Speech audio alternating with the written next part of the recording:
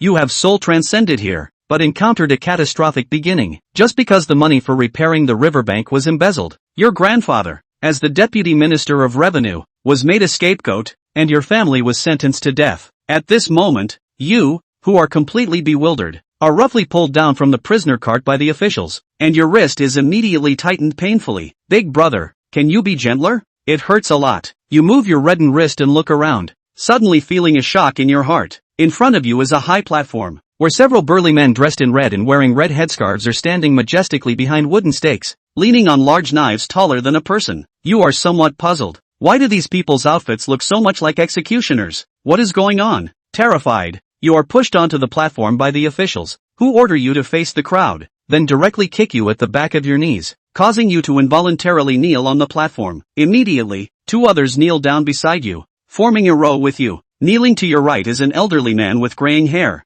who looks at you with tears streaming down his face, sobbing. It's Grandpa who has wronged you. It's Grandpa who has implicated you. The woman on your left is also in tears, looking at you with a face full of pity, repeatedly calling out, Fonger, my poor Fonger. This is not scientific. At this moment, even if you are foolish, you would know with your toes that this place is an execution ground. How could you be beheaded just after arriving? Before you could figure it out, an official behind you stood up from his seat, holding a piece of paper, and began to read the charges. Former Deputy Minister of the Ministry of Revenue, Jian Junyan, guilty of corruption and abuse of power, a heinous crime, sentenced to be executed by beheading at noon. After the official finished reading the charges, the nearby bailiff lit half a stick of incense, waiting for the time to arrive to begin the execution. Another bailiff pulled the three of you to the wooden stakes and presented you with a bowl of head-chopping wine. You smelled the wine and detected a foul odor. Immediately turning your head away, the woman next to you cried out, Quick, drink the wine.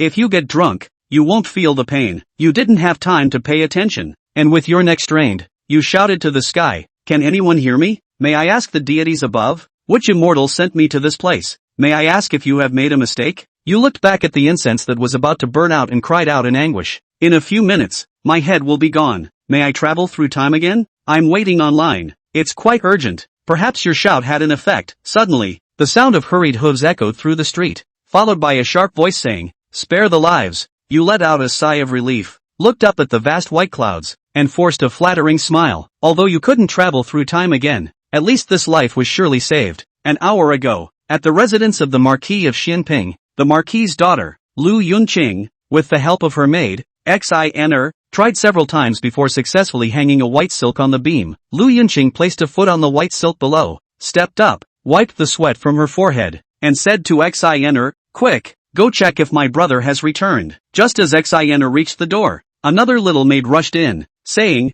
Miss, the young master is already at the door. Lu Yunqing hurriedly put the white silk around her neck and instructed the two. You two quickly hide. The two little maids looked around in a panic, not knowing where to hide. Xiner asked with a crying tone, Miss, where should we hide? Lu Yunqing angrily said, You two idiots, quickly hide under the bed. The two maids, like little quails, had just hidden under the bed when the door was forcefully pushed open, and a young man rushed in. Lu Yunqing directly kicked the stool under her feet, her body starting to sway. Little sister, what are you doing? The young man looked at her with wide eyes, hurriedly rushing over to hold Lu Yunqing, exclaiming, How can you seek your own death? Cough, cough. Although the young man saved Lu Yunqing in time, her neck was still slightly bruised from the white silk. Lu Yunqing immediately regretted kicking the stool. She coughed a couple of times, took out a handkerchief from her pocket to wipe her eyes, and began to cry uncontrollably. Brother, why did you save me? He will be executed at noon today, and since I have a marriage contract with him,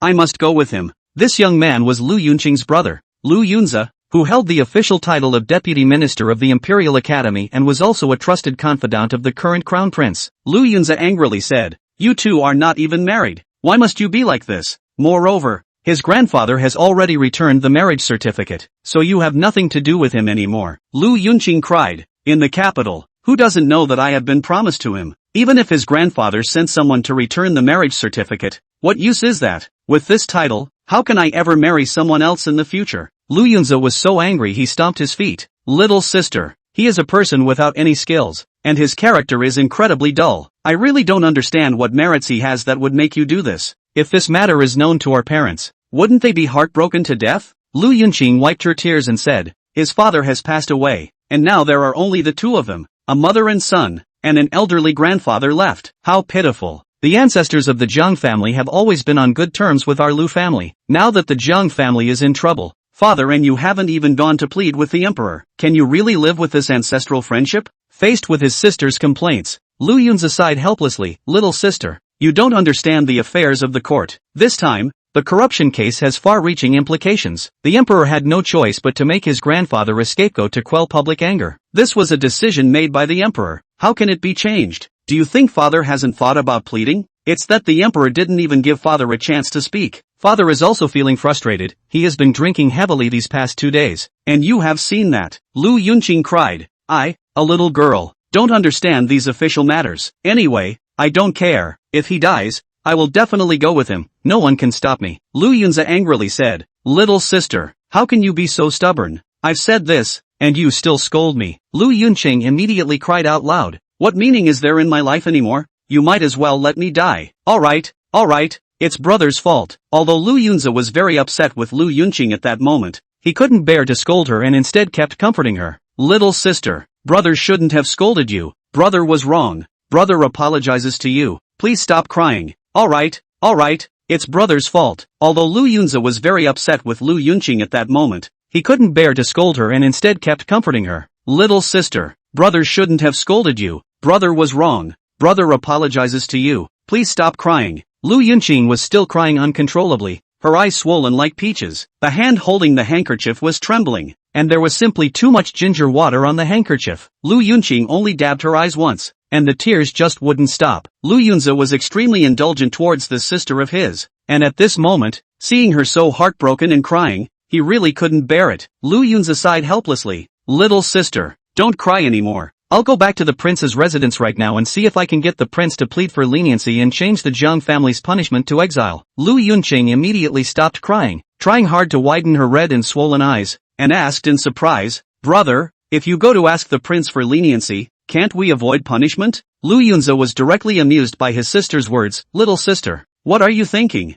Once His Majesty speaks, his words become law. How can they be easily changed? Nowadays, apart from the crown prince, who would dare to plead for leniency? If the Zhang family's situation could be changed to exile, it would already be an unexpected joy. How can you still dare to hope for an acquittal? Lu Yunqing sighed and said, exile is better than losing our lives. Lu Yunqing was well aware that the Zhang family could not be pardoned, so she was not disappointed. As long as they could save the lives of her family, that would be considered achieving the goal. I'm really scared of you, Lu Yunzi said helplessly. There is still more than an hour until noon. I need to hurry and prepare some gifts to go to the prince's residence. If I delay any longer, his head will roll. But I can't guarantee that I can persuade the prince. I can only do my best. Little sister, wait at home for news. You mustn't do anything foolish. Lu Yunqing blinked her big eyes and said softly, Brother, I've already prepared the gift for the prince for you. She turned around and took a jade horse from the bed, handing it to Lu Yunzi. You give this to the prince. I'm sure he will go to the emperor to plead for you. The horse treads on the flying swallow. Lu Yunzi looked at the lifelike jade horse and immediately jumped up like a cat that had its tail stepped on. Frightened, little sister, how could you steal father's treasure? This is our family's heirloom. If I give it to the prince, father will surely skin me alive. Lu Yunqing pouted and said, it's just a dead object. How can it compare to a human life? Brother, you should hurry. If father finds out, he will at most confine me for a few months. Do you think he would really kill me? Lu Yunzi couldn't help but sigh. It seems that this girl is not just talk. The family heirloom of the Lu family has actually been stolen by this wasteful girl and sent out without hesitation. Lu Yunzi looked at the priceless jade horse and knew that this matter was bound to succeed. If this kid dares to let you down, I will definitely beat him to death. Lu Yunzi found a piece of cloth to wrap the jade horse and turned to walk out. After Lu Yunzi left, Lu Yunqing immediately shouted, Shinur, you dead girl, how much ginger water did you put on my handkerchief? Hurry up and get me water. I need to wash my eyes. Outside the capital, you have already begun your exile. The 2 escorts who are taking your family to Chizhou look at you, jumping around like a monkey, with a gloomy expression, watching you chatter non-stop, not daring to scold you. The variability of such a crime of exile is too great. After all, Zhang Junyan is the deputy minister of the Ministry of Revenue, and no one can say for sure whether he will turn the tables, so the escorts naturally do not dare to offend too much. At this moment, these 2 escorts only feel like a swarm of flies buzzing around them non-stop, which makes their heads a bit dizzy and feel somewhat oxygen deprived. Later, they distance themselves from you, immediately letting out a sigh and comfortably closing their eyes. It turns out that as long as you stay away, the air becomes fresh. At this moment, you are circling around Jiang Junyan, full of energy, showing no signs of being exiled. This is too inhumane. You say exile and just exile me without letting me rest for a moment before leaving. I was scared to death on the guillotine just now, and my little heart is still pounding nonstop. Grandpa,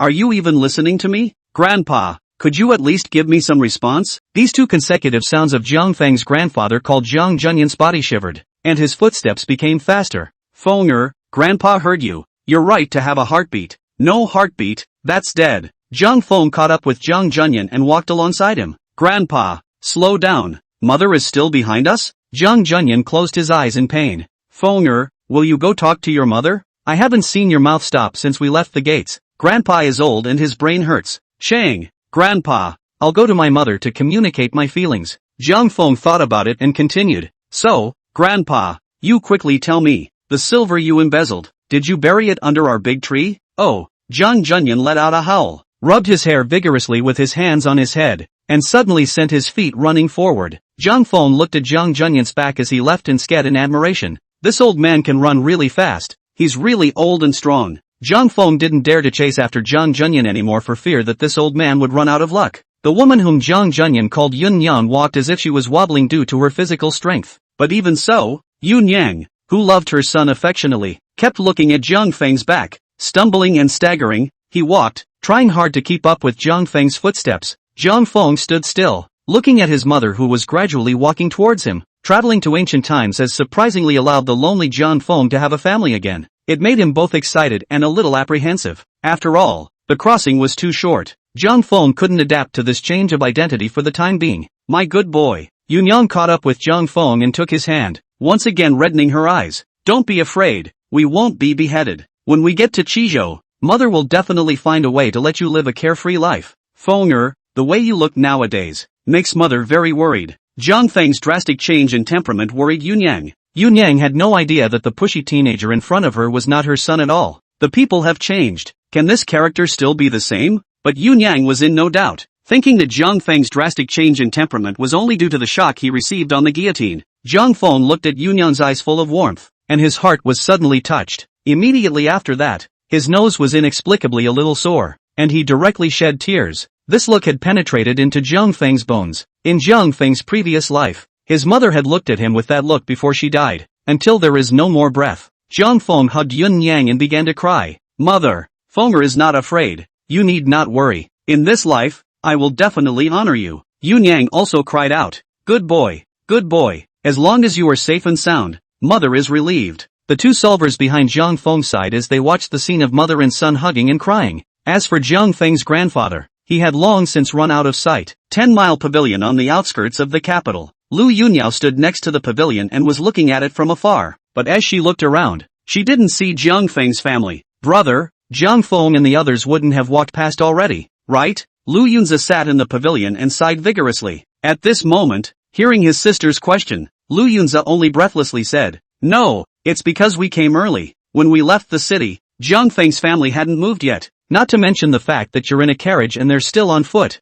After Ryun spoke, he began to sigh again. A look of rawness. The Lu family had an ancestral jade horse that was worth a fortune, and many people in the capital knew about it. Lu Yunza gave the jade horse to the crown prince today, and the crown prince was instantly delighted. Without saying a word, he went straight to the emperor to beg for mercy. At that time, the emperor was deliberating with the cabinet ministers. Cabinet of several university professors are present. The emperor is not good to refute the face of the prince, so he agreed. Only then did Jiang Feng's family go from decapitation to exile. Things are working out fine though, but Lu Yunza knew how angry his father would be when he realized that he had given away his ancestral jade horse, and Xianping Ho venting anger channel. The only way to beat Lu Yunza, the jade horse was stolen by Lu Yunyao. By definition, she was the biggest culprit. Lu Yunza was an accomplice at best. That's the way it is. But even if Lu Yuni had made a huge mistake, her father wouldn't be able to lay a finger on her, because that's the way it's always been in the Ryu family. Whenever Lu Yuni made a mistake, it was because his brother,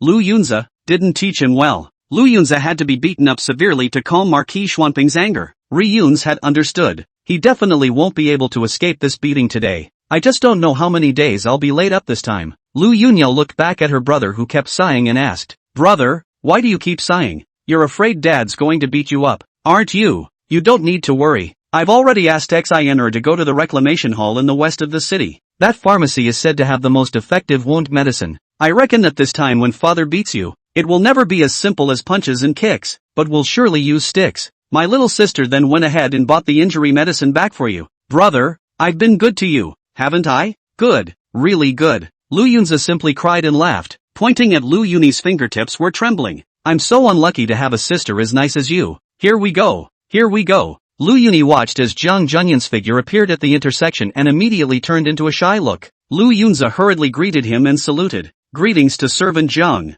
Zhang Junyan sighed and said, the old man is already a grasshopper, but he can't be called so. Lu Yuni also obediently blessed herself and said, I've met Grandpa Jiang. Turnip came to see Grandpa off too. What a good boy. Seeing Lu Yuni, Zhang Junyan couldn't help but feel a pain in his heart. What a wonderful granddaughter-in-law. It's just a shame that through no fault of his own, he missed out on this great marriage. Zhang Junyan looked at Lu Yuni and felt even more guilty in his heart. Chapter 4, The 3-Year Pact. Zhang Junyan understood perfectly. This time, the Zhang family didn't get beheaded, so it must still be because the Lu family contributed in it, because in the middle of this capital, except for the Lu family, which had been friends with the Zhang family for generations, I'm afraid no one would dare to risk offending the emperor by pleading for the Zhang family. At this moment, Zhang Junyan saw the siblings and immediately confirmed his suspicions, but Xianping Ho Lu Hongyong did not come to see him off, or let Zhang Junyan feel a pang of gloom. Zhang Junyan couldn't help but sigh. I'm afraid that the relationship between these two Jian Lu families will be severed in his generation. Since ancient times, human interaction is all about reciprocity. When Zhang Feng's father was alive,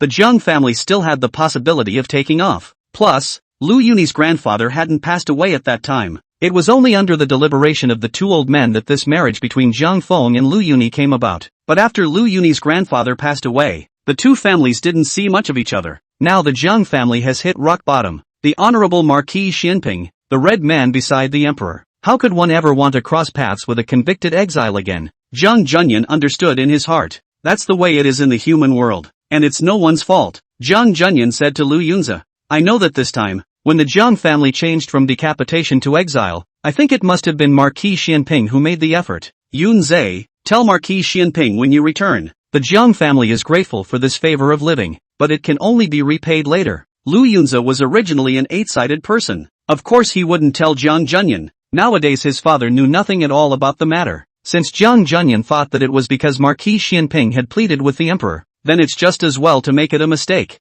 For the sake of a long-term solution, Lu Yunza had to make some padding for the relationship between the two families thereafter. After all, that heartless sister of his was determined to marry Zhang Feng. Lu Yunza said, Jiang, grandfather, my father has something to do. Before he was unable to come to send off, please also take care of Grandpa Jiang. No harm done. Zhang Junyan knew that what Lu Yunza had said was just a bit of window dressing. As the saying goes, people go away. The old man is now a prisoner, and everyone else will avoid the snake and scorpion, lest they get involved with the old man. I'm really happy that your siblings are here to see you off today. Yunze, when your grandfather was alive, he often brought you siblings to the house to play. It seems like yesterday when I think about it now. After this farewell, I don't know if we can meet again. It's doubly gratifying for my old man to see you siblings before he leaves. At this moment, Zhang Feng assisted Yunyang and also slowly walked over. A sweet smile appeared on Lu Yuni's face as she immediately greeted her and blessed herself. Greetings, Auntie Jiang. Auntie,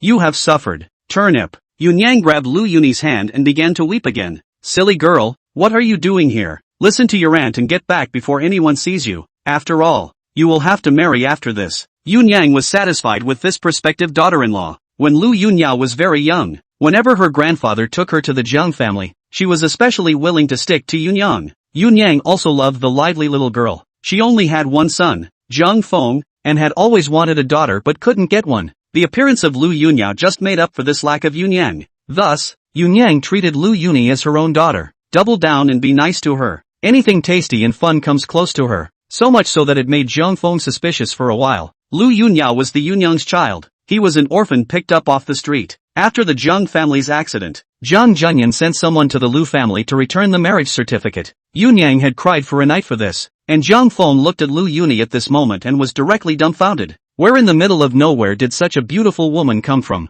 Lu Yunyao is extremely beautiful. Her skin was snowy, and her face was elegant, especially a pair of big eyes, as if it was a flood of clear water. Looks aura. In the middle of the capital, Lu Yuni was a famous beauty. It's just a shame it's a famous woman, rumored to be betrothed to a toad. It is because of this matter. Let the previous Jiang Feng hadn't been beaten up much. At this moment, Lu Yuni slightly lowered her head, her eyes in a tearful appearance. More than anything else, it's a gentle and lovely thing to say. Jiang Feng liked this kind of cute girl the most. Guess a gentle smack could make her cry for a long time. Lu Yuni was very happy inside when she saw Jiang Feng looking at her like a piggyback. After blankly glancing at Jiang Feng, her face began to gradually redden. Jiang Feng covered his heart, feeling like he was about to die. Especially when she heard that her own mother actually persuaded her to marry. She immediately felt 100 claws scratching her heart. How can you marry? If there was a guitar by his side, Jiang Feng would definitely come and sing The Girl from Osaka Castle to her. If you marry,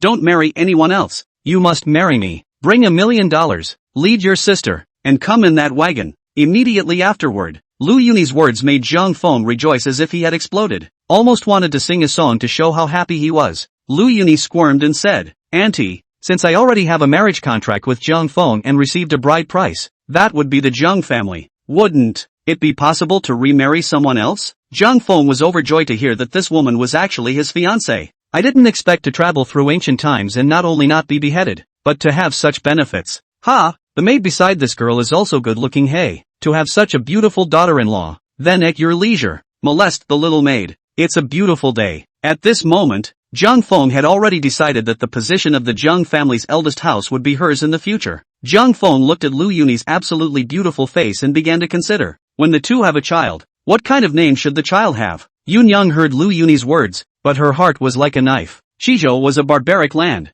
still on the borderline of Daxing. There may be war at some point. The Jiang family had gone away, and they didn't know if they would be able to come back. If she delayed this flowery person, Yunyang felt that it would be a sin. Such a good kid. How can we delay her future? Yunyang said with tears in her eyes. Good boy. After 1.5 years, the people in the capital will forget about you and Fenger. In time, you find another good family to marry. Yunyang looked at Lu Yuni's pretty face and couldn't help but shed tears. Turnip, listen to your aunt and go back quickly. Lu Yunyao, however, shook her head with a firm face. She took out an object from her bosom and put it into Yunyang's hand. Auntie, this is my marriage certificate with Jiang Feng. Please keep it. I know that Grandpa Jiang sending the marriage certificate back to the Lu family was never his old man's intention. As long as your Jiang family has no intention of withdrawing from the marriage, I, Lu Yuni, am a member of your Jiang family. Auntie, you don't have to worry about the future either. I've been thinking about it for a long time. 3 years from now, it will be the 60-year birthday of the Taishang Emperor. At that time His Majesty will surely grant an amnesty and you will be pardoned.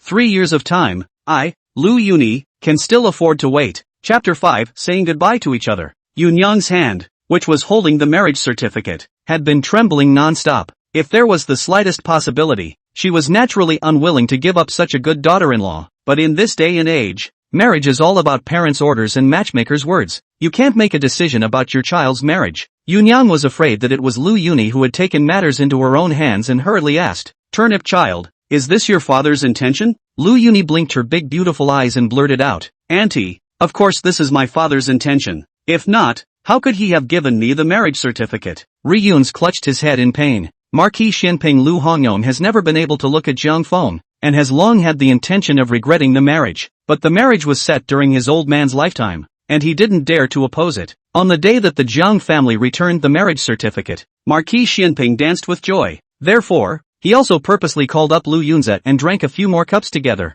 This situation. How could Marquis Xinping allow Lu Yuni to return the marriage certificate? It doesn't even have to be thought about. It must have been Lu Yuni who stole the marriage certificate and insisted that it was Marquis Xuanping's intention to use it to dispel Yunyang's doubts. Good boy. This is great. Yunyang hugged Lu Yuni and started crying, so happy she didn't know what to say. Zhang Junyan was very happy to see this. He turned his head to Lu Yunze and sighed. The Jiang family is already in such decline, and Marquis Xinping, unafraid of rumors and mindful of the friendship between the Jiang and Lu families, is still thinking of facilitating this marriage. Marquis Xuanping's action has moved me greatly. Yunze, when you return, thank Marquis Xinping for me. Lu Yunze couldn't help but sigh. The late generation will definitely convey Grandpa Zhang's gratitude to my father. Things had come to a head, and Lu Yunze's senses were numb. Zhang Junyan said to Yunyang again, Yunyang, it's getting late. You let these two juniors talk and say a parting word. I'm afraid it will be 3 years before we see each other after this. It's better that the male father thought it through.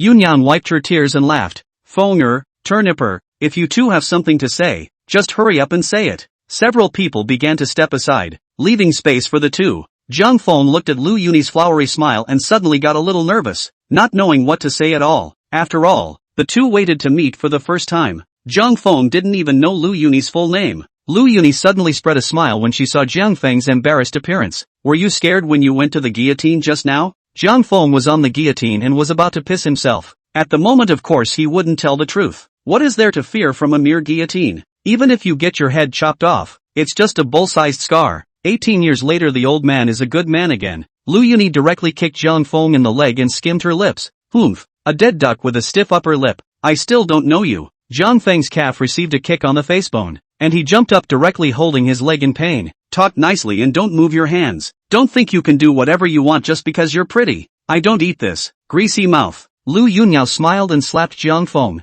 I didn't think you'd go through the guillotine once. You're really a little different than you used to be. It looks like you, the log, are starting to sprout, too. This trip to the Red State. Be honest and stay well enough for 3 years. If you make any more trouble, see how I'll clean you up when I come back. And don't get your hands dirty in Chishu. If I hear any bad news, watch out for your dog's life. Jiang Feng feels a bit confused. How did this woman change so much back and forth? Where's the tenderness that was just there? Were those all hallucinations? Jiang Feng, what are you gawking at? Lu Yuni couldn't help but kick Jiang Feng again as she looked at his godless appearance. I'm talking, do you hear me? Here. Jiang Feng bared his teeth and said, can't you talk properly when you have something to say? Why are you always on your feet? Lu Yunyao puffed and smiled like a bright pearl. It made Jiang Feng feel like the entire world had brightened up, and he couldn't help but sigh. Face value is justice. Forget it. Let's just get kicked twice. Forgive you. Jiang Feng was so generous, but Lu Yuni was still unforgiving. So tell me, what did I say? I'll even kick you if you answer wrong. Can you people be reasonable? Jiang Feng kind of wanted to return it. You said I wasn't allowed to womanize. I'd like to, but according to Grandpa, Shizhou is sparsely populated. Just a bird's eye view. Where would you have me go to dip my toe in the water? Lu Yunyao kicked Jiang Feng again. After receiving several blows in a row, Jiang Feng this couldn't bear it. Jiang Feng was furious. You girl, are you finished? I've got a bruise on my calf from your kick. If you kick me again, I'm going to kick you back. Against you, and dare to kick me. Lu Yuni's big eyes glared, directly leaning towards Jiang Feng's side. Come on, try kicking one. As Lu Yuni approached, Jiang Feng could only sigh helplessly as he smelled a fragrance entering his nostrils. I'm really scared of you. I decided just now that the position of the Jiang family's first wife is yours. Just stop it. The great woman of the river family. Lu Yuni froze, and immediately afterward, she cracked at Jiang Feng. This time, not only do you use your feet, but your hands as well. Say, how many more do you plan to marry in the future? Stop. Die to the store. Jiang Feng momentarily smooth mouth, said the words in his heart, but even if Lu Yunyao beat him to death, and he would never say anything about marrying only you in this life. Since you've traveled to ancient times, you have to do as the Romans do, don't you? In ancient times, which man didn't have 3 wives and 4 concubines? Jiang Feng intends to bravely accept new things and go with the flow. The crowd stood not far away, watching the two men fight, with smiles on their faces, not showing a hint of surprise. So it seems, they should have seen this kind of situation so many times that they have long since gotten used to it. Jiang Feng was beaten and held his head, running directly behind Lu Yunza. Hurry up and control your sister. This girl is crazy. Lu Yunza had long looked at Jiang Feng with displeasure and directly hugged him, saying to Lu Yuni, little sister, come and beat him up. Your sandbags will be gone soon. You don't have to hit him too hard. Just figure out how many times a year you're going to hit him. Just about enough to make it 3 years. Jiang Feng instantly wanted to cry. Turns out it wasn't his talent that got this beauty, just because he's a sandbag who takes it out on beautiful women. This jostling between the two of them immediately washed away the sorrow of parting. Lu Yunza gave all the money he had on him to the 2 solvers, instructing them to take good care of the 3 of them on the way. The 2 solvers were too busy to agree. It was getting late at the moment. If we delay any longer, I'm afraid we won't make it to the stage before dark. The crowd could only bid farewell. On the occasion of the actual parting, Lu Yunyao finally managed to cry. She choked and said to Jiang Feng, no matter what, you have to remember this for me. Your unmarried wife, who has been waiting for you in the capital. Turnip, just don't worry. Jiang Feng laughed loudly. Maybe it won't take 3 years. Laozi will come back to find you and marry you. Chapter 6, Naija as a thief. A month and a half later, Jiang Feng's family arrived at their place of exile. Fuhai City in the Red State. Fuhai City was located in the southernmost part of the Daxing Empire. It has a hot climate and is bordered on two sides by the sea. There was also a fishy smell wafting through the air. On the way into the city, Zhang Feng looked at the endless sea and the large expanse of sandy beaches emitting a silvery glow. Suddenly it feels like a vacation.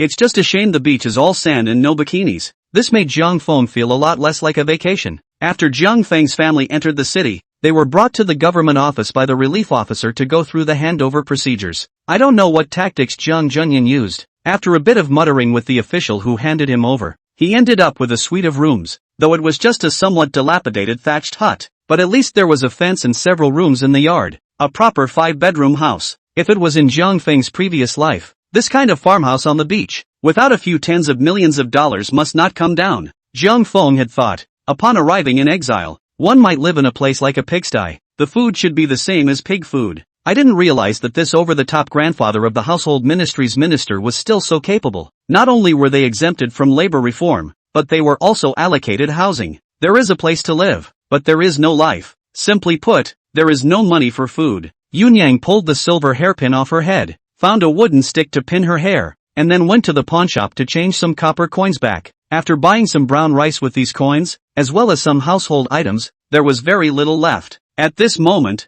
Yunyang washed and cleaned a clay pot, boiled a pot of water, and after pouring it for Zhang Junyan, she began to clean up from room to room. Zhang Junyan sat in the living room, holding a water bowl and drinking. Zhang Feng looked at Zhang Junyan's cozy expression, as if he was not drinking water, but drinking some kind of jade jelly. This couldn't help but make Zhang Feng sigh. The old man has a big heart. Now the whole Zhang family couldn't get 100 pennies, while the kitchen only had half a bag of brown rice and some salted fish. What's this going to be like from now on? If there were no accidents, Zhang Feng's family would stay in this Fuhai city for at least 3 long years. Zhang Feng sighed helplessly as he looked at Zhang Junyan's lack of desire. The path of gnawing on old age must not work. If he wanted to change his current life, it was up to him. Zhang Feng was ready to go out for a walk and see what lucrative camps were on the streets. Seeing that Zhang Feng was about to go out, Yunyang grabbed a handful of copper coins from her money bag, thought about it, and then put some back, handing him the remaining few coins. Fenger, mother doesn't have much money at the moment and can't give you too much. You take this money and buy some snacks on the street.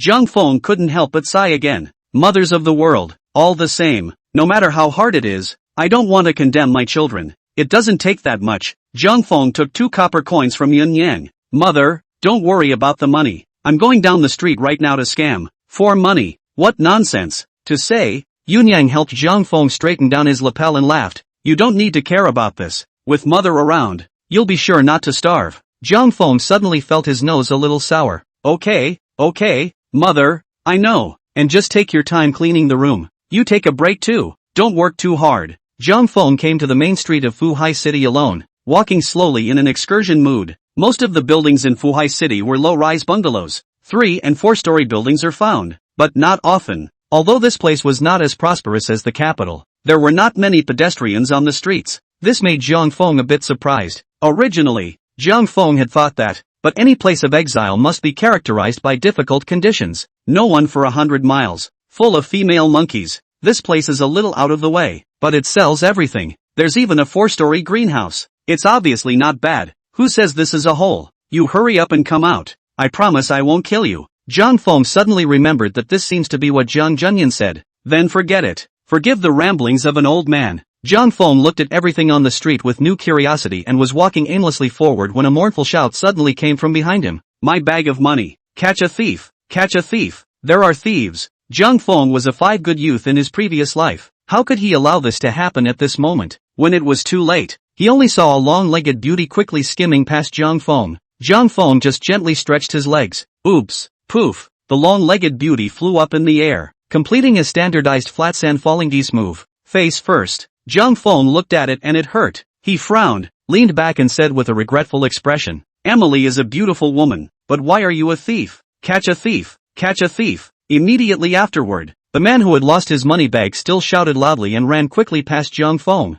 Zhang Feng couldn't help but touch his nose. He appears, maybe, probably did something wrong. The long-legged beauty rose from the ground, 2 streams of blood dripping from her nostrils and quickly running over her small, bright red lips. Did you trip me? The long-legged beauty wiped off the streaming blood with the back of her hand, her silver teeth gritting. Say, how do you want to die? Zhang Feng looked up at the sky and said with a surprised face, "Ha, there's a pig flying in the sky, alas." The long-legged beauty also looked curiously up into the sky. "Good men don't fight women." Zhang Feng took advantage of the long-legged beauty's distraction to leave a sentence and run away. "Asshole, you stop." The long-legged beauty shook off her long legs and went straight after them. Zhang Feng didn't run far. Utilizing the cover of the crowd, he directly found a shelf, lifted the cloth curtain and dug in, but the shelves are already occupied. A young boy, about 7 or 8 years old, was sitting under a shelf licking a candy cane. Seeing Zhang Feng drilling in, the little boy was just about to shout out loud when Zhang Feng covered his mouth. "Don't yell. There's a bad woman who specializes in children trying to get me. If you invite her over, she'll eat you." The little boy had a look of horror on his face. Zhang Feng said, "I'm letting go of you now. You mustn't shout. Do you know?" The little boy nodded. Zhang Feng let go of the little boy, lifted the cloth curtain of the shelf up a crack and peeked out. The little boy curiously put his head over too. Zhang Feng had to open the gap in the cloth curtain a little wider. The long-legged beauty was standing not far from the shelves with a blood-covered handkerchief in her hand and her hands pinched on her tiny waist. The blood had been wiped from her face, but her nose was still red. At this moment, the long-legged beauty's eyes were filled with anger. He had been patrolling the crowd left and right, expecting to seek out Zhang Feng's whereabouts. Chapter 7 Can't Help It. Zhang Feng hurriedly shrunk his head back and said to the little boy, "See, what a difference that woman with the red nose makes. It's because she eats children that her nose has grown like that. You mustn't make a sound." The little boy licked the sugar gourd while saying to Zhang Feng, "I know this woman. She doesn't eat children." "You know her?" Zhang Feng asked in surprise. "Who is she?" Looking at the dress, "It looks like he's rich." The little boy gave Zhang Feng a blank stare. "Why should I tell you?" "Hey, you little brat." Zhang Feng pulled out the 2 copper coins in his arms. "You tell me and I'll buy you a candy man later." The little boy was cautious. "I'll tell you if you give me the money first." "Good." Zhang Feng very quickly put the money into the little boy's hand. "Here's your money. Talk. Her name is Qinyu. She's my sister." The little boy turned the copper in his hand upside down twice and laughed. "She's just a tigress. In this Fuhai city, not many people dare to mess with it. How dare you offend her?" Zhang Feng said in surprise. "She's your sister? So how come you didn't rat me out when I was hiding here?" The little boy sighed with old age. "Now that I'm in your hands, I'm a man on a chopping block. If I call my sister over, I'm a hostage. Is that funny? I'm kind of impressed with your thinking." Zhang Feng sked and exclaimed, "You really don't look like a child. What's your name? How old are you?" The little boy stuck out his tongue and licked the candy cane he hadn't been able to part with. "My name is Qinyu. I'm 8 years old and I already know how to sell it for not much money." "Don't give me that. I hate human traffickers." Zhang Feng lifted the cloth curtain of the shelves again and peeked out. When he realized that the long-legged beauty had already left, he was delighted. He retracted his head and said to Qinyu with a smile, "Because you're a boy, Uncle can't show you the goldfish either. But we've known each other for a while, so Uncle decided to tell you one thing. 1 lives by hard work. In the whole world. 2, there is no such thing as getting something for nothing." The main street of the city. Zhang Feng was eating a sugar gourd while playing with the 2 copper coins in his hand. "That's right." Zhang Feng snatched back the money he gave Qinyu. He also snatched Qinyu's candy cane in the process. Howling under the shelf, Qinyu, in his 8 years of age, finally realized the sinister of adults, as well as the shamelessness of Zhang Feng. Qinyu ran around the street. It was only after searching for Zhang Feng to no avail that she remembered her brother, who she had stuffed under the shelves. Just now, Qinyu went to catch a thief and was worried that Qinyu had gotten lost. He was then told to hide under the shelves and cautioned not to come out. At this moment, Qinyu lifted the cloth curtain of the shelves, and saw Qinyu, who had already cried like a small flower cat. Qinyu hugged Qinyu, and he began to cry in aggravation. "Wow, sister, you're finally here. That bad guy you were just looking for. He took my candy cane." After listening to Qinyu's account, Qinyu immediately became angry and gritted her teeth. "This despicable villain. You wait. Even if I turn Fuhai City upside down, I'll still find you." To comfort Qinyu's wounded heart, Qinyu, in her helplessness, bought him another candy cane. This was what stabilized Qinyu's sadness. The two were about to head for home when they were greeted by a group of sergeants. A young general walked at the front, with red lips and white teeth and a slender figure. The face actually resembled Qinyu in a few ways. When he saw Qinyu, he first froze and couldn't help but burst into laughter. "Ha ha, ha ha." Qinyu was originally absolutely beautiful. The skin on her face was like jade, but with a red nose. It's inexplicably delightful. A few sergeants looked at Qinyu and couldn't help themselves, but they didn't dare to laugh. They could only keep their heads down, but their bodies were shivering vigorously. Qinyu furrowed her brows and directly kicked the general. "Qin Hao, why are you laughing? Is this funny?" Your sister is being bullied like this and you're still in the mood to laugh? Seeing Qin Yu fuming, Qin Hao hurriedly put away his smile. Sister, in this Fuhai city, which one dares to bully you? You tell me who it is, and I will go and avenge you now. It was probably because Qin Yu was furious. Her red nose is vaguely somewhat luminous, and at once she broke Qin Hao's defense again. Ha ha, sis, you let me laugh for a while, I will immediately go to avenge you. You're still laughing. Qin Yu immediately became furious and punched and kicked Qin Hao for a while. I'll make you laugh. I'll make you laugh. Sis, stop hitting. I'm not laughing. Qin Hao managed to stop his smile and said with a straight face, Sister, who exactly is it? It's surprising that you could suffer such a great loss. Could it be someone from the State House? Qin Yu shook her head and said, This person has a very strange face. I have never seen him before, but the dress doesn't look like a traveler. Perhaps, this person has just come to Fuhai City. Brother, that man is simply bad. Qin Yu fanned the flames by saying, He even took away my candy cane. One of the soldiers behind Qin Hao suddenly spoke up. Head, just now while passing through Wui Alley, my subordinate saw a person. This man may be the one you are looking for. Qin Yu said in surprise. You haven't even seen him. How do you know he's the person I'm looking for? The soldier replied back. It's mainly because of the young lord's reminder. This person as a grown man. Instead, he held a bunch of candy canes in his hand and licked them around like a child. This is a rare situation. That's why the subordinate will pay some attention. This person has not gone far, and is walking 3 steps at a time. If we go after it now, we might still be able to catch up. Qin Hao waved his hand and said, Brothers, don't rush home yet. Help me get this man first. A few people had just gotten off duty, and there was nothing else going on. Since the top man has something to do, he should rise to the occasion. The crowd hooted and hollered as they ran toward the alley of the ooze. Black Phoenix Thunder, those eyes frozen silver. Jiang Feng hummed, and after finishing the sugar gourd, he casually flung the bamboo stick to the corner. Suddenly, I heard someone behind me yell, That man in front, stop right there. Jiang Feng turned around and saw that a group of soldiers had come behind him, and there were actually long-legged beauties in the middle of the soldiers. If you don't run now, when will you? Jiang Feng scattered his legs and ran to the house in one breath, hurriedly closing the door. Finally leaning against the gate with his back, Jiang Feng let out a long breath. Think I'm a cutie? Stand still when you tell me to? How humiliating for me then. Jiang Feng muttered something to himself and waited until he had stabilized his breathing before walking towards the living room. At this moment in the living room, there was a middle-aged man in a Confucian shirt who was talking to Jiang Junyan about something. The two seemed to be having a good conversation, letting out a hearty laugh from time to time. Chapter 8, The Governor of Qizhou. Jiang Feng had just walked into the living room when he saw the tabletop filled with gifts and immediately had a favorable impression of the middle-aged man. This person was none other than Qin Muqing, the governor of Qizhou. Qin Muqing's character is upright. When this person was serving as an imperial historian in the capital, he utilized the right of the imperial historian to hear about things by wind and bit whoever he caught, so much so that there was no official in the capital who didn't hate him. But the officials could not do anything about Qin Muqing, and finally discussed it. Why don't you just give him a promotion? Send him far away, out of sight, out of mind. Qin Muqing then inexplicably became the governor of Qizhou,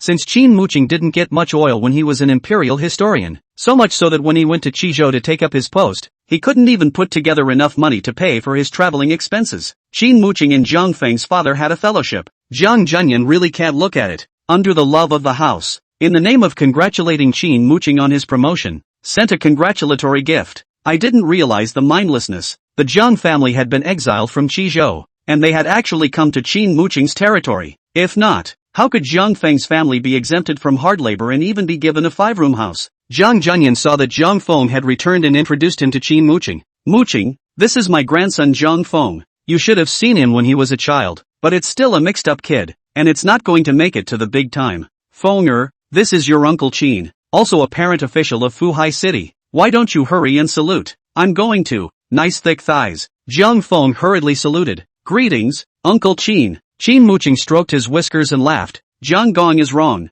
This child is clearly a talented man, and looks like a man among men. I'm sure I'll be a pillar of strength in the future. Who wouldn't want to hear something nice? Yunyang's face smiled directly into a flower when she heard someone praising her son. Heart feels sweeter than honey. Jiang Feng also hurriedly compensated with a smile. Uncle Qin is flattering. Time passes really fast. Qin Muqing looked at Jiang Feng and sighed, life between heaven and earth, like a white horse passing through a gap. Suddenly, think back to when I was in the capital and you were still a child. In the blink of an eye, you've grown up. Now I have a daughter and 2 sons, and Feather is still young. Yuer and Howard are about the same age as you. and you met a few times when you were children, so I'm sure you won't remember. This time you are destined to meet each other. It is only right that you get closer. What Uncle Chin said. Jiang Feng busily agreed. Some other day. Tomorrow my nephew will definitely pay a visit. When the time comes, Uncle Chin won't mind if little nephew goes too hard. There is a big leg not to hug. Not a gentleman. This was also one of Jiang Feng's mottos. He's already planning on it.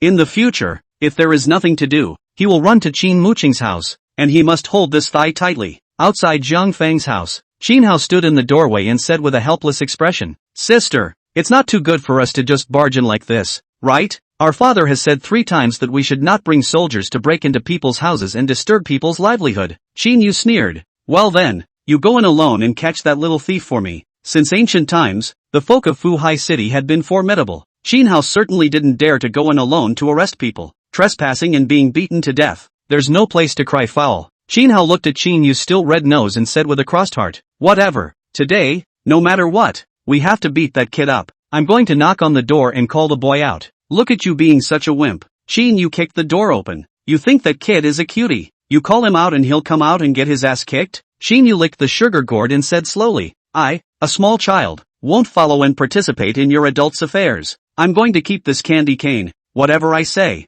The living room of the Jiang family, the two of them, Qin Muqing and Jiang Junyan, continued to sip tea while reminiscing about the past events in the capital, or talk about the current state of Fuhai city and have a good conversation. Jiang Feng accompanied him with a smile, kept him company and was good enough to serve tea and water. Jiang Junyan complimented, "Mu Qing, originally I thought that this red state was still as barren as it was in the past. It was only this time that I came here that I realized that this Fuhai city would have changed so much under your governance." The old man is incredulous. Qin Muqing didn't take credit for it and shook his head. "Lord Jiang, I won't hide it from you. When I first took office, this Fuhai city looked like a broken village. Though I have been motivated to do so, I have had little success. The changes in Fuhai city have actually come just in the past few years, since the imperial court's military expenses were insufficient. Duke Shen, who had been guarding the area, established a trade route to raise military funds, but I never thought that it would make Fuhai city the largest trading center in the red state. A number of businessmen have come to settle in Fuhai city.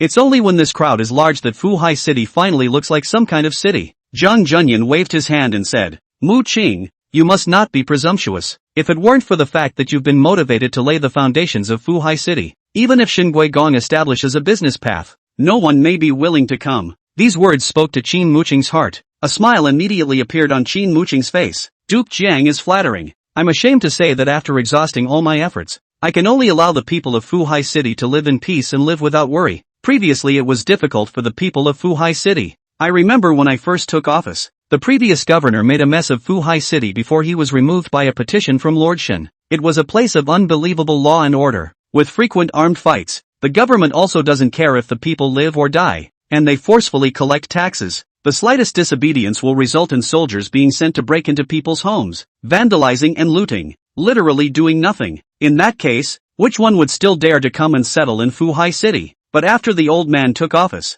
condoning the intrusion of soldiers into people's homes never happened again. As soon as Qin Muqing's words fell, the door was kicked open with great force. Immediately afterward, a large group of soldiers came in with a whoop and a holler. This face hit, also too fast. It was as if Qin Muqing felt as if someone had slapped him dozens of times. His face turned red and his head felt dizzy. That's too infuriating. A punch in the face, not to mention a pinch. Qin Muqing violently stood up, striding to the center of the courtyard, pointing at a group of soldiers and loudly asking, "Who let you in?" When the ferocious soldiers saw the prefectural honors show up, they immediately turned into small quails one by one and very consciously made a path. The figures of the Qin family siblings were immediately revealed. Qin Muqing's beard flew up in anger when he saw that the people who indulged the soldiers were actually his 2 children. "What are you 2 sinful animals doing? Get on your knees." The siblings didn't expect their own father to be here. They were confused and rushed to kneel in a row. "Father," Qin Hao asked in surprise, "how could you, your old man, be here?" "Qin Hao, who gave you the guts to bring soldiers to break into a private residence? I'm so angry. I have to beat you to death today." Qin Muqing began to look left and right. Jiang Feng appeared out of nowhere and very thoughtfully handed him a stick the thickness of a child's arm. "Uncle Qin, are you looking for this?" Chapter 9, It's All a Misunderstanding. Qin Muqing took the stick and couldn't help but suck in a breath of cold air. Originally, he wanted to find something random and beat Qin Hao up a few times, or to save face. Who would have thought that Jiang Feng would hand him such a big guy, such a thick stick? A few hits will not kill a person. Zhang Feng smiled and retreated to the side, ready to watch the show. It's just a shame it's missing a handful of melons. It feels a bit imperfect. Xinhao looked at the big thick stick and screamed in fear. Father, don't hit. Listen to my explanation first. It's all a misunderstanding. It's all a misunderstanding. But the arrow is on the string and can't be left unturned. Qin Muqing shouted angrily and raised his stick high, but it ended up gently landing on Qinhao's shoulder. Zhang Feng sighed. This acting. There's still room for improvement. At that exact moment, Zhang Junyan walked over to pull Qin Muqing back. Mu Qing, don't be impulsive. Maybe there's some kind of misunderstanding here, and you can't just not listen to a child's explanation. Qin Muqing feigned a struggle and said angrily, Lord Jiang, don't pull me, such a rebellious son. I'll just beat him to death. Zhang Feng saw that there was no more drama, so he arched his hand and said, Uncle Qin, don't be angry. Actually, it's all my nephew's fault. Just now I was on the street and accidentally tripped Qinyu. Maybe I apologized insincerely and that's what made my siblings angry and come to the door. Qin Muqing sniffed and shivered with anger. It's a trivial matter that makes you siblings lead an army after someone's house. The old man has no children like you who have no sight of the law. Let's just beat you to death before you make a big mistake. This time Qin Muqing was really angry. Breaking away from Zhang Junyan's hand, he raised his stick and was about to hit Qinyu. Father, my daughter is wrong. Don't hit me. Qinyu raised her head, revealing her vaguely red nose. Qin Muqing's stick, which was raised in mid-air, was directly fixed. What's going on here? Here? Wasn't it just a fall? How could it be so serious? Zhang Junyan then realized that all these were the troubles Zhang Feng had caused. He hurriedly snatched Qin Muqing's stick and casually threw it aside. Mu Qing, it's just a scuffle between children. Is it still worth getting so angry? Let the juniors work things out for themselves. Qinyu raised her head before she saw Zhang Junyan's face and said in surprise, You are Grandpa Jian? And who is he? Qinyu looked at Zhang Feng and said with a look of fear, He can't be Zhang Feng, right? Zhang Feng directly froze. Holy, this chick still knows me. Yes, he's Zhang Feng. Zhang Junyan laughed. You're Xiaoyu, right? I didn't realize I'd become a big girl after not seeing you for a few years. Qin Hao, however, surprised Zhang Feng by saying, Zhang Mu, so it's you. It's really a big flood. I'm Qin Hao. Do you remember me? Remember, so you're Qin Hao. Zhang Feng said with a leathery smile. I didn't expect to see each other again in such a different way. I remember your hammer. If your father wasn't here today, I'm afraid I wouldn't have been spared this beating. Qinyu looked at Zhang Feng with a complex and inexplicable expression on her face. Qin Muqing looked at his beloved daughter's red nose and was filled with heartache. I really wanted to pull Zhang Feng over and just beat him up. That's not a fall, is it? This is almost disfiguring. But with Zhang Junyan around, Qin Muqing couldn't afford to snap. One can only say helplessly, since it's a misunderstanding, I'll spare you this time. You two sinful beasts, why don't you hurry over and pay your respects to your Grandpa Jiang? The two Qinyu siblings hurriedly rose to greet them. Meet Grandpa Jiang. Yun Yang stood in the doorway and waved smilingly to Qinyu. Little Moon, come over here and let Auntie see. Meet Auntie Jiang. Qinyu walked over to Yun Yang's side and blessed herself. Still a bit disoriented, Yun Yang pulled Qinyu's hand and said, Gu, how did the nose fall like this? It's heartbreaking. In a little while Auntie will cook a chickadee and give you a good rub, and the redness will soon go down. Little you should stop blaming Fenger. Actually, he's pretty pathetic. Almost got his head chopped off at a young age. Beheading, Qinyu exclaimed. How can this be? Yun Yang briefly told Qinyu what had happened in the capital.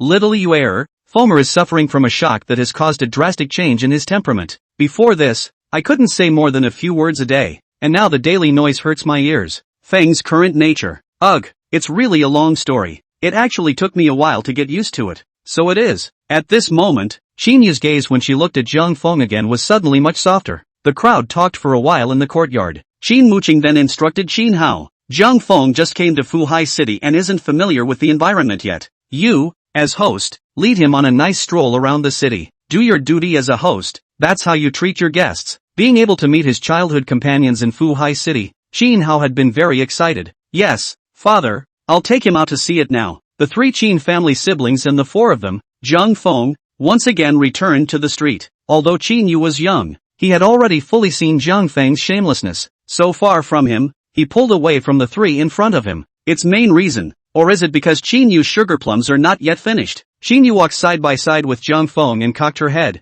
keeping her eyes on his face. Letting a beautiful woman with a red nose keep staring made Zhang Feng a little shy. No, Zhang Feng could never be shy in his life. Zhang Feng was just a bit puzzled. What are you always looking at me for? Is it because I'm so handsome that I can't help myself a little? Xin Yu sighed. You're not Jiang Feng. Jiang Feng almost jumped up in shock when he heard this. Does this chick know fairy magic? Can you even tell when you're crossing over? If I'm not Jiang Feng, then who am I? Xin Yu sighed again, looking a bit dejected. Growing up is no fun. I'm afraid that the once seemingly mute, but actually incredibly brave Jiang Feng will never come back. Jiang Feng was relieved when he heard this and said with his mouth full of nonsense, people have to grow up. It's not surprising at all that there are some personality changes when you grow up. I remember you as a child, and a very gentle little girl, so full of love inside that you can't even step on an ant. Look at you. What have you become? I just accidentally tripped you and you're still beating down the door. What a scandal. The most important thing in life is to be forgiving, to be seared. The Chancellor's stomach can hold the boat. You're despicable, and now you're going backwards.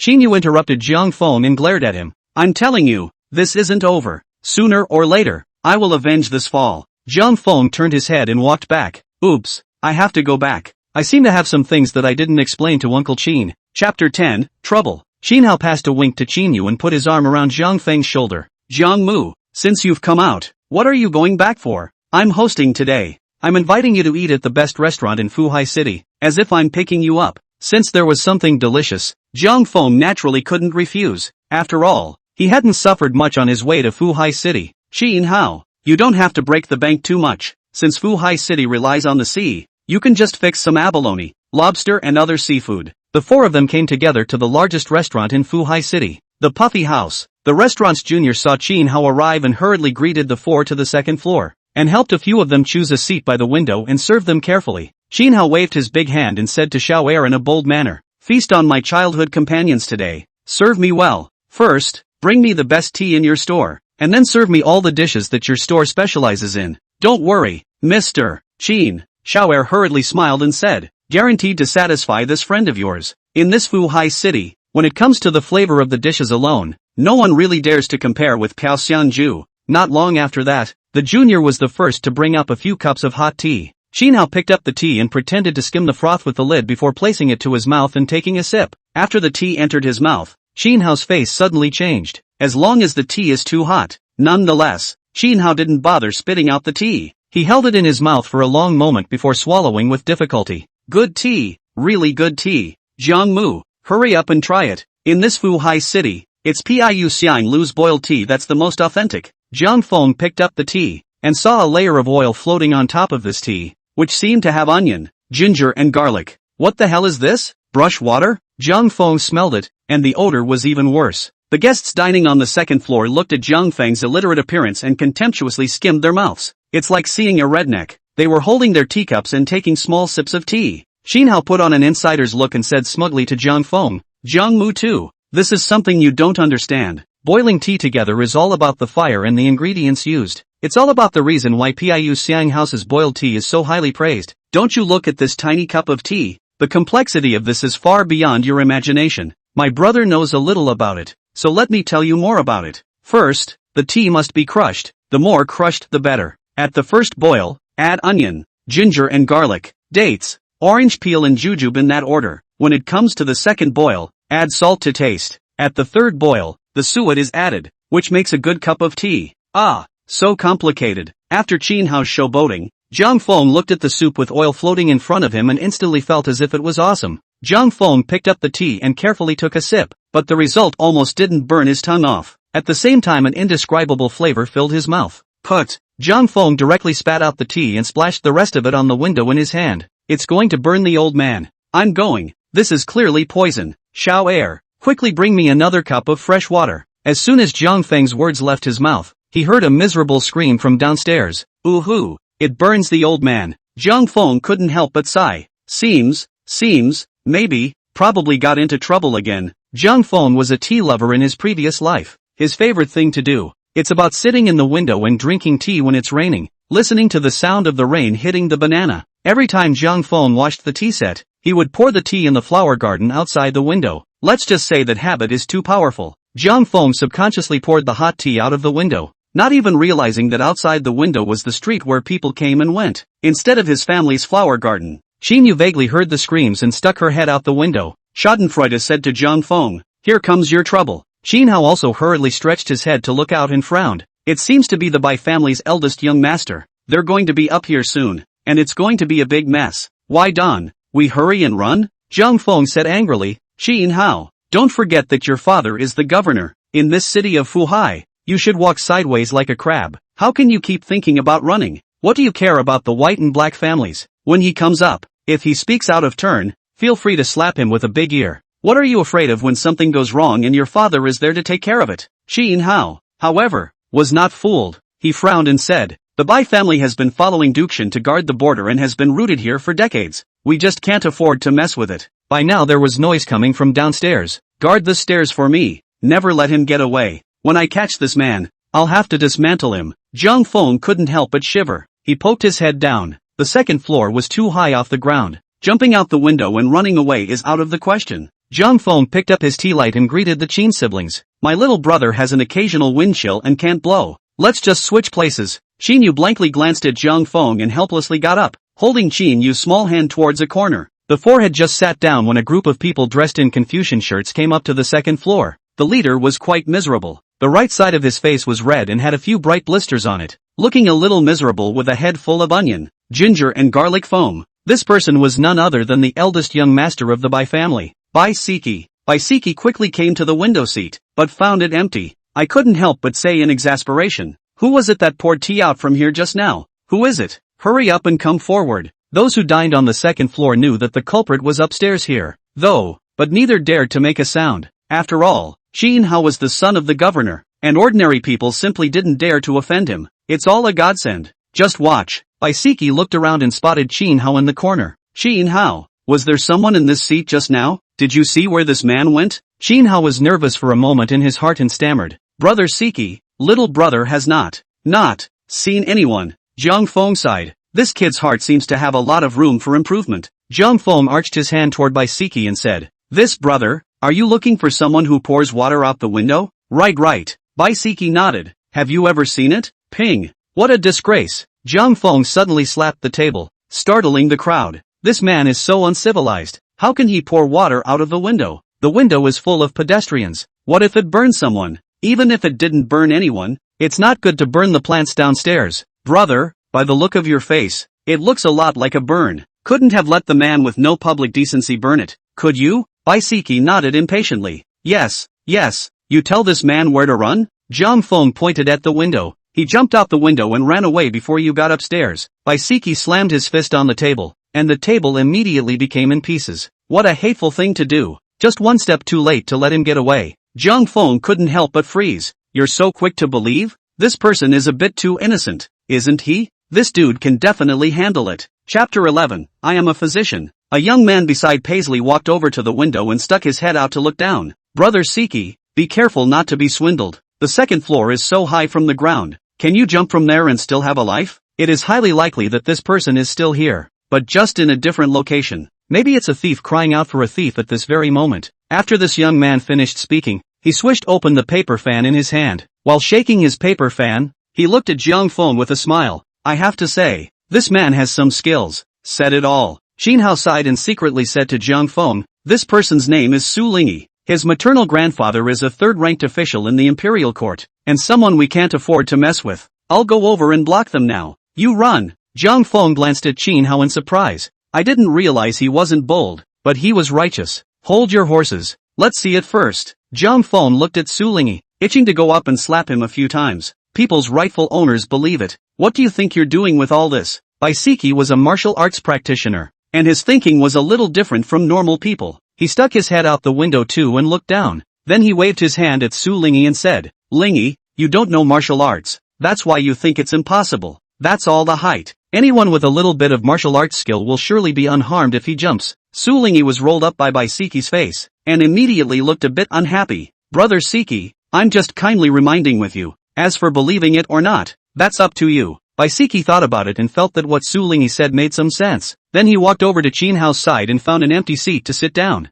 Xin Hao, I know that your Qin family has strict family teachings and never lies. That's why I also trust you in particular. Can you see with your own eyes that the person who threw water out the window just now jumped out the window? Xin Hao sighed and slowly said, that's right. Before you guys went upstairs, I saw a man jump from the window with my own eyes. Qin Muqing had a strict family education and was very strict in educating his children's character. This was something that was well known in Fuhai city. So subconsciously, Baisiki trusted Qin Hao's words. Qin Hao, however, feels degraded. In just a few hours of knowing Jiang Feng, he had started to learn to lie. Hey, just run away. Count me unlucky. Paisley rose to greet the man who had come up with him. It's not good to just leave when you're here. I'll be the host today. Let's have a big meal before we leave. It's certainly nice to be able to feast at the Puffy house. Su Lingyi laughed. Brother Siki, this burn of yours, don't you need to go and take care of it first? Baisiki waved his hand bashfully. Forget it, we can't spoil everyone's fun just because of this injury. It's better to wait for the wine and the food. After everyone was seated, Su Lingyi saw Qinyu, who had been covering her nose and keeping her head down, and immediately brightened up.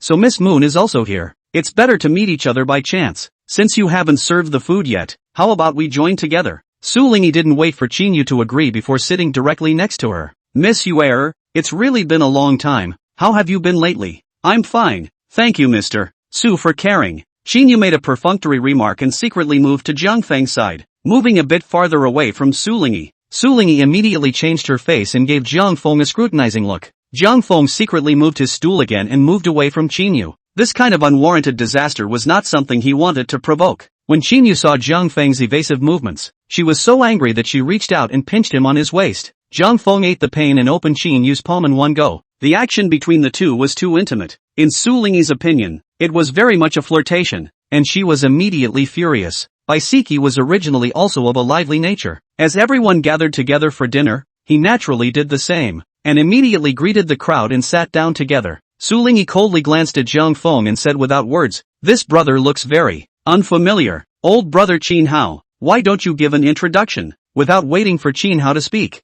Jiang Feng arched his hand and said, "My name is Jiang Feng, a physician. It's my first time in your area, so please take care of me." Qinyu looked at Jiang Feng in surprise. "I don't understand how he suddenly became a physician again. You're a bone setter?" Baisiki pointed to his face and said, "Quickly help me see. What should I do to cure this burn?" Jiang Feng pretended to look at Baisiki's face and sighed. "You have this injury. I'm afraid it's going to leave a big scar." Baisiki was startled. "Ah, it'll still leave a scar, so won't I be disfigured?" "That's not really true," Jiang Feng said with confidence. "If it's an ordinary quack doctor, he will definitely leave scars after treating you. It just so happens that I'm slightly better at scalding. This injury of yours, with my special effect ointment, in less than 7 days, it will definitely make you recover as before. Even the skin will improve dramatically. Mr. Bai, I can only say that you're really lucky to have met me." "Great." Baisiki was instantly delighted. "Jiang Longzhong, do you have your special ointment with you?" Jiang Feng shook his head. "How can this kind of strange medicine be prepared in advance? Speaking purely in terms of burns, it is also important to use discretionary medication, depending on the injury, to get the best results."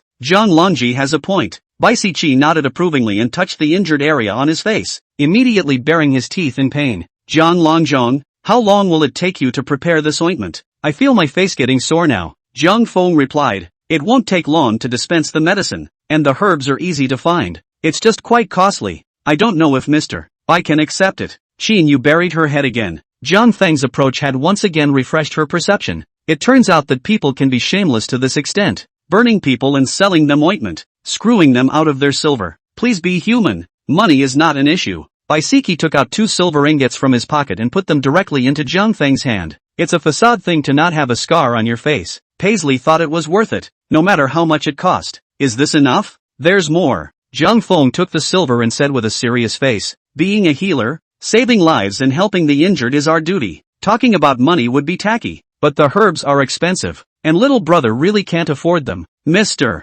Bai, this money, it's not really enough." Su Lingyi sneered. 20 taels of silver isn't enough? What ointment would be so expensive? Brother Siki, be careful not to let anyone fool you. Jiang Feng sniffed that anger. He couldn't wait to directly pull over Su Lingyi and slap him a few times. "I didn't throw your kid down the well. Why are you everywhere?" Chapter 12, Holding You Accountable. This brother has a point. I also think it's too expensive. Jiang Feng sighed and said helplessly, "But the formula is such that I can't make any more additions or subtractions or it will affect the healing effect." Mr. Bai, why don't we just forget about it? Jiang Feng returned the 2 ingots of silver in his hand to Baisiki. "But it's better to take care of this injury of yours now. The later the treatment, the worse it will be for your recovery. I remember there was a pharmacy right next to the tavern. Eunuch Bai, I advise you to go and let the sitting physician treat you now, and then it's not too late to come back and dine." 20 taels of silver is not enough to treat a small burn remedy. Originally, Baisiki was also skeptical, but at this moment,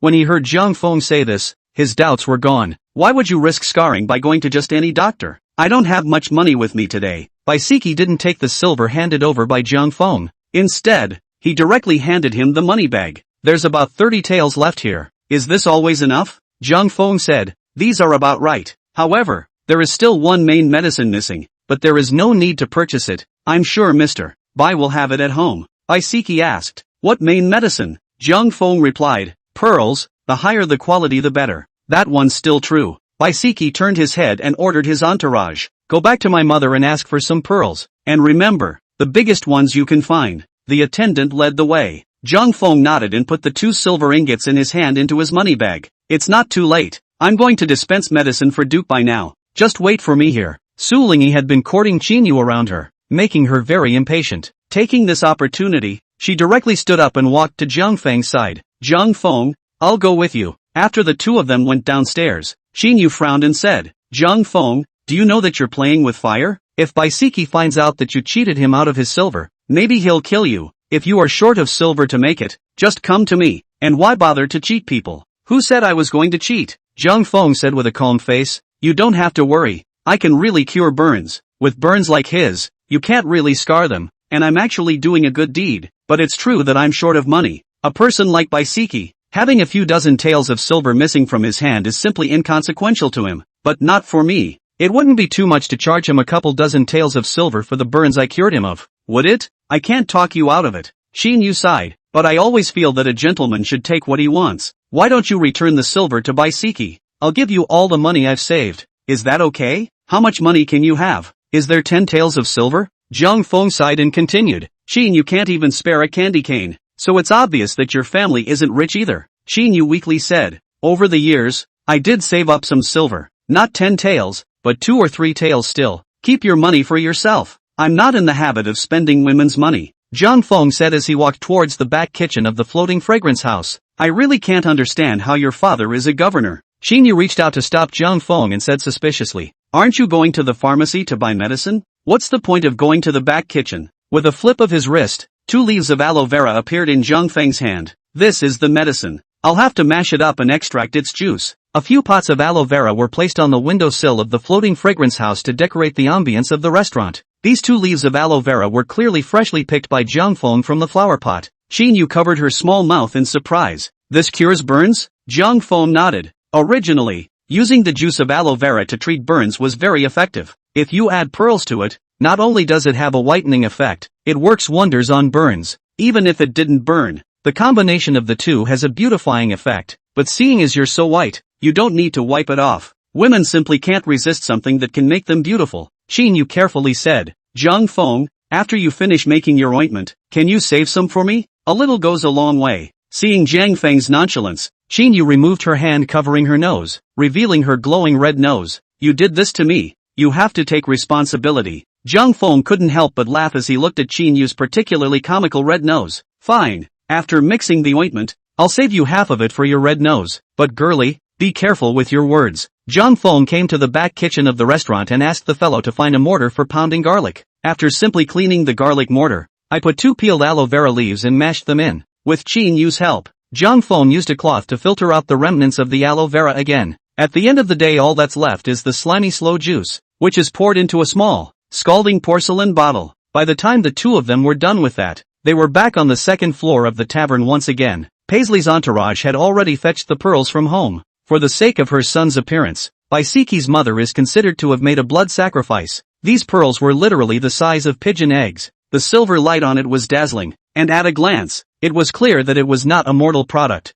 Jiang Feng took the pearls but didn't even look at them, put it directly into the mortar for pounding garlic, and pounded thinly in 3 or 2 strokes. The crowd looked on in pain. These pearls, at least, cost thousands of taels of silver, but so much for that. Jiang Feng asked Baisiki for more than 50 taels of silver for his medicine, and no one suspected anymore that it was an attempt to cheat him out of his silver. At this moment, the crowd even felt that Jiang Feng was going to be less. How can a mere 50 taels of silver match such a good pearl? During the period of mashing the pearls, Jiang Feng suddenly realized that Qin Hao's face looked a bit off. His face turned red as if he had been humiliated in some way. Jiang Feng casually asked, Xin Hao, what were you guys talking about just now? I heard a lot of buzz downstairs, Xin Hao said with a sullen face. No, didn't he say anything? Su Lingyi opened the folding fan with another brush, fanned it twice, and closed it on her hand again. Just now we were talking about the Cloud Dream Poetry Festival. Do you know what poetry is, you little bone setter? This is all a matter for the readers, so don't pry.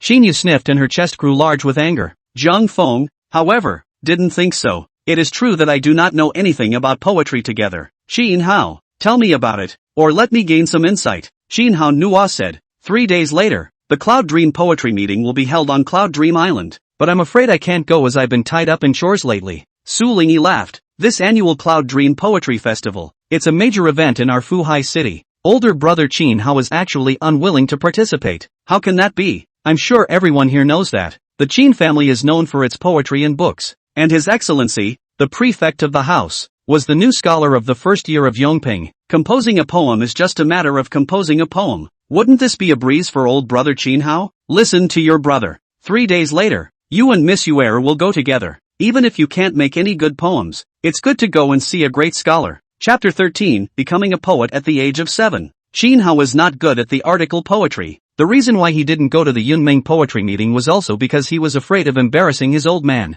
And Su Lingyi is about to go out. He desperately needs some fame to fill out his resume. And the annual Yunming Poetry Festival in Qizhou was attended by many great scholars and officials. Just the right opportunity to make a personal name for yourself. Su Lingyi has done a lot of preparation for this. Even his grandfather in the capital sent a few good poems to him. Its purpose was to help him take the top spot in the Cloud Dream Poetry Festival. With the aura of being the head of the Cloud Dream Poetry Festival, he would operate a bit more when the time came. Su Lingyi will be able to find a good job in the capital. But after all, Qizhou belongs to the border area. The younger generation, mostly the sons of the generals who guarded the border. There weren't many literati, except for a few great scholars who had been exiled. Su Lingyi stepped on the sons of those generals to get to the top, but it was a bit of a victory. Thus, Su Lingyi was eager to let Qin Hao go to the Cloud Dream Poetry meeting, even used agitation for this. Su Lingyi's purpose is to step on Qin Hao, the son of the governor, to get to the top, in order to show his extraordinary more. Furthermore, Su Lingyi also wanted Qin Yu to go to the poetry meeting, or to see him win the championship. It was basically common knowledge that Su Lingyi was in love with Qin Yu, but Qin Yu had been ignoring him. Since ancient times, beautiful women have loved talented men. Su Lingyi was calculating in her mind. Maybe Qin Yu would fall in love with him after seeing him win the championship, and then a great story might be made. Although Qin Hao was somewhat honest, he wasn't stupid. He knew that attending the Cloud Dream Poetry meeting would be self-defeating if he went. No matter how much Su Lingyi taunted her, she just shook her head vigorously. Never mind, I just can't get out of it, so I won't go. The others followed suit and sneered. Qin Hao, I'm afraid your so-called trivial matters are just excuses, right? Even if you can't compose a good poem, will people still laugh at you? Qin Hao's face immediately rose to a pig liver color. Zhang Feng absently mashed his pearls and said to Qin Hao, I think this Mr. Su is right. The Cloud Dream Poetry Conference is only held once a year. It's a rare opportunity. You should just go and see what's going on and come back with a quaffle. Take the quaffle? Ha ha. Su Lingyi laughed for a while as if she had heard some joke before saying, your name is Zhang Feng, right? You just learned the art of medicine as a healer.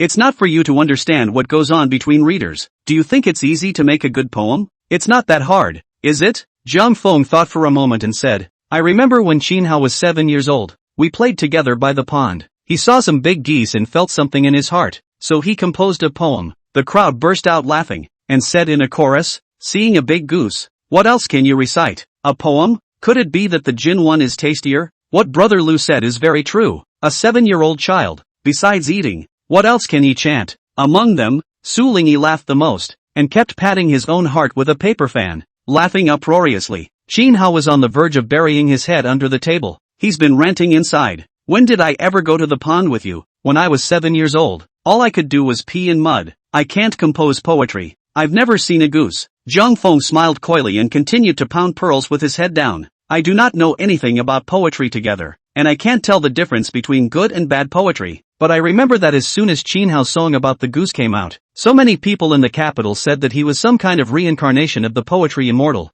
and called him the Qin prodigy. When the crowd heard this, they immediately put away their smiles and their faces became solemn. Qin Yu couldn't help but stomp on Zhang Feng when she saw him getting more and more outrageous. Zhang Feng gave Qin Yu a look of calmness and continued, Qin Hao, the song you made at the age of 7 about the goose, recite it again for the group. Jin Hao's face was so red at this moment that it was about to drip blood. I haven't seen any geese. I can recite a friggin' poem. His only thought now is to strangle Jiang Feng to death. Jiang Feng laughed and said, looks like Jin Hao has grown up and knows how to be embarrassed. I do remember the poem though. A Confucian scholar not equipped with a name arched his hand and said, I would like to hear about it. This poem is actually quite simple. Jiang Feng tilted his head in thought and slowly chanted, goose, goose, goose, singing to the sky with a curved neck. White hair floats on green water. Red palm plucks clear waves. White hair floats on green water. Red palm plucks clear waves. The Confucians sitting here are basically considered to be talented people. Naturally, there is a high level of appreciation.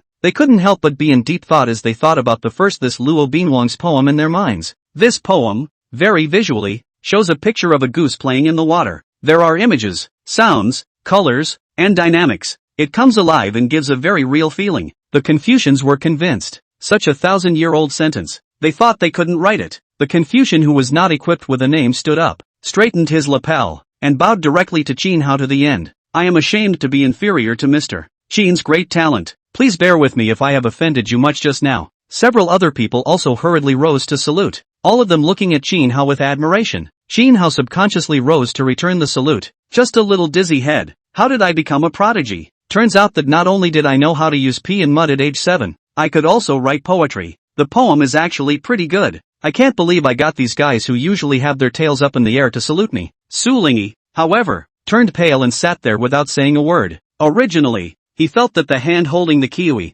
at the moment it seemed to be with the clouds. It seemed so close, but I couldn't get a grip on it. Baisiki was a military general and his knowledge of geese was limited to whether they were stewed or braised. Poetry was simply not as real to him as food, so he just watched and didn't say a word the whole time. The meal on the table allowed him and Chinyu to eliminate half of it. Jiang Feng mashed the pearls and then poured the aloe vera juice in. Slightly greenish aloe vera juice with silver glittery pearl powder. When the two mixed, they suddenly emitted a different kind of luster. The ointment didn't even need to be rubbed in, making it obvious at first glance that it wasn't mortal. Jiang Feng mixed up the ointment and then greeted Baisiki over. Dabbing some on the burned area of his face, he asked, Brother Siki, how do you feel? Hiss. Baisiki couldn't help but suck in a breath of cool air. What had been a somewhat hot wound was now smeared with a cold poultice. It's a variety of indescribable comforts. Baisiki could only express it in one cool word. Cool. So cool. It would be better if it didn't have such a strong garlic flavor. Aloe vera juice extracted from a garlic pounding mortar.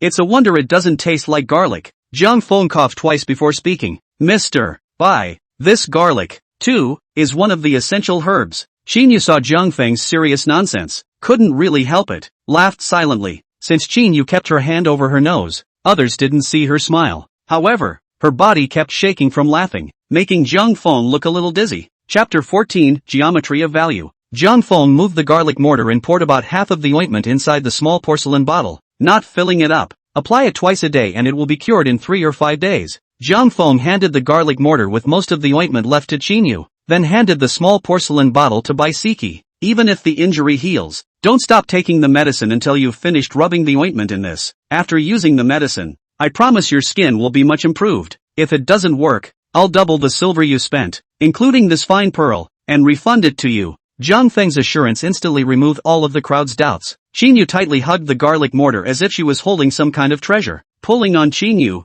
who had already eaten his fill, and directly ran out of sight. The crowd was subdued by Jin Hao's song Goose Goose Goose and felt ashamed of themselves. Thinking about the Cloud Dream Poetry meeting 3 days later, the crowd was not in much of a mood to eat. Jiang Feng hastily used some leftovers and the group dispersed. When the two of them arrived on the street, Jin Hao was still so excited that he felt a little bit floaty when walking. Jiang Mu too. I now realize that I am so talented. Goose Goose Goose, singing to the sky with a curved neck. What a great poem. What are the last 2 lines? Jiang Feng rolled his eyes. White hair floats on green water. Red palm plucks clear waves. Yes, yes. White hair floats on green water. Red palm plucks clear waves. I'm so talented. How do you think I could have made such a good poem when I was only 7 years old? Jiang Feng impatiently said, You're a Qin prodigy. What's so strange about making 1 or 2 good poems? Jin Hao nodded and continued. Jiang Mu too. Besides this song about a goose, do I have other works? Jiang Feng said, No more, just this one. Jin Hao, however, retorted, No,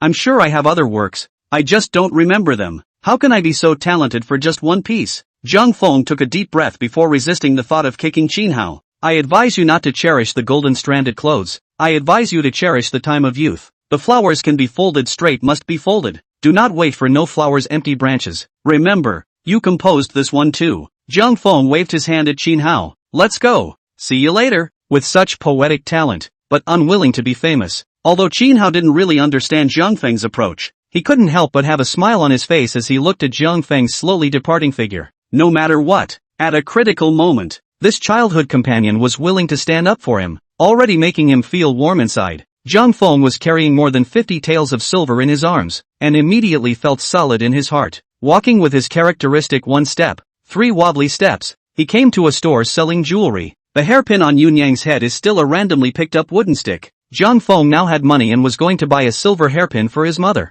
Generally speaking, as a woman's favorite jewelry store, it would have been rarely patronized by men. After Zhang Feng swaggered in, a few of the women who were picking and choosing couldn't stand his unbridled gaze at all, and walked out in unison. The store owner's gaze at Zhang Feng immediately took on a bit of mischief. Zhang Feng didn't understand anything about the silver hairpin's good and bad manners. He circled around the shelves, picked up a silver hairpin at random, and asked the owner, "How much is this one?" The shopkeeper replied, 2 taels of silver. Robbing money? You want 2 taels of silver for this? Zhang Feng raised the silver hairpin in front of the store owner. Is it for sale for 20 cents? The store owner's beard was floating in anger. You scion, are you amusing me? Where in this world is there a silver hairpin for 20 cents apiece? The store owner snatched the silver hairpin from Zhang Feng's hand and put it back with a huff. Zhang Feng said, I say boss, business which is not bargaining. The sale is not benevolent. What are you angry ah? The store owner slanted a glance at Zhang Feng. I've been doing business all my life, and I've never seen you haggle like this before. This young man, please go look elsewhere. What kind of businessman does you have? And kicking people out. Zhang Feng looked at the various kinds of silver hairpins on the shelves and spoke. How about this? You bring me all the silver hairpins below 101. I'll pick one. No. The store owner held back the urge to throw Zhang Feng out for a long time. A silver hairpin for under 100 cents? How dare you think? Not to mention silver hairpins. There are no wooden hairpins in the small store for less than 101. This latter, count on the little old man to beg you. You should quickly go and look elsewhere. Just don't delay the small store business any longer. As soon as the store owner's words fell, a woman with a bucket hat walked in through the door. This woman is slender and slim, but the man was very tall. Zhang Feng had to be over 1.7 meters by visual estimation. Since she was wearing a bucket hat, Zhang Feng could only see half of her cheeks, but he could also tell that this woman had delicate features and an extremely beautiful appearance. The face is slightly darker, but flawed. This couldn't help but make Zhang Feng sigh. There were quite a few beautiful women in this Thai place called Fuhai City. The woman entered the store, breezed over to the shelves, and picked up a chicly shaped wooden hairpin. Boss, I want this one. The woman's voice was pleasant and had a glutinous flavor. This is 501. Please count it. The woman handed the money bag in her hand to the boss. The store owner, however, did not take the money bag inside. Girl, this wooden hairpin is no longer 501. The woman was surprised. Didn't you tell me last time I was here that it was 501? How come it's not again? What is the value of this wooden hairpin today? The shopkeeper replied, 801. The woman took the bag of money and scowled, but you could tell it was sad. I'm sure she's too shy to afford it. Perhaps the 500 texts, too, had taken her a long time to save up. Zhang Feng was a bit unable to look on. I say boss, how can you be like this? You have to be honest in doing business. The last time people came to see it, it was 501, and now they've managed to scrape together enough money to buy it. So how can you just raise the price? It's just outrageous. The store owner was also embarrassed. Little old me is just a storekeeper.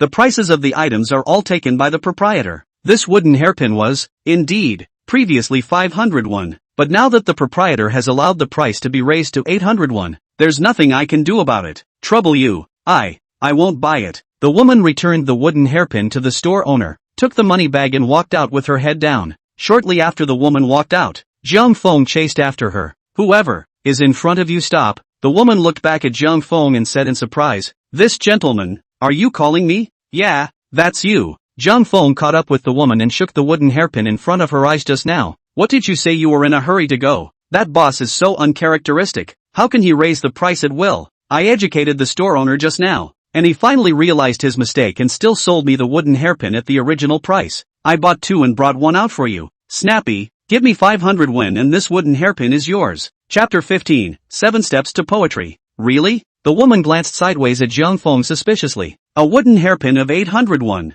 And the shopkeeper sold it to you for 500 won? Of course it's true. You're a man of many words. Total price is 500 won. Jiang Feng handed the wooden hairpin to the woman. One hand pays, one hand delivers. Come on, I've got work to do. Under Jiang Feng's urging, the woman subconsciously took the wooden hairpin, pulled out the money bag from her bosom and handed it to Jiang Feng. The money and the goods are cleared. Jiang Feng put the money bag into his arms and turned around. As Jiang Feng's figure gradually faded away, the woman held the wooden hairpin and stood on the road for a long time before slowly coming back to her senses. She glanced at the wooden hairpin in her hand and ran straight for the jewelry store. The store owner was slumped over the counter, drifting off to sleep. The woman stormed into the store and asked the store owner, "Boss, this wooden hairpin, is it 500 cents? The store owner looked at the wooden hairpin in the woman's hand and said suspiciously, "Girl, didn't I tell you? This wooden hairpin is priced at 800 won. There were just 2 in stock in the store, and they were both bought by that scion just now. And where did you get this wooden hairpin?" The woman didn't answer the store owner's question and quickly ran out the door of the jewelry store again.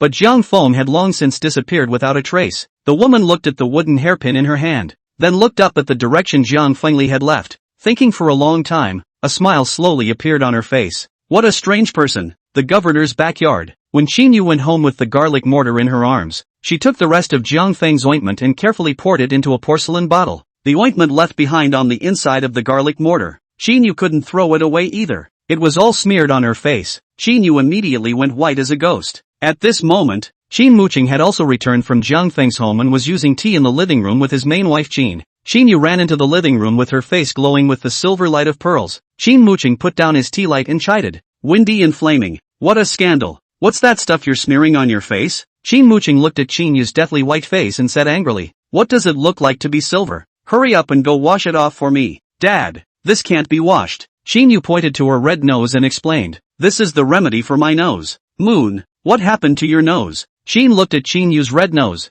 got up and walked over to her, and immediately exclaimed, "Which goddamned person beat you up like this?" "Mother, no one hit me, it was Jiang Feng." Qin Yu was too lazy to explain that much more. "Forget it, I fell by accident." "Why are you so careless?" Qin held Qin Yu's little head and moved it from side to side, taking a closer look at her nose. Seeing that she wasn't hurt very badly, Qin let out a long breath. It's a good thing she's not disfigured. If she was, the girl would be in trouble. Qin Yu rolled her eyes and turned to head inside. "Wait, what is this ointment you're putting on your face?" Qin reached out and stopped her, touching the ointment on her face. "Silver glitter not to mention. Why does it smell like garlic?" "This is good stuff," Qin Yu replied. "It's a mixture of aloe vera juice and pearls, and I don't know where Jiang Feng got the formula from, but according to him, it's the best recipe for beauty and skin care." "Aloe, pearls," Qin said in surprise. "These two things, how can they be mixed together?" Qin Yu compared the size of the pearl with her hand. "Mother, you don't know. 5 pearls this big. I've never seen them before. I guess I can't get down without a few thousand taels of silver."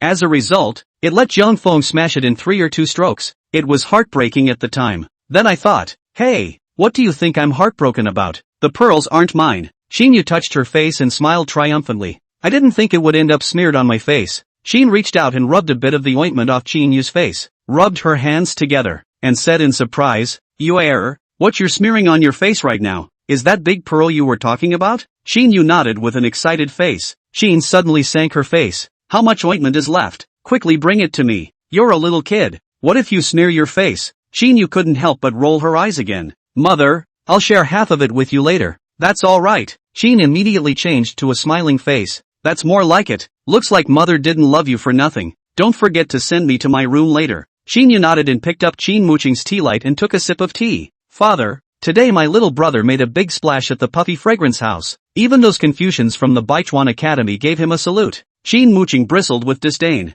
"This little brat, uneducated. His brain has grown on meat. What's he got to show for it but a few strength?" "No, Dad," Qin Yu said with an excited face. "It's because of the poem my little brother composed at the age of 7, entitled, Winging the Goose. After Jiang Feng helped my little brother chant it out, it made those Confucians who spend their whole day with their noses to the sky admire it, and that's why they saluted my little brother." "Father, according to Jiang Feng, this song about geese was made by my little brother after seeing a few large geese while playing by the pond. Wasn't I there? Why don't I remember anything?" What kind of goods his own son was, Qin Muqing naturally knew exactly. "What nonsense. Your little brother couldn't recognize more than a few words when he was 7 years old, so he could make a poem. At that time in the Puffy Fragrance building, Qin Yu looked at the way Zhang Feng said it was true, making her believe it already. At this moment, hearing Qin Muqing say this, he couldn't help but be a bit skeptical as well. But come to think of it, if Qin Hao really had this skill, his tail would probably be up already. How could she have been so red in the face by Su Lingyi? Qin Yu couldn't help but sigh. Father, that song about the goose is indeed excellent. Since little brother didn't do it, could it be Zhang Feng? As a man of letters, there aren't many who don't like poetry. Since Qin Yu said that the poem was extremely good, she couldn't help but make Qin Muqing interested as well. Forget about who composed the poem for a moment, and memorize the full text of this goose chant, so that my father can appreciate just how good it is. Because the poem was extremely simple, Qin Yu memorized it word for word. Qin Muqing fell into silence after hearing this. It was at this moment that a smug Qin Hao walked into the living room. Father, the Cloud Dream Poetry meeting in 3 days. I must attend this time. You're going to the Cloud Dream Poetry Festival? Qin Muqing sneered. Going to disgrace yourself? Qin Hao chestily said. This time is different. Just now I took exactly 7 steps from the side door to the living room and suddenly made a poem. Father, I'll chant it now so that your old man can savor it. I advise you not to cherish the golden stranded clothes. I advise you to cherish the time of youth. The flowers can be folded straight must be folded. Do not wait for no flowers empty branches. Father, this poem, does it meet your eyes? Qin Muqing was silent for a long while before he spoke. Although brother Bingguan has passed away many years ago, he had a good son, at a young age. To be able to make such a poem is simply demonic.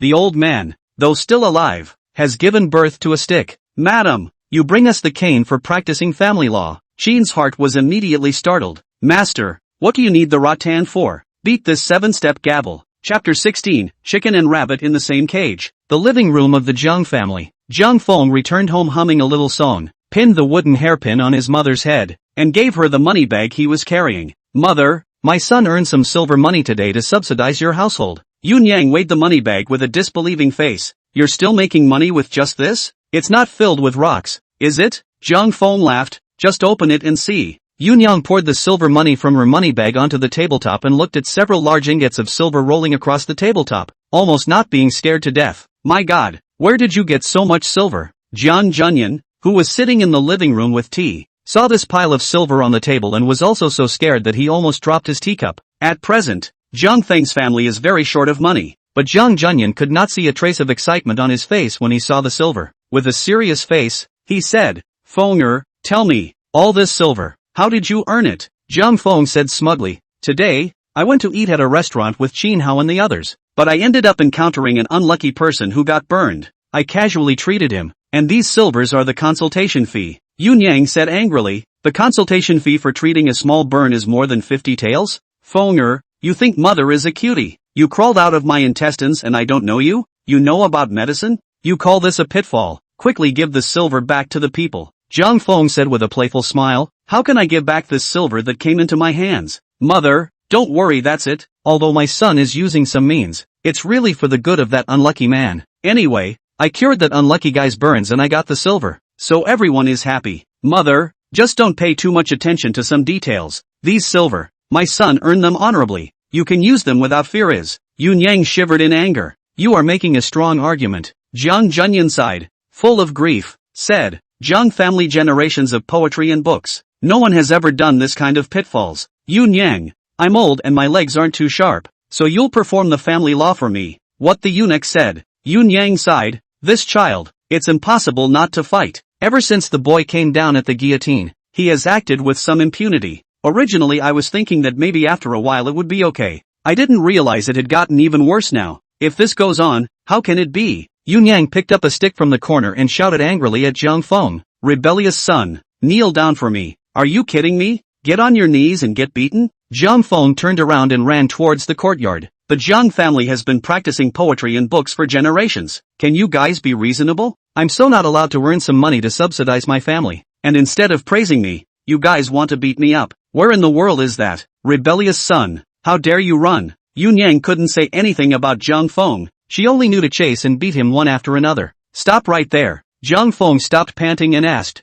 Mother, you won't hit me if I stand still? Yun Yang said angrily, I won't beat you if you give back the silver you cheated people out of. Then you might as well keep fighting. Zhang Feng continued to circle around the yard. The silver is in my hands. It is impossible to return it in this life. Yun Yang suddenly threw down the stick, followed by falling tears. Fenger, even if we are poor, we must not do anything that is treacherous. As the saying goes, if you know your mistakes, you can correct them. There is no greater good. Listen to your mother and give the silver back to the people. Jiang Feng wasn't afraid of being beaten, but when Yunyang cried, he couldn't stand it. Well, mother, don't cry. Do what you say. I'll send the silver back now. Jiang Feng returned to the living room and sighed as he cleaned up the silver on the tabletop. I wasted so much effort. Pounding the medicine made my wrist still hurt, and I didn't get anything out of it. When Jiang Junyan heard this, he was immediately shocked in his heart. Fenger, you even gave someone medicine? It won't cure the person, right? Grandpa,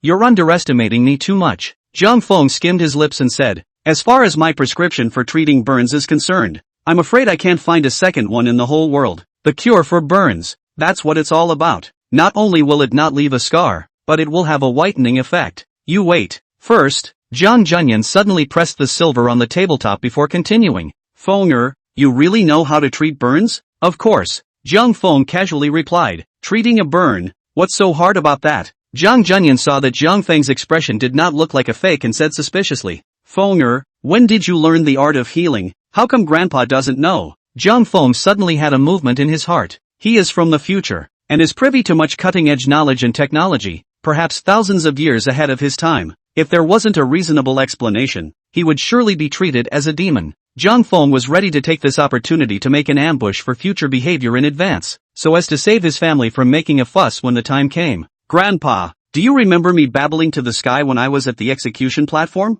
This old man remembers it particularly well. Jiang Junyan nodded and said, at that time, I thought that you had been scared out of your mind. Jiang Feng said mysteriously, Grandpa, I was talking to a fairy, and the gods taught many things, including the art of healing. A bunch of nonsense. Jiang Junyan clearly didn't believe it. Jiang Feng saw that this old man wasn't too easy to fool, and thought for a moment, by the way, the god also taught me arithmetic. Grandpa, you were once the minister of household. You should be very specialized in this area. You make up any questions you want and see if I can answer them. Jiang Junyan said, okay, then Grandpa will test you. Now there are chickens and rabbits in the same cage, with 35 heads at the top and 94 feet at the bottom. May I ask what is the geometry of each of the chickens and rabbits? Chickens and rabbits in the same cage. How hard can it be? 23 chickens, 12 rabbits. Jiang Feng said disdainfully, Grandpa, can you come up with some difficult questions? Such a simple question doesn't show my level. Jiang Junyan, however, stood up in surprise. On this question of the chicken and the rabbit in the same cage, back then,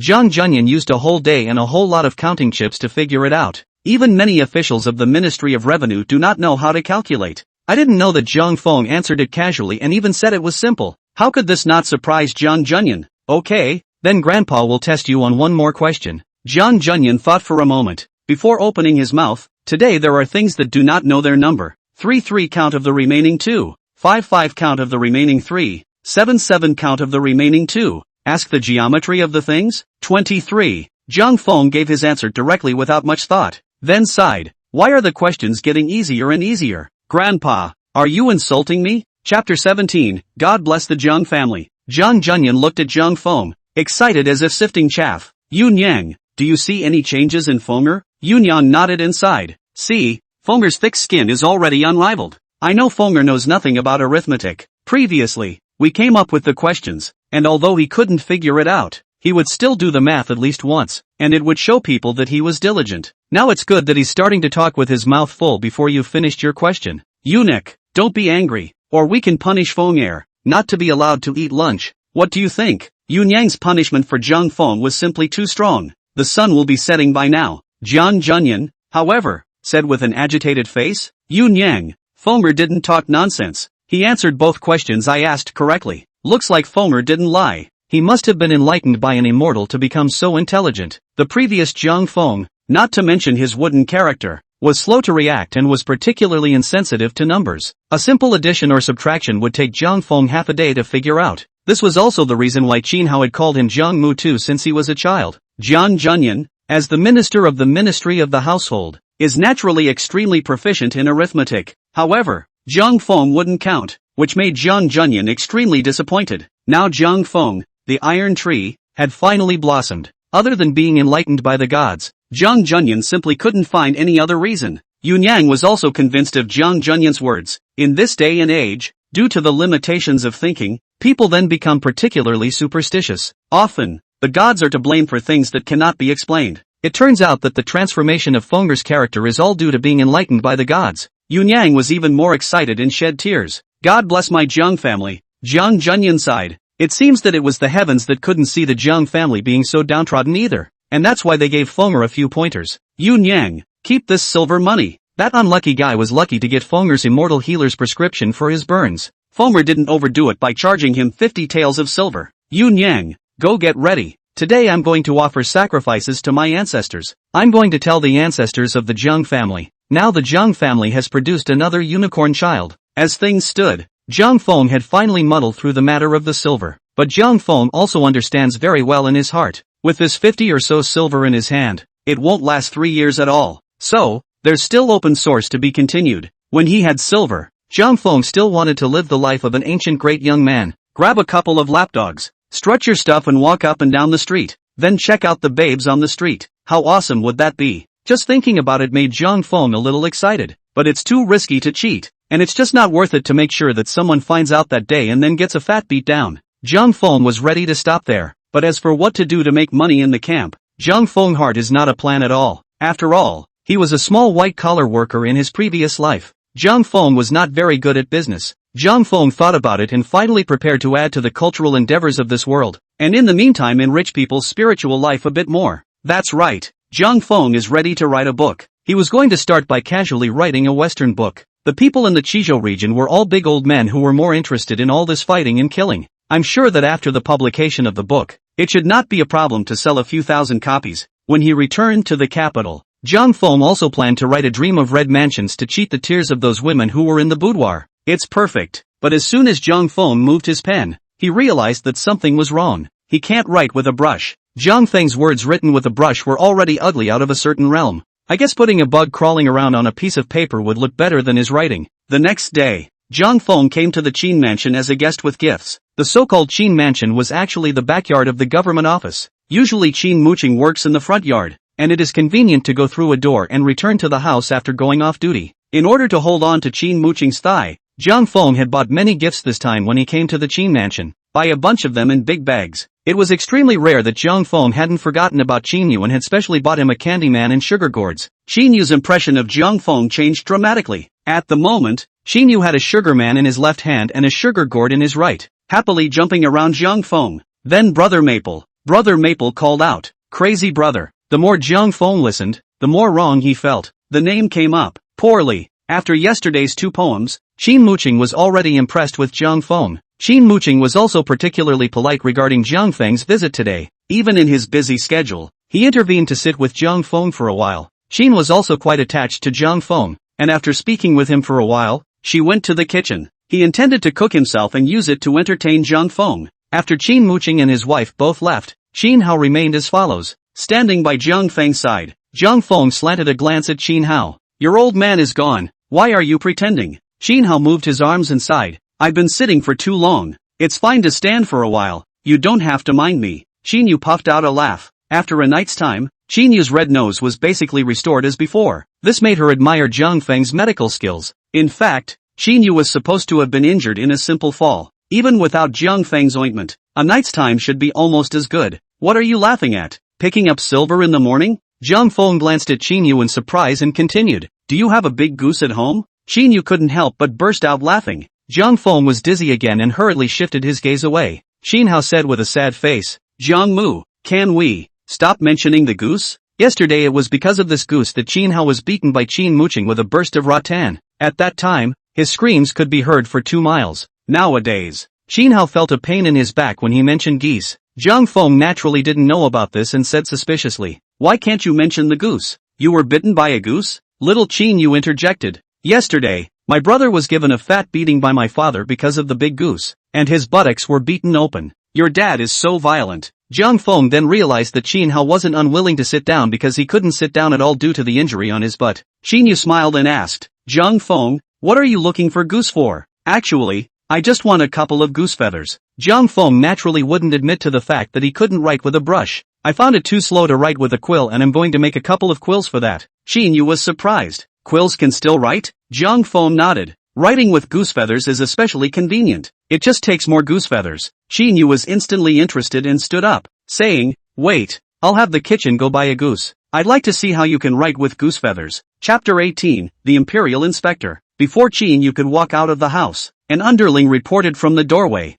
"Miss, the master has asked Mr. Jiang to go to the public room in the front yard." "What does my father want with Jiang Feng?" Qin Muqing had accompanied Jiang Feng to sit for a while just now. How come he was asked to go to the public room in the front yard again after only a tea break? This made Qin Yu very puzzled. But an underling? How would he know what Qin Muqing was looking for Jiang Feng for? He could only hang his hands and reply, "I don't know, little man." Jiang Feng stood up and said, "We won't know if we go." After Qin Yu instructed her maid to lead Qin Yu away, the three of them went to the public room of the government office. As soon as Jiang Feng entered the room, he saw that the room was filled with account books. A few clerks were holding large wooden sticks in their hands and were organizing the accounts with a bitter look on their faces. Jiang Feng looked at everything in front of him and couldn't help but open his mouth wide in surprise. And in his heart, he suddenly had a sense of having walked into the first grade of elementary school. Counting sticks for bookkeeping? Can you guys stop being so funny? In fact, the wooden stick these clerks were holding was called an arithmetic chip, a common way for ancient people to calculate data. Where had Jiang Feng seen this before? He just thought it was funny. Qin Muqing sat in the middle of a pile of account books, holding one and flipping through it, his face deep and full of worry. He saw Jiang Feng come in before he reluctantly smiled.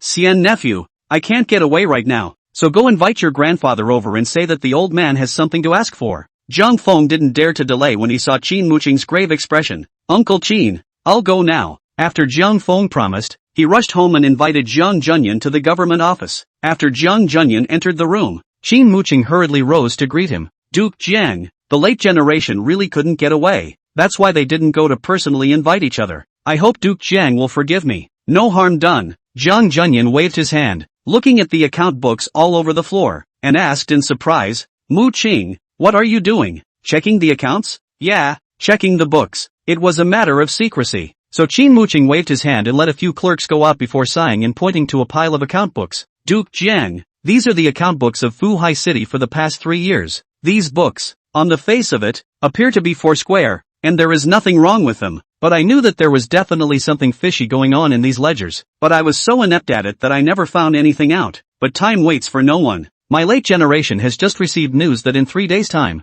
Imperial Inspector Feng Juanda is coming to Fuhai City to inspect the local folkways." "Juanda Feng? How did he get assigned to Fuhai City this year?" Jiang Junyan said in surprise. "Mu Qing, I heard that this person had a disagreement with you during the time he was a fellow officer. This time it is his turn to inspect Fuhai City. Which your assessment this year?" Jiang Junyan some say no more. He just know. Qin Muqing this governor's official position, I'm afraid not to keep. This time, if we can get out in one piece, it will already be considered a blessing from our ancestors. Although the royal inspector was only a 7th grade official, he had a lot of power. According to the inspection system of the imperial court, the royal inspectors would be assigned to different regions every year to inspect the local folk customs. In fact, to put it bluntly, it is to see how well the local officials govern the areas under their jurisdiction. It is then organized into instruments that reach the heavens. The appraisal of the royal inspector determines the fate of the local parental officials. If the royal inspector general puts an inferior rating on the reporting instrument, the local governor,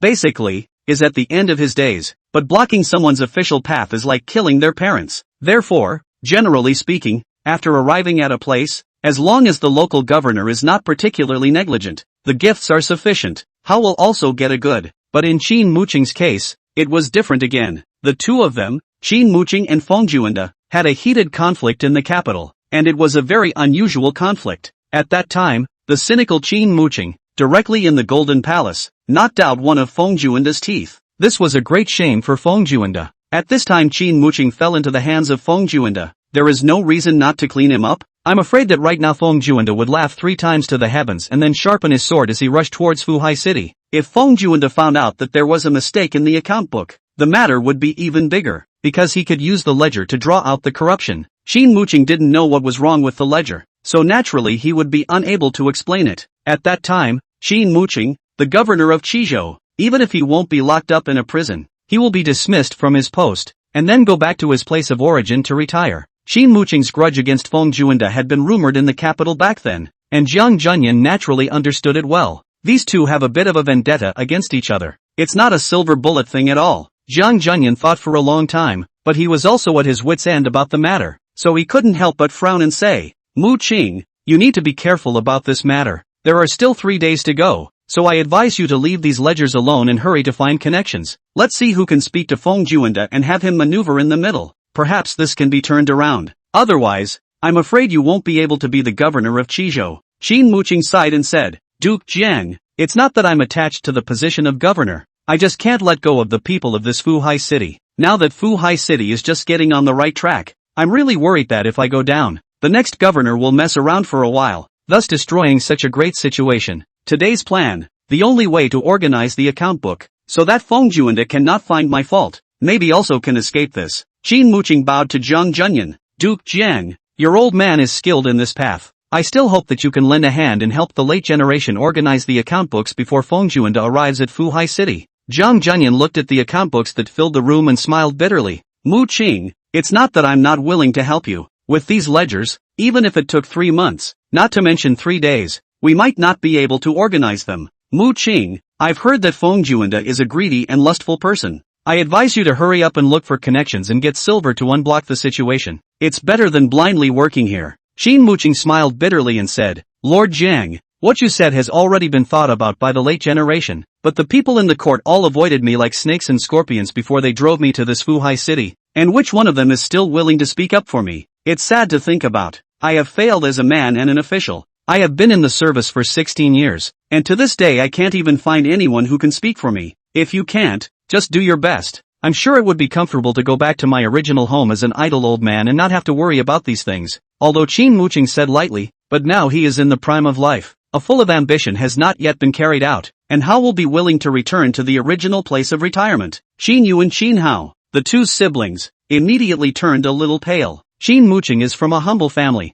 originally from a small mountain village. No matter how broken Fuhai city was, it was still a city after all. If Qin Muqing is removed from office, the siblings will return to live in the small mountain village. What's the point of living like that later on? After Jiang Feng heard what happened, he casually picked up an account book and looked at it, but realized that he couldn't read it at all. The numbers recorded in the ledger were all capitalized, not to mention interspersed with some horizontal and vertical images. Jiang Feng was dazzled and confused. It made him feel like it wasn't a ledger at all. It was a ghost-written book. Chapter 19, Unearthly Wonders. Jiang Feng pointed to these strange drawings in the ledger and secretly asked Qin Hao, What's all this remembering? Qin Hao gave Jiang Feng a surprised look, not understanding how he could not even recognize this simple number. But Qin Hao then remembered that Jiang Feng had been insensitive to numbers since he was a child, and his heart was quickly relieved. He patiently explained to Jiang Feng, This one vertical represents 1. 1 vertical represents 1 and 2 verticals represent 2. By analogy, for this simple counting method, Jiang Feng quickly understood it. Jiang Feng pointed to a horizontal above and a vertical pattern below and asked, How many is this again? Qin Hao looked at it and replied, This is 6. It turns out that this horizontal 1 on the top is equal to 5. Add a vertical 1, and it's 6. Jiang Feng quickly grasped the ancient method of counting before he could be considered to have read the ledger. But after he read a few pages of the ledger, he simply froze. It's literally a running tally. Inside the ledger is just a record of who bought something in a certain year and month. There is no such thing as breaking even. If you want to do something with this ledger, it is simply not too easy. With such a ledger, if one were to check the accounts and could only match them one by date, one would probably be able to torture one to death. Jiang Feng thought for a moment before speaking. Uncle Qin, don't be in a hurry. These ledgers, I think it will take less than 3 days to organize them. Qin Muqing couldn't help but frown at his words. Jiang Junyan, as a former minister of the Ministry of Revenue, said that it would take as long as 3 months to finish checking these accounts. How could he believe that Jiang Feng, a kid whose hair hadn't even grown back, could help him organize these books in 3 days? Qin Muqing waved his hand and said, You three, go out and play. Don't worry yourselves about your lord's business. Jiang Junyan remembered that Jiang Feng had been enlightened by the immortals. Fenger, finishing organizing this room of ledgers in 3 days. Are you really sure? It can't be just talk, can it? Jiang Feng said disdainfully. With this account book, it won't take 3 days at all. I guess a day or two's work will be enough. Jiang Junyan thought for a moment and attached his ear to Qin Muqing's ear. Qin Muqing stood up in surprise, bringing down the chair behind him. He pointed at Jiang Feng and asked with a surprised face, Lord Jiang, is this true? Jiang Junyan nodded proudly. Qin Muqing looked at Jiang Feng and muttered, So that's it. No wonder Jiang Feng can make such a poem. Jiang Junyan was stunned. Mu Qing, what are you talking about? Fenger composed a poem? Qin Muqing chanted. I advise you not to cherish the gold-stranded clothes. I advise you to cherish the youth. The flowers can be folded straight must be folded. Do not wait for no flowers empty folding branches. Lord Jiang, how is this poem? Zhang Junyan was trembling with excitement, and his hands couldn't stop shaking. Could it be that this poem was composed by Fenger? Yes, this poem was composed by Zhang Feng. Qin Muqing nodded and gave Qin Hao an angry look. More than that, there's... Zhang Feng hurriedly interrupted Qin Muqing. That song about the goose, really composed by Qin Hao, has nothing to do with me. I'm afraid that the matter of Qin Hao's 7-year-old composing poetry has already spread throughout Fuhai city. If others heard that this song about the goose was not composed by Qin Hao, they would probably be able to laugh him to death. For the sake of Qin Hao's reputation, Zhang Feng must also never admit that the winged goose was his work. Qin Muqing naturally understood all this. However, he had lived an honorable life and was unwilling to borrow someone else's work and use it to elevate Qin Hao's status. But Zhang Feng insisted on it, and of course Qin Muqing was happy to accept it. It is the father's fault if he does not teach. After all, when this matter spread out, it would have a great impact on Qin Muqing's reputation. As well, Zhang Feng defending Qin Hao in such a way also made Qin Muqing greatly relieved. What a great kid. Qin Muqing arched his hand at Zhang Junyan. Lord Jiang, you are a blessed man. I'm afraid the rise of the Zhang family is just around the corner. In yesterday's time, Zhang Junyan had been excited inside because of the fact that Zhang Feng had been enlightened by the immortals. He even made a sacrifice to his ancestors for this purpose and cried for a long time in front of their tablets. At that time, Zhang Junyan only knew that Zhang Feng was proficient in arithmetic and had some medical skills. At this moment, when he heard that Zhang Feng was able to make such a poem, his mood was immediately different. As good as arithmetic is, you're still just an arithmetic guy. A great healer is still just a healer. But knowing how to write poetry is a different story. This is a talented man. He can be a scholar in the future. Glorious ancestors, of course, are not in the picture. I advise you not to cherish the golden-stranded clothes. I advise you to cherish the time of youth. The flowers can be folded straight must be folded. Do not wait for no flowers empty branches. Zhang Junyan muttered the poem in his mouth and looked at Zhang Feng, who had his nostrils turned to the sky, and actually shed tears. How many years has it been? How many years has it been? Our Zhang family has finally produced another unparalleled talent. No, I have to go back to my ancestors. Qin Yu hurriedly said, Grandpa Jiang, don't leave in a hurry. Probably because Zhang Feng had treated Qin Yu's red nose, she suddenly had a mesmerizing trust in Zhang Feng. Since Zhang Feng said he can organize the books, you guys let him try. Maybe he can really put the books together in 3 days. At this moment, a glimmer of hope also rose in Qin Muqing's heart. Good, Zhang Feng, feel free to let go of this matter. How many men are needed in total? Tell Uncle now and I'll do my best to get them for you. Uncle Qin, it won't take that many people. Zhang Feng smiled and said, having Qin Yu and Qin Hao around is enough. Qin Yu and Qin Hao almost jumped up in shock at the words. Qin Hao hurriedly waved his hand and said, Zhang Mu, don't look for me. I don't know how to organize account books at all. If I delay, my father will kill me. No talent. Qin Muqing glared at Qin Hao, then smiled and said to Zhang Feng, nephew, besides manpower, do you have any other needs? Zhang Feng thought for a moment and said, no more. But Uncle Qin, my nephew still has something to say. I don't know if I should speak or not. Qin Muqing laughed. Xian nephew, I and your father are friends from the same school. Our two families, there are more than 10 years of friendship. You don't even need to see eye to eye. So if you have something to say, just say it. Even if it's wrong, Uncle won't blame you. Uncle Qin, I think what my grandfather just said makes a lot of sense. Zhang Feng thought for a moment and continued. That Imperial Inspector surnamed Feng has had conflicts with you, so it is evident that he is by no means a good person. If he wants to find fault with you, I reckon any excuse will do. Even if we make the ledger flawless, I'm afraid it's useless. Qin Muqing looked at Zhang Feng with relief and couldn't help but sigh. He had already been in the eunuch world for more than a decade, so why would he not understand these truths? But for Zhang Feng to be able to think of this at such a small age was really not easy. At this moment, Qin Muqing and then look at the Qin Hao beside Zhang Feng. The more you look at it, the more it looks like a mallet. Qin Muqing has decided. It's idle anyway. Go home in a while and beat up Qin Hao again. Exuding the depression in his heart. Chapter 20, Yunmeng Poetry Festival. Qin Muqing sighed and said to Zhang Feng, Ah Xian nephew, I actually understand what you're saying in my heart, but it is what it is, and that is all that can be done for now. As long as there's nothing wrong with the accounts, Feng Juanda won't be able to catch old man with too much leverage. As for the rest, we'll just have to wait until then. Good, then let's get the accounts sorted out first. Zhang Feng nodded and instructed Qin Yu and Qin Hao. There's no time to lose. The three of us will start organizing the account books now. At this moment, Zhang Junyan was in no hurry to go home to his ancestors. He also wanted to see what method Zhang Feng had to be able to organize this room full of account books in a day or two. Zhang Feng found a blank ledger, picked up the brush and drew a few lines crookedly, then put down the pen. He was really afraid that the brush strokes he wrote would scare his grandfather out of his wits. "Qin you," I said. "You right." Zhang Feng asked Qin how to find out the first account book from 3 years ago, and then he began to register them one by one. Originally, Zhang Feng wanted to use Arabic numerals to keep track of the accounts, but then after thinking about it, he gave up. When the books are made and others can't read them, even if they are advanced, they are useless. The bookkeeping that Zhang Feng was doing now was actually a simple debit and credit method. The accounts are clear as to what goes out and what goes in.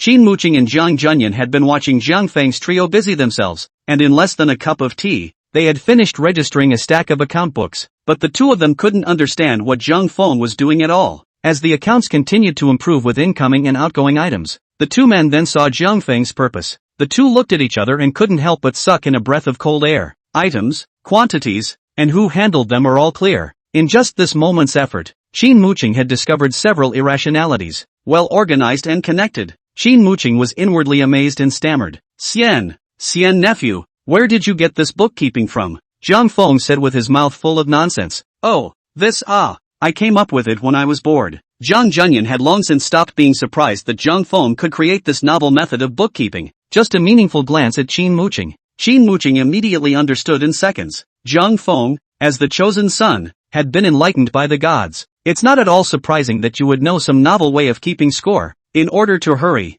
for the noon and evening meals, Zhang Feng and the few of them ate in the public room. This made Zhang Feng find the feeling of working overtime in his previous life, and he was suddenly energized. As it turned out, by the end of the night, several people had put together 3 years' worth of accounts. Zhang Feng also didn't expect it to be so fast. He stretched his back and handed Qin Muqing the organized stack of account books. Qin Muqing looked at these ledgers, and his eyes were immediately covered with a murderous aura. On the second day, the sound of the beating of the boards in the government office lasted from the morning until the evening. Even the prefectural minister Lord, who had always been at odds with Qin Muqing, had to bow his head in the face of definitive evidence. Qin Muqing didn't expect to take this opportunity to firmly grasp the power of the entire Fuhai city. It would have been a joyous event, but Feng Juanda's impending arrival has been like a big mountain in Qin Muqing's heart. Today, another sunny day. Bright sunlight poured down from the sky, making it a little hard to open one's eyes. The occasional wind blew, and it made it impossible to feel a hint of coolness. Even though the weather was hot, the docks of Fuhai City were still bustling with activity. Countless people dressed in Confucian shirts or scholars gathered at the pier. Long time no see. Hi han. Some readers who knew each other, after exchanging pleasantries, began to board the ship. Boats of all sizes, carrying boatloads and boatloads of people, all headed for the same place, Cloud Dream Island. Today was the day of the Cloud Dream Poetry Conference. Cloud Dream Island was very close to Fuhai City, and the island was covered in lush, large trees with extremely beautiful scenery. The island's environment has been artificially developed with pavilions and water pavilions, and has always been a good place for literati to recite poems and make couplets. For this kind of place to visit, Zhang Feng certainly wouldn't miss it. Qin Muqing, as the governor of Fuhai City, naturally could not be absent on such a grand day. However, he and some of the great scholars held their status and would not stay on the island for the whole day, usually rushing over there in the evening. This made Zhang Feng simply unable to wait. Zhang Feng simply pulled on Qin Hao and Qin Yu, bought some things for the picnic, and went straight to the pier. He was prepared to spend a few dozen pennies to have a ferry boat take them there. Zhang Feng's trio had just arrived at the pier when they saw a familiar figure, mainly because of that slender and slim figure, coupled with that big 1'7" man. It was really unforgettable for Zhang Feng. This person was none other than the woman Zhang Feng had met at the jewelry store. At the moment, the woman, still wearing a bucket hat, was standing on the bow of a small boat, waiting for customers. But this little boat of hers, which was so shabby that, and the crowd felt a little insecure when they saw that the rower was a woman, so much so that it deterred many. The woman was in no hurry, so she stood quietly at the bow of the boat, like a flower blooming on the sea, overwhelming and independent. Zhang Feng pulled the two of them, Qin Yu and Qin Hao, directly onto the woman's boat. Boatman, set out quickly for Cloud Dream Island. The woman recognized Zhang Feng and didn't say anything, so she went ashore and untied the cable, then rowed the boat and headed towards Yunmeng Island. There were no words along the way, and when the boat docked, Zhang Feng took some copper coins and handed them to the woman. Thanks, here's the boat fare. The woman,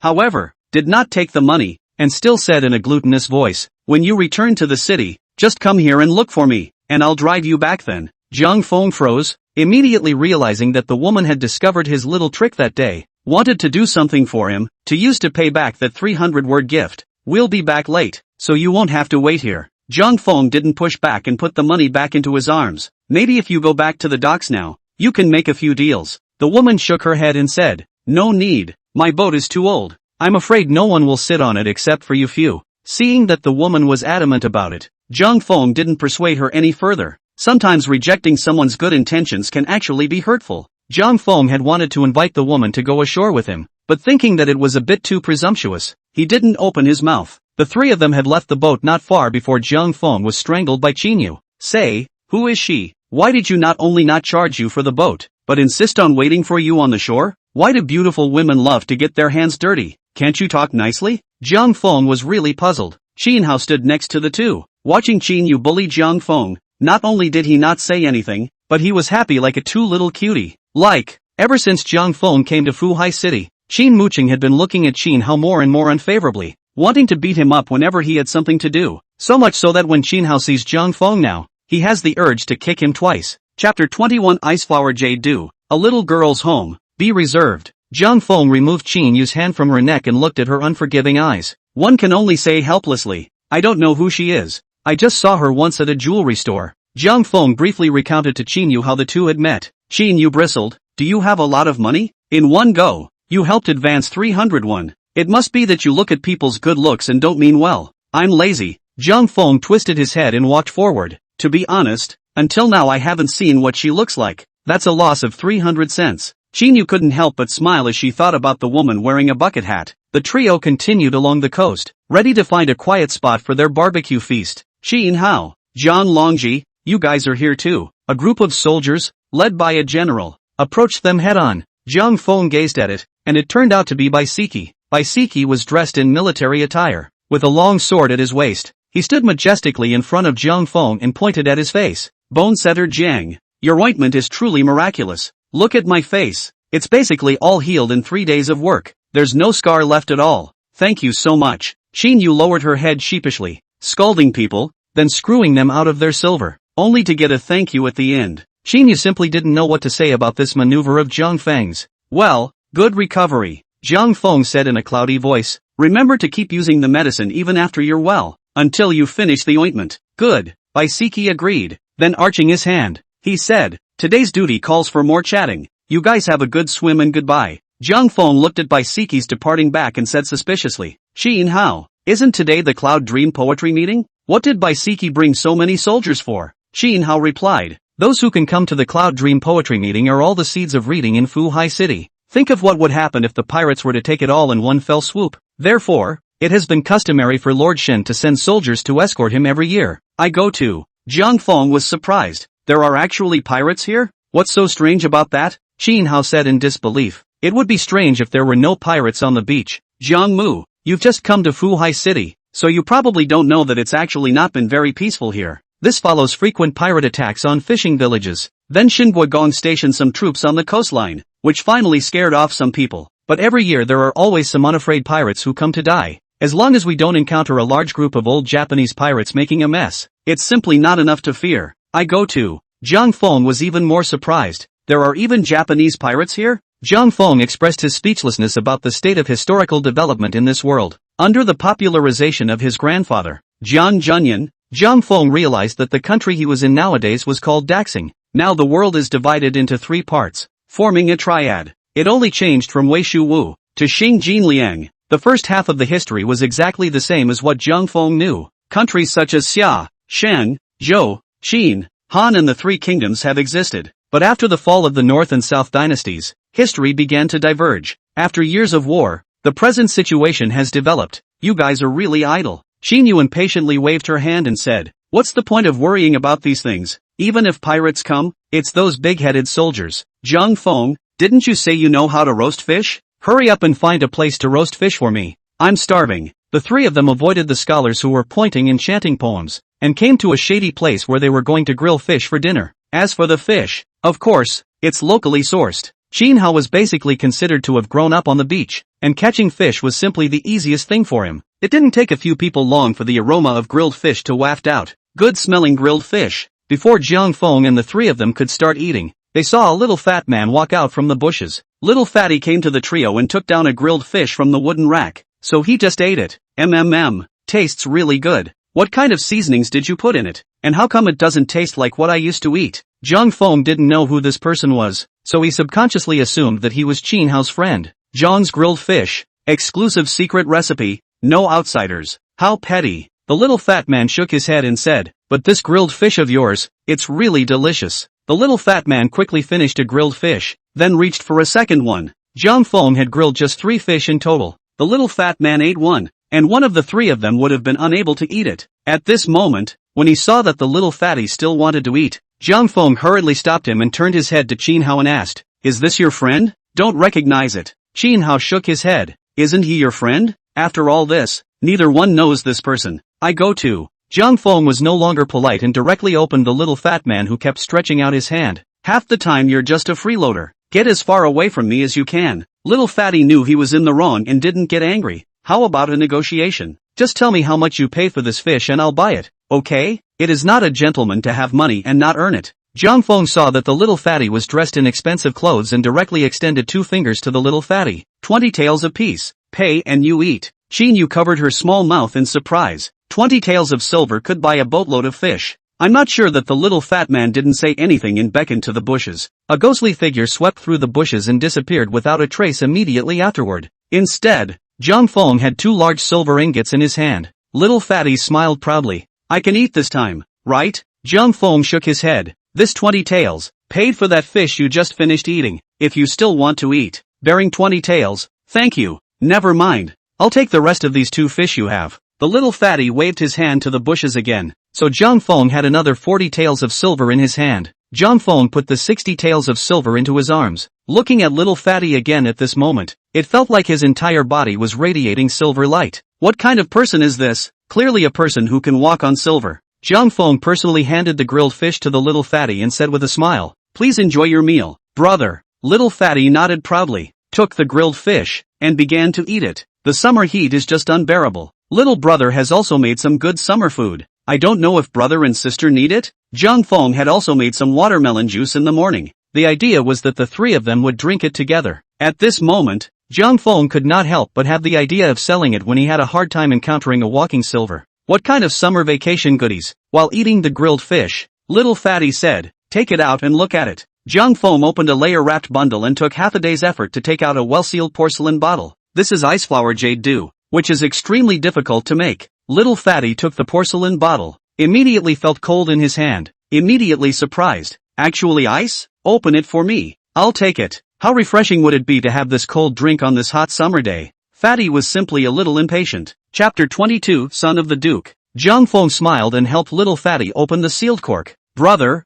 meeting is fate. Since we're all so familiar with each other, it's not good for me to ask for more of your silver. But this ice flower jade dew is really not easy to make. Then how about charging you only 50 taels? Okay, bring it and put you. Little fatty busily agreed, grabbed the watermelon juice in Jiang Feng's hand, and tilted his head back to take a big gulp. The cold watermelon juice entered his abdomen, causing little fatty to shiver directly. Couldn't help but bellow out. Cool, this is just awesome. How many more do you have? I'll take it all. Jiang Feng picked up another porcelain vase from his bag and turned around to hand it to the little fatty. 2 bottles in total. 100 taels please. Thank you. Little fatty looked sideways at Jiang Feng's bag. Isn't there another bottle in there? Jiang Feng picked up the remaining bottle of watermelon juice, pulled out the cork and turned to hand it to Qin Yu. This bottle is hers and cannot be sold. The little fat man was not amused, and again beckoned to the bushes. Jiang Feng then had an extra 100 taels of silver in his hand. Qin Yu held the cold porcelain bottle with both hands, not daring to drink at all. She was mentally calculating that the bottle of watermelon juice would be good for up to 10 sips. So 1 bite is 5 taels of silver.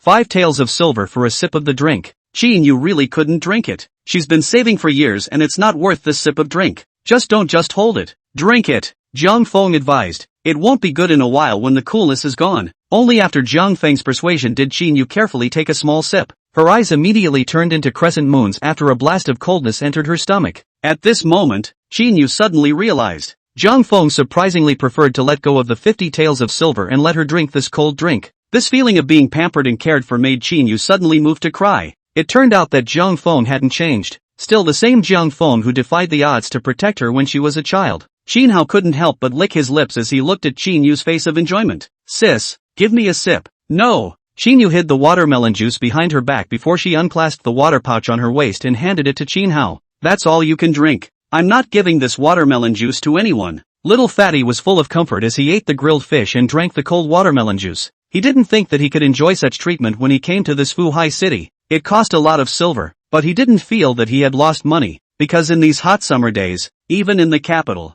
ice costs more than gold. The little Fatty is the only son of Lord Shen Hanfei. Although the Duke of Shen was always guarding the border, his home was in the capital, because that's how it's always been in the Daxinggoku dynasty. A general who guards a border is not allowed to bring his family to his post. The Duke of Shen can't return to the capital without recourse. If he wants his son, Shen Guigong can only recruit Shen Hanfei to live in Fuhai City for a period of time. This time, Shen Hanfei had just arrived at Fuhai City and caught up with this Cloud Dream poetry meeting. He was originally of a fun-loving nature, and when he heard that the scenery of this island was good, he came here early as well. Shen Hanfei didn't have any friends in Fuhai City either. He wandered around the island alone for a long time and didn't see anything interesting. Just as Shen Hanfei was doubly bored, he suddenly smelled the aroma of baked fish, which drew him over. The 3 fish that Jiang Feng had baked were all eaten by Shen Hanfei, but the 3 of them were still hungry. Jiang Feng had to skewer the rest of the fish on a wooden stick and continue sizzling. Shen Hanfei finished eating the grilled fish in his hand and casually wiped his hands on his body.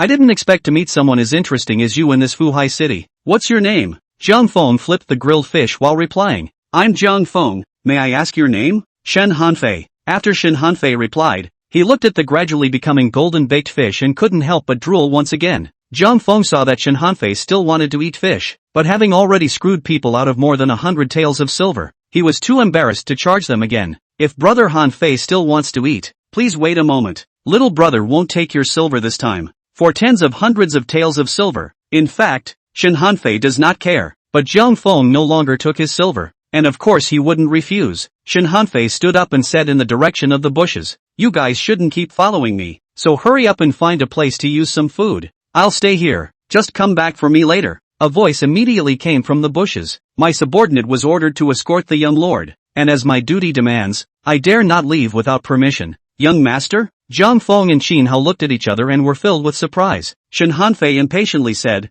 this Tai island is just as big as a fart. What danger can there be? If you're told to go, hurry up and don't give me any crap. There was a moment of silence in the bushes before he spoke. My subordinate obeys. Jiang Feng complimented. The young lord is really sympathetic to his subordinates, and worried about them starving, which makes my little brother very impressed. Jiang Feng, don't flatter me. I don't think so. I just don't want them to follow me. Shen Hanfei said helplessly. I don't know where my father found these people. One is as cold as a ghost. They follow me around and no one even dares to talk to me. Then I told them to hide and things got a little better. This Cloud Dream poetry meeting isn't fun at all. If I hadn't met you guys, I could have died of boredom. In a gazebo on the island, Su Lingyi and a few scholars had gathered together and were drinking and enjoying themselves. The tabletop was filled with food boxes of various colors, and so many maids and servants surrounded these great young masters, carefully serving them. However, Su Lingyi was always a bit distracted. The scene that happened that day at the floating fragrance house, Su Lingyi went back and figured it out.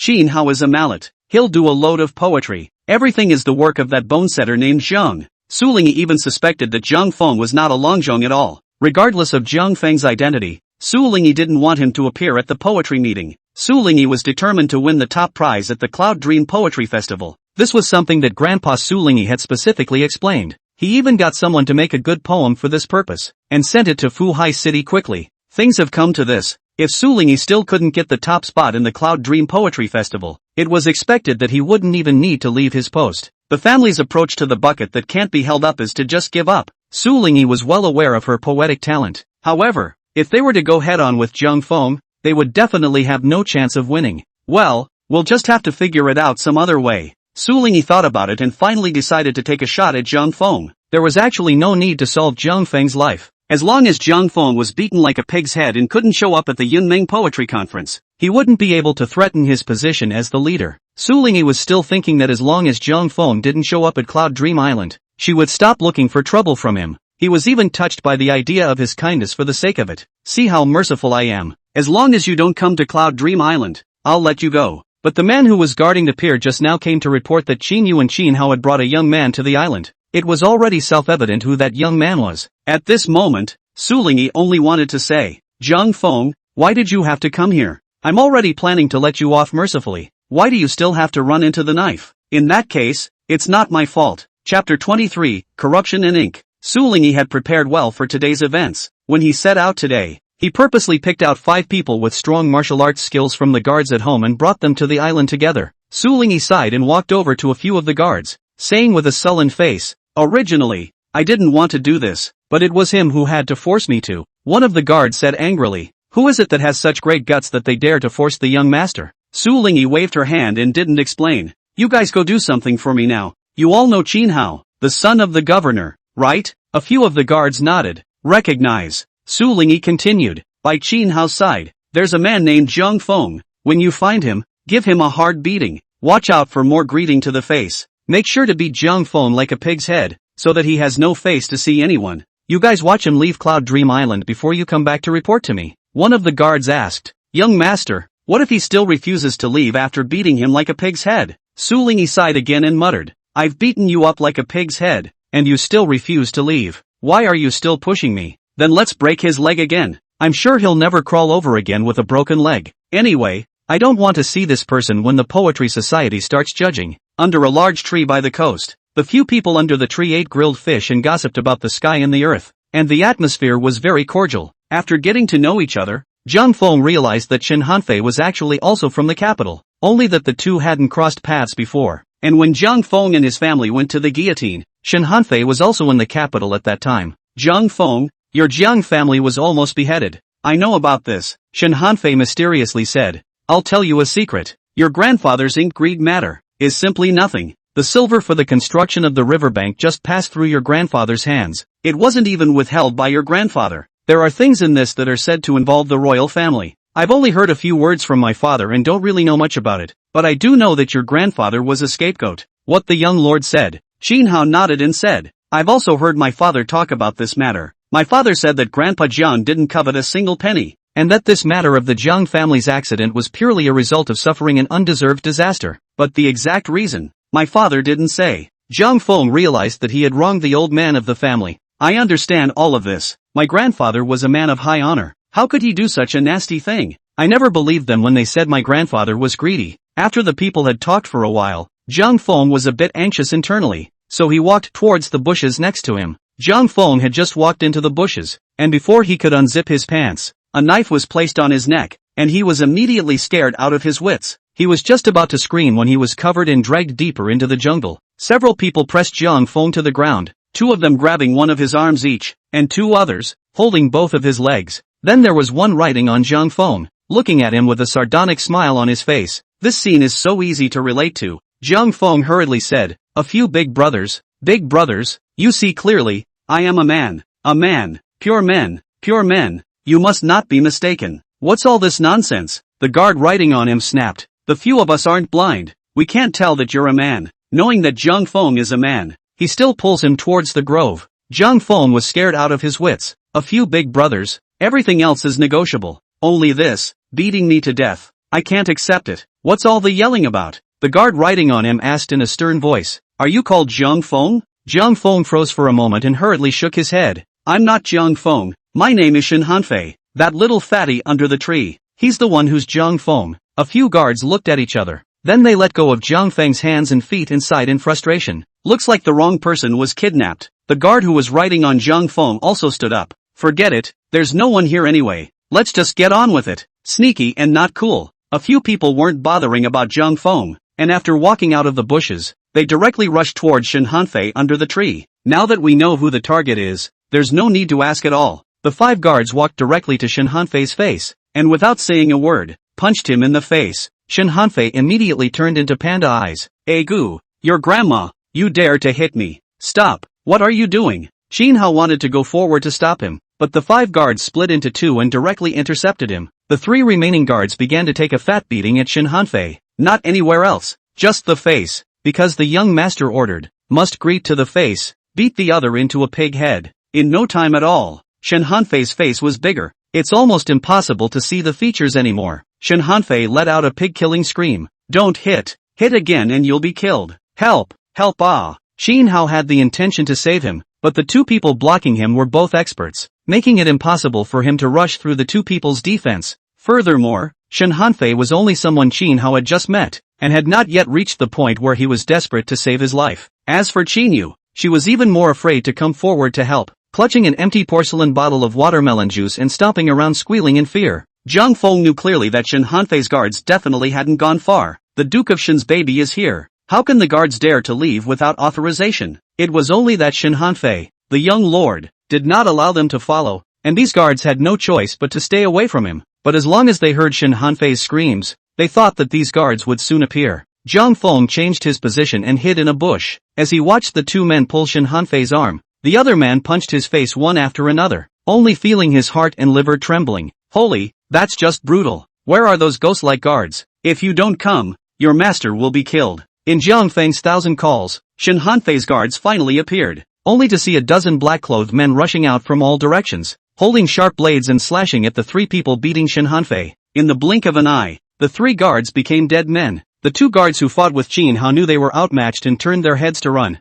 Shen Hanfei's several ghost-like guards flashed their figures and directly chased after him. Only a flash of cold light was seen, and one person was left without a head in the midst of running, his body still running forward a few steps before collapsing with a thud. The other man went straight to his knees and kowtowed as if he were pounding on the ground. Sir Jiang, spare your life. Sir Jiang, spare your life. It was Su Lingyi who instructed us to come and beat you. I know where he is now. I can lead the way for you to find him. I only ask that Mr. Jiang can spare my dog's life. This guard knew very well in his heart that all his associates had been killed, leaving him alone. This is clearly an attempt to get a confession and find out who was responsible for the murder. Therefore, he didn't wait for Shen Hanfei's guards to press him, so he confessed everything in his head. For this kind of person who didn't even ask questions and just shot to kill, he didn't have an ounce of resistance at all. Chapter 24 Beaten to a pig's head. Shen Hanfei received a severe beating for no reason, and was so aggrieved that he wanted to cry. I just want to know, why you guys hit me? I'm just eating grilled fish under a tree. What's in your way? Why are you guys hitting me? The guards kneeling on the ground hurriedly replied, Sir Jiang, it wasn't us who wanted to beat you up. It was Su Lingyi, the eldest son of the Su family. Su Lingyi. It was Su Lingyi who ordered us to make sure we beat you into a pig's head. Mr. Jiang, I'm just following orders. Please be merciful and spare my dog's life. Mr. Jiang? Why would this person call Shen Hanfei Mr. Jiang? Qin Yu and Qin Hao glanced at each other. Both of them were shocked in their hearts, feeling as if something was not right. 9 times out of 10, this matter must be related to Zhang Feng. At this time, the infuriated Shen Hanfei did not even notice the difference in how this guard addressed him, and angrily asked, and who is this Su Lingyi? Shen Hanfei's voice was hoarse with anger. Quickly, who the hell is this Su Lingyi? I don't even know him. Why did he beat me into a pig's head? The guards kneeling on the ground were just following orders. How would they know the reason for the beating? They could only kowtow vigorously and beg for mercy. The head of Shen Hanfei's guards hated this person. After he knew the mastermind behind it, he cut off this person's head with a single slash, and then knelt directly in front of Shen Hanfei. Young lord, I know who Su Lingyi is. Don't worry, he won't be able to run away. For the sake of your safety, please return to the State Duke's mansion now. After reporting to the Duke of State, my subordinate will definitely seek justice for you and then cut myself to thank you. Shen Hanfei said angrily, what is your offense? I got this beating because I insisted on sidetracking you guys, and I'll tell my dad that you had nothing to do with it. The guards around Shen Hanfei immediately knelt on the ground. Although Shen Hanfei only received a beating and did not injure his vitals, as a guard, it was also a sin of poor guarding. This matter can be big or small. In the lesser case, you will be flogged. In the greater case, you will be beheaded. It's all in the mind of the Duke of State. Shen Hanfei directly took the blame on him and promised to plead with the Duke of State, which was equivalent to saving their lives. How could these guards not be grateful? Zhang Feng saw that the ones who attacked Shen Hanfei were all dead, and only then did he run out of the bushes with shivering legs, pretending to be unaware of the situation. Little Lord Shen, what's wrong with your face? I was only gone for a moment. Who did this to you? Shen Hanfei looked at Zhang Feng and shed tears of aggravation. Zhang Feng, I don't know why. A man named Su Lingyi is going to beat me into a pig's head. Hey, no. When Shen Hanfei saw Zhang Feng, he vaguely realized that the guard just now seemed to have been addressing him as Prince Jiang before he died, but he couldn't be sure. Shen Hanfei hesitated for a moment before asking the guard at his side, that person just now, how did he address me? A term of endearment. Zhang Feng waved his hand and said, young lord, don't care about those details. Tell me, Was it someone named Su Lingyi who tried to beat you to a pulp? Shen Hanfei nodded. Yes. Zhang Feng patted Shen Hanfei's shoulder and said with righteous indignation. I know Su Lingyi. He is a moralistic villain. I've been putting up with him for a long time. I never thought that today he would send someone to beat you into a pig's head again. How can this be tolerated? Go, call your guards, let's go find him now. I must avenge you. Shen Hanfei, however, shook his head and pointed at his face. Zhang Feng, do you think I can still appear in public with this appearance? Do I have to lose face? Don't worry, the matter certainly can't be left at that. I'll definitely let Su Lingyi know what kind of consequences there will be for beating me up like this. Shen Hanfei glanced meaningfully at Zhang Feng. Well, I'm going to head back, and when I get better, I'll come back to you. The son of the Duke of State was beaten to this state, and if he were to be seen, he would surely be reduced to a laughingstock. This is really detrimental to the majesty of the State Duke's house. Therefore, even if Shen Hanfei knew that Su Lingyi was on the island, he couldn't go find trouble with him right now. This can only be done in secret, and the fewer people who know about it, the better. Although there were not many people here, someone still saw the scene on the beach and told the sergeant on patrol. Shen Hanfei and his party were just about to leave when Baisiki led a pair of soldiers and quickly ran towards them. Baisiki's eyes flashed as he looked at the corpses on the ground, and he immediately drew his belt sword and sent soldiers to surround Shen Hanfei and his guards. Who are you people? Why do you dare to kill in broad daylight? We are the Little Lord's guards. The leader of Shen Hanfei's guards took out a belt tag and threw it directly to Baisiki.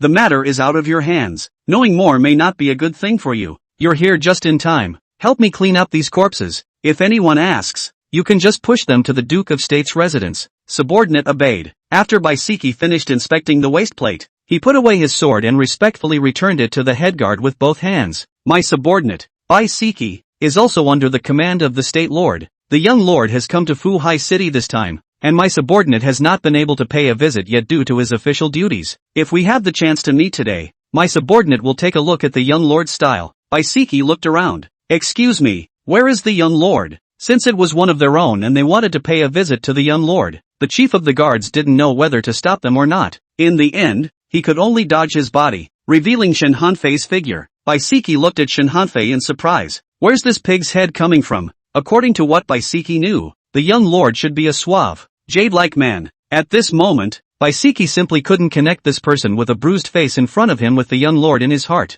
Baisiki asked suspiciously, who is this piggyback? Shen Hanfei covered his face and turned his head away. A few people walked out a short distance. Then Shen Hanfei's chief of guards spoke up. Young lord, the one surnamed Jiang is not right. It's possible that today's incident is his trick. The person who attacked you just now has been addressing you as Mr. Jiang. My subordinate has the audacity to guess that you might have been framed by that surnamed Jiang. Shen Hanfei smiled, but ended up tugging on the wound, baring his teeth in pain for a while. There's no need to even guess. It's definitely Jiang Feng's doing. But no matter what, it's a fact that the man named Su Lingyi sent someone to beat me up. A good trick to graft. Shen Hanfei laughed again. Forget it, Zhang Feng, this person is still somewhat interesting, so do not pursue this matter. I'm sure he didn't mean me any harm. He just wanted to use me a little. But that is called Su Lingyi muddle-headed. Beat the little master so badly, cannot be spared. Chapter 25, People are like ants. Zhang Feng looked at the corpses all over the ground and felt a wave of nausea in his heart. He couldn't help but run aside,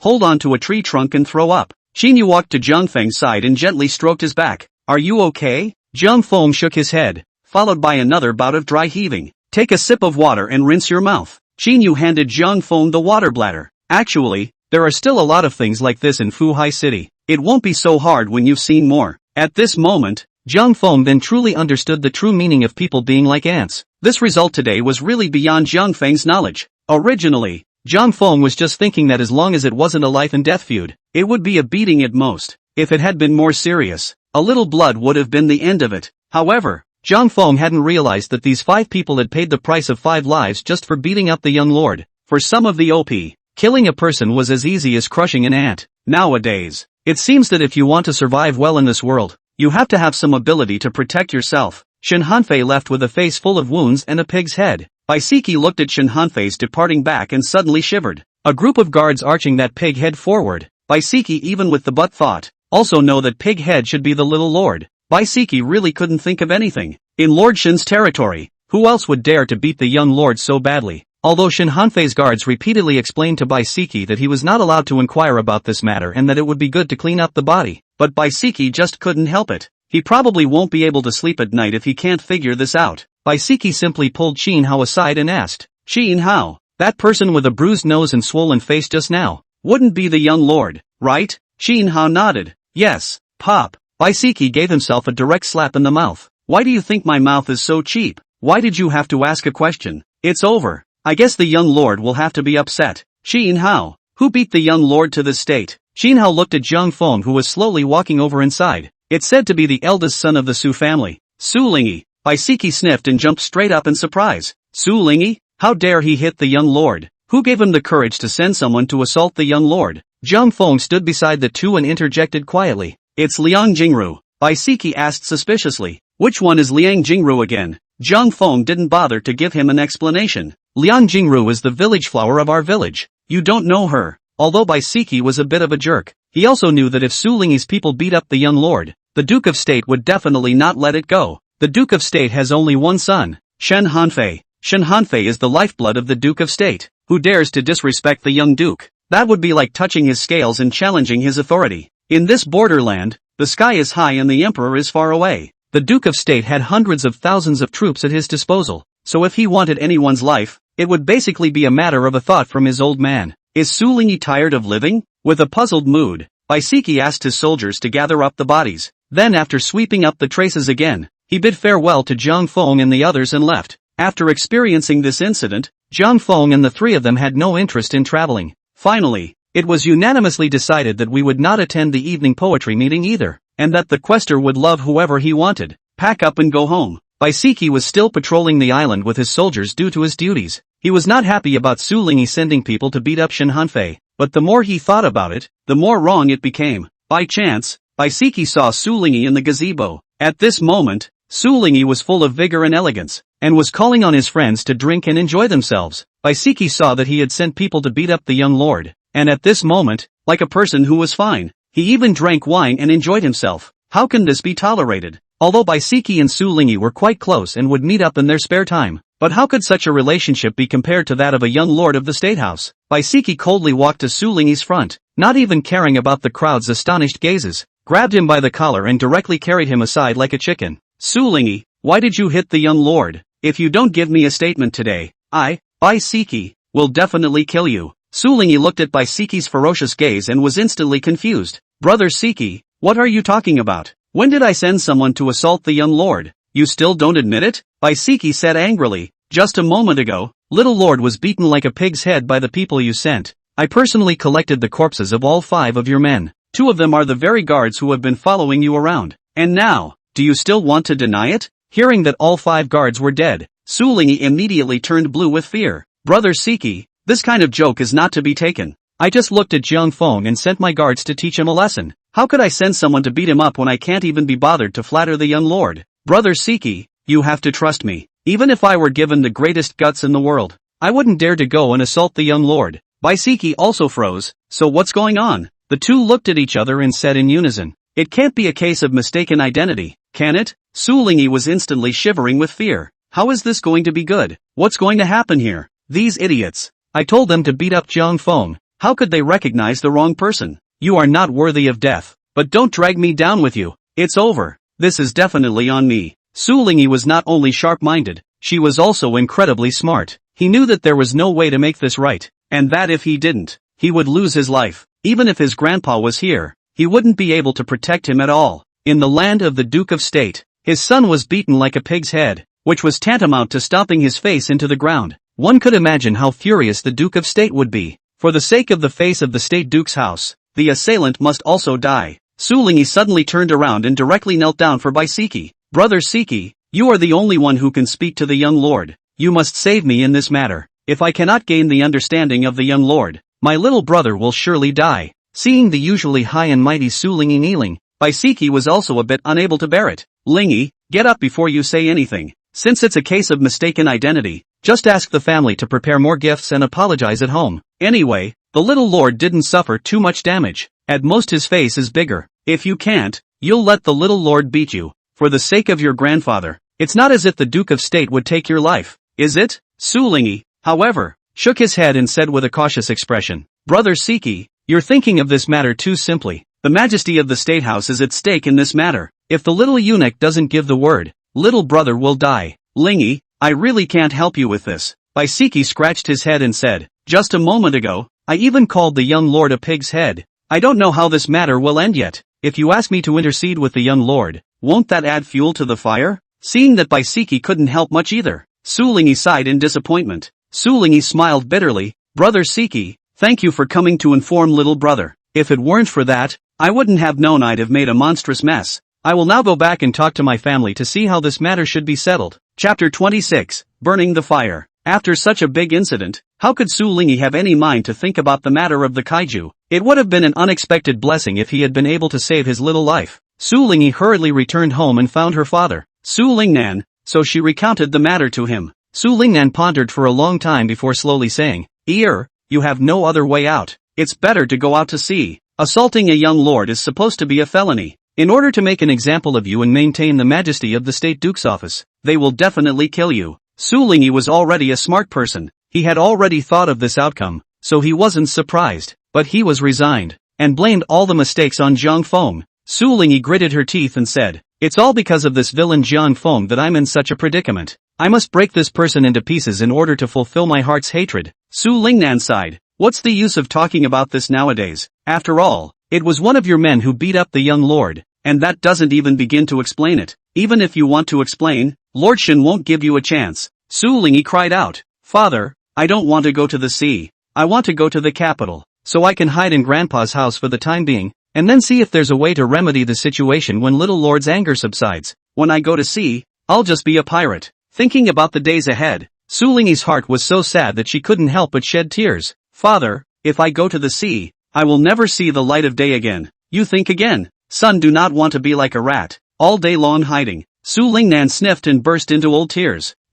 How could my father not know this? But where there is a little way, how could my father bear to see you drifting on the sea all year round? Being a pirate with no fixed abode? But you don't have a chance to go to the capital anymore. Going to all the passes in the capital. All of them are the people of the Duke of State, so I'm sure that at this moment, they have already arranged people at the passes to stop you from escaping. Where else can you flee to but the sea? You should hurry up and leave now. When the night comes, you won't be able to leave even if you want to. Su Lingnan took out a token from his pocket and handed it to Sulingy. I'll leave all these forces of our Su family on the sea to you. Sulingy accepted the token with tears in her eyes and nodded. Since there's no other way out, this is the only way. Father, don't worry. As of today, I am the new king of the sea sharks. If Qin Muqing were here, I'm afraid his jaw would drop in shock. A group of pirates nicknamed the Sea Shark King had been entrenched around Fuhai City. Often, they would attack some fishing villages in mysterious ways, burning and looting, literally doing nothing. The fishermen all hated the Sea Shark King with a passion.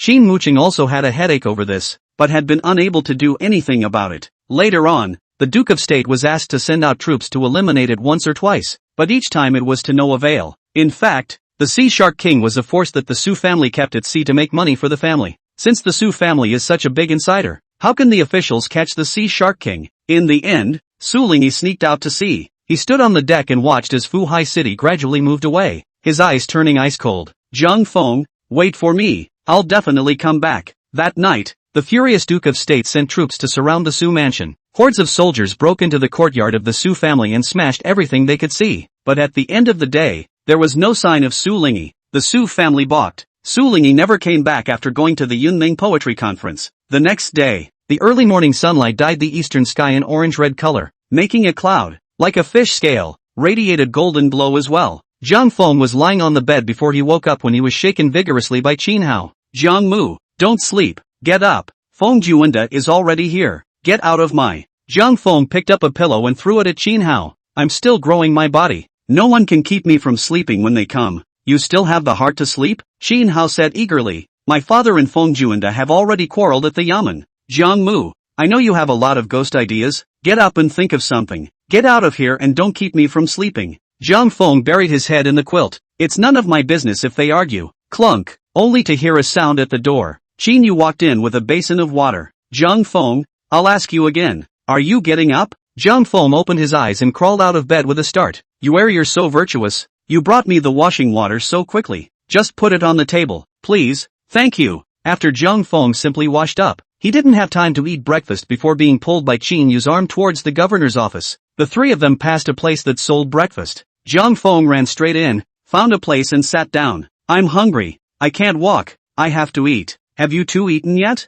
Although Qin Yu was anxious in her heart, she couldn't bear to stop Jiang Feng from eating, so she had to sit down with him. We've both already had our meals, so help yourself. Jiang Feng casually ordered some breakfast and ate it slowly. Tell me first, what's the situation at the court now? Qin Yu rested her cheek with one hand, her face full of sorrow. In this morning, the sound of Qin mooching and Feng Juanda's argument could be heard from her room in the backyard. Qin couldn't do much to help, but could only shed a single tear. This made Qin Yu feel disorganized in her heart. If this continues, the black hat on Qin Mooching's head will be in jeopardy. Qin Yu doesn't want to go back to her place of origin, back in the small mountain village of her ancestry. She couldn't think of anything else to do except to be a village girl, feed the chickens and drive the geese, and in that case, I'm afraid I'll never see Jiang Feng again, Qin Yu said with a worried frown. Early this morning, Feng Juanda brought someone to the government office with an unpleasant look on his face. The first thing he did was to have the books checked, and luckily you found all the wrong parts of the books so that he didn't catch on. But he still believes it and insists that the accounts are not clear. My father has already had a fight with him over it. Qin Hao sighed and continued. Feng Juanda couldn't find anything wrong in the account books, and later verified the mandarins. You say that the number of mandarins is all registered. What can there be to check? As a result, Henan said that the government offices had a shortage of mandarins, which did not match what was recorded, and directly pointed out that my father was suspected of taking empty paychecks. How much salary does a mandarin get in a year? If my father wanted to be greedy, he could have topped the salaries of dozens or hundreds of mandarins by casually putting some effort on the taxes. So why would he be guilty of being greedy with that small amount of money? It's obviously nothing to throw dirt on my dad. Jiang Feng took a sip of porridge and nodded. You're right. As long as Feng Juanda wants to find trouble with your father, just find any excuse. Even if you do your accounts in a flowery manner, with no room for error, it's still useless. Qin Yu sighed and frowned. Jiang Feng, do you think my father will be dismissed? Jiang Feng shook his head. No, I still have to stay here in Fuhai City for 3 more years, and if your father is removed from office, there will be no one to cover me. I would never let that happen. Qin Yu froze and immediately glared at Jiang Feng. No wonder you're so attached to this matter. So it's all because of yourself? Jiang Feng immediately raised his hand to cover his mouth. I went. How did I accidentally say what was on my mind? Chapter 27, Preliminary Plans. Jiang Feng smiled at Qin Yu and hurriedly lowered his head to take a sip of porridge. Never mind the details. What time is it now? Why don't you think about how to deal with Feng Juanda? Jiang Feng turned his head to Qin Hao and asked, Qin Hao, have you figured out Feng Juanda's residence now? Qin Hao replied, figured it out. Feng Juanda came to Fuhai City yesterday evening. My father personally greeted him and arranged a place for him to stay, but he didn't live there because he thought it was too basic. Nowadays, Feng Juanda lives in an inn in front, not very far from the government office. Jiang Feng drank all the kanji in one gulp and got up. Let's go and see the residence of the imperial inspector before we say anything. Qin Yu and Jiang Feng walked side by side. She glanced sideways at Jiang Feng and asked suspiciously, Jiang Feng, what can you do with knowing where Feng Juanda lives? We can't just sneak up at night and kill him, can we? You mustn't fool around. My father said that Feng Juanda is firmly untouchable. If something happens to the imperial inspector in Fuhai City, my father will not only be removed from office, but may even be beheaded. Jiang Feng nodded. You don't need to say any of this. I know it all. Last night I had already carefully asked Grandpa, and sort of figured out Feng Juanda's character. This person is not only narrow-minded, but also greedy for money and sex. If he wasn't the brother-in-law of Cabinet University scholar Gu Weijian, he would probably have been thrown into the river and fed to the fish. People like him are full of holes. It's simply not too easy to deal with him. Qin Yu immediately stopped in her tracks and said in surprise, Jiang Feng, so you already had a solution? And you didn't say so earlier, making me worry for so many days for nothing. Qin Yu grabbed Jiang Feng's arm and shook it a few times, urging with a joyful face, then tell me quickly, what are you going to use against Juanda Feng? I don't know when it started, but Qin Yu started to trust Jiang Feng. She was surprisingly unquestioning of what Jiang Feng had said. It is estimated that now Jiang Feng sold Qin Yu. This silly girl will also be full of laughter to help him count the silver. Jiang Feng laughed. Actually, when we were organizing the account books, I had a preliminary idea. At the time, your father and my grandfather were chatting and it gave me a useful piece of information. This man is surprisingly like Chow Chow in that he likes human wives. Since Feng Juanda can be so elegant, there is something to write about. Qin Yu directly kicked Jiang Feng in the calf and said angrily, how can you call such a hurtful and dirty thing elegant? Jiang Feng, you wouldn't have such a good taste too. Jiang Feng touched his kicked calf and said angrily, why are you the same as Lu Yuni? You just like to kick people's calves. You two can't be sisters. When Jiang Feng mentioned Lu Yuni who was in the capital, Qin Yu's face immediately changed. I haven't seen Turnip's sister in years. I heard from my mother that you and sister Turnip were betrothed long ago. If nothing had happened to your Jiang family, I'm sure the two of you would have gotten married long ago?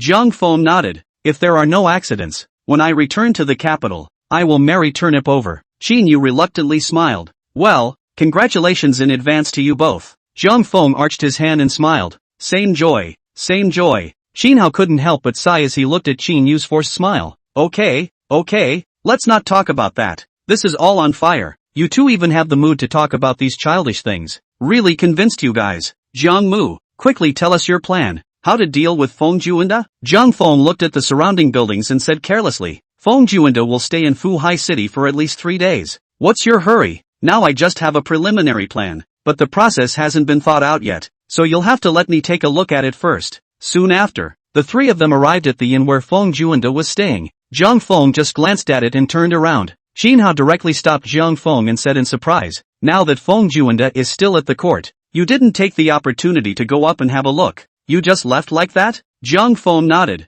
I'll just know that he lives here. Qin Hao then asked, then where are we going now? Jiang Feng walked directly forward. Just follow me. Why ask so many questions? Stagecraft. Qin Hao had no choice but to follow Jiang Feng. Ever since Jiang Feng had mentioned Lu Yuni, Qin Yu had been a bit listless. Although Qin Hao knew what was going on, he could do nothing but sigh helplessly. Jiang Feng, however, was oblivious to Qin Yu's abnormality and just kept looking left and right. The three of them walked slowly down the street until they came to a stop in front of a house with a second floor. There was a window on the second floor of the house which faced the street. Jiang Feng looked up at the second floor window and couldn't help but have a knowing smile on his face. Qin Hao, are you familiar with this family? Qin Hao looked up and said, this is the old Song family that sells cooking cakes. It's been an old neighborhood for many years. Such a coincidence? I can't believe they also sell cooking pies. Jiang Feng laughed. Qin Hao, are you sure this family's surname is Song and not Wu? How come the last name is Wu? Qin Hao said suspiciously. His family is surnamed Song, and the second in his family is called Song Xinyang. It's absolutely not wrong. A surname of Song is a surname of Song. Jiang Feng smiled and shook his head. Then think of a way to lend me this house for a day. Borrowing a house? Qin Hao asked suspiciously. Jiang Mu, what exactly do you want? Jiang Feng looked up at the window again. Qin Hao, do you know the story of Pan Jinlian and Shiman Qing? Qin Hao shook his head. Never heard of it. There is no Song dynasty in this world, so naturally there is no water margin. It would be strange for Qin Hao to know. Jiang Feng couldn't help but think of an episode in Water Margin when he saw this building. Combined with his plan, Pan Jinlian's hand was not securely holding the forked pole, and she lost her grip and slipped down. It's not proper to hit Simon Qing right on the head. So much for this sinful relationship. Jiang Feng also wanted to do the same thing. Go to a greenhouse and pay for a prostitute to put on a good show for Feng Juanda. Wait for Feng Juanda to take the bait and then play a fairy dance for him. However, the operation of this matter was slightly complicated, and Jiang Feng was too lazy to explain too much to Qin Hao. Just leave it alone. Just find a way to lend me this house for a day. Qin Hao nodded and said, it's a good thing to do. It's just a matter of my word. The old Song family's second son, Song Xinyang, happens to be one of my men. That's even better. It just so happens I'm short a couple of men. Jiang Feng thought for a moment and continued. Qin Hao, do one more thing for me, just in case. Besides the Song Xinyang, you go and find a few more subordinates with better skills. I'll have a big use for them tomorrow. It was impossible for Feng Juanda to come to Fuhai city this time without an escort by his side. If his guards simply ran off with him when they were playing the fairy dance for him, then the plan would basically be completely ruined. Jiang Feng had to prepare a few more people to prevent him from escaping. Qin Hao promised, okay, I'll listen to you all. What else does your old man command? Hurry up and say it. I will definitely do it properly for you. Riverwood, but we have to talk first. If your plan doesn't work at all, you're just waiting to get your ass kicked. Chapter 28, Casting at the Youth House. Jiang Feng smiled and said to Qin Hao,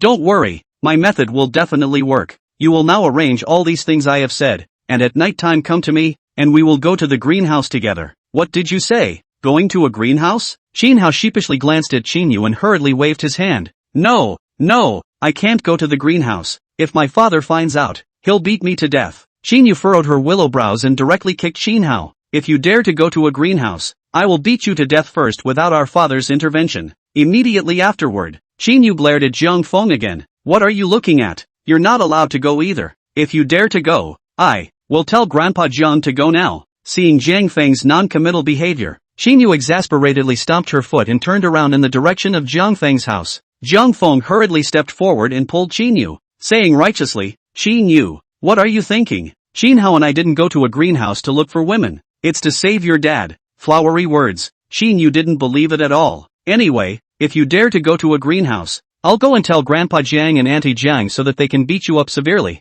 Jiang Feng said helplessly, "If I don't go to a greenhouse, where will I find Pan Jinlian?" "Fine, I'll give you my plan. Xin Yu, if you can play Pan Jinlian, the role will be yours and we won't have to go to the greenhouse." Jiang Feng narrated his plan to Xin Yu briefly. Xin Yu gave Jiang Feng a contemptuous look after hearing his plan. "Jiang Feng, I just realized now that you are really despicable. Whoever offends you is considered to be in bad luck." Seeing that Jiang Feng was about to get angry, Xin Yu hastened to curry favor again. "But it's also excellent that you're using this tactic on Feng Juanda. You two go to a greenhouse at night. This girl is a strong supporter and will never stand in the way." It was only then that Jiang Feng subsided. "Well, that's it. You guys are pulling me up in the middle of the morning, and I have to go back to catch up on my sleep." Xin Yu asked, "Jiang Feng, you're not going to go to the courthouse to take a look? You don't know. My father and Feng Juanda are arguing so much that your plan won't be implemented until tomorrow. This is no way to go on." Jiang Feng laughed. "Let them make a lot of noise. The more noise the better. The more fire Feng Juanda has,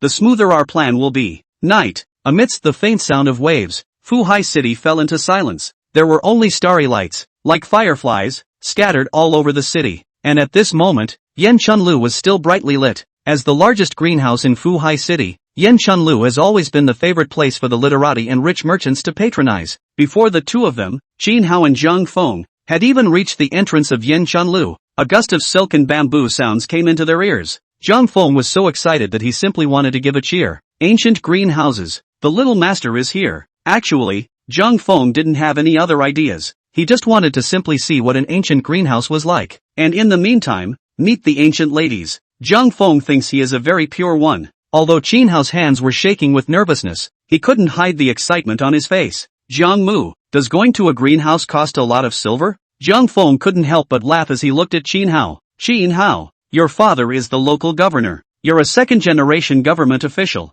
You wouldn't even have never been to a greenhouse, would you?" Qin Hao nodded honestly. "I've wanted to come for a long time, but my father wouldn't let me." The crafty child. Jiang Feng patted the silver in his arms and laughed. "Don't worry about the silver. Little master has plenty." On the first floor of the Yanchun building, there was a large stage. When the two of them went in, they saw some warblers dressed in tulle, singing and dancing lightly on the stage. Below the stage, tables were set up one by one. Many people gathered around the tables and drank while watching the songs and dances, and occasionally a handful of coins were thrown at the stage, and shouts of approval rose and fell with each other. It was so noisy in Jiang Feng's opinion that it was like a food market. But how had Qin Hao ever seen any of this? Just a few young girls clad in tulle on top of the stage had Qin Hao's eyes looking straight up. The guests on the first floor, actually not even a chaperone. Jiang Feng understood at first glance. Obviously, this first floor is where the usual guests are entertained. Jiang Feng gave Turtle Duke some bounty silver, and after asking briefly, he pulled Qin Hao up to the third floor.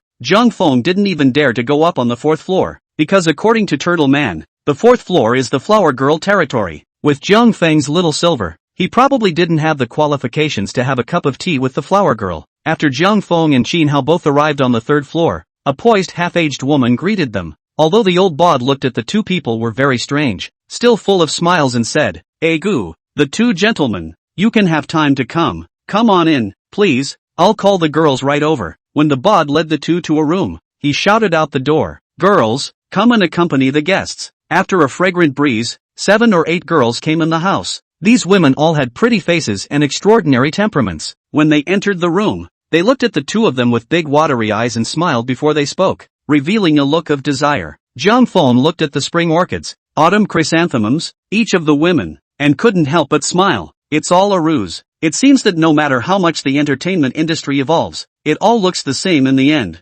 Even so, Jiang Feng scrutinized the 4 women for a long time before leaving them behind. Women who are too dusty don't have that feeling of a good woman. These 4 women that Jiang Feng had chosen were always a bit of a small family. He was going to choose one of the 4 to play the role of Pan Jinlian. Wine and food were served one after another. Jiang Feng and Qin Hao each had 2 women seated to their left and right, and began pouring wine and laying out food for the two of them. Qin Hao was obviously a bit put out, his back straight, but Jiang Feng was different, very much a loose cannon. He smiled broadly as he laid hands on the two women beside him, practically the same as the prodigal gentleman who frequented the greenhouses. Zhang Feng's hand was a bit heavy. The two women accompanying him on his left and right soon became a little too much to bear. The woman on Zhang Feng's left was still forcing a smile and holding her tongue at his rude actions. No matter how Zhang Feng bullied her, she didn't dare to resist. The woman on Zhang Feng's right was very different. Although she was filled with distaste for Zhang Feng, her face was always piled with smiles as she softly asked, "Sir, how about letting my slave sing a little song for you?"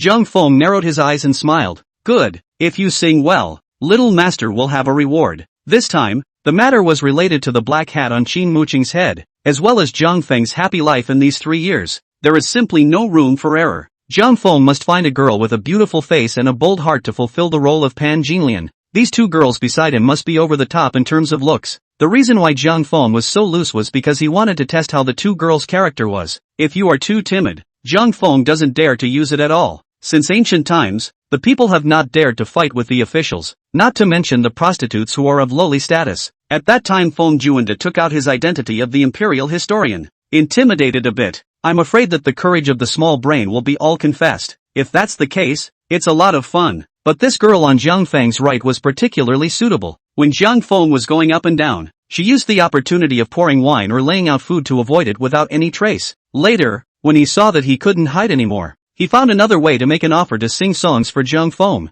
From this, it was clear that this woman still had a few smarts. Chapter 29, Life is like a play. This woman was sitting not far from Zhang Feng, playing a pipa in her hand, babbling and singing a little song. Her voice was very pleasant. Although Zhang Feng didn't understand much of what he was hearing, he still felt a few moments of enjoyment. It was a pity that the good times didn't last long, but there was a sudden cacophony of noises coming from outside the door, which instantly made Zhang Feng frown. Outside the door of the room, a big-bellied eunuch shook a paper fan and said to the bod, "Hurry up and call out Miss Red Sleeve to me, and say that little master is here." The pimp stood in the doorway, keeping a smile on his face. "Young Master Pang, Miss Red Sleeve is accompanying a guest and really can't get away. There are plenty of pretty girls in our Yanchun building. Why do you need to look for Red Sleeve? How about my slave help you find some more girls?" The man spoke arrogantly. "Don't give me any crap. Hurry up and call Red Sleeve out." "What's the matter? Do you still want me to go in personally?" The pimp said with difficulty. "Young Master Pang, this is not in order. Why don't I find a few girls to accompany you with a cup of tea first? When Red Sleeve finishes accompanying the guests,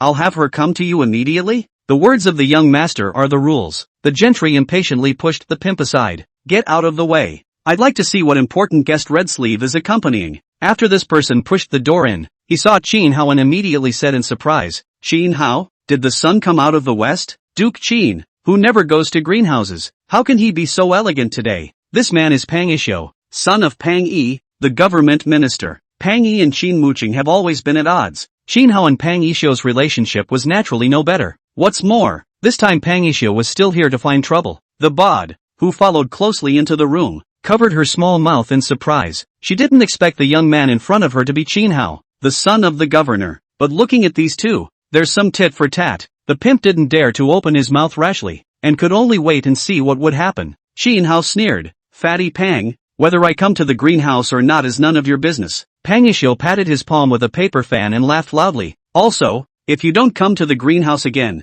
I'm afraid you won't be able to come in the future. Qin Hao, your family should be leaving Fuhai city soon, right? Are things packed? Do you want my brother to get you a carriage?" Pang Yishou thought he was being funny and started laughing when he finished. Qin Hao's face directly changed color. With these words, Pang Yishou was implying that Qin Muqing's governorship was no longer doable. "Better pack up and get the hell back to where you came from." Qin Hao gritted his teeth and said, "Don't bother with this matter. Just mind your own business." At this critical moment, Qin Hao was unwilling to cause any complications. However, Pang Yishou remained unforgiving and laughed loudly. "Qin Hao, do you know that you are now like a boiled duck with only its beak left? Too lazy to bother with you. You won't be able to jump around for a few days anyway, so what's the point of letting you be arrogant for a few more days?" "What did you say? Tell me again." Qin Hao was so angry that he directly stood up, clenched his fists, and angrily stared at Pang Yishou. "What? You still want to hit me?" Pang Yishou arrogantly pointed to his head and said, Come.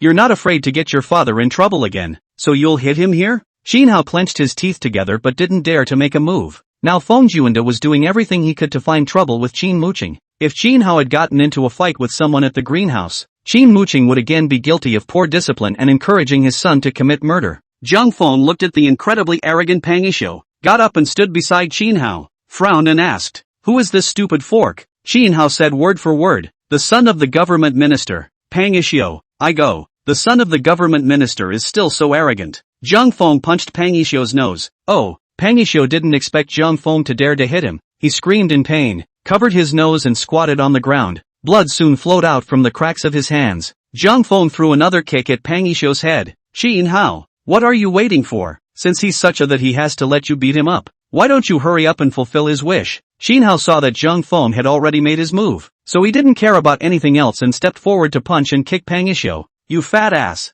I've been putting up with you for a long time. Zhang Feng touched a plate and snapped it directly on Pang Yishuo's head. Qin Hao, just give him a good beating. Make sure he knows why the flowers are so red. Pang Yishuo was immediately beaten by Qin Hao and screamed miserably as the two attendants outside the door heard the commotion and rushed in. Zhang Feng was so excited to fight that he threw a punch at one of the attendants. Before Zhang Feng's fist could hit this person, the other party screamed loudly and directly flew out. Zhang Feng was a bit confused as he looked at his fist. Could it be that he had, unintentionally, practiced invisible true chi? Only when another attendant disliked his face to Zhang Feng did he realize that he had overthought it. Zhang Feng just waved his hand, and the other attendant flew out with a scream. It's all talent. I'm sure these two attendants had already learned when they were outside the door that the one who had clashed with the young master was the son of the governor. The two of them were just tiny attendants. How could they dare to make a move against the governor's son? But if they didn't go up to help, Pang Yishuo would surely clean them up when he got home. Thus, the two attendants could only pretend to be beaten and do it to Pang Yishuo.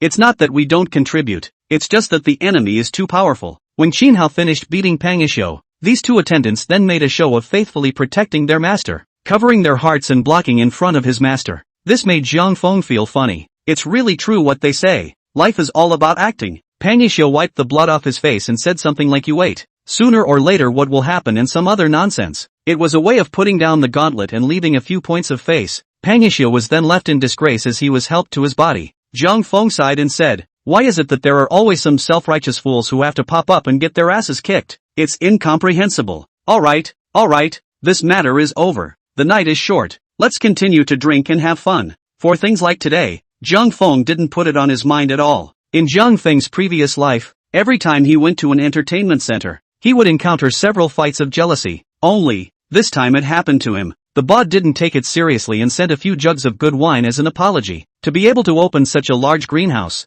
there will naturally be backers behind it. It's just a fight today, and as long as no one gets killed, it has no effect on the operation of the greenhouse. The son of a government minister is simply not enough. But the atmosphere in the room became different after this incident. The three women surrounding the two men served the two men with trepidation as they drank, not daring to utter a single breath. The girl with the lute in her arms, red sleeve, has been sitting unmoving since the beginning, and is very much a bit honored and unperturbed. Chapter 30, The Flower Leader. Alan. Zhang Feng smiled and waved to Red Sleeve. Red Sleeve smiled faintly, put down her pipa, and gently walked to Zhang Feng. He poured a cup of wine and placed it on Zhang Feng's lips for him to drink. Zhang Feng reached out and wrapped his arms around Red Sleeve, whispering in her ear, do you want to leave here and live in a different way? Red Sleeve was shaken, followed by a bitter smile. Your Excellency is joking. I'm sure that the slave's bushy-tailed appearance is not yet worthy of the gentleman's ransom for the slave. I am not trying to redeem you. Zhang Feng said a few more words in Red Sleeve's ear. If you want to,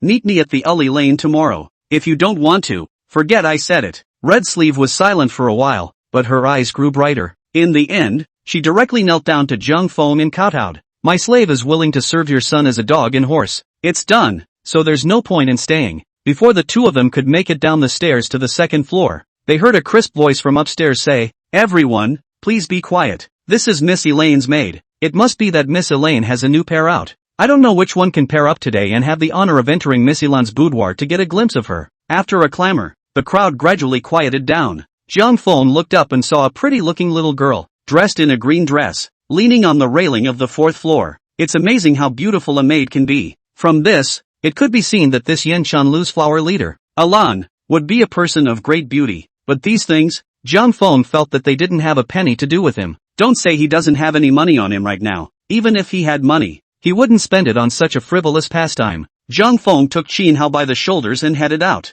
Qin Hao, however, whispered, Zhang Mu, don't rush off yet. Your chance is coming. I've heard that Miss Qilan is very learned and insightful, and especially loves pears. After she has given the questions, as long as someone can get it right, they don't have to spend a penny to become her inductee. Wouldn't you want to give it a try for such a great opportunity? Free? Zhang Feng immediately came into the spirit. This kind of cheapness would not be his style at all if he didn't take advantage of it. Well, we'll have to listen before we go, just in case we get it right. Seeing that the crowd was quiet, the little maid unfolded the paper wrapped in her hand and said loudly, "Today's top line is green and red warbling everywhere." Just this. Zhang Feng was surprised. I thought how difficult the pair was, but what he thought was a very simple pair. The crowd downstairs thought long and hard about, and no one could match it. Seeing that no one answered, Zhang Feng blurted out, "Flowers and grasses year after year." There was another clamor from the crowd. However, when he thought about it carefully, he saw that Zhang Feng had made a neat and tidy couplet,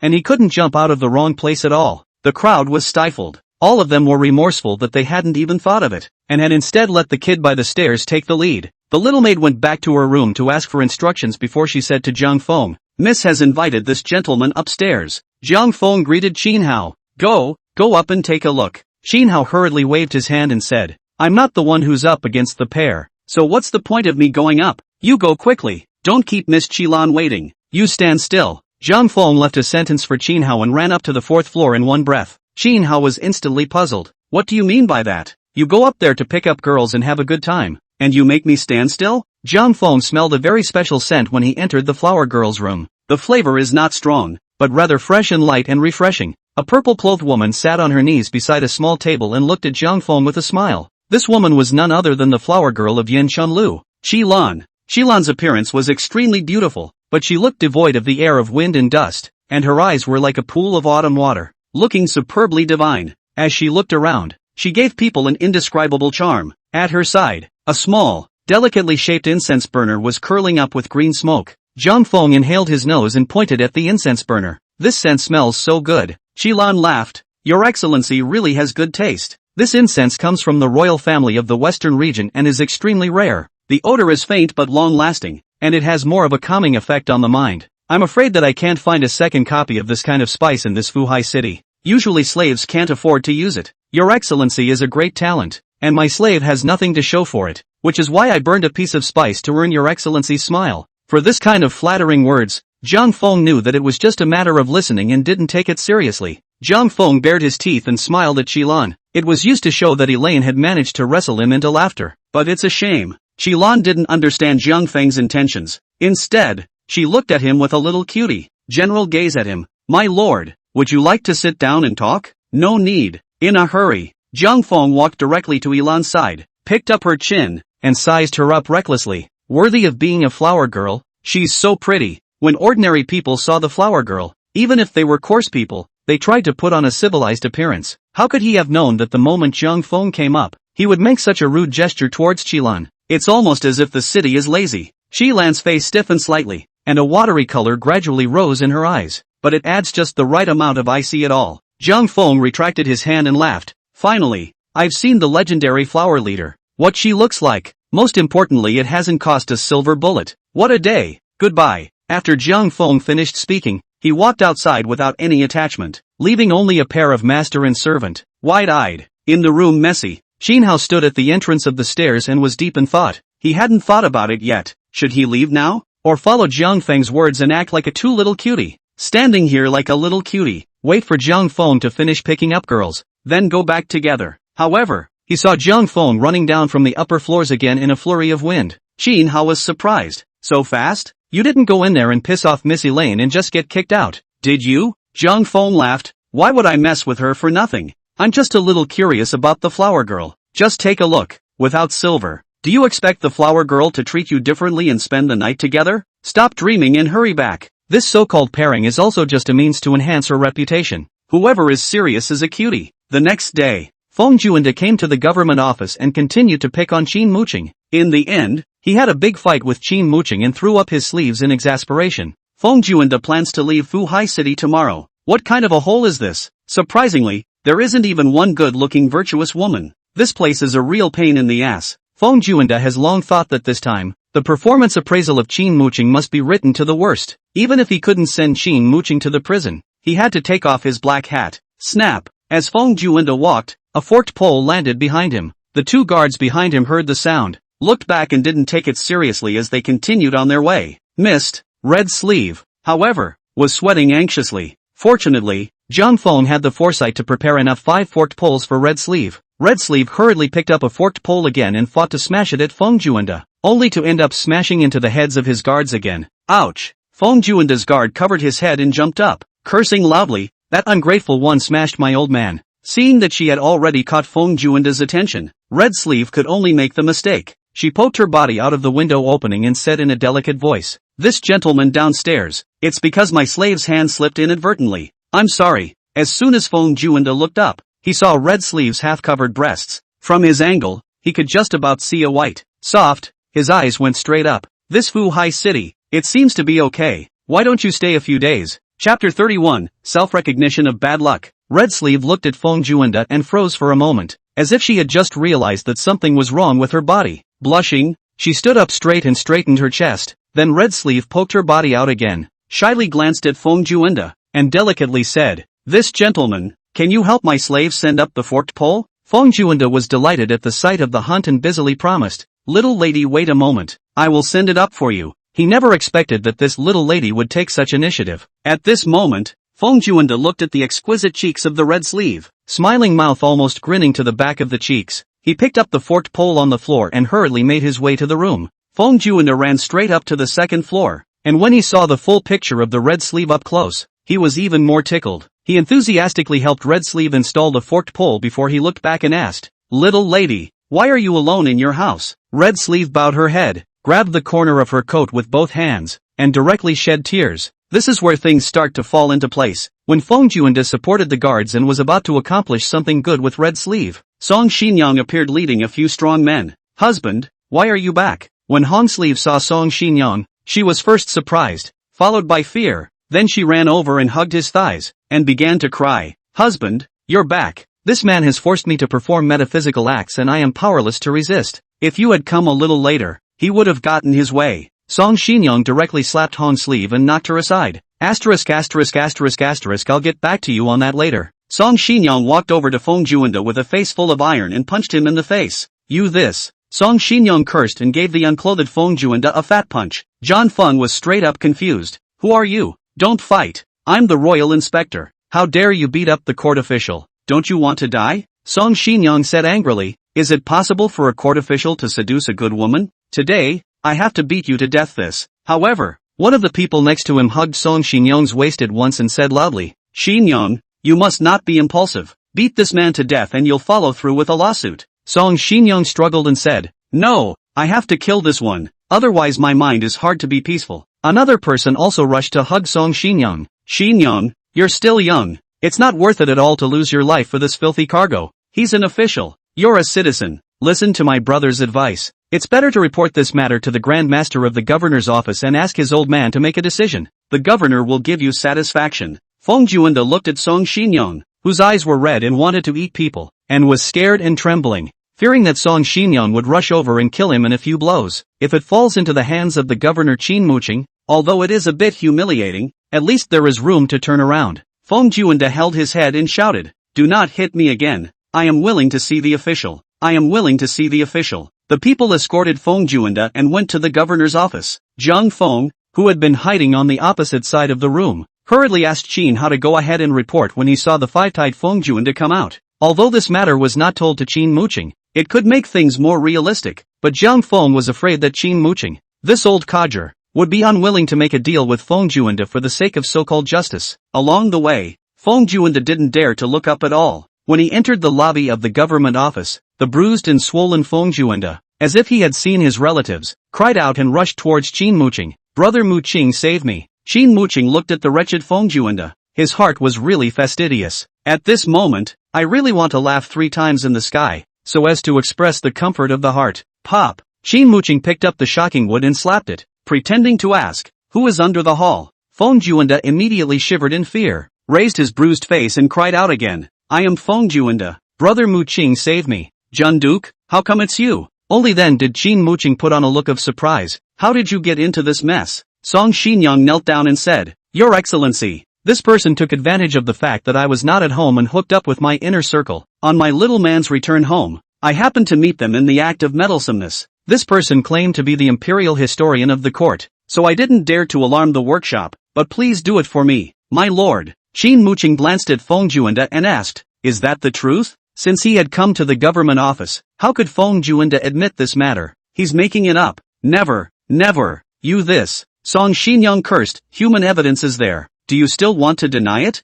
Pop. Qin Muqing once again slapped the shocking wood. Don't make a racket. According to the Daxing law, a man who commits adultery will be punished by palace punishment. Qin Muqing continued slowly. The offense of committing adultery with someone. This is not a small matter. This house must check again before we can convict. Come on people. Escort this person into the back hall for the time being, and wait for the sentence to be pronounced at a later date after this house has completed its investigation. Two Yamen walked up to Feng Juanda and escorted him towards the back hall. Song Xinyang, however, said sadly, Your Honor, this man is guilty of adultery with his inner circle. The witnesses are all there, and the evidence is now overwhelming. May I ask Your Honor why the sentence is not pronounced now to bring this man to justice? Qin Muqing said angrily, How does this government do things? Do I still need you? A grasshopper, to teach me? Ranting and raving about the public court. This house deserves to hit you with a board. Considering that you are a first offender and a sufferer, this house will spare you today. Leave quickly and go home to wait for news. Song Xinyang once again shouted,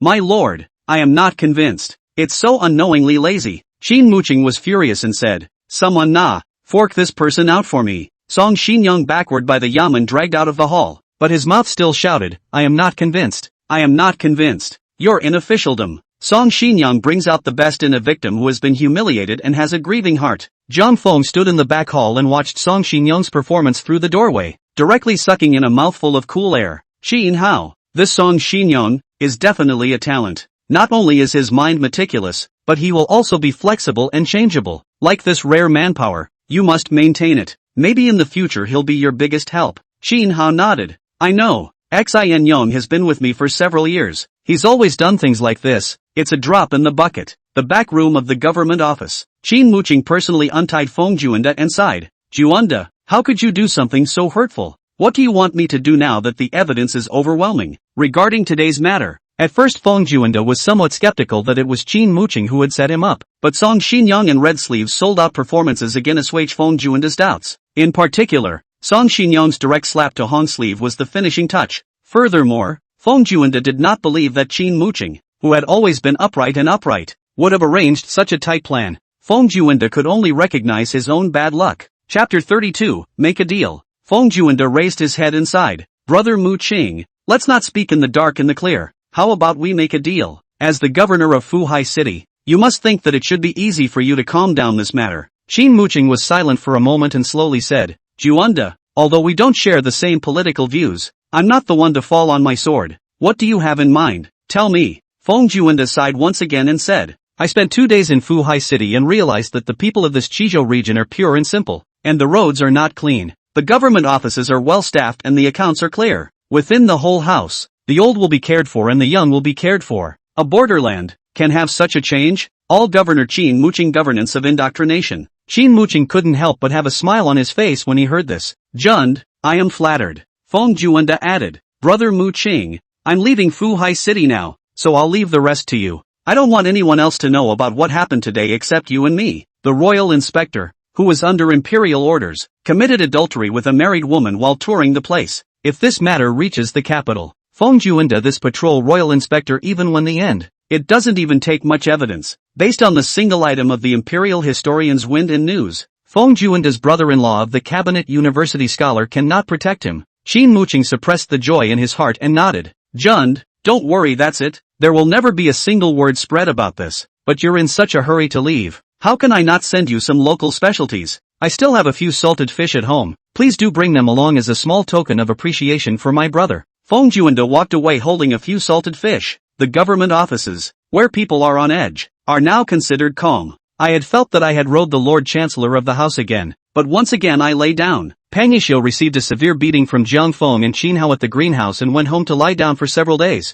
Not only did the government minister not dare to avenge his son's death, but he made some more special gifts. Let Pang Yishio top his nose and face to apologize to Qin Hao. The Jiang family. Jiang Feng was sitting at the broken table in his room, preparing for his big plan to get rich. The more than 100 taels of silver that had been pitted from the young Lord Shin Hanfei was almost spent in a meal of flowery wine at Yanchun House. The remaining tens of taels of silver, Zhang Feng gave them all to Red Sleeve. Now that Red Sleeve has received the governor's paperwork to release Liang, she has left Yanshanlo and become a commoner with a household registration. At the moment when Red Sleeve received the instrument of releasing Liang, she couldn't help but cry like a pig. She immediately knelt down and gave Zhang Feng 3 heavy kowtows. I cracked my forehead. Zhang Feng couldn't bear the fact that the lonely Hong Sleeve had no livelihood, and on impulse, he directly gave her all the silver he had on him. When he got home, Zhang Feng directly smacked himself. How can you be so impulsive? Now it's over. Not a penny left on me. Zhang Feng sighed as he wrote about the journey to the west, picking up the chilled watermelon juice from time to time and taking a sip. Suddenly, Yunyang shouted from the courtyard. Feng your friend is here to see you. Come out and greet them. In this Fuhai city, Zhang Feng had no friends other than the Qin siblings. Zhang Feng thought it was Qin Hao who came looking for him after his shift and shouted at the outside. I'll greet him my ass and tell him to roll himself in. Only to hear a sound at the door. Shin Hanfei walked in shaking his paper fan. Zhang Feng was instantly a bit dumbfounded. How could it be you? Shin Hanfei laughed. You're so rude. You don't even go to greet your friends when they come. I can't believe I'm letting myself roll in. Is this your idea of hospitality? Zhang Feng hurriedly stood up and explained. I thought it was Qin Hao. It's a great honor to have the young lord here. Have a seat. Zhang Feng wasn't surprised that Shin Hanfei could find this place, in Xinguigong's territory, as the young lord of Fuhai City. If he wanted to inquire about a person's address, it would naturally be very simple. Zhang Feng just didn't expect that Shin Hanfei would come to him. Shin Hanfei surveyed Zhang Feng's bedroom, looked at the straight slaggy wallpaper, and couldn't help but sigh deeply. Zhang Feng, is this a place where people live? Zhang Feng laughed. The mountain is not high. If there is an immortal, the name is famous. The water is not deep. If there is a dragon, the spirit is there. S is a humble room, but we are virtuous and cozy. Shin Hanfei froze for a moment and directly saluted Zhang Feng. It was shallow of me to apologize to you. Zhang Feng was done pretending and knew to take it as it came, and hurriedly returned the salute. The young lord is a man of nature and says what comes to mind. That's a gentleman among men. The two smiled at each other, inexplicably feeling somewhat closer. The injuries on Shin Hanfei's face have basically healed, leaving only some faint marks that can be seen that he was once beaten. Zhang Feng looked at Shin Hanfei's face and couldn't help but sigh. Your face healed really fast. Young lord, what did you do with Su Lingyi, the one who beat you? Damn him for running away. Shin Hanfei wiped the beads of sweat on his face with his sleeve. I guess it ran to the sea and couldn't be found. Zhang Feng couldn't help but frown when he heard this. Shin Hanfei walked to Zhang Feng's side, saw the watermelon juice on the table, and immediately let out a strange cry.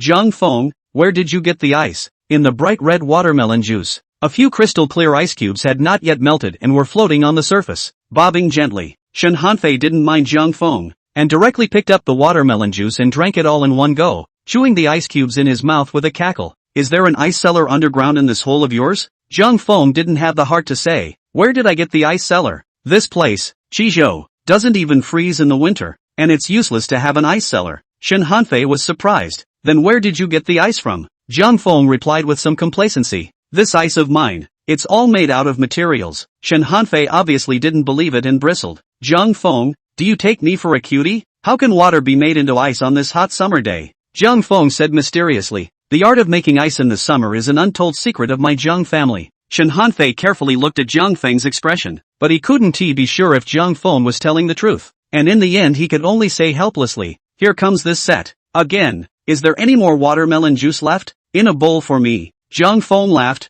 No more. Shin Hanfei thought that Zhang Feng still wanted to sell it to him and said disdainfully. Zhang Feng, I've found out that you're really rich. Are you trying to screw me out of my silver again? Isn't it just 50 taels of silver a bowl? Little master can afford it. Just hurry up and serve it. Zhang Feng looked at Shin Hanfei and once again felt a silver light surround him. The ice is literally gone due to lack of materials. Zhang Feng's words were true. He doesn't even have the money to buy saltpeter now. How can he make ice without saltpeter? Zhang Feng looked at Shin Hanfei's silver light all over his body and asked with a smile. Little lord, are we two friends? Shin Hanfei casually picked up the Journey to the West written by Zhang Feng and glanced at it carelessly. Of course it's a friend. Zhang Feng added. Since we're friends, there's a sense of passing money between friends. Can you lend me some silver to spend? It doesn't have to be much. Just borrow a couple thousand taels at random. Shin Hanfei looked at Zhang Feng's book manuscript and gradually became somewhat immersed in it. Okay, do you want 1,000 taels or 2,000 taels? Forget it, just 2,000 taels. Shin Hanfei beckoned to the door. After the ghosts had passed, there were a few more silver tickets on the table.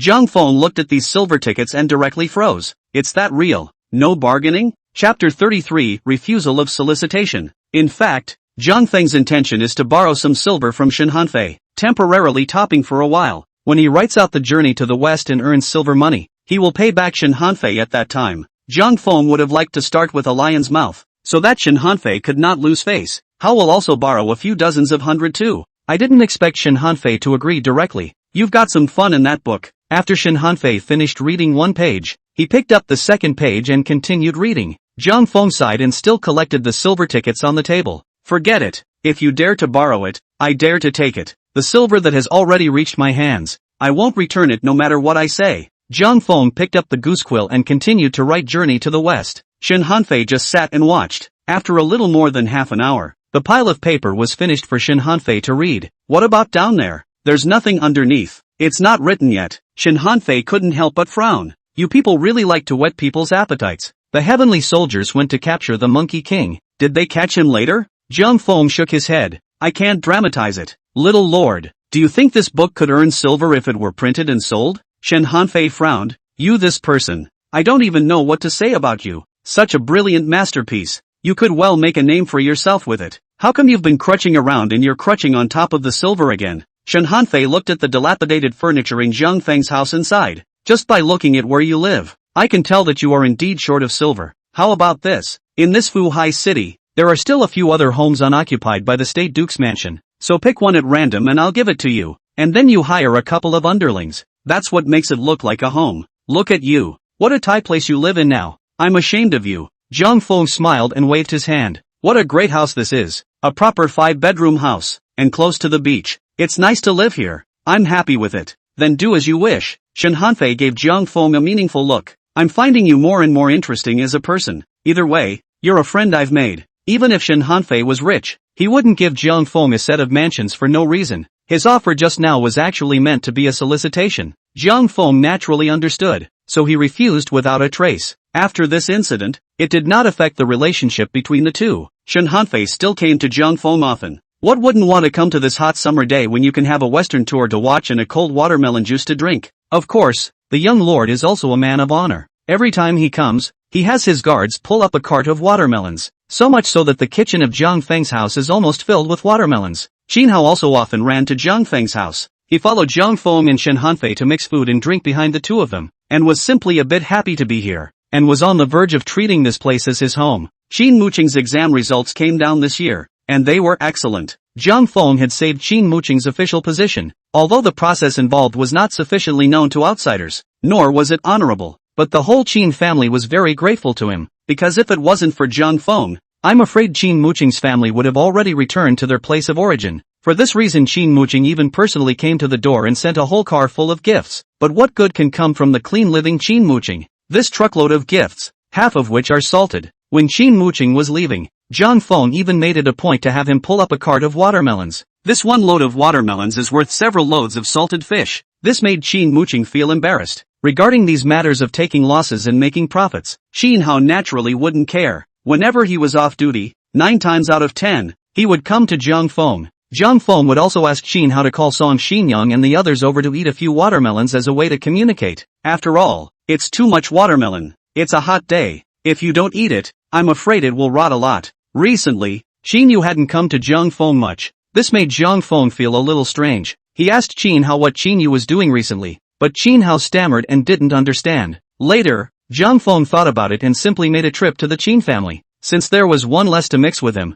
Zhang Feng always felt as if life had become a lot more boring. Qin family study. Qin Yu sat on her knees by the bookcase, looking at the words she had just written out, her eyes gradually losing focus. I advise you not to cherish the gold-stranded clothes. I advise you to cherish your youth. Flowers can be folded straight, must be folded. Do not wait for no flowers, empty folding branches. Gradually, tears began to flash in Qin Yu's eyes. Suddenly, Qin Yu heard footsteps coming from the doorway and hurriedly wiped the tears from her face and sat upright. Qin Hao led Zhang Feng straight in. Qin Yu's eyes were suddenly happy when she saw Zhang Feng, followed by a slow bloom. Zhang Feng, however, frowned. After not seeing Qin Yu for a few days, it was surprising to feel that she had lost a lot of weight, and not only that, her spirit looked poor as well. The eyes that were once as bright as jewels were now dull. Zhang Feng stared at Qin Yu's face for a while and asked, Qin Yu, you're not sick, are you? Why do you look drained? Qin Yu replied, I'm fine, I'm just a bit tired. Qin Hao glanced at Qin Yu and sighed. You two talk first.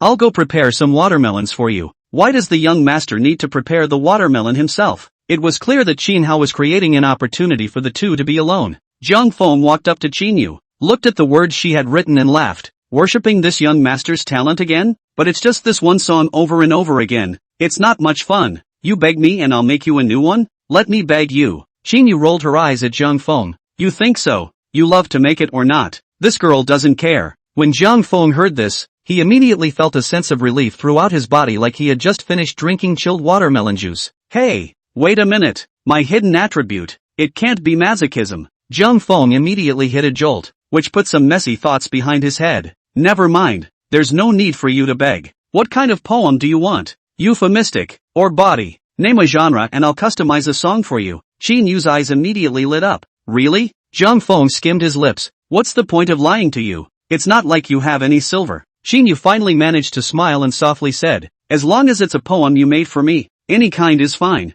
Zhang Feng thought for a moment and said, since your name is a moon character, I'll give you a poem about the moon. Listen up. Zhang Feng turned his nostrils to the sky, pretended to carry his hands, and chanted, there is a bright moon at sea, and the sky is the limit. Lover complains about the distant night, and even the night rises up with love. Extinguish the candle and pity the light full. Cloak, cloak, cloak what comes? Zhang Feng slapped his head and said with some chagrin, it's over. I've forgotten the latter. Why don't I change another song for you? The moon at sea, the sky is the limit. Qin Yu, however, was trembling with excitement and muttered, this is a poem for me. No, I have to write it down quickly. Qin Yu picked up a pen with her hands and spread out a new sheet of paper, writing down all the parts she had heard, word for word, but she got stuck when she wrote about the cloak. Qin Yu looked at Zhang Feng angrily, quickly say, what's after the cloak? Zhang Feng really couldn't think of anything. After cloaking, should be getting up. Chapter 34, I'm ashamed. Zhang Feng scratched his head and said, I really forgot about this.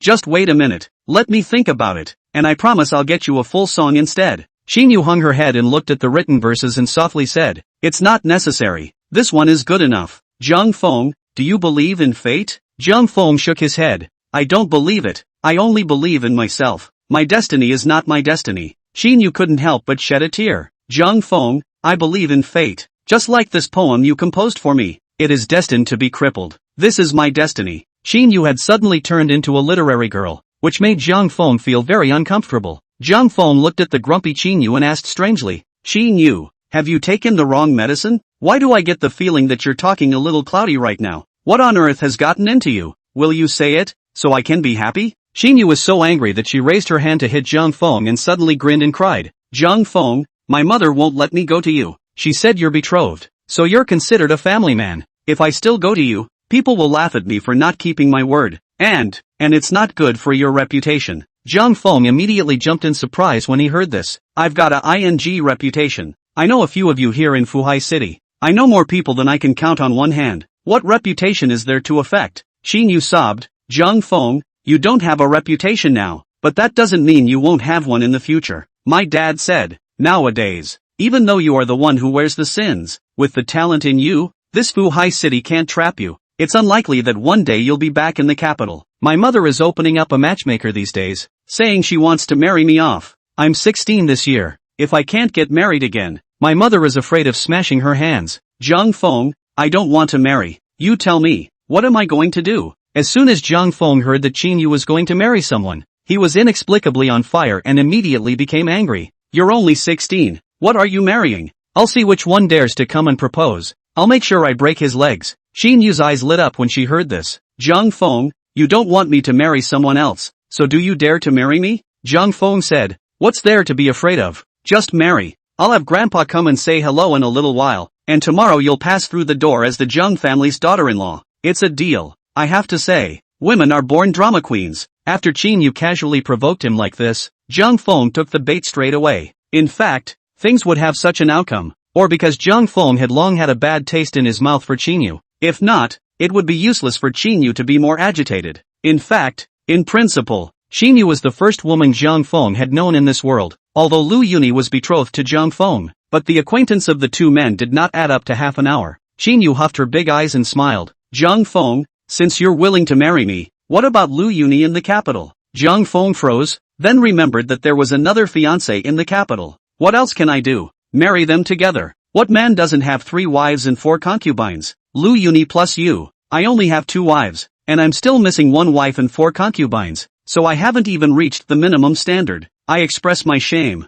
Xinyu froze and looked at Zhang Feng for a while before she sighed and said, how could I look at a shameless man like you? Zhang Feng, I regret it. Also, our emperor of Daxing has only 1 empress. Who told you that a man can have 3 wives? Zhang Feng was astonished. He had only heard that men in ancient times had 3 wives and 4 concubines, but naturally he knew nothing about what exactly was going on. Zhang Feng said bitterly, you can only marry 1 wife? Can't we marry more? Xinyu began to popularize the marriage system of Daxing to Zhang Feng. In our Daxing dynasty, there can only be 1 main wife, but there are no restrictions on concubines, so you'll have to choose between Willow Turnip and me. Zhang Feng, you'll pick me, right? It's a giveaway. Zhang Feng said without thinking, of course I'm picking you, but the capital's Lu Yuni. We can't let it go either. After all, she and I are betrothed, and I have promised her that I will marry her when I return to the capital. This being a human being, one must always be true to one's word. Moon, don't you think that's true? Xinyu kicked Zhang Feng and said angrily,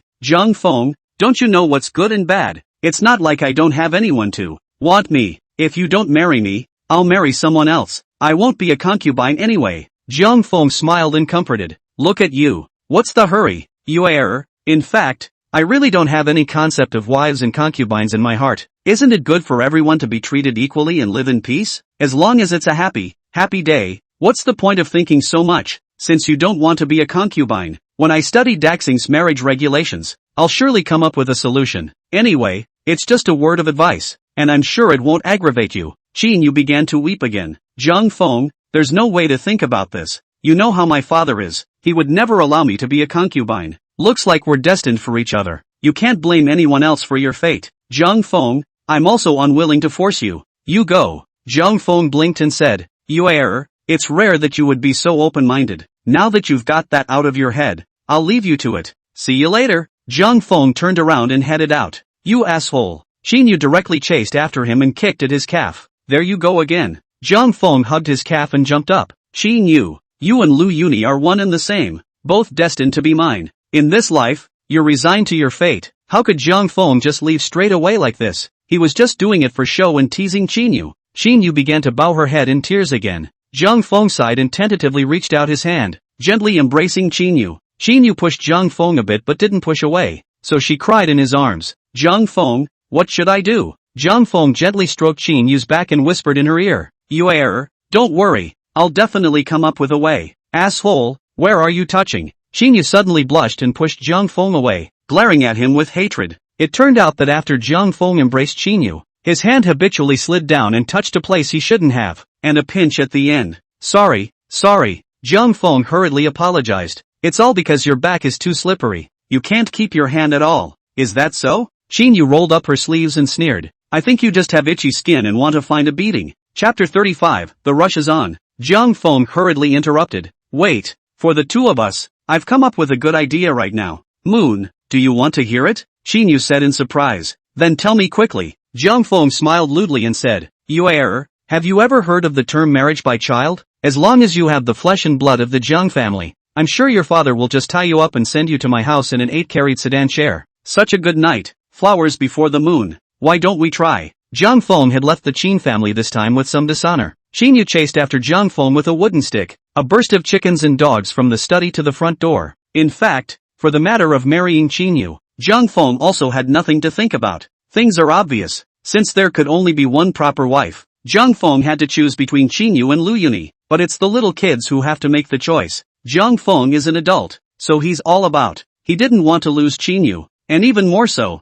he didn't want to lose Lu Yuni. As the first eldest daughter of Marquis Xianping, Lu Yuni was also a famous beauty in the capital. What kind of husband can't she find? But with the entire Jiang family exiled, she still chose not to leave them. This quality of a girl like Crystal, how could Zhang Feng give up? Not to mention that it was because of Lu Yuni that the Jiang family had a chance to live. Luckily, Xinyu still trusted Zhang Feng in a mesmerizing way. She believed Zhang Feng's assurance to her. Xinyu thought that Zhang Feng would surely have a solution to this matter, and her mood was once again cheerful. then single-mindedly stayed at home, waiting for Zhang Feng to marry her. In the days thereafter, Zhang Feng continued with his big plan to get rich. When Zhang Feng had written a certain amount of Journey to the West, he then went to one of the biggest bookstores within Fuhai city, holding a stack of manuscripts. The bookstore owner looked at Zhang Feng's work and nodded his head constantly. "Your Excellency, this book has a novel plot, going up and down the world, out of the ordinary. It is indeed a wonderful text. If you can come up with 200 taels of silver, I will help you get this book printed," thus proclaiming the world and making a name for the prince. "You wait." Zhang Feng somewhat didn't believe his ears. "Say again, the 200 taels of silver is out of my pocket?" The bookstore owner nodded. "That's the rule, sir. I'm charging you 200 taels, which is already very little." Zhang Feng immediately frowned. "And who gets the silver you get from selling the book after you print it?" The bookstore owner laughed. "Naturally, it goes to our store." Zhang Feng took a deep breath before resisting the urge to beat up the bookstore owner. He snatched the manuscript out of the bookstore owner's hands and wriggled away. The bookstore owner is the man who knows what he's talking about. Of course, he knew very well that if this book was printed, it would surely be a fire in the north and south of the Yangtze River. "Don't be so hasty, sir. Let's talk this over." The bookstore owner pulled Zhang Feng's arm and said, "Do you think this will work? I don't want your silver money either. How about you gazette the book for me? Get as far away from me as you can." Zhang Feng broke away from the bookstore owner's hand and continued to walk forward. In order to earn money, the bookstore owner didn't want his dignity. He directly sat on the ground and hugged Zhang Feng's thigh. "The gentleman do not go. The old man to give you a pen fee. This totaled, right?" As soon as he said that he would give money, Zhang Feng immediately became energized. "How much do you pay for the moisturizer?" The bookstore owner said tentatively. "My lord, how about giving you 100 taels?" Seeing that Zhang Feng was about to go berserk, the bookstore owner hurriedly changed his words. 200 taels, 200 taels. Zhang Feng couldn't help but hesitate a bit. "If we talk about splitting the bar, you still don't know how much he sold? If you print and sell it yourself, you can't be bothered with that." Zhang Feng did not expect that he had worked hard for several days to write. Goose feathers are written cost a large number, but only sold 200 silver. He was instantly bored. "Forget it, 200 taels is 200 taels. Zhang Feng sighed and handed the manuscript to the bookstore owner. He thought in his heart, it seems that trying to make money in ancient times is not an easy task. Journey to the West Part 2. Say what you will, I'm not writing it. I'm breaking my shift. You're in a hurry. But what Zhang Feng didn't know was that the average normal family couldn't even use 10 taels of silver a year. It had only taken him a few days to earn 200 taels of silver, which was already good. Zhang Feng took the 200 taels of silver and gave them directly to Yunyang when he got home. When Yunyang and Zhang Junyan heard that this was a moisturizing fee, they immediately laughed their heads off. Zhang Junyan is going to pay homage to his ancestors again. He wants to tell the ancestors of the Zhang family that the Zhang family has produced another Wen Xing. After Zhang Feng stopped writing books, his time obviously became more generous, carrying 2,000 taels of silver borrowed from Shen Hanfei in his arms. Zhang Feng was not short of money to spend. Zhang Feng drinks and fishes with Shen Hanfei when he's not doing anything. It's a beautiful day. Through this matter, it made Zhang Feng understand one more thing. Turns out borrowing money to get by is a great way to improve your quality of life. Another day. Wind and sunshine. A few white clouds drifted in the blue sky. The waves gently kissed the reef with a crashing sound. Week after week, as if it never tires, a flock of seagulls flew over the edge of the cliffs and quickly disappeared into the sky again. The two of them, Zhang Feng and Shen Hanfei, were wearing bucket hats and fishing on the beach. Shen Hanfei's guards spread out around the two, forming a fan-shaped circle, closely watching every blade of grass and tree around them. Ever since Shen Hanfei had been beaten up, the guards' vigilance was obviously heightened. Shen Hanfei took a sip of the chilled watermelon juice he bought from Zhang Feng and sighed comfortably. Relationships are relationships and silver is silver. If he wanted Zhang Feng's chilled watermelon juice to be free, it was simply impossible. Shen Hanfei said to Zhang Feng, do you know that many people in Fuhai city are cursing you right now? Zhang Feng thought carefully. It seems that he has not done anything bad recently. Who's cursing me? Shen Hanfei laughed. The Journey to the West you wrote has already been printed in a book and circulated in Fuhai city. But the storyline goes to the point where Sun Dishang is crushed under the Five-Finger Mountain and meets the longevity monk. And then there's nothing underneath. If you're slow to move on, who are they going to yell at if not you? Not to mention them, even I want to scold you. Zhang Feng, tell me quickly, what happened to the plot behind it? Zhang Feng asked. How many years has the Monkey King been suppressed by Buddha Rulai under the Five Fingers Mountain? Shen Hanfei had already read the plot of the first Journey to the West twice, and was almost able to recite it backward. Shen Hanfei replied, this is written in your book instead. I am the great sage of Qi Tian, who caused havoc in the heavenly palace 500 years ago. only to be crushed here by Buddha for committing the sin of deceiving the Lord. With this it is known that the Monkey King has been suppressed for over 500 years. Zhang Feng said quietly. The other son Wukong wasn't even anxious about being suppressed for 500 years, and finally waited for the Tang monk to come to his rescue. Why are you so sullen? Chapter 36, The World of Martial Arts. How is this comparable? Shen Hanfei was furious. Zhang Feng, hurry up and tell me, when will you write the second part? Zhang Feng slowly said, let's wait for a decade or 8. I'm too lazy to put pen to paper when I'm tired of earning 200 taels of silver. Shen Hanfei twisted his head away in anger. He suddenly didn't want to talk to Zhang Feng. There's a fish. There's a fish. Zhang Feng saw the float start to shake, and gave a strange cry of excitement, hurriedly lifting the fishing rod. This must be a big one. Come and help. The fishing rod was quite heavy to lift, which made Zhang Feng think that he had caught a big fish. Made you go off the deep end. Looking at his float with no movement, Shen Hanfei helplessly put down his fishing rod and walked to Zhang Feng's side to help pull the fish. With the combined efforts of the two men, they finally pulled the big guy out of the water. What turned out to be a catch was a man. I go to.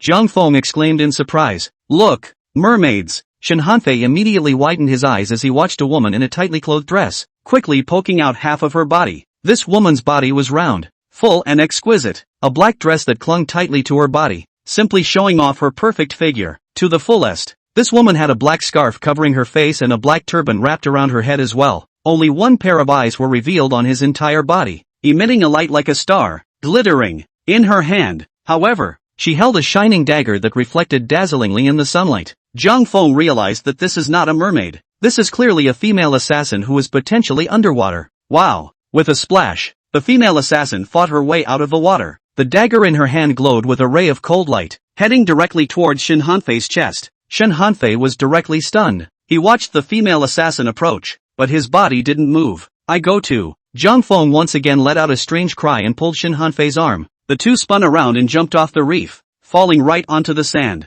There was a sound. The dagger in the assassin's hand cut open the clothes on Zhang Feng's back and left a large gash over a foot long. Although the wound wasn't fatal and only cut through the flesh of Zhang Feng's back, the blood still quickly stained his back. The female assassin was suddenly furious. Such a perfect opportunity to assassinate, just like this, was ruined by Zhang Feng. The female assassin made a fish leap to pounce on the two men on the beach, but lost her chance to strike again. Protect the young lord. Stop her. Shen Hanfei's guards had already rushed over and directly battled her. The female assassin's kung fu was high. Although Shen Hanfei's dozen or so guards surrounded her, she still calmly blocked left and right, not worried or afraid at all. The female assassin's stance is also flexible and changeable. Between the figures moving around, there are constantly guards falling down. Zhang Feng climbed up from the beach and didn't go far. He thought it was just a piece of cake for these guards to stop a woman, so he was ready to watch the fun. It was only at this moment that Zhang Feng realized that the guards seemed to be somewhat outmatched. Zhang Feng wiped his cold sweat and said to Shen Hanfei, I think we have to run. Your guards can't do martial arts. They can't seem to stop her.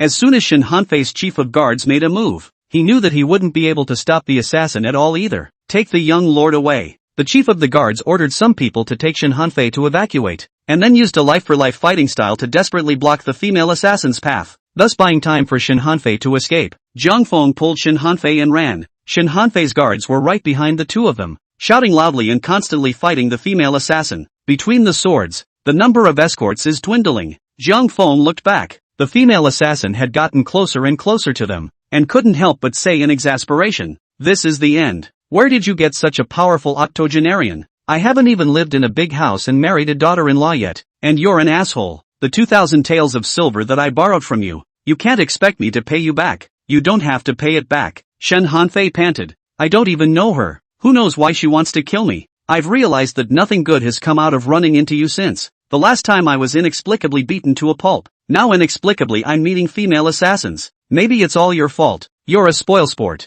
As the two of them were running, Zhang Feng suddenly saw a white wave appear on the sea, speeding towards their direction. As the white waves kept approaching, Zhang Feng could see that it was a small boat. This greatly surprised Zhang Feng. Where's this speedboat coming from? When the boat got closer, Zhang Feng saw a beautiful figure standing on the bow of the boat, wearing a bucket hat on her head and a green dress, in the clothes trick dancing, just like the Lingbo fairy. Come with the wind. Zhang Feng looked at the green-skirted woman's large 1.7 meters, and inexplicably felt somewhat familiar. The boat soon reached the shore and washed right up on the beach. The green-skirted woman standing at the bow of the boat made a gentle leap, and with just one borrowed force in the middle, She crossed a distance of more than 10 feet and arrived in front of Zhang Feng. Zhang Feng somewhat couldn't believe his eyes. It's just a fishing trip. How to cross into the world of martial arts again. In the blink of an eye, the female assassin killed Zhang Feng. Seeing that someone was blocking the way, the assassin let out a cold snort, and the dagger in his hand stabbed at the green-skirted woman like lightning. The green-skirted woman had her left hand behind her back and just gently extended her right hand. Before Zhang Feng could see the green-skirted woman's movements, the female assassin's dagger reached her. It made it feel as if the female assassin had handed it to her. The female assassin froze for a moment and gave a light cha, followed by another kick. The woman in green staggered and dodged, and with a wave of her right hand, she picked off the female assassin's hood with her dagger. The female assassin had a head of hair that immediately poured down like a waterfall. Zhang Feng suddenly smelled a fragrance of hair. It kinda smells good. Zhang Feng sniffled, really wanting to ask the female assassin what brand of shampoo she was using. The female assassin knew she was outmatched, so she stopped attacking. She also knew that it was the green-skirted woman's mercy that didn't take her life. If not, it wouldn't have been the headscarf that just fell off. It would have been the head on her neck. The green-skirted woman turned the dagger upside down and handed it to the female assassin. Still in a sticky voice, he said, "Go away. I don't want to kill anyone." The assassin froze again and suddenly saluted the green-skirted woman before taking the dagger and flying away. "Thanks." Zhang Feng arched his hand at the green-skirted woman. However, he didn't want to pull the wound on his back, and Zhang Feng immediately bared his teeth in pain. Shen Hanfei's face was piled with smiles as he arched his hand and said, "Thank you for saving the girl's life. My name is Shen Hanfei, and the Duke of Shen is my father. May I ask your name? Where do you live? I must pay a visit to thank you for saving my life today." There's no need to take it to heart for a show of hands. The green-skirted woman laughed and ignored Shen Hanfei, turning sideways to look at Zhang Feng's wounds. "Your injuries are not significant, but it's hot, and I'm afraid that if we don't treat it in time, we'll get pustules again. My home is not far from here, so if it's convenient for you, it would be better if you come back with me to take care of your wounds. Then I'll be obliged to the girl." Zhang Feng also didn't dare to go home at all until he had treated his wounds. Now Zhang Feng's back was covered in blood. For him to go home in this bloodstained state would have stunned Yunyang. Chapter 37, Visiting the Fishing Village. The green-skirted woman turned to lead the way to go, but Zhang Feng reached out to stop her. "Don't rush off yet. Show me your ship." The green-skirted woman glanced at Zhang Feng in surprise. "What's so pretty about this boat? Didn't you sit through all of that the other day?" Zhang Feng glanced at the small boat in the distance. It wasn't any different from when he went to Cloud Dream Island. "Have you had this boat remodeled?" Zhang Feng asked suspiciously. "Last time I took your boat, you rowed over. I haven't even seen you rowing this time. Why is your boat still going so fast? Did you put in an engine?" The green-skirted woman fought sideways and asked curiously, "What is an engine?" Zhang Feng didn't explain any further and simply ran towards the small boat. He was really curious. If there's no engine, how can this little piece of junk go so fast? The green-skirted woman shook her head and had no choice but to follow Zhang Feng towards the boat. Shen Hanfei's head of guards had been seriously injured, but he was lucky not to die. He limped over to Shen Hanfei and said with a shameful face, "My subordinate did not protect him well, letting the young lord be frightened. Now that the assassin has left, please ask the young lord to return to the house." Shen Hanfei waved his hand and said,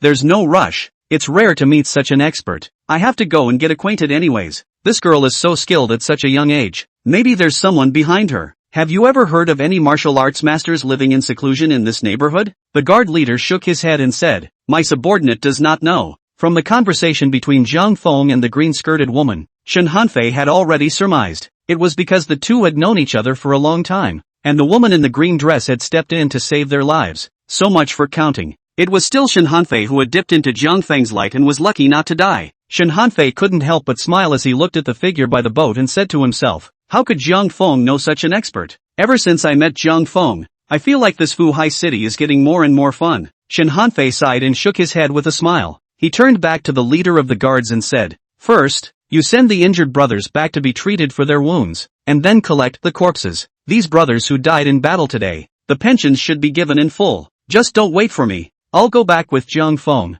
Subordinate obeyed. The leader of the guards left a few uninjured guards behind and led the way. He knew that at this moment Shen Hanfei was no longer in danger, and it didn't matter if he returned to the house or not. The green-skirted woman's martial arts were unfathomable. As long as she's around, I'm afraid no one can hurt the young lord. Zhang Feng had studied the small broken boat for half a day, but he hadn't found an engine. He jumped out of the boat with a puzzled look on his face. "That's not scientific, is it? The boat was traveling so fast just now. How did you do it? It's all just a little trick." The green-skirted woman smiled faintly and suddenly paused. The sand at her feet then bulged out into a large bag. As if something was under the sand, the bulge formed a straight line and rushed directly to Jiang Feng's feet. Jiang Feng exclaimed, "Is this internal power? Inner strength?" The green-skirted woman thought for a moment. "It's not wrong for you to say that. This is actually a kind of chi energy." Jiang Feng was most eager for internal power and whatnot, because with inner strength, it is said that you can fly and walk wherever you want. Jiang Feng said with an excited face, "Can you teach me?" The woman in the green dress looked at Jiang Feng's small body and said with some difficulty, "It's not that I don't want to teach. You've missed the age to practice martial arts. I'm afraid you can't practice anymore." Jiang Feng, however, wasn't disappointed at all. "If you can't practice, you can't practice. Actually, I'm just asking, to be able to practice like you must have suffered a lot. I'm not going to learn." The green-skirted woman froze for a moment, then laughed immediately afterward. "What you're saying is that practicing martial arts is not useful except for the ability to fight for power." The two of them were walking back, chatting casually as they did so. Jiang Feng said, "By the way, I still don't know your name." "My name is Jiang Feng. And you?" "Lu Kalen, MMS. Great name. Do you have a brother named MMS?" "That's not true." "Oh, that's quite a shame." Before long, Jiang Feng followed Lu Kalen to her home. Shen Hanfei, with a few uninjured guards, also followed with a deadpan. This place is just a small fishing village with not many homes. There are only about a couple dozen fishing families, scattered throughout the village. The streets along the village are dirt, the ground was pitted, sewage was flowing, and the smell of stinking fish and shrimp was everywhere. Lu Kalen's house, too, is in a state of disrepair. The yard was covered with dried fish of all sizes, so at least it seemed to be clothed and fed. A woman in cloth and thorns was packing dried fish. She couldn't help but freeze when she saw Lu Kalen leading the two into the courtyard. "Mother, these are two friends I met on the beach." Lu Kalen pointed at Jiang Feng and said, "His back was slashed by a bandit. I'll help him treat the wound." Lu nodded and said, "This is very good. Now that I've met you, I'll help if I can." Although Lu was plainly dressed, she had an extraordinary temperament, and even had some of the feeling of a lady of the house. Jiang Feng hurriedly saluted. "Auntie, excuse me." Lu smiled and said, "There is no harm in it. There is no need for you to be polite. Your Excellency, there is some slowness in the simplicity of my home. Why don't you guys go inside and sit down first, and I'll go boil a pot of water for you to drink." Lu was very warm and greeted the two men as they entered the house and sat down, then went to the kitchen to boil water. Lu Kalen fetched a basin of fresh water and said to Jiang Feng, "Mr. Jiang, follow me." Jiang Feng followed Lu Kalen into the inner room. The room was incredibly simple. All the items carry some history, and there is not even a stool. Unable to do anything else, Lu Kalen let Jiang Feng take off his top and then lie down on the bed. Jiang Feng knew that this was Lu Kalen's boudoir. He flopped down on the bed, smelling the faint scent in the bedding, and couldn't help but get a little carried away. "Blame it on the heat," Jiang Feng thought hatefully. Lu Kalen sat on the edge of the bed, took a wet cloth and cleaned Jiang Feng's wound before taking out a wine jar from under the bed. "Mr. Jiang, it might hurt a little, so bear with it." Jiang Feng looked back at the wine jar and knew that it was to sterilize the wound. He gritted his teeth and said, "It's okay, you do it." "Ooh-hoo." Jiang Feng's howl. The Shin Hanfei sitting in the living room scared of a shiver. Mouth muttered, "This 2,000 taels of silver really did not spend in vain." After sterilizing, Lu Kalen smeared Jiang Feng with the golden sore pill, found a few pieces of white cloth, and bandaged his wounds. "Just stay out of the water for a few days."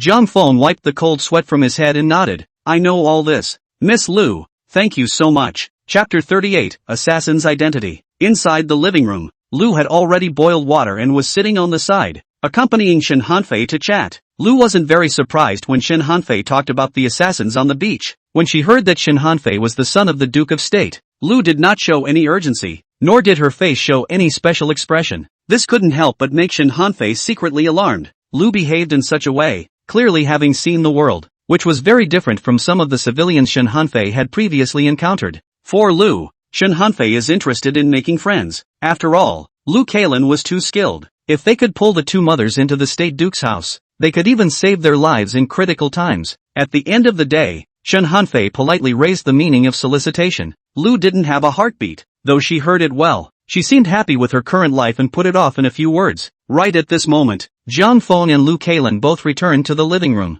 Lu asked with concern, "Mr. Jiang, is the injury alright?" Jiang Feng replied, "Thank you for your concern, Auntie. Some minor injuries, not a problem." Lu picked up a large coarse porcelain bowl, got up and poured a bowl of water for Jiang Feng, and smiled. "Have a drink of water first." I'll prepare a meal for you right away. The large coarse porcelain bowl is brown and very coarse. Such large bowls are only found in the homes of the poor. Shen Hanfei, who grew up in fine clothes, hadn't seen much of it, so the water in front of Shen Hanfei, he simply did not move a mouthful. At this moment, when Shen Hanfei heard that Lu wanted to prepare a meal for them, he hurriedly stood up and refused. No, that's enough of a nuisance for Auntie. We will go back today, and we will definitely pay a visit again some other time. After Shen Hanfei spoke, he got up and headed out. Zhang Feng, however, sat down and took a sip of water from a large coarse porcelain bowl. Take care. Shen Hanfei looked at Zhang Feng, who was like a master, and immediately widened his eyes. Zhang Feng, you're not leaving? Zhang Feng nodded. I'm hungry. I have to eat before I can leave. You get out of here. See you later. Shen Hanfei froze, then sat back on his butt. He looked at Zhang Feng and smiled. I suddenly feel a bit hungry as well, so I'd better accompany you to eat before leaving. Lu couldn't help but show appreciation in her eyes as she looked at Zhang Feng, who didn't make any pretense. Then sit down and I'll go prepare your meal. The meal is crude, so I hope that the two gentlemen will not disdain it. Lu Kailan interjected. Mother, you stay with the two gentlemen and talk. I'll just go. Good. Lu sat down again. Inadvertently, Zhang Feng realized that the wooden hairpin Lu was wearing on her head was one of the 2 wooden hairpins he had bought that day. Zhang Feng realized that the wooden hairpin that Lu Kailan wanted to buy that day turned out to be for her mother. Lu saw that Zhang Feng had been staring at her head hairpin and raised her hand to touch it, a happy smile on her face. Does Mr. Zhang also think that this wooden hairpin is very pretty? Zhang Feng nodded. The style is chic. A trace of tenderness surfaced on Lu's face. This wooden hairpin, or my late husband left it to me a while ago, almost let me lose. How can not find? Anxious, I have not slept well for some days, and then it was Lingle who found it for me in the crack of the bed. Zhang Feng smiled and nodded. Such a chic wooden hairpin. It would be a shame to lose it. A few people talked for a while and the meal was soon served. As for the meal, it was nothing more than some small dried fish and other seaside eats, but Zhang Feng still ate with gusto. Several people finished their meals before leaving Lu Kailan's house. Zhang Feng smiled at Lu as he was leaving. Auntie, your family's dried small fish is so delicious. Please prepare some more for me. I'll have to come over and eat some other time. Although Zhang Feng had gotten a little carried away, Lu not only wasn't bored, but she loved it. Auntie's family has nothing else, but plenty of dried small fish. Just come over anytime you want to eat. Lu stood at the doorway, watching Zhang Feng and the few of them gradually walk away. The smile on her face never dissipated. Linger, Zhang Feng, this person. His character is straightforward but not pretentious. Mother is extremely appreciative. You're not too young to have more contact with him. Lu Kailan immediately blushed. Mother, what are you saying? On the way back, Zhang Feng, who was considered by Lu to have a straightforward and unpretentious character, suddenly remembered the 2,000 taels of silver. He hurriedly made sure with Shen Hanfei again. Little lord, we have a deal. The 2,000 taels of silver I borrowed from you don't need to be repaid. You can't go back on your word. Shen Hanfei said disdainfully. Just this amount of silver. Is it still worthy of little master's backtracking? You don't have to pay it back when you say you don't have to. So what are you bothering to say? Zhang Feng nodded his head and said mysteriously. Young lord, if you shell out another 2,000 taels, I'll tell you a heavenly secret. Shen Hanfei casually asked. What secret can be worth 2,000 taels of silver? Zhang Feng, do you think I'm stupid and rich, trying to cheat me out of my silver again? Zhang Feng laughed. I know who assassinated you today. Whether this secret is worth 2,000 taels, you weigh it yourself. Shen Hanfei was immediately shocked in his heart. The female assassin today, do you know who it is? Zhang Feng nodded and continued to push. 2,000 taels of silver for this news. You really don't lose anything at all. Are you in or out of this deal? After this assassination, who knows if there's a second one? Since he was able to capture the female assassin and get rid of the danger in advance, this made Shen Hanfei not need to think about it at all. Shen Hanfei ordered the guards. This is not a bad deal. Take 2,000 taels and give it to him. Zhang Feng smiled and took the silver ticket in the guard's hand, put it into his arms and patted it, before he said to Shen Hanfei, the female assassin who assassinated you today is the flower girl of Yanchun House, Alan. Shen Hanfei almost jumped in surprise when he heard this. How is this possible? I've met Miss Qilan of Yanchun House, knowledgeable and insightful, and once had a good conversation with me. We're a good match, and we sympathize with each other. I'm getting ready to deepen our relationship a bit so we can take another big leap forward. How can she be an assassin when she's such a tender woman? Zhang Feng, this is a matter of human life. You won't go and wrongly accuse a good person just for 2,000 taels of silver, right? Zhang Feng said with certainty. Today's female assassin is definitely Yan Chunlu Qilan. I'll never make a mistake. Shen Hanfei still didn't believe it. Zhang Feng, The female assassin's whole body is wrapped up tightly, only a pair of eyes are exposed. How can you recognize it with just a pair of eyes? Zhang Feng said. Little lord, you're right. At first I just thought there was something familiar about the female assassin's eyes and didn't recognize her. But it was only when Miss Lu picked off her hood and let me smell her hair that I was sure it was Elaine. Shen Hanfei, however, jumped straight up like a monkey. He choked Zhang Feng's neck and said angrily, Zhang Feng, how do you know the flavor of Miss Qilan's hair? Could it be that Miss Elaine has already gotten a taste of your boy's head? Chapter 39, Spy of the Jin Dynasty. Zhang Feng couldn't help but sigh. He really admired Shen Hanfei's brain circuits somewhat. What a time for him to care about that. Zhang Feng knocked off Shen Hanfei's hand in one go and slowly said, people are trying to kill you, and you're actually still in love with her. Do you think that's a good idea, little lord? After Shen Hanfei had seen Qilan a few times, he was ultimately somewhat enamored, but after Jiang Feng's reminder,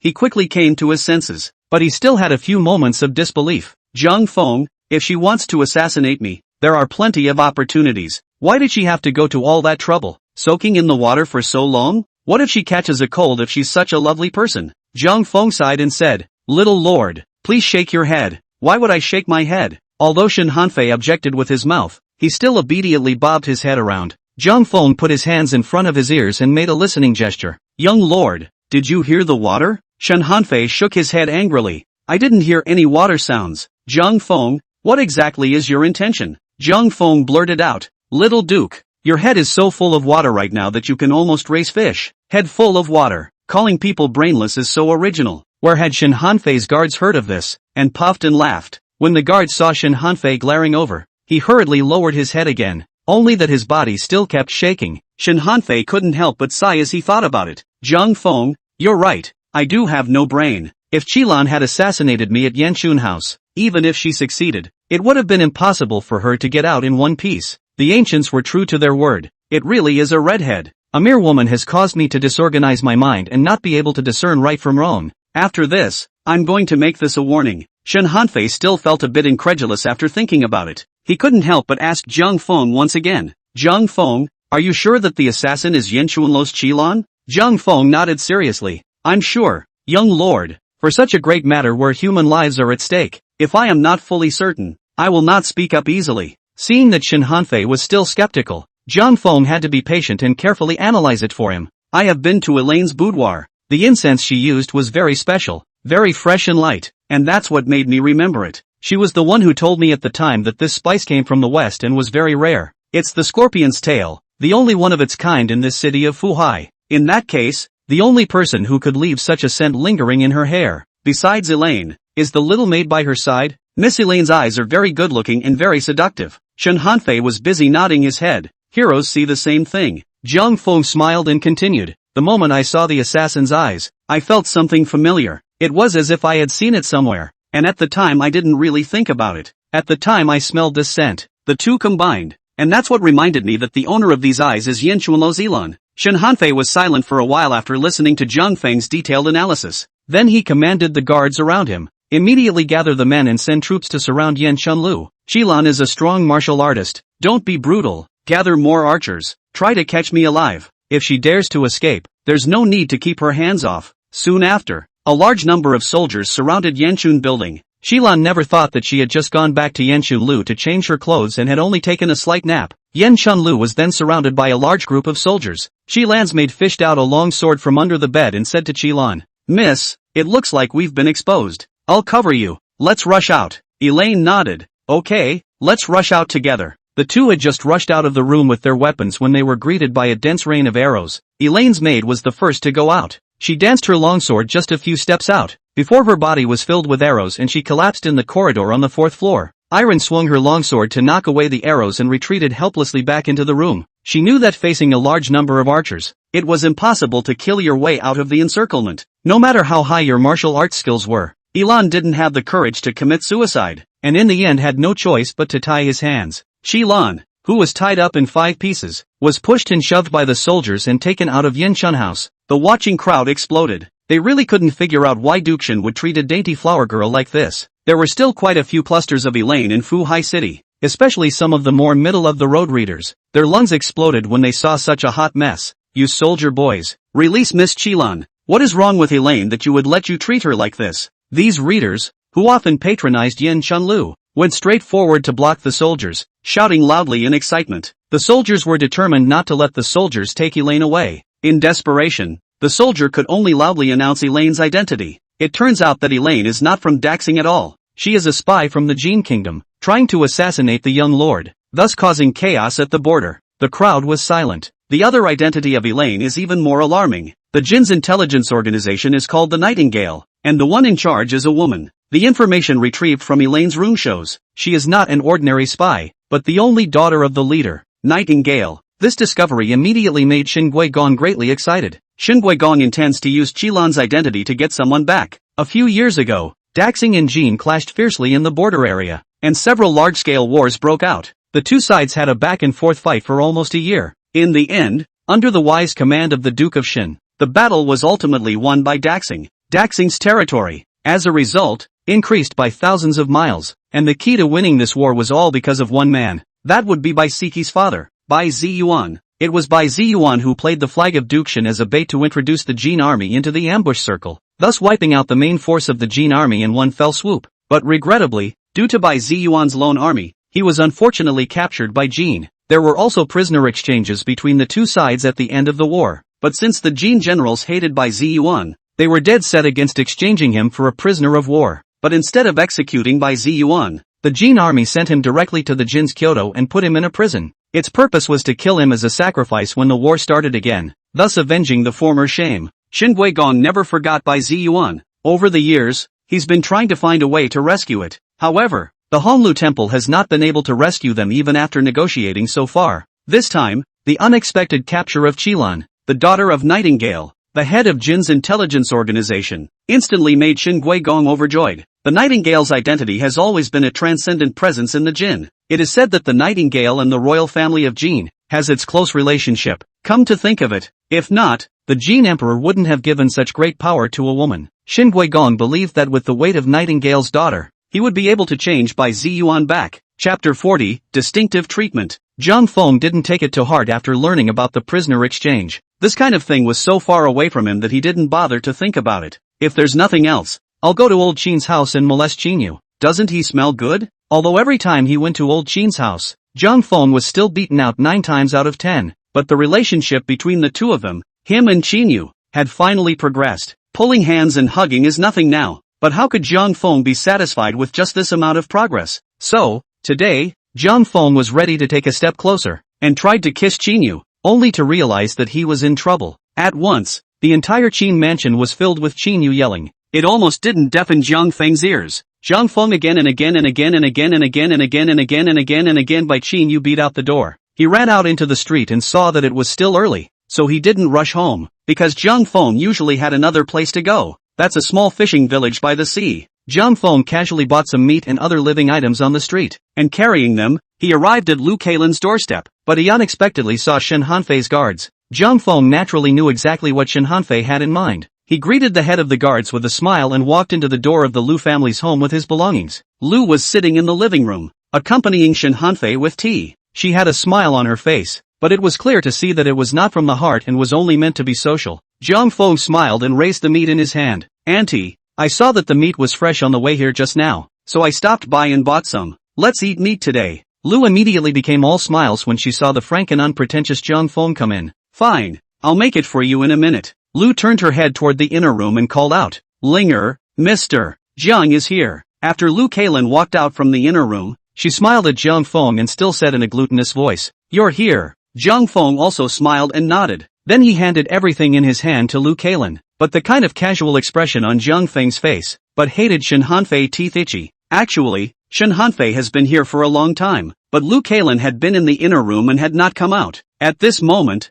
if Lu didn't call out to Lu Kailan to come out, Shen Hanfei would have thought that she wasn't at home. But after Zhang Feng came, Lu Kailan came out with a smile. This made Shen Hanfei feel somewhat aggrieved. I'm the titular young lord. The family is rich. What's so good about Zhang Feng? A poor man? Can we not make such a distinction? Lu's pot poured a cup of tea and greeted Zhang Feng with a smile. Mr. Zhang, quickly sit down and have a cup of tea to relieve the heat. Thank you, auntie. Zhang Feng sat down and took a sip of tea from his teacup. Only then did he turn to the stupefied Shen Hanfei and said, Young Duke, you came to visit auntie. Why didn't you say so in advance? How nice of us to come together. Lu's and Lu Keilan's attitude towards Zhang Feng was obviously different from that towards Shen Hanfei. This is a world of difference. This made Shen Hanfei's heart indignant. Shen Hanfei laughed coldly. Zhang Feng, what are you doing here if you don't go find your little Yu? On the 3 words Xiao Yu, Shen Hanfei added accents. This was clearly an attempt to tear down Zhang Feng. Zhang Feng, however, didn't think so. Of course, he couldn't admit that he had just been beaten out by Qinyu.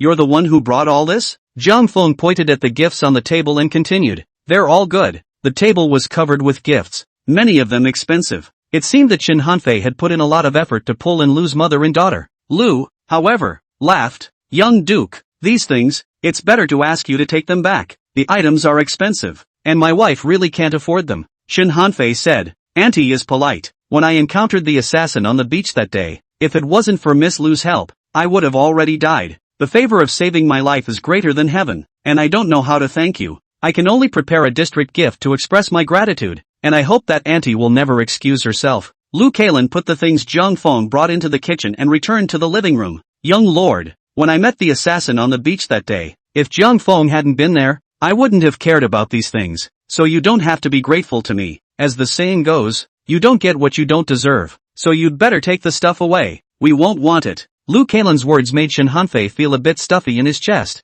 and he couldn't speak at once. That's old solid. The star-studded young lord turned out to be a giveaway in Lu Keilan's eyes. The reason Lu Keilan saved him that day was only because Zhang Feng was there. Zhang Feng is not good to say anything, can only cover his face a hard snicker. Immediately after that, Lu gave Shen Hanfei another blow. She picked up her teacup. Shen Hanfei of course knew that this was the meaning of serving tea to send off the guests, but he had been hanging out with Zhang Feng for so long, and his face skin had been cultivated to a certain extent. For Lu's gesture, Shen Hanfei just ignored it. He just called the guards in, removed the gifts, and sat back down on his ass. Too much bullying. I brought so many expensive gifts, and you mother and daughter insisted on not receiving them. Zhang Feng brought some strips of broken meat. I'm surprised you all took it without excuses. I'm not leaving today. I want meat too. After this incident, Shen Hanfei knew that Lu's mother and daughter were not material people, much less the idea of working with someone as an escort, and they lose the desire to recruit. Zhang Feng didn't have any purpose in contacting Lu's mother and daughter. He just felt extra relaxed with them. Mother and daughter. And Lu Keilan can also let Zhang Feng get on a speedboat and experience the feeling of flying. Ever since Zhang Feng knew that Lu Keilan could catalyze ships with her chi, he had pestered her to go surfing on the sea for a while when he had nothing else to do. The most unbelievable thing was that Zhang Feng was being so nonsensical. Lu Keilan not only agreed to it, but instead, she was having fun with Zhang Feng. That's all. A martial arts master who has reached the realm of Huajin. After meeting Zhang Feng, he became a boatman specializing in speedboats. So a few more days passed. After Zhang Feng was beaten out by Qinyu once again, he went deeper and deeper into the small fishing village by the sea. He thought it was getting to be a habit. After coming out from old Qin's house, if he didn't come to the small fishing village to take a look, Zhang Feng would feel uncomfortable all over. But today, Lu Keilan was surprisingly not at home. Lu told Zhang Feng that Lu Keilan had gone to the Salesian Bureau. What kind of organization was the Salesian Bureau? Zhang Feng knew nothing about it. After asking Lu,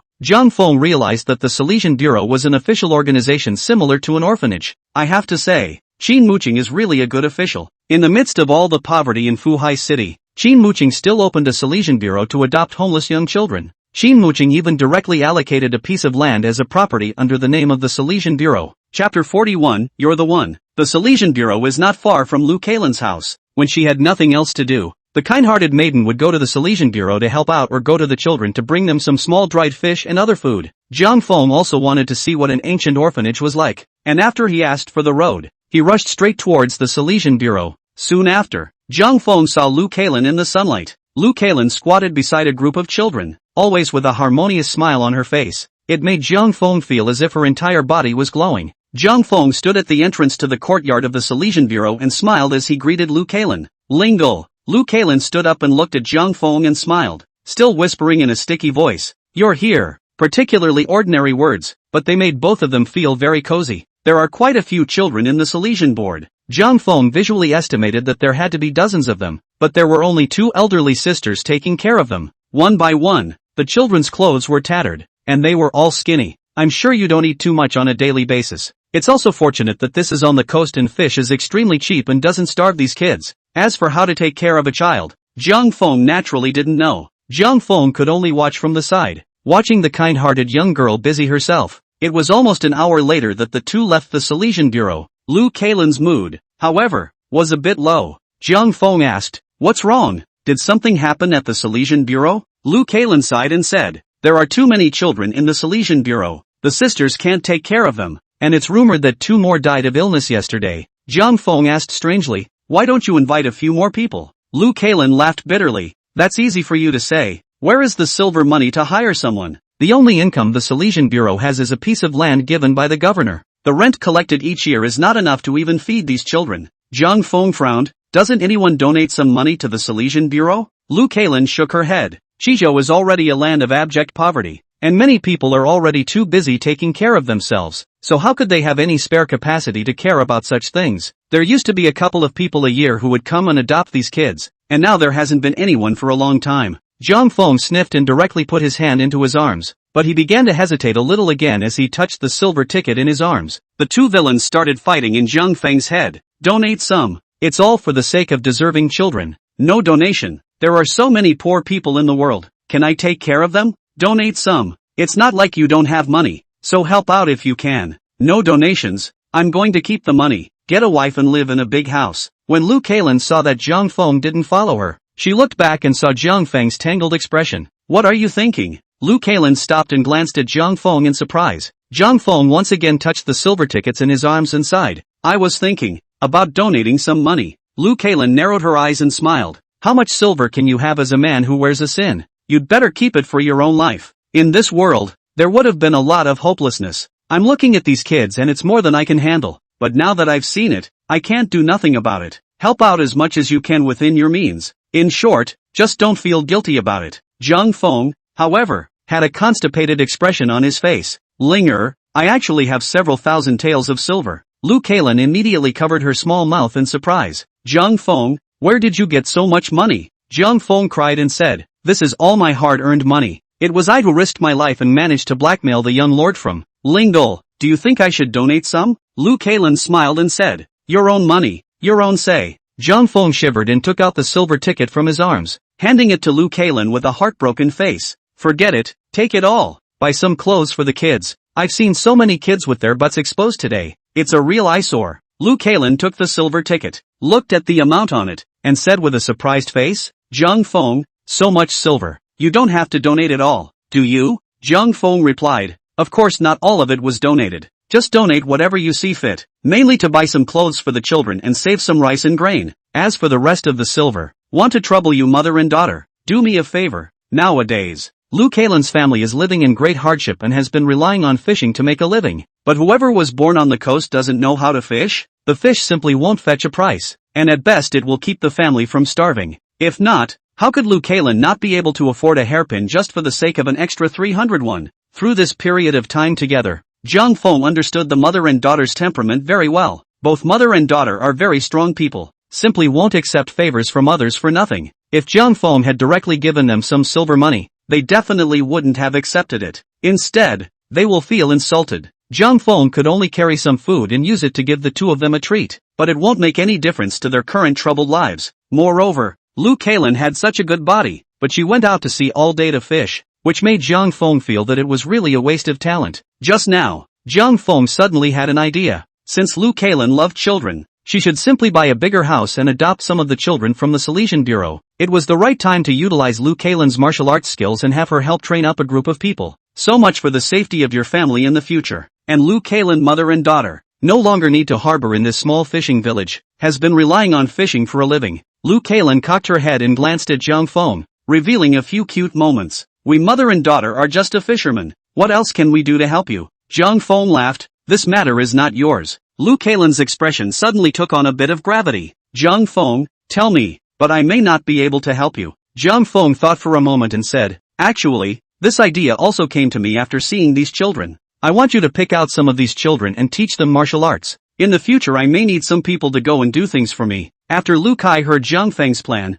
his face eased up. She was scared inside just now. She was afraid that Jiang Feng would ask her to kill someone. For something like being an assassin, Lu Kailan would naturally refuse. During this period of time, Lu Kailan's mother and daughter had been getting along well with Jiang Feng. Under Jiang Feng's flowery words, Lu especially appreciated Zhang Feng, always thought he was forthright and unpretentious. And Lu Kailan has also reached the age of marriage. Lu even has the intention to betroth her to Zhang Feng. Lu Kailan was not repulsed in her heart about this matter. It was because Lu Kailan always felt in a pleasant mood whenever she saw Zhang Feng. She wasn't sure if it was like that. However, just now, Lu Kailan was afraid that because she had rejected Zhang Feng's request, it would affect their relationship. When Lu Kailan thought that Zhang Feng would disappear from her life, her heart suddenly tightened and she felt especially uncomfortable. That's when she realized. It turned out that without realizing it, within her own heart, she had already engraved Zhang Feng's shadow. Chapter 42, I Can't Talk. Lu Kailan looked at Zhang Feng and couldn't help but have an easy smile on her face. She had always loved those children at the Silesian board.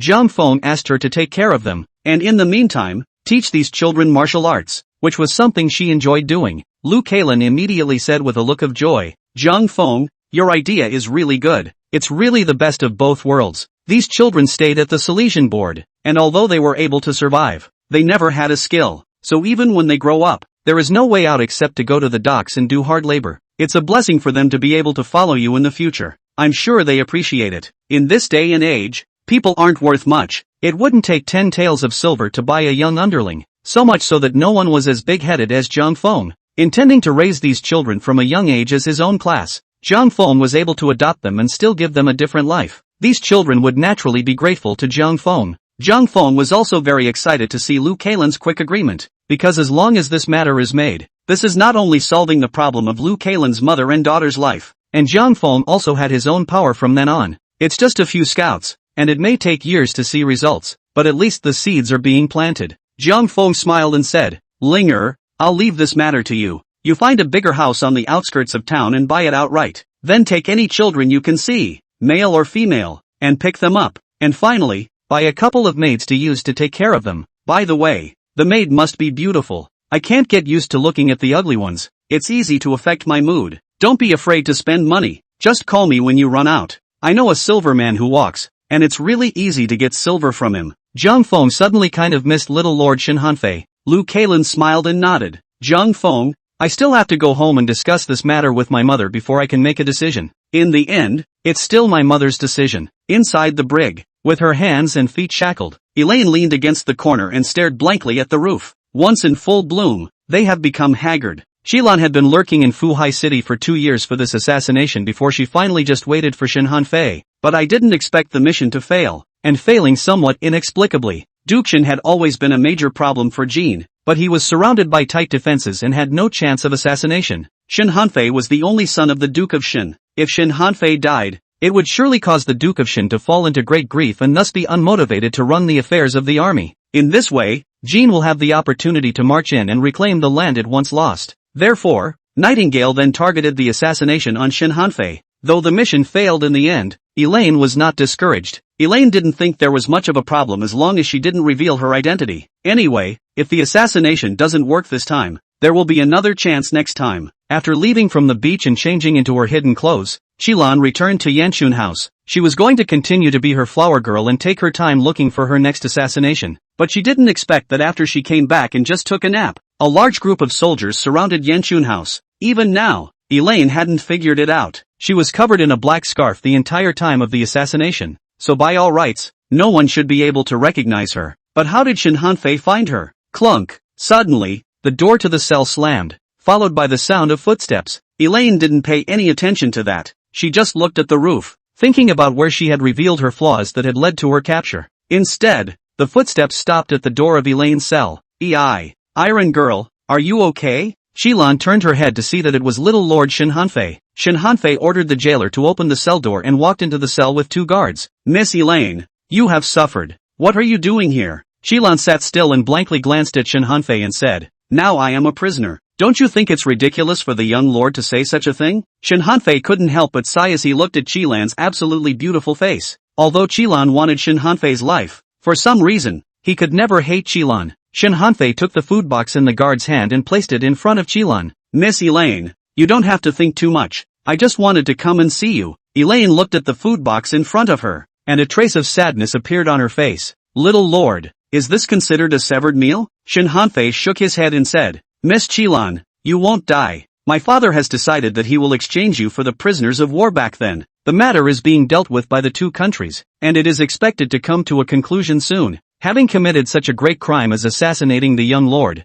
the Duke of Shin, in a fit of rage, would surely not let the assassin live. Originally, Elaine thought she wouldn't survive. At this moment, when she heard that she had a chance to live, her eyes slowly glowed. Elaine is young and has a lot of years ahead of her. Since she could have a chance to live, she naturally didn't want to die, and the exchange of prisoners will surely come to pass. Elaine believed in her mother's abilities. For the sake of her daughter's life, the mother will do whatever it takes to convince the military to carry out a prisoner exchange. It's good to be alive. Elaine suddenly had an appetite. She opened her food box, tore a drumstick from a roasted chicken, and devoured it unimaginatively. Chilan asked as she tore into the chicken leg, "Little lord, can you tell me? How did you find out who I am?" "I can't say." Shin Hanfei poured a glass of wine for Elaine and placed it in front of her. Elaine picked up her glass of wine and drank it down. "Little lord, I'm no threat to you now. What's not to say about that?" Shin Hanfei continued to shake his head. "I really can't say, because he warned me that if the matter were to be spoken of, friends would not be made."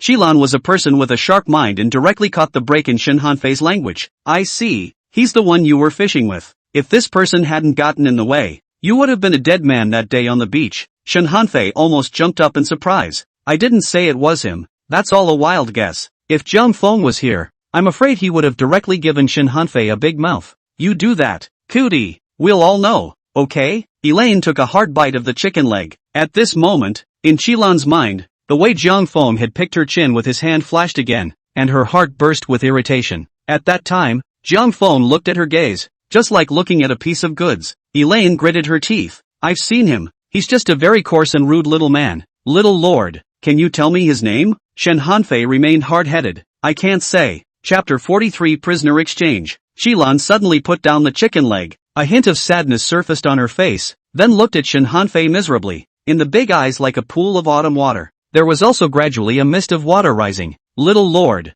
the slave has been locked up by you in this dark and sunless prison. I can't eat well, I can't sleep well, and I suffer daily. Now the slave just wants to know who this man is. Can't you fulfill such a small wish?" Shen Hanfei's IQ would drop by leaps and bounds when he saw Chilan. Straight down to a negative number, and he won't even stop. "I can't say it," Shen Hanfei continued. "I promised Jiang Feng that this matter must never be told." Shen Hanfei suddenly covered his mouth. The sultriness was gone from Elaine's face and she laughed outright. "Little lord, I find you really interesting. So this villain is called Jiang Feng." A ray of cold light flashed out of Chilan's eyes and she snorted coldly. "Jiang Feng, I'll remember you." Not long afterward, Jean agreed to exchange prisoners, and the place for the exchange of prisoners was set at the border of the two countries, a river bank of the Yongding River. The Jiang family's small courtyard. Jiang Feng sat bare-chested under the shade of a tree, drinking cold watermelon juice with a big gulp, his face full of coziness. Shen Hanfei hurriedly walked in through the door and directly grabbed the watermelon juice in Jiang Feng's hand and drank it all in one go. "Shu Tan, go and pour me another bowl." Jiang Feng glanced at Shen Hanfei in disgust, lifted the altar next to him, and poured him a bowl. "1 bowl or 50 taels." "Tube." Shen Hanfei picked up the watermelon juice and took a sip, laughing. "What? Out of money again?" Jiang Feng nodded. When Lu Kailin returned home that day, she told her mother about Jiang Feng's decision. Lu didn't even consider it before agreeing to it. Lu Kailin had already reached the age of marriage, and Lu had to think about her future as well. If she had been harboring in a small fishing village, would she still let Lu Kailin marry a fisherman? Jiang Feng wanted to tie up Lu Kailin's mother and daughter, while Lu was trying to tie up Jiang Feng. The two of them hit it off right away, and the matter was settled straight away. The big mansions in the city were too expensive, and with Jiang Feng's little money, he couldn't afford them. The three of them wandered around outside the city for a few days and directly bought a dilapidated manor. The estate is quite extensive, not to mention being able to accommodate dozens of people. I'm afraid there's no problem in housing hundreds of people. However, many areas are in need of repair. Jiang Feng ran for days before and after this, buying many furniture and finding many craftsmen. Silver money was spent like water. Until now, Jiang Feng's beautiful maid hadn't landed yet. Therefore, Jiang Feng was currently lacking the most.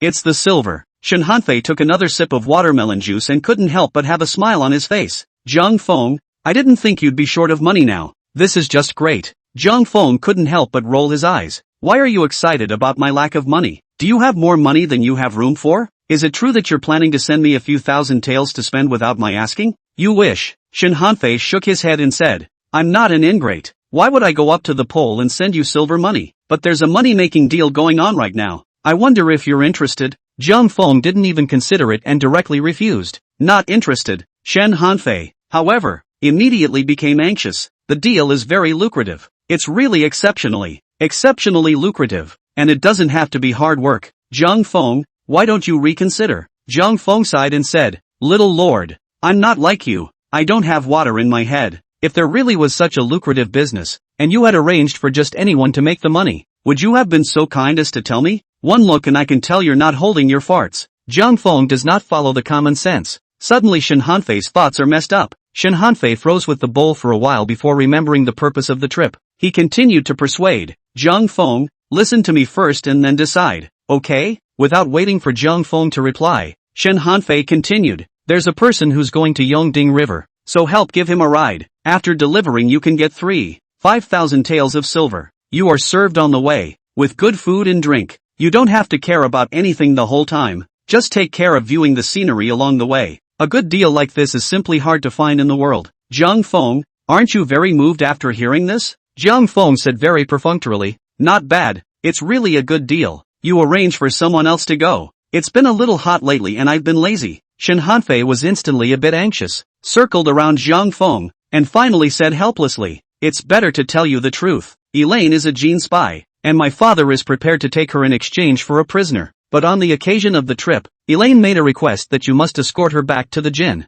Otherwise, she won't leave. Jiang Feng skimmed his mouth and said, this has a lot of things to do. Tied up and sent over is it? What do you care what she asks for? Oi, no. Jiang Feng suddenly jumped up directly and choked Shen Hanfei's neck angrily. How did Qilan know about me? Did you tell her that? Shen Hanfei nodded painfully and sighed. It's all my fault. Accidentally, said Bald Mouth. Jiang Feng flinched and let go of Shen Hanfei's neck. I knew this would be it. Once you see Elaine, you're guaranteed to turn into a pig. Forget it. If she knows, she knows. She'll be gone soon anyway. I'm sure she wouldn't think of coming back to me for revenge just because I'm such a small person. Shen Hanfei asked cautiously. Jiang Feng, you agree? Jiang Feng jumped straight up. I agree my ass. Little Lord, what was Elaine's final hit when she wanted me to send her? Don't tell me you don't know? Shen Hanfei sighed and said. Jiang Feng, I know. When Elaine wants you to go and send her off, she actually wants you dead, and wants you to have no return. Jiang Feng, you have to trust me. You saved my life,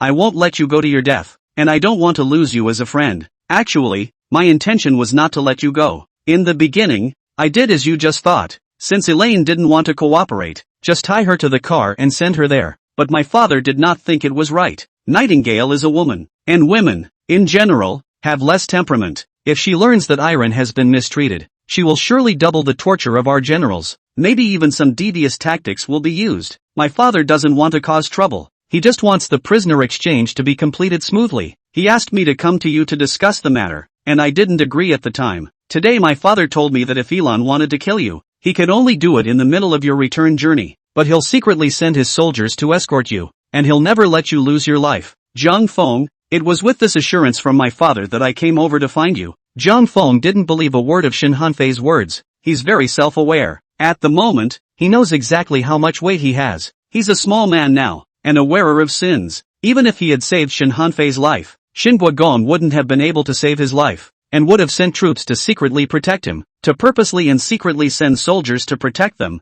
that's all the treatment of a king or a prince. Jiang Feng thought to himself that he didn't have the face yet. It is also Shen Hanfei, this pig head, can believe his old man's guarantee. Chapter 44, Instrument of Pardon. For such dangerous things, Jiang Feng naturally avoided them if he could. He raised his finger to point at the gate and said to Shen Hanfei, Young lord, take your time and don't see me off. Shen Hanfei was actually unwilling to make things difficult for Jiang Feng and didn't force himself. Jiang Feng, since you don't want to go, forget it. I'll go back and try to figure something out with my dad, and I'll come back to you some other time. Jiang Feng looked at Shen Hanfei's departing back inside again. On the borderline between the two countries, the hidden spies of both sides were so complicated that it was impossible to cover their tracks. If Qilan wanted to get rid of Jiang Feng, she thought that she would have many ways to do so. The slightest mistake could cost you your life. Jiang Feng can only hope now that Shen Hanfei can convince Shin Guogong not to involve him in this matter. The next day, Jiang Feng had just stepped out of the gate when he saw a carriage at the entrance of the alley. An armor-clad sergeant walked up to Jiang Feng, clasped his fists and saluted. Sir Jiang, the Duke of State has an invitation. Jiang Feng looked at the carriage at the entrance of the alley and couldn't help but sigh. He knew that the matter of escorting Elaine back to her country was a foregone conclusion. Now the Duke of Shin has stepped in. If Jiang Feng still insisted on not going, he would be giving his face away. It was also because Jiang Feng had saved Shin Hanfei that the Duke of Shin would be courteous and personally come to the entrance of the alley to wait for him. If not, I'm afraid that Shin Guild would have directly sent a few soldiers to tie Jiang Feng over. Jiang Feng got on the carriage and saluted. Greetings, Duke Shin. Duke Shin was tall and had gray hair. Despite his age, he still appears to be a powerful man. The eyes were small, but the look was sharp as hell. Duke Shin's eyes narrowed slightly as he looked at Jiang Feng and smiled. I've long heard Feier talk about you, but I've never met you. At first sight today, it's really a sight to behold. Jiang Feng compensated with a smile. Your Excellency has flattered me. Duke Shin continued. Some days ago, it was fortunate that you saved Feier, which spared him from death. I wanted to personally come to the door to thank you, but I was prevented from doing so by Feier. I came in a hurry today, and I didn't prepare any thank you gifts. I'm a martial artist, so I always feel it's better to express my gratitude with this. Duke Shin took out a stack of silver bills from his bosom and handed it to Jiang Feng with a smile. The elder gives, and dares not resign. Then the late generation will be flattered. In this moment of lack of money, Jiang Feng wasn't polite at all and directly took the silver ticket. Jiang Feng understood in his heart that this could also be a settlement fee. Since the matter of sending Qilan back to her country had been put off, how could she grab some benefits in advance? Duke Shin naturally understood what Jiang Feng had in mind and immediately laughed out loud. You kid, you sure are something. Jiang Feng, you're a smart man. I'm sure you already know the old man's intentions, so I won't say much, but as the saying goes, the rich and the famous. Jiang Feng, I can assure you that no matter if you can come back or not, as long as the prisoner exchange is successful this time, I will definitely write a petition to the emperor to absolve your Jiang family of their sins. Jiang Feng arched his hand and said, Thank you, Mr. Guigong. The matter is accepted by the late generation. I wonder when we will set off. I may as well make some preparations. Seeing that Jiang Feng was so sensible, Duke Shin couldn't help but nod appreciatively at him. We leave in 3 days. Jiang Feng thought briefly before he spoke. Your Excellency, the latecomer still has an unkind request. After I leave, I hope that the Duke of State will take care of the Jiang family for a little while. Jiang Feng's words sounded somewhat like an explanation of the aftermath. Xinguo couldn't help but frown. Jiang kid, just don't worry. The people I've arranged to escort this time are all strong soldiers and generals under the old man's command, and will definitely protect you. Since that little girl Qilan wants to kill you, you just don't give her a chance. What's the point of thinking so much? Jiang Feng also laughed. What the Duke of State said is true. I'm not a pig. If she wanted to kill me, wouldn't I run? Duke Shin laughed out loud and said, just as it should be. This little girl, Elaine, is just being capricious for a moment when she asks you to accompany her back to her country, so don't feel too much pressure. When the prisoner exchange is successful, there will be a large army to escort you back to your country. As long as you stay out of the barracks, she doesn't stand much of a chance, so what are you afraid of? Jiang Feng knew that this kind of thing was not at all as simple as what Duke Shin said, but still nodded his head and said, what Duke Shin said is true. Duke Shin reached out and patted Jiang Feng's shoulder, smiling, even if something does happen, with your kid's intelligence, you're bound to turn misfortune into good fortune. Then the old man will wait for your triumphant return. When Jiang Feng left, Duke Shin took out a piece of paperwork from under the seat of the carriage and handed it to the sergeant next to him. When Jiang Feng leaves Fuhai City, immediately send this instrument to the Jiang family. Subordinate obeyed. The sergeant took the paperwork and scanned it. His face changed, then folded it up and put it into his arms. This is an instrument of pardon. The sergeant had only scanned it, but it had allowed him to read the writing on it. Jiang Feng for the capture of Jin Spy's merit, the Jiang family exempted from the crime of exile, and the return of his mansion in the capital. This time, the matter of arresting Qilan had already been reported to the capital by the Duke of Shin long ago. After all, Jiang Feng had saved Shin Hanfei. That's why Duke Shin also claimed credit for Jiang Feng on the paperwork he reported. Due to the river embankment corruption and ink matter, letting Jiang Junyan be the scapegoat, Emperor Xing still had some guilt towards the Jiang family. Emperor Xing simply used this excuse to absolve the Jiang family of their sins. Although Shen Guogong played a heart to Jiang Feng, he was generous in giving silver. He directly gave Jiang Feng 10,000 taels of silver. Jiang Feng gave 2,000 taels of it to Yunyang. It wasn't that Jiang Feng didn't want to give more, but he was afraid that giving more would scare her. Regarding sending Qilan to the border of Jin, Jiang Feng chose to conceal it for fear of his family's worries. Jiang Feng smilingly told Yunyang that he had received a big deal through Shin Hanfei's connections. Someone sends a shipment of supplies to the border of Jin to make a deal. However, due to the sheer volume of goods, a person skilled in arithmetic was needed to inventory the supplies and keep the books straight. These 2,000 taels of silver are the reward. Since Jiang Feng was adept at accounts, Yunyang and Jiang Junyan didn't suspect anything. Instead they took the silver bills and praised him for a while. Jiang Feng gave all the remaining 8,000 taels of silver tickets to Lu Kailan. After all, it takes money to feed and clothe a dozen children. Since he had chosen to adopt them, Jiang Feng intended to be sure to take responsibility to the end. The estate outside the city is now a sizable one. Some of the children adopted by Lu Kailan have also taken up residence. Jiang Feng had wanted Lu Kailan to accompany him on the trip, but then he thought about it and gave up. He didn't want Lu Kailan to follow him and risk her life. When the soldiers captured Qilan at Yan Chunlu that day, Jiang Feng was also watching from the sidelines. It made him realize one thing. That is, even if one's personal force is high, I am afraid that one cannot stop the army's dense rain of arrows. If Qilan had lost her heart and sent an army after Jiang Feng, in the case of Lu Kailan alone, with her personal bravery, she might still have a chance of escaping. But if Jiang Feng was added as a liability who couldn't do martial arts, even if Lu Kailan's martial arts were higher, I was afraid that it would be useless. Chapter 45. The Yongding River is north of Daxing. Although Qizhou and Yongding River were also part of the border area, Yongding River was 3,000 miles away from Fuhai city. Jiang Feng's round trip might take at least half a year once he left. With that, only Yunyang and Jiang Junyan were left in the house. Although he had Qin Muqing's family to take care of him, Jiang Feng was always a bit relieved in his heart, because Su Lingyi's matter was always a thorn in Jiang Feng's heart. Su Lingyi had fled to the sea because of Jiang Feng, so he must have hated him. Jiang Feng was worried that Su Lingyi would be unfavorable to his family when she returned one day, and Lu Kailan staying in Fuhai city could just make up for this lack of Jiang Feng. The day before he was about to leave Fuhai city, Jiang Feng came to the manor outside the city and found Lu's mother and daughter. Jiang Feng naturally had nothing to hide from Lu's mother and daughter. He told Lu Kailan and their mother and daughter about the cause and effect of the incident, as well as Qilan's ultimate goal of having him escort them. After Jiang Feng finished saying this, he directly turned to Lu and flopped down on his knees. This immediately startled Lu. "What are you doing, child? Get up and talk." Lu Kailan looked at Jiang Feng and was also surprised. Jiang Feng said, "Auntie, I have a favor to ask today. If you don't agree, I won't get up today." Lu hurriedly said, "You child, if you have something to say, you don't have to be like this." Linger quickly helped Jiang Feng up. Lu Kailan walked over to Jiang Feng and directly picked him up. Jiang Feng could only stand up and explain, "I once offended someone in Fuhai city. This man is the eldest son of the Su family. At present he is at sea, and I do not know when he will return. I'm afraid he'll turn on my family when I'm gone. Auntie, I'm not going to lie to you. This time when I go to the Jin border, whether I can return safely or not, I actually have no idea in my heart. I want Linger to look after my mother and grandfather until they can leave Fuhai city. It won't take long in the meantime. When the prisoner exchange is successful, the Shin Guild will submit a petition to claim credit for me, thus absolving our Jiang family of their sins. By then, my mother and my grandfather will be able to return to the capital. Auntie,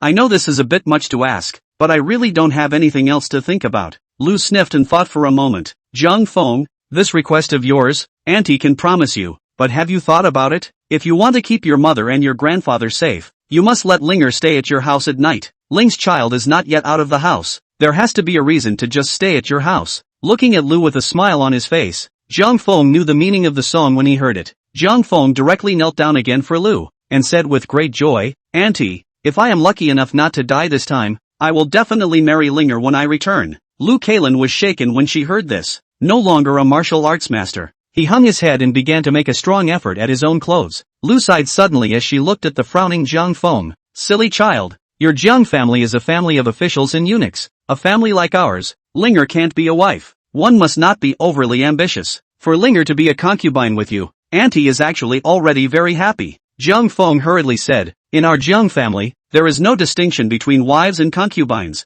Everyone is treated equally." Equally. He was a little speechless. Jiang Feng suddenly realized that these just a few words has been his philandering carrot image, depicted vividly. Fortunately, Lu didn't care about Jiang Feng's words. "Jiang Feng, Auntie can tell that you're treating Linger with sincerity. Thousands of taels of silver in this short period of time, and you've given it all directly to Linger. What a trust that would be. You used Linger's name to buy this manor and hired many slaves. It wasn't just to have Linger help you train your men. The thoughts of you among them are understood in Auntie's heart. Although Auntie's family is poor, she won't accept favors from others without reason. Jiang Feng, Auntie's willingness to move into this manor is actually the same as accepting your money for concubinage. Tomorrow you will be leaving Fuhai city. If you can settle your name with Linger before you leave, Auntie will have one less thing on her mind. I'm finally at peace with living on this estate." Jiang Feng, There's no need to wait until you return. Linger and I come from a reckless background and don't really care about ceremonies. From today, Linger is your person. Now you will take Linger home and meet your elders. Lu suddenly burst into tears as she spoke. Linger, her father, died early.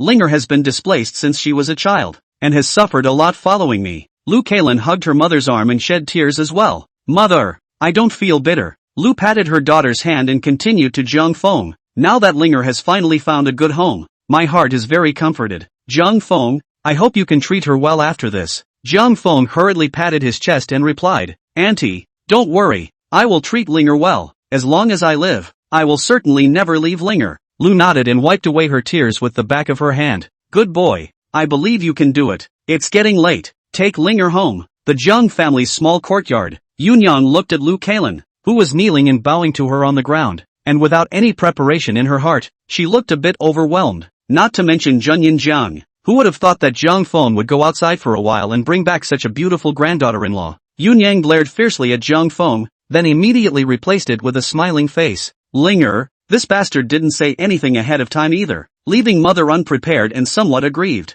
I'm afraid it's too late to prepare in haste now. When Fenger comes back, we'll make up for the rituals that should be there. Lu Kailan blushed and raised her head, somewhat awkwardly shouting, Mother, it's alright. After the tea toast, Yunyang felt all over her body and couldn't find a single gift she could give. Finally, he simply pulled off the wooden hairpin on his head and handed it to Lu Kailan. Linger, nowadays mother doesn't have anything good to give you, so keep this wooden hairpin for now. When there's time for mother to go out again, I'll be sure to find some nice jewelry for you. Lu Kailan took the wooden hairpin and looked back at Jiang Feng with a smile on her face. Mother, this one is just fine. I love it. Jiang Feng saw that the time was still early, and intervened to make a trip to old Qin's house. That's right, Jiang Feng is so shameless. Qin Yu had long been in love with Jiang Feng, and this was the time to be in honey. When she heard that he was going to be gone for 6 months, she immediately cried pear-shaped tears. As for the reason for leaving this time, Jiang Feng didn't dare to tell Qin Yu and still used the traveler as an excuse. Jiang Feng coaxed for a long time before Qin Yu stabilized her emotions.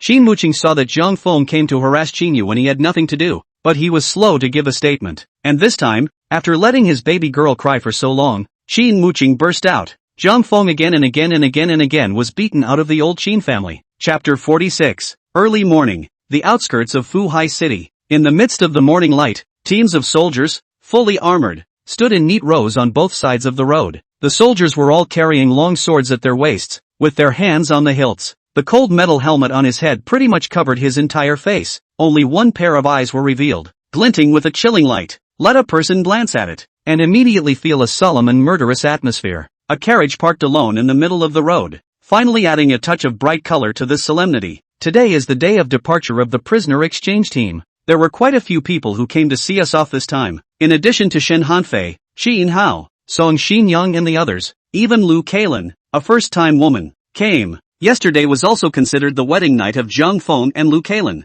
The two talked most of the night and then embraced each other. Jiang Feng pinched his thighs green before he saved the cave and experienced a beastly feeling. In fact, if it wasn't for Lu's insistence, Jiang Feng didn't want to settle down with Lu Kailan so early. After all, Jiang Feng was going to the border of Jin this time, and he didn't know if he could return safely. Jiang Feng does not want Lu Kailan to start widowhood after her new marriage. Qin Yu had already been grounded by Qin Muqing and was unable to come. The person in charge of this prisoner exchange was a senator named Shen. Shen Hanfei called Senator Chen to him and pointed at Jiang Feng. This man is my good friend. He saved my life. Whatever it takes, you will bring him back to me. Senator Chen cupped his fists and said, Don't worry, young lord. The Duke of State also has some appreciation for this person, and had specially explained to his subordinates to protect this person. Shin Hanfei nodded and walked to the carriage, unable to help but sigh deeply. Miss Qilan, once we part this time, I'm afraid we'll never see each other again. It's a long way to go, so please be careful and watch out for your body. It was only after a while that Qilan said quietly through the carriage's cloth curtains, Young lord, you're really a good person. Let's say goodbye to this. At this moment, Jiang Feng didn't know that Qilan had already issued a good guy card to Shen Hanfei. After he exchanged a few pleasantries with Qin Hao and the others, he pulled Lu Kailan aside. Jiang Feng held Lu Kailan's small hand and laughed. Linger, this time when we go to Yongding River, I'm afraid it will take half a year to come back. The safety and security of our old Jiang family is all on you. Lu Kailan blushed slightly as Jiang Feng took her hand. She still said in a glutinous voice, Jiang Feng, this is all my part. Jiang Feng was silent for a moment and laughed again. Just in case I don't come back, After my mother and grandfather return to the capital, you will find a good family to marry. Lu Kailan immediately reddened her eyes and reached out to cover Jiang Feng's mouth. Jiang Feng, I forbid you to say such things, since you and I have settled on a name. I am a member of the Jiang family from now on. Although I come from a reckless background, I have my own code of conduct. Jiang Feng took off Lu Kailan's hand and said playfully, Linger, anyway, just remember this from me. You've got a lot of years ahead of you, so don't hang on to this crooked tree of mine. It wouldn't be fair to you, but remember, I'm talking about what ifs. If I come back safely and you still dare to do this, I'll run headlong into your door. Lu Kailan was almost laughed at by Jiang Feng's anger. Jiang Feng, you don't need to say much about this matter, just come back safely. Lu Kailan suddenly remembered something and broke away from Jiang Feng's hand, taking out a few bottles and jars from his arms and putting them into his hand. Here's a couple of medicines mother made up for you. Although these are some small tactics for walking in the Jianghu, they are often of great use at critical moments. Even if you can't use it, it's always good to be prepared. Jiang Feng casually picked up a small porcelain bottle and saw the word ecstasy written on it, and was instantly delighted. Linger, our mother is so talented. I can't believe I'm still going to be able to match these. I just love it. Lu Kailan looked at the exuberant Jiang Feng, and her eyes once again turned a little red. Jiang Feng, do you really not need me to accompany you this time? I'm always a little worried in my mind. Jiang Feng put those bottles and jars into his arms and said with a relaxed face, Linger, you don't have to worry. He thrust his chest out and said to Lu Kailan, touch it. Lu Kailan immediately blushed, looked around and said, I don't want to touch it. Jiang Feng directly picked up Lu Kailan's small hand and put it on his chest. Touch anything yet? Lu Kailan touched Jiang Feng's front chest, and there was a piece of a bar-shaped item, and immediately stared in surprise. What is it? Jiang Feng replied, bulletproof vest, or call it knife avoidance vest, arrow avoidance vest, call it whatever. The most important thing is that it's protective. This was made at great expense to me. The exterior is cowhide, and the interior is composed entirely of the finest steel plates. I've tried it, and no good knife can cut through it, and there's nothing wrong with it except that it's a little heavy. It's on the arm, too. Jiang Feng pulled his sleeve up again, allowing Lu Kailan to see the steel plate protecting his arm, as well as the hand crossbow embedded in the plate. See this hand crossbow of mine? It's modified to fire 3 arrows in a row. Unstoppable. Lingdol, look at me armed to the teeth. No one in the world can kill me. Just don't worry. While the two were talking, Jinhao led a small leader of soldiers over. After this person came over, he directly knelt on the ground and kowtowed to Jiang Feng. Jiang Longzhong, a great favor. If there is anything I can be of use to you in the future, just ask. I will definitely go through fire and water. Since the person was wearing a helmet that covered his face, Jiang Feng didn't see who this person was. Jiang Feng took a step back in surprise and asked, who are you? Mistaken identity, right? The visitor raised his head and removed his helmet before Jiang Feng could see that this person was Baisiki. So it's Mr. White. You're such a man of nature that you'd remember me healing your burns until now. But don't kowtow in the future for such trivial matters. If you're really over it, there are other ways to show your appreciation. Jiang Feng twisted his fingers and gave Baisiki a sign. Jinhao couldn't help but laugh. Baisiki stood up and scratched his head. Bone-setter Jiang, I'm not talking about my burns. It's because you saved my father that I kowtow to you.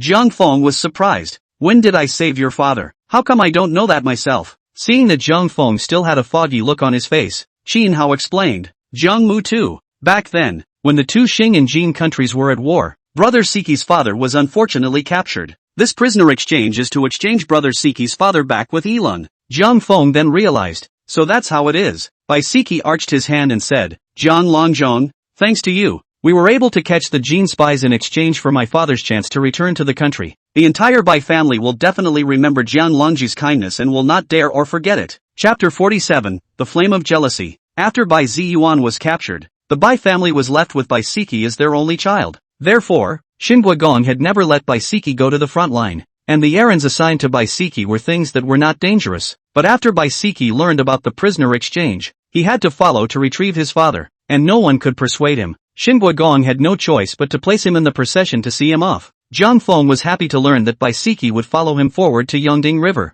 He was worried about not having a helper on the road. Shen Hanfei finished saying goodbye to Qilan and walked over with a sigh. Jiang Feng, I've explained everything to them. I'll definitely escort your safety. I'm afraid it will be a long time before we see each other even after this farewell. I've been coming to Fuhai City for quite a few days, and I'll be returning to the capital in the next few days. The next time we meet, I'm afraid it will be in the capital. Jiang Feng nodded and said, as the saying goes, a friend in the sea is a distant land. Since we're friends and we haven't seen each other for a while, can I forget you? When I get to the capital, I will definitely look for you, Shen Hanfei murmured. A friend in the sea, the sky is like a distant land. This is a good saying. Zhang Feng, I didn't expect you, an uneducated man, to come up with such profoundly meaningful verses. It seems I had previously underestimated you. Zhang Feng waved his hand and said, alright, don't kiss ass. It's getting late. You guys should go back. Shen Hanfei arched his hand toward Zhang Feng. Take care on the road, and I'll see you again in the capital. After Zhang Feng said goodbye to all of them, he turned around and embraced Lu Kailan in his arms,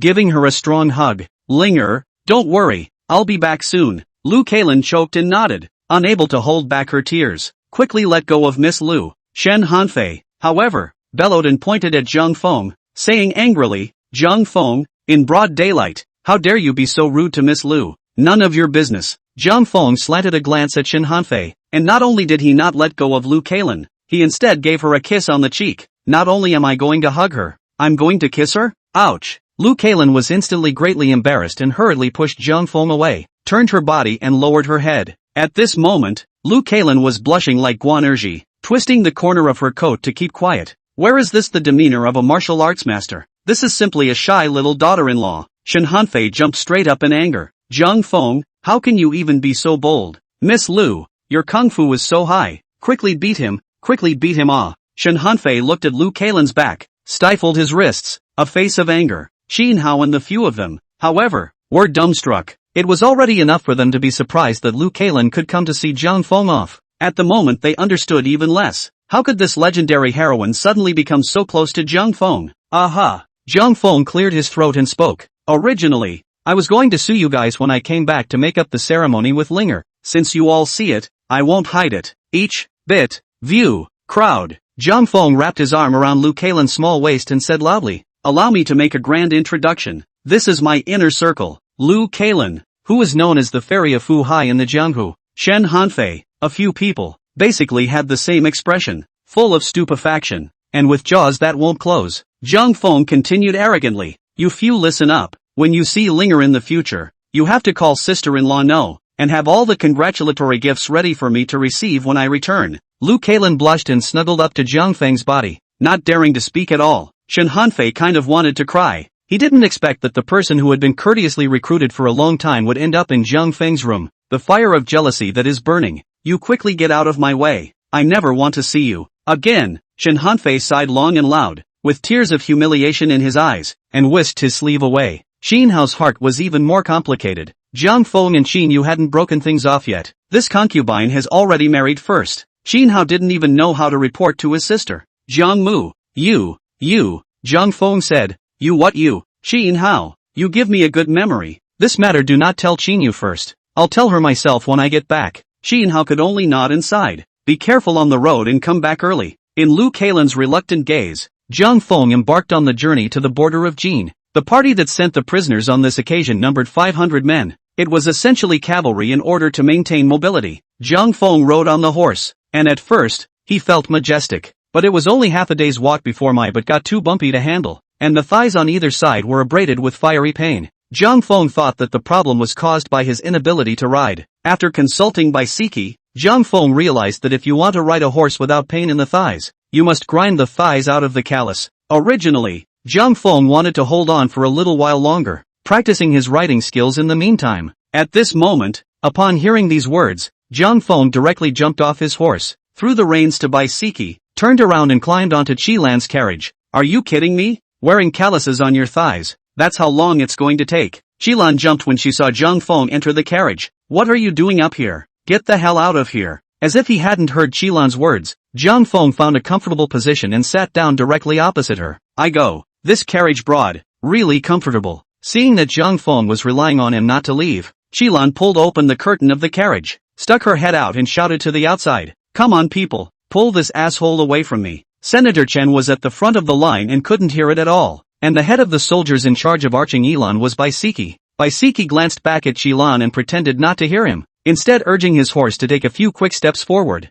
Qilan helplessly retracted her head back and looked at Zhang Feng with a puff of air. Zhang Feng laughed. Shout again. Can you have some sense of being a captive? It's all my men out there, so there's no use in shouting your head off. Besides, this wagon is so big, What's wrong with one more person? What a fuss. If you do the math, this is the third time they've met. The many days in prison had not taken half of Elaine's beautiful face off, still with skin as fine and radiant as warm jade. At this moment, Shilan's huffing and puffing immediately added a bit of loveliness to her already stunningly beautiful face. Humph, you scoundrel. Shilan blankly glanced at Zhang Feng and continued. I don't believe that you can't guess my intention of letting you see me off. You're about to die anyway, so what's the point of letting you be arrogant for a few days? Chapter 48, Cowardly as a Rat. Irene raised a hand to purse the strands of hair that hung down in front of her forehead and twisted her head to the side, trying not to let herself see that hateful smirk. In order to show his sincerity, Shin Guigong removed all of Qilan's shackles. However, Qilan had martial arts skills, and to prevent her from escaping,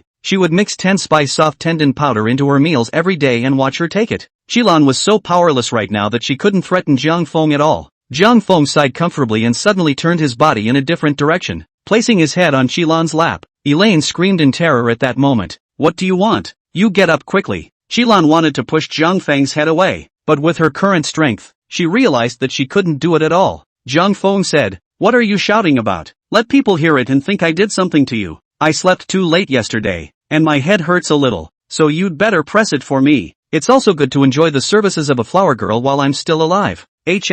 Elaine grunted, put her hands directly behind her back, and angled her head. You wish. I'm not going to press it for you? Zhang Feng closed his eyes and said, Do as you're told, press it. I'm going to count to 3 and if you don't start pressing it for me, I'm going to punch you. Don't expect me to still feel sorry for someone who's trying to kill me. Elaine continued to hold her head high, proud as a peacock. I won't press you. What can you do to me? I don't believe you dare to hit me. Zhang Feng, I'll tell you a secret. Actually, my mother is more careful than I am. If she finds the slightest wound on me, it will be added tenfold to the generals of your party. Zhang Feng still had his eyes closed and started counting. 1, 2, 3. Although Qilan was a bit scared in her heart, she still held herself still. Zhang Feng sat up straight, clenching his fist with one hand and pressing his knuckles with the other. He hemmed and hawed and said, Since you're refusing to drink until you're forced to do so, it's not my fault. Elaine immediately cowered in fear. Zhang Feng, I'm warning you not to do anything stupid. If the prisoner exchange is delayed, I'll see how you end up. Pop, pop, pop, pop. Zhang Feng reached out and pulled Qilan's body over, placing her face down on his lap and slapping her ass a few times. Qilan did not expect that Zhang Feng hit her way like this. Zhang Feng, you shameless man. Elaine felt that she had been strangely humiliated, and her tears fell straight to her eyes. Zhang Feng, however, didn't have the slightest intention of pitying her, and said slowly, I'll ask you again, press or not? Elaine submits with tears in her eyes. You bastard, you put me down. I'll press you still can't. I'll press you. Zhang Feng had gone through a lot of trouble and finally enjoyed the services of the flower girl. Since then, Zhang Feng no longer rode horses. He sat in the carriage every day, hanging out with Elaine. Although Senator Chen felt that Zhang Feng's move was a bit inappropriate, but remembering Shen Hanfei's explanation, he simply turned a blind eye and let him be. A month or so later, Qilan held a petal of orange in her hand and carefully removed the white silk on it before putting it into Zhang Feng's mouth. Zhang Feng, go on. Did Bai Suzhen bring Su Xian back to life after she stole the fairy grass? At the moment, there was not even a trace of reluctance visible on Elaine's face. It was as if serving Zhang Feng was already a natural thing to do. Although sometimes Qilan still thought of making a demon, Zhang Feng immediately started to become honest after a few direct snaps, so much so that when it came down to it, Zhang Feng began to suspect that Qilan was deliberately looking for a beating, because every time Elaine gets beat up, she cries sometimes though, but most of the time, it's a look of enjoyment. Two people in the same carriage can't say nothing. When Zhang Feng was bored, he told Qilan a few stories. For example, Liang Zhu, the legend of the white snake and other folklore that has been passed down for thousands of years. These stories, all of which were familiar to the crowd in Zhang Feng's previous life, were naturally classic. Under Zhang Feng's vocalized narration, Qilan fell straight into these stories, listening with great interest, unable to extricate herself. After Liang Zhu's speech, Qilan shed tears all night. In the past few days, Zhang Feng began to tell her the story of the white snake again. Elaine sinks her teeth into it again. Zhang Feng was still resting on Qilan's lap,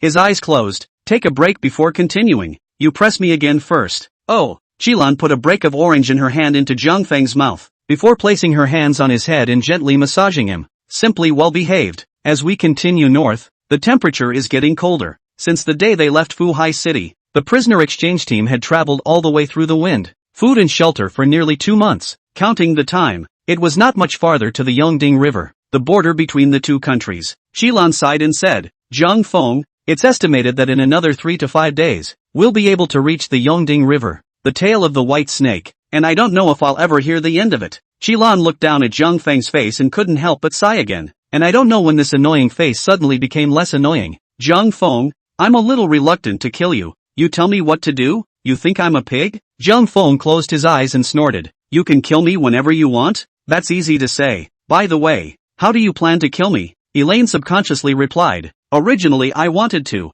Zhang Feng, you're so cunning. As a qualified secret agent, Elaine reacted quickly. Zhang Feng wanted to use the inertia of her mind to guide her to reveal her plan. Elaine sighed. It's this time of the day and you're still trying to trap me. You're really despicable. Don't say. Zhang Feng continued to laugh. I know anyway if you don't tell me. Elaine bristled disdainfully. Tell me about it then. Zhang Feng thought for a moment and said, if you want to kill me, there are only 2 ways. Either that or send assassins to carry out the assassination on my way back home. Either that, or we'll get someone to pretend to be a horse bandit and exterminate our entire group. Honestly, both ways, there's not much of a chance of success. Elaine wasn't surprised when she heard that and sighed. You're right, I was the one who took it a bit for granted. At that time, I was so enraged by you that I only had the thought of killing you in my heart, which is why I made this request to Lord Shen, and now I've figured it out. It really wouldn't be too easy to kill a coward like you. I haven't seen you leave the barracks a step these days. Zhang Feng laughed. Being a coward is better than losing your life. Who knows if there are any of your people outside the barracks right now? Don't worry, I'm not going to give the assassin a chance. If an assassin dares to break into the camp, I promise to turn him into a hedgehog. Chapter 49, An Enemy Attack. Elaine laughed back. Then there's only one way to go. When I regain my freedom, I'll have my mother find a group of soldiers to pretend to be horse bandits and destroy all of you. When the time comes, I'll see where you can still escape to? Zhang Feng shook his head and laughed. Miss Qilan, you don't have a chance now. In the past 2 days, did you not see Baisiki? Elaine nodded after a brief moment of thought. Zhang Feng continued. In order to ensure that Baisiki's old man can return home smoothly, Shen Guigong has also made some arrangements. Baisiki went to the border camp to borrow troops 2 days ago, taking the Duke of Shen's thorn in his side. When the matter of the prisoner exchange is over, a large army will escort us back safely. So, Miss Elaine, I would advise you not to toss it. I don't think your mother, who loves you especially, would easily stir up trouble between the two countries just because of her precious daughter's willfulness.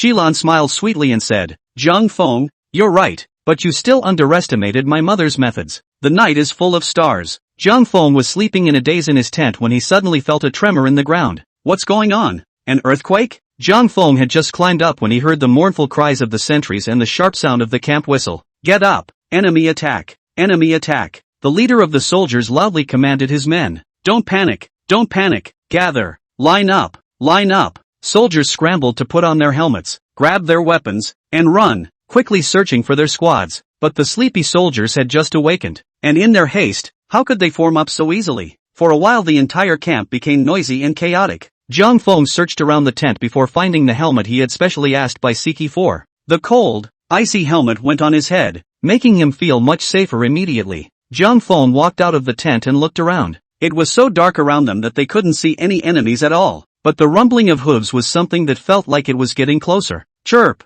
Chirp! Suddenly, a rain of arrows came from the darkness, and a large number of the chaotic soldiers fell at once. Zhang Feng didn't want to be shot to death by stray vectors and hurriedly looked for a place to hide. In the end, he turned around and still hid behind Elaine's carriage. Chirp! Chirp! Another shower of arrows came. Several arrows hit the wagon, causing it to shake. Qilan, who was sleeping in the carriage, immediately squealed in fear and shouted, Zhang Feng! Zhang Feng, where are you? Zhang Feng squatted beside the wheel of the carriage and didn't move a muscle. He didn't know where this enemy came from. However, it could not be ruled out that it was someone arranged by Elaine's mother to come to Elaine's rescue. Zhang Feng thought in his heart that if these enemies were from Qilan's side, he would jump on the carriage and take Qilan hostage. The soldiers in front had begun to fight the enemy in short bursts. For a while, the sound of killing rose in all directions, and people on both sides began to fall down continuously, turning into a cold corpse. Where had Zhang Feng seen these? He smelled the heavy stench of blood, and a cold sweat came down in fear. During the battle between the two sides,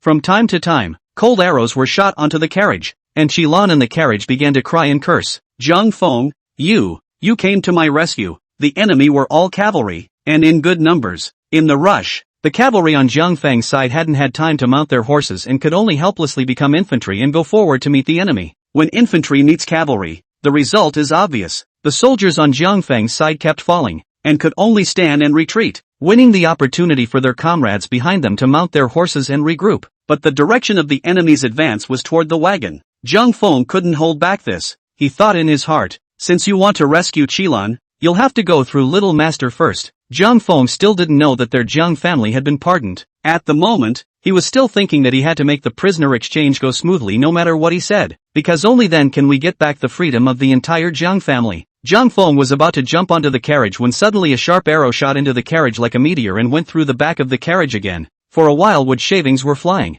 The power of the arrow was so great that it directly blew a large hole in the wooden board at the back of the carriage. Elaine squealed again in terror. Jiang Feng, you asshole, come and save me. Jiang Feng suddenly realized that he was wrong. The other side wasn't here to save Elaine. This arrow, this was clearly an attempt to bring her to her death. By the weak firelight, Jiang Feng saw that among the enemy troops, a tall enemy general, holding a big bow in his hand, shot an arrow into the carriage again. Chirp! The arrows again shot the wagon through and through. Jiang Feng couldn't help but shiver in his heart, and he didn't know if this powerful arrow had shot Qilan or not. A moment of silence passed. Elaine's mid-sentence yell of curses came out of the carriage once again. This couldn't help but make Jiang Feng sigh a little. This chick has a big life. Both arrows missed her. Fortunately, after the enemy general finished shooting 2 arrows, he put away his bow and arrow and began to swing his sword in the direction of the wagon. Jiang Feng took the opportunity to jump onto the carriage and carried down Qilan, who was lying on her back. Qilan hugged Jiang Feng's neck without letting go. Jiang Feng, you finally come. If you don't come again, I'm going to die. The enemy advanced slowly, but still pushed methodically toward the wagons. Jiang Feng looked around, and his heart burst with sadness. The soldiers around him were all too busy killing the enemy to protect him. It seems that in the face of the enemy, Senator Chen has forgotten Shen Hanfei's explanation. Jiang Feng knew that it was better to beg than to ask, since there's no place to hide. Let's run! Jiang Feng tried to put Qilan down, but Qilan stuck to him like an octopus and tried several times without success. You get down here quick, Jiang Feng said to Qilan in his arms. They're going to kill them soon. You'd better run. I'm not coming down. Elaine, however, hugged tighter. Jiang Feng also didn't understand why Qilan still had so much strength after taking 10 incense soft tendon powder, but the two had been together for so long. Jiang Feng couldn't afford to use brute force, and could only patiently say, come down quickly, if you don't run your life will be gone. Qilan was still holding Jiang Feng with a death grip and wouldn't let go. I wouldn't come down, Elaine said with a sobbing voice. I know that as soon as I let go, you bastard will definitely leave me and run. Women are such a pain in the ass. Jiang Feng had no choice but to run in the direction of the stables with the wombat like Qilan in his arms. When the enemy general saw that Jiang Feng was going to run away with his target, he waved his sword to cut back one of the soldiers, and directly picked up his bow and arrow and shot an arrow. Chirp! The arrow directly hit Jiang Feng's back. Jiang Feng instantly felt like his back had been hit with a sledgehammer, and he staggered forward several steps while holding Qilan before he was able to stabilize himself. Put! Jiang Feng's throat was so sweet that he directly sprayed out a mouthful of blood. If he hadn't been wearing his homemade arrow-avoiding clothes, I'm afraid that this arrow would have already taken his life. Qilan exclaimed, Jiang Feng, why are you vomiting blood? Jiang Feng didn't have time to pay attention to Qilan, wiping away the blood at the corner of his mouth and continuing to run forward with her in his arms. Chapter 50, Novelty Seasoning. The enemy leader couldn't help but frown when he saw that Jiang Feng had actually resisted one of his arrows. Reaching behind his head, he touched the back of his head, but it was empty. Turns out he'd run out of arrows. The leader of the enemy army threw away the bow in his hand, raised his long sword, and urged his horse forward with a burst of vigorous slashes. Charge me and kill them. The soldiers around the enemy general began to charge forward as if they were desperate. At the cost of several lives, the enemy quickly broke through the defense. A few enemy soldiers crossed over the small opening that had just been torn open and directly shot their horses in pursuit of Jiang Feng. And at this moment, Jiang Feng had only just found a horse. You're an octogenarian. Sooner or later you're going to get yourself killed. Jiang Feng whined, but in the end, he didn't have the heart to leave Qilan behind. He helped Qilan onto his horse and looked back, only to see that the enemy army already had 5 riders rapidly chasing after him, and was immediately scared out of his wits. Jiang Feng hurriedly rolled onto his horse, wrapping one hand around Qilan and holding the reins with the other. At this moment, he didn't care to look at the direction, and directly urged his horse to run forward quickly. Qilan, however, exclaimed, Jiang Feng, you asshole, where do you feel your hands?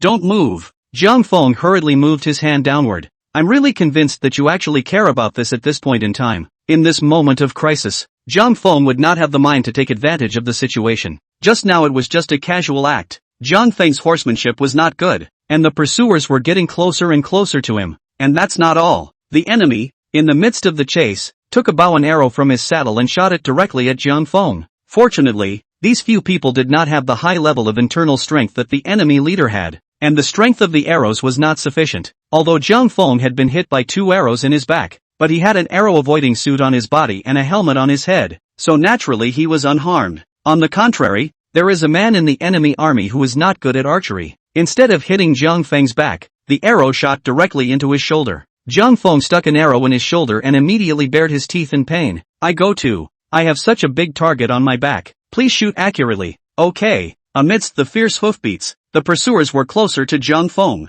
At the moment, the 2 enemy soldiers were less than a foot away from Zhang Feng, and they were about to ride alongside him. However, on Zhang Feng's face, no expression of panic appeared. Zhang Feng raised his hand sideways and pointed at one of his nearest enemies and suddenly smiled. A neat row of teeth was revealed. Bye-bye. The enemy covered his throat and planted himself right off his horse. Zhang Feng's hand crossbow was specially modified to fire arrows 3 times in a row. He raised his hand and aimed it at another person. Sayonara. The arrow from Zhang Feng's hand crossbow was nailed directly to the second enemy's head. The enemy immediately leaned back and fell with his horse. The enemy behind them immediately jumped and hurriedly strangled their horses, not daring to get too close to Zhang Feng, but it was still chasing after Zhang Feng. The range of a hand crossbow was no match for a bow and arrow. The remaining 3 enemies controlled the speed of their horses and stayed out of the range of Zhang Feng's hand crossbow. However, they kept shooting the arrows in their hands towards Zhang Feng. Not long after, Zhang Feng's arms on both sides, and each inserted an arrow. Luckily, the enemy's arrows had run out and didn't turn Zhang Feng into a hedgehog.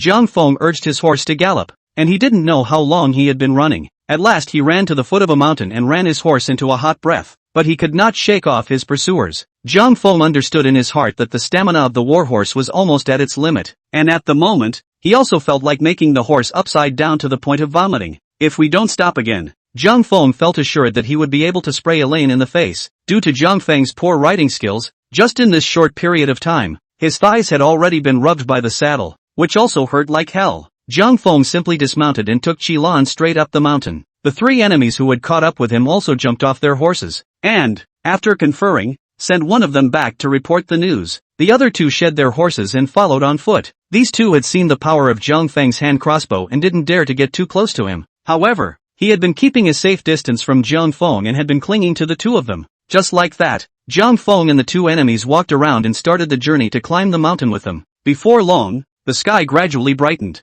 Zhang Feng sat on a rock, and with the help of Qilan, he used his dagger to cut off a section of the shafts of all 3 arrows stuck in his arm. There were barbs on the arrows, so Zhang Feng didn't dare to pull them out directly. Nonetheless, Zhang Feng was sweating profusely from the pain and his eyes were glazed over. Qilan hugged Zhang Feng's arm and wiped the beads of sweat off his face, asking with a nervous face, "Zhang Feng, are you alright?" Zhang Feng sighed up to the sky. "I now have 3 arrows in my arm, worn skin on my thigh, and a very serious internal injury. Do you think I'm okay?" Qilan directly lowered her head and said with tears in her eyes, "I'm sorry, Zhang Feng, I'm the one who dragged you down. I know these people are here for me. I think it must be that our military does not want to exchange prisoners, and they want to kill me or have the prisoner exchange matter dead in the water. Don't worry, a prisoner exchange is imperative." Zhang Feng couldn't help but frown as he glanced at the sneaky 2 not far away. He felt that these 2 were really annoying. Zhang Feng asked, "Qilan, how long will it take you to recover your power?" Iron shook her arm,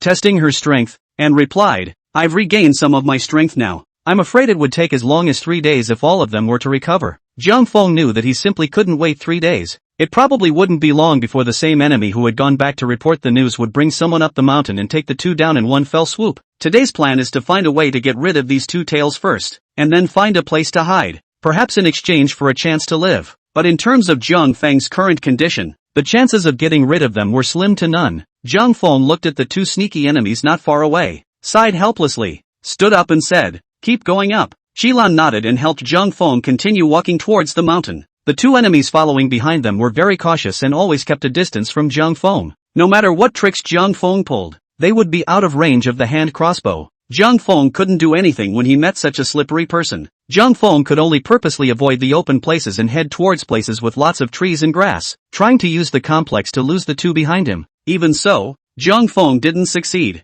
but it couldn't be said to be of no use at all. At least Zhang Feng was in the bushes and shot a rabbit with his hand crossbow. Zhang Feng peeled off the rabbit's skin and removed the internal organs. Then he simply made a barbecue grill out of tree branches and started grilling the rabbit meat straight away. It wasn't long before the aroma of roasting meat began to waft out. Zhang Feng took out some more items such as salt, cumin, and chili powder and sprinkled them evenly on the roasted meat. The aroma of the roast was immediately different. Chapter 51. The two enemies who had been following Zhang Feng were currently lying in the grass not far away, and it happens to be in a downwind position. The two enemies couldn't stop gagging as they smelled this roasted meat. They had been working all night and were already hungry. Qilan was the same. She carefully swallowed her saliva before she spoke. Zhang Feng, how can this scent be so special? What kind of seasonings do you put on them? Zhang Feng pinched some cumin with his fingers and put it on. This is called cumin, and it's the essence of the roast. Zhang Feng flipped the rabbit meat while sprinkling some chili noodles on top of it. This is chili. This object is even more indispensable. Qilan looked at these seasonings of Zhang Feng with new curiosity and asked,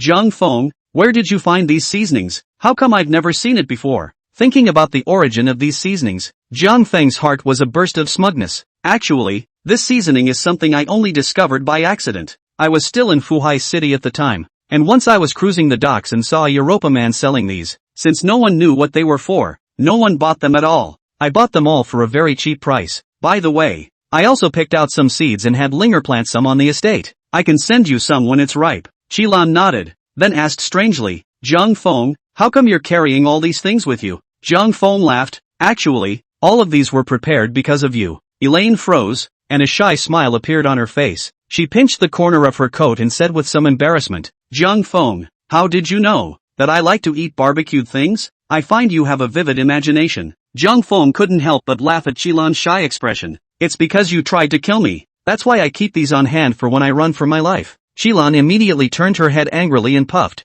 Zhang Feng, you're just too annoying. Zhang Feng smiled and tore off a piece of rabbit meat, handing it to Qilan. Okay, don't be mad. The meat is roasted. Eat something quick. You'll have the energy to run later. Elaine looked at the roasted golden rabbit meat and grunted coldly. But in the end, she still couldn't resist the temptation of the food and took the rabbit meat in Zhang Feng's hand and bit into it fiercely. The pungent rabbit meat coupled with the flavor of cumin immediately made Qilan forget the unpleasantness she had just experienced. Well, it sure is tasty. With food in her mouth, Elaine slurred, get me another piece. It smells so good. Of course it's good when you grill the meat with such a good seasoning. Zhang Feng once again tore off a piece of rabbit meat and handed it to Qilan. Back in the day, the fish I baked with this seasoning once sold for 20 taels of silver for a single one. Qilan laughed as she ate the rabbit meat. That guy won't be a cutie, right? Even if you season it well, who would pay 20 taels of silver for a grilled fish to eat? Zhang Feng sighed and said, it's because of this little cutie, is what brought me here.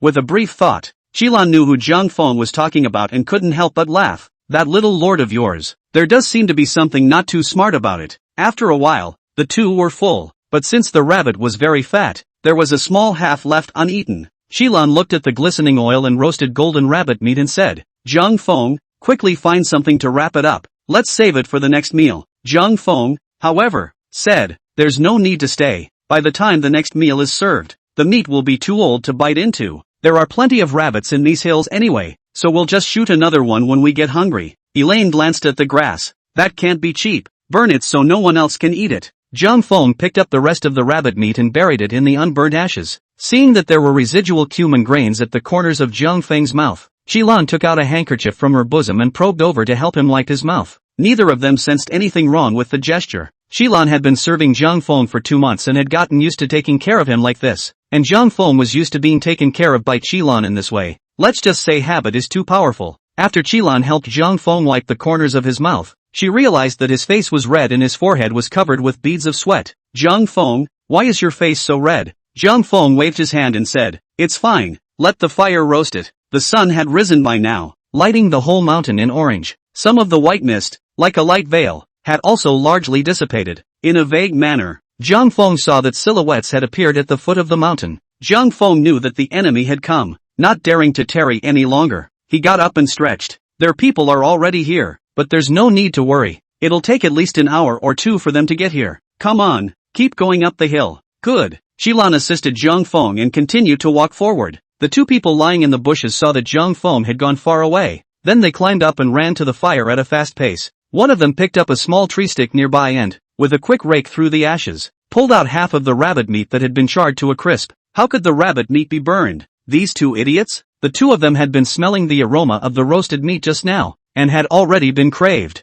Couldn't care less about hot at the moment. One of them picked up the rabbit and knocked off the charred skin with a tree stick, revealing the still fragrant rabbit meat. He broke off half of the rabbit and handed it to his companion, then put the rest of it to his mouth and nibbled right through it. You don't say. This kid does have a knack for grilling meat. His companion chewed the rabbit meat in his mouth and kept nodding. Fragrant. Really fragrant. Since there wasn't much rabbit meat left, in addition to burning off quite a bit more, the two of them lost the rabbit in a few bites. One of them licked his lips and couldn't get enough of it. It smells so good. It's just a shame it's missing. Ha, why do I look like you have two heads? At this moment, his companion's eyes had also straightened, and looking at his head, he said, you've got one more than me. You have three heads. Ping, bang. The two gradually lost the luster in their eyes and collapsed to the ground one after another. Zhang Feng hid in the bushes and watched the two men lying motionless on the ground. He slowly walked to the two men, took out the dagger at his waist, and directly wiped their necks. To be kind to your enemy is to be cruel to yourself.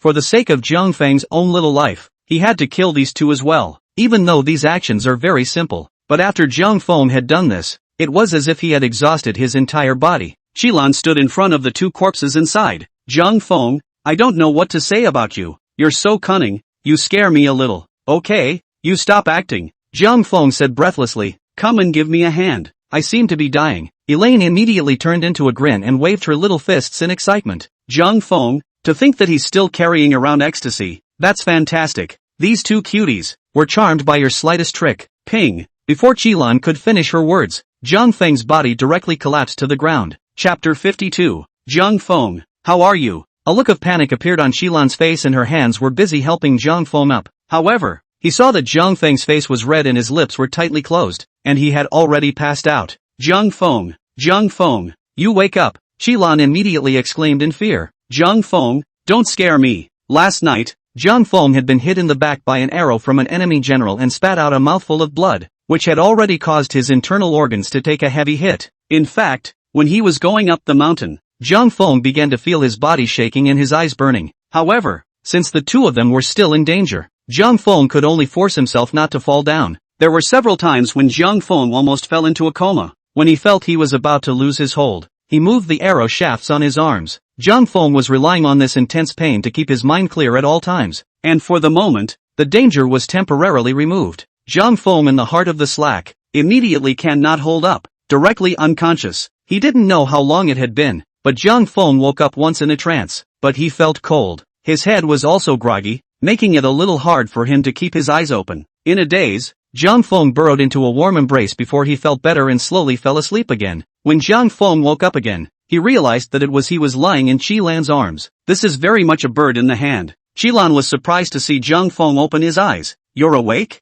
Immediately afterward, Iron, however, burst into tears. You're an asshole. You're scaring the out of me. Zhang Feng blinked his eyes and sighed. Worthy of being a flower leader. Even crying is so flavorful. Pearly, I feel sorry for you. That's what I'm talking about, isn't it? Qilan froze and immediately put away her tears and couldn't help but have a smile on her face. What a greasy mouth. Looks like you're really well. How do you feel now? Are you hungry? Zhang Feng looked at Qilan's beautiful blown-out face and said softly, as the saying goes, show and tell. I'm full, not hungry at all. Oops, you can't say that again. Zhang Feng's series of compliments made Qilan somewhat unable to take it anymore, and her face became blushing. Qilan directly placed Zhang Feng on the ground, got up and walked to the side, took a few green fruits and handed them to him. You've been unconscious for almost a day, with some water in between. I picked some wild fruits, so eat a few to pad your stomach. Zhang Feng sat up and took a bite of the fruit before realizing that he was in a low cave. The cave was very dimly lit. Originally, Zhang Feng thought that it was evening at this moment, but after he saw the cave entrance, he realized that he was wrong. The hole was small and had been largely obscured by vines. From between the dense vines, only a slight shimmering light could come through to allow both Zhang Feng and Qilan to see each other clearly. Zhang Feng instantly understood that it must have been Qilan's utilization of this hidden cave that allowed the two to escape the enemy. You're amazing. You can find such a hidden cave. Elaine held her head high and said, how hard can it be? I'll find a random place where those idiots can't even notice when they walk through the hole. Zhang Feng gave Qilan a thumbs up in appreciation. It was actually a coincidence that Elaine was able to find this cave. When Zhang Feng was unconscious, Qilan hadn't recovered much of her strength and couldn't carry him at all. But this place was so empty that it was impossible to hide his tracks. Qilan had no choice but to tug on Jiang Feng's arm, dragging him bit by bit inside the dense forest bushes. By chance, Elaine lost her footing and fell into this hidden cave. Qilan climbed up and took a look, only to realize that this cave was still an extremely wonderful place to hide.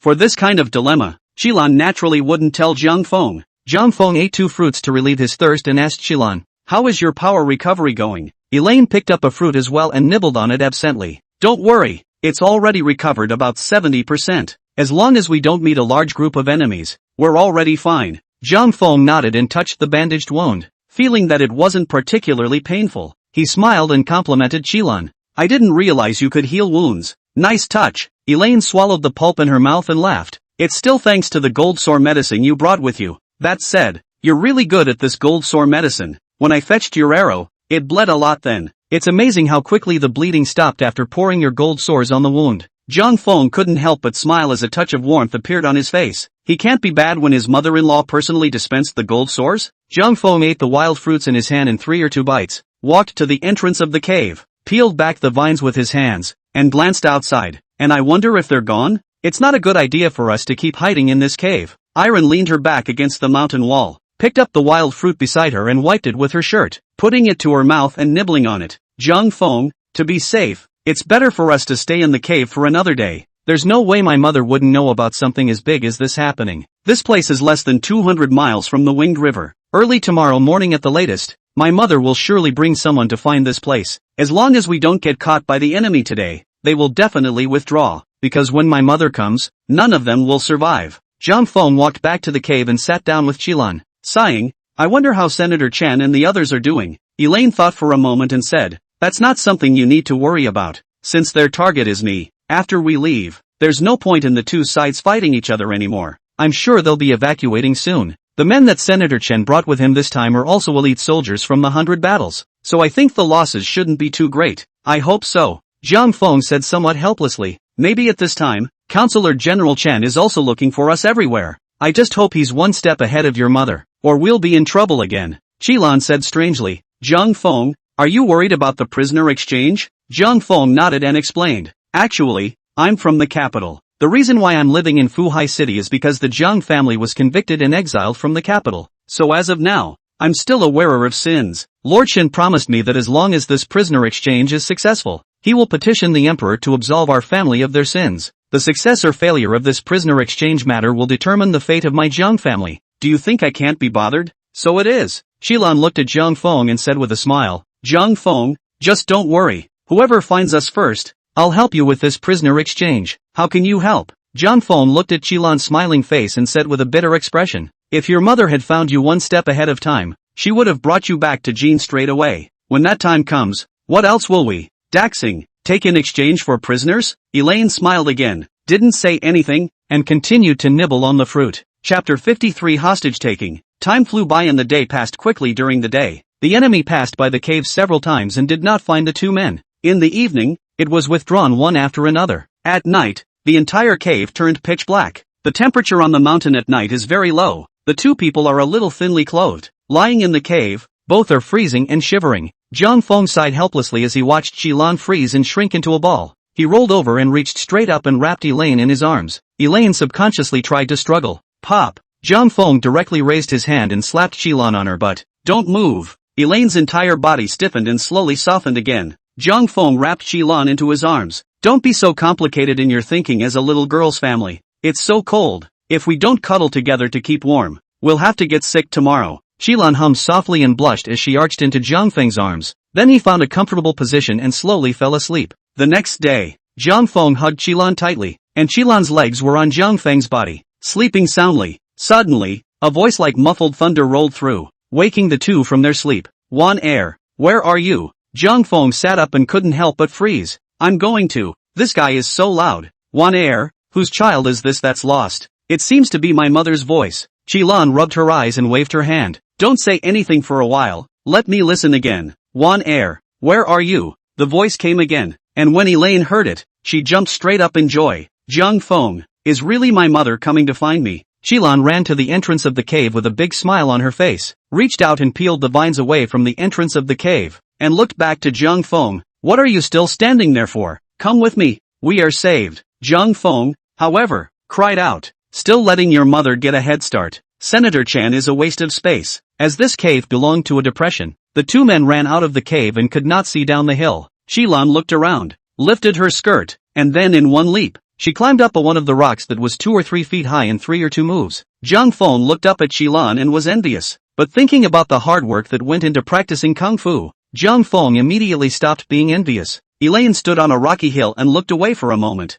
A group of people were seen standing halfway up the mountain. Despite the distance, in a vague way, Elaine spotted her mother dressed in a white dress, the leader of the Jin's intelligence organization, the Nightingale. Xilan jumped to her feet and waved her hands, exclaiming gleefully, Mother, I'm here. Mother, I'm here. At this moment, Nightingale was looking left and right with an anxious face. After she got the news that her daughter had been attacked, she was so anxious that she rushed over without stopping. Nightingale knew it was the military's doing. The people of the Jin military agreed to this prisoner exchange due to Nightingale's pressure, but they were always reluctant. So, someone sent a team of cavalry, disguised as horse bandits, to kill Xilan, or to ruin the prisoner exchange program. Nightingale hated this man. She had already decided in her heart that no matter what this person's identity was, she would find him and break him into pieces. But this is not the time to investigate the matter. Nightingale's main concern right now was still her baby girl's well-being. According to the information, Elaine was saved by one person,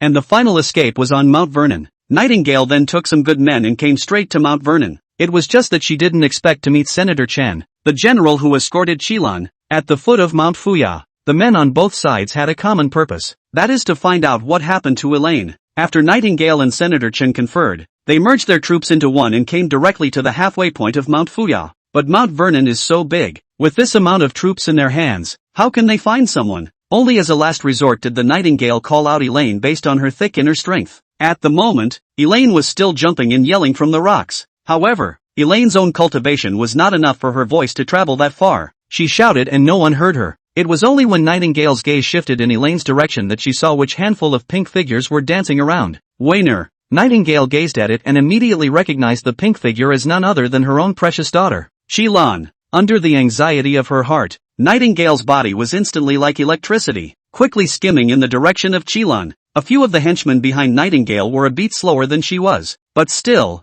as fast as a galloping horse, he followed close behind her. These were all masters, running through the mountains as if they were walking, but Senator Chan and the others couldn't. They could only follow the Nightingale step by step, and were soon left far behind. Elaine saw her mother coming and hurriedly jumped off the rock. Zhang Feng, hurry up, my mother is here. You hijacked me quickly. Zhang Feng directly froze and said with a surprised face, you asked me to hijack you? No kidding? Elaine knew how powerful her mother was. The distance was a matter of a few breaths for her. Xilan said eagerly, what are you staring at? Come and hijack me quickly? It's too late for that. Zhang Feng's mind was a bit unable to keep up with Xilan's rhythm, and he remained frozen motionless. Elaine gasped, why are you so stupid? If you don't hijack me, my mother comes and takes me away. When the time comes, don't you expect my mother to still agree to a prisoner exchange? Seeing that Zhang Feng was dumbfounded and not moving, it was too late for Xilan to explain. She directly turned her body and leaned her back against Zhang Feng's arms. Then he pulled Zhang Feng's arm and wrapped it around his neck and asked, where's your dagger?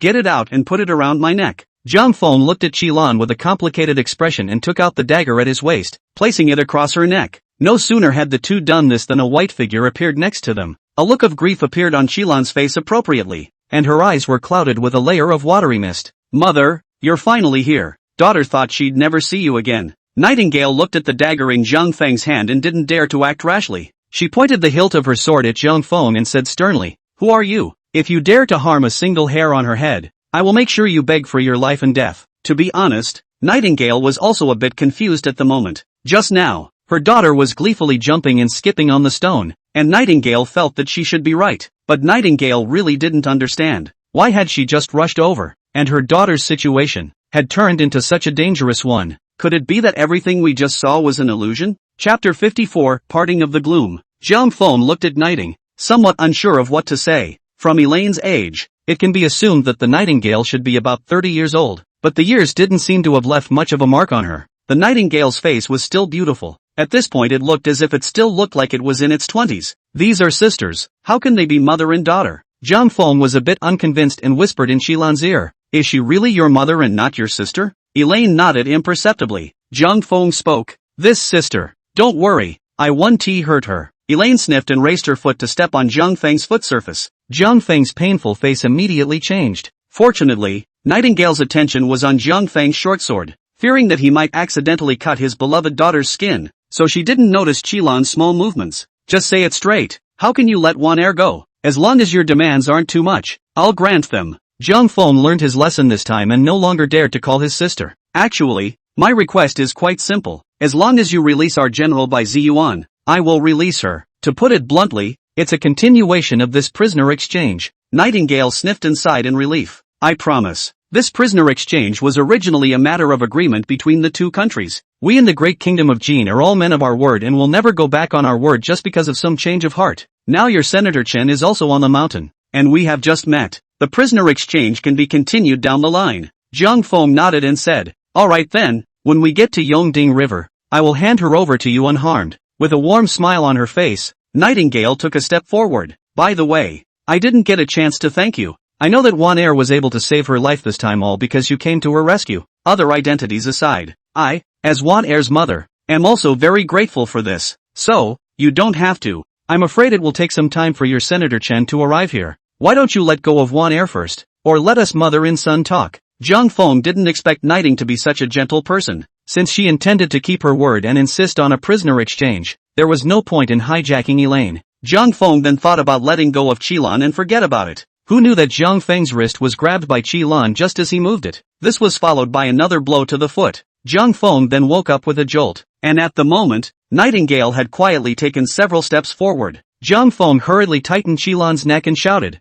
back up, back up. You take one more step forward and I'll kill her. Nightingale hurriedly stopped, also frightened. You be careful, don't hurt Wan Er. Something we can discuss. And at this moment, Nightingale's subordinates also came to this place. After they saw the situation in front of them, they directly drew their swords and aimed them at Zhang Feng. With a wave of her hand, Nightingale frowned and said, put the knife away. Don't irritate this little general. The prettier the woman, the better she is at deceiving people. And this is true. Zhang Feng raised his hand and wiped his cold sweat as he continued, as long as you don't play any tricks, I'll make sure she's unharmed. Seeing that Zhang Feng didn't fall for it, Nightingale could only say helplessly, alright, Wanner, I'll leave it to you for now. Let's go to the Winged River now for the unfinished matter of the prisoner exchange. When Senator General Chen arrived in front of Zhang Feng with a large group of soldiers, things had already become finalized. Seeing that there was no chance of rescuing Qilan, Nightingale graciously followed the Daxing party and headed for the Yongding River. In the carriage, the two were once again back in the old days. Zhang Feng was still lying on Qilan's lap, enjoying the massage with a cozy face. Qilan also picked up peeled oranges from time to time and put them into Zhang Feng's mouth. Weiner. Zhang Feng laughed as he ate an orange. That's a good name. Much better than Qilan. I'll call you Wan Er after this. Qilan was just a pseudonym. Her real name was Shui Yanwan. In fact, as an unmarried girl, the maiden name is not to be called indiscriminately except by the elders of the family. Strictly speaking, Zhang Feng's calling this way already smacked of molestation. However, Shui Yanwan was oblivious to this, only thinking that after tomorrow, the two of them would be parting. Her heart suddenly felt gloomy. Zhang Feng, do you think we can still meet in the future? Zhang Feng swallowed the orange petal in his mouth and laughed. It's not easy to meet up. It's not like people are not allowed to move between the two countries, but when this is over, I think I'll return to the capital. When you have time, you can come and find me in the capital of Xinghua. I'll be sure to treat you well when the time comes and have a barbecue feast just for you. Shui Yanwan lightly pressed Zhang Feng's scalp and let out a long sigh.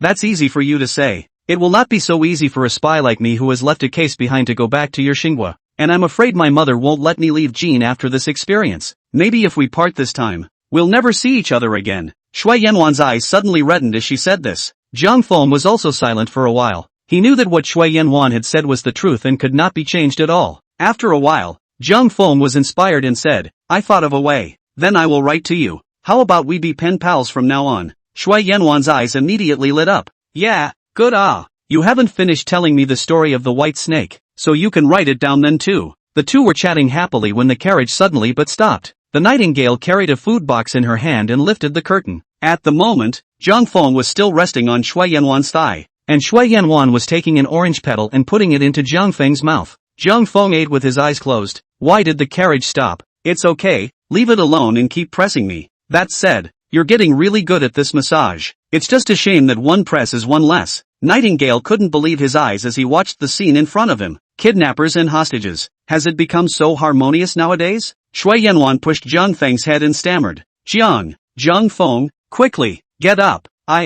Mother is here. As soon as Zhang Feng opened his eyes, he saw Nightingale's face full of anger. He hurriedly lifted his head from Shui Yanwan's lap, sat up straight, and said somewhat handily, "Why are you here?" Nightingale was furious. "Zhang Feng, why are you in the carriage?" Looking at Nightingale's gaze that wanted to kill, Zhang Feng directly wrapped his arms around Shui Yanwan's neck. I'm guarding the hostages." Shui Yanwan also hurriedly explained. Yes, that's it. Mother, Zhang Feng is guarding the hostages. I'm the hostage. Shui Yanwan even helpfully tightened Zhang Feng's arm after she finished speaking. Chapter 55, An Account. Back then, when he was on the mountain, Nightingale felt something was wrong. Zhang Feng obviously didn't have any martial arts skills. How could he have the chance to hijack someone with high martial arts skills? At this moment, Nightingale understood everything at once. It turns out that all of this is the work of his own baby girl. She never expected that her beloved daughter, who had come to her rescue in a hurry, would team up with an outsider to deceive her.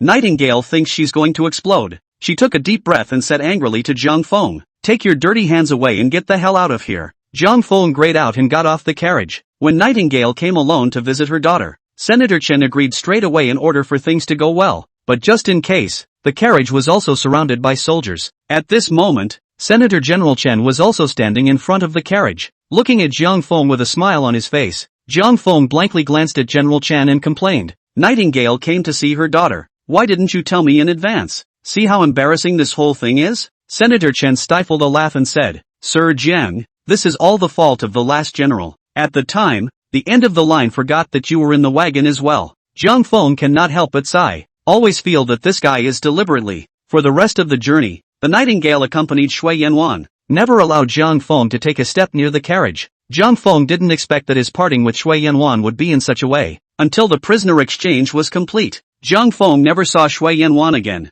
Only a wisp of Izzy's fragrance was left, as if it had been lingering between his fingers. 2 months later, Zhang Feng returned to Fuhai City. Shen Guigong, this old thief, cheated the little master so miserable. Zhang Feng held the pardon papers in his hand and jumped to his feet in a fit of cursing. Lu Kailan covered her mouth and laughed from the sidelines. "Linger, you don't know how much I've paid to make the prisoner exchange go smoothly." Zhang Feng rolled up his sleeve and pointed to the wound on his arm. Look at it, 3 whole arrow eyes." Yunyang looked at the scars on Zhang Feng's arms and couldn't help but shed tears. "You bastard, didn't you say that going to the Jin border was just ordinary business? If I had known it would be so dangerous, I would have said nothing to let you go." Seeing Yunyang's heartbroken tears, Zhang Feng hurriedly lowered his sleeves. "Gee mother, you don't have to worry. A few minor injuries, they're long gone by now. As a man, if you don't have some scars on your body, how can you show your son's prowess?" Jiang Junyan, with a tea light in his hand, took a sip of tea with a zip and interjected. "Fenger is right. A man should get out and experience. Only then can we carry the burden of our Jiang family. A few minor injuries, nothing to worry about." Zhang Feng held Lu Kailan's small hand and said with a smile, "Linger, I've worked hard for you during my absence." Yunyang was still with her. Lu Kailan didn't dare to be as reckless as Zhang Feng. With a flushed face, she broke away from Zhang Feng's hand and still said in a glutinous voice, "Zhang Feng, this is all my part. What's the point of talking about hard work? But there is one thing I would like your permission to do." Zhang Feng laughed. "You say?" Lu Kailan said, "Grandpa said that when you come back, we will set out to return to the capital. But I want to stay for now. When the children in the manor are older, I'll look for you in the capital." Zhang Feng directly refused. "This won't work. You have to come with me. As for the dozen or so children in the manor outside the city, we'll just take them back to the capital together. We don't want the manor either. You donated directly to the Silesian Bureau. You and your mother get ready, and we'll leave together in the next couple of days." Lu Kailan said with some guilt. "Zhang Feng, nowadays in the manor outside the city, it is no longer a dozen children." Zhang Feng was taken aback. "How many are there now?" Lu Kailan whispered. "So far, it's 38. Zhang Feng, even if we take them all to the capital, I'm afraid we won't be able to live at home, right?" It was only when Zhang Feng left Fuhai City that Lu Kailan had adopted a dozen children. Now it seems that the number has increased quite a bit in less than 6 months. Originally, Zhang Feng was still thinking that it was just a dozen or so children. There's always room for a squeeze. But now that there are 38 children, I'm afraid another mansion will have to be built. If not, the neighbors will surely think that Jiangfu has turned into a kindergarten. Zhang Feng thought for a moment and said, Linger, it's still you who have considered this matter thoroughly. With 38 children, you won't be able to arrange for them to stay at home, so for the time being, you'll have to work hard to stay in Fuhai City for the time being. When I return to the capital, I will begin to arrange this. After I find a place to settle, I will personally come back once more to fetch you two mothers back to the capital.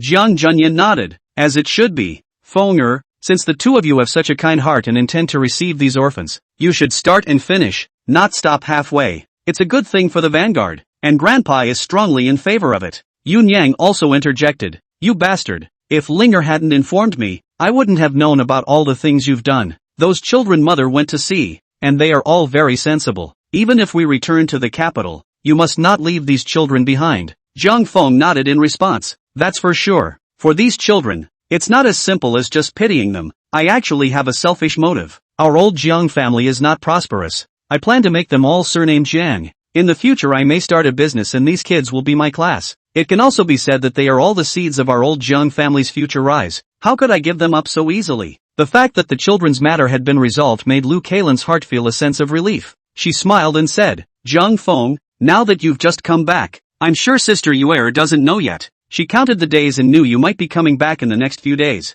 She has been to our house many times over the days and has been worried about your well-being. There's nothing to do around here, so I think you'd better go to Sister Yuer's house first, and go to meet her, so that she won't have to worry all the time. Zhang Feng was taken aback. Ah, you two have already met. Didn't fight, did you? Lu Kailan laughed. Sister Yuer is well-informed, gentle, and good-tempered. We've never had a fight since we met, so how could we fight? Zhang Feng was surprised. Knowledgeable, gentle, and good-tempered. Linger, are you sure you're talking about Qinyu? Lu Kailan covered her mouth and laughed. Of course it's Sister Yuer. Yunyang looked at Zhang Feng, and at the moment, she couldn't wait to kick him twice. During the time that Zhang Feng had left, Qinyu hadn't come to the Zhang family much, especially in these past few days. Qinyu was practically running to the Zhang family every day. Yunyang naturally knew what was going on. She said angrily to Zhang Feng, bastard boy, we'll be returning to the capital in the next 2 days. You have to give an explanation for what happened to Yuer.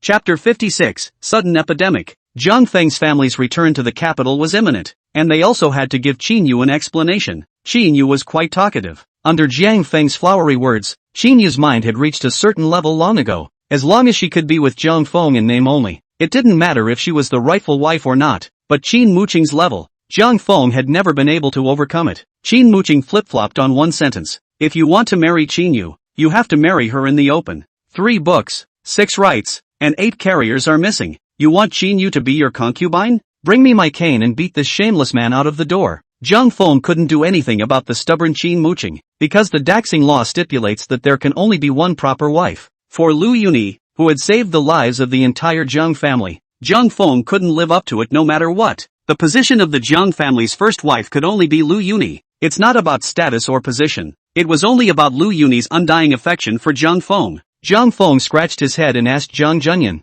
Grandpa, you're the most experienced in this matter. You quickly help your grandson out. Zhang Junyan heavily put down his teacup and angrily said, since your grandmother went away, the old man hasn't even taken a concubine, so I have a F***king idea. It's all your own mess. You fix it. Zhang Feng sighed helplessly and could only say to Lu Kailan, Linger, I'm going to make a trip to old Qin's house right now. I reckon it won't take long. For sure. You wait for me at home for a while. When I get back, we'll both go see your mother together. Lu Kailan smiled and nodded. Zhang Feng arrived at the Qin mansion and didn't go to find Qinyu first, carrying a few randomly bought gifts. He first came to the government office and directly found Qin Muqing. Since Qinyu didn't think very highly of the name of the first wife anymore, then as long as Zhang Feng can get past Qin Muqing, the big deal will be accomplished. Qin Muqing looked up and watched Zhang Feng walk in with lowered eyebrows, and said without any good humor, You're back? Zhang Feng put the gift on the table and saluted. I haven't seen Uncle Qin for a few months. I miss him. Now that I see that Uncle Qin is still in good spirits and has not lost his elegance, my little nephew is truly comforted. Coquettishness. Qin Muqing could naturally understand Zhang Feng's purpose in looking for him inside. Aren't you going back to the capital soon? What else is there to do here? Zhang Feng didn't treat himself as an outsider at all and sat down with a flourish. Uncle Qin, my nephew has just returned from the border of Jin, and without even going to see you I came to see you first. That's a bit insensitive of you to say. Qin Muqing was furious when he remembered that his daughter had been running to the Zhang family all the time recently, as if she was bewitched. Zhang Feng, you're really good. It is rumored that before you left, You took a concubine in a hurry, without giving a single ceremony. With someone like you, would I dare to betroth Yuer to you? Jiang Feng smiled sarcastically. Uncle Qin, you don't understand the situation. In fact, things are not what you think. Please allow my nephew to explain to you. Qin Muqing directly interrupted Jiang Feng. You don't need to explain. I don't have time to listen to your childish things. Jiang Feng, I advise you to hurry up and leave. You go back and tell your grandfather that I said so, and hurry to leave Fuhai City. The faster the better. If it had been a few days later, I'm afraid you wouldn't have been able to leave. Jiang Feng asked suspiciously. Uncle Qin, what's happening? Could it be that there's going to be a war? Qin Muqing sighed and frowned. Yesterday, we received a report that there was an epidemic in Qing'an village, suspected to be smallpox. Several have died today. I've already reported this matter to Dukshan and asked him to send soldiers to surround the village, but it's not at all certain that the outbreak has spread. If we can't control the epidemic, I'm afraid half of the entire Qizhou will die. Jiang Feng was surprised. How can a smallpox be so serious? Wouldn't it be fine to send more bonesetters? Qin Muqing laughed bitterly. You actually said that this is a smallpox. Smallpox is an incurable disease that cannot be fought by humans, and it is useless to find more grooms. There is no other way now but to do your best. Qing'an village is less than 50 miles from Fuhai City. If there is an outbreak, it will soon spread here. Jiang Feng, while the city isn't sealed, you should go home,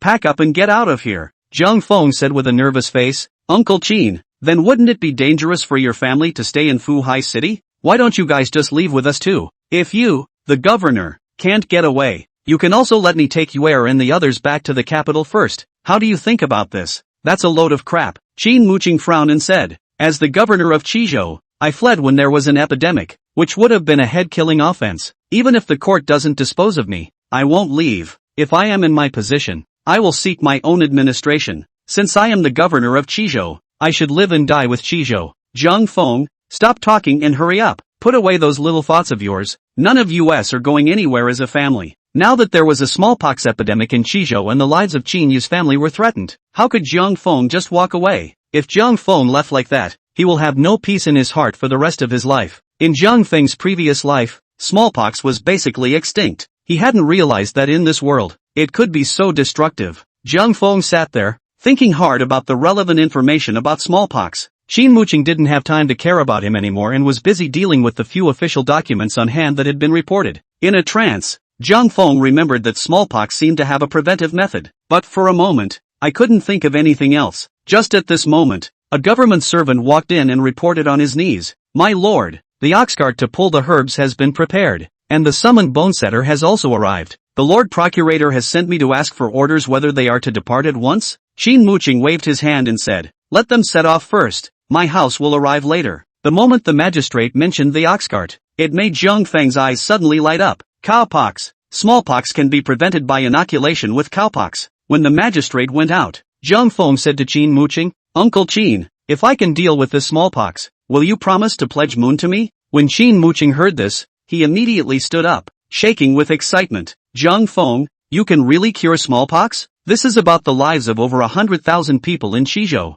You can't just make up your own mind so that you can trick Luna out of it. Jiang Feng sighed. Uncle Qin, my nephew has always been a man of high integrity. How could he joke with the lives of the people? But I can only keep people who haven't had smallpox from catching it. For those who have contracted smallpox, I can't help them. Chapter 57. Qin Muqing looked at Jiang Feng suspiciously, looking at him with a look of confidence. His heart suddenly believed a few points. Jiang Feng, are you telling the truth? Jiang Feng nodded. 1,000 times true. Qin Muqing suddenly remembered that Jiang Feng had been enlightened by the immortals. Xian nephew, if you can really control the smallpox, let alone making Yuer your concubine, even if you want Old Mi's head, Old Mi will take it to you. This smallpox disease has been ravaging the world for centuries. No one has ever dared to claim that smallpox can be prevented. If your prevention method works, this will not only benefit the people of Qizhou, this will benefit the whole world. What merit this will be. Xian nephew, if you are truly capable of this, you will surely be immortalized for generations to come.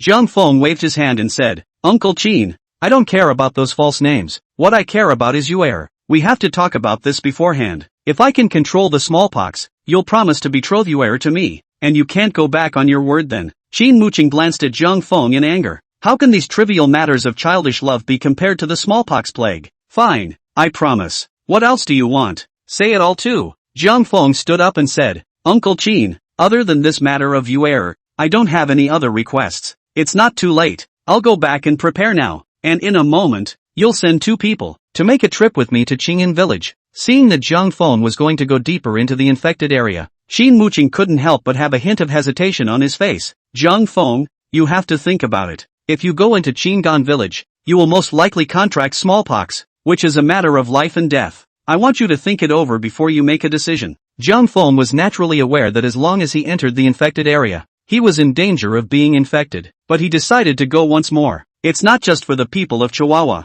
for the sake of old Qin's family, and those children in the manor outside the city. Zhang Feng was also righteous. Uncle Qin, you don't have to worry. I'm going back now because I want my mother to make me a protective suit. Just be a little careful to protect yourself and you definitely won't get infected. Qin Muqing patted Zhang Feng's shoulder inside. Good boy. You go ahead and get ready. When you return, Uncle will take you there himself. Zhang Feng suddenly remembered something and asked, Uncle Qin, if I really control the smallpox, the court will surely reward me, right? Qin Muqing nodded. For such unearthly achievements, even if His Majesty were to grant you a marquee, it would not be too much. Zhang Feng thought briefly and spoke. Since there's a chance to get a reward, we can't waste such a great opportunity. Uncle Qin, why don't you call Qin Hao back? I want him to be my assistant. Now that Qin Hao is only a minor official watching the city gates, I think that with this matter, I can get Qin Hao promoted a few ranks anyways. Seeing that Zhang Feng hadn't even done anything yet, but even started thinking about rewards, Qin Muqing was also in tears. However, Zhang Feng's move gave Qin Muqing great confidence. Zhang Feng, it's hard for you to think of Hauer at this time. Seeing your brotherly love, the old man is also deeply gratified. Okay, I'll have someone call him back right now. Since Qin Hao was following along, he would need 2 sets of protective clothing. Zhang Feng thought about it and decided not to go back to his home. He directly turned a corner and went to the back of the government office to look for Qin Yu. He was going to leave the task of making the protective clothing to Qin and Qin Yu, their mothers. Save Yunyang from shedding tears of worry again when she found out about this. Zhang Feng didn't let his subordinates inform him and sneaked to the study where Qin Yu was. There is a bright moon on the sea, and the sky is the limit. Lover complains about the distant night, and even the night rises up with love. After all, the evening started with an acrimonious thought. Qin Yu sat beside the bookcase, looking at the verses in front of her, shedding tears once again. Zhang Feng slowly paced into the study with his hands behind his back. That chick in front. Why the tears? Quickly tell me about it, so that I can have fun too. Zhang Feng. Qin Yu looked up and saw Zhang Feng smile before she realized it wasn't an illusion. Zhang Feng, is really you? Qin Yu fiercely stood up, threw off her long legs, and directly crossed the bookcase, leaping into Zhang Feng's embrace like a milk swallow throwing itself into the forest. The 2 of them had been separated for nearly half a year, and they missed each other very much. At the moment the 2 of them were holding each other tightly, neither of them speaking, relishing the joy of being reunited again. It's just a shame that the good times don't last. Zhang Feng gently caressed Qin Yu's back. His hand slid downward again out of habit. Qin Yu's body stiffened and she directly bit Zhang Feng on the shoulder. Get loose. The bite is bleeding. Zhang Feng bared his teeth in pain, but he couldn't afford to push Qin Yu away. Are you trying to murder your own husband? Serves you right. That's what you get for lying to me. Qin Yu pushed Zhang Feng away and said angrily, when you left Fuhai City, why did you lie to me that you were going to the border of Jin to do business? If Sister Linger hadn't told me, I would have been kept in the dark by you to this day. Qin Yu mentioned Lu Kalin in passing, and immediately remembered that Zhang Feng had concealed the matter of taking a concubine from her, and her heart was again angry and bitter. By the way, before you left, you even married Sister Linger. Why didn't you tell me about something so big? Zhang Feng, I've decided. When you come back, I'm never going to ignore you again. Now you get lost. The windy Qin Yu's flurry of movements made Zhang Feng a bit overwhelmed. Zhang Feng took Qin Yu's hand and walked over to the bookcase and sat down. Listen to me explain this matter to you. Qin Yu twisted her head and said, don't listen. Now that your Jiang family has been pardoned, you will soon be returning to the capital to find your Lu Yuni. And what are you giving me this for? As soon as Qin Yu remembered that Zhang Feng had just come back, yet he was about to leave again, she felt another pang in her heart and her eyes slowly turned red. Zhang Feng, however, laughed. This time when I go back to the capital, I'm sure I'll bring you along, but your father was too stubborn and said no. I think we should elope. What do you think of my idea? Doesn't it feel exciting and special in your heart? Qin Yu glared at Zhang Feng with red eyes. What nonsense are you talking about? If I were to follow you around in an unclear manner, my parents would still be furious. What kind of bad idea are you thinking of? Qin Yu couldn't help but shed tears as she spoke. Zhang Feng, you don't give a damn about me. You said you'd find a way. and it looks like you're the one who's been lying to me all along. You'll be taking Sister Linger back to the capital soon, but what about me? Chapter 58, The Healer's Heart. Seeing Chinyu start to shed tears, Jiang Feng hurriedly comforted.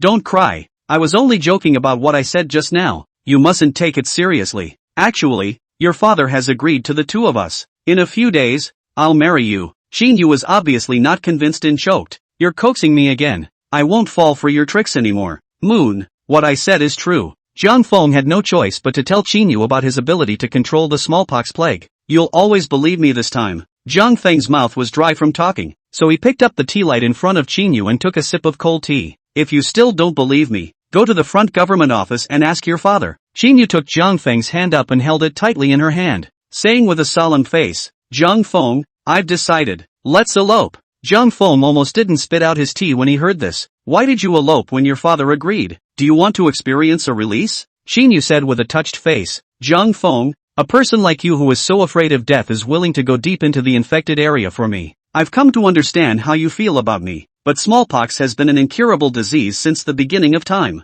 In case of infection, you basically have to lie down and die. Even if you manage to pull through by a fluke, you'll still be covered in pockmarks. Chinyu raised her hand and touched Jiang Feng's face. Jiang Feng, if you have a face full of pockmarks, I just can't accept it, so let's just elope. I didn't hear it wrong. Jinhao walked in from outside with big strides and laughed. Sister, are you two really going to elope? The plan was exposed before the operation even started. Chinyu lowered her head and didn't dare to speak. Jinhao smiled broadly at Jiang Feng again. Jiang Mu, you didn't call me back just so I could give you two a send-off, did you? Jiang Feng smiled and stood up to meet him. Yes, that's exactly what I'm saying. Jinhao understood in his heart that Jiang Feng would never do such a thing. Elopement and the like, he just took it as a joking remark between the two. Jinhao hammered Jiang Feng's shoulder inside. Jiang Mu, it's good to have you back safely. Jiang Feng could naturally feel Jinhao's caring feelings. He unfolded his arms and embraced Jinhao, laughing. Where is the danger in this trip? It's simply similar to a pleasure trip.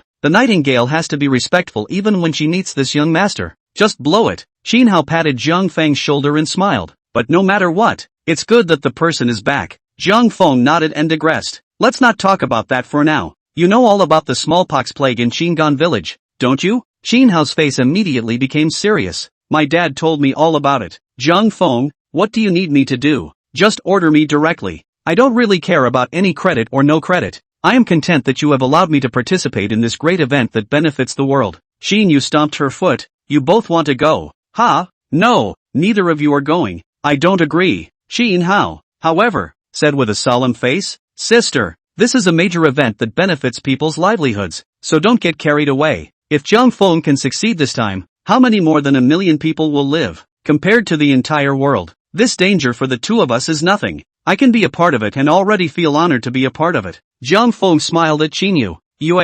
Just don't worry. The chances of being infected in the suits I designed are so minimal that there's no danger at all. If I'm so afraid of death, if I'm not completely sure, do you think I'd dare to go? Okay, you can stop worrying. If you don't want us both to catch smallpox, hurry up and come help make protective clothing. Chinyu always had a mesmerizing trust in Jiang Feng. Hearing Jiang Feng explain so lightly, he immediately put his heart down. A few people found Qin and called on a bunch of little maids to make 2 sets of one-piece protective suits based on Jiang Feng and Jinhao's body types. Jiang Feng arranged for them to make some more masks out of burlap. The two of them put on protective suits, and then one of them brought several masks, covered tightly. Jiang Feng immediately felt a lot of peace of mind. When this was done, Qin Muqing gathered some more people and headed towards Qing'an village with Jiang Feng. It wasn't long before Jiang Feng and Qin Muqing's group arrived at the outskirts of Qing'an village. In just this half a day's work, several cases of smallpox symptoms have been detected in the next village as well. Apparently, the smallpox plague had begun to spread.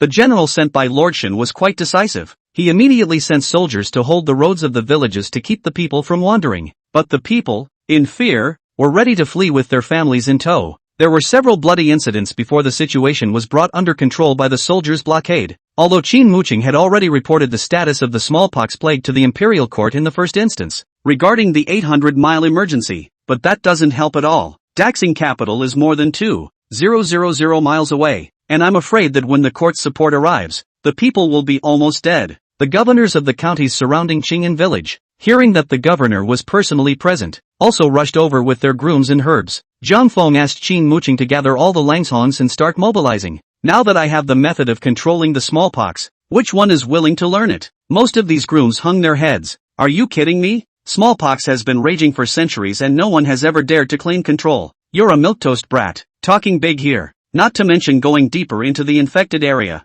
Is this a trick to get us killed? At the end of the day, there was a large group of groomers, but none of them were willing to follow. It was at this moment that an old man with a child walked over from the road. The old man is 73 years old and doesn't have many years left to live. If we can really control this smallpox plague, even if we take this old man's old life, what can we do? This lord, the old man would like to go with you. The crowd burst into a clamor, and a few grooms stepped out of the crowd and bowed their heads in obeisance. Greetings to the great master grandfather. This old man, surnamed Fuhai Jin, was a famous apricot master. He traveled to different countries all the time, saved lives, and was called the Sage of Medicine. Emperor Shing issued several edicts for Fuhai Jin to join the imperial hospital, but he resigned from the post. The crowd did not expect this old man to rush over when the smallpox plague occurred in Shizhou this time. Jiang Feng asked, "What's your name?" Fuhai Jin arched his hand and replied, "Old husband Fuhai Jin." Jiang Feng bowed to Fuhai Jin. At such an age, Elder Gua still has the world in his heart. This attitude of helping the world and saving people is what truly qualifies as a healer.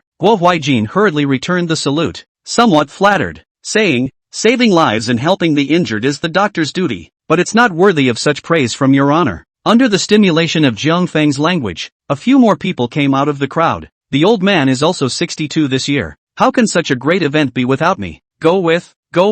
Jiang Feng arched his hand at these several Langsongs and smiled. Since you chose to follow me into the village, I'll send you a rich and noble Qin Hao. Give them a mask each. Chapter 59. Jiang Feng left Qin mooching at the periphery and passed through the heavily guarded village entrance, and the few of them came to the village together. Originally, the villagers of Qing'an village already had little hope for the imperial court. Since they couldn't escape, the only thing they could do was to close their doors tightly and pray to God that the plague wouldn't come to their house. And those who had already contracted smallpox had to wait at home to die. The only person who hangs out in the village today is the village head of this village. Niramesa is already in his 60s and has lived enough to not be afraid of death at all. But then he was afraid that disobedient children would take to the streets and thus catch the plague. At this moment, he suddenly saw the village coming two strange-looking people, leading 7 or 8 Longzhong into the village. Excited and shivering, Niramesa didn't even need his cane and darted straight for the crowd. Jiang Feng hurriedly shouted to stop, "Die to store. Old grandpa, we are here to rescue you. Please keep your old man at a distance from us for the time being." Yeah, just stand this far away, but don't come over here." Seeing that Jiang Feng and the others had come to rescue the village chief couldn't help but be moved to tears and directly kneel down. "If your excellency can save the people of the village, I will make sure that every family will make offerings to your excellency for the tablets of the eternal life in gratitude for your excellency's great kindness." Jiang Feng didn't dare to go over and help the old man up, so he could only falsely say, "Old man, get up. The matter still requires the help of your old man." Niramesa tremblingly climbed to his feet and said, "My lord, please speak up if you need anything. The old man will definitely help out in any way he can." Jiang Feng asked, "Are there any cows in our village?" The village headman hurriedly replied, "Yes, there are, but most of them have already been infected with diseases, so I'm afraid that they don't meet your lordship's requirements." Jiang Feng, however, rejoiced, "Great, I'll look for the sick cow." Under the guidance of the village head, Jiang Feng and the crowd came to a cattle shed. Both of the cows in the barn had contracted smallpox and were covered with pustules, large and small, especially at the milking area. Jiang Feng let out a sigh of relief and pointed at the pustules, saying to a few bone setters, "See these pustules?" Several of the grooms nodded. Jiang Feng continued, "When both humans and cows are infected with smallpox, the humans may die from the disease, but the cows will not. It's all because, when people and cows have different body types, it leads to different immunity in themselves." Fuhai Jin opened his mouth and asked, "May I ask your honor, what is immunity?" Immunity is. Jiang Feng suddenly realized that he really couldn't explain what this immunity was. "Just don't ask so many questions. You may not understand even if you say it. Just do what I say." Originally Jiang Feng also wanted to show off his profound knowledge, just did not expect an immunity to put him difficult. Fuhai Jin thought that Jiang Feng was being shabby, although he was curious in his mind. He didn't dare to ask any further questions. "At your service, my lord." Jiang Feng nodded and said, "What we need to do now is to collect the pus from the cows and inoculate the people. In this way, the person also gets this immunity, and the body develops antibodies, and he or she will never catch smallpox again." As for whether or not this was the case, Jiang Feng actually didn't understand it very well. Jiang Feng didn't know anything about medicine. for inoculating cowpox to prevent smallpox. He only knew a general process, but it was more than enough to fool these old grooms. An old bonesetter asked respectfully, "May I also ask your excellency to tell me how to inoculate pus into a person?" "This one's easy as pie." Zhang Feng took out his dagger and measured it on his arm. "Make an incision in the arm with the knife. Squeeze a bit of pus in, then bandage it up and the inoculation is complete. I'll give you a live demonstration." Zhang Feng greeted Qin Hao over. "I'll inoculate you first so they can see how it works." Qin Hao's face immediately appeared as if he were dying, and his legs were shaking a bit. "You do it. I'm not afraid." "Don't be afraid. I'll make sure you're fine." Zhang Feng handed the dagger to Qin Hao. "Know what to do, right?" "No." Qin Hao took the dagger and directly made a large cut on his arm. Blood is pouring out. "Are you stupid?" Zhang Feng was so angry that he couldn't wait to give Qin Hao another stab. "Just make a small cut. Why are you hitting it so hard?" Zhang Feng is now performing a demonstration surgery. If they were all inoculated like Qin Hao, they wouldn't even need the smallpox virus, and they would probably bleed to death several times. Zhang Feng hurriedly explained to a few Langshongs, "This is a typical example of the opposite. Don't learn from it. For the inoculation, make a small incision in the arm, as long as you see blood." Zhang Feng had a bonesetter take some pus from the cow and smear it on Qin Hao's wound,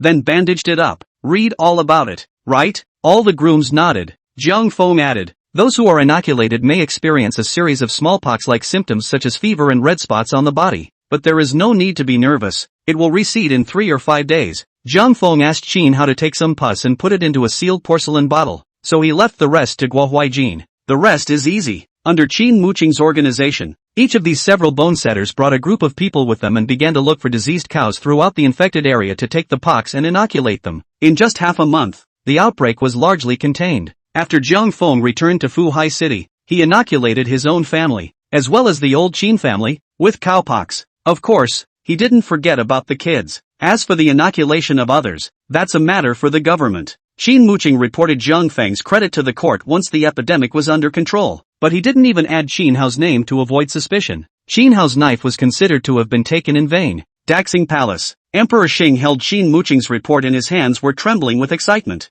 Several university scholars surrounded Emperor Xing, stroking their whiskers and smiling, as if the smallpox plague, they controlled the general. But the greatest fear of any reigning emperor was the occurrence of a smallpox epidemic. This is because since ancient times, smallpox has been a symbol of heavenly punishment. The reason for the heavenly punishment was because the emperor's virtue was not worthy of his position. The emperor must issue an edict of sin and confess his sins to the heavens, and assured that thereafter must be inspiring governance, run Xian innovation and so on some words, in order to quell this epidemic. And by Emperor Xing's generation, the smallpox plague was surprisingly under control. Then it means that Emperor Xing is the real true dragon son, the holy emperor and the bright king. Emperor Xing was immediately pleased with his dragon face and laughed loudly. Zhang Feng is really one of my blessings? A few days ago, the Duke of Shan submitted a letter stating that he was able to capture the Jin spies, and that this son deserves all the credit. I have only just absolved the family of their sins. I didn't expect him to send me such a big surprise again in this short period of time.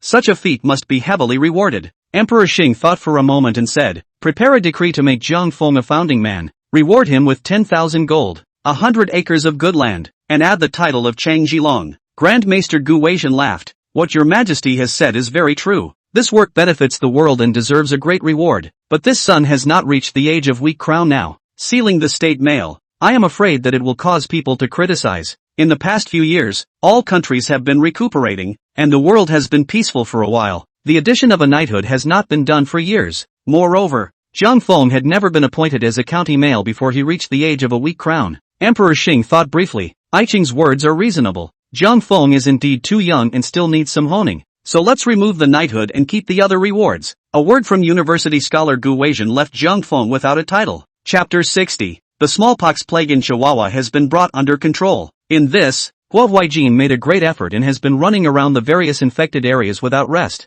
This made Zhang Feng very impressed in his heart. But when the smallpox plague was over, Guo Huaijin found his way directly to Zhang Feng's home. Then it became a little too much for him to bear. Guo Huaijin followed Zhang Feng every day. Ask him what resistance is. How do you know that smallpox can be prevented by inoculation with cowpox and so on and so forth? Zhang Feng couldn't explain it at all, and as a result, the old man quit. Guo Huaijin righteously told Zhang Feng, "This is a major event for the benefit of the people, and should not be treasured." If it was not possible, Wei Huaijin could even worship a teacher. Jiang Feng had no choice but to tell Guo Huaijin all the pitiful medical knowledge he knew in his head. Wait until Jiang Feng really had nothing more to say. Only then did Guo Huaijin let him go. However, on his way out, he wrote a letter for Jiang Feng to bring to Yang Qinghe, the minister of the Imperial Hospital in the capital. Yang Qinghe, the court minister of the Imperial Hospital, is none other than the old man's untalented disciple. Jiang Feng, I hope that when you return to the capital, you'll have the time to give him a few pointers.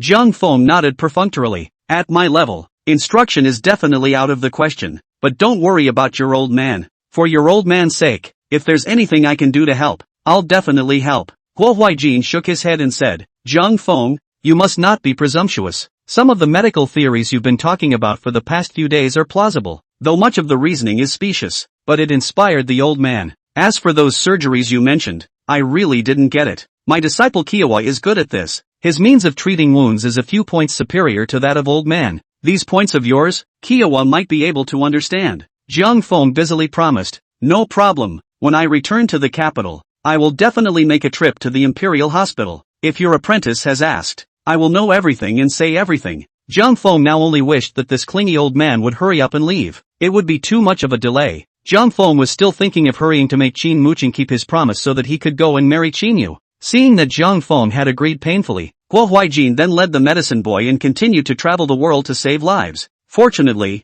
Qin Muqing didn't go back on his word, but as the eldest daughter of the governor, giving someone a concubine. This was a very humiliating thing for Qin Muqing. Qin Muqing did not allow Jiang Feng to make too much of a fuss, and directly led Qinyu into his home to finish the job. Qinyu didn't really care about the ceremony either, as long as she could get her parents' support and be with Jiang Feng openly and honestly. As for other things, Qinyu didn't really care. Nonetheless, Jiang Feng called over the only few friends and family he had and held a simple ceremony. After all the trouble, Jiang Feng finally got his wish and married Qinyu back home. After Qinyu entered the door, her relationship with Lu Kailan was surprisingly good, practically as close as sisters, which made Jiang Feng's heart very happy. However, Jiang Feng didn't realize that the two hadn't been this harmonious when they first met. Qinyu was immediately enraged when she learned that Jiang Feng had taken a concubine on his way out. At that time, I could not wait to just light up the old Jiang's house. When Qinyu came to Jiang Feng's house to visit Yunyang, every time she met Lu Kailan, she never gave her a good face.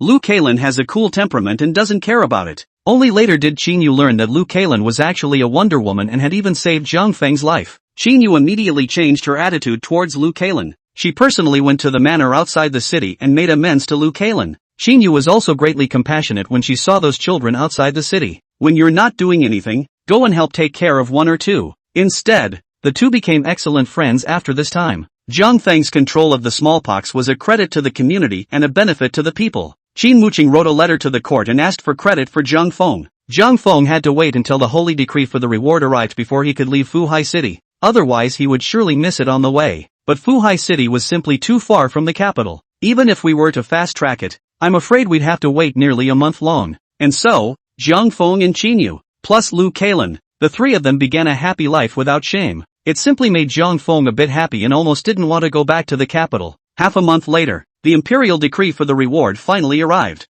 Jiang Junyan is very familiar with the process of receiving the decree. Set up the incense and knelt for half a day. But Jiang Feng didn't understand a single word the decreeing eunuch said. When the imperial eunuch left with the reward money, Jiang Feng picked up the imperial decree and looked at it, shivering with excitement. I'm going to. The emperor is really big. A direct reward of 10,000 gold. Our old Jiang family won't lack money in the future. Jiang Junyan sighed and said, you don't know, 10,000 jin is 10,000 can. Jiang Feng directly froze. He thought 10,000 gold was 10,000 taels of gold. Forget it, giving 10,000 taels of silver is fine. Anyway, I'm making an effort to control the smallpox this time, all for the sake of marrying you. As for these rewards, they are just hitchhikers, better than nothing. Qinyu looked at Jiang Feng with affection, her eyes full of little stars. Jiang Feng continued to look down at the holy decree, and gave 100 acres of good land. This is also good. From now on, the size of the small master is also a landlord. Sung Nangbro,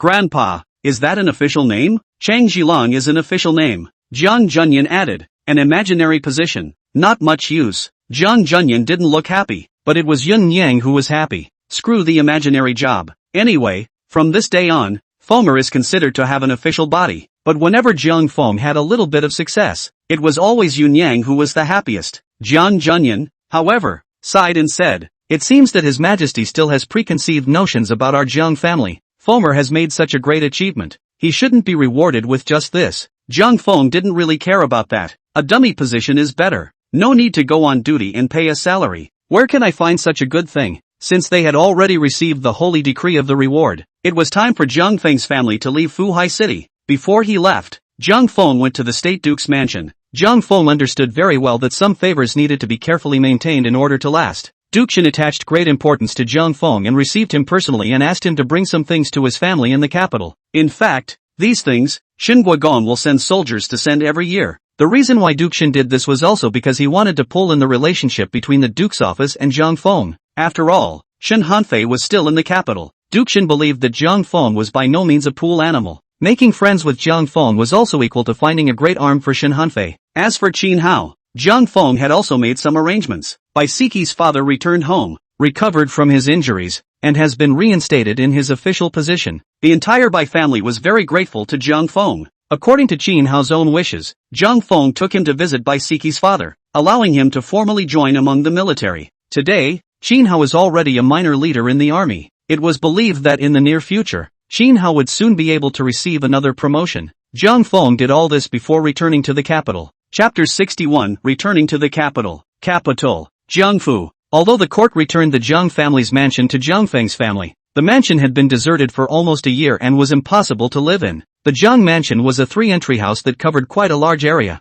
The courtyard garden rockery has everything. Foyer gallery is also carved beams and paintings, extremely exquisite. It's just that it hasn't been tended to in a while and it looks a little run down. Jiang Junyan looked at the courtyard where he had lived for decades, and his heart was full of mixed feelings. Yunyang touched this one time and that one time, and was so moved that she dropped tears directly. Jiang Feng had actually come to this mansion for the first time. He circled the mansion and pointed. That's a bit of a no-brainer. This court has taken our mansion, and no one is helping to clean it up. Check out. The wigwam is covered with moss. The water stinks. Jiang Feng walked to the doorpost of the cloister again. The paint is peeling off and the skin is curling. How much silver will it cost to repair such a large area? Xinyu took out the air of a hostess and waved her hand. You don't have to worry about this. It won't cost much to repair it. Just leave those to me. You'd better hurry up and make a trip to the government office to receive the 100 acres of good land that His Majesty rewarded our family with. That's what our family was founded on. Jiang Feng nodded and was about to head out when Shen Hanfei led a group of people in with big smiles.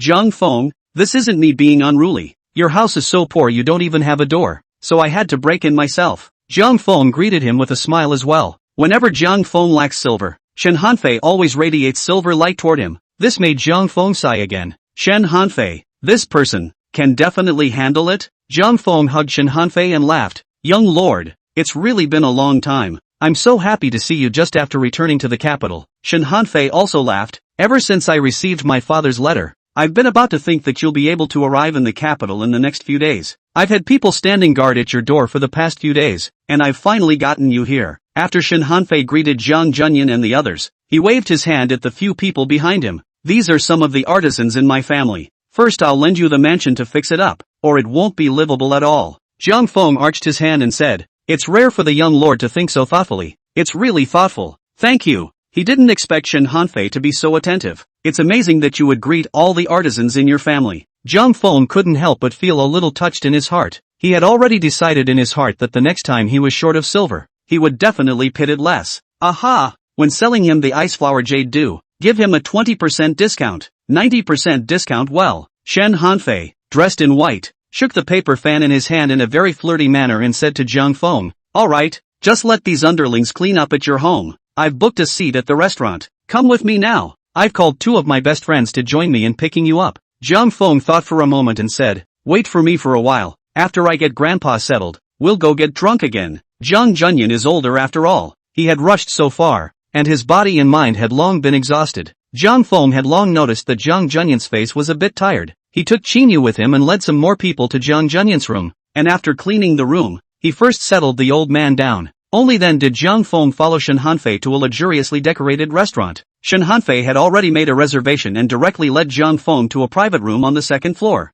In fact, the so-called private room was just surrounded by a screen. At the moment, there were already 2 young men waiting in the seats. Under Shen Hanfei's introduction, Jiang Feng realized that a relatively weak young man was the son of Marquis Wu and Du Xinfeng. Du Xiaoqian, The other strong man who looked like an iron tower was the son of Marquis of Pingjin Zhu Xianrong, Shu Superming. They are all proper officials. Like Shen Hanfei, they all belong to the lineage of military officials. Before Jiang Feng had a chance to sit down, Shu Superming couldn't wait to ask, Jiang Feng, tell me quickly. So the Monkey King was crushed under the Five-Finger Mountain. Did the longevity monk rescue him or not? Jiang Feng couldn't help but be a bit stunned. I didn't expect Shen Hanfei to bring all the journey to the west to the capital. Jiang Feng replied, no, the Tang monk gave the monkey a few bananas, talked to him about life for a while, patted his butt and left. Zhu was immediately filled with disappointment. For a sale that only earned 200 taels of silver after half a month of busy work, Jiang Feng simply didn't want to talk about it anymore.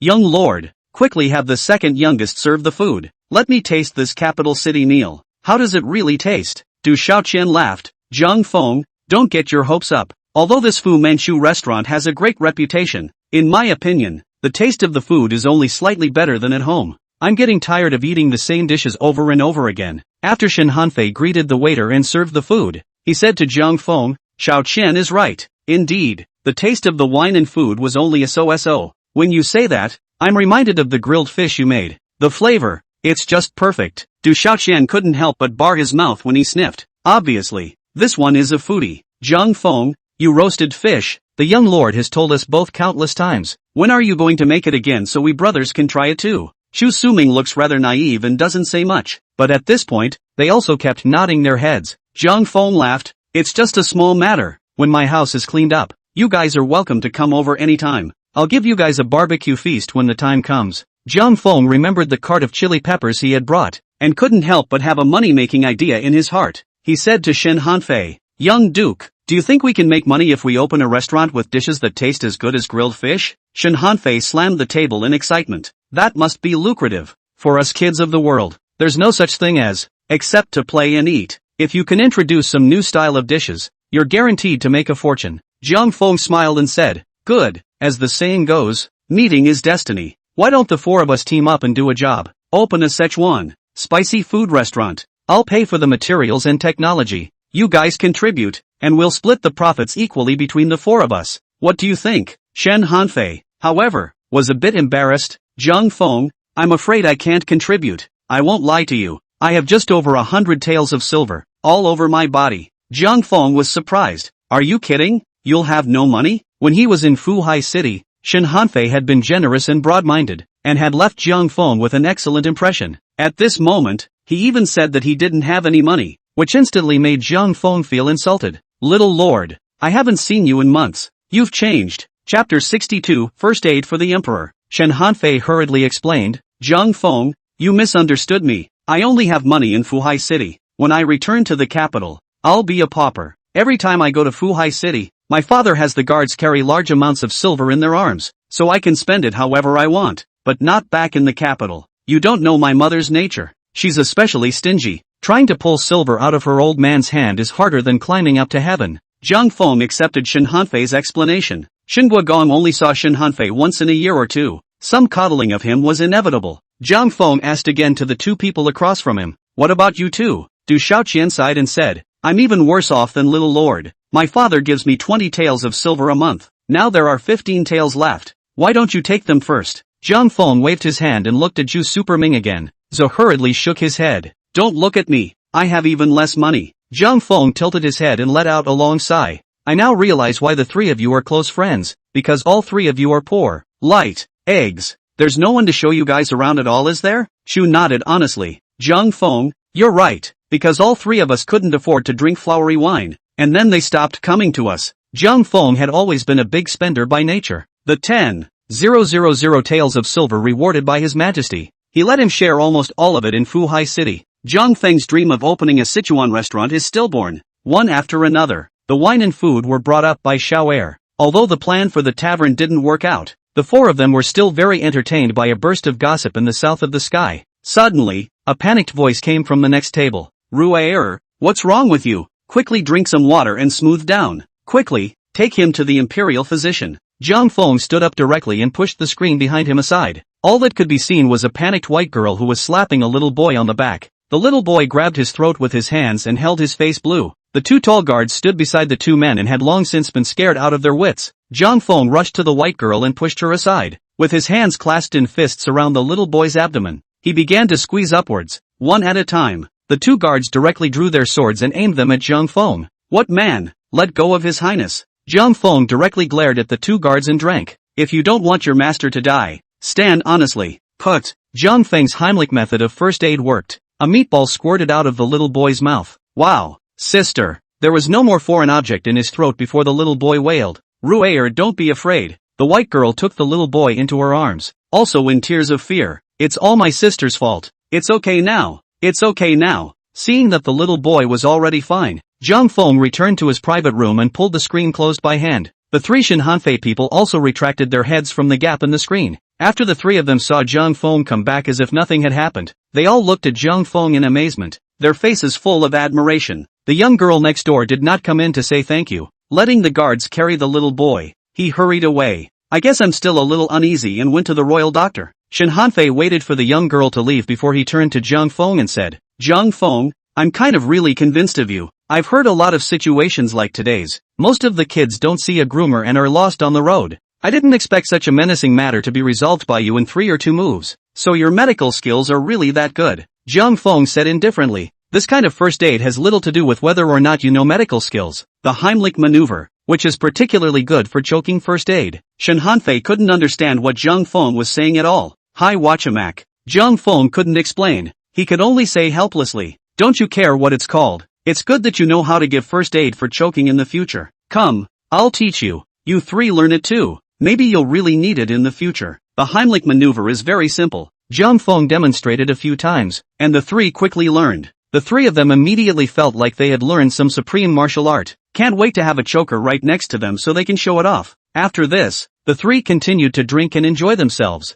Shinhanfei poured a glass of wine for Zhang Feng and said mysteriously, by the way, do you know who you just saved? Zhang Feng casually said, I know, it's a royal prince. Shinhanfei was surprised. How could you know? I'm not deaf. Zhang Feng took a bite of the dish and continued, the two guards just now addressed that child as your highness. The only one who can be called his highness, then, is the prince. And I knew the woman in the white dress was a princess. Say, are princesses and princes so pro-people these days? They're willing to come to a place like this? Shinhanfei was suddenly greatly bored. The fourth prince hasn't built his residence yet. What's so strange about him and Princess Changel coming here to eat? Okay, enough about that. Zhang Feng, you have a lot of ghost ideas. Think about where to go and play in a while. The three of us are dying of boredom. Zhang Feng said without any good humor. It's interesting to go to a greenhouse to drink flowery wine. The question is, do you have silver? The three men hung their heads a little. Zhang Feng looked at the three of them and suddenly had an idea. There are exactly 4 of us. How about playing mahjong at my house? Shinhanfei was instantly energized. What's mahjong? Zhang Feng urged the three of them. You guys eat quickly. Come to my house in a while and you'll see what mahjong is. Shinhanfei had over 100 taels of silver on him. Du Xiaoqian only has 15 taels. Shu Chu Super Ming might be a bit too. A mosquito's leg is still meat even if it's small. Zhang Feng is ready to win all of their silver and use it to fill his wallet. The 4 of them finished their meal and immediately returned to the Zhang mansion. The craftsmen Shinhanfei brought with him were basically carpenters. Making a side of mahjong is really easy for them. At Zhang Feng's signal, several carpenters worked together and soon made a pair of hardwood mahjong. Zhang Feng carried the mahjong back to the study, told Shinhanfei and the 3 of them the rules, and started playing with the 3 of them. In ancient times there wasn't much in the way of fun entertainment at all, other than playing chess. Shinhanfei and the 3 of them quickly became immersed after playing. 6 articles, 5 cylinders, touch, muddled,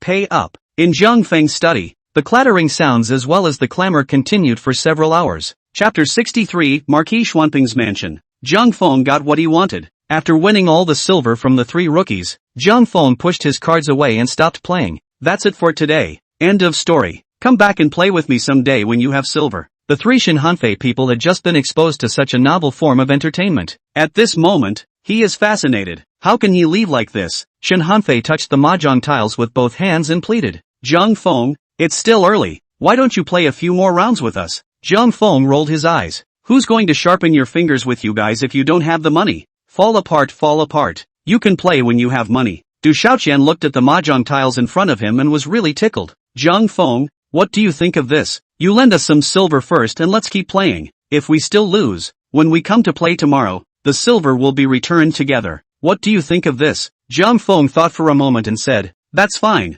but you'll have to make an IOU. 9 out of 13 returns. It's a rule at the poker table, and I'm not in a position to break it. Shen Hanfei's three men signed an unequal treaty with Zhang Feng in a very humiliating manner so that they could play mahjong. But it's a shame. No matter how hard three rookies try, they can't hold a candle to a veteran of the hemp world. The three soon lost it all again. People tend to lose their minds when they lose quickly. The trio began to continue to play the IOUs, and the game was getting bigger and bigger. At the final reckoning, Zhang Feng himself was shocked. The least that Shen Hanfei owed Zhang Feng was 3,600 taels of silver. Du Shaoqian owes Zhang Feng for 200 taels, and Xu Superming owed the most, surprisingly amounting to 6,200 taels of silver. The three looked at the note in Zhang Feng's hand and shivered in fear. Shen Hanfei directly wanted to get down and grab the IOUs. Zhang Feng hurriedly put the note behind him and righteously said, young lord, what do you want? Here's an IOU that you signed and sealed, in black and white, with your fingerprints on it. Even if you fight in front of His Majesty, you can't renege. Du Shaoqian cried out,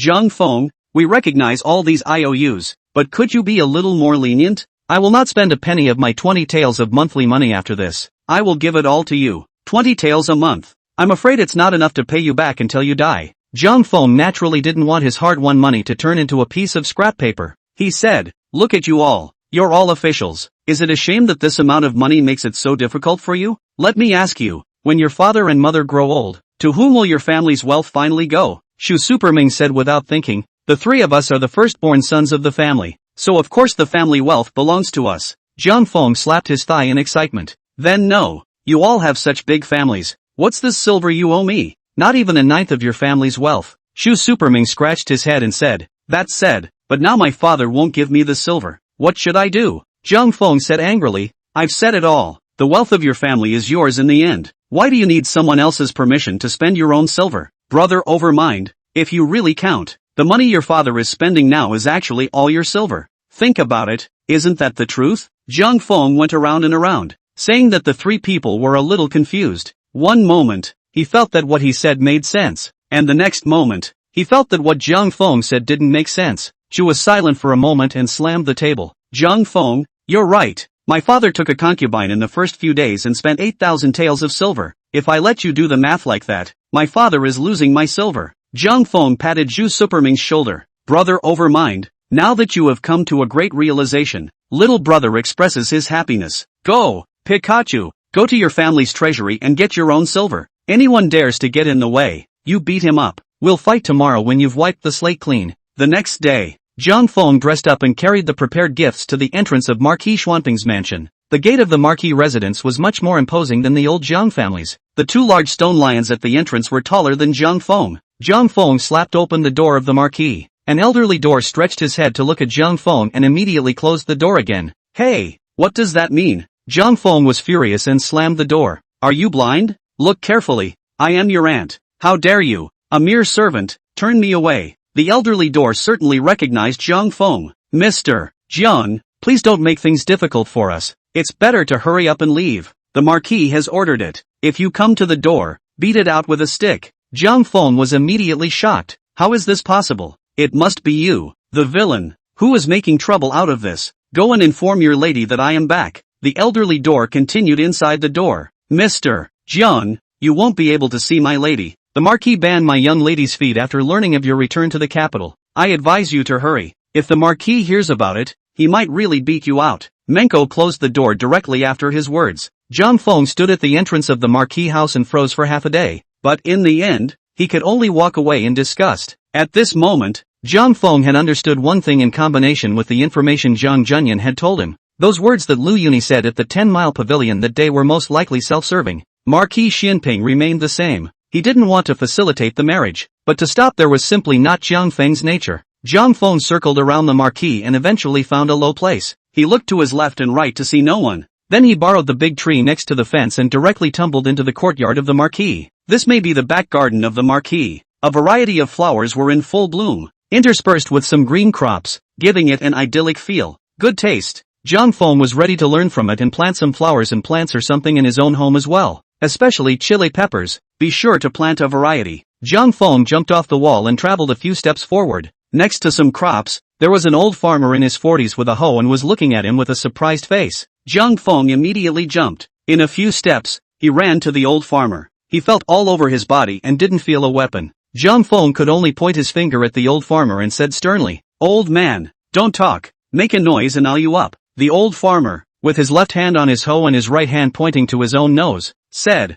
full of surprise, "You don't recognize me?" Chapter 64, The Old Farmer in the Flower Garden. The old farmer was dressed very plainly. Jiang Feng guessed that this person might be a flower farmer inside the marquee. Maybe he had seen him before. "Who knows which one you are? Don't get close to me. Quickly tell me where your lady's boudoir is, and I'll spare your life." The expression on the old farmer's face was even more surprised. He rubbed his eyes and looked at Jiang Feng once again. Jiang Feng said angrily, "What are you looking at? I am Tian Baiguang, who is famous in the Jianghu for traveling alone for 10,000 miles. Look again and I'll gouge your eyes out. Quickly, where is the boudoir of your lady Lu Yuni?" The old man took a deep breath and hit it with a hoe. "Good for you harpies. How dare you run to the old man and act crazy? Do you think that I don't dare to kill?" The hoe carried a whistling wind sound and grazed Jiang Feng's shoulder. Jiang Feng was instantly startled. "Dead to the bunk. I'm Miles Lonely Field Whitelight. Killing people. Don't you want to die?" The old farmer pointed at Jiang Feng's nose and cursed, "You vertical son.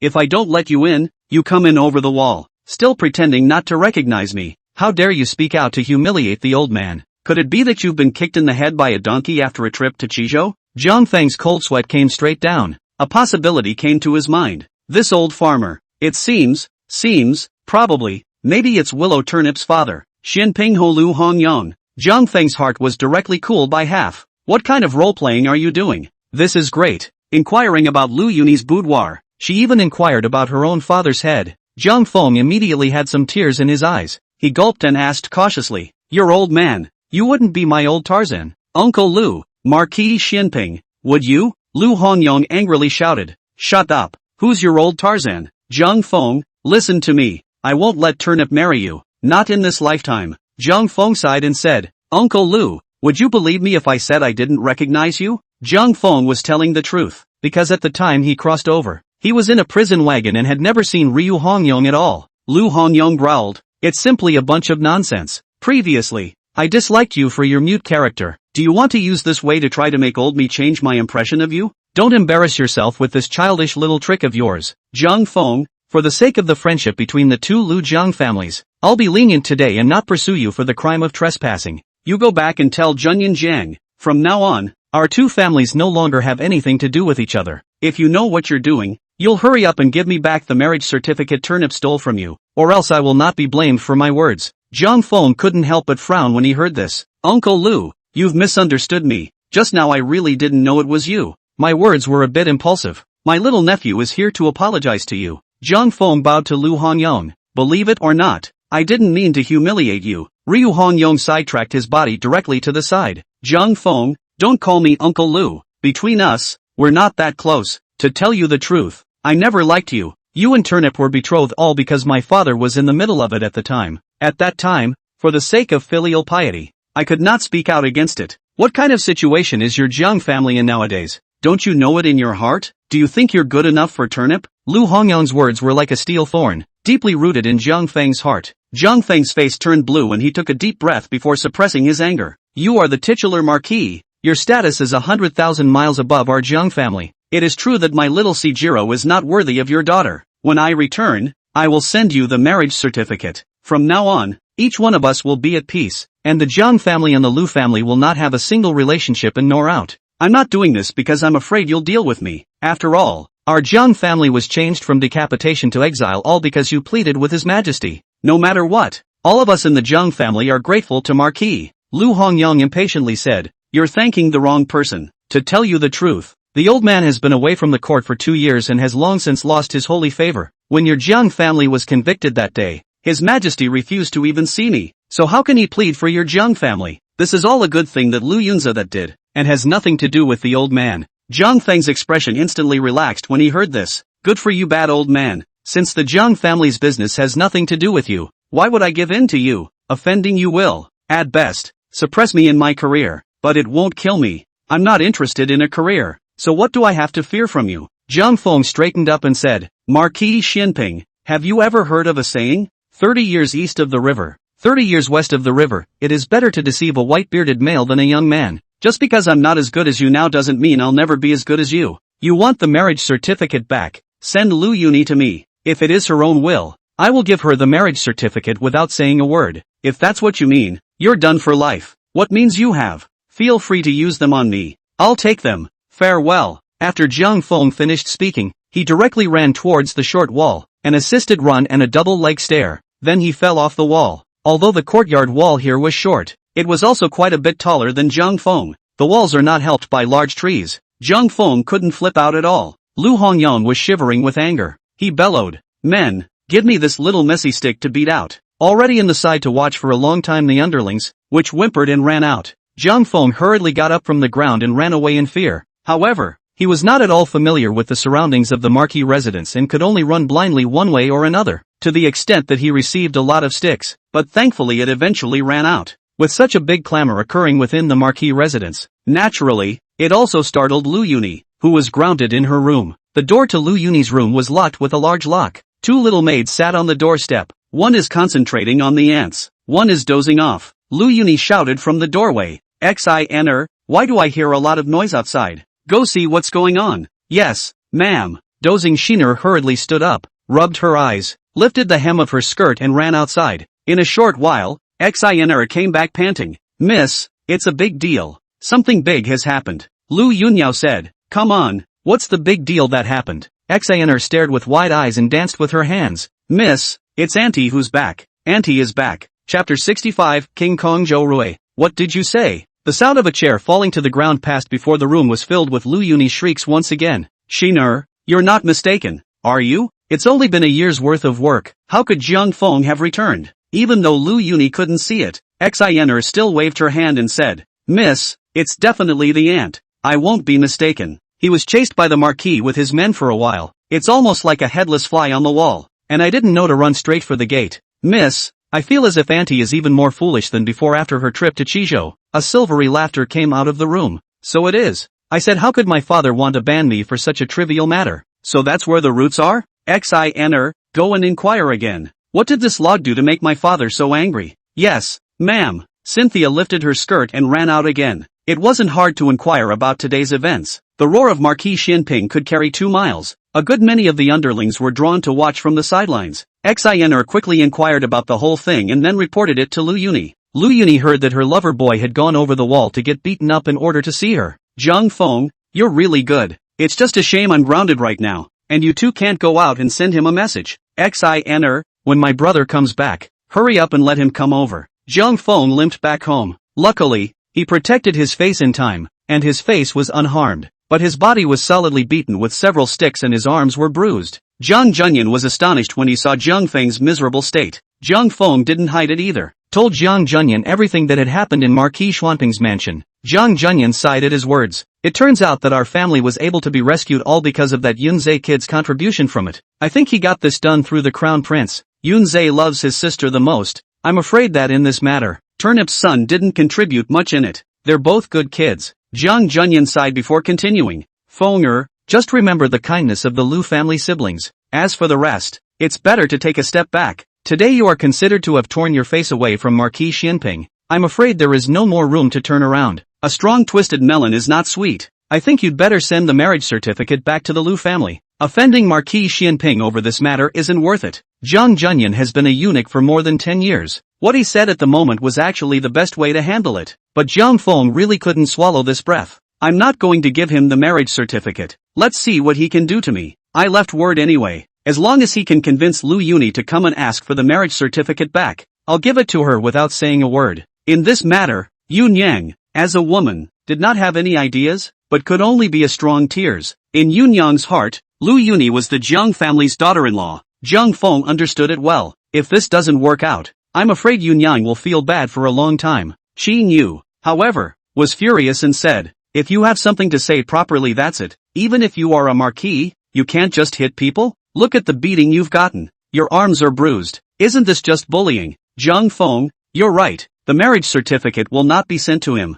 Rush this old thing. Jiang Feng smiled and said to Qin Yu, "Still, Yu's right. Hurry up and kill this old thing. I'll think of something else to do. Sooner or later I'll have the little cabbage he's raising. As a reward, I'm going to make you an ice cream today that you're guaranteed to love." Jiang Feng pulled Chinyu to make ice cream. Jiang Junyan looked at the two's cheerful figures and sighed helplessly. This kid has a big heart. Just offended a marquis and turned around like nothing happened. Children and grandchildren will always be blessed. Jiang Feng can do whatever he likes. Whatever. Jiang Feng sat on the threshold, holding a bowl of ice cream and acting as a supervisor. The courtyard of the Jiangfu had been vacant for a year, and many parts of it needed to be repaired. It simply can't be fixed in a day or two. A little boy poked his head out of the moon door. This little boy was the same child that Jiang Feng had saved at the restaurant that day. His Majesty's fourth son today, King Kong, Zhou Rui. After Zhou Rui saw Jiang Feng sitting at the threshold, he immediately straightened his clothes and walked over to him to salute him. Jiang Feng, thank you for your saving grace yesterday.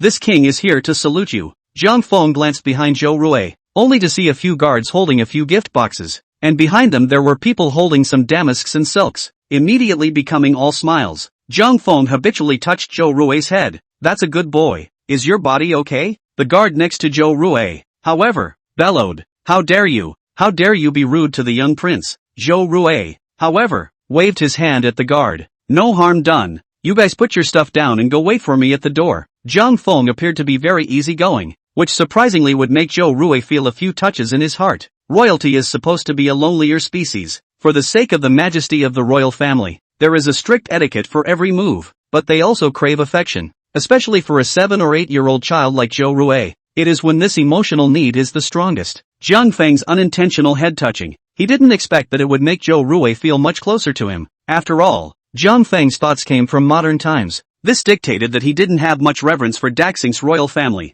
Therefore, Jiang Feng wasn't like the others. When he saw the king, he kowtowed in fear and trepidation. Jiang Feng handed the bowl in his hand to Zhou Rui. Come on, I'll buy you ice cream. The ice cream that Jiang Feng made this time ended up being a failure. It's more like a smoothie than an ice cream. Ice cream? Zhou Rui took Jiang Feng's bowl and immediately felt cold in his hands. He looked again at the ice flowers inside the bowl and a smile immediately appeared on his face. There is no way a child can resist something so cold and icy. Zhou Rui's guards didn't go far. They placed their gifts on the steps and they remained standing in front of the moon door. At this moment, when he saw Jiang Feng giving Zhou Rui something to eat again, he hurriedly stopped it. Young prince, it's best not to consume this outside stuff. Zhou Rui's eyes instantly glared as he angrily said, all of you guys get out and don't let me see you. A few guards had no choice but to grandly hie to the side. Zhou Rui picked up a spoon and dug a spoonful of smoothie into his mouth, and a satisfied smile appeared on his face immediately. Jiang Feng walked to a few gift boxes and couldn't wait to open them. Only then did I realize that inside the beautiful gift box were some books. This couldn't help but cause Jiang Feng to be shocked. Zhou Rui ate the smoothie while saying, how is it? Like it? Sister said that your Jiang family has been passing down poetry and books for generations, and that you like these orphan books the most. I had a hard time finding it for you, too. Jiang Feng couldn't help but sigh. Your sister really doesn't know me well. Chapter 66 The Restaurant Program. Jiang Feng's face was suddenly devoid of smiles. He snatched the bowl directly from Zhou Rui's hand and scooped a spoonful of ice cream in his mouth. You're too young to eat anymore. Kids eat too much cold stuff. It's bad for the spleen and stomach. Zhou Rui looked at the ice cream in Jiang Feng's hand and licked his lips. Jiang Feng, is it that these thank you gifts are not to your liking? Being a child growing up in a deep palace, it is their basic skill to detect words and colors. As soon as Zhou Rui took a look at Jiang Feng's face, he knew what was going on. Jiang Feng, I just had 2 bites just now. I haven't tasted it yet. The king told them to take these solitary books back and exchange them for silver and send them to you tomorrow. Zhou Rui pointed at the bowl in Jiang Feng's hand. Will you give me 2 more bites? Jiang Feng smiled and touched Zhou Rui's head, handing him the bowl again. Your highness is so smart. When I save up enough money, I'll open a tavern that specializes in selling ice cream, and then I'll let you eat whatever you want. Zhou Rui dug a big mouthful of ice cream into his mouth and said somewhat vaguely, Jiang Feng, I like this ice cream too much. This is the best thing I've ever eaten. If you open a restaurant, can you let the king take a share? In that case, I can go and eat every day. Jiang Feng laughed. Your highness, are you rich? Zhou Rui dug another scoop of ice cream in his mouth and replied, yes, I'm too young to spend silver. I've saved all the rewards given by father over the past few years. Jiang Feng always thought of opening a Sichuan restaurant, used to collect money, or as soon as possible to complete his plan to retire at the age of 20. But if the restaurant is on fire, it will surely attract attention. At this moment, it suddenly occurred to Jiang Feng that if a royal child came in to take part in a share, I'm afraid that no one would dare to look for trouble. But Jiang Feng thought about it and finally gave up. Zhou Rui is too small. Partnering with him to open a restaurant is suspicion of cheating children out of their money. Seeing Jiang Feng's non-committal attitude,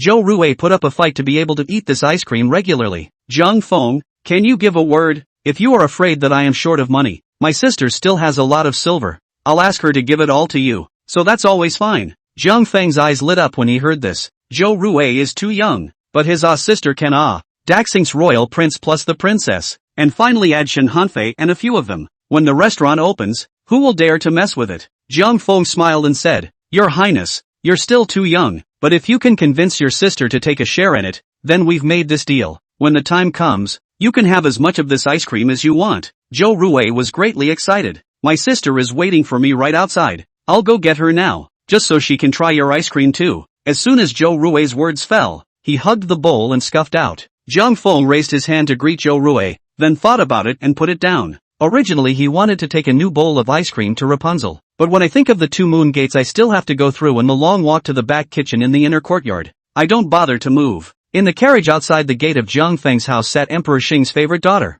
Princess Zhou Xian of Chang'e. The reason why Emperor Xing gave her the title of Chang'e was that he wanted her to be happy and carefree throughout her life. This shows that Emperor Xing truly favored Princess Chang'e. Princess Chang'e was also only 15 or 16 years old, with a very pretty face. Her face was unpowdered, but she looked even fresher and more attractive. Although it was not as bright and stunning as Lu Yuni, there was more gentleness in her complexion, and she looked charming and attractive. Zhou Ruwei climbed onto the carriage with his short legs and scooped a spoonful of ice cream and placed it on Princess Chang'e's lips. Sister, try this. Princess Chang'e ate the ice cream and her eyes couldn't help but light up. It's delicious. Who gave it to you? Zhou Ruwei laughed. It's that Zhang Feng who saved me. Sister, Zhang Feng wants to open a restaurant and specialize in selling this item then, but he doesn't have enough silver now. I wanted to participate, but he said I was too young and did not agree. Sister, can you take a part in this, so I can have ice cream every day? Princess Chang'e didn't even think about it, so she rejected it outright. Ruwei, you're still young. Let's not get involved in these merchant affairs. Although all the princes have their own properties, but basically, it was only after the opening of the palace that some investments were made and used to increase the income of the royal family. Now Zhou Ruwei is only 8 years old. Princess Chang'e did not want Zhou Ruwei to get involved in these business matters too early, in case something happens and affects the reputation of the royal family. It's really not worth it. Then again, Princess Chang'e would often be rewarded by Emperor Xing, and she wasn't short of money. Zhou Ruwei was instantly filled with disappointment. Sister, Zhang Feng saved my life after all. He's very short of money right now, so help him out for once. Your participation in the tavern is a way to repay him for saving my life. Zhou Ruwei's words had finally impressed Princess Chang'e. At that time, in Fu Manchu house, if Zhang Feng hadn't made a timely move, maybe Zhou Ruwei would have really choked to death. Princess Chang'e laughed. Still talking about repaying kindness? I think you are just greedy. Forget it, I'm going to meet Zhang Feng for a while now. If this matter is feasible, sister will take part in it as a way to repay him for saving you. Not long after, Princess Zhou Xian of Chang'e, who was wearing a long dress, arrived in front of Zhang Feng. Zhang Feng hurriedly got up to greet him. Princess Chang'e waved her hand and opened the door. Zhang Feng, I heard Ruwei say that you want to open a restaurant, but there is still a lack of funds. Tell us your plan. If this matter is feasible, Ruwei and I will take part in it. Zhang Feng glanced at Princess Chang'e in surprise. This chick is savvy, but opening a restaurant was just an idea of Zhang Feng's. How could he have any specific plans? Currently where to open a restaurant? Zhang Feng he himself does not know, but since the investors are here, how can we fool them? Zhang Feng then swore and told Princess Chang'e that he had a novel material in his hands called chili peppers, a delicious meal made with chili, with ice cream for dessert and how it will make money cloudy. After listening to Zhang Feng's plan, Princess Chang'e asked, how large is the restaurant and how much does it cost in the early stages, and how the shares will be distributed? Do you have a plan for all that? Yes. Zhang Feng began to talk with his mouth full. Just buy a 3-story tall tavern. 50,000 taels will be enough. Redecorating it would cost another $20,200 or so. Purchasing the ingredients plus the tavern's second, it's 30,000 taels at most. We'll have more than enough to open this restaurant with 100,000 taels of silver. After Zhang Feng finished speaking, he waited with bated breath for Princess Chang'e to bargain. He has too much water in this plan. As long as Princess Chang'e doesn't cut off 80%, it's totally enough to get the restaurant open. Chapter 67 Shareholding. Where did Princess Chang'e know this? She just knew that if she were to take a stake in opening a restaurant, she would open one of the best in the capital. If it was a small fight, Princess Chang'e really couldn't afford to lose that person. Princess Chang'e thought about it and said, Zhang Feng, you have to think about it. The size of the restaurant can't be too small. Is 100,000 taels of silver enough? Zhang Feng couldn't help but sigh and cover his forehead. Hey, it's not easy to start a business in the early stages. I'll just save some money. Princess Changle nodded and said, then let's set 100,000 taels for now. You don't have to be too frugal. If you're short on silver, you can always just find me. Zhang Feng couldn't help but raise his hand and wipe his sweat, worrying for nothing. Originally, he thought that Princess Changle was very shrewd and was preparing for a tough negotiation. Who would have thought that she turned out to be just a paper tiger? Princess Changle added, Zhang Feng, I know you just came back from Qizhou and are short of silver in your hands. 100,000 taels of silver. Ru'er and I will pay it all. You'll take a stake in the technology, and we'll split it 1/9. What do you think of that? Zhang Feng said with embarrassment. You contributed all the money before asking for a share. That's a bit bad, isn't it? How about 2/8? 2 for you and 8 for me. Princess Changle's eyes widened at once, and she was so angry that her figure was much better. What did you say? Zhang Feng, I'm offering 100,000 taels of silver, and you're going to give me 20%? This business is off the table. Ru'er, let's go. Princess Changle pulled Zhou Rui's hand and turned around. Zhang Feng hurriedly ran ahead of Princess Changle. Don't be in a hurry to leave. There's something we can discuss. 37, 3 for you and 7 for me. That's a total deal, right? Princess Changle glared at Zhang Feng and turned a corner to bypass him, still puffing her way out. Zhang Feng once again ran in front of Princess Changle. Princess, please stay. Please hear me out first. Chili peppers, a necessary ingredient for cooking, are not only provided by me, but I'm the only one in the whole world who can use them. This is what makes the tavern profitable at all. Leave out the chili, and it's no different from a regular tavern. You've got to count that out of the equation. Princess Changle glanced at Zhang Feng and didn't say anything. According to his men's investigations, Zhang Feng had always been an honest child, and even a bit mute. At this moment, Princess Changle realized that the rumors must be wrong. This is simply a crooked businessman. Seeing that Princess Changle remained non-committal, Zhang Feng said helplessly, count me as afraid of you. 4 and 6. You 4 and me 6. That's the bottom line for me. Princess Changle actually didn't care how many % the restaurant could take. The main thing in her heart was to help Zhang Feng out, and use it to repay him for saving people. But the way Zhang Feng proposed to split the equity was too much. I'm a princess, and I'm only taking this share. Do I need to lose face? At this moment, Princess Changle saw Zhang Feng bowing his head and admitting defeat, which made him stop. Counting whatever chili you have, and whatever ice cream you have, we'll split the equity 50-50. Zhang Feng, this is also my bottom line. If you don't agree, the matter is closed. Zhang Feng smiled and extended his hand. Good, it's so happily decided. Have fun working together. Princess Changle looked at Zhang Feng's outstretched hand and thought he was asking for the silver for his investment, so she snorted coldly and said, just don't worry about it. At this hour tomorrow I'll have the money ticket sent over. Thus spoken, Princess Changle, with her neck angled like a swan, walked out with a triumphant stride. Zhang Feng was happy in his heart. This restaurant hasn't even opened yet. It's made at least nearly 80,000 taels of silver. Zhang Feng had been thinking of starting an estate on the outskirts of the capital city to use for those children in Fuhai city. That's a good one. The estate will be ready for construction starting tomorrow. We, the people, are really happy today. Zhang Feng hummed a little song and walked towards the inner courtyard with a six-parent pace. Halfway there, Zhang Feng met Qinyu, who had come to look for him. Qinyu looked at Zhang Feng's arrogant and incomparable appearance and couldn't help but laugh. What's going on here that makes you so happy? Could it be that you went out and picked up silver? Zhang Feng pulled Qinyu bearing a mouthful. Just now I made a big deal, and pitched Princess Changle at least 80,000 taels of silver. We're rich. You hurry up and go buy some maids and servants to fill up our old Zhang family with some manpower. Don't be afraid to spend money. The maid must be bought pretty, or at least of a pleasing sort. Qinyu, however, was so scared that her face was pale. She angrily kicked Zhang Feng before speaking. Zhang Feng, how dare you pit the princess's silver? If the princess finds out, you'll lose your head. Zhang Feng hugged his calf and said angrily, Qinyu, can you change your problem of kicking people's calves? I'm already bruised, and you're not afraid to cripple me with a kick. Qinyu was so scared that tears were falling from her eyes. I'll keep you even if I kick you lame, and it's better than losing your head.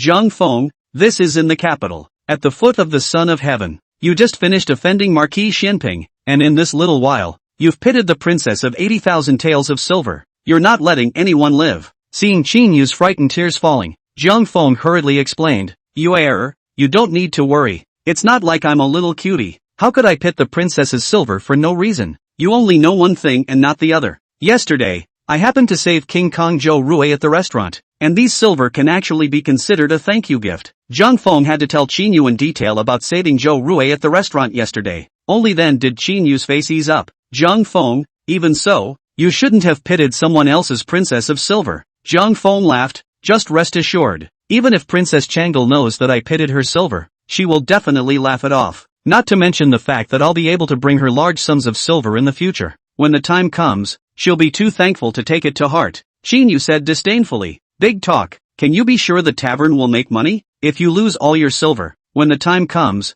I'll see how you can explain to Princess Changle. Zhang Feng was confident with the great killing weapon of chili peppers in his hand. Just wait and see. By the way, there's no rule in our family that women can't show their faces. When the tavern opens, you'll have to help me with the books. You know all the Arabic numeral bookkeeping I taught you now, don't you? Qin Yu nodded. I learned it a long time ago. As far as Qin Yu's nature was concerned, if she was allowed to stay at home every day to teach her children, she would probably be able to suffocate herself. Qin Yu is more sensitive to numbers. For some simple calculations, it was a snap for her. Zhang Feng then consciously cultivated Qin Yu some financial knowledge, preparing her to be the housekeeper of Lao Zhang's family. Chapter 68. While the two of them were talking, Shen Hanfei, Du Shaoqian and Zhu Superming walked in furtively from the moon's doorway. Zhang Feng greeted him with a smile. What?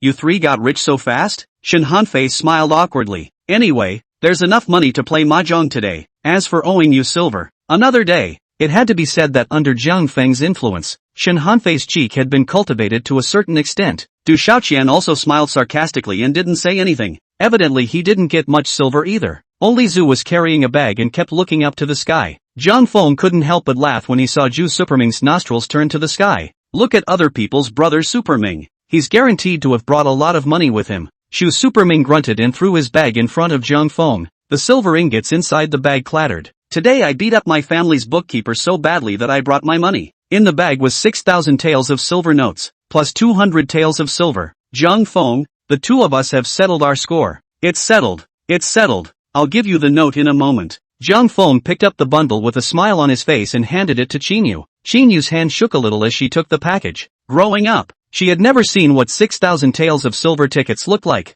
Now Zhang Feng won 200 taels from Zhu Superming in one afternoon yesterday. This made Qin Yu feel that the silver was a bit hot. Zhang Feng, either or. Forget it. I dare not accept this silver. Zhang Feng patted Qin Yu's hand and laughed. You can rest assured that this money will be collected. Everything has me. Zhu Superming also advised. Brother sister, you can just keep it at ease. It's supposed to be my money, and it's nobody's business how I want to spend it. It's often said that a brand is a person. There is actually some truth to that. Zhang Feng had basically figured out the character of the two men, Du Shaoqian and Zhu Superming, during the card game yesterday. In a nutshell, Shen Hanfei, the three of them, can definitely get along. For the sale of the restaurant, Zhang Feng was going to pull in the three of them as well. Zhang Feng believed that with the business tactics he had learned in his previous life, coupled with the great killing weapon of chili peppers, in the future, his restaurant will surely be on fire all over the country. If it really goes that far, that's a lot of profit for a lot more than that.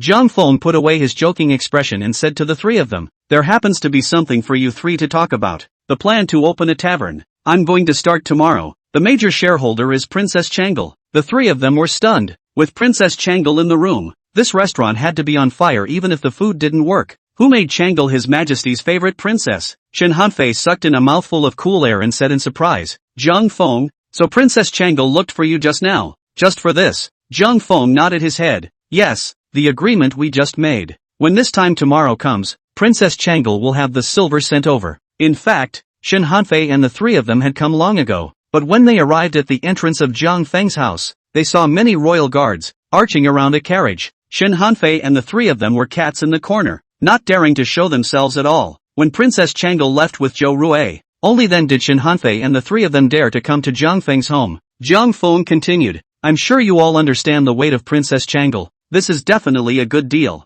We are all brothers. Since there are good things going on, I can't leave you guys behind. This way, the silver you owe me is cancelled. Then all according to brother over mine's standard. A family should prepare 6,000 taels of silver, but I can only put up 1.5%, leaving you each with a 0.5% share. If you are interested, hand over the silver to me at this time tomorrow. It's okay if you don't want to. We're still friends. To be able to hook up with His Majesty's favorite, Princess Changle, was something that the disciples of the world's families could only dream of. Shin Hanfei and the three of them naturally knew how to choose as long as their heads hadn't been caught in a door. Du Xiaoqian walked to Zhang Feng and patted his shoulder. Zhang Feng, thanks. Shen Hanfei, however, did not see eye to eye with Zhang Feng. Thanks for what? With such a good thing? If Zhang Feng doesn't think of us, I'll definitely beat him into a pig's head. Only Zhu Superming never understood how to pay back the money to pay back. Inexplicably become a shareholder. But he didn't bother to think about these complications. Oops. What a time for you guys to be talking.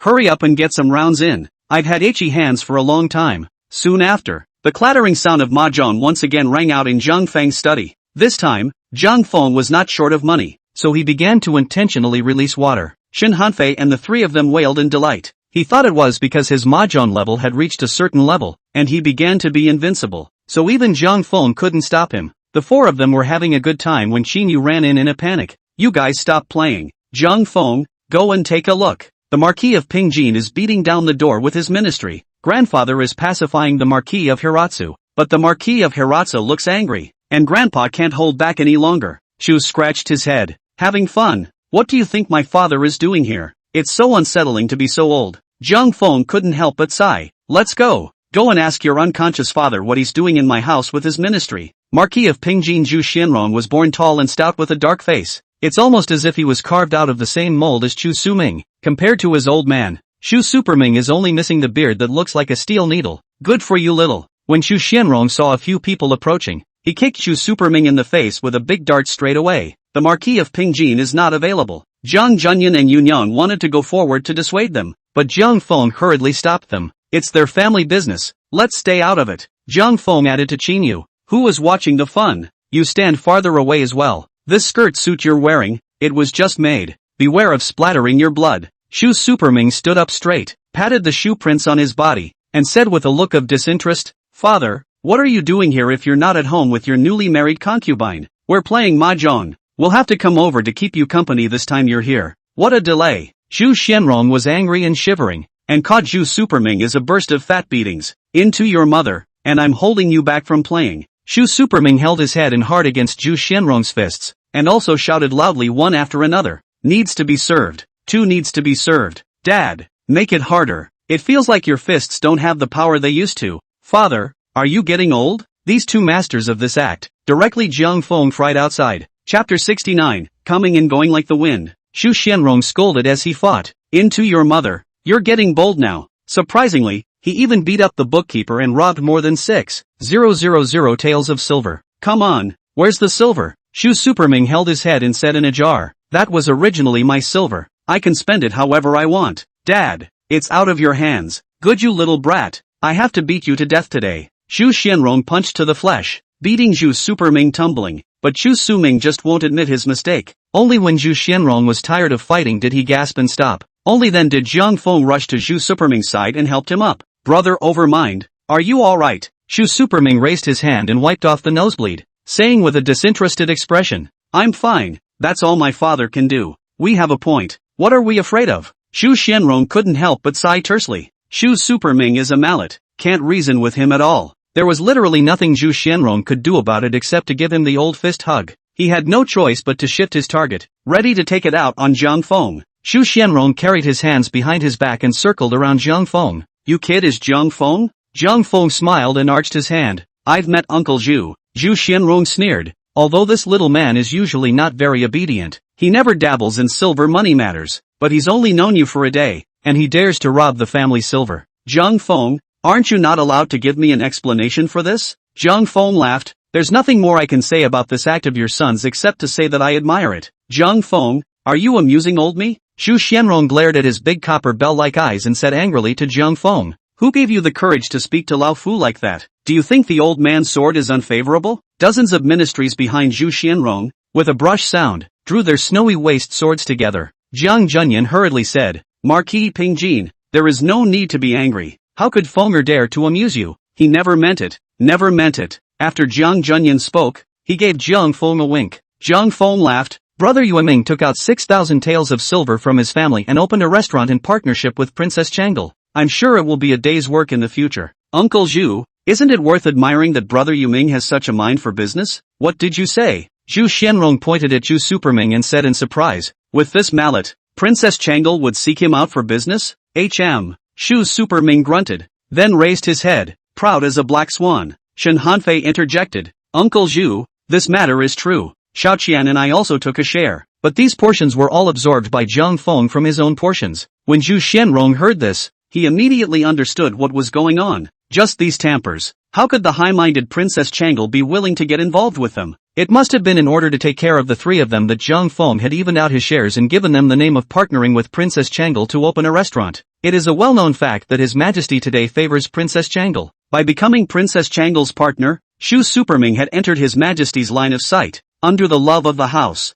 Shu Suming would surely leave an excellent impression on His Majesty. This will have an immeasurable effect on Zhu Superming's career development. Zhu Xianrong was greatly excited in his heart. Not to mention that Zhu Superming took out 6,000 taels. Even if he took out 60,000 taels of silver, Zhu Xianrong would not frown. Zhu Xianrong raised his bushel-like palm and laughed as he slapped Zhang Feng twice on the shoulder. Zhang Feng, I've long heard that you're talented and have an extraordinary temperament. You're by no means a pool animal. I've seen it today. Zhang Feng compensated with a smile. Uncle Zhu is flattering. Zhu Xianrong laughed again and said to Zhang Junyan, Lord Jiang, your old man has a good grandson. I'm sure your Zhang family's rise to power again is just around the corner. Zhang Junyan also laughed, borrowing from Marquis Pingjin's auspicious words. Zhu Xianrong's attitude changed back and forth too drastically. It left the ministry behind him dumbfounded for a moment, and he forgot to put his sword away. Why don't you put the knife away? Zhu Xianrong throws a couple of head kicks at ministry. Get the hell out of here. The ministry hastily put away their swords and fishtailed away. When Zhu Xianrong turned around, his face was replaced with a smile. Duke Jiang,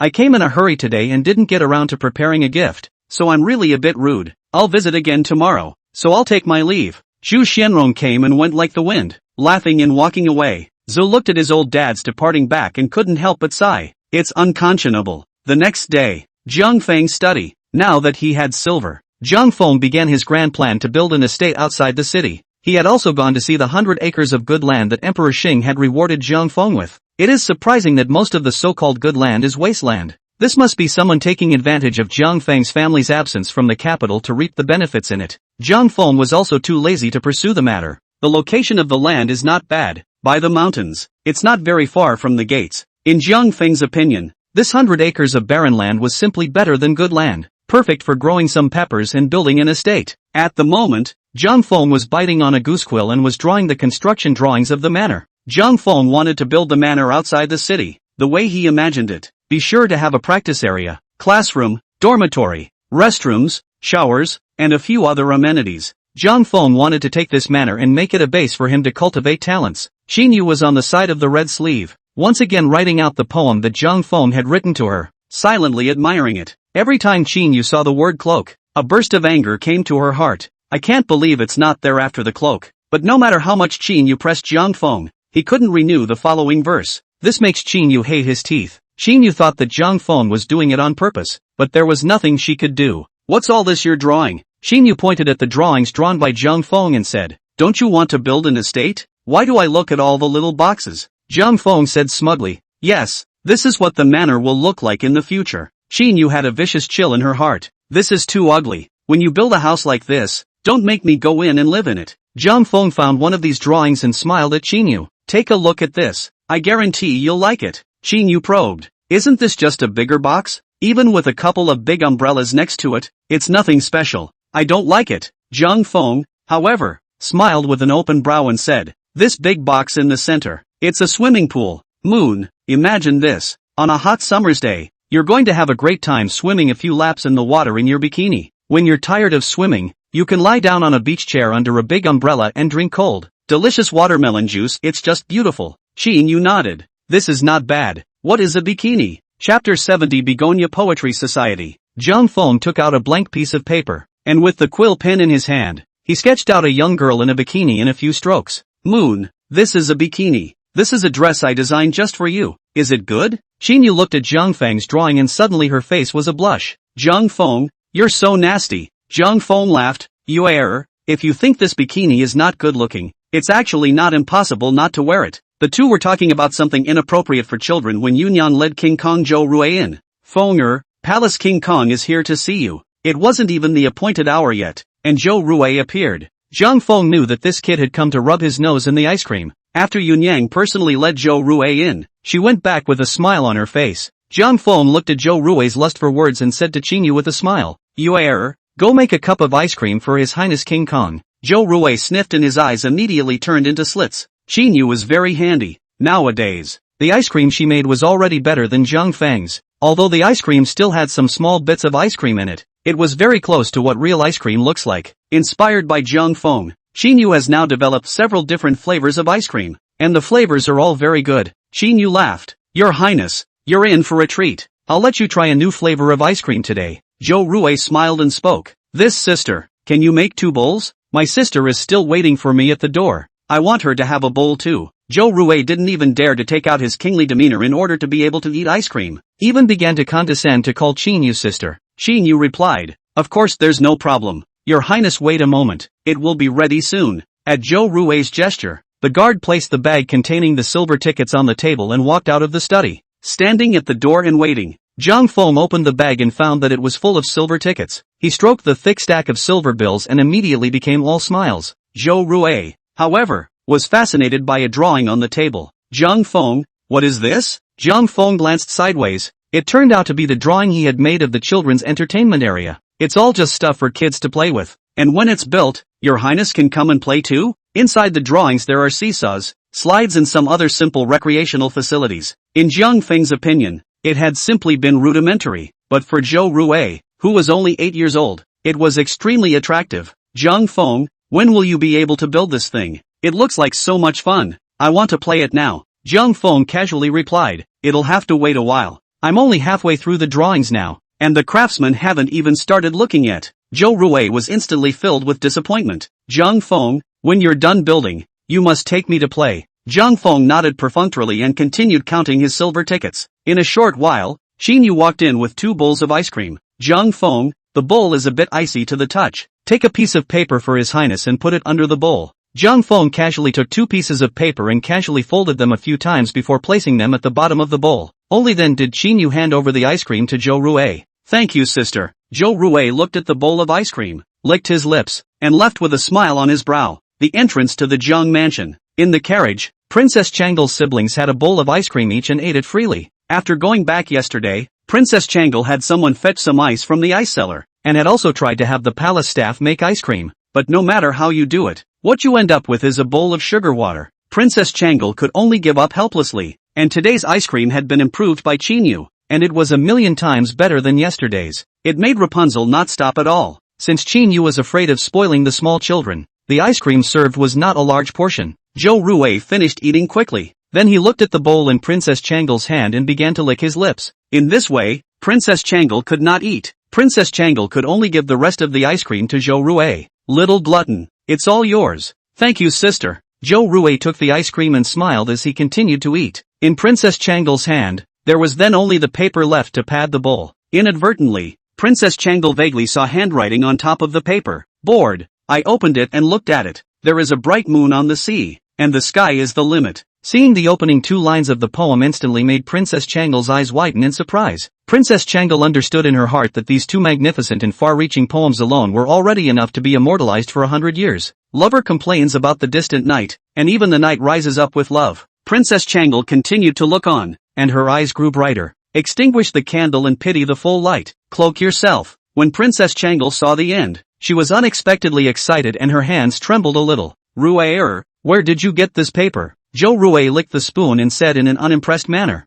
Jiang Feng study. The bowl was a bit icy to the hand. Jiang Feng casually found 2 pieces of paper underneath the pad. I have another one here. Zhou Rue took the piece of paper he was holding and handed it to Princess Changle as well. Princess Changle carefully folded the paper in her hand and placed it into her arms before she took the paper in Zhou Rue's hand. But when she opened it, she turned red. Bah, nasty. Zhou Rue asked strangely. Sister, what's nasty? Let me see. Princess Changle hurriedly folded the paper. This little kid can't see it. This picture was exactly the bikini girl that Jiang Feng had casually drawn. Leaning towards the Japanese manga style, the drawing style is bold and unparalleled. Princess Changle had wanted to steal the bikini girl drawn by Jiang Feng, but the unique style of the drawing made her somewhat reluctant to part with it. Finally Princess Changle, red-faced, put the painting in her arms. Jiang Feng's study. Qinyu rummaged through a pile of drawings. Jiang Feng, why is the poem I just wrote gone? Zhang Feng didn't even lift his head. Stop looking. You're messing up my drawings. Just write another one.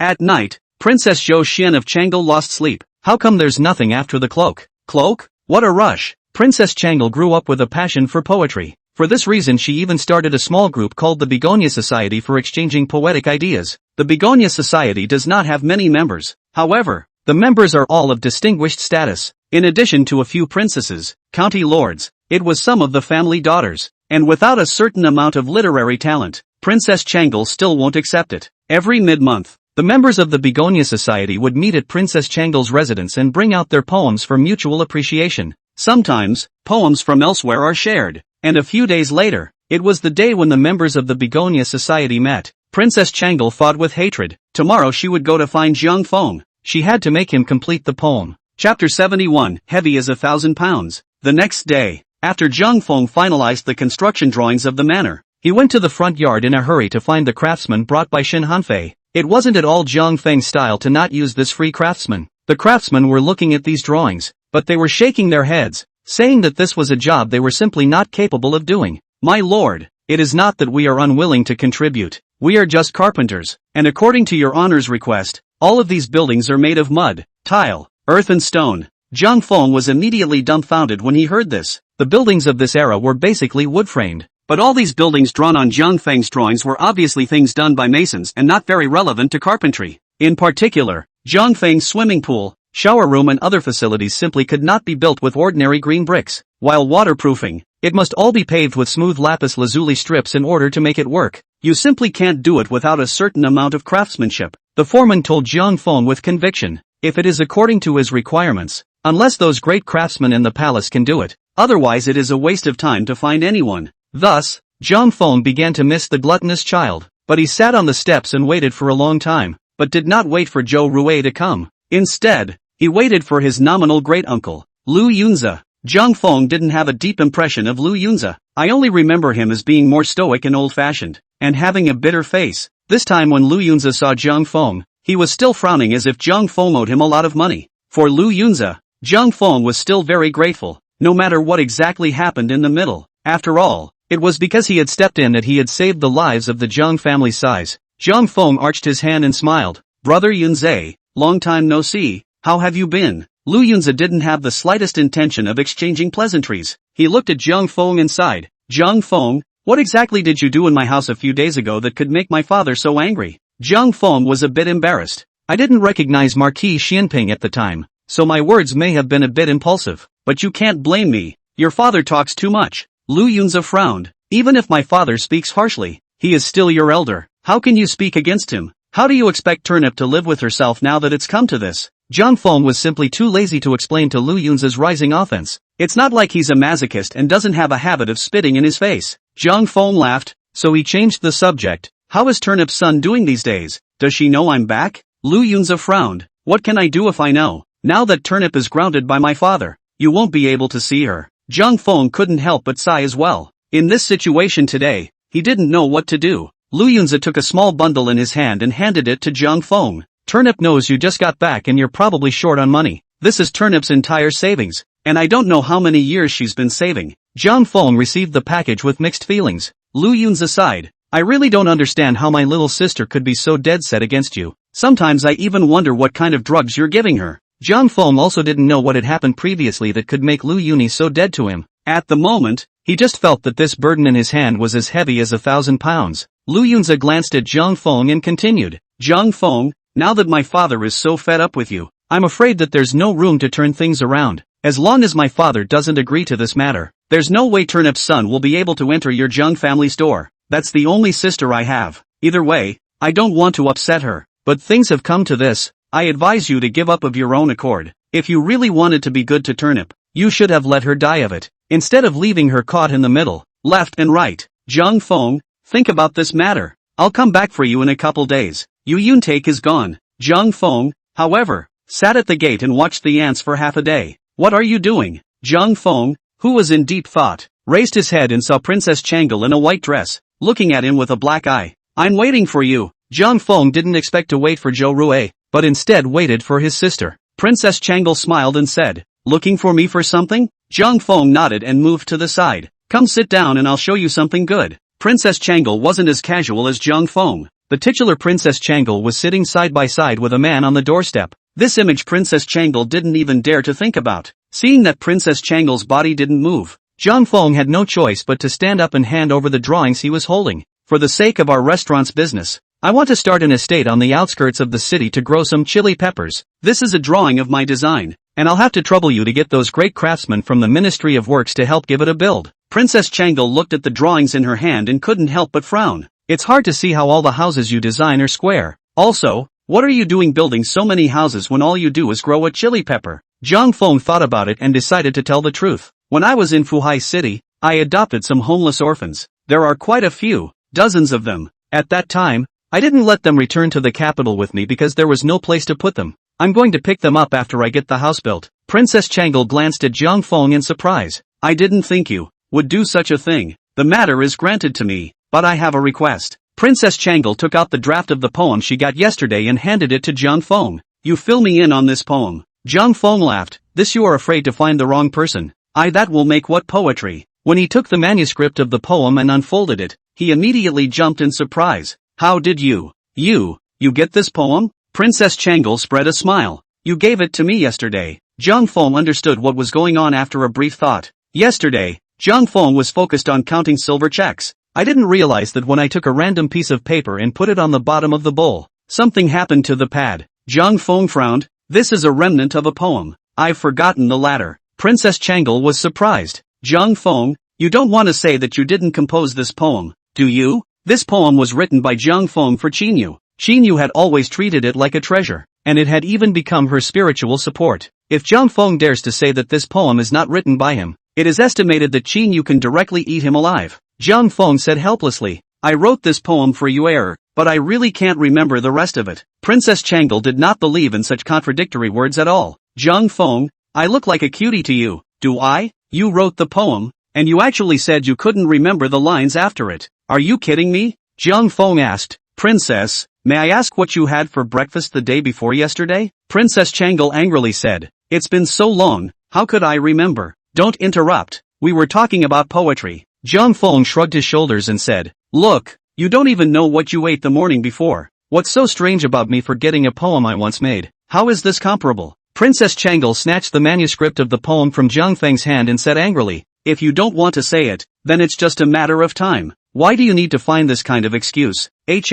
Princess Changle huffed and puffed. Chapter 72, Unbelievable. Although Princess Changle had left in a huff, she hadn't forgotten what Zhang Feng had explained. A few hours later, a palming from the Ministry of Public Works then brought a few people to find Zhang Feng. Groundbreaking began for the construction of the manor outside the city, and plans to open a tavern are well underway. Shen Hanfei has dished up a poorly run restaurant through his connections. Zhang Feng had all the craftsmen from each family come out and hired some more people to start the renovation project of the interior of the restaurant as well. He was so busy that mahjong naturally could not be played. Shen Hanfei's several people are addicted. Directly carry the mahjong away. Zhang Feng, however, did not expect that in just a few days, mahjong would become popular in the capital. Nowadays, surprisingly, mahjong made of jade has appeared on the market. This couldn't help but make Zhang Feng choke. Why didn't you think of doing some mahjong to earn money? Princess Changle's mansion. In the back garden of the princess's residence, there are pavilions, pool pavilions and water corridors. All kinds of rockery shape peculiar, exquisite and delicate, showing the royal style. Sitting in a gazebo amidst flowers, it was filled with women dressed in various colors. Today is the day when the members of the Begonia Club get together. At the moment, these distinguished warblers and swallows were gathered together, but all they talked about was some parental matters. All that was said were some of the strange stories that had happened in the capital recently. For example, which minister was scratched in the face by his wife because he took a concubine, and so on. Some of the gossip that was talked about. After the women had giggled, they let out a silver bell-like laughter. Especially some of the ladies of the world's families made the most noise. Due to the constraints of propriety, when they get married, they will not be able to show their faces as they do today. They took this time to enjoy the few moments of fun they had left, and Lu Yuni is one of them. For Princess Changle, Lu Hongyong was also quite important. For the sake of today's Begonia poetry meeting, Lu Hongyong temporarily lifted Lu Yuni's grounding order, and had 4 able-bodied women accompany her to the princess's house. When the party was over, these 4 women watched as Lu Yuni went straight home, not giving her a chance to find Zhang Feng at all. This time Lu Hongyong was really angry. let Lu Yuni cry and hang herself, but did not cancel her grounding order. While all the women were chatting, Yongjia County Lord Zhouing opened her mouth and said, "Sisters, recently the capital city has come out with a fun object called mahjong. Did you guys know about this?" The women replied in a chorus, I know, I have it at home, and I won 20 taels of silver yesterday? Since I have this, my aunts don't fight anymore. They play together every day. It's just so good." County Lord Yongjia looked at Lu Yuni and smiled. "Do you know who created this object called mahjong?" The women shook their heads. Sheriff Yongjia solved the mystery straight away. It's the grandson of the former Minister of Household, Jiang Junyan, Jiang Feng. Jiang Feng? Lu Yuni was taken aback. What are you guys talking about? Ever since Jiang Feng returned to the capital, Lu Yuni had been grounded at home. This mahjong not to mention scene, today is also the first time I heard of this thing. County Lord Yongjia was a bit surprised and said, "Sister Turnip, how could you not know about this item? I've brought the mahjong. I'll take you for a few rounds later." County Mistress Yongjia instructed her maid to fetch the mahjong, then turned to Lu Yuni and gossiped. "Sister Turnip, I heard that you were once betrothed to Jiang Feng." Lu Yunyao admitted with a big smile. "This is indeed the case." County Lord Yongjia asked again. "It is said that Jiang Feng's family was almost executed for the matter of corruption and ink. What happened to the two of you afterward?" With regards to her own family's affairs, Lu Yuni didn't want to become a talking point in other people's mouths. Lu Yunyao forced a smile. "We've been fine. In another 6 months or so, we'll be married." It had been almost 2.5 years since Lu Yunyao's grandfather had died. Today, the Lu family is still in the period of mourning. No marriage, no celebration, no ceremony. Marquis Xianping also resigned from his post and stayed at home to observe his filial piety. When Jiang Feng saw Marquis Xianping dressed like an old farmer on that day, it was also because he was in his mourning period. Another 6 months to go before the Dingtao period expires. The Willow family can only proceed with the marriage. County Lord Yongjia laughed. "Sister Turnip, this husband of yours is fine." After less than a year of exile in Shizhou, he returned to the capital. It is said that first he was exonerated by His Majesty for catching the Jin spies. It also later controlled the spread of smallpox and was rewarded by His Majesty. Princess Yongjia is very well informed. Originally, these things about Jiang Feng were no longer a secret in the courtroom, but Lu Yunyao felt like she was listening to heavenly books. Lu Yuni didn't know anything at all about these things about Jiang Feng. Of course, this is all due to Yu Hongyong. At this very moment, Princess Changle, still in a white dress, walked over. "Sisters, recently I happened to get a good poem, so I'd like to invite you all to savor it today." Sheriff Yongjia laughed. "Why is it someone else's poetry again? It's been a while since my sister had a new work come out." Sister still wants to appreciate her sister's masterpiece. As for other people's poems, I think it's better to forget about it. Princess Changle sighed. This psalm is magnificent and atmospheric, with lingering sentiments but no sentimentality in sight, and the words are natural and unobtrusive. After reading this work, it makes me feel that all those poems I composed are superficial and sickly, so I just burned them in a fire. Princess Yongjia sniffed and her face became serious. Since Sister Changle says so, then sister will have to appreciate it. Aha! Princess Changle cleared her throat and continued. "I will be the one to chant for you. There is a bright moon on the sea, and the sky is the limit. Lover complains about the distant night, and even the night rises up with love. Extinguish the candle and pity the full light. Cloak yourself." Princess Yongjia is also a person who has read a lot of books, and naturally has a high appreciation for poetry. Sister Nagar, you're right. This psalm has been enough to last for ages. Compared with this poem, the works of our begonia society are like the light of a firefly competing with the white moon. I don't think you're done chanting, though, are you? What's behind the cloak? Princess Changle glanced at Lu Yuni and helplessly said, "The person who composed the poem is a scoundrel. How I asked him, he wouldn't say anything." Sheriff Yongjia sighed.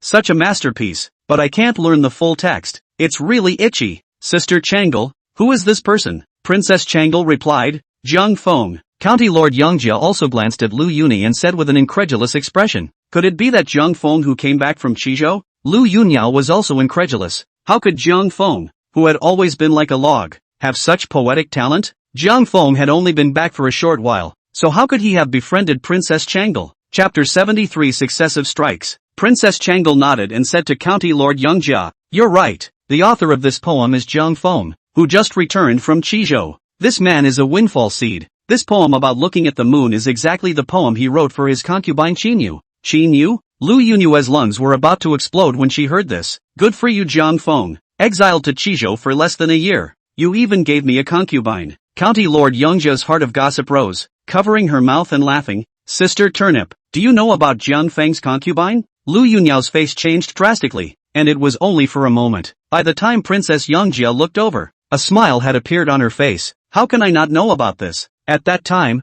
Jiang Feng had no one to take care of him in Fuhai city, so I allowed the matter. In fact, this matter has somewhat aggravated Qin Yu. The Qin family and the Jiang family are also family friends, and Qin Yu is even the daughter of the governor of Qizhou. Qin Muqing. The women sucked in a breath of cold air. The fact that the daughter of the governor was willing to be a concubine with Jiang Feng was enough to show her level of excellence, especially when Princess Changle took out this poem of Jiang Feng's. The crowd had already felt his talent. In this day and age, everyone is good at poetry. A man of letters who can write good poetry always gets special favors. Jiang Feng has not married first concubines. The women not only do not feel there is anything wrong, but think that there must be a lingering good story. At this moment, all the women looked at Lu Yuni with envious admiration. Lu Yunyao looked at the envious gazes of the women and suddenly didn't feel angry anymore. Turnip, the position of the Jiang family's first wife is yours. Wait for me, maybe it won't take 3 years. I'll be back to marry you. Lu Yuni's ears echoed Jiang Feng's words when he left the capital,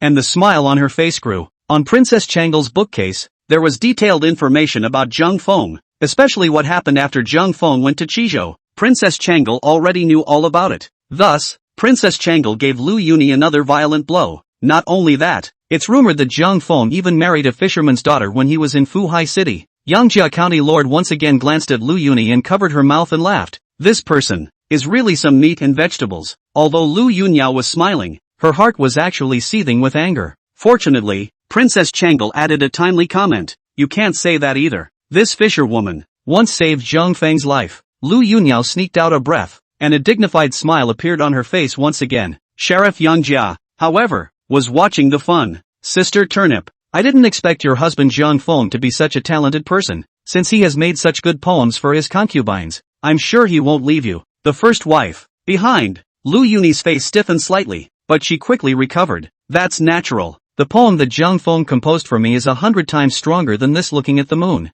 All the women were stunned. If it is better than this look at the moon, that has to be good. To what extent? Princess Changle's breathing became a little short. Chanted out, Sister Turnip, for all to hear. However, Lu Yuni smiled faintly and said, Princess, not yet. Please allow my sister to sell a secret. In a little over a month, it will be the day of the Autumn Water Poetry Festival. I was counting on this poem to shine at the poetry conference, or to leave a reputation for Jiang Feng, helping him to be able to step into the green clouds as soon as possible. Although Princess Changle was a little disappointed, she couldn't force herself. She didn't consider Lu Yuni's words to be words of excuses, because every year, the Autumn Water Poetry Festival has an extraordinary significance for the readers in the capital. The people who reviewed it were some of the great scholars of the dynasty. If he could make a good poem at the poetry meeting, he would leave some excellent impressions in the minds of these great scholars. The help this will give to the career path is immeasurable. Therefore, every year, the Autumn Water Poetry Festival is the biggest literary event in the capital. And that's not all. Every year, the competition of the capital city's greenhouse flower girl is also held on this day, so much so that it was simply a hive of activity from the people who were there. The rest of the time, the women continued to gossip and talk about poetry. This was torture for Lu Yunyao. It was hard to wait until the party was over, and Lu Yuni walked out of the entrance of the princess's mansion, feeling that her entire body was about to be deflated. Lu Yuni didn't expect to not see Jiang Feng for just a year. Jiang Feng gave her so many surprises. At this moment, Lu Yuni's only thought was to see Jiang Feng first kick Jiang Feng's calf blue, then beat him violently. Lu Yunyao was ready to run away. Today, I have to see Jiang Feng no matter what I say. Lu Yuni felt that if he didn't go on cleaning up Jiang Feng for a while, he would be on the verge of going to heaven. It's just a shame that it didn't work out the way it was supposed to. Lu Yuni came to the carriage and ran away with her legs while the four women were not paying attention, but she had just taken 2 steps when she was blocked by a wall of flesh. Miss, the Marquis has ordered it. After your party, go straight back to the house and don't go anywhere. Get the out of my way. You guys. Lu Yunyao wanted to bypass these 4 women and continue to escape, but she was directly blocked by one of the women. Miss, I'm offended. The woman carried Lu Yuni and headed for the carriage. Willow stomped her legs in a flailing squeal. Unbridled. Put me down. Now. I'm going to see Jiang Feng. Not far away. County Lord Yangjia looked at all this and couldn't help but reveal a heartfelt smile. I knew it wasn't that simple. What is going on between them? It's really intriguing. Marquis Xuanping's mansion. Lu Yunyao was trapped in her small yard, looking over her shoulder at the door. Due to Lu Yuni's better behavior these days, Marquis Xianping no longer locked her inside the house. The range of activities, however, remained right within Lu Yunyao's small courtyard, for tall women guarded the entrance to the moon, so that Lu Yuni couldn't find a single chance to escape. Lu Yunyao could only hit Lu Yunza again. Xiner, go and check again if my brother is back yet, Xiner said with a sad face. Miss, just let me rest for a moment, will you? Just for a moment. I've been to the first young master's courtyard 5 times. What's more, Wanner has been waiting at the entrance to the Grand Young Master's courtyard, and when the Grand Young Master returns, she will lead her straight to you. Here it comes, the Grand Master is here. As soon as Xiner's words fell, Lu Yunzo walked in. What's got you so fired up, little sister? I hadn't even changed my clothes before Wan pulled me over. Lu Yunyao looked around. Brother, where is that attendant of yours? Xiao Wo, why didn't he come with you? Lu Yunza gave Lu Yuni a strange look. I'm back in the house. What's the point of having an entourage? Takeshi, I told him to go back and rest. Chapter 74. Lu Yuni instructed Xiner, you hurry to my brother's courtyard and call Xiao Wu over. Just say that my brother is looking for him for something. Yes, ma'am. Xiner had just taken 2 steps when Lu Yuni said to her again, tell Xiao Wu to bring a well-washed garment. Lu Yunza said angrily, little sister, do you still have me as your big brother in your eyes? Are you looking for me or Takeshi? Lu Yunue hurriedly changed her smile and pulled Lu Yunza to a chair and sat down. Wanner, why don't you hurry up and pour my brother some tea? Why are you so blind? Can't you see my brother's been tired all day? Yes, ma'am, I'll go now. Wan rushed off to make tea. Lu Yunyao stood behind Lu Yunza and began to massage his shoulders. Brother, I'll give you a shoulder massage to relieve your fatigue. Lu Yunza instantly felt alarmed. Whenever Lu Yuni did this, that basically meant that a big black pot had been fastened on his head. Lu Yunza pressed Lu Yuni's hand and said, little sister, don't press it for brother. Brother afraid of getting punched in the face. Straight up, what bad thing are you going to use me for this time? Lu Yunyao slapped off Lu Yunza's hand and continued to press his shoulder. Brother, I see you're tired. Can't my sister care for you? Look at you. Where are you thinking? What other bad thoughts does a sister have about her brother? As soon as Lu Yunza heard this, his heart became even more frightened. He directly stood up and said, little sister, there is still soup stewing in brother's house. I have to hurry back to check the fire. You go ahead and get busy. Brother will go back first. Lu Yuni directly pressed Lu Yunza on the chair again and said angrily, brother, Zhang Feng took Qin as a concubine in Fuhai city. Did you know about this? Lu Yunza nodded. I know. Lu Yuni said angrily again. He also made a poem for Qin called Looking at the Moon. Do you know about this? Lu Yunza shook his head. That I don't know. You heard the news from Princess Chang'e's house. With Zhang Feng's silly look, what good poem can he make? Don't you listen to their nonsense. Lu Yuni added. He also married a fisherman's daughter. You must know that. Lu Yunza nodded again. Lu Yunyao said with a sobbing voice. Brother, why don't I know any of this? Have you ever done that to your sister? Lu Yunza sighed and said, little sister, what can you do when you know all this? As long as our father doesn't agree to your marriage, you two won't be together. It's useless even if Zhang Feng has the marriage certificate in his hand. As long as he's not a cutie, then he won't blackmail our father about the marriage certificate. If he does that, it's a real rip-off. This doesn't help but insult the face of our Lu family, and their Zhang family is no better. This kind of trick that hurts the enemy 1,000 times and damages itself 800 times is not beneficial to either of our families. And then you two will be in 1,000 pieces too. I don't think he'd do that. Lu Yunyao's tears came straight down. Brother, Zhang Feng made a poem for Qinyu. He didn't even make one for me. Lu Yunza couldn't help but sigh. This here bitter. Give you analyze the two of you things? You give me pull what composing poetry. Lu Yunza said angrily. Zhang Feng can make AF asterisk king poem? Lu Yuni chanted with tears in her eyes. There is a bright moon on the sea, and the sky is at the end of the world. Lover complains about the distant night, and even the night rises up with love. Extinguish the candle and pity the full light. Cloak yourself. Lu Yunza's jaw was about to drop in surprise. This is the poem Zhang Feng composed for Qinyu? Lu Yuni nodded. Such a good poem. He composed it for Qinyu. I asked you to send him something, and he didn't think to write me a letter. Brother, does Zhang Feng no longer like me? Lu Yunza simply couldn't see his sister shedding tears and directly slapped on the table in anger. How dare he? Favoring a concubine and destroying a wife is a great crime. Come on, I'll take you to him. I would like to ask why such a good poem was given to his concubine.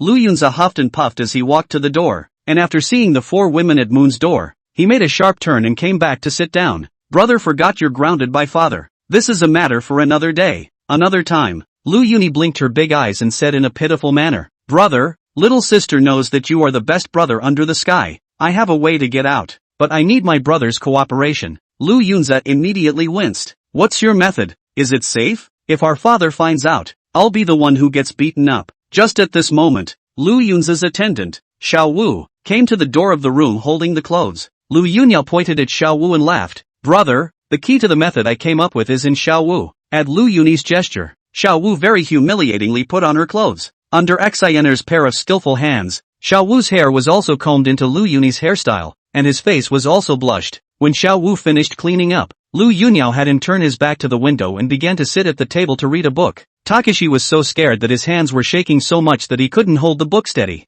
He turned to Lu Yunze, who was sitting next to him, and said, Young master, if the Marquis finds out, will he beat me to death? Lu Yunze thought for a moment and said, It shouldn't be. At most it will keep you from getting out of bed for half a month. It's similar to the one I got beat up on last year. Xiao Wu sniffed and tears came straight down his face, his body shaking like a sieve. Lu Yunyao went to the inner room to finish changing the clothes that Xiao Wu brought, pursed her hair well, and walked out wearing a green-colored beanie. Xiao Wu, just rest assured, as long as my dad doesn't come into the room, he can't find you. Since Xiao Wu's body was relatively thin and weak, the set of green clothes and beanie he brought, Lu Yuni wore on his body fit perfectly. As long as she kept her head down, the average person wouldn't even notice. Lu Yunze sighed helplessly as he looked at this picture of Lu Yuni dressed as an underling. Little sister, do you have to go? Lu Yuni said decisively. Brother, I must see Jiang Feng today. Don't try to persuade me anymore. Although Lu Yunze inwardly disapproved of Lu Yuni doing this, he couldn't bear to reject it. Okay then,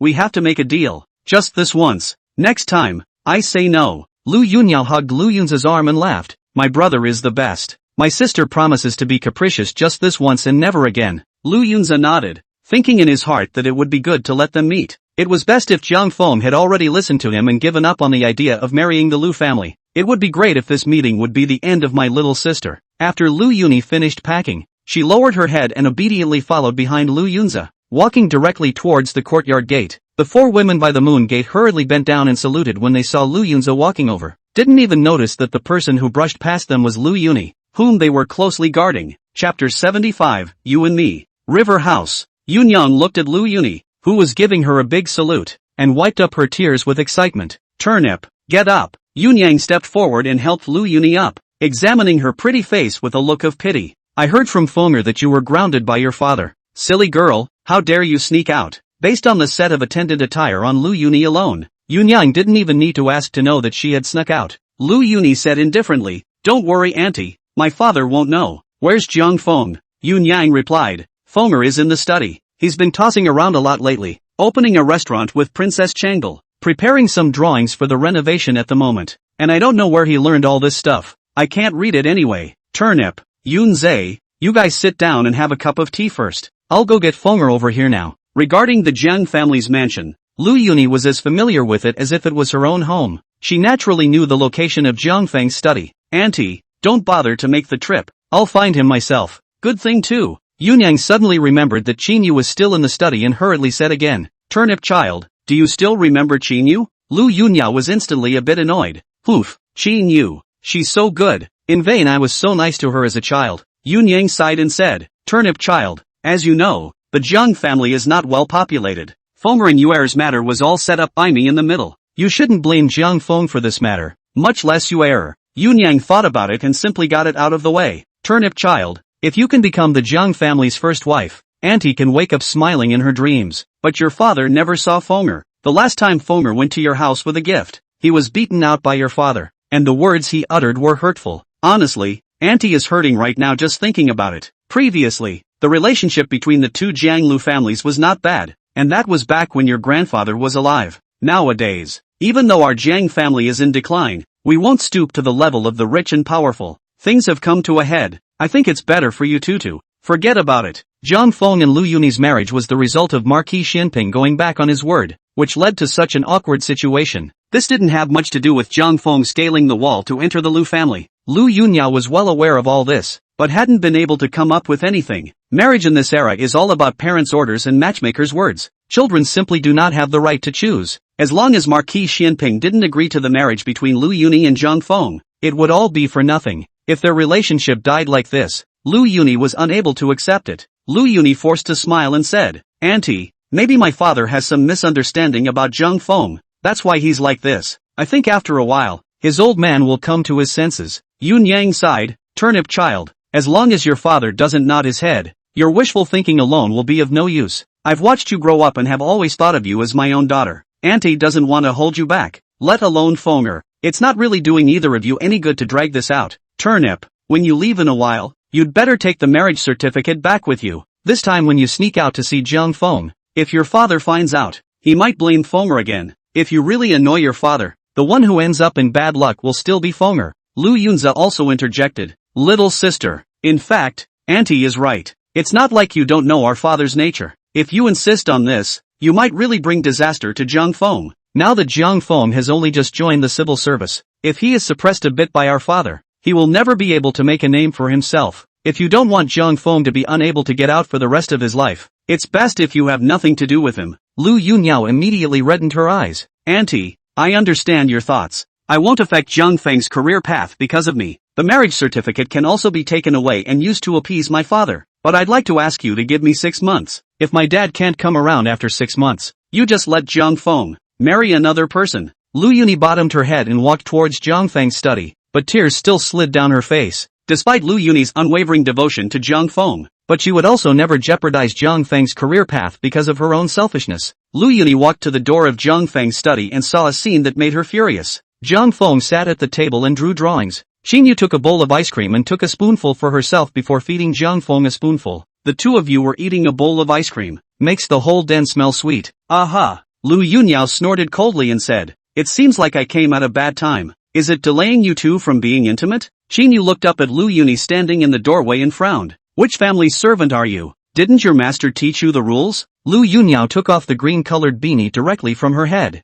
A head of hair flowed out like a waterfall. Xinyu looked at Lu Yuni and stood up in surprise. After all, they hadn't seen each other in over a decade. Xinyu did not recognize the young girl with white teeth and bright eyes in front of her as her childhood sidekick. At the moment, it only vaguely felt that Lu Yuni looked somewhat familiar. Who are you? I can't believe you're still playing the female impersonator trick. Is it not boring? Zhang Feng took a closer look at Lu Yuni, but he was startled. He hurriedly stood up and said, Turnip, what brings you here? Lu Yuni snorted. Zhang Feng, if I don't come, have you already forgotten that you still have an unmarried wife? I'm afraid you've long since fallen into this gentle land of pleasure. Xinyu did not pay attention to Lu Yunyua's sarcasm. Instead she exclaimed, you are actually Turnip's sister. I said, why does it look a little familiar? Turnip's sister really hasn't changed at all. She's still as articulate as ever. Xinyu smiled and walked to the door, pulling Lu Yuni's hand into the room. Now Xinyu was Zhang Feng's concubine. As a matter of fact, she also had to strike a good relationship with Lu Yunyao.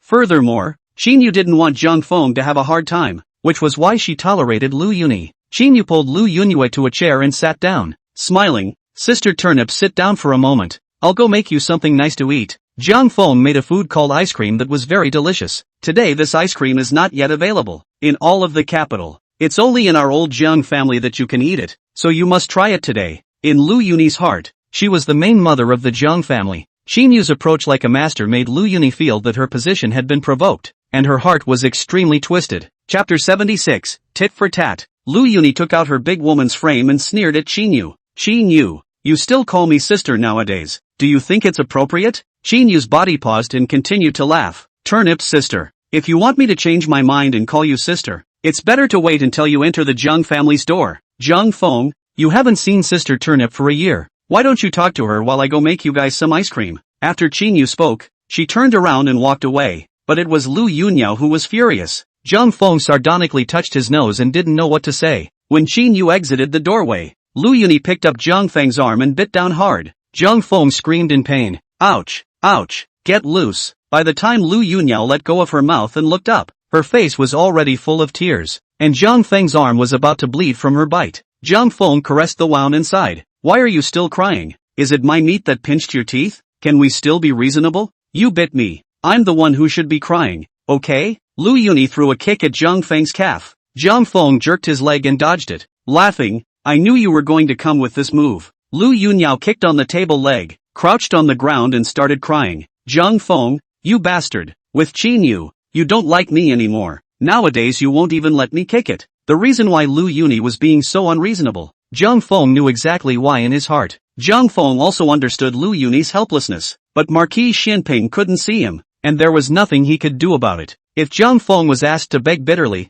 he really wasn't very good at this kind of thing. Zhang Feng thought that it was not easy for him to relive. He was not here to be abused. He should be here to enjoy his life. But first, Lu Yuni had her brother send the silver. Now again, he appeared in front of Zhang Feng dressed as a boy. This made Zhang Feng feel very bad in his heart. It felt that if he didn't do something, he was really sorry for this affection that Lu Yuni had given to him. Zhang Feng sighed helplessly and helped Lu Yuni up. What a big deal. Don't cry. I'll talk to your father tomorrow and see what his old man really needs, and always find out what can be done. Zhang Feng looked up to the sky and sighed. Turnip, what kind of life do you think I have? The old men I met, all of them were as stubborn as mules. Lu Yuni kicked Zhang Feng again out of habit. Don't talk about my dad like that. Zhang Feng stiffened Lu Yuni's leg. First things first, we haven't seen each other for a year, so it's okay to let you have a kick in the pants, but don't get carried away. Lu Yuni obediently nodded, whirling her big eyes and asked, Zhang Feng, do you really have a way to convince my father?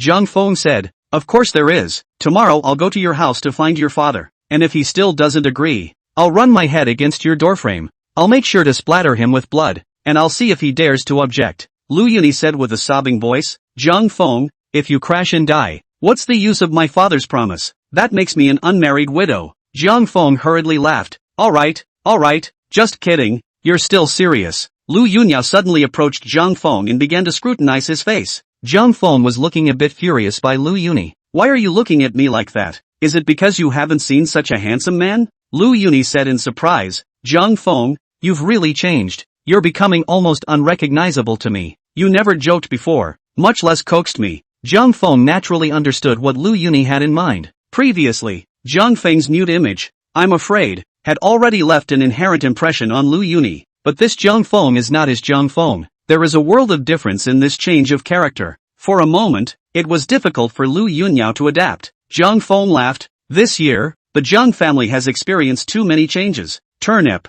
I've got it all figured out. If I'm still as honest as usual, there's really no way out for the Zhang family. So, you have to accept this change in me. Lu Yunyao nodded in understanding. Zhang Feng, for you to have this change, I actually like it extremely much in my heart. The reason my father doesn't like you also has to do with your previous nature. He's afraid that you won't be able to hold up the facade of the Zhang family, and therefore will make me suffer. Zhang Feng, if my father sees how you've changed, maybe he won't object to the two of us anymore. Zhang Feng nodded and laughed. Good, tomorrow I'll show your father the mighty side of this young master. At this moment, Zhang Feng really wants to say, this change in me. In fact, your father has seen it a long time ago. He couldn't help but touch his nose as he thought about the scene when he first met Marquis Xianping. Zhang Feng remembered that he had said a lot of out-of-character things at that time. For example, the whole thing, and then see gouge out your eyes and other big disrespectful words. Now think about it. It is really no wonder that Xianping He was angry. But Zhang Feng couldn't really explain about this misunderstanding. We'll just have to wait until then. Lu Yuni couldn't help but relax when she saw Zhang Feng's confidence. Zhang Feng, I didn't expect you to do so many other things in Fuhai city. Not only have we caught the Jin spies, but we've also contained the smallpox plague. By the way, you just came back. How did you get hooked up with Princess Changle? Zhang Feng smiled and briefly recounted the matter of befriending Princess Changle's siblings to Lu Yuni. I'm preparing to open a tavern, and the siblings have a stake in the middle of it. Lu Yuni said in surprise. I didn't expect that the incomparably noble Princess Changle would also be willing to participate in these merchant affairs. Zhang Feng, you're amazing. With Princess Changle's participation, I'm afraid it's hard for this restaurant not to make money. How many copies did you send her? Zhang Feng laughed. Princess Changle offered 100,000 taels of silver, and I gave her 50% of the share. Lu Yuni covered her small mouth in surprise. Zhang Feng, you're too ruthless. 100,000 taels of silver, and you're only giving people 50% of the share. I see you have a talent for being a liar, but it's okay. Princess Changle has a lot of money, and it's your skill that you can get her to come up with so much money. But don't tell anyone about this. Let's just keep our heads in the sand. The two looked at each other and smiled like two little foxes. These are the drawings for the renovation of the tavern? Lu Yuni spoke casually while flipping through the drawings drawn by Zhang Feng. Zhang Feng, I just realized now that you know so much. As Lu Yuni saw a poem on the table, she felt a sense of aggravation in her heart. Zhang Feng, why did you compose a poem for Qin Yu and I didn't? Chapter 77, Famous in the Capital. Looking at the draft of the poem in Lu Yuni's hand, Zhang Feng couldn't help but sigh. Every time Qin Yu came to the study, She would take out this song looking at the moon and admire it endlessly. Last time, it was because Jiang Feng was busy counting silver checks that he accidentally leaked the poem. Later on, he also made Princess Changdal furious by failing to complete the poem. I didn't expect to be discovered by Lu Yuni this time, Jiang Feng said somewhat helplessly. This poetry can't be eaten or drunk. What use can it be? It's beyond my comprehension that you all like this. Just at this moment, Xinyu walked in with 2 bowls of ice cream. Xinyu twisted her head to look at the draft of the poem in Lu Yunyao's hand and revealed a happy smile. Jiang Feng, quickly compose a song for Sister Turnip as well. My song of looking at the moon. Although you composed it for me on your own initiative because of your feelings, it is not appropriate to favor one over the other. Lu Yuni burst into flames when she heard this and glared fiercely at Jiang Feng. The meaning of Qin Yu's words was clearly showing off that Jiang Feng had taken the initiative to compose the poem for her, rather than her requesting it. With this comparison, Lu Yuni immediately fell behind. Lu Yuni picked up the pen on the table and handed it directly to Jiang Feng, saying angrily, "Write quickly, I want it now. It has to be 100 times better than Lookout Moon." It was just a matter of copying a poem. It wasn't difficult for Jiang Feng at all. Jiang Feng took the brush and smiled. "Fine, I'll write it for you. Tell me what you want, and I'll customize a song for you, too." Seeing that Jiang Feng had agreed painfully, Lu Yuni glanced at Qin Yu in a demonstrative manner. "Just write that you're in Fuhai City and miss me kind of." Qin Yu puffed out a laugh. Lu Yuni angrily said, "Qin Yu, what I originally said was the truth. Why are you laughing? Why so much fire? Sister Turnip?" Qin Yu smiled and handed the ice cream to Lu Yunyao. "Have a bowl of ice cream first, to take the edge off." Lu Yunyao looked at the snow-white crystal ice cream and couldn't help but lick her lips. Based on the color of the ice cream alone, she was hooked. Lu Yuni took the ice cream with a puff of air and viciously scooped a large spoonful into her mouth, her eyes narrowing directly. "Did you make this? This is too good to eat." "Of course I did." Qin Yu received a compliment and a smug smile appeared on her face. "What Jiang Feng did doesn't work at all. It's far worse than what I did." Ryunyu connected with a few bites of ice cream and was directly captured by the novelty of the food. In order to eat it often in the future, Lu Yuni decided not to give Qin Yu a hard time. "Sister Yuer, your hands are still so skillful." The ice cream was simply delicious. "Just a smaller portion." Qin Yu laughed. "Sister Turnip, although the stuff is good, you can't eat too much of it. Jiang Feng said that eating too much of this stuff will hurt your spleen and stomach. That's the only bowl you can eat today. I'll just make it for you when you want it next time." Jiang Feng couldn't help but be a bit dumbfounded as he watched the 2 sisters in love. It made him a bit skeptical. The tit-for-tat between the 2 just now was all just some illusion. In fact, the 2 women didn't have any conflicts in the first place. They were both luscious and knew that if nothing changed, they would probably get along for the rest of their lives. Nowadays it's just a matter of being a little naughty. The 2 women understood the balance of this in their hearts. Seeing Jiang Feng looking at the 2 of them in a daze, the 2 women unanimously glared at him, followed by a mutual smile, suddenly having a childhood feeling in their hearts. Qin Yu laughed. "I remember when we were young, this kind of scene had appeared before. It seems like yesterday when I think about it now." Lu Yunyao sighed. "I miss those happy times in my childhood." "No worries, no need to think about anything." Qin Yu understood what was in Lu Yunyua's mind and comforted. "Sister Turnip, in fact, there's no need to worry about your marriage to Jiang Feng at all. Jiang Feng has a lot of ghost ideas. You can just leave anything to him." Qin Yu still believed in Jiang Feng in a mesmerizing way. Lu Yuni nodded and said, "Jiang Feng promised me that he would go to my house tomorrow and talk to my father." "Sister Moon, isn't there another sister? Can you get her over here too so I can meet her? I don't know when I'll be able to sneak out next." Qin Yu naturally understood who Lu Yuni was referring to and laughed. "Sister Linger is still in Fuhai City. You're not going to see her for a while." Qin Yu briefly told Lu Yunyue about Jiang Feng's adoption of some orphans and continued. "Sister Linger's martial arts skills are very high, but she's very easygoing, so I'm sure she'll get along with you, too." Lu Yuni sighed once again. "So you guys have done so many things in Fuhai City, and I'm not on board at all, which is a shame." Lu Yunyao took a bite of ice cream and suddenly remembered something, squinting and smiling. "Sister Moon, you may not know, your great name, Qin Yu, is now famous in the capital." Qin Yu was surprised. "How could this be? I haven't gone out much since I came to the capital. How did I become famous in the capital?" Lu Yuni covered her mouth and laughed. "Now your song about looking at the moon has been circulated in the capital, and everyone knows that Jiang Feng wrote this poem for you. Nowadays, your reputation is simply louder than Jiang Feng's, because everyone wants to know what kind of stunning beauty could make Jiang Feng write such a poem."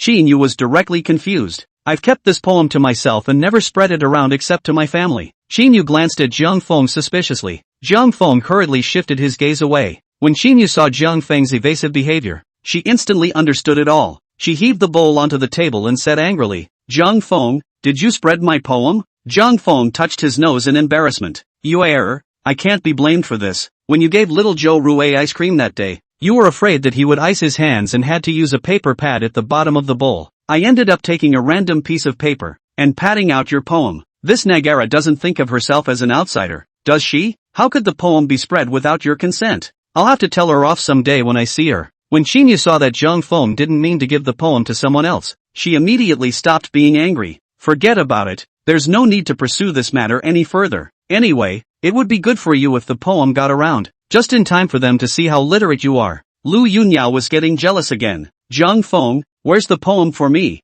Have you written it yet? If you're not inspired right now, it's okay to give it to me after a while, but it must be given to me before the Autumn Water Poetry Festival. I have boasted that the poem you gave me must come out at the Autumn Water Poetry Festival, otherwise I'd be ashamed of myself." Chapter 78, Words with Strong Meaning. Zhang Feng handed a palm-sized piece of paper to Lu Yuni. "See if this one works, if not I'll get you another one." "Why is it so small?" Lu Yuni took the poem written by Zhang Feng with a quill pen, looked at it twice, and directly froze. "The slender clouds are delicate, the flying stars transmit hate, the silver man is a long way to darkness, when the golden wind and jade do meet, it is better than countless things on earth, tenderness is like a dream, tolerating the magpie's way home. If two lovers are in love for a long time, how can they be in love for a long time?" Lu Yunyao looked at the lyrics and directly started wiping her tears. It turned out that the tears were more and more wiped. Lu Yunyao combined the scene when the two of them parted, and after this lyric went through her head, she felt that it simply spoke to her heart. If two lovers are in love for a long time,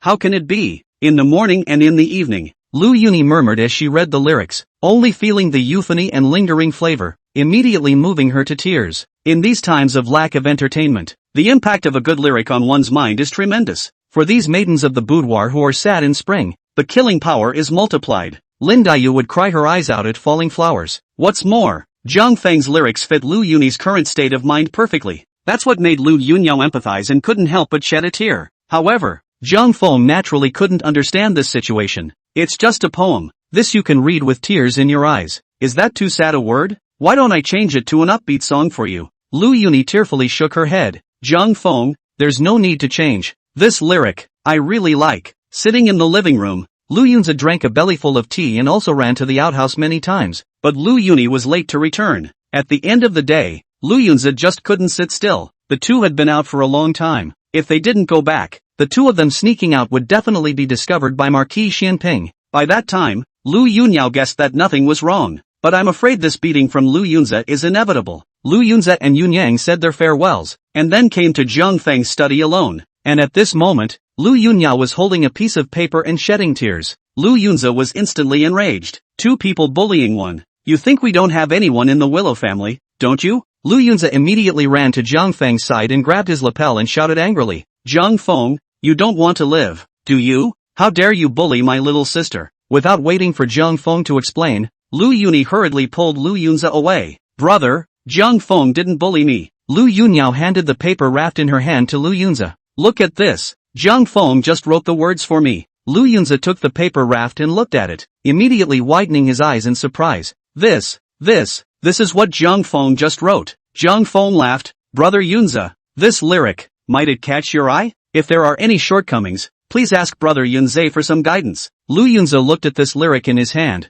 then looked at Zhang Feng, and said against his will, "This lyric looks, to me, it's just SOSO. Get it together." Marquis Xuanping's mansion. The two siblings, Lu Yuni and Lu Honyang, rushed back to the Marquis Xianping mansion just in time before dinner, and Lu Honyang was unaware of it. After Lu Yunzi returned home, he went to his study and mimeographed all of Zhang Feng's two poems. The more he looked at these two poems and then associated them with the information he received today, the more he thought about it, the more alarmed he became. During the time that Lu Yuni went to Zhang Feng's study, Yun Yang had told Lu Yunzi quite a lot of information. While Zhang Feng was in Fuhai city, he captured the Jin spies and penetrated deep into the Jin borders to forcefully complete the prisoner exchange. This is what led to the exchange of Xing was great general by Siki from Jin. With this matter alone, Zhang Feng had not only made friends with Duke Shen, but also gained the gratitude of the generals in the Red State Army. Later, Zhang Feng stepped in to control the smallpox plague. According to Yun Yang, on the day the Jiang family returned to the capital,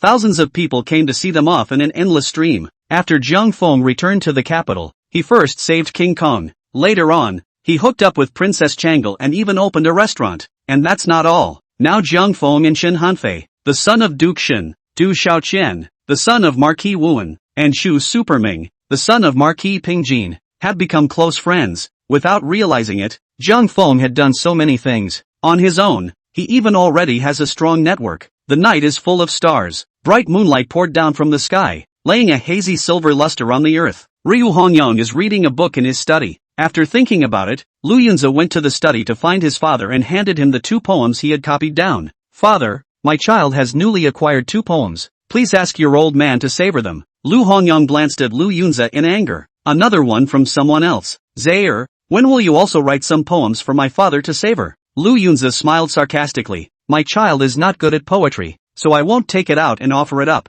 Father, look at this first. Lu Hongyang put down the scroll in his hand and took the poem in disbelief. After taking a look at it, Lu Hongyang immediately changed his face. There is a bright moon on the sea, and the sky is the limit. Magnificent atmosphere. Extraordinary mood. Great poem. Great poem. When Lu Hongyang finished reading the following lyric, he couldn't help but tsk and marvel. If 2 loves are long-lasting, is it not in the morning and evening? Heartfelt and intentional. Great words, great words. Zaire, who is so literate that he can write such ancient lines? Lu Yunze replied with a serious face. Jiang Feng. Lu Hongyang was so surprised that he almost didn't jump up when he heard this. How is this possible? That harridan is so stupid that he can't even understand simple arithmetic. How could he be so literate? Zaire, you wouldn't have teamed up with your sister to lie to me for that harridan, would you? Lu Yunze said. Father, these 2 poems, both written by Jiang Feng, this matter is true. Ryu Hongyang still didn't believe it. Are you feeling all out of sorts because the old man hasn't been hitting you lately? Ryu Hongyang started looking left and right for guys.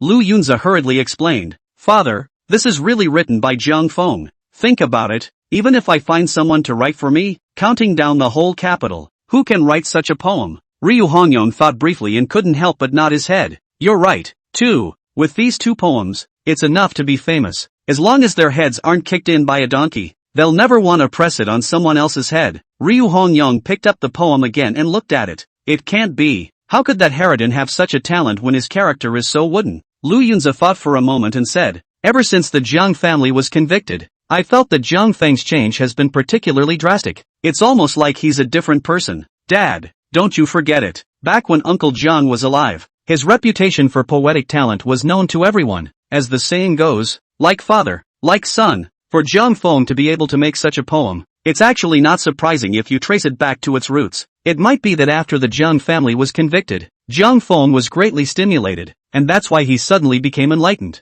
Chapter 79, Entering the Marquis Mansion again. Lu Hongyang thought about it and reluctantly accepted Lu Yunze's explanation. He picked up the draft of the poem and read it again, simply loving it more and more. It seems that this kid is not useless. It's rumored that he captured the Jin spies in Fuhai city and controlled the smallpox, and I thought it was all just happenstance. Now that I think about it, it's a good thing he has a few skills. Lu Yunze continued. Father, Jiang Feng also hooked up with Princess Changle and partnered to open a restaurant. Lu Hongyang was taken aback. This harridan has only been back for a few days. How could he have gotten involved with Princess Changle? Zell, you're not mistaken, are you? Lu Yunze sighed. That is indeed true. But Jiang Feng is too bold. To open a restaurant, let Princess Changle pay 100,000 taels of silver. Lu Hongyang immediately widened his eyes. He somewhat disbelieved his ears and thought he had heard wrong. This is outrageous. Even in the expensive capital city, buying a restaurant that is in business in a busy place is only 10,000 taels of silver at most. 100,000 taels of silver is enough to buy 10 restaurants. Lu Hongyang let out a long breath and asked, did I hear it wrong? Say again. How much silver did this erector make Nagar pay? Lu Yunze sighed. Father, you heard right. Jiang Feng asked Princess Changle for 100,000 taels of silver, before finally giving her a 50% share. Ryu Hongyang stood up in surprise. What did you say? 100,000 taels of silver, only to give someone a 50% share? How can that harridan be so bold? Is this not a pit? If His Majesty knew about this matter, would he still want to live? The previous Jiang Feng had a coy character and couldn't kick a fart with 3 kicks. Lu Hongyang really couldn't look at Jiang Feng. I'm afraid that he has no commitment at all and will let Lu Yuni marry there and be aggrieved. And at this moment, Jiang Feng had become so bold that he even dared to pit Princess Changle, which again began to worry Lu Hongyang. Lu Hongyang frowned. This vertical son is also too bold. Zell, didn't you try to talk him down? Lu Yunzi shook his head and said, "A few days ago, when Princess Changle and King Kong were dining at a restaurant." King Kong choked. It was Zhang Feng who stepped in and resolved the matter. Lu Hongyong froze again. There's even such a thing? Then it's okay. In that case, it would be considered that Zhang Feng saved King Kong Zhou Rui's life, let alone charging Princess Changle 100,000 taels of silver. Even if you charge 1 million, it's not too much. Seeing that his father had already changed his impression of Zhang Feng, Lu Yunzi struck while the iron was hot and said, "Father, nowadays, Zhang Feng is so talented and well-connected that he's no longer a Wu Sha Meng. You'd better allow the marriage between my little sister and Zhang Feng. As far as we can see, Zhang Feng has accomplished more than that, so I'm sure he won't let my little sister be wronged. And my little sister has been depressed all day for Zhang Feng's sake. Now that you've banned her feet, I'm really afraid she'll suffocate." Lu Hongyong also had something in mind. However, when he remembered Zhang Feng's face in the back garden that day, his heart was still a bit intent. Lu Hongyong has been an official for decades, and he has never been scolded by others pointing at his nose. "Don't talk, make a noise and I'll you up. Quickly tell me where your lady's boudoir is, and I'll spare your life. I am the famous Miles Solo Tian Baiguang in the Jianghu, and then look at the eyeballs for you to dig out." Lu Hongyong was shaking with anger when he thought about what Zhang Feng had said to him that day. No, this harridan had humiliated the old man. He can't be let off so simply. After Lu Yunzi left, Lu Hongyong looked at the flickering candlelight and fell into deep thought. In fact, after talking with Lu Yunzi, Lu Hongyong had basically accepted Zhang Feng. After all, Lu Yunyi was engaged to Zhang Feng. Repentance is a big deal in this day and age. Not only would this leave a moral stain on Lu Hongyong, but Lu Yunyi would also be fingered for the rest of her life. If Lu Yunyi withdrew and remarried, there wouldn't be too good a family to choose from. Due to the previous character of Zhang Feng, Lu Hongyong this would rather bear the bad reputation of repentance, but also do not want to love daughter married to a loser. Since Zhang Feng has such literary talent and can take up the heavy responsibility of rebuilding the Zhang family, Lu Hongyong is naturally unwilling to make any more trouble and let his beloved daughter grieve and shed tears. Day 2. Zhang Feng carried the 2 boxes of pastries he had bought in passing in his hand and wandered over to Marquis Xuanping's mansion. The elderly gatekeeper of the Hofu opened the gate, and when he saw that Zhang Feng was here again,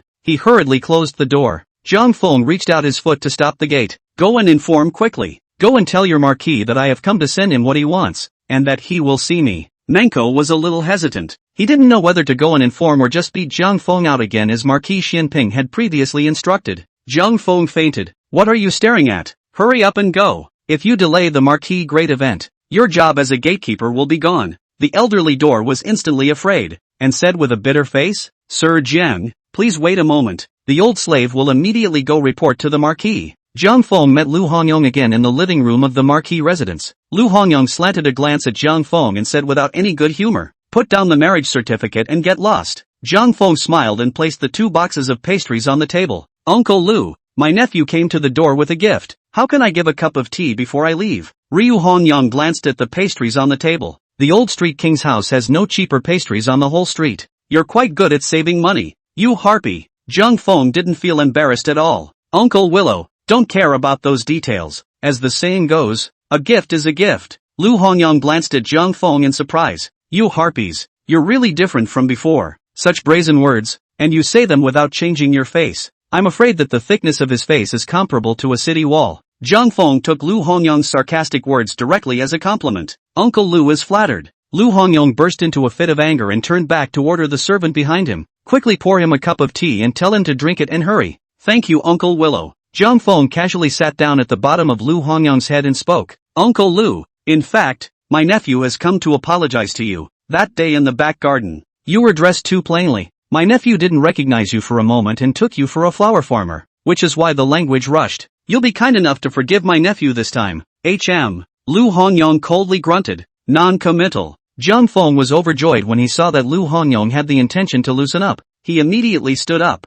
arching his hand and bowing to the end to Lu Hongyong. "Uncle Lu, I came here to ask for one more thing. Turnip and I were childhood sweethearts, and it has been difficult to separate us in this life. I hope you will fulfill my marriage to Turnip." "Uncle Willow, I know you love Turnip the most. You don't want her to spend her life in tears and melancholy after that, do you?" Lu Hongyong thought for a moment and narrowed his eyes. "It's not that hard to get me to agree to your marriage, but you have to promise me one thing." Chapter 80, The Chess Basket. Zhang Feng didn't expect Lu Hongyong to be so nice, which immediately surprised him. "Uncle Willow, please, whatever the request is, I can grant it." Lu Hongyong looked at Zhang Feng and sneered. I heard that you're so flirtatious that you even took 2 concubines before you married. When you return today, throw your 2 concubines into the well. If you can do that, you can come and marry Turnip in half a year. Zhang Feng's face stiffened slightly, then quickly relaxed again. Uncle Willow really knows how to joke. It's not negotiable. You might as well change your terms. Although the status of concubines in this era is very low, and even really thrown into the well,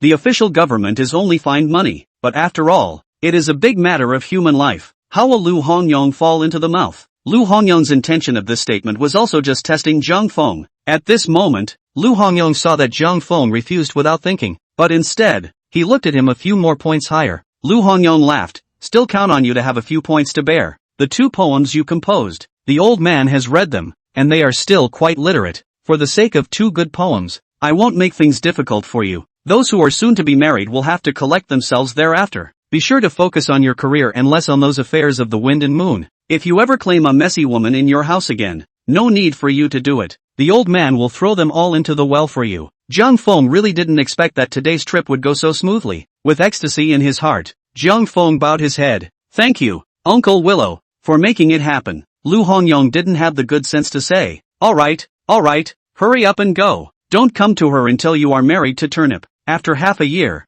I will go to your grandfather and discuss your wedding date. After a few moments, the marriage between Zhang Feng and Lu Yuni was considered to have come to a close. Just wait for the Lu family's sorrow to pass, and choose an auspicious date, then the marriage can be carried out. After solving Lu Yuni's worries, Zhang Feng's energy was once again put on the matter of the restaurant's opening. Soon afterward, the renovation of the restaurant was complete, and all that was left was to hang the plaque. Zhang Feng then remembered that the name of the restaurant hadn't been finalized yet. He was going to call an AGM. Everyone brainstormed the name of the tavern. Zhang Feng had someone call Shen Hanfei, Du Xiaoqian and Zhu Superming over. However, Princess Changle's status was extraordinary, and it would be somewhat disrespectful to send someone to call her over. In order to show some respect to the major shareholders, Zhang Feng decided to make a personal trip to the princess's residence to invite Princess Changle over. When Zhang Feng arrived at the entrance of the princess's residence, he saw a number of tall royal guards standing on both sides of the entrance. This greatly surprised Zhang Feng. It's just a princess's residence.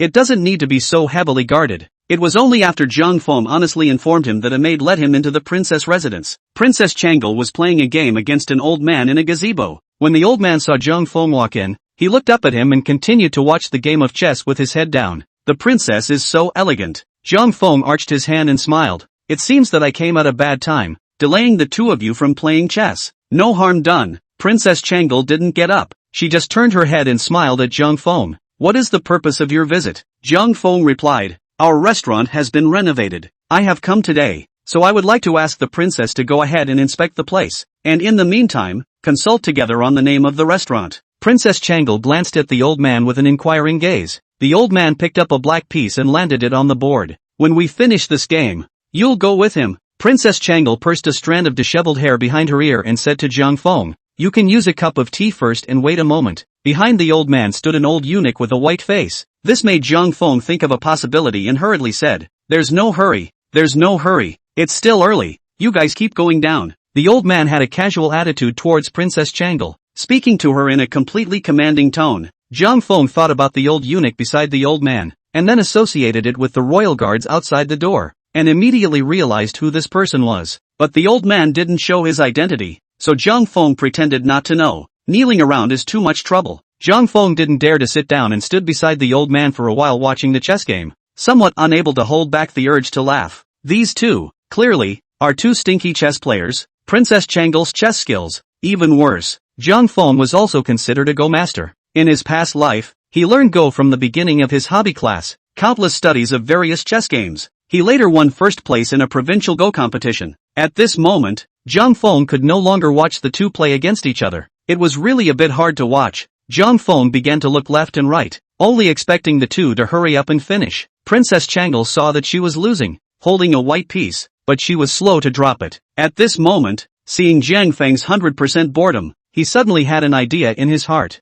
Zhang Feng, help me catch up. I'm going to change my clothes. After Princess Changle finished speaking, she didn't wait for Zhang Feng to agree and directly got up and left. The old man smiled helplessly at once. Obviously, Princess Changle this is trying to cheat. Zhang Feng glanced at the old man and didn't know if he should continue the game or not. The old man pointed to the opposite stool and smilingly said to Zhang Feng, Sit down and finish this game of chess. You have to finish what you start. Zhang Feng sat down and glanced at the chess game. Suddenly, I realized that Nagar had a surprising chance of winning. Zhang Feng picked up a chess piece and stopped his hand just at the moment he was about to drop it. You won't be angry if I win you over, will you? The old man laughed out loud and said, you can still win this chess game? Go ahead and get off. I promise I won't be angry. The word I had already revealed the identity of the old man. This man is the Emperor of Daxing. Zhang Feng pretended that he didn't hear it and laid his hands on it. Emperor Xing quickly dropped a piece, ate up a large portion of the white pieces, and laughed loudly. Now that the victory has been decided, why do you need to resist any longer?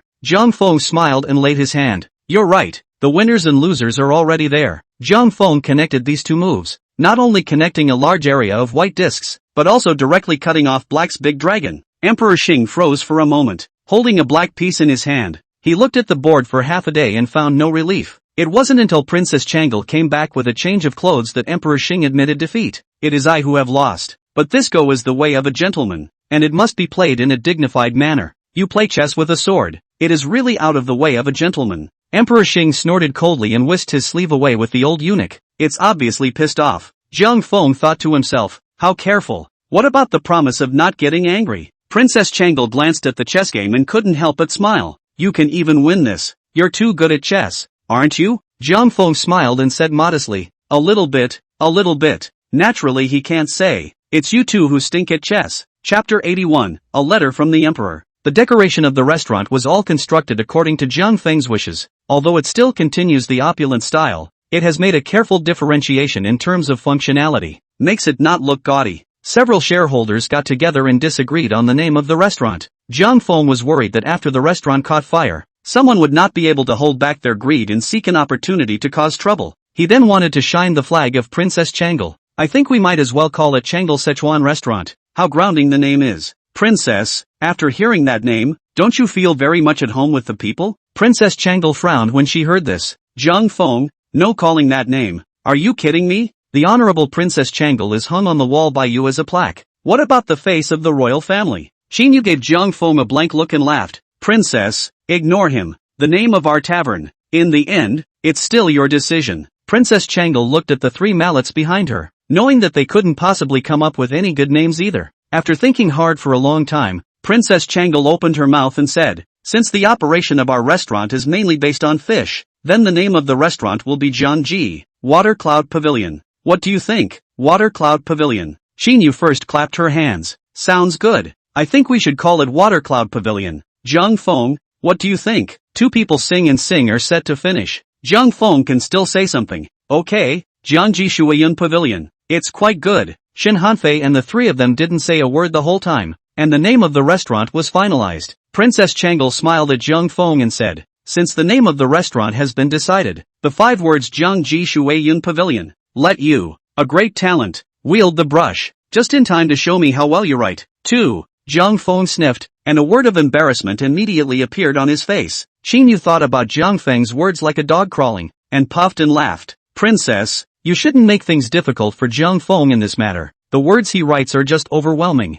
Zhang Feng suddenly thought of an idea. Princess, I see that the one who played chess with you today, with his elegant and graceful demeanor, must be able to write well. If you can't just ask his old man to write one for you. Princess Changle couldn't help but purse her lips and laugh. You really don't miss a chance. Alright, I'll be capricious for once and ask his old man to make an inscription for our restaurant. After the plaque of the restaurant was hung, Zhang Feng didn't rush to open. Zhang Feng first designed the logo of Water Cloud Pavilion. The logo didn't have to be too complicated. It was just outlining a combination of clouds and fish, which was really simple for Zhang Feng. Then, Zhang Feng unified the clothing of the shopkeepers, and above the chests of the garments, they were embroidered with the logo of the Water Cloud Pavilion, as well as the words Jiangji Water Cloud Pavilion. These words are His Majesty's royal pen. As long as your head isn't kicked by a donkey, no one dares to mess with. All of the tableware within the Water Cloud Pavilion was specially customized by Zhang Feng. All of them are stamped with the logo of the Water Cloud Pavilion,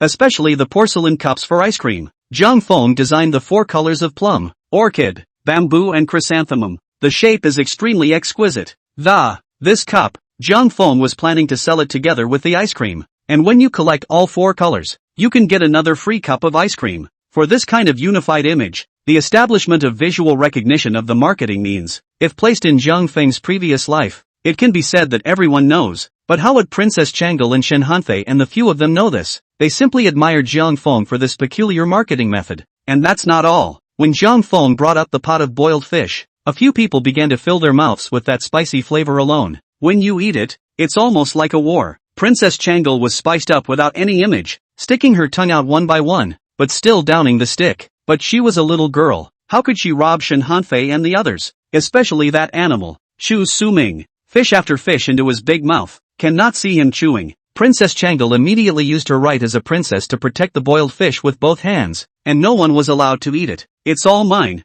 No one moves. Only Zhou Rui was full of dislike for the boiled fish. He just ate one chopstick and gave a spicy cry. It's not good. Not good at all. I want ice cream. When Qin Yu served the ice cream, Zhou Rui instantly became all smiles again. Thank you, sister Yu. Qin Yu smiled and touched Zhou Rui's head. Zhou Rui instantly had a look of enjoyment on his face. This poor child has been Zhang Feng jerked used to. Qin Yu picked up a cup of ice cream and handed it to Zhou Rui. It's almost fall now. Your Highness should not eat more of this kind of raw and cold stuff. That's the only one I can eat today. Zhou Rui took the ice cream and couldn't wait to add a bite, nodding very obediently. Sister Yuer, don't worry. I'll finish this one and never want another. Through the bond of ice cream, Zhou Rui had now gotten acquainted with Qin Yu. Zhou Rui had never taken out his princely demeanor in front of Qin Yu. This made Qin Yu love this child as well. Zhou Rui and Qin Yu were of similar age, and sometimes Qin Yu used the tone of minding her younger brother without realizing it. However, Zhou Rui was not repulsed, but on the contrary, he liked it very much. Although Zhou Rui was not very old, he had a lot of heart. He could still tell who cared for him in a real or fake way. There was no more boiled fish to eat, so Za had to pick up a cup of ice cream and swallow it in one gulp. Princess Chang'e rushed to protect the rest of the ice cream again. This is mine too. No one is allowed to touch it. At the end of the day, Princess Chang'e alone enjoyed these delicacies, and several people could only watch and gulp. At this moment, several people finally believed Zhang Feng's words. Based on the dish of boiled fish alone, Jiangji Shuiyang will surely be a hit in the capital. According to Zhang Feng's initial plan, when he raised enough funds, he would open a few more branches in the capital, and the ultimate plan is to set Watercloud Court on fire. The profits involved were a bit unimaginable to a few people. Du Shaoqian asked Zhang Feng, the dish of boiled fish, how much does it cost? How much are you going to price it? Zhang Feng laughed. You've seen the cost. It's nothing more than a fish, plus some chili peppers, but the pricing can't be too low. After all, the people we're targeting aren't just the average family. As for the matter of how to run the business, a few people had handed over to Zhang Feng, and then left their hands unattended. A few of them were not very eager about the matter of money. Zhang Feng had purposely set aside a fixed private room for Princess Chang'e's few people to entertain their friends. As long as they could come and feast every few days, a few of them were content. Chapter 82. After a few shareholders had sampled the food, the Watercloud Pavilion opened its doors. Zhang Feng didn't expect the restaurant to be filled up directly in the first hour of opening. The main thing is that the flavor of that boiled fish is just too tempting. It didn't even have to do any publicity. The spicy flavor alone drew people from the street. So much so that the publicity plan that Zhang Feng had been allowed to do had all become useless. A pot of boiled fish will be eaten without a hitch. Then a cold ice cream at the end of the meal, which makes some gourmets simply want to eat. I'm afraid I wouldn't change it for a god. The best feature of Zhang's Watercloud Pavilion is one word. Expensive. A boiled fish. Zhang Feng heartless to ask for 2 taels of silver.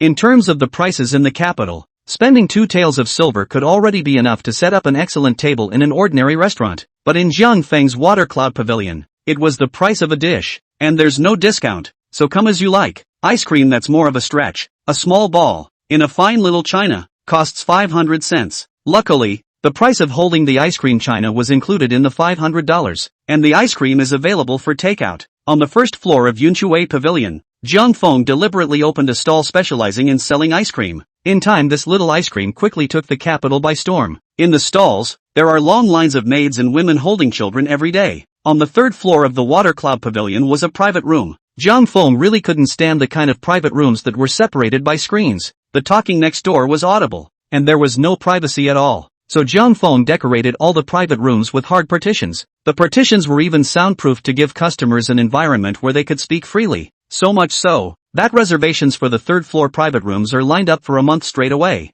The Grand Master of Watercloud Pavilion was Qin Yu. Qin Yu is not only good at arithmetic, but she is also a lightning fast worker. In Zhang Feng's opinion, It was very much the style of a strong woman. Although there were quite a few daily events in the restaurant, Qingyu always managed to take care of them in a well-organized manner. After the restaurant was on track, Zhang Feng handed over the management to Qingyu and didn't go there much. Occasionally some dude wants to make a scene and cut in line, but just raise the name of Princess Changle, or make them look up at the plaque of the restaurant. One by one, those sons of the world will lay down their heads. In this way, there was nothing for Zhang Feng to worry about in terms of operation. Zhang Feng was just waiting to count the money. However, the construction of the manor outside the city has hit a snag. The construction is ridiculously slow. Zhang Feng realized that the problem was in the lapis lazuli plate after asking. Dozens of artisans were now gathered at the foot of the mountain, planking away at the quarrying of lapis lazuli. As a result, you can't quarry more than a few slabs of green stone a day. According to this speed, Zhang Feng's manor can be built. I'm afraid it will take 1 or 2 years of work. How could Zhang Feng wait? He went directly to Marquis Wuan's residence and found Du Xiaoqian. The Marquis of Wuan manages the military weapons supervisor. Zhang Feng was going to get some gunpowder from the military weapons supervisor and blow up the mountain. When Zhang Feng spoke his thoughts out, Du Xiaoqian, however, immediately burst into laughter. Zhang Feng, using gunpowder to blow up a mountain? You really dare to think? This matter is by no means impossible. Through Du Xiaoqian's explanation, Zhang Feng then understood. Due to technological limitations, gunpowder has not been fully utilized in warfare. Although the military weapons supervisor has a stockpile of gunpowder, it can only be used as a fire starter, since black gunpowder was already out there, but it didn't have the kind of power that Zhang Feng had described. There must have been a problem with the ratios. Of course, it wasn't hard to defeat Zhang Feng at all. 1 nitrate, 2 sulfur and 3 charcoal. The ratios among these three were really simple for Zhang Feng, just general chemistry for middle school. Zhang Feng asked Du Xiaoqian to bring some eggs from home, and the two of them went to the military weapons supervisor. Since there were quite a few fun things to do in the military arms supervision department, Du Xiaoqian loved to come here to play since he was a child. Moreover, Du Xiaoqian basically knew all the stewards and the military weapons supervisor. The two of them traveled all the way to the gunpowder manufacturing workshop unhindered, without alerting the Marquis of Wuan at all. Du Xiaoqian said mysteriously, Zhang Feng, wait a moment, I'll show you something good. Not long after, Du Xiaoqian carried out 2 bamboo pipes with handles from the workshop. Is that what you call good? Zhang Feng took the handle and swung it a few times, but it didn't feel very competent either. Du Xiaoqian, however, looked excited. Zhang Feng, this is a sudden fire gun. The iron beads inside can strike more than 200 paces, wounding people with invisibility. What did you say? Zhang Feng's jaw dropped in surprise. Brother Xiaoqian, you're not teasing me, are you? How can this thing be a gun? The barrel of a sudden fire gun is actually made of bamboo. This instantly thundered Zhang Feng. In fact, in ancient times, the main material used in the production of the sudden fire gun was bamboo. Only Zhang Feng did not know. Du Xiaoqian, however, had a smug look on his face. That's a salvo. Haven't you seen one before? You'll see in a minute when I show you around. It's extra fun. The beauty of it is that it sometimes blows up, but there's no danger. Just put on a helmet. Zhang Feng hurriedly returned the surge fire gun to Du Xiaoqian. Keep this one for yourself. I want to live a few more years. First things first, you hurry up and find someone to prepare all the materials I need. Du Xiaoqian quickly had the smiths bring the materials. Saltpeter, charcoal, and sulfur are readily available, and they had all been crushed into powdered form, making Zhang Feng work a lot less. Zhang Feng did it himself, mixing 75% of saltpeter, 10% of sulfur, and 1.5% of charcoal. After mixing these ingredients well, Zhang Feng began to sprinkle egg whites on top, and then rolled them into a single rice-sized pellet. The powerful black powder just came out of nowhere. Zhang Feng found a small clay pot and filled it with the prepared gunpowder, then buried the fuse. Du Xiaoqian couldn't understand what Zhang Feng was doing either, but it looks like it's awesome. Zhang Feng, is this thing you made a success? Actually, Zhang Feng had no idea in his heart. Just try it. The two of them carried the small clay pots to the site of the military weapons supervisor's test. Zhang Feng put the small clay pots under a few straw men, lit the fuse and ran. Zhang Feng was more life-thirsty. He puts a long fuse. The 2 men ran a long way away, and the little clay pot didn't budge. Du Xiaoqian didn't take it seriously. Zhang Feng, alright, this has run far enough. Boom. As soon as Du Xiaoqian's words left his mouth, a loud bang quickly came over. It makes you feel as if the earth is shaking. The arms masters all ran out of the house in droves. What's going on? Could it be thunder? Could it be that the Earth's dragon has turned over? Du Xiaoqian was also shocked by the loud noise and sat down directly on the ground, and his ears were buzzing from the shock. And a couple of scarecrows next to the little clay pots had long since been blown away. Chapter 83, Shaking Heaven and Earth. Zhang Feng was prepared for this. He covered his ears in time so he wasn't affected at all. Zhang Feng ran to the place of the explosion to see, only to see that the ground was blown out half a meter deep pit. Then he knew that this gunpowder is considered to be a success. The military weapons supervisor is not far from the palace. Emperor Xing, who was writing in the imperial study, was startled by a loud bang, and a drop of ink dripped onto the paper. These words Emperor Xing wrote with great satisfaction. It turned out to be all ruined by this drop of ink. Emperor Xing was furious and threw his pen away, and ordered Gao Changshan, the chief eunuch, go and see what's going on. Gao Changshan hurriedly replied, please wait a moment, Your Majesty, the old slave will go now. Emperor Xing looked at Gao Changshan's figure as he ran out, feeling a pang of annoyance in his heart. The loud noise just now sounded like thunder, but today the sun is shining brightly outside. Thunder on a sunny day, a vision from the sky. This is often the beginning of a demonic and chaotic world. It's usually not a good sign. Emperor Xing was no longer interested in calligraphy and began to walk around the imperial study in a distracted manner. Shortly afterward, Gao Changshan jogged back, reporting back to Your Majesty. That loud noise just now came from the military weapons supervisor. It was Du Shaoqian, son of the Marquis of Wuhan, and Zhang Feng of Chengxilong, who made a thing called a bomb. It is said to be so powerful that it can literally shake the heavens and the earth. Emperor Xing was informed that it was not a sunny day of thunder, which put his mind at ease, but inwardly he was inevitably curious. I would like to see what can make such a loud noise. You quickly have them present this object for me to see. Arms Master. Zhang Feng and Du Shaoqian had just processed 2 explosive packets when they were surrounded by a group of eunuchs. What is this? Zhang Feng asked Du Shaoqian warily. Have we committed a crime? What is the typical sentence for bomb making? Why didn't you tell me this before? Du Shaoqian was also shivering with fear. He whispered to Zhang Feng, maybe the commotion just now was too loud and scared His Majesty. This must be a rising offense to come. Gao Changshan smiled and said, Du Shaoqian, Zhang Feng, you two don't have to be afraid. His Majesty doesn't mean to blame you, he just wants to see the bomb you made. You two hurry up and take all of this with you and come with me to see His Majesty.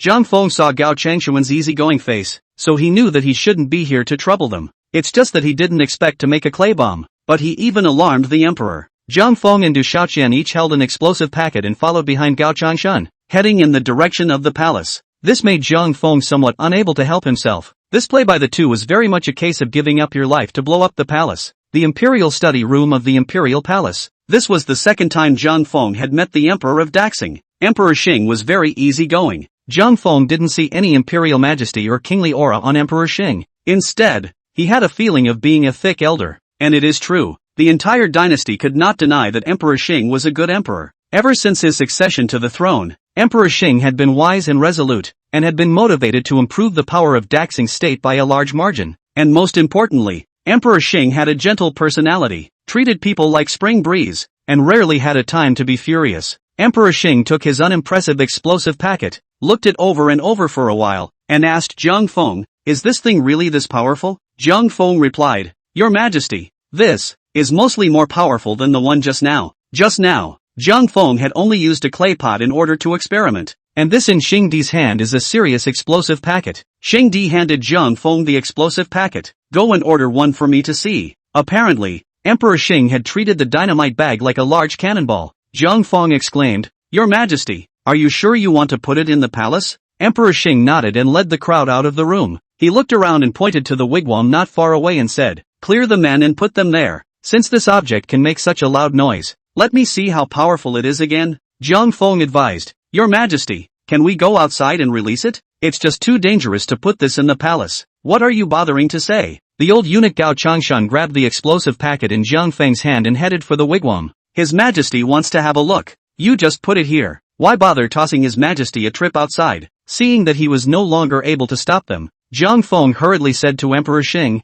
Your Majesty, for safety's sake, you'd better go back to the house and stand in the crack of the door to watch. Emperor Xing sniffed and was a bit displeased. Standing in the doorway and looking at it, sneaking around, is really detrimental to the dignity of the emperor. Zhang Feng, you're too young and too timid. Look again at Du Shaoqian. Emperor Xing looked around and didn't find Du Shaoqian's figure. Well, where did Du Shaoqian go? Zhang Feng helplessly pointed at the door of the room. Emperor Xing glanced in the direction Zhang Feng was pointing and was speechless. I only saw Du Shaoqian hiding behind the door, only showing a head, and was probing his head in the direction of the wigwam. The improvised bomb that Zhang Feng had placed in the military weapons supervisor had really scared Du Shaoqian. At this moment, Seeing that Xing Di wants to release this big guy, he hurriedly hid himself first and covered his ears. Emperor Xing looked at Du Shaoqian's wimpy face and stopped insisting. But it would be absolutely impossible for Xing Di to hide in the doorway and watch. Emperor Xing took a few dozen steps back until he stood on the steps at the entrance to the imperial study. And only then did he say to Zhang Feng, "Alright, I'll watch from here. That's always a good distance." This place was already a few dozen meters away from the wigwam, so naturally there was no problem. Without waiting for Zhang Feng to nod, Gao Changshan had already lit the fuse and then walked back without slowing down. Zhang Feng was so scared that he shouted, "Eunuch Gao, run, run, quickly!" Gao Changshan said with a calm demeanor. Young people nowadays, their guts can be really small. Boom! The huge impact caused Gao Changshan to fly straight up. His body shifted several shapes in the air in succession, and he hung on a large tree. The huge shockwave made Gao Changshan's mouth and nose bleed, and his ears buzzed. I have to say, Gao Changshan really has a great life. Even so, it didn't blow him up. It's just that Gao Changshan misses his mom a bit. And look at the wigwam side. It's been leveled. The entire wigwam was nowhere to be seen. A few probing palace eunuchs, by the rockery of the broken stone, hit the head, fortunately not out of life. The window panes in the surrounding rooms were all shattered. Two huge mountain rocks flew up so high that they smashed off a corner of the eaves of the Taiji Hall. The palace was immediately in chaos. Countless eunuchs and palace eunuchs are running around like headless flies. Chapter 84, Promoted and Knighted. It was also a long while before Xing Di's ears could hear voices again. He hadn't expected this small explosive packet to explode with such earth-shattering power. Emperor Xing quickly realized the significance of the explosive packet for Daxing. In a pinch, it can even turn the tide. Emperor Xing looked around and didn't find Gao Changshan. Then he remembered that he was still hanging from the tree. Come on, man. Emperor Xing recruited a small eunuch and commanded, quickly go to the Ministry of War and announce the Marquis of Wuan. The slave girl obeys the order. Only after watching the little eunuch run all the way to find Marquis Wuan did Emperor Xing turn his head and look at Zhang Feng with a grave expression. The recipe for this item, who else knows it besides you? Zhang Feng naturally understood what Emperor Xing meant and replied, I personally weighed all the material ratios. Rest assured, Your Majesty, that I alone in all the world know. Only then did Emperor Xing let out a long breath of relief. It's good that you have this matter in your heart. The formula must never be leaked out by half.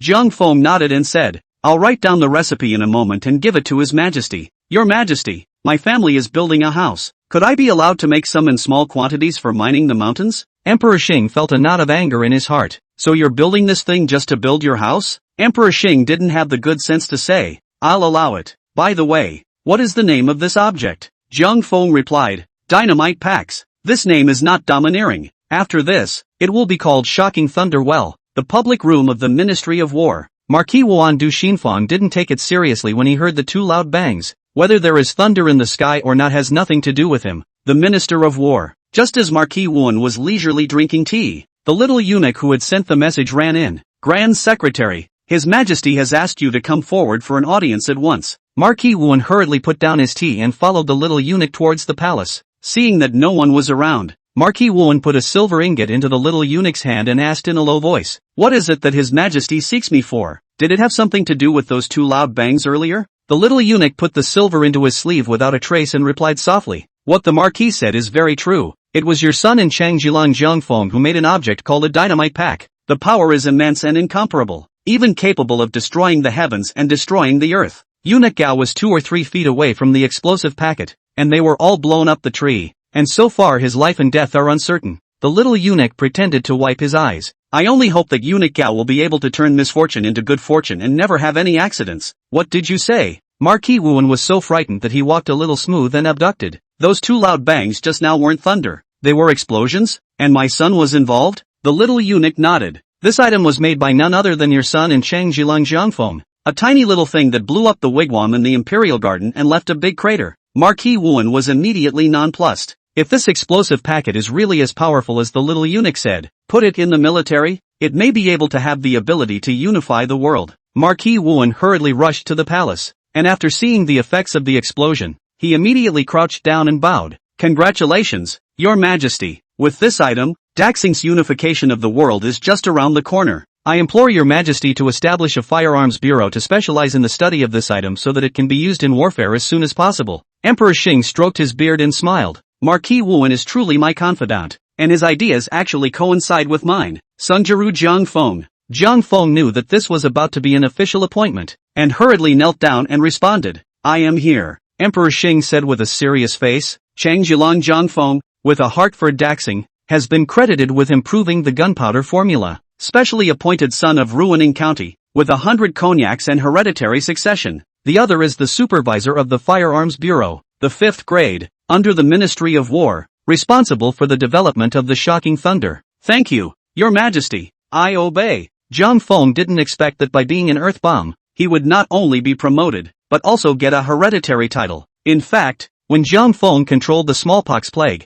Emperor Xing wanted to give him a title. And at this moment, Zhang Feng had such a great merit, it was really a bit unreasonable not to give a knighthood. Level off. Emperor Xing looked at Zhang Feng with his hands behind his back and smiled. I have high hopes for you, so I hope you won't let me down before you do. Zhang Feng got up and made a look of gratitude. I will definitely bow and die and use it to repay your majesty's love for me. Emperor Xing nodded and continued. Regarding the formation of the Firearms Bureau, Marquis Wuan will vigorously assist you. People will be given to people, land will be given to people, and all goods will be supplied on a priority basis. I will give you another license to enter and leave the palace. If there are still any difficulties that cannot be solved, you can also come to me directly. Zhang Feng thanked him again. Thank you, Your Majesty. I have one more suggestion that I hope Your Majesty will grant. Emperor Xing said. Speak. Zhang Feng pointed at Du Shaoqian and said, Your Majesty, Brother Shaoqian has been researching on gunpowder improvement for many years, in which many of his points coincide with my ministers. I implore Your Majesty to allow Brother Shaoqian to serve as the young supervisor of the Firearms Bureau, which will surely allow the improvement of the Xintian Lei to get twice the result with half the effort. Du Shaoqian's face turned red. Zhang Feng is simply full of nonsense. Du Shaoqian simply knows nothing about gunpowder, but Zhang Feng still lacked a hard laborer. Du Shaoqian, as the son of the Minister of War,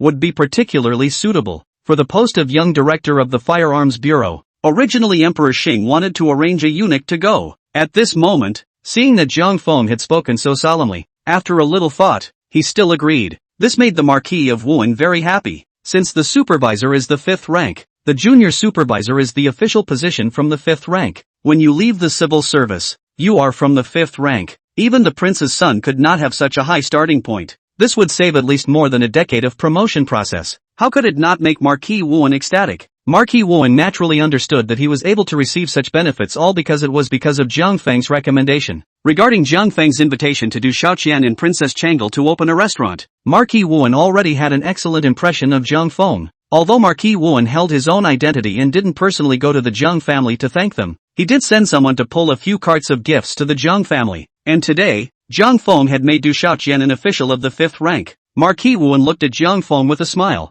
Simply the more he looked at him, the more he liked him. Due to the instability of gunpowder, Zhang Feng could not dare to establish the Firearms Bureau in a crowded place. At Zhang Feng's suggestion, the Firearms Bureau was separated from the military weapons supervision and a site was chosen for reconstruction. Now that this Xintian Lei is already a national weapon, it should be hidden first. Emperor Xing also did not want to establish the Firearms Bureau within the Military Weapons Bureau, so for Zhang Feng's suggestions, Emperor Xing agreed to them one by one. Chapter 85, Li Bai's Style. After a few people exited the palace, Marquis Wuan then took Zhang Feng by the shoulders and laughed loudly. Zhang Feng, I've always heard my canine son talk about you, but I've never met you. As the saying goes, it's better to be invited than to meet by chance. Now that we've seen it today, we must get drunk. For this era of wine, Zhang Feng is really not used to drinking. It's just a low degree, big deal, as a drink. However, there was always a strange odor in the wine, which made Zhang Feng somewhat unacceptable. Zhang Feng arched his hand and said,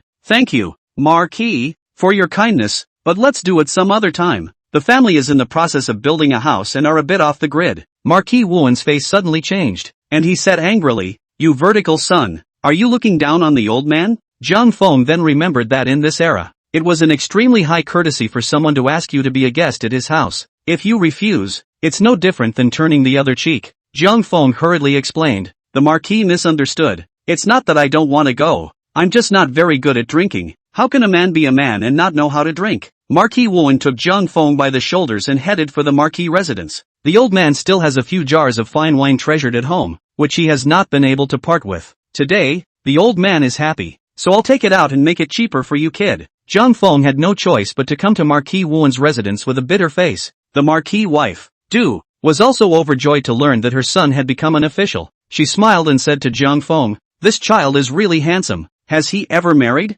Du Shaoqian has a younger sister who has not yet left the court. Now that Zhang Feng was young and already had a title, his future was naturally unlimited. This makes Du can't help but get up the idea of tying the knot. Du Shaoqian couldn't help but roll his eyes. Mother, although this vertical son has not married, he is already betrothed to the Marquis Xuanping's daughter. And it's more than that. He's already married 2 concubines, so don't hit on him. Zhang Feng touched his nose and smiled sardonically at Du. Du sniffed, and immediately put away that thought. Took 2 concubines before taking a wife. To such a person, Du naturally had no good face. Du simply stopped paying attention to Zhang Feng and urged her subordinates to go and lay out the dishes. Marquis Wan personally went to the treasury and brought in his collection of fine wines. Without waiting for the food to be served, Marquis Wan instructed his subordinates to tap off the clay seal of the wine altar and poured the wine for the 3 of them separately. Marquis Wan picked up the wine bowl and directly drank it all in one go. He raised his hand and wiped the wine stains on his beard haphazardly, smiled broadly and said to Zhang Feng, "This kind of wine is truly unavailable. Xian nephew,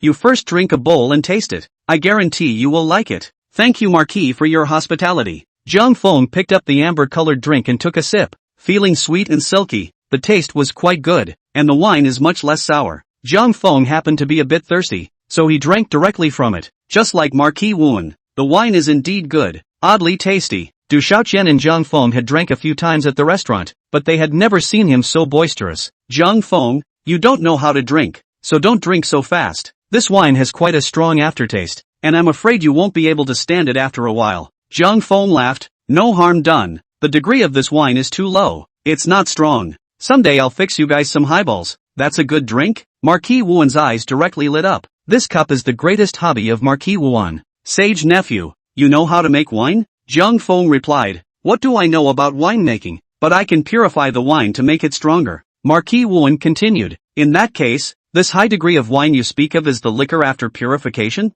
Zhang Feng then remembered that there was no concept of degrees in this era of alcohol. "Highly alcoholic. It's just more potent than this one." Zhang Feng pointed at the bowl of wine in front of him and said, "This bowl of wine, for example, has a degree of about a dozen degrees, but after I purify it, it has the potential to reach 40 or 50 degrees. Of course, the drink won't be sweet by then. It will become so pungent that it will taste like a knife, and I don't know if you guys can drink it." The Marquis of Wuan was overjoyed when he heard this, and asked, "Nephew, when will you make this strong wine? I'll have to taste it when you brew it." Zhang Feng thought about the distillation equipment. It was really simple and very simple, so he replied, "Tomorrow will be almost the same." "I think that's better. Tomorrow, Marquis and brother Shaoqian will come to my home together and taste for me how the drinks taste. If it's feasible, it just so happens that it can be put on sale in the tavern as well." Marquis Wuan smiled broadly and said, "So very well, it's settled. I will go to your house tomorrow after my shift. Be sure to taste what kind of flavor you call spirits." The dishes were served one after another. The 3 of them began to push their glasses and continued to drink heavily. The fine wines from the Marquis of Wuan's collection made Zhang Feng very satisfied. However, the degree of this wine was still very low,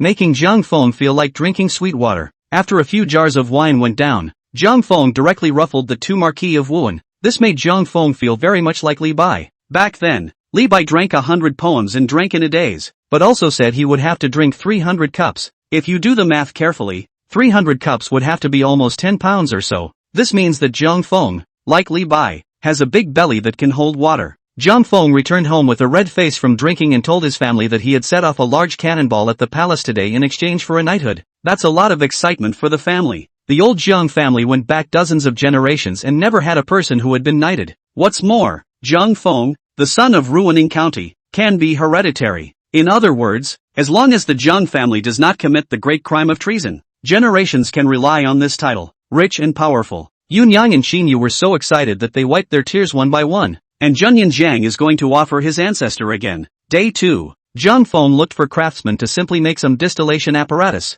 and after pouring a few jars of bought bad wine into the pot, he began to purify the wine. The Firearms Bureau is in the process of selecting a site for construction, and it is not expected to be constructed without a few months. It is not yet time for him, the superintendent, to take office. Therefore, Zhang Feng would be able to rest easy for at least a few more months. Marquis Wuan's father and son hadn't come yet, but Shen Hanfei and Zhu Xueming arrived first instead. Zhang Feng had been given a title before he reached the age of a weak crown, and the matter had already spread in the capital. Shen Hanfei and Zhu naturally heard about it. Although Emperor Xing has already issued a gag order, the explosives matter is not allowed to be widely publicized. But after all, There are too many people going through this. There's no way to keep this news from the public. What's more, these martial arts families have been laid out in the capital for a long time, and have long had their own set of sources. The two of them were each pulling a cart of gifts, specially coming to congratulate Jiang Feng on his official promotion. Shen Hanfei threw a punch at Jiang Feng's shoulder. Good you Jiang Feng. I heard that you and Xiao Qian blew up the Taiji temple. Why didn't you call on the two of us for something so much fun? Chapter 86, Refining Fine Wine.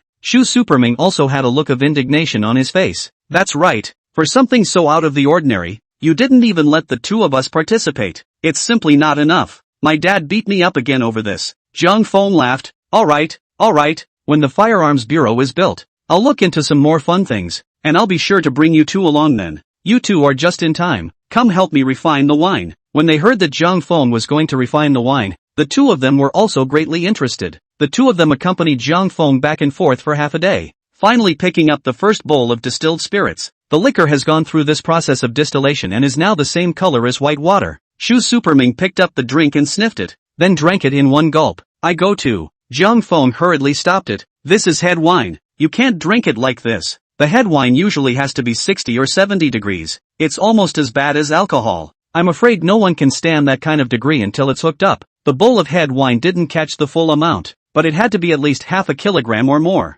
After Zhu Suming finished his drink, he began to move without moving. One face was red and his eyes were glazed over. This startled Shen Hanfei. Jiang Feng, could this head wine be poisonous? Passover Ming won't die, right? Jiang Feng looked at Zhu Superming's bear-like physique. It shouldn't be enough to get alcohol poisoning, and shook his head. It's fine, can't die. It'll be a big drunk at best. While the two were talking, Zhu Xueming had already slowed down. He hemmed and hawed at the two of them for a moment before waddling over to a large tree off to the side and hugging it as he began to cry. Dad, you said how unconscious you are. Days of spending my silver, not to mention beating me up for something. Look at you. 2 words about you and you're getting upset. Is it still trying to hit me? Shen Hanfei looked at Zhu and directly became dumbfounded. After Zhu Superming babbled and whined for a while, he began to lie down under the tree and huffed and puffed. Jiang Feng and Shen Hanfei didn't bother with him either, mainly because Zhu Superming's body is too heavy. The two of them were struggling to carry them, and they didn't have the heart to carry Zhu Superming to the bed. When Zhu Superming had almost sobered up,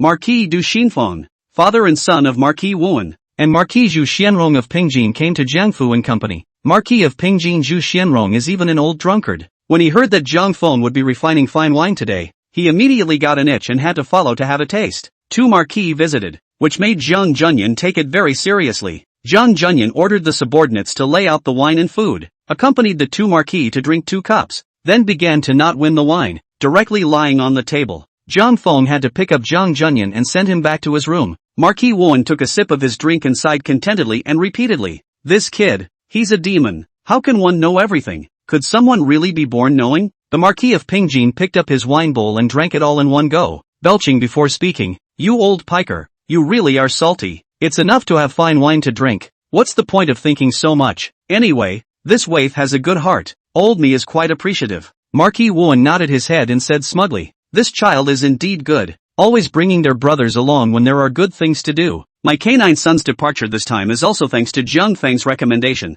to be a 5th-ranked official. I'm afraid that's unique in this capital. From the 5th grade is nothing. Marquis Pingjin pointed at the still somewhat confused Zhu Suming and said angrily, next year I will send this brat to the border. Merit should be taken on the horse. Being in the capital all the time with nothing to do is becoming a waste of space. Zhu drooped his head and didn't dare to say anything. Having said that, Marquis Pingjin was still sour. Whether it's a civilian or a military official, above the 5th rank is the watershed between officials. Without a certain amount of credit, it would never have reached such a level. The titles of Marquis of Wuan and Marquis of Pingjin, those were fought for with their lives. Nowadays it is full of scars and still hurts when it is cloudy and raining. In fact, in their hearts, they don't want their children to repeat the same mistakes. The children were able to stay in the capital safely and securely and have another good job, which was what they would like to see the most. Marquis Wuan was happy in his heart. The Marquis of Pingjin was depressed in his heart. By the time Jiang Feng came back after settling Zhang Junyan, the two of them were already drunk. A burst of ghostly cries came out from the Jiang family.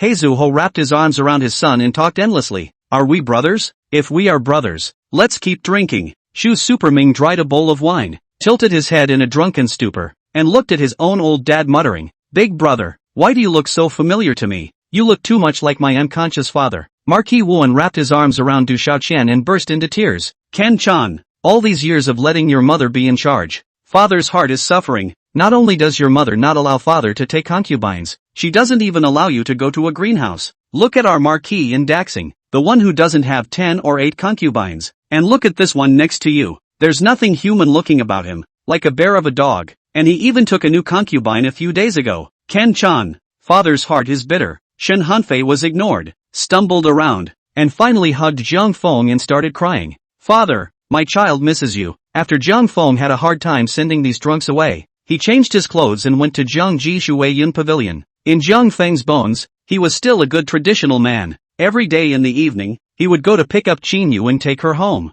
Business is getting hotter and hotter at Jiangji Shuiyun Pavilion. Jiang Feng put distilled spirits on the table again, and it was a limited supply, served by the number of people. Only one pot is sold per person. The drunken behavior of a few people that day had really frightened Jiang Feng. Jiang Feng was worried that the unlimited supply would make the Water Cloud Pavilion full of drunks and smash his restaurant. But what Jiang Feng did not expect was that the emergence of this distilled spirit even fire over the dish boiled fish. This had to make Jiang Feng sigh. There's still too many drunks in this great rising country. Jiangji, Water Cloud Pavilion. Prince Zhouyin and a few of his inner circle were dining in a private room on the 3rd floor. This Water Cloud Pavilion is really profitable. Gu Yaoxian, the Crown Prince's attendant reader, pointed at the dishes on the table and said, this table of seating actually costs dozens of taels of silver, and it's always full every day. That's a lot of money for 1 year. Gu Yaoxian glanced at Crown Prince Zhouyin and egged him on. Your Highness, it is rumored that this Water Cloud Pavilion is going to open a branch on Janning Street. If it's such a lucrative business, should our Crown Prince's palace take part in it? Prince Zhouyin had actually long been coveting the Water Cloud Pavilion, but there was Princess Changle's share in the Water Cloud Pavilion,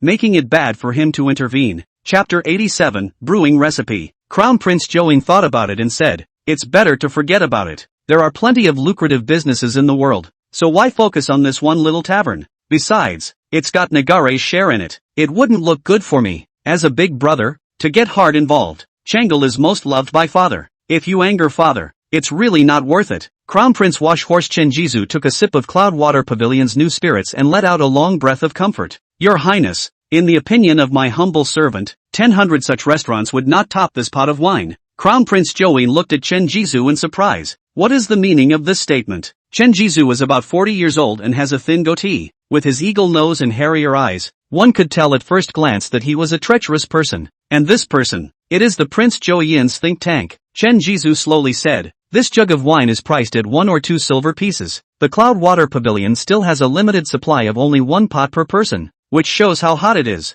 How many thousands of good wine drinkers are there in this whole world? If one person buys this jug of wine, it's a mountain of silver. The Cloud Water Pavilion has Princess Changle's share, and it is not good for your Highness to get involved for the sake of brotherly and sisterly love. But the brewing process of this spirits is said to be known only to Jiang Xinzi, and has nothing to do with Princess Changle. Why doesn't your Highness buy this brewing process? Or let all the good wine drinkers in the world have access to this kind of wine? I'm sure many people will be grateful to your Highness when the time comes. Crown Prince Zhouyin's eyes couldn't help but light up and laughed loudly. Chen Shuima is worthy of being Loan's literary star. Such suggestions are wonderful. Crown Prince Zhouyin said to Lu Yunzi, who had been silent. Yunzi, your Lu family has always had a good relationship with the Jiang family, so I'm sure that you can speak with Jiang Xianzi. How about leaving this matter in your hands? How could Lu Yunzi do such a thankless thing? Lu Yunzi hurriedly shrugged it off. Your Highness does not know. I'm afraid that leaving this matter to me will spoil your Highness's greatness. Since my humble servant has been opposing my sister's marriage, it has kept Jiang Feng resentful and harboring a grudge against my humble servant. He would never have agreed to it if the matter had been taken up by me. Gu Yaoxian interjected. Your Highness, since this is so difficult for Brother Yunzi, it's better to leave this matter to me. Lu Yunzi was unwilling to step in to do this. Gu Yaoxian, however, felt that he was simply foolish. Jiang Feng was just a county son of the district, and it wasn't a matter of a single word for the Crown Prince to ask him to offer the recipe for brewing wine. How can we just push out such a great credit? Lu Yunzi excused himself from this matter, and Prince Zhouyin did not care. Good, let you go ahead with this matter. The Crown Prince glanced meaningfully at Lu Yunzi and laughed. It is said that your sister is not only amazingly talented, but also the #1 beauty in the capital. I recently heard that after the Jiang family was convicted, your Lu family withdrew from the Jiang family. Yunzi, can this be true? Lu Yunzi hurriedly replied. Those are just rumors. My sister's marriage to Jiang Feng, although there were some twists and turns in the middle, the two of them did not withdraw from the marriage. Crown Prince Join was immediately filled with disappointment. Gu Yaosen naturally understood what the Crown Prince had in mind and laughed. Brother Yunza, now His Highness still lacks a good D. Liang Di is second only to the Crown Princess, and is also a person of noble status. Since your sister and Jiang Xianzi are not yet married, they are also considered free. A marriage certificate is nothing, just return it. It's rare that your Highness is interested in your sister. If we can become a family with your Highness, wouldn't it be a great thing for your Lu family? Lu Yunza hurriedly said, both parents are present. My sister's marriage, is it not something I can comment on? If your Highness is interested, I will go back and meet with my father. The matter still needs to be decided by his old man, although being related to the Crown Prince would be helpful to Lu Yunza's career. But Lu Yunza, who protected his sister deeply, would never give up Lu Yuni's happiness in exchange for a higher status. The Crown Prince could naturally hear such obvious words of excuses from Lu Yunza. Crown Prince Join immediately looked a bit unhappy. If the matter had been brought up by the Lu family first, it would have been a case of the Lu family repudiating the marriage in order to climb the ladder of riches. This had no effect on the reputation of the Crown Prince Join. But if it is first rumored that the Crown Prince is interested in Lu Yunyao, then things are of a different nature. At that time, Prince Join not only has the suspicion of bullying and ruining people's marriage, but also will have an additional reputation of being a womanizer. For this result, Prince Join simply cannot bear. Crown Prince Join sighed. Since your sister has not withdrawn from the marriage, it is not good for me to take away someone's love. This matter must not be brought up again. After the Crown Prince and his party had their fill of wine and food, they left the water cloud pavilion. As they were going out, a few people happened to meet Zhang Feng, who had come to pick up Qinyu. Zhang Feng raised his hand and was just about to greet Lu Yunza when he saw Lu Yunza give him a wink before he lowered his head and walked forward. Prince Join and a few others hadn't seen Zhang Feng and didn't recognize him. Directly brushing past him, Zhang Feng looked at the backs of the few people who had left and couldn't help but feel puzzled in his heart. Greetings are not allowed. Also, what does this great uncle look mean? That night, Zhang Feng's doubts were answered. Lu Yunza arrived at the Zhang mansion and directly said to Zhang Feng, your brewing recipe has been spotted by the Crown Prince. I guess someone will come to buy your recipe in the next day or two. The Crown Prince is not a good person to deal with. Make your own plans early. Zhang Feng then realized the few people he met at the entrance of Water Cloud Pavilion this evening. The Crown Prince was among them. Lu Yunza didn't greet Zhang Feng just so he could prepare his heart. Zhang Feng was furious. This prince is also too shameless. Wants the recipe for my distilled spirits. He wants it. Lu Yunza frowned. No matter what, the Crown Prince is the Crown Prince. If there are no accidents, the Crown Prince will inherit the throne sooner or later. Zhang Feng, you have to think clearly about this matter. Money is all outside of the body. The Crown Prince is not an open-minded person. You'd better try not to offend as much as possible. Zhang Feng sneered. Now His Majesty is in his prime. When the Crown Prince succeeds to the throne, it will take at least a few decades. I'm afraid of him. Lu Yunza sighed. Zhang Feng, even though you have a title, don't get too carried away. You're a small prefect. It would be really easy for the Crown Prince to find trouble with you if he wanted to. For the sake of a recipe for a drink, you have offended the Crown Prince. It is really not worth the loss. Although Lu Yunza's words were hard to hear, he truly thought about Zhang Feng. Zhang Feng naturally understood it very well in his heart. Brother Yunze, you're right. Offending the Crown Prince for a formula isn't worth it at all.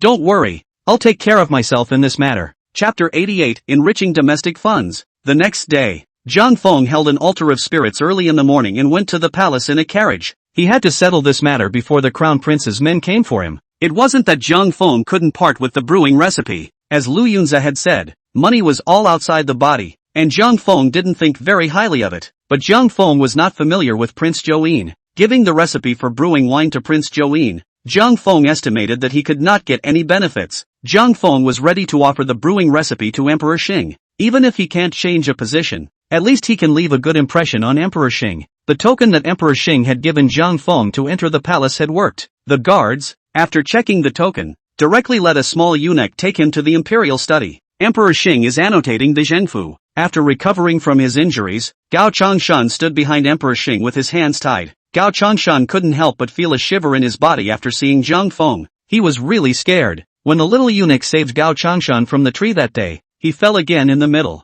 and half of his life was almost gone. Gao Changshan stayed in bed for half a month before recovering. Nowadays, when he saw Zhang Feng, he had some reflexes, feeling pain all over. Emperor Xing looked up at Zhang Feng. What is the purpose of your visit? Seeing Emperor Xing's face a little pale and one hand covering his abdomen, Zhang Feng couldn't help but say with concern, Is your Majesty feeling unwell? Emperor Xing waved his hand and said, "There's no harm. It's just some abdominal pain." Zhang Feng continued, "Your Majesty, abdominal pain is not a trivial matter. It's better to let the imperial physician give you a look." Emperor Xing smiled. "When I'm done with the matter at hand, I'll summon the imperial physician. Tell me quickly what you have come here for? I have a lot of things to do today, so I don't have time to accompany you for idle chit-chat." Zhang Feng stopped persuading and said with a serious face, "I heard Princess Chang'e say that the palace has been quite frugal lately, and I think it must be due to the lack of internal funds of His Majesty. I couldn't sleep at night after hearing about this. Then I thought of a way to enrich the internal coffers, and have come to offer it to your Majesty." Emperor Xing's eyes also lit up at his words. Domestic money is more than inadequate. It's so empty it could run rats. The war between Xing and Jin a few years ago was quite costly. The Ministry of Revenue was not sufficiently supplied, and Emperor Xing could only subsidize it with silver from the internal coffers. This has almost emptied the internal coffers. Although Emperor Xing had been compressing unnecessary expenditures in the palace, the little output from the imperial estate was too little. Throttling didn't do much at all. What Xing lacks the most nowadays is silver. Since Zhang Feng had an open-source solution, Emperor Xing would naturally be very interested. However, Emperor Xing's face remained ancient. "What's your method? Tell me?" Zhang Feng smiled and placed a jar of wine on the bookcase. "Your Majesty, the key is in the wine. I'm sure your Majesty has already used the liquor that I have purified?" Emperor Xing nodded and smiled. "The day this wine was released, Xin'er sent me a few jars. I have already drunk it, and it is indeed good. Could it be that this wine could fill my internal coffers?" Zhang Feng nodded his head and said, "Your Majesty, allow me to do some math for you and you'll understand. At the Water Cloud Pavilion, a pot of wine sells for 1 or 2 silver pieces. Today it's a limited sale, only 1 pot per person. The average daily sales are around 1,800 pieces of silver." Emperor Xing was surprised. "What did you say? This little drink can sell 1,800 taels of silver in one day? Wouldn't that be more than 50,000 taels of silver in a month?" Zhang Feng nodded his head once again and said, "What your Majesty has said is very true. It's still not liberalized for sale. If we were to liberalize the sale, I estimate that sales could double." Emperor Xing couldn't help but let out a long breath. "That's 100,000 taels a month. A year is more than 1,200,000 taels." Zhang Feng continued, "Your Majesty, that's not all. I have already conferred with Princess Chang'e, and am prepared to open another branch of Water Cloud Pavilion on Jianing Street. In that case, I'm afraid the turnover will have to double again. When the time is right, this drink can even be sold nationwide. It's more than a year down the line." Emperor Xing was breathing a little hard. Nowadays, taxing is light on taxes and heavy on labor in order to recuperate. The tax money collected by the Ministry of Revenue each year is only about 5 million taels at most. Emperor Xing didn't realize that this small liquor, just sold in the capital, is almost catching up with half of the annual tax. But such a profitable deal, Zhang Feng actually offered it up. This was really out of character for Zhang Feng. Emperor Xing looked at Zhang Feng and smiled. "Zhang Feng, tell us your requirements. If it's not too much, I'll grant it." Zhang Feng, however, patted his chest and said, "As His Majesty's subject, he should relieve His Majesty's worries. That's what being a subject is all about. I don't have any requests." Zhang Feng pulled out the drawings of the distilled liquor equipment from his arms and handed them to Emperor Xing with both hands. "This distilled spirit, after this, is a royal monopoly. I'm sure your Majesty won't let me work hard for nothing. Just leave me some portion at random." Emperor Xing took the drawing and glanced at it before handing it to Gao Changshan. "Good, I'll take the drawings. But if I take so many of your favors for nothing without doing anything, what is the difference between that and taking them by force? I will build a special workshop for brewing this kind of spirits. Water Cloud Pavilion is responsible for selling it, and you and Xin'er will each take 10%. The remaining 80% of the profit, you submit to my internal money every month." Being able to take a 10% share was already an unexpected pleasure for Zhang Feng. Zhang Feng rejoiced. "Thank you, Your Majesty, for your compassion." Emperor Xing stroked his whiskers and smiled. "If there are still people spying on the secret recipe for brewing wine, you can just push it on to me. If there is nothing else, you may retire." Zhang Feng directly froze. He really didn't expect that Emperor Xing had revealed the heavenly secret with a single word. After all, an emperor is an emperor. How can his mind be compared to that of a normal person? Such a money-making business. Zhang Feng offered it to the royal family without hesitation. Must have encountered a trouble that he could hardly solve. Emperor Xing thought about it briefly and figured out the reason. Zhang Feng smiled sarcastically and didn't say anything. "Your Majesty is wise. I will retire." After resolving this matter successfully, Zhang Feng would have no more worries. Zhang Feng returned to the Zhang mansion with ease, and when he saw a carriage parked at the entrance, he knew that it was the crown prince's man who had come. A richly dressed young man stepped out of the carriage and arched his hand at Zhang Feng. My name is Gu Yaoxian. May I ask if your excellency is Zhang Xianzi? Zhang Feng nodded and said, I'm Zhang Feng. What do you want with me? Gu Yaoxian was afraid that Zhang Feng didn't know his identity and added another sentence. My father is the Crown Prince's Major, Cabinet University Sergeant Gu Weijian. I am the Prince's Squire. Zhang Feng smiled and arched his hand, out of respect. So, what did you want to see me about? Chapter 89, Incurable Diseases. Gu Yaoxian laughed. Zhang Xianzi is really fastidious. Then I'll be straight with you. There's a nobleman who's taken a fancy to your brewing recipe and wants to offer to buy it. I don't know what Zhang Xianzi would like to do. Zhang Feng pretended that he didn't know who was going to buy it and said with a puzzled face, Who is this honorable man? Gu Yaoxian shook his head and laughed. As for who this nobleman is, I'm sure that Zhang Xianzi knows in his heart that it's better not to say anything. Zhang Feng didn't bother circling Gu Yaoxian anymore. I'm afraid you have the wrong person. I don't have the brewing recipe. I'm just a guy who helps sell it. Didn't you inquire before you came? Gu Yaoxian froze. Zhang Xianzi, it's meaningless for you to talk like that. This is a matter I advise you to think over. Since you already know who this nobleman is, and you're still pushing it off like this, aren't you taking this nobleman too lightly? Zhang Feng shrugged his shoulders. I'm telling the truth. You can't help it if you don't believe me. For the sake of this honorable man, I'll give you one more piece of information. The brewery is being built soon. The address is just outside the city at the Imperial Villa, and the person in charge is Eunuch Gao. Do I make myself clear enough? Gu Yaoxian was immediately taken aback. The things that Prince Join had given him, he knew that he was afraid that he would not be able to do it. But there's no way around it. Who dares to interfere in His Majesty's business? Gu Yaoxian didn't realize that Zhang Feng had played a trick in it. He thought that it was because Chen Jizhu had not investigated the matter clearly that led to this result. Gu Yaoxian sighed. In that case, let's pretend I never said anything about this matter. Excuse me, the prince's residence. Gu Yao first returned to the Crown Prince's residence and recounted the brewing formula to Crown Prince Join. Prince Join immediately felt great regret. In that case, the matter is closed. Prince Washer Horse Chen Jizhu, however, said, Your Highness, I'm afraid this matter is not that simple. Prince Join was puzzled and said, What do you mean by this? Chen Jizhu replied, Ever since Water Cloud Pavilion spirits went on sale, my humble servant has seen the profits. It was only after much probing that I realized that the brewing recipe was in Zhang Feng's hands, and the brewing workshop is also in Zhang Feng's residence. How is it that in the twinkling of an eye this strong drink has become His Majesty's business? Crown Prince Join instantly also realized that something was wrong. Over the years, in and out of the palace, the Crown Prince's eyes and ears had laid down quite a few. It's impossible that the Crown Prince's palace didn't get the slightest news about His Majesty's preparation to build a brewery. Prince Join frowned. So it seems that someone must have leaked the information. That day at the Water Cloud Pavilion, there were a total of 4 people. Now all 3 are here. It's a no-brainer who the leaker is. It was at this moment that a sergeant from the Crown Prince's residence rushed into the room in a panic. Your Highness, something big has happened. I just received news from the palace that His Majesty was deliberating with several university scholars when he suddenly suffered immense abdominal pain and then fainted. The Emperor's bedchamber. Yang Qinghe, the court minister of the Imperial Hospital, along with his 2 colleagues, had been closely observing Emperor Xing's demeanor. It hadn't been long since Emperor Xing had awakened, and now it was less than 2 hours. At the moment, however, he was once again arching his back, beating with sweat and trembling with pain. So it seems that the soup that Emperor Xing drank in did not have the slightest effect. Empress Kai sat on the edge of the dragon bed, a handkerchief in her hand, constantly wiping the tears from the corners of her eyes. Young courtyard envoy, you guys quickly think of a solution. Don't let His Majesty continue to hurt like this. Yang Qinghe conferred with his 2 colleagues. Finally, he gave Emperor Xing some Mabo-san, which allowed his body to soothe down and pass out, but it can only treat the symptoms and not the root cause. Empress Kai looked at the sleeping Emperor Xing and said with tears in her eyes, His Majesty merely had some abdominal pain yesterday, and this palace thought that he had eaten something bad.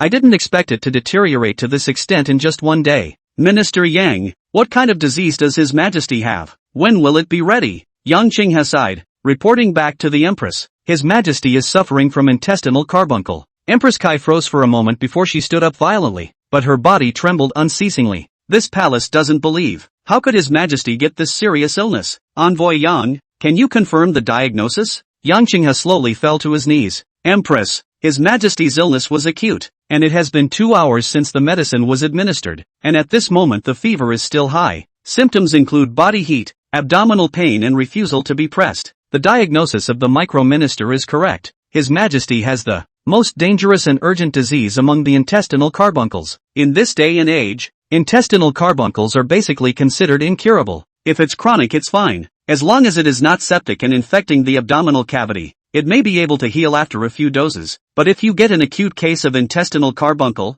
the chances of surviving are basically slim to none. The chief eunuch, Gao Changshun, burst into tears when he heard this. Instead, Empress Kai stopped shedding tears at this moment, and her complexion slowly became resolute. Only she held the handkerchief in her hand tightly. The force was so great that it had even whitened her knuckles. Empress Kai clearly knew that anyone could cry at this critical moment, but as the mother of a nation, she was never allowed to cry. Empress Kai slowly said, "Your Majesty is blessed with great fortune and will definitely be fine. But some things, too, have to be guarded against. Eunuch Gao, pass on this palace's decree and order the forbidden guards to guard every major road out of the palace. From this moment on, no one is allowed to enter or leave. Notify the 3 major camps of the capital army that no one may take a step out of the barracks without His Majesty's tiger talisman, and those who disobey the order will be chopped." Just at this moment, a palace maid reported at the door. Reporting to the Empress, His Royal Highness the Crown Prince seeks an audience. Empress Kai thought for a moment and said, "Let him in." Crown Prince Joing cried out and ran into Emperor Xing's chambers. Father, how is father?" Empress Kai rebuked. "Ener, as the Crown Prince of a country, what's the point of panicking? Your father has just fallen asleep. Do not wake him again." Crown Prince Joing knelt down with tears in his eyes and said, "I heard that my father has fainted. My son is really anxious, and I hope that my mother will forgive me." "Mother, yesterday father was fine. How could he have fainted today?" Empress Kai couldn't help but shed tears. "Ener, your father's father has an intestinal carbuncle." Crown Prince Joing flinched for a moment and rushed directly to the dragon bed, howling, "Father, Sun Minister to see you come." Though the strength of the medicine of Mabo-san is quite strong, but also failed to top the Prince Joey in these 2 voices. Emperor Xing slowly opened his eyes and said breathlessly, "I'm not dead yet. Why are you howling?" Crown Prince Joey wiped his tears and rejoiced. "Father, you finally woke up. You scared my son to death." The burst of pain coming from his abdomen caused Emperor Xing to frown. Emperor Xing already knew that he would not live long.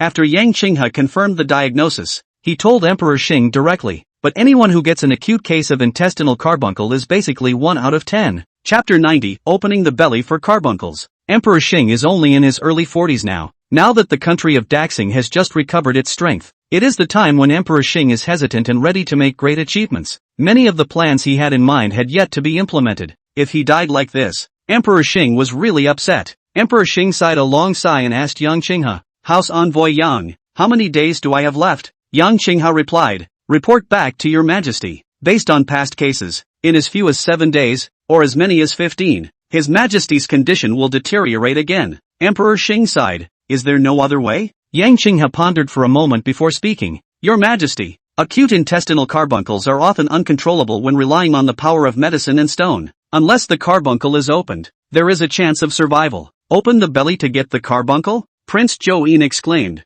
"It's simply a load of nonsense. Can a person live after the opening of the abdomen?" As long as there was the slightest possibility of surviving, Emperor Xing was naturally unwilling to give up, but opening up the abdomen to remove a carbuncle is practically unheard of. Emperor Xing slowly said, "Hospital Ambassador Yang, are you sure about opening the abdomen to take the carbuncle?" Yang Qinghe shook his head and said, "This type of treatment is something that I have only heard from others. Although it is written in the medical books, it is only a few strokes. I have never used it on a human being before, much less know how to go about it." Emperor Xing was filled with disappointment. Crown Prince Join reprimanded, "Hospital Ambassador Yang, since you don't know how to open the abdomen and take the carbuncle either, what's the use of talking about this? It's better to hurry up and think of a way to relieve father's illness." Crown Prince Join choked, watching Father Huang so painful. The son of the court hated to take the body instead of suffer. Yang Chang and Nua Nua did not say anything. The treatment of intestinal carbuncle is nothing more than using rhubarb in peony soup, but the tonics didn't work,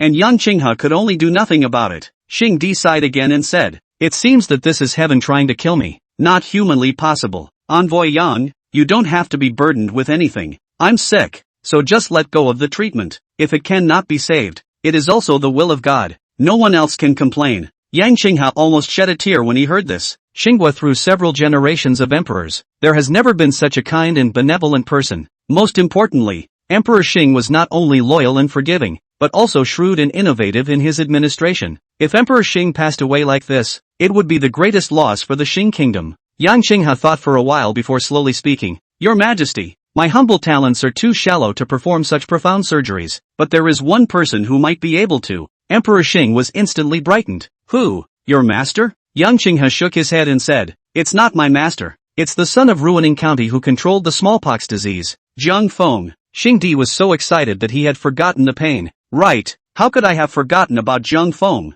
Since Zhang Feng can even control smallpox, his medical skills must be extraordinary as well. I'm sure Zhang Feng will be able to cure my intestinal carbuncle. Emperor Xing laughed out loud. Zhang Feng is indeed one of my blessings. Empress Kai only knew that Zhang Feng had extraordinary literary talent and had opened a restaurant called Watercloud Pavilion with Princess Changle. I didn't realize that he would also have extraordinary medical skills. Empress Kai asked suspiciously. Zhang Feng is less than a weakling. How could he have such profound medical skills? Yang Qinghe replied. Zhang Xianzi is quite knowledgeable about surgery, although many of his ideas are so pie in the sky that they make it sound like there's no trace of them at all. But when you think about it, there's always some truth in it. Although Zhang Xianzi is young, his medical skills are extraordinary, and my master holds him in high esteem. It's just a shame he doesn't aspire to it. After Yang Qinghe carried his master out, Empress Kai was instantly convinced of Zhang Feng's medical skills. In that case, what are we waiting for? Men, quickly summon Zhang Feng here to treat his majesty's intestinal carbuncle. Yang Qinghe, however, said, Zhang Feng or I'll go and invite him myself. Opening the abdomen to remove the carbuncle is not a simple matter. There are a lot of things that need to be prepared in the early stages, especially some of the surgical implements. I'm afraid only Zhang Feng understands that. At the moment, Zhang Feng was at his manor outside the city. Zhang Feng had gotten permission from Emperor Xing to make some explosives privately. After blowing up the rocks and mountains with explosives, the speed of the construction of the manor outside the city immediately accelerated a lot, just as Zhang Feng was studying with the craftsman on how to build the shower room. Yang Qinghe, the court ambassador of the Imperial Hospital, rode over on his horse. Zhang Feng was already extremely familiar with Yang Qinghe. Entrusted by the medical sage Guo Huaijin, Zhang Feng went to the Imperial Hospital shortly after returning to the capital. Yang Qinghe had been respectful to Zhang Feng after reading his master Guo Huaijin's letter, and had always been on par with him. This person is worthy of being Guo Huaijin's disciple. The nature was almost exactly like his master's. Whenever he is not doing anything, he runs to Lao Zhan's house and asks questions when he catches Zhang Feng. Like his master, he didn't stop until he had drained Zhang Feng of his pitiful medical knowledge. Yang Qinghe jumped off his horse and said in a fiery voice, Elder brother Jiang,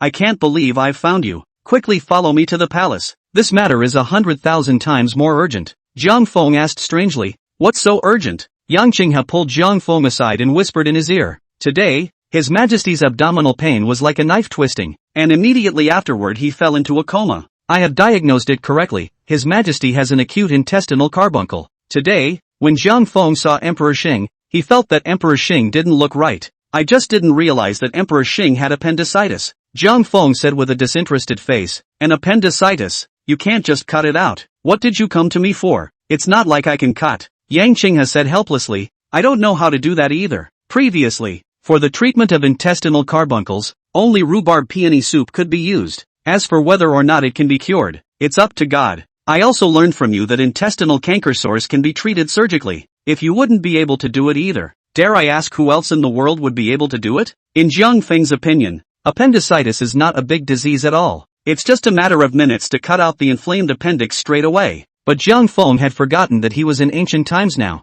An appendicitis that wasn't even a serious illness in his previous life turned out to be an incurable disease in this world. Move the knife on His Majesty. Isn't that the old man hanging himself? Tired of living? Zhang Feng hurriedly refused. Brother Qinghe, I really don't know this one. I just know the theory. If you let me get on with it, I'm afraid I wouldn't even know where the appendix was, let alone cut it off. And on top of that, it's simply not possible to create a sterile environment in this current condition. If we do open up the abdomen and remove the appendix, I'm afraid we won't get past the infection. There's really nothing I can do about this. Just treat it with your rhubarb peony soup first and see. Chapter 91, Preoperative Preparations. Yang Qinghe sighed. Zhang Feng, if the rhubarb peony soup was useful, I wouldn't have come to you. I've seen a lot of intestinal canker sores over the years. As far as His Majesty's current condition is concerned, in as little as 7 days, or as much as half a month, His Majesty's condition will surely deteriorate again. The only chance nowadays is to open the belly and take the carbuncle. As you said,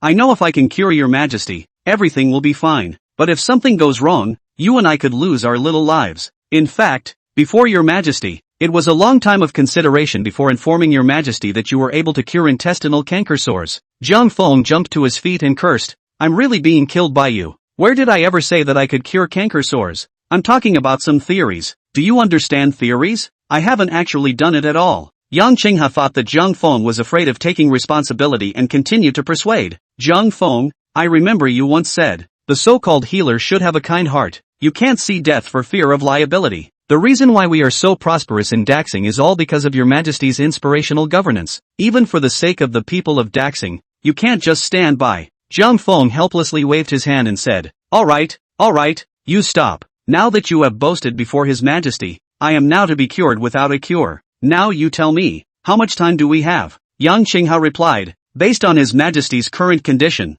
in at most 7 days, his majesty's condition will definitely worsen again. Zhang Feng nodded. It's not too late. That's it then. I'll do the coaching and you'll do the getting on. You hurry up and mobilize your connections to find a few patients who have the canker sore. Let's try a few cases first. After a little proficiency, we will go back to treating his majesty. Yang Qinghe was too busy to agree, and directly shot his horse away. Zhang Feng let out a long sigh and also hurried back to his house to prepare some surgical paraphernalia, especially spirits. Be sure to have enough on hand. Since you can't create a sterile environment, you have to rely on spirits to sterilize it. Zhang Feng had just arrived in front of his house when he saw Princess Changle's carriage. Crying with red eyes, Princess Changle bowed to Zhang Feng. Zhang Feng, I know you have extraordinary medical skills. I beg you, you must cure my father's carbuncle. Zhang Feng sighed, Princess, his majesty's condition is critical, and the only way out is to open the abdomen and take the carbuncle. But you also have to understand that with any surgery he is taking risks, not to mention open abdomen. All I can say now is that I will certainly use my best efforts to enable his majesty to recover, but I really can't guarantee that I'll be able to cure his majesty's intestinal canker. Princess Changle tearfully said, Zhang Feng, I understand all of this. I just hope you don't have any worries and go all out to save my father's life. No matter what the end result is, I will be grateful to you. Zhang Feng nodded and said, Your Majesty has been so kind to me. I will naturally do my best in this matter. There's so much to prepare for before surgery. I won't go into it with you. Zhang Feng turned around and headed for home, but Princess Changle stopped him ahead of him. Zhang Feng, today I saw my father shrinking into a ball in pain. My heart is especially hard. I can't wait to replace it with my body, and yet I can't do anything but watch. Zhang Feng, I especially want to do something for father. Since you have a lot to prepare in advance, could you arrange for me to do something? Nowadays, Zhang Feng was also under a lot of pressure. Based on Emperor Xing's current physical condition, the sooner the surgery, the better.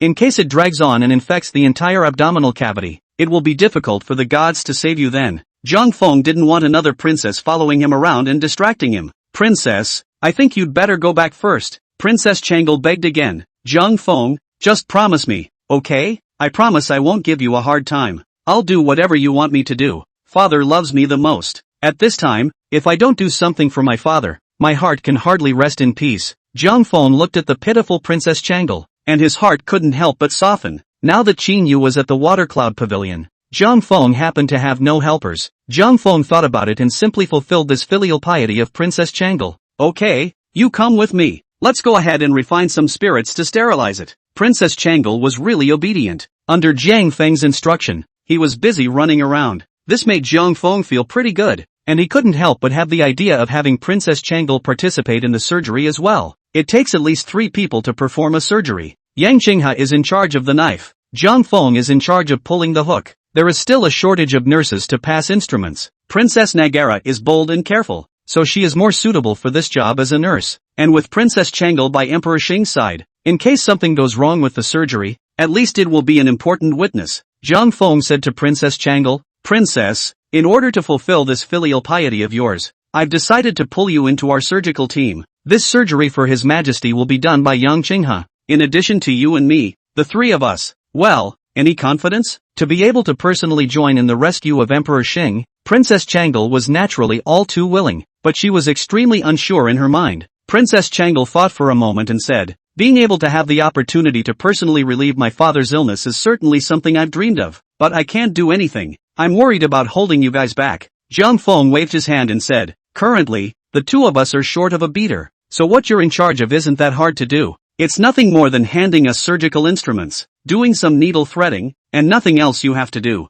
Princess Changle was instantly relieved. That's no problem. I can do all of those. Zhang Feng, thank you for giving me this opportunity to do my filial duty. I will definitely repay you in the future. Zhang Feng sighed and said, if you want to repay, it's better to wait until the surgery is successful. After the two of them had prepared enough spirits, Zhang Feng gave an explanation to his family. After telling Yunyang that she might not be coming home to stay for a few days, she went straight to the Imperial Hospital. Despite the time constraints, appendicitis is only a minor surgery, but Zhang Feng also had to study the surgery thoroughly before he could do it for Xingdi. Zhang Feng had to ensure the success rate of the surgery as much as possible. Royalty will not reason with you. In case there was an accident in the surgery, Zhang Feng knew that his head would definitely not be saved. Zhang Feng was prepared to spend the next few days in the Imperial Hospital. After the two of them arrived at the Imperial Hospital, Zhang Feng asked Yang Qinghe to find a room and then moved everything in the room out. Zhang Feng sterilized it with spirits and set it up as an operating room. Chapter 92, 3 Novices. In the absence of shadowless lamps, Zhang Feng also utilized the principle of refraction of light and hung several copper mirrors on the operating table to probe the surgical field. Zhang Feng also instructed Princess Changle to find someone to make a few surgical garments. The surgical gowns were made of linen and put in a pot for a couple of hours to be sterilized as a matter of right. It took several people nearly half a day's work to get everything ready, but patients with intestinal canker sores never find. Empress Kai, however, couldn't wait any longer, and directly sent people to the capital's prison, bringing up 3 death row inmates. These 3 are all evil men who are ready to be executed in the fall. But at this moment, when they heard Yang Qinghe say that he would disembowel them and cut out a section of their intestines, they were directly scared and trembling. One of them just pissed himself. Zhang Feng looked at the 3 people in front of him who were so scared that they couldn't even stand up, knowing that this would definitely not work. A man's willpower often determines whether he lives or dies. In the current state that the 3 are in, they'll probably give up if they're halfway through the surgery. Zhang Feng had to become a guide again. Look at you wimps. Who told you that after you open your belly, you will definitely die? One of the prisoners said with a sobbing voice, with his stomach open. Can the man still live? My lord, please, can you just behead me and let me die a quicker death? Zhang Feng pointed at his nose and said, do you know who I am? 3 inmates shaking their heads together. Zhang Feng snapped and touched his nose, so he had no choice but to move out medical sage Guo Huaijin. Then do you guys know the medical sage Guo Huaijin? The medical saint Guo Huaijin is famous all over the world and is basically known by everyone. The 3 prisoners nodded together. Zhang Feng backed his hands upside down, his nostrils facing the sky. Guo Huaijin wanted to worship me as his master, and I didn't even agree. There was no reaction on the faces of the 3 prisoners. Zhang Feng seemed to hear a few crows floating across the sky. Seeing that the 3 prisoners didn't believe him, Zhang Feng was too lazy to bother with them. You 3 listen to me. I have a secret method to open the belly and cut out your useless piece of intestine, and it will have no effect on your body. Of course, it can't be said that there's no risk at all. If you all cooperate well so that I can get the operation completed successfully, I will report to His Majesty and absolve you of your death sentence. This is your only chance to live. Will you cooperate? The 3 inmates were instantly a bit impressed. One of them asked eagerly, my lord, is it true that as long as we can carry through, we will be spared our sins? Zhang Feng nodded. If the 3 of you don't want to, I won't force you. The big deal is that you'll be replaced. I'm in a hurry, so decide quickly. Originally, the 3 prisoners were executed in the fall and were already considered half dead. At this moment, he was overjoyed to hear that cutting off a section of his intestines, as long as he didn't die, could be exchanged for exoneration. Little man willing, my lord, as long as you don't die, you can cut the intestines of the villain as you like. It's fine to cut more. Zhang Feng chose a person at random and poured him down with a bowl of Mabo-san, Daxing's first appendicitis surgery, and so it begins. Zhang Feng endured his nausea and watched the location where the prisoner had made the incision white. Yang Qinghe's demeanor was subdued as he closely watched Zhang Feng's movements. Princess Changle,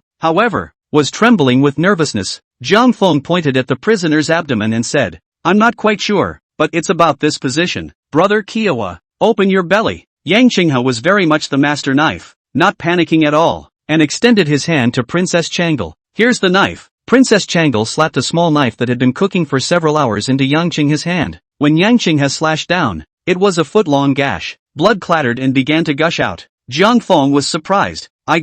Can you lighten up? Aren't you afraid you'll cut through his intestines with a knife? Yang Qinghe smiled sarcastically. I'm inexperienced for the first time. My hands are a bit heavy. Zhang Feng used tweezers to separate the incision and said to Princess Changle, Princess, quickly take the cotton cloth to absorb the blood to ensure the surgical vision. Princess Changle had been dumbfounded by the sight of so much blood. At the moment, he had turned a deaf ear to Zhang Feng's words and only knew how to froze. Zhang Feng said angrily. Changle, do you want to save your father? Get the cotton to suck the blood. Oh, just come. With a clench of her silver teeth, Princess Changle picked up a ball of cotton cloth and plugged it against the knife. This was repeated several times before the blood was considered clean. Zhang Feng said to Yang Qinghe again, it's almost to the peritoneal layer. We must be careful this time. The three novices bumped along the way and finally opened the abdominal cavity. But after opening their bellies, Zhang Feng and Yang Qinghe were dumbfounded. The two searched for half a day, but could not find where the man's appendix was. In the end, it took nearly an hour or so to turn this person's abdominal cavity into a mess before the appendix was finally found.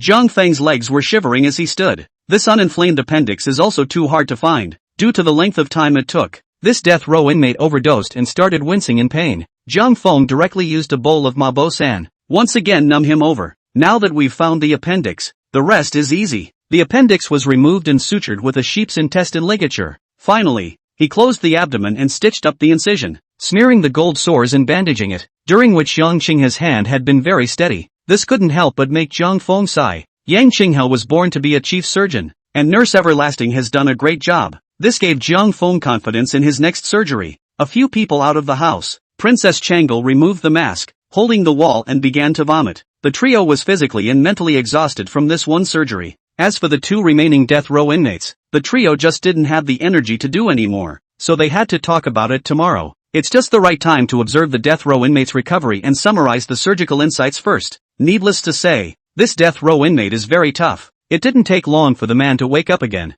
Zhang Feng waited until the evening and saw that the person only had a slight fever and showed no other complications. Then he let go of his heart. He didn't expect the world's first appendicitis operation to be a success with three novices stumbling around. Yang Qinghe was even more excited in his heart. He felt that he had stepped into a new field of medicine and excitedly kept discussing the surgical process with Zhang Feng. Immediately afterward, the judge of the Imperial Hospital came to report that, after much effort, a patient with intestinal carbuncle had finally been found, and the condition is similar to Emperor Xing's, which is also an acute case of intestinal carbuncle. This thrilled the trio. Zhang Feng was going to cut the appendix of the two death row inmates first tomorrow to perfect the surgical process again, and then finally to operate on this canker-sore patient. The three of them waited to set the time for tomorrow's surgery, and Princess Changle went to Emperor Xing's chambers in a hurry. Chapter 93, Attack in the Dark. Emperor Xing, burned face red, depressed, leaning on the dragon bed, has been listening to Princess Changle chattering non-stop. Father, my son learned a lot today and understood the cause of my father's illness, Zhang Feng said. In fact, this is only a small surgery. The most difficult is still the anti-infection level. Zhang Feng said there are many invisible microorganisms on the surface of the items, and these microorganisms are the culprits that cause the infection. The bandages that cover the wounds must be boiled before they can be used. Zhang Feng said it will kill those microorganisms after boiling it. Oh yeah, and spirits kill those microbes too. Father, Zhang Feng said that he'll be able to treat you almost the day after tomorrow, and by then, you won't have to work so hard. Emperor Xing looked at his beloved daughter's face full of fatigue and couldn't help but warm his heart. Xian'er, for the sake of father's illness, it's been hard on you. Princess Changle laughed and said, what is father saying? To be able to personally relieve father of his illness, this is the most pleasing thing for my son to do, and there is no talk of hard work at all. As long as I can make father healed, my son is willing to do anything. Empress Kai took Princess Changle's hand and said, Xian'er, your father really didn't love you for nothing. I've heard it all. After you came out of whatever operating room you were in, puking your guts out,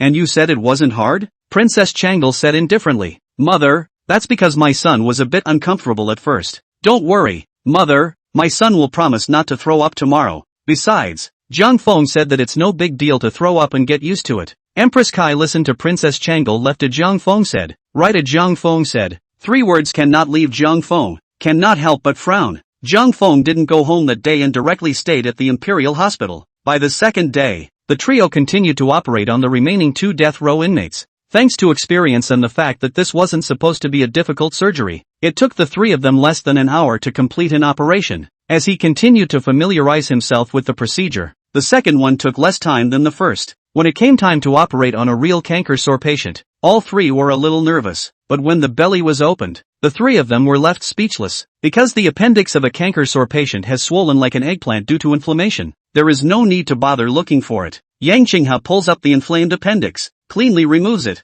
ligates it, sutures it, and closes the abdomen. Together with the time taken to open the abdomen, It is surprising that the whole process did not take half an hour to complete the operation on the patient with intestinal carbuncle. The patient recovered well after surgery. As long as you can get past the infection, your life will be saved. Since today's surgery was an instance of acute intestinal carbuncle, both Prince Jo-in and Empress Kai had come to visit the patient's condition. The patient was still weak, but in good spirits. I'm sure that after recovering for a while, I'll be able to become alive again. Crown Prince Jo-in was very happy to see this and praised Zhang Feng fiercely. Now the three are confident that they are in a position to operate on Emperor Xing. But it was certainly unrealistic to carry Emperor Xing to the Imperial Hospital for surgery. Zhang Feng had no choice but to rebuild an operating room inside the palace. After being busy until the evening, Zhang Feng finally finished all the preparations before returning to the Zhang mansion under the escort of a team of palace forbidden soldiers. Zhang Feng was ready to go home and get some rest. Take a shower and change your clothes on the way. 2 consecutive days of intense work had left Zhang Feng exhausted, and he fell asleep directly in the carriage. He didn't know how long he had been walking, but Zhang Feng felt the carriage stop. So soon? Zhang Feng rubbed his eyes and was about to go out from the carriage when he heard the head of the Forbidden Army ask Drilly, "Who is it?" It turned out that the answer to the head of the Forbidden Army was a shower of arrows. Chirp, chirp. Zhang Feng hurriedly retracted back and slumped into the carriage. After the rain of arrows, only the sound of screams could be heard outside the carriage. Also within a few breaths, it became lifeless outside. Immediately afterward, the curtains of the carriage were opened and a masked man covered in blood walked in. Zhang Feng asked in fear, "Who are you? What do you want to do?" The masked man didn't say anything and struck Zhang Feng's neck with a palm strike. Zhang Feng's eyes went black and he directly fainted, and is stayed outside the city. Zhang Feng was tied to a pillar with his head hanging down. Still unconscious, a middle-aged scribe sat at the table, picked up his wine glass and took a sip of wine, closing his eyes comfortably. "What a great wine." The middle-aged scribe pointed at Zhang Feng and ordered, "Wake him up." One of the people next to him picked up a plate of cold water and splashed it on Zhang Feng's head with a clatter. Zhang Feng was stimulated by the cold water and immediately woke up. He fought back the feeling of still being dizzy and looked around before realizing he was in a cell. There was a pugilistic man on each side who was looking at him intently. Zhang Feng sighed and said, "Gentlemen, let's talk things over. Why make such a big fuss? What do you need? Just say it?" The middle-aged scribe smiled and said, "It seems that Prefect Jiang is a smart person, so things will be fine then. The purpose of inviting Zhang Xianzi here this time is twofold." The middle-aged scribe picked up the wine cup and gestured. "The first one, is this recipe for brewing wine? The second, is the recipe for gunpowder? I'm sure that both of my requests will be granted by Zhang Xianzi, right?" Zhang Feng's heart sank when he heard this. He knew it was highly probable that his little life would have to be accounted for here. The fact that the other party dared to kill the Forbidden Army meant that they were not ordinary people at all. In order to silence him, he wouldn't be allowed to live in the world again. And at this moment, he began to ask him about the formula of gunpowder, which made him lose a trace of luck in his heart.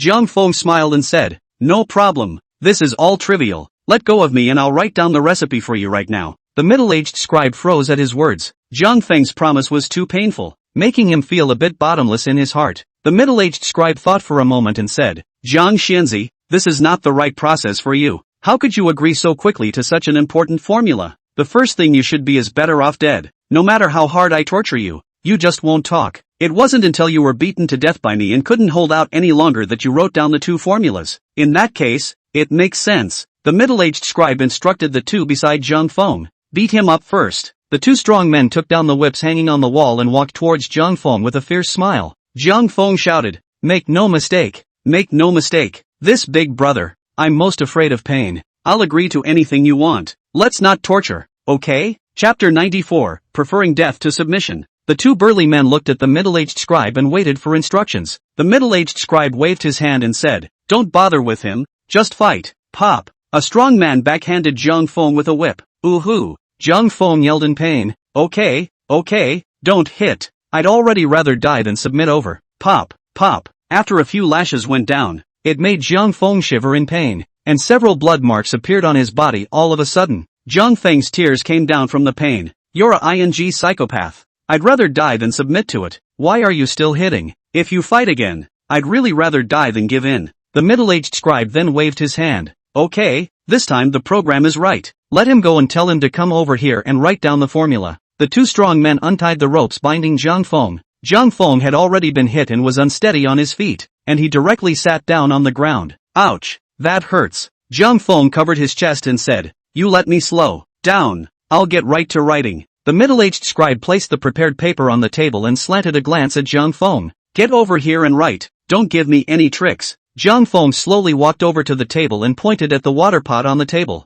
Can you let me have a drink of water first? It's really thirsty. The middle-aged scribe said impatiently. Drink, drink, drink. There are so many things. Zhang Feng moved the kettle and poured a bowl of water and slowly drank it down. Then only then did he pick up the pen and start writing the recipe. The middle-aged scribe couldn't help but frown as he looked at Zhang Feng's words. Zhang Xianzi, this word of yours. It's not really that hard to see. Please write it down more clearly, so that it's not difficult for everyone. Zhang Feng nodded his head very cooperatively. I try.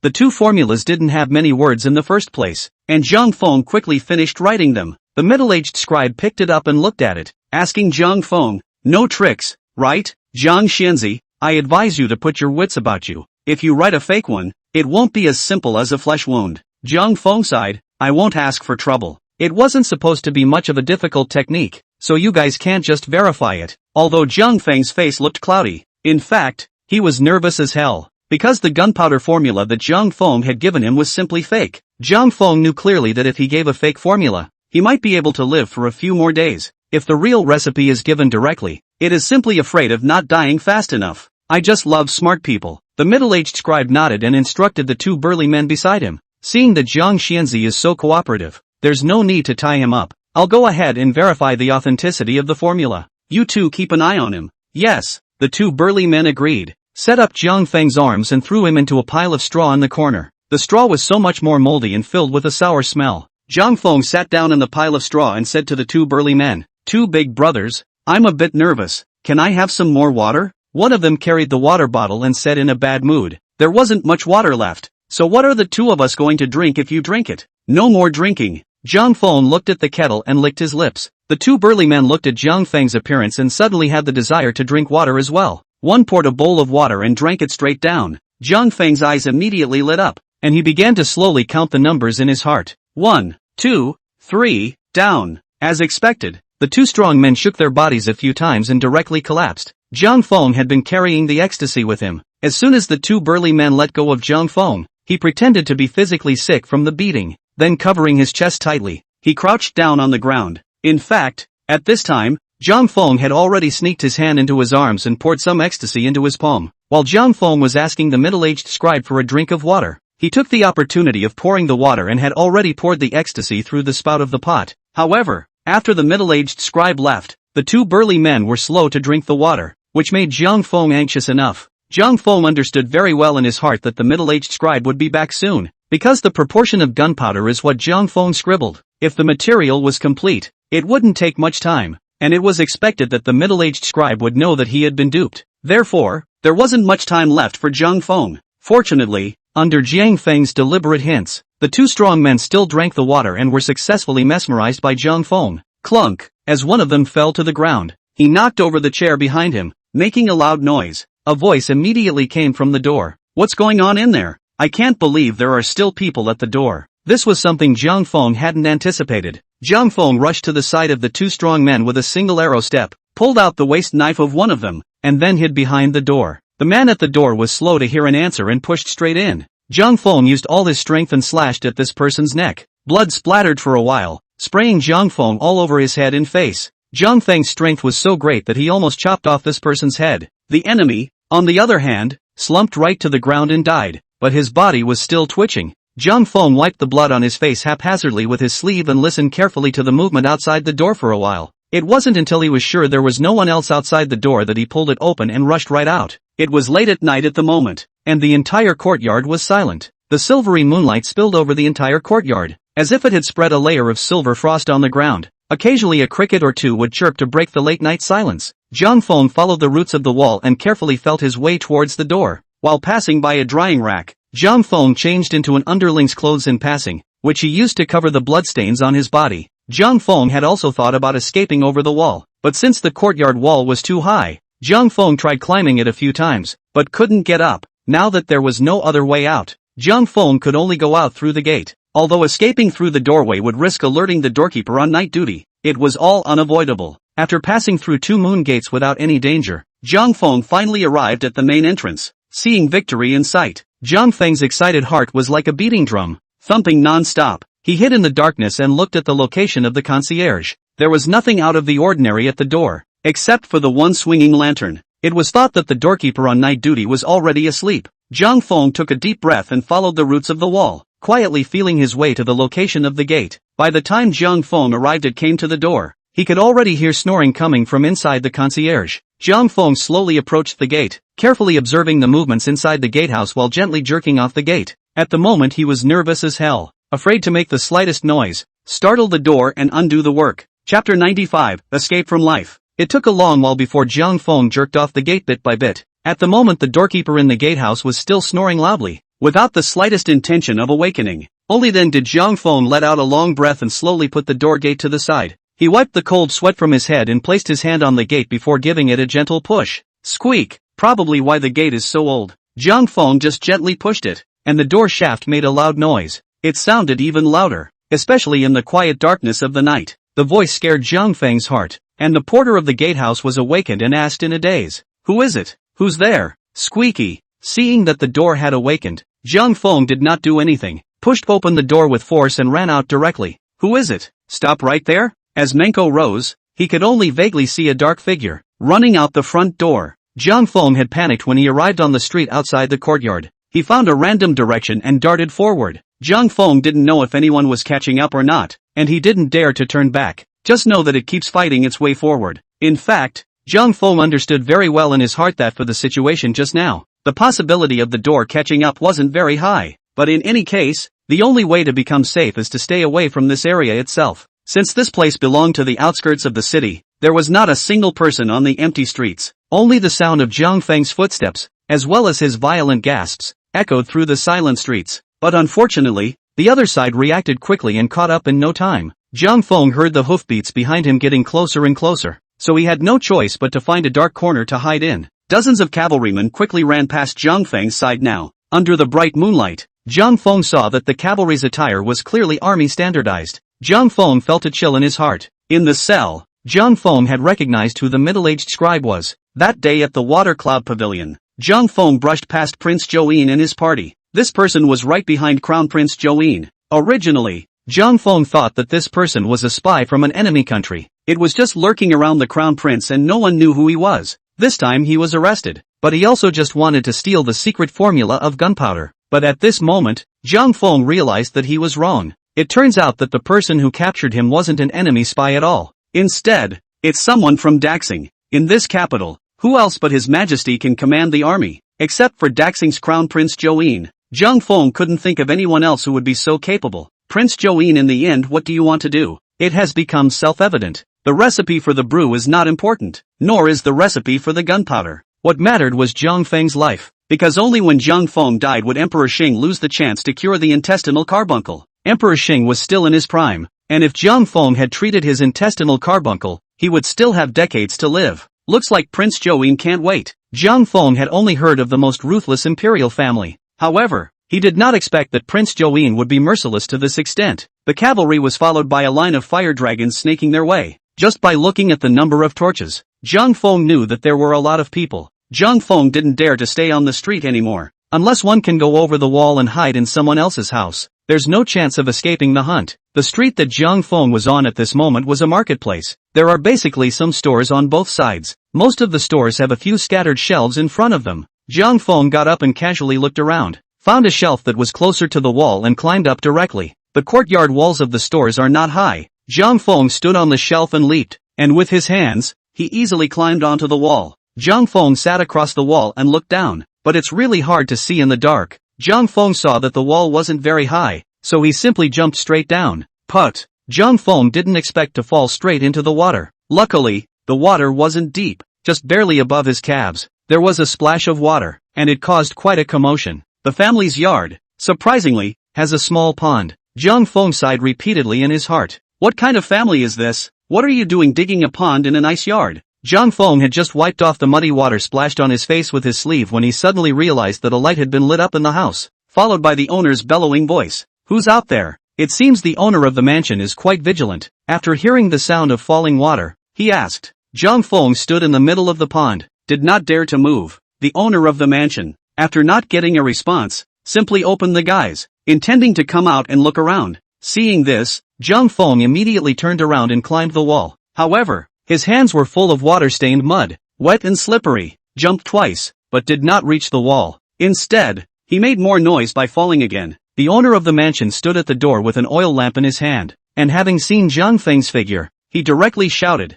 "There are thieves, get up and catch them." Zhang Feng had to jump out of the pond and ran straight over. Looking at the location of the gate, a few rooms in the east and west compartments immediately lit up. Zhang Feng cried out in his heart for bad luck. "I just want to go into the yard to hide for a while. No need to make such a big fuss, right?" Zhang Feng was still agile. By the time a couple of guys dressed as fellows came rushing out of the house, he was already running to the gate of the yard. Zhang Feng took off the door gate with his hands and feet, opened the gate and rushed out. As the saying goes, woe is me. He had just rushed out of the gate to go when he came face to face with a group of soldiers holding torches. It was obvious that this group of soldiers were the ones who had come to arrest Zhang Feng. Zhang Feng immediately froze. The leader of the soldiers also froze for a moment when he saw a man dressed as a servant running out of the gate before he snapped. "Who is it?" "Master Jun. Help! Burglars in the house." Zhang Feng cried out as he ran towards the leader of the soldiers. Luckily, the head soldier had never seen Zhang Feng. It didn't even occur to me that the underling in front of me was the one they were trying to catch. At this moment, looking at Zhang Feng's dirty appearance, the head soldier flashed in disgust.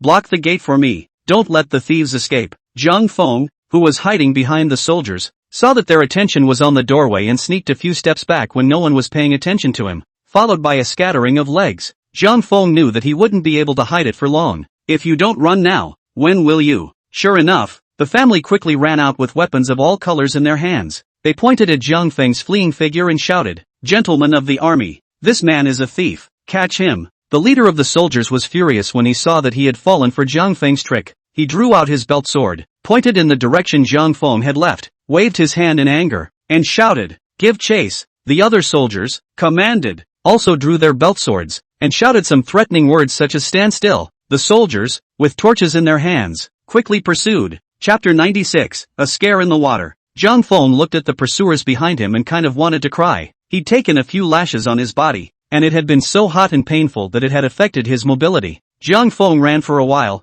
gradually feeling physically exhausted. It was just a bit too much to run at the moment. The soldiers were following very closely, which gave Zhang Feng no chance to find a place to hide. The yelling of the soldiers on the way drew back the cavalry that had run past in front of them. A front and back attack for Zhang Feng. Since Zhang Feng wasn't familiar with the terrain, he ended up being blocked by two groups of soldiers on a stone bridge under panic. "Let's see where you're going to run." The soldiers held torches and laughed as they gradually approached Zhang Feng. Zhang Feng watched as the two groups of pursuers gradually approached, but there was no way out. He peeked under the bridge. Just see the full moon reflected in the water waves. Is with the current in the non-stop swaying. Zhang Feng clenched his teeth and leapt off the stone bridge, falling into the cold river water. In this early fall season, the weather is not very cold though, but in the dead of night, the river is still piercingly cold. Zhang Feng immediately shivered when he entered the water and was agitated by the cold water. In the center of the stone bridge, the two groups of pursuers gathered together and stretched their heads to look at the direction Zhang Feng had fallen into the water.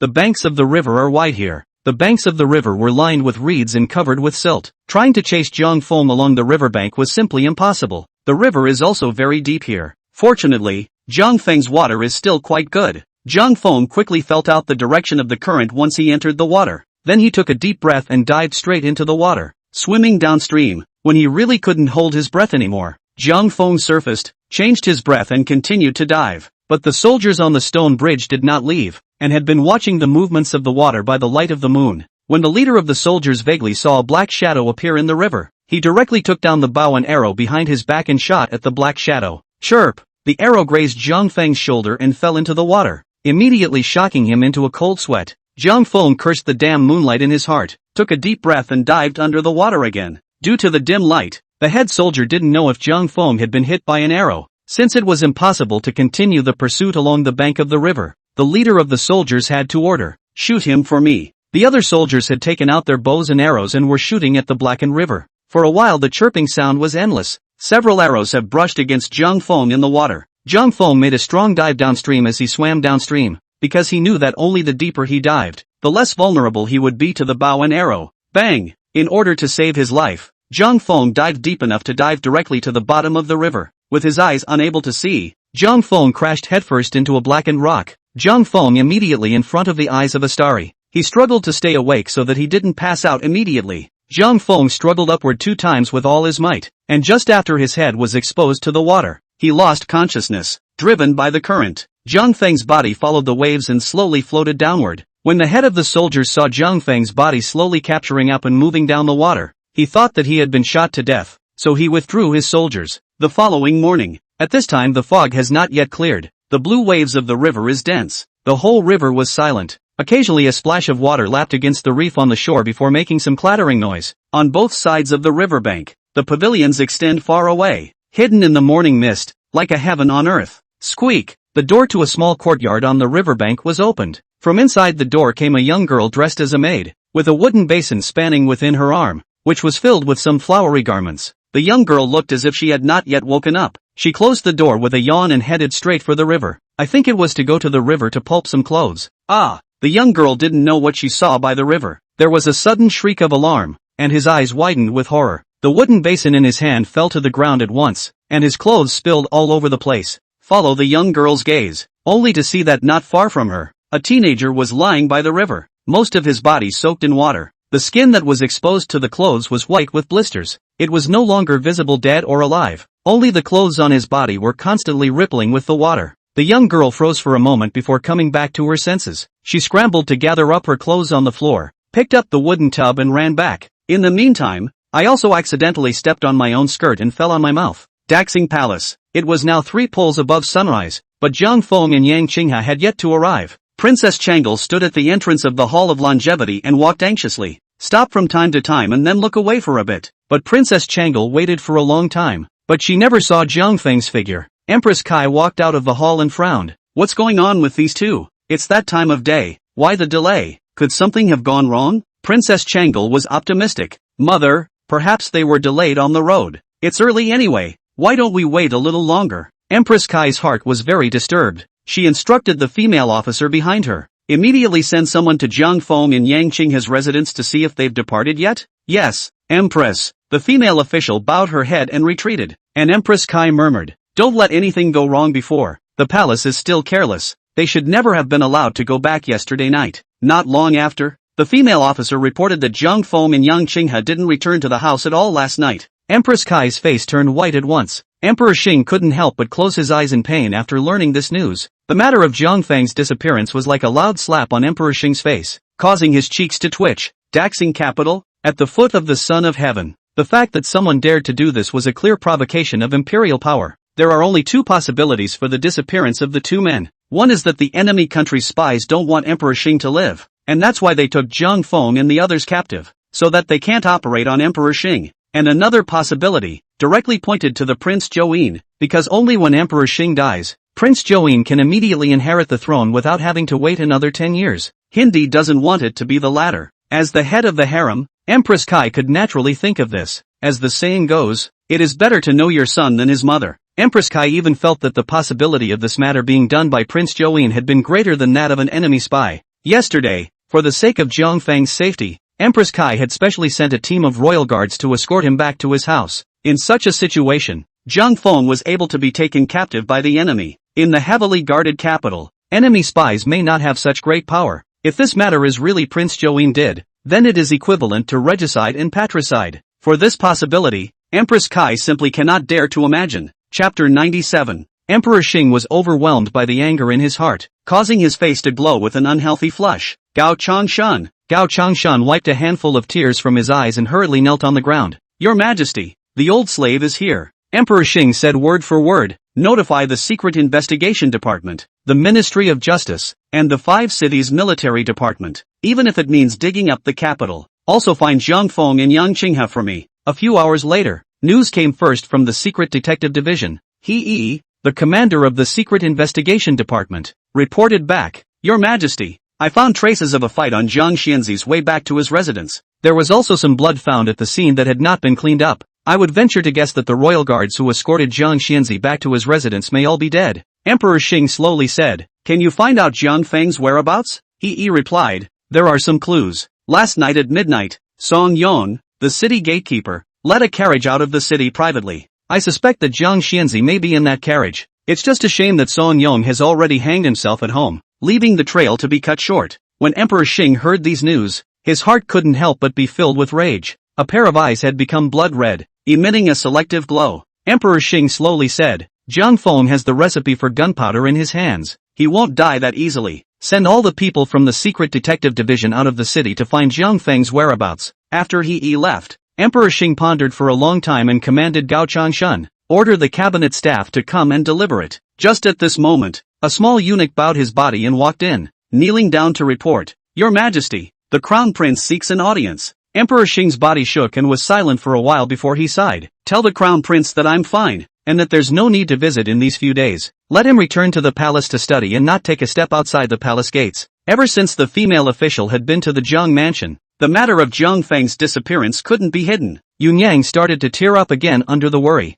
Xi Yu, however, felt as if the sky had collapsed. Jiang Junyan didn't have much choice but to release his family's subordinates to pry into Jiang Feng's news. Xi Yu, on the other hand, personally went to the mansions of Shin Hanfei, Du Xiaoqian and Zhu Superming. The family members under their command were begged to go out and look for the man. Shin Hanfei and the others were also anxious when they heard that Jiang Feng had disappeared. The three of them mobilized all their connections in the three religions and began poking around for news about Jiang Feng. But Jiang Feng is like vaporized in the world. Xin Yu could only cheer herself up with tears in her eyes. A good man does not live long, and 1,000 years of mischief are left behind. This bad guy didn't die so easily. Xin Yu was again outside the princess's residence, waiting for Princess Changle, who had returned to her home, and did not get any good news. Princess Changle was also anxious. She sent all her guards out of the city to find Jiang Feng's whereabouts. Princess Changle had already gotten word at the palace that there were carriages out of the city yesterday night. 9 times out of 10, Jiang Feng is in that carriage. Xin Yu went to Marquis Xuanping's residence again. After Lu Yuni learned the news of Jiang Feng's disappearance, she directly got on the carriage and summoned the family generals to go outside the city to find out Jiang Feng's whereabouts. The midday sun was bright and shining.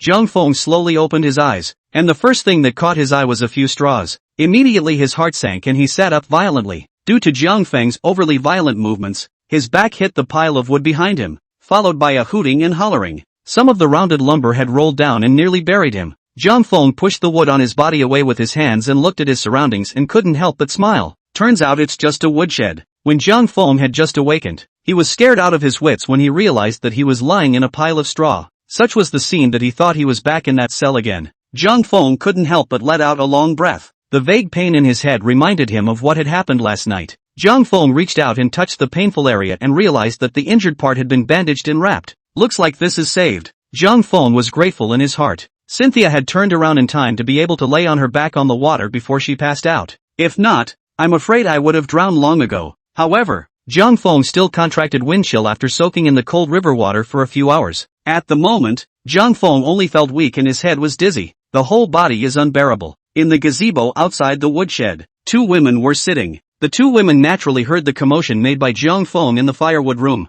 One of the women in white put down the scroll in her hand and glanced in the direction of the woodshed. Green bamboo, go and see. But has the man awakened? The white-clothed woman's voice was soft and gentle, soft and sticky, sounding like a spring breeze. Yes, ma'am. Another young girl dressed in green put down the work in her hands and got up to walk to the woodshed. This young girl named Green Bamboo was the young maid who had found Jiang Feng by the river in the early hours of this morning. Ah! Midori had just entered the door of the woodshed when she collided with a head topped with a few straws. She shrieked, covering and clutching her sore head from the impact, and took several steps back in succession. It's a coincidence, since the door of the firewood room was relatively low. At this time Jiang Feng lowered his head and went out, but he didn't realize that just in time, Green Bamboo happened to come in. That's when the two crashed right into each other. Jiang Feng hurriedly apologized. I'm sorry. Green Bamboo also knew that Jiang Feng didn't do it on purpose and didn't blame him, but just gave him a curious look. It doesn't matter. It's good that you're awake. Are you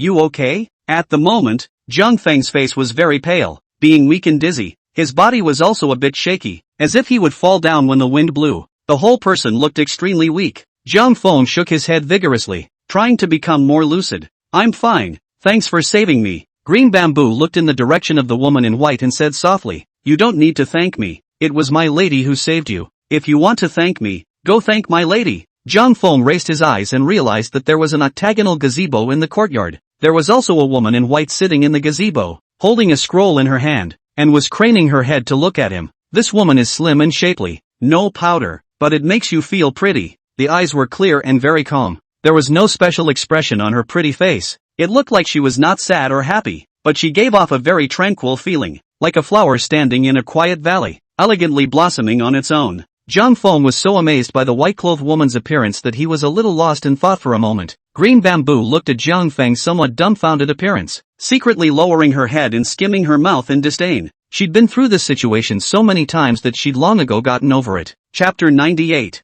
The woman in white couldn't help but frown when she saw that Zhang Feng kept looking at her. In this day and age, staring intently at a woman's face is already considered very rude behavior. Zhang Feng naturally understood all this. He smiled awkwardly and slowly walked over to the woman in white and bowed to her. "I'm Zhang Feng. Thank you for saving me, miss." The woman in white owed her body slightly as a return gift. "There's no need to be polite. Since we've bumped into each other, there's no reason to see death. You don't have to take it to heart when it's a matter of raising your hand." Zhang Feng laughed. "The girl is joking. How can I not take the great favor of saving my life to heart? I shall be mindful of this and dare not or forget it." When the woman in white saw Zhang Feng's courteous manners and elegant speech, she couldn't help but put down the scroll in her hand and gave him a surprised look. "Now that you're awake, hurry up and go home. I'm sure your family will be worried when you don't return home for the night." Zhang Feng was taken away and didn't return for the night, and he didn't know if his family had gotten the news. What kind of situation was in the city today? Zhang Feng didn't know anything about it, but Zhang Feng knew it clearly. There must be the crown prince's eyes outside now, especially at the city gates. There must be the prince's men on guard. Prince Join in order to be able to ascend to the throne early. As long as Zhang Feng now a show, the little life must not be guaranteed. Before he could be sure of his safety, Zhang Feng didn't dare to risk going back to the city at all. Zhang Feng couldn't help but sigh. "Going home. I'm in a home away from home." The white woman sniffed, and was a little surprised, and asked in surprise, "It's hard to believe that you are not from the capital?" Zhang Feng didn't want to say much about this matter, so he shook his head. The woman in white seemed to understand something and didn't ask any more questions. She just sighed. Her slender hand picked up a teacup on the stone bench, poured a cup of tea with the pot and handed it to Zhang Feng. "Look at your face. I'm afraid you've caught a wind chill. Sit down and have a cup of hot tea first." "With pleasure, girl." Zhang Feng sat down, picked up a teacup and took a sip of tea. Looking at his surroundings, the entire small courtyard was quite elegantly decorated. The placement of all the items in the courtyard is extremely well thought out, giving it a very cozy feel. In the vase on the stone table inside the gazebo, some unknown flowers were inserted, emitting a refreshing fragrance. Around the gazebo, some emerald bamboos are planted. Occasionally, when the wind blows, the bamboo leaves rustle, giving it a very elegant feel. Not far from the gazebo, Zhang Feng also saw a chicken nest surrounded by a wooden fence, and several hens were leisurely foraging for food inside. Although this chicken coop spoils the overall environment of the small yard, it does give it some life. The entire yard is not very large and gives a great view of the area. But what made Zhang Feng a bit surprised was that apart from the two women here beside him, he didn't see anyone else. Apparently in this courtyard, only this master and servant lived. Zhang Feng finished the hot tea in his hand and felt better, but his head was still dizzy. Yesterday, Zhang Feng did not know how long he had been floating on the river, although he also understood that this place should still be on the outskirts of the city and wouldn't be too far from the capital. He still couldn't help but ask a question. Where is this? Still on the outskirts of town? Green Bamboo was sitting next to the woman in white, with a basket on her lap, and was beating the celluloid with some colorful silk threads. At the moment, he was stealing glances at Zhang Feng with his eyes from time to time, very much in a delicate flavor. In fact, Green Bamboo's face was very playful. It just paled a bit in comparison to the woman in white. Seeing Zhang Feng ask this at this moment, Green Bamboo couldn't help but smile. On the outskirts of town, of course. This morning I went to the river to do laundry and found you soaking in the water along the riverbank. Your body was white. At the time I thought you were dead. It was the lady who found you alive, just unconscious. That's how miss and I carried you into the woodshed. You were covered in mud and water and got me and the lady's clothes dirty. Green Bamboo was eloquent and told the story in a few words, and implicitly stated the reason why Zhang Feng would be placed in the firewood room. Zhang Feng naturally didn't care about this. Let's not talk about putting him in the woodshed. It was that he was housed in a pigsty, and he had no complaints. These little things are nothing to the gift of saving a life.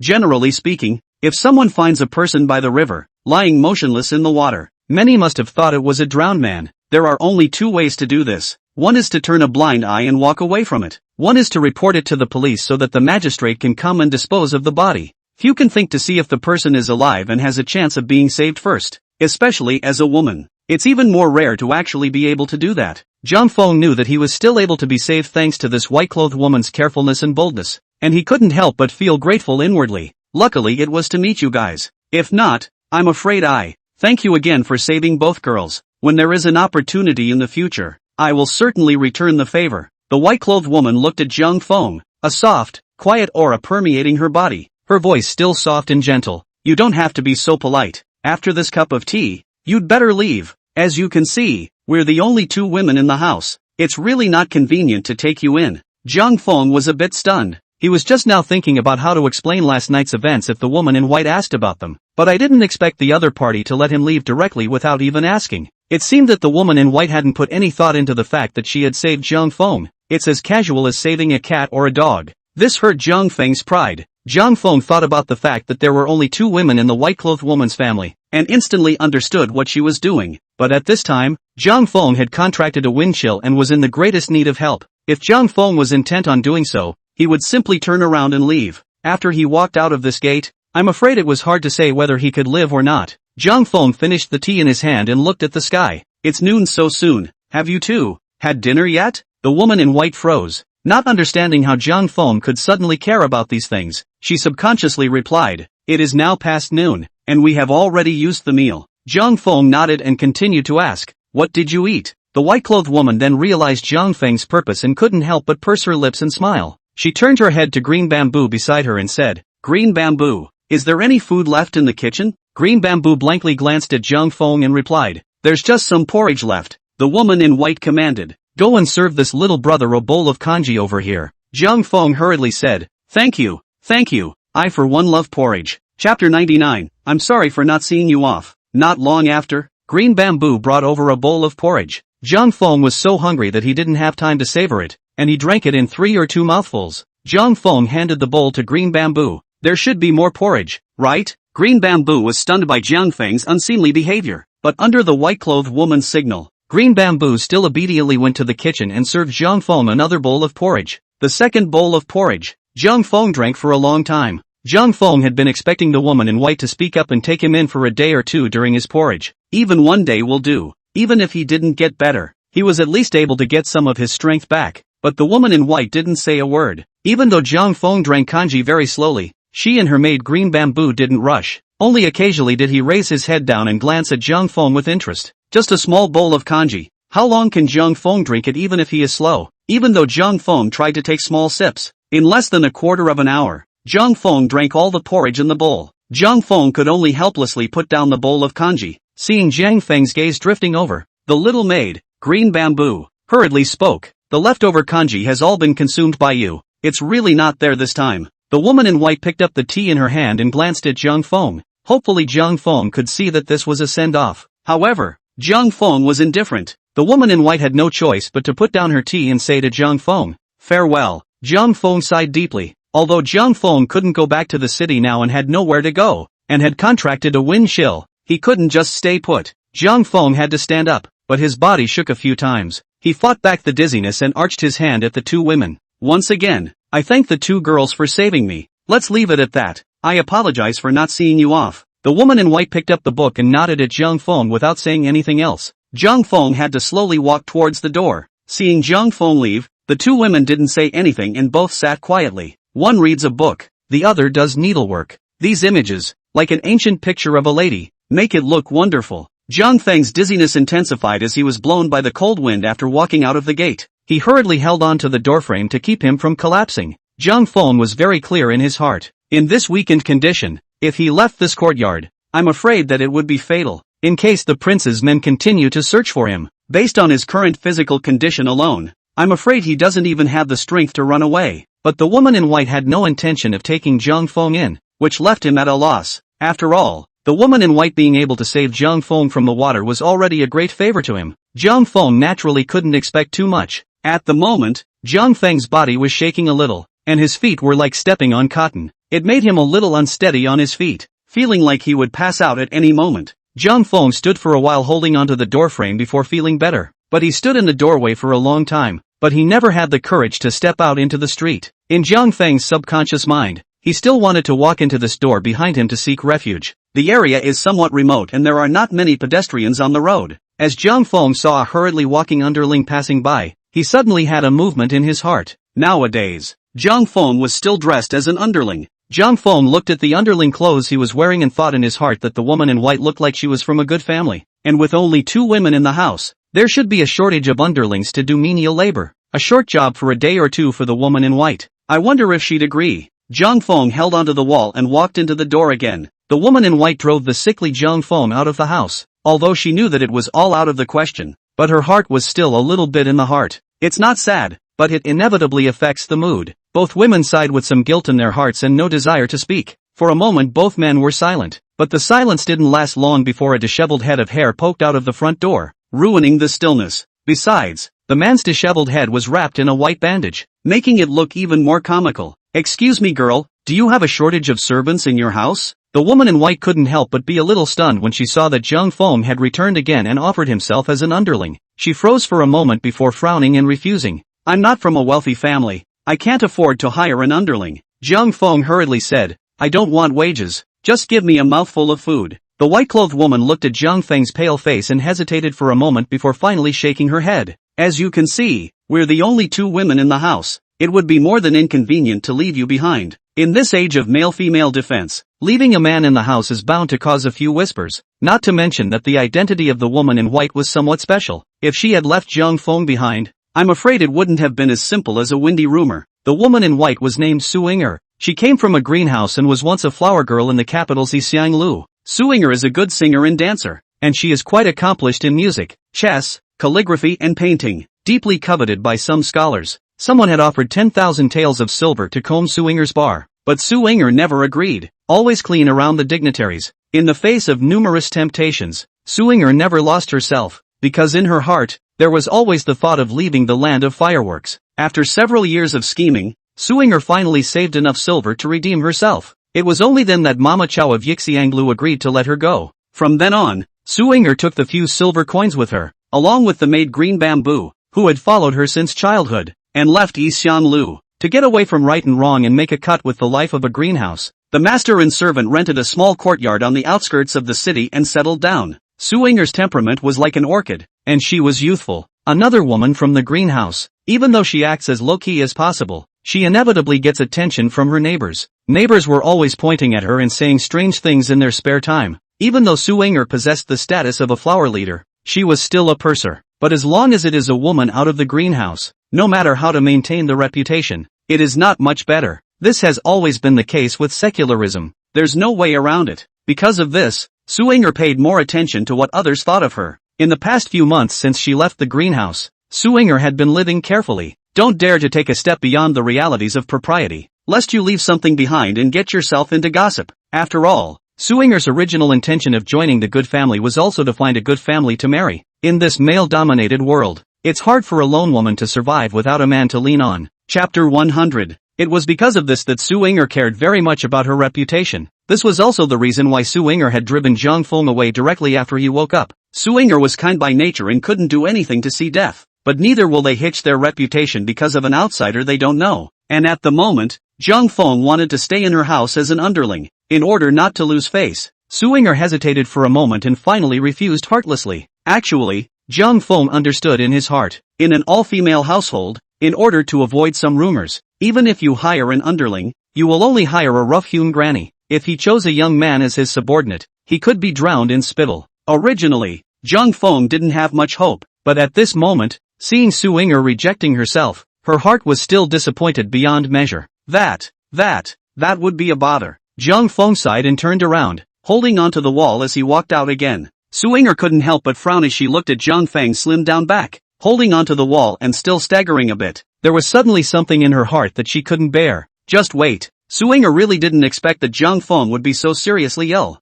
Originally, Suinger wanted to get Jiang Feng some silver money so that he could go see a doctor. But she then realized that even if she gave Jiang Feng some silver money, it wouldn't help, because the most important thing for a wind-cold condition is to be still. In the case of Jiang Feng's residents, even after medication, I'm afraid the condition will get progressively worse. In case Jiang Feng lost his life under hunger and cold, there must be a part of Suinger's karma in it. How could she be at peace? Fame is important, but how can it be greater than a human life? Suinger sighed, stood up and said, "Now that you are physically ill, I will temporarily take you in for a few days. Leave when you're better. Thanks a lot, girl." Seeing that things had taken a turn for the worse, Zhang Feng immediately turned back with a face full of surprise. But before he could finish his sentence, his body suddenly went limp and he fainted happily. Suinger and Green Bamboo rushed to Zhang Feng and helped him up. Green Bamboo probed Zhang Feng's nostrils and saw that he was still breathing. This man is a pain in the ass. Why are you fainting again? Miss, you really want to take him in?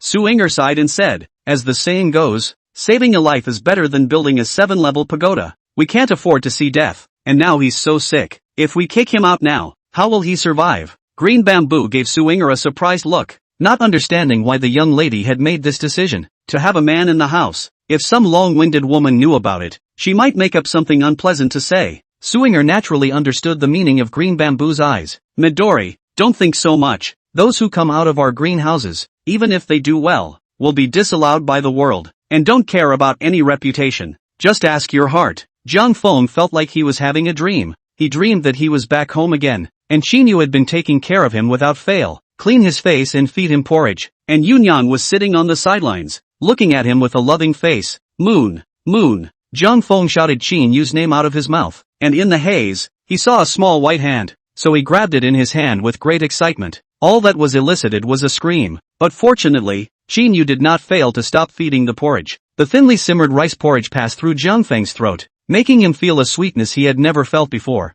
Zhang Feng took a big bite of the porridge. Without realizing it, tears were shed. Zhang Feng woke up again only to realize that he was lying in an unfamiliar room. It was now early morning of the second day. Zhang Feng slowly sat up and moved his arms. He realized that his body, while still a bit weak, wasn't so uncomfortable anymore. Heads are also clear. Zhang Feng began to consider how he should go on next. Yang Qinghai had said that Emperor Xing only had 7 days. 3 days have now passed. In the remaining 4 days, Zhang Feng had to find a way to blend into the palace and treat Emperor Xing's intestinal carbuncle. If Emperor Xing died, the crown prince would also definitely kill Zhang Feng in order to silence him. Zhang Feng had also thought about it. On that day, after the rain of arrows, perhaps the prince's people thought he had died in the river, but even that is not helpful. Unless Zhang Feng went incognito thereafter and never appeared in the capital, there was a possibility of surviving. This was not the life Zhang Feng wanted. Zhang Feng thought that God had let him cross over to this world just to pity him for his hard work in his previous life and let him come over to enjoy his happiness.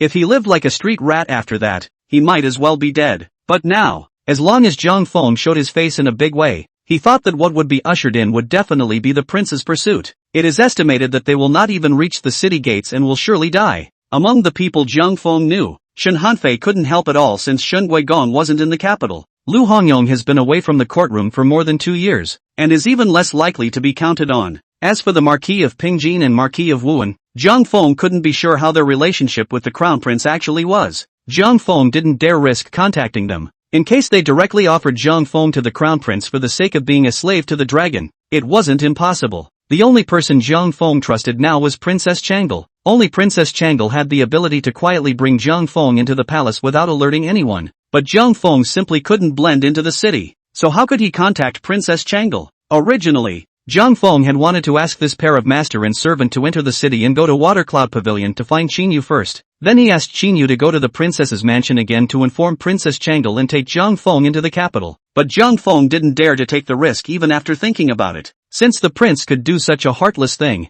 he must have already made sufficient preparations. Now the crown prince couldn't determine whether Zhang Feng was alive or dead. Zhang Feng was convinced that in the Princess Changle's residence, as well as the surroundings of Zhang's residence, he was afraid that the crown prince's eyes had already been covered. At this critical juncture, if Qinyu still dared to show herself at the entrance of the princess residence, she would surely be immediately arrested by the crown prince's people. Zhang Feng didn't want to put Qinyu in danger. Only if there is no action from the Jiangfu people, can we ensure that the lives of Jiangfu's top and bottom are free from worry? Zhang Feng thought hard for a long time and finally came up with a way to contact Princess Changle. 2 days later, it was the day of the Autumn Water Poetry Conference. The poetry meeting was held on Egret Island on the outskirts of town. Zhang Feng thought about it, but this was the only chance to reach Princess Changle. The only question today was whether Princess Changle would go to the poetry meeting. But things had come to this. Zhang Feng had no other choice but to try. In case Princess Changle wasn't in the mood to attend the poetry meeting, Zhang Feng believed that he would be able to meet Shen Hanfei at the poetry meeting as well. Shen Hanfei was idle every day. It was impossible for him not to go to such a lively poetry meeting. If he found Shen Hanfei at the poetry meeting, he could also have him contact Princess Changle at that time. Since this was the case, Zhang Feng still had to hide here for 2 days, waiting for the autumn water poetry meeting to arrive. Zhang Feng had made his decision before he got out of bed and realized that there was still a coat on the table. Although this dress was still the one Zhang Feng had worn previously, it had obviously been pulped and washed. Some of the ruptures had been mended as well. Zhang Feng immediately felt a warmth in his heart. He put his clothes on, got up and walked out of the room. Su Yinger's master and servant were still sitting in the gazebo. As usual, one was reading and the other was beating the celluloid. Both were quiet as they each did their own thing. The yard was silent. Only the soughing sound of bamboo leaves occasionally resonates when the wind blows by. This feeling of peace and quiet in the years suddenly made Zhang Feng feel envious. Chapter 101, I'm a disaster victim. When Su Yinger saw Zhang Feng walk out from the side room, she put down the scroll in her hand and smiled at him. Is your body better? This was the first time Su Yinger had ever smiled at Zhang Feng. Although Zhang Feng could tell that the smile was somewhat patterned, perhaps just a habit, it still made people feel close. Thanks to you two girls, I'm much better now. Zhang Feng walked to the side of the two men and arched his hand. The two of you have saved me once again. A great favor is not to be thanked. Su Yinger waved her hand and pointed to the stone bench inside the gazebo. You're not in good health. It's better to sit down and talk. Tell me with me. Where are you from? Why have you strayed here? Since Su Yinger had already decided to take in Zhang Feng for a few days, of course she had to ask about his identity to save any hidden dangers. Zhang Feng planned to leave this place after 2 days and didn't want to reveal too much information. The main reason was that Zhang Feng was still afraid that the matter of arresting him wasn't over. It wouldn't be good if I got this kind woman involved. Zhang Feng sat down on the stone bench and prepared to make up a body story. Actually, I'm a disaster victim. Sure enough, Su Yinger sniffed, but some relief appeared on her face. I've heard that Xinyang Prefecture has been flooded and reduced to a swamp, and many of the victims have fled to the capital. So that's where you're coming from, too. Zhang Feng couldn't help but freeze. Since he had been busy as hell lately, he naturally didn't know about the flooding in Xinyangfu. Seeing that Zhang Feng was silent, Su Yinger thought that he was reminiscing about the tragic situation he had experienced in the flood at that time. Su Yinger sighed and softly comforted. You don't have to be so sad. You were lucky to escape in time during the disaster. Compared to the others, this kind of natural disaster is really something that non-humans can fight against. What the girl said. Zhang Feng nodded and didn't say anything else. He didn't know anything about the situation in Xinyangfu, so naturally he didn't dare to say too much. Now that Zhang Feng's clothes were torn in several places and his hair was disheveled, he looked pitiful, very much in the image of a disaster victim. Su Yinger continued to persuade, don't think so much. As long as people live, the days will always be better. By the way, how did you end up in the water yesterday? Since Zhang Feng had chosen not to reveal his origin, he could only continue to make things up. This is the way to go. Since I was penniless and couldn't get to an inn, I had to spend the night by the bridge, but I never thought I'd lose my footing and fall into the water. And thanks to the two girls saving me, I was able to stay alive. Su Yinger didn't suspect Zhang Feng's lies. It was not uncommon for victims to spend the night in a sheltered place near the bridge. Su Yinger covered her mouth and smiled. Who is you heir? Yesterday, when you had a fever, you shouted all night, and then you cried. Zhang Feng realized that the scene last night was not a dream. A touch of tenderness appeared on Zhang Feng's face when he mentioned Xinyu. Moon is my wife. Su Yinger didn't dare to ask further. She thought that Zhang Feng was shedding tears because his wife had been killed. Su Yinger raised her hand to purse a strand of messy hair behind her ear. Just, if you have nowhere else to go, stay here and help me with some menial labor. But the wages you won't have to think about. I can only guarantee you 3 meals a day, and when you want to leave, I'll send you some more on a plate. Does that look good to you? Originally, Su Yinger's intention was for Zhang Feng to leave today. At this moment, he changed his words to leave Zhang Feng behind, obviously seeing that he had nowhere to go and moved with hidden compassion. Zhang Feng glanced at Su Yinger in surprise. Su Yinger's decision made Zhang Feng a bit surprised and inwardly very grateful. Thanks. 2 more days of nagging then. After 2 days, I have some things to do and I have to leave as well. Zhang Feng smiled very gratefully at Su Yinger and didn't explain that he wasn't an underling. I have nothing else but a handful of strength. If there's any rough and dirty work, just order it. Originally, Zhang Feng didn't care about any identity. Since he couldn't enter the city and had nowhere else to go, he would be a servant for the time being. Then again, Su Yinger had saved Zhang Feng's life. It was only right for Zhang Feng to help Su Yinger do some rough work. Su Yinger wasn't too skeptical about Zhang Feng being an underling, because in this day and age, subordinates belong to the untouchables, inferior in every way, at the bottom of the social ladder. Even commoners don't parade around in the clothes of an underling. Even though Zhang Feng's behavior and mannerisms were different from those of ordinary subordinates, as if he was very cultivated, it just made Su Yinger puzzled for a while and didn't do anything else. Su Yinger thought that Zhang Feng might be an underling from that powerful family. Maybe it's just a bit of a conversation starter in the main house. Green Bamboo couldn't help but frown when she saw that her own young lady had directly left Jung Fong behind. But she didn't say anything.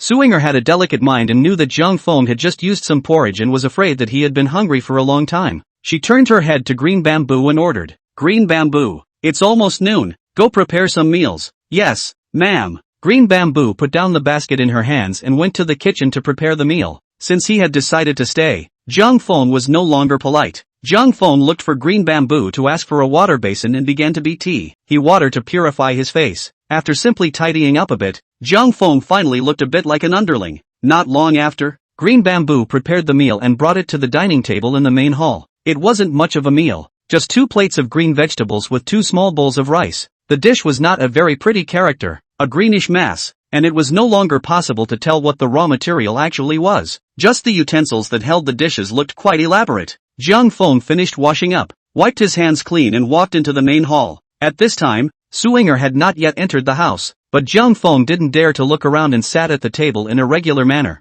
Green Bamboo walked in with a plate of food and couldn't help but frown when she saw Jung Fong sitting directly at the dining table. She hesitated for a moment, before she said noisily, "Big brother Jiang, I've prepared your meal for you in the kitchen, so go eat it quickly." "Ah, well, thank you Miss Green Bamboo." Jung Fong instantly understood what Green Bamboo meant. He stood up awkwardly and headed directly in the direction of the kitchen. "As an underling, how can you sit with your master?" Jung Fong didn't think of that for a moment and couldn't help but laugh and shake his head, bored in his heart. Life is like a play. Since you are playing the role of an underling, you have to have the rules and awareness of an underling. Green Bamboo set up the dishes and greeted Suinger as she came over to eat. The master and servants sat at the dining table in the main hall, eating their meals while looking out the door in the direction of the kitchen. Both had some doubts in their minds. Look at Jiang Feng's speech and demeanor. No city heir. Should be from the big family out of the subordinate. How can you be so unruly? Chapter 102, Work Hard. Suinger thought about these things in her mind and picked up a green vegetable and put it into her mouth.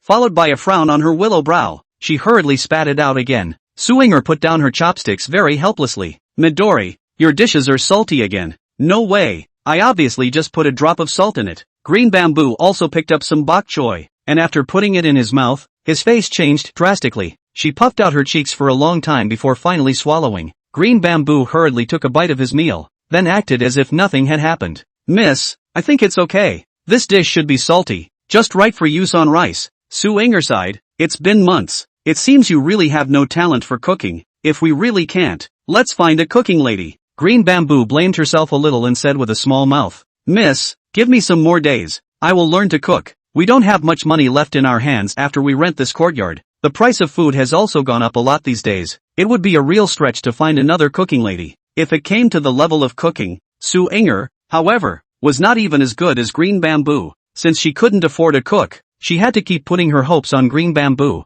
Suinger picked up her rice bowl and said, "Alright, I'll wait and see then. Let's see when you can make a meal that's palatable." Suinger picked up her chopsticks and looked at the dishes on her plate, but she really didn't have the courage to pinch them down. She had to take a few hard bites of her meal as a way to let out some of her depression. Green Bamboo took a few bites of his meal on a few leaves. She sneaked a look at Suinger's face and whispered, "Miss, didn't you say that you would let him get well and leave? Now he is well. How did you end up leaving him behind?" Suinger sighed and put down the chopsticks in her hands. "When I saw him today, I suddenly remembered my own past. If it hadn't been for the disaster in the first place, it would have led to my father's unjust death. It's not as if I'd end up in a greenhouse, entertaining people with my sex. The world is not a peaceful place today, and this man has nowhere to go. If we insist on letting him leave, he really may not be able to survive. The same people are from Xinyangfu. Leaving him is also considered a good karma." Suinger's expression was a bit gloomy as she remembered her own birth. Green Bamboo looked at Suinger's somewhat mournful expression and also reddened her eyes.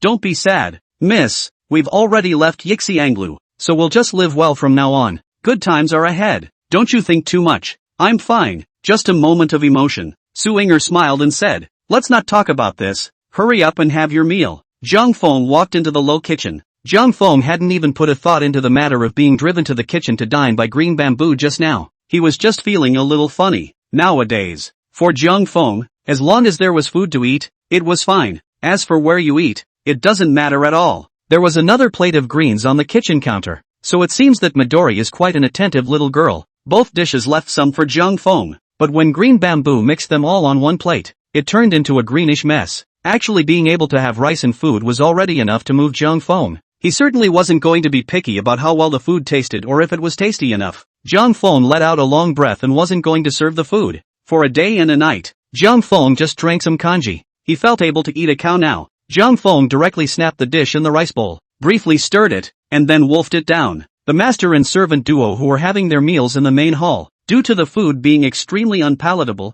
both of them barely ate some of it before they couldn't eat anymore. Green Bamboo didn't dare to say anything, and with a sad face, he cleaned up and carried the leftovers to the courtyard. She thought about it for a million years and dumped the leftovers into the coop. A couple of hens happily ran over and scrambled to peck a bite of the dish. Immediately stretched his neck and a shiver ran through his body. The hens paused for a moment, not looking at the leftovers on the ground. Pacing gracefully, he cooed and left. When Green Bamboo saw that the chicken even disliked the dish she made, she jumped up in anger. She exclaimed in a loud voice, "You won't eat such a delicious dish. Poof, sooner or later, I'll stew you all." Zhang Feng, who was in the middle of his meal, heard Green Bamboo's voice and walked out of the kitchen with his rice bowl in his arms. Zhang Feng couldn't help but laugh when he saw how childish Green Bamboo was. Green Bamboo saw Zhang Feng smile and became even more slightly chagrined, saying angrily, "What are you smiling about? Is it that you don't like my cooking either?" Zhang Feng pulled the remaining rice in the rice bowl into his mouth in a few tries. Then he flashed the empty rice bowl to Green Bamboo and slurred, "No, the rice is delicious.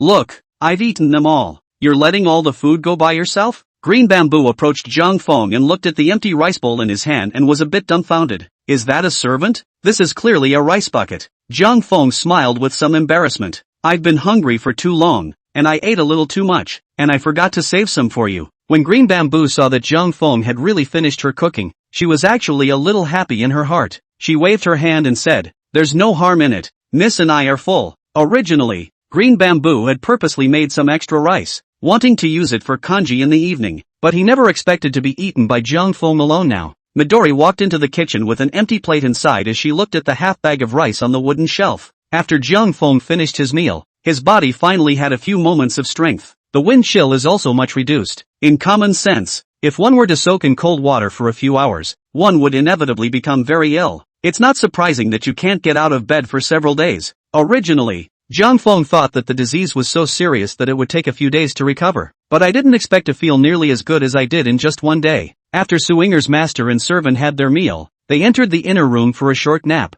Zhang Feng saw that there was not much firewood left in the kitchen and did not go to rest. Finding an axe in the kitchen, he went over to the woodshed and began chopping wood. In fact, Zhang Feng didn't know if the trip 2 days later would go smoothly. These days it's better to help a little bit. When Suinger's main servant woke up from her nap, Zhang Feng's side was already piled with chopped firewood. When the master and servant duo saw that Zhang Feng worked hard and didn't cheat in the slightest, they immediately felt much better about him. Zhang Feng's clothes were scratched with several large cuts as he fled. It's broken beyond repair. It had been mended, but the patches on the dress were an eyesore. At Suinger's command, Green Bamboo found some cloths in the room, intending to make clothes for this servant as a reward. Chapter 103, A Beauty Like Jade. Zhang Feng split some firewood, rested for a while, and repaired a few breaks in the chicken coop fence, and the afternoon passed. But as it got later in the day, Green Bamboo was acting a little strange. Zhang Feng realized that Green Bamboo's little eyes were full of caution when she looked at him. He was a little confused at first, but then after thinking about it, he realized what the little girl was thinking. After all, in this house, it's usually just 2 women. Now there is suddenly a strange man,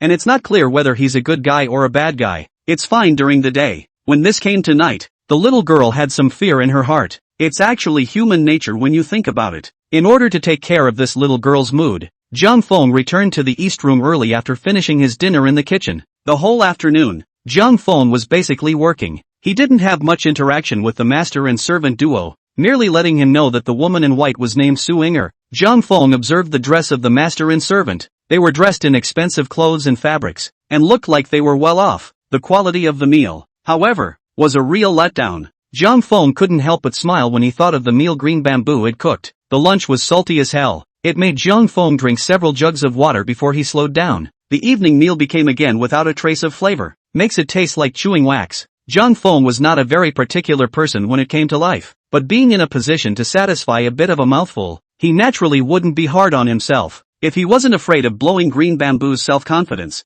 Zhang Feng would have wanted to do the cooking himself. All in all, the master-servant duo looked a bit peculiar, as if very inexperienced with life. Green Bamboo feeding chickens is even more fun. she just throws some leaves into the fence and that's it, and doesn't know to feed the chickens some grain. Instead, they keep complaining that this chicken doesn't lay eggs. Zhang Feng's mind was messed up thinking about all these have-nots and slowly his eyelids sank a bit. With a relaxed mood, he soon fell into sleep. Lights like beans, beauty like jade. Suinger sat on the edge of the bed with a book in her hand, but I was distracted by the creaks and rattles next to me, and the book was just a little too much to read. Suinger said helplessly, "Green bamboo, will you stop tossing and turning?" Green bamboo was so busy and sweaty that a few strands of hair stuck to her forehead. At this point, she was dragging one of the legs of the table, trying to pull the bulky table to the door. However, she was small and weak, so she could only drag it little by little, but the noise created is a bit of a turn on. Green bamboo stopped her movements, took out a handkerchief and wiped the sweat from her forehead, complaining, "Miss, you didn't come to help me lift it.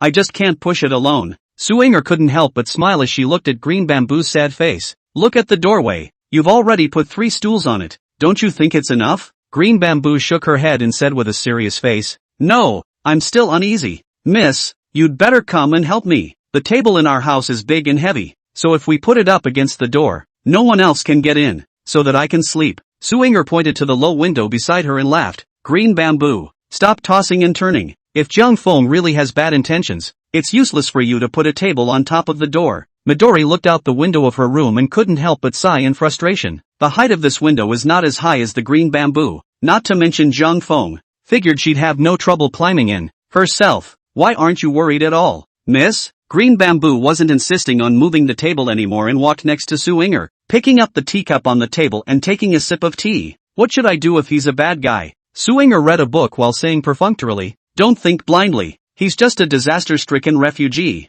not a bad guy. Miss, you haven't seen him chopping wood." Green Bamboo put down the teacup in his hand and compared the size of the wood with his hand. A log that thick was split in half with a single flick of his hand. He did an hour's work and didn't look the least bit tired. "Miss, don't you see that his body looks thin and weak, but his strength is very big? You are observant." Suinger smiled and put down the book in her hands. "You are right, Zhang Feng, this person is indeed a bit wrong." Green Bamboo responded, "I told you, something's not right with this guy. There's nothing underhanded about it at all. No respect for the Lord's house, and so able to eat." Green Bamboo's eyes widened as she asked strangely, "Miss, since you can see it all, why aren't you worried at all?" Suinger smiled and continued, "Green Bamboo, over the years, I've met countless people. Other skills I don't have, but I can still tell when I see a good or bad person. This person's gaze is clear, and he is by no means a person who does wrong. You don't need to be so defensive." Green Bamboo sat next to Suinger and hugged her arm. But he came from an unknown source.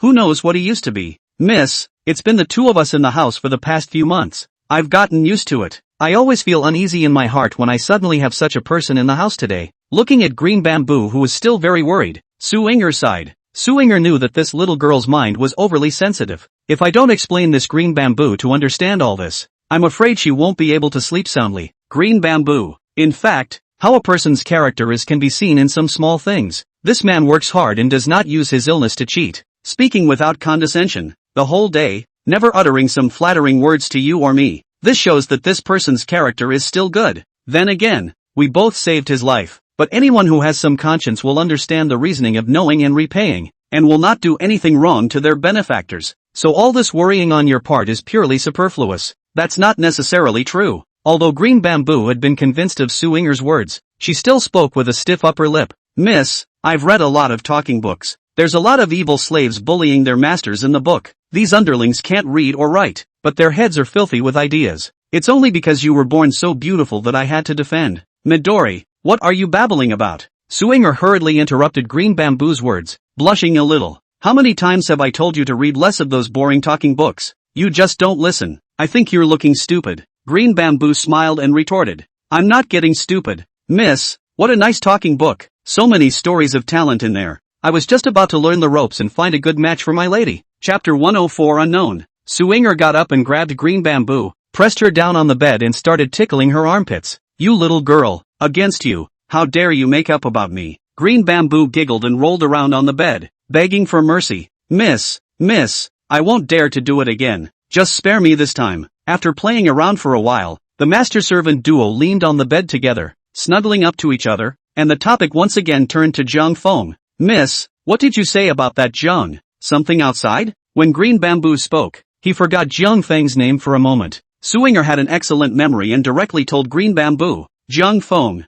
Green Bamboo continued. Yes, his name is Jiang Feng. Miss, why do I keep thinking he's weird? As to what the reason is, I can't really say. I just don't feel like he's an underling anyway. Suinger wrapped her arms around Green Bamboo and said with a smile, Green Bamboo, you're not too stupid. You can finally see something. Actually, Jiang Feng shouldn't be an underling. As for what he really is, we have no way of guessing. Green Bamboo climbed up in a single bound and said in surprise, Ah, so he really isn't an underling. Actually, I was guessing blindly, and I didn't think I'd get it right. How do you see it, miss? Suinger straightened the messy hair in front of Green Bamboo's forehead and smiled. Green Bamboo, you're very smart. This Jiang Feng person really doesn't have the slightest bit of an underling's appearance. Actually, I didn't see it until I was having my meal today. After you brought the food up, he sat down directly at the table. He sits so casually, didn't feel the least bit out of place until you yelled at him to get up. It is evident that one is accustomed to being served, and is by no means ignorant of etiquette.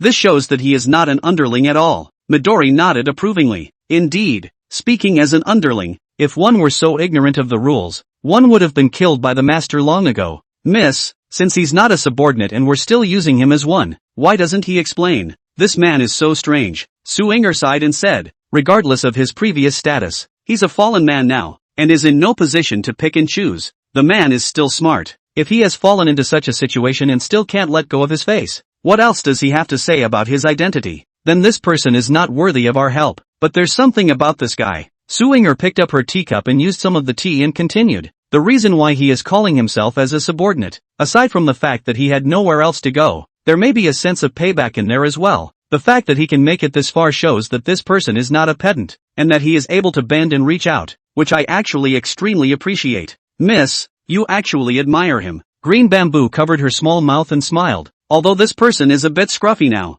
I can tell that his looks are okay. It's just a pity that he's still an underling and not worthy of miss. It would be nice if he were a talented man. Green Bamboo, can't control you anymore, can you? Start talking nonsense again. Suinger tried to tickle Green Bamboo again, but Green Bamboo dodged it lightly. Suinger stood up and chased after Green Bamboo, and the room burst into laughter. The next day, Jiang Feng woke up early and continued to fulfill the duties of an underling. After the master-servant duo's conversation last night, the good-natured Green Bamboo let go of her preconceived notions about Jiang Feng and began to pity him for his birth. Without realizing it, there was a change in attitude towards Jiang Feng. During Jiang Feng's firewood splitting, Green Bamboo was sending water and sweat towels, caring for him to the extreme, her small eyes filled with compassion. Jiang Feng felt a bit puzzled. He didn't know why Midori had suddenly become so friendly, but didn't care, because Jiang Feng understood a 1,000-year-old truth. You mustn't guess what's in a little girl's mind. You can't understand even if you guess. Green Bamboo's move was obviously a bit too much force. It just seems very deliberate. Suinger couldn't help but smile as she watched Green Bamboo come and go, and didn't stop it. Suinger knew that Green Bamboo was simple-minded and couldn't store anything in her heart. Show what you want to do right away. Joy, anger, and sadness were all on display on her face. Under Green Bamboo's expedited work, Jiang Feng's brand new underling uniform was ready. Jiang Feng didn't rush to change into it either. He finished splitting the firewood in the woodshed, which led to a good bath and a new outfit. Jiang Feng removed the bandage on his head and looked at the wound on his forehead in the mirror. The injury wasn't serious, just still a little red and swollen where it had been inflicted. It was also thanks to the fact that the rocks under the water were quite smooth and didn't hit too big of a wound. As for combing and coiling hairpins, Jiang Feng naturally does not know how to do it. Jiang Feng had to find a random strip of cloth and tie a ponytail. It looked a little out of place, but it added a bit of dashing and floating to him. When Jiang Feng finished cleaning up and came out of the room, the two women sitting in the gazebo both lit up. Even if he wore the clothes of an underling, he had to be praised. What a handsome young man. Suinger was still dressed in white,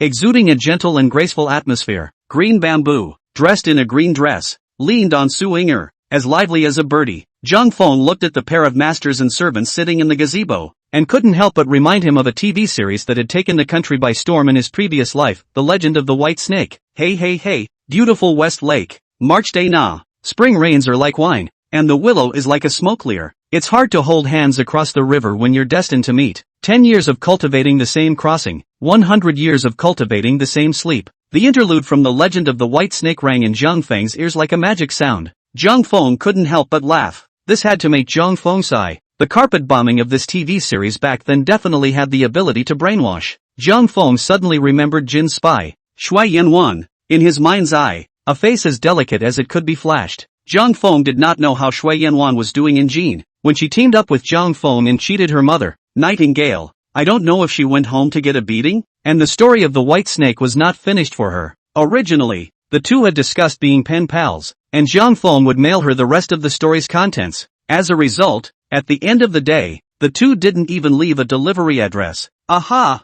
Humph! Green Bamboo saw Jiang Feng looking at the two of them somewhat dumbfounded and smiling, thinking that he was again mesmerized by Su Yinger's beauty. She was a bit upset and couldn't help but grunt. Jiang Feng hurriedly smiled and said, "Sorry, when I saw the two of you dressed up, I suddenly remembered a story and lost my temper a little." Chapter 105 Improvement of Treatment. Green Bamboo's favorite words and stories. She brightened up at the words and forgot about her earlier displeasure. "Brother Jiang, what's the story? Tell it?" Jiang Feng laughed. The name of the story is called The Legend of the White Snake. It speaks of two snake demons repaying a favor. The snake demons inside the story are one dressed in white and one in green, which resembles your dress in a few ways. Su Yinger was also a bit curious though, but she also knew it wasn't the time for stories and whispered, "Sounds like some fun, but the food is getting cold, so let's go ahead and take our meals. We'll listen to your story when we're done with dinner." While Jiang Feng was bathing, Green Bamboo had already prepared a meal. Su Yinger and Green Bamboo, however, did not enter the house to dine, and had been gossiping in the gazebo. The master-servant duo thought about waiting for Jiang Feng to come out and the three of them would go to dine together. During last night, the master and servant had already discussed it. Although Jiang Feng wasn't a subordinate, he had only fallen on hard times for the time being. But there doesn't have to be any change in your attitude towards him, just do what you need to do. The master and servant are good by nature. Today, seeing Jiang Feng working hard and treating people courteously, he added a few more points to his favor. The two of them thought about Jiang Feng's pitiful life and coincidentally wanted to treat him better. As for how to improve Jiang Feng's treatment, the master-servant duo secretly discussed for half a day, but they didn't come up with a solution. Finally, it was unanimously agreed that in the future, Jiang Feng should not be allowed to dine alone in the kitchen like a subordinate. Anyway, inside this home, there were only 3 people counting Jiang Feng. Why bother with all the rules? It's just a matter of eating together after that, and it's more lively with more people. Jiang Feng naturally didn't know about this. Thinking to himself that his meal was still in the kitchen, he smiled and nodded to the 2 women. Heading directly inside the kitchen, Green Bamboo stood up and called out to Jiang Feng, "Brother Jiang, you don't need to go to the kitchen." Su Yinger also stood up and said, "There are only 3 of us anyway. There's no need to talk about the rule of different seats for men and women in a small family, so let's dine together from now on." "This is good too." Jiang Feng froze and didn't insist on going to the kitchen to eat anymore. To him today, there is essentially no difference between eating at the table and eating in the kitchen. It's all just for satiety. Jiang Feng and the master and servant, together, walked towards the dining table in the main hall. Green Bamboo followed behind Jiang Feng. She looked at the clothes she had made with her own hands, and they were the right size on Jiang Feng, which instantly gave her a sense of accomplishment. Green Bamboo deliberately asked, "Brother Jiang, do the clothes fit? If you feel uncomfortable anywhere, just let me know and I'll change it for you." The Green Bamboo girl is really mindful. "The dress fits perfectly. Thanks a lot." Jiang Feng turned around and smiled at Green Bamboo. He could naturally understand this little girl's mind,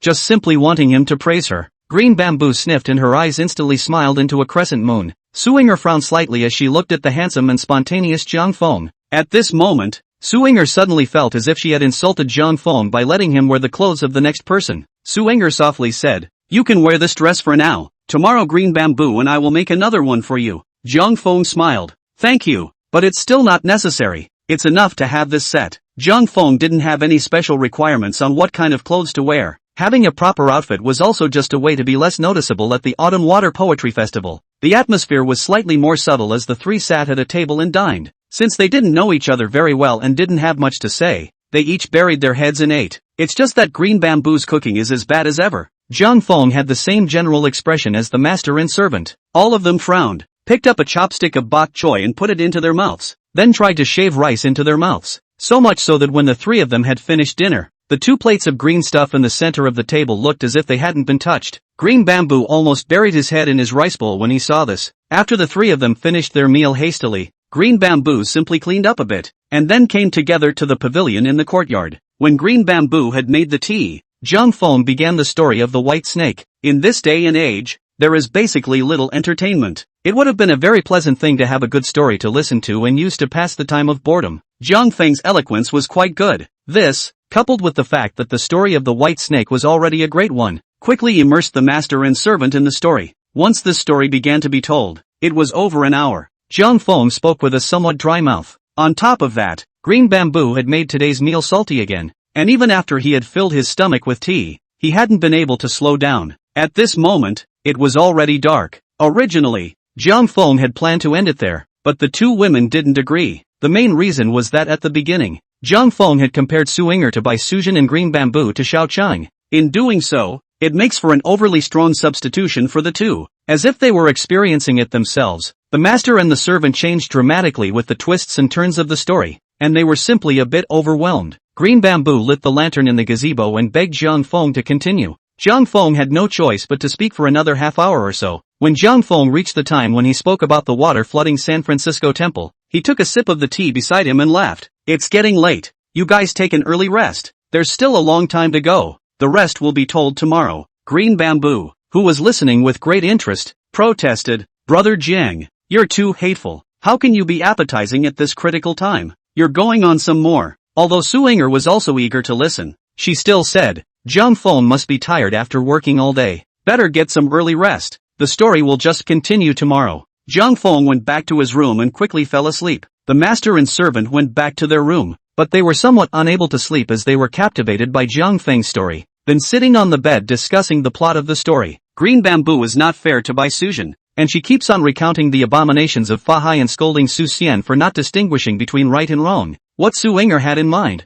however, were those verses that Jiang Feng had said at the beginning of the story. Half mortal heart, half immortal, moth eyebrows paid for 1,000 years, the broken bridge is hard to break the dusty world, Shizi Lake to renew the previous destiny, especially the easy to understand, catchy fate brings us together over 1,000 miles, but it's hard to hold hands across the river without fate, 10 years of training to cross the same boat, 100 years of training to sleep together. These verses, the more Su Yinger pondered over them, the more profound the meaning became. When she thought of Jiang Feng treating her as the undying love of Bai Sujin, a wave of sweetness surged through her heart. Her face immediately turned red, making her look dainty. Su Yinger thought in her heart, if you meet someone you like, I think you will be like Bai Sujin to Su Xian. Chapter 106, A Talented Man and a Beautiful Woman. It's a cool fall morning. Jiang Feng woke up early when a hint of fishbelly white appeared on the edge of the sky. After 2 nights of good sleep, his wind chill was largely cured. Jiang Feng planned to start strengthening his body from today. As a matter of habit, Jiang Feng's most basic form of exercise was still running.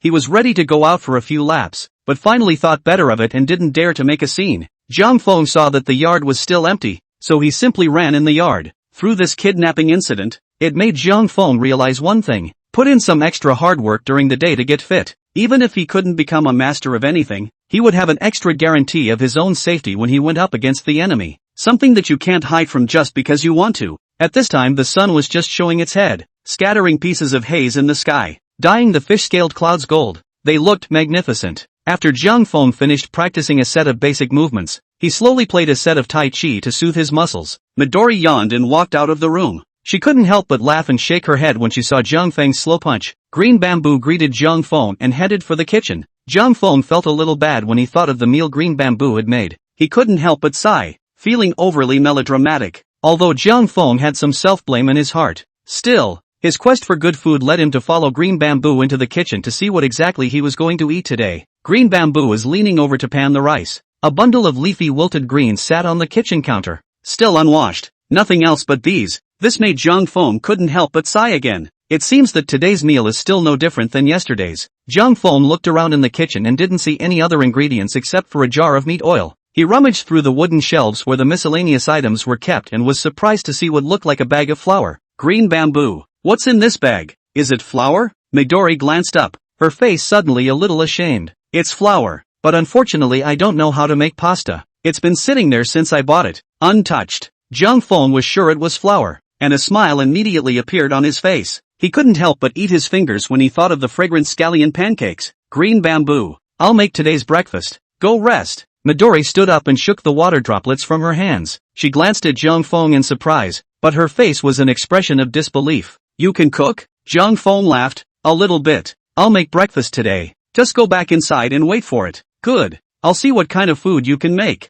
Midori wiped her hands on her apron and smiled as she headed out of the kitchen. She was not originally a good cook and was actually extremely repulsed by cooking. Since someone else was doing it for her, she had no reason to disagree. Green Bamboo walked to the door of the kitchen and suddenly felt that it seemed a bit wrong to let Jiang Feng cook, so she walked back again. Big brother Jiang, it's better for me to cook. What I hear people say, it's not your place to be a gentleman. Jiang Feng lost some of his laughter. You know quite a bit. I'm not a gentleman. It's just cooking, there's no such thing. Then again, a gentleman is far from a cook, and it doesn't mean that a gentleman can't cook. The original text should be that a gentleman is far away from the kitchen when he sees the beasts and animals, and cannot bear to see them alive, and cannot bear to see them dead, and cannot bear to eat their flesh when he hears their voices. Jiang Feng showed off to Green Bamboo and pushed her out with a smile. Well, just don't make a mess here. Just wait for the food later. Although Green Bamboo didn't understand what Jiang Feng said, she saw Jiang Feng biting off more than he could chew, as if he was very knowledgeable.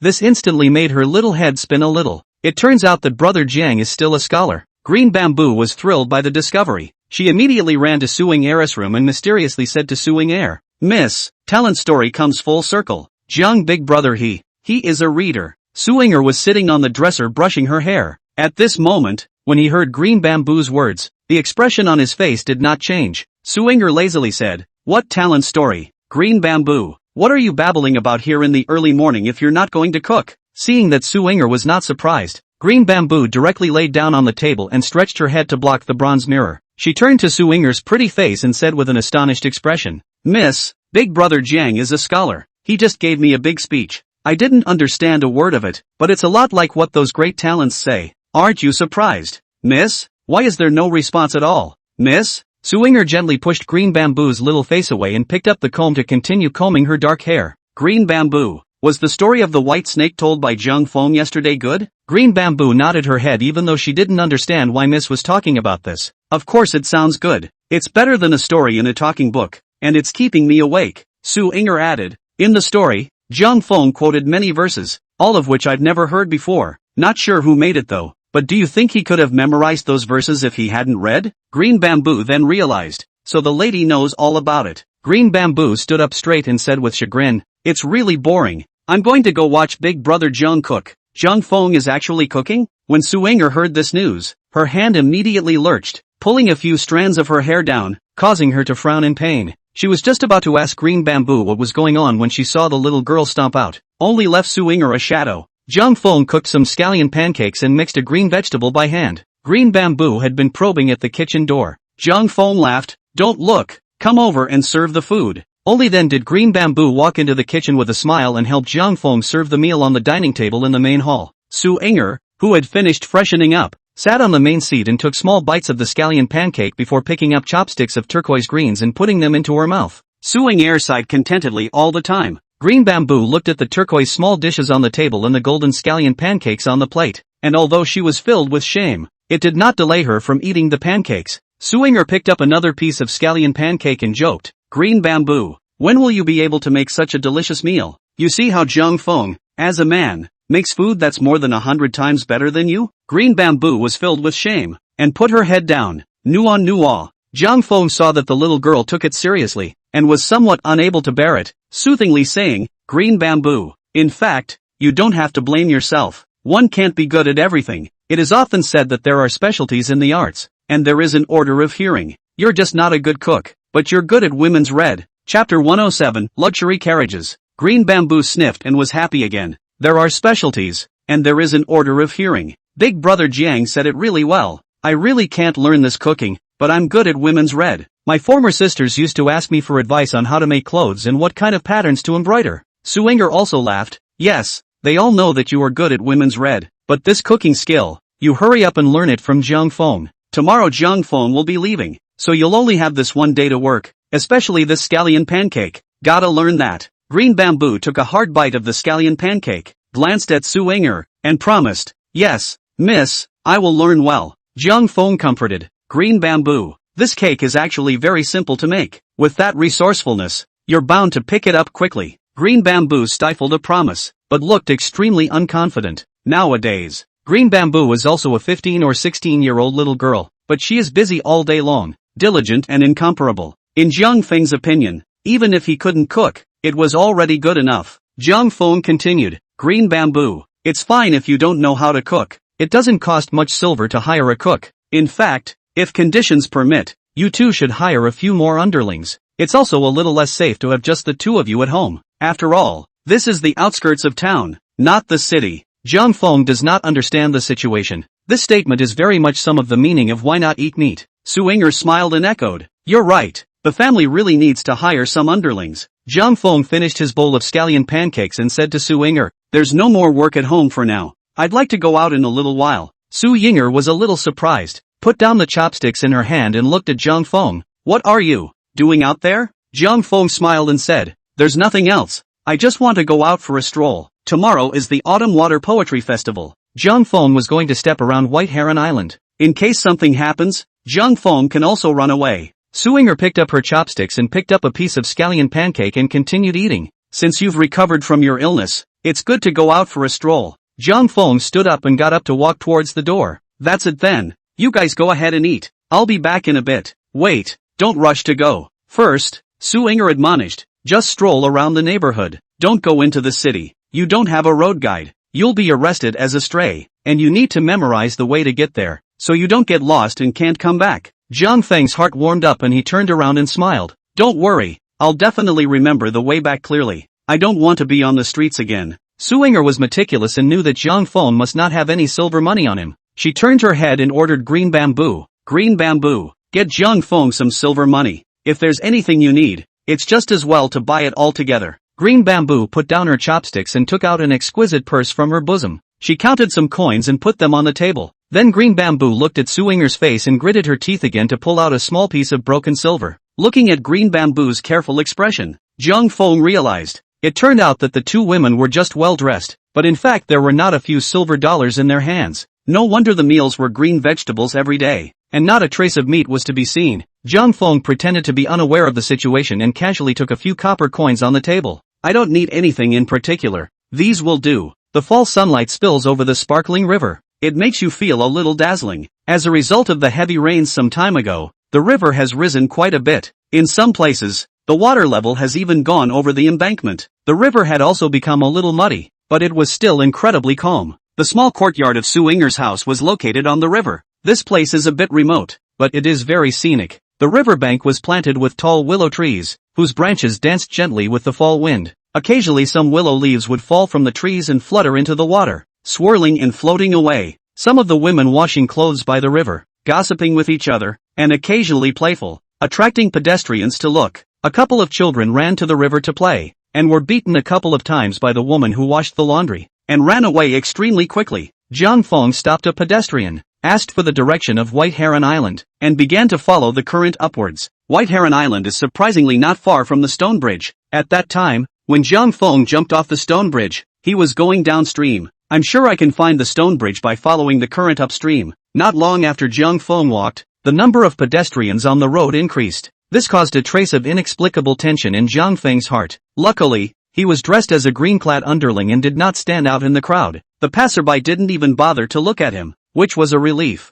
Jiang Feng didn't walk out for long before he saw the stone bridge he had once jumped off. There were quite a few pedestrians coming and going on the stone bridge. Jiang Feng walked slowly to the stone bridge, only to realize that from the bridge, he could see the entirety of White Heron Island. You don't even have to take a boat to get to Beluga Island, but there's only one way. A wooden trestle connects directly from the shore to the island. Jiang Feng looked at the situation in front of him and knew that there was no need to go to the island, so he turned around and walked back. On his way back, Jiang Feng passed by a tea house. The tea house was packed with people. Junior had a sweat towel over his shoulder and was busy with a large kettle with a long spout. Since ancient times, tea houses have been good places to gather intelligence. Some of the 3 religions and 9 streams of people, in their spare time, all like to order a bowl of tea. A burst of nonsense in the south and north of the sky. All kinds of gossip, too, basically come from here. Jiang Feng was interested in prying into the state of the capital today, so he walked into the tea house and sat in a corner. After ordering a pot of tea, Jiang Feng began to listen to the crowd gossiping. It was a pity that Jiang Feng had sat in the tea house for a long time, but he hadn't gotten any particularly useful information. Most of the people were talking about the news of the flooding in Xinyangfu, swearing about how many people died and how miserable the refugees were. It was as if they had seen it with their own eyes. Jiang Feng had stayed in the tea house for more than an hour, and when he saw all these news coming back and forth, He didn't intend to listen to it anymore. After paying for the tea, Zhang Feng got up and walked out of the tea house. Zhang Feng wandered back to the entrance of Su Yinger's house, only to find 2 more carriages at the entrance. Both carriages were quite gorgeous, causing Zhang Feng to look twice more. Zhang Feng was bored in his heart. In this day and age, I'm afraid this kind of luxurious carriage would be a Ferrari, Porsche level ride. This shows that the owner of the carriage must be a rich and noble person. This caused Zhang Feng to have some doubts in his heart. Since Su Yinger's friends and relatives were all rich and powerful people, how could the 2 of them, the master and the servant, still be living on such a tight budget? Chapter 108 A Visitor. A cart driver sat on the cart and looked at Zhang Feng with a scrutinizing gaze. Zhang Feng smiled at the driver and nodded. In the other party's astonished gaze, Zhang Feng walked into the door of Su Yinger's house. At this time, there were a few more women in the gazebo in the courtyard. Several of the women were scantily clad and their faces were ravishing. This couldn't help but make Zhang Feng freeze for a moment. The women also turned their heads in unison, all of them looking at Zhang Feng with curious faces to see. Su Yinger was sitting on a stone bench and was playing against a woman who was about 30 years old. One of them, a woman in a goose-yellow dress, stood playfully behind Su Yinger, and was more notable among the women. Her daughter was slender and slim, with a stunningly beautiful face, eyes wide open. He looked at Zhang Feng with an astonished expression, his eyes twinkling like stars. Its appearance was surprisingly no better than Su Yinger's. Green Bamboo saw Zhang Feng walking over and stood up to greet him. Big brother Jiang, you're back. What took you so long? I was worried you'd gotten lost. Zhang Feng laughed. I was curious for a moment, so I wandered around a bit more. The pavilion was filled with beautiful women of all colors, which made Zhang Feng a bit stressed. Zhang Feng waved his hand and said, I won't disturb your chess game. I'll go back to the house. While facing many beautiful women, Zhang Feng didn't come up. This caused the expression of the woman opposite Su Yinger to be slightly stunned. The woman greeted with a smile. This is little brother Jiang, right? It's rare that our Yinger would take you in despite your reputation. You really are a talented person. Don't rush into the house. Come and have a cup of tea. Zhang Feng couldn't refuse, so he smiled and nodded, walking inside the gazebo. I've just had a bellyful of water out there, so I'll skip the tea. You guys keep playing chess. I'll just watch. Su Yinger stood up, stretched and moved her sedentary body, and introduced herself to Zhang Feng. Zhang Feng, this is Mother Chow, also the proprietor of the Excelsior. Zhang Feng froze slightly. Yixiangla Zhang Feng had long heard Shen Hanfei and the others say that it was a relatively famous greenhouse in the capital. From the name calling, it made Zhang Feng understand that they were all from the greenhouse. Zhang Feng arched his hand and said, Meet, Chow Dongjia. Mother Chow was dressed in gorgeous clothes and had a clear face. It was spoken in a slightly overbearing tone,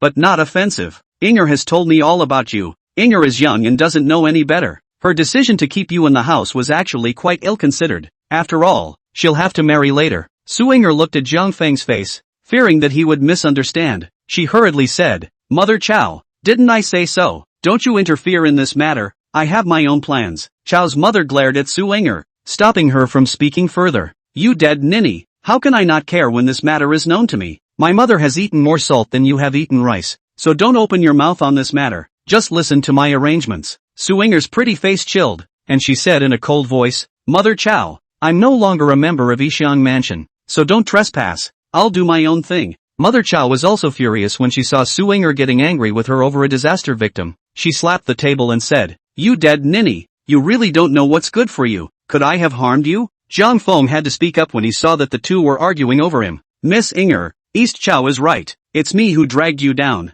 I was also too sick at the time and had no choice but to stay. Now that I am well, it is time for me to leave. Su Yinger, however, was sexually aroused. She glared at Zhang Feng and said, Which one told you to leave? You are my subordinate. As long as I don't say anything, you'll never leave. Although Zhang Feng was on Chow's mom's side, the other party was unappreciative. TSK, Agu, also Ing Air Girl. Zhang Feng, realize that you're just an underling. What a lack of manners. Can Miss Yinger be the one you call? Chow's mom's words were a bit unpleasant, but they made Zhang Feng smile. This aunt, how I address Miss Yinger is my business. The parties involved haven't said anything, so I'd advise you to stay out of it. A woman who meddles too much gets old easily. I see your face is full of wrinkles. I think it must be from too much worry. What did you call me? Auntie. Chow's mother jumped straight up like a cat whose tail had been stepped on. She touched her pretty face and said, Zhang kid, which I do you see that I am full of wrinkles? Auntie. Ha! The yellow-clothed woman had been standing behind Su Yinger, smiling and watching the fun with a gloating look. Couldn't help but laugh at the moment.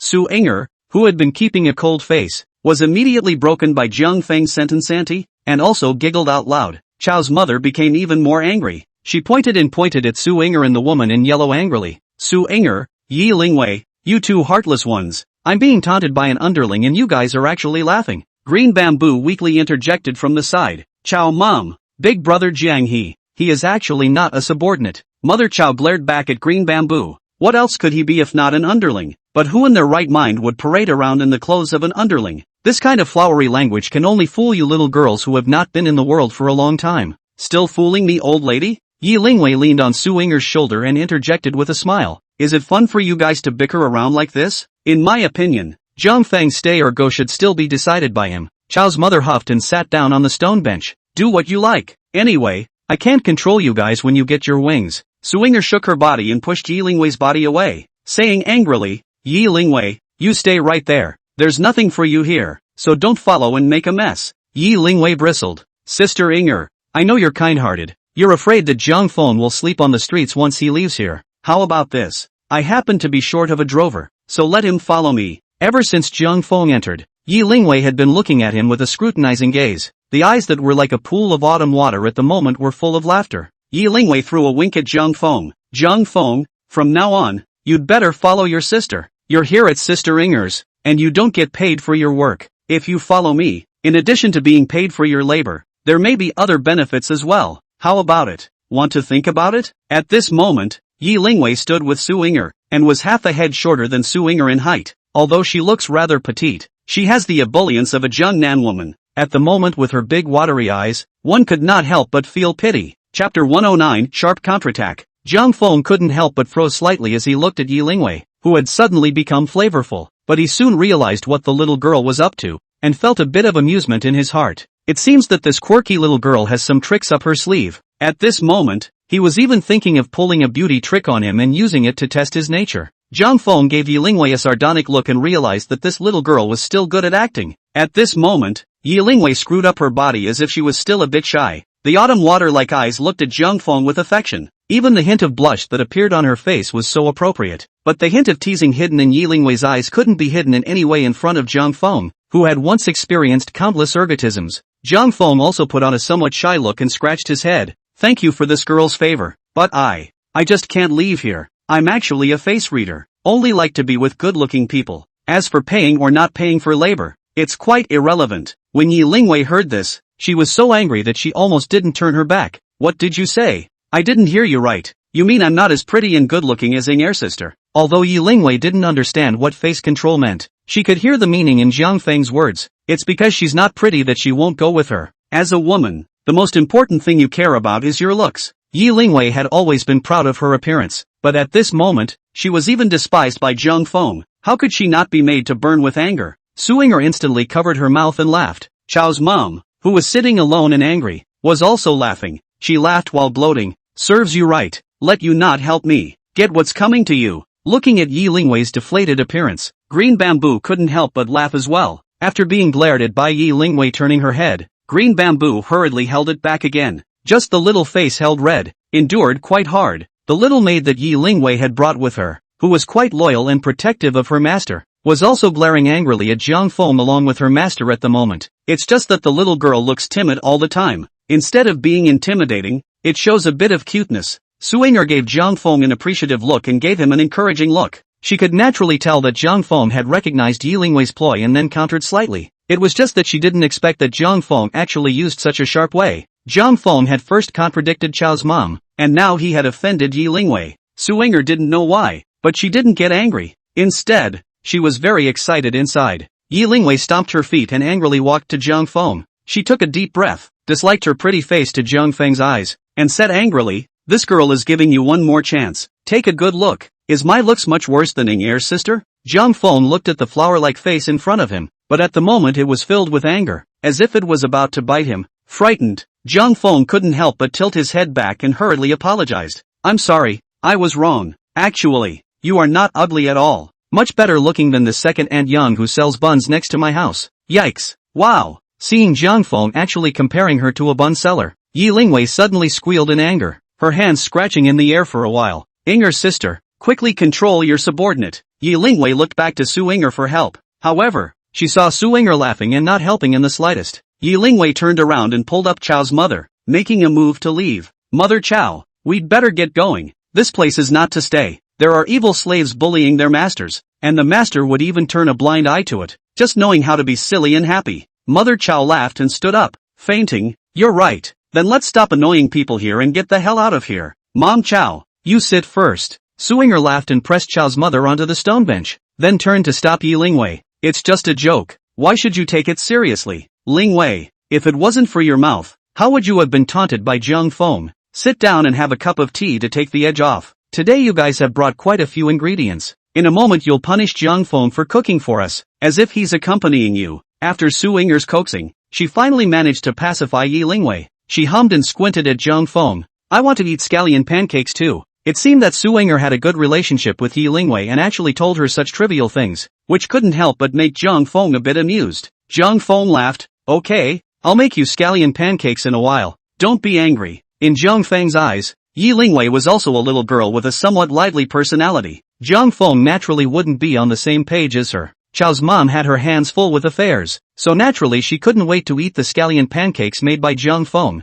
Seeing that it was still early enough that she didn't need to leave in a hurry, she thought about it and sat down again. Chao's mom was ready to probe Jiang Feng. As for the previous fight with Jiang Feng, Chao's mother hadn't actually taken it to heart. The reason why she wanted Jiang Feng to leave in the first place was just that she was worried that Suinger was not knowledgeable and wanted to take the opportunity to test him. In fact, Chao's mother had already concluded that from the moment Jiang Feng entered the room. Jiang Feng, he is by no means an underling. What subordinate could have such a temperament? Very few people had the opportunity to read in this day and age. Thus, it led to the fact that people who had read books behaved differently, as well as spoke differently, from ordinary people, especially with the kind of aura that comes with it. Chao Mama ushered in and out every day, and had seen countless people of all colors, so naturally she could tell at a glance. Jiang Feng must have read books. Although Mama Chao clearly knew that Jiang Feng wasn't an underling, she still kept emphasizing his status as an underling. The purpose was to provoke him, and by doing so to observe how his character was. Because I'm afraid that people with a little bit of status would not be able to tolerate such humiliation even during the fall. But on the contrary, Jiang Feng, no matter how much Chao's mom taunted him, he always looked like he was on cloud nine. It was surprisingly unconcerned about how people looked at him, which mouth, in particular, is incredibly sharp. The atmosphere was quite pleasant as a few people sat together and made some so-called small talk. During the few casual conversations, Chao's mom saw that Jiang Feng always had a clear gaze. The two stunning colors were hanging around in front of him, and there was no lechery in their eyes. Chao's mom finally believed it. Jiang Feng was a man who knew how to be courteous and polite, and he gradually let go of his heart. Moreover, Jiang Feng had an extraordinary manner of speech and an outstanding demeanor, and he spoke without being overbearing. Jiang Feng had once again refreshed the crowd's perception of him by behaving like this. Chapter 110, Talent. Especially when Jiang Feng was in the middle of a conversation, he tended to blurt out some strange words. It sounds like both a verse and a proverb. These words don't sound profound at first, but if you think about it, it's thought-provoking. Suinger was uniquely learned and naturally knew how good or bad these words were. Mother Chao and Yi Lingwei, likewise, were knowledgeable people. They had been ushering people in and out all day, and had seen countless literati, so they naturally realized that Jiang Feng's speech was extraordinary. At this moment, the three of them coincidentally produced an identical realization. This calamity, it's a bit unusual. Yesterday night, while Suinger was listening to Jiang Feng tell the story of the legend of the white snake, she heard Jiang Feng utter some extremely beautiful poems. There were many verses in it that caught Suinger's eye. Later, Suinger pondered on her bed for half the night, and realized that the meaning of these verses, as well as the reasoning contained in them, were well worth pondering over. But these verses were something Suinger had never heard before. At that time, Suinger also asked about the origin of the verses, but Jiang Feng replied that it was made by someone else. And at this moment, Suinger once again heard Jiang Feng casually say some new words, and with her heart itching, it was inevitable that she would once again get to the bottom of it. But Jiang Feng was answering in the same way as yesterday. He was not the first to say these new words and sayings. He's just picking up the pieces. As for the sources, some he could name, some authors, some he didn't know himself. This couldn't help but make Suinger feel very puzzled. Suinger grew up reading and was considered to be a well-read person. Since Suinger had never heard of those verses uttered by Jiang Feng, she had always believed in her heart that all those verses should have been made by Jiang Feng himself. But why does he refuse to admit it? Because generally speaking, if a scholar makes a good sentence, he would like the whole world to know it, so that he can make a name for himself. Jiang Feng, however, Seemed as if he didn't care, even when the author's name was given. It was something Su Inger had never heard of. Su Inger was puzzled. Later on, it could only be narrowly thought that Zhang Feng didn't love vanity and didn't want to be burdened by fame. In this way, on the contrary, Su Inger more admiration. Mama Chow pays attention but not to the verses. She reads little, and for some verses, she just thinks they sound good, and can't tell the difference between good and bad. However, the sprightly temperament that Zhang Feng displayed as he spoke so eloquently made Chow's mother feel very alarmed. At Yixiang Lu, Mama Chow had received too many children of the world's families. She knew it very well in her heart. This kind of aura of Zhang Feng's was often the might of someone in a high position who had accumulated it bit by bit over the years. And it's not just a matter of being strong. The habit of receiving people over the years made Chow's mother involuntarily put Zhang Feng on a higher level than her. With Zhang Feng's eloquent speech, it actually gave Chow's mom the feeling of receiving some big shots. Sometimes when talking with Zhang Feng, Chow's mom subconsciously had a pandering smile on her face. This made Chow's mother feel very awkward in her heart. When Chow's mom reacted, she became even more curious about Zhang Feng's identity. So Chow's mother used all her skills to get Zhang Feng's words, trying to find out his details. It was a pity that no matter how much Chow's mom tried, she would be easily recognized by Zhang Feng. And then he got sidetracked by a few words. Chow's mother was at once deeply powerless, facing Zhang Feng, who was as lubricated as a loach. Chow's mother not only failed to find out his bottom line, but also got caught out by him about the hidden secrets of running a greenhouse. Chow's mother knew that further conversation wouldn't get her any useful information. It was only with a depressed feeling that he got up and left. Zhang Feng stood up and arched his hand, saying goodbye. Yi Lingwei also mimicked Zhang Feng's appearance, smiling and arching her hand to bid farewell to Chow's mom, only to get a blank stare from the other. And Su Inger, as the host, naturally had to send each other off. Mother Chow walked to the gate of the courtyard and looked back at Zhang Feng. Seeing that he was joking about something with Yi Lingwei, she couldn't help but sigh and said to Su Inger, who still had a smile on her face, Inger, this person Zhang Feng, the old lady really can't see through him somehow. All I know is that he is by no means an underling, and I can't say what he is. Anyway, you don't want to get in too deep. Su Inger's pretty face immediately reddened. Mom Chow, what are you talking about? I've only known Zhang Feng for 2 days. I don't have that kind of meaning at all. Chow's mother pointed at Su Inger and bristled. You're the one I've brought up since I was a child. I still don't know you. You are gentle, polite to everyone, and seldom theorize with anyone. If you don't have such a mind, why are you angry with me over an outsider? Inger, you didn't used to be like this. Su Inger was shocked in her heart, and a blush immediately appeared on her face.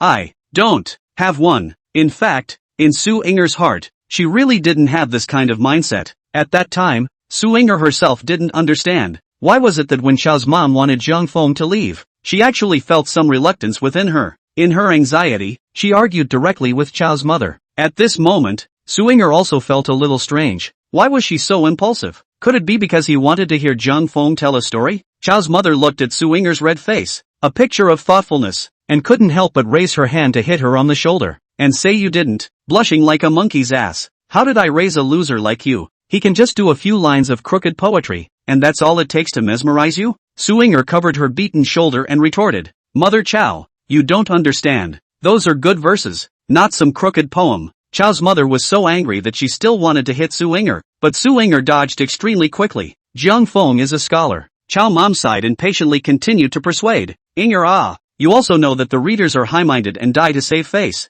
Even if I were to die, I wouldn't pretend to be a lowly servant. For Zhang Feng to be able to hold back so much, he either has an open heart or is a great traitor. I can't see it anyway. But all these things, you have to think about them and see them through. Don't let him fool you. Su Inger sighed. I'm a person from a greenhouse. Besides this appearance given by my parents, what else can I cheat? Zhang Feng told me a long time ago that he's already married. Mother Chow, he's just a man in distress. It's not as complicated as you think. It's just that I didn't expect Zhang Feng to be so talented. Su Inger remembered how Zhang Feng had just exited his mouth, spirited and swaggering. A lot of little stars sparkled in his eyes. Chapter 111, A Different Kind of Mind. Chow's mother was furious when she saw Su Inger's flamboyant look, seeing that she hadn't listened to her words at all. Look at you now. You're really pissed off. Chow's mom shone a slap on Su Inger's shoulder. Did you even hear what I said? Su Inger dodged and didn't avoid it, rubbing her shoulders and laughing. Mama Chow, I know. It's not at all what you think anyway. You needn't worry. Tomorrow Zhang Feng will leave, and it's not even clear if we'll see each other again in the future.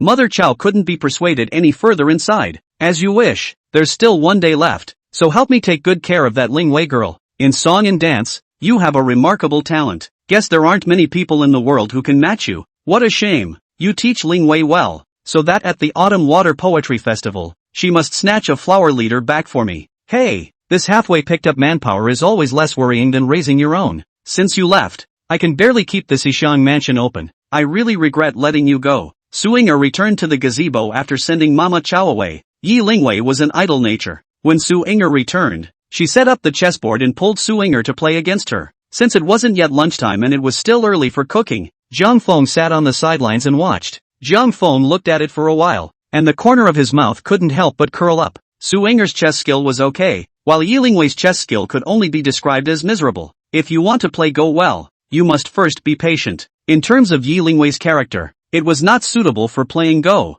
In Zhang Feng's opinion, it was simply a messy downward spiral. Later, Zhang Feng just couldn't stand it anymore and pointed to a spot on the chessboard. If you still don't make a move here, this piece is all gone. After Zhang Feng's instruction, Yi Lingwei also immediately discovered her mistake. She very obediently landed a piece where Zhang Feng pointed out, then looked at him in surprise. You're a lowly man, and you actually know how to play chess? Zhang Feng smiled and said modestly, not very knowledgeable, just a little. Su-Inger didn't feel surprised that Zhang Feng knew how to play chess and said softly, Zhang Feng, when we finish this game, let's start a new one. Show me how good you are at chess. For playing Go, it's the rivalry that makes it interesting. Su-Inger playing chess with Yi Lingwei was a torture for her. Yi Lingwei saw that she was about to lose miserably. Her eyes turned and said, Zhang Feng, Sister Inger and I are evenly matched right now. Just go ahead and play with Sister Inger. Why bother reopening the game? You guys go on down. I'll get you some fruit. Yi Lingwei stood up and directly pulled Zhang Feng over so that he could sit in front of Su-Inger, turned around and ran away. Su-Inger clearly knew that it was Yi Lingwei who saw that she was about to lose and started to play tricks, but there was nothing she could do about it. She had to ask Zhang Feng,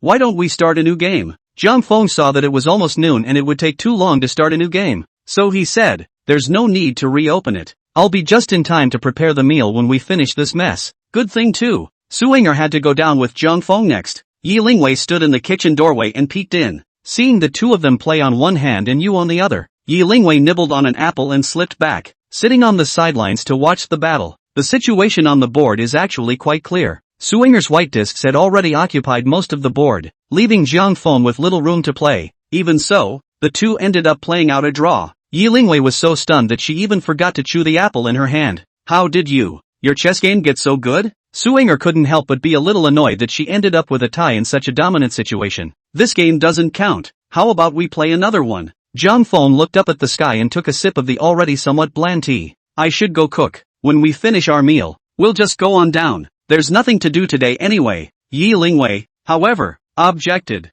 What's the point of playing chess? After dinner in a while, you go on to tell the story of the white snake. That little girl Green Bamboo is talking nonsense, but it sounds like there's a few more points to it. Although Su-Inger also wanted to hear it, she remembered Mama Chow's instructions when she left and still felt that business was important. No, Mama Chow said to keep you under control. I'll follow you back to Ishang Mansion after we finish our meal in a little while. Hurry up and practice the dance I taught you a few days ago. Let me see how you're doing. Zhang Feng laughed and didn't say anything as he got up and walked towards the kitchen. Green Bamboo, who was bent on learning the art, hurriedly got up, pulled up Yi Lingwei's maid, and together they followed him towards the kitchen. Su-Inger and Yi Lingwei were the only two left in the gazebo. Su-Inger began to gather the chess pieces on the stone table. Yi Lingwei sat lazily on the stone bench, her slender calves swaying one by one, nibbling on an apple carelessly. Yi Lingwei's gaze, however, was always directed at Zhang Feng's back. She watched as Zhang Feng walked into the kitchen and disappeared before she whispered, Sister Inger, this person is indeed somewhat extraordinary, but the origin is unknown and the city is deep.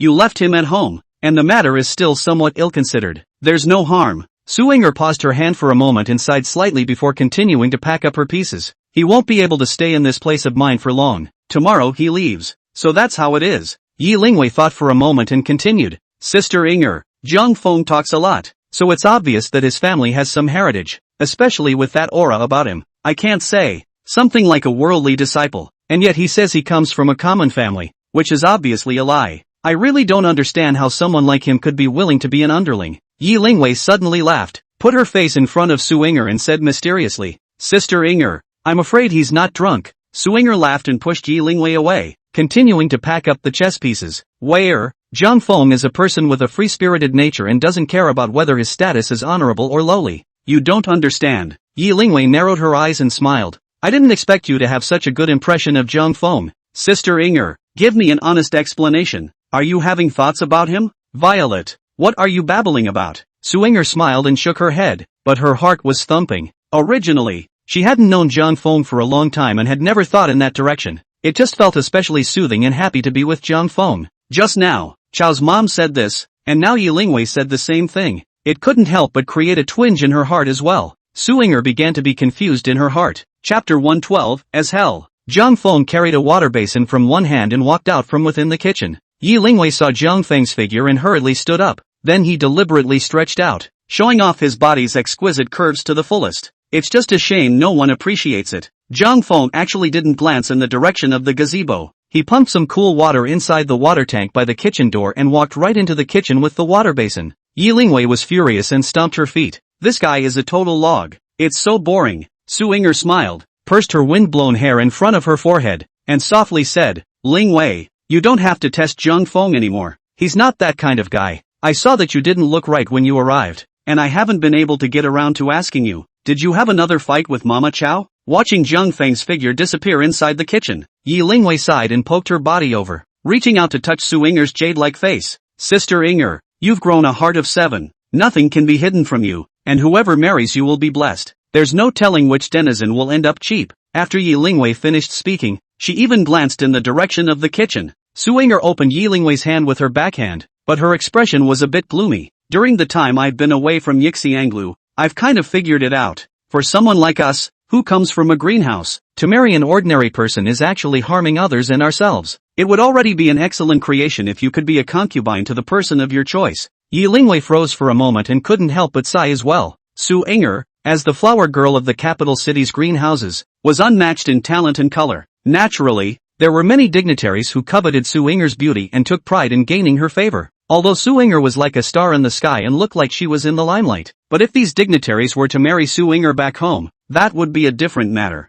A big family with a little bit of heritage would never let a woman from a greenhouse be their main wife. The best outcome for Su Inger was nothing more than being a famous concubine. If she had married an ordinary man, there might have been possibilities as a proper wife. However, Su Inger had grown to be as beautiful as she was, so it was inevitable that someone would covet her looks, and an ordinary person would not be able to protect her. Those sons and daughters of government officials who are out of balance in their hearts only need to hook their fingers, and that is the end of their families. In this way, Su Inger didn't have much of a choice. Su Inger's only way out was to find someone who could protect her and still make those dignitaries jealous. If there was another son or daughter, by then the mother would have a son, and it wouldn't be too miserable in her old age. As this topic was too heavy, both women were in a somewhat depressed mood. After a while, Yi Lingwei suddenly remembered something and opened her mouth. Sister Inger, that second son of the Li family, are you really not considering it? Su Inger shook her head and frowned. Let's not talk about this. It's futile to talk about it. It's better to talk about your business. Why did you fight with Mama Chow again? Yi Lingwei frowned and said, actually,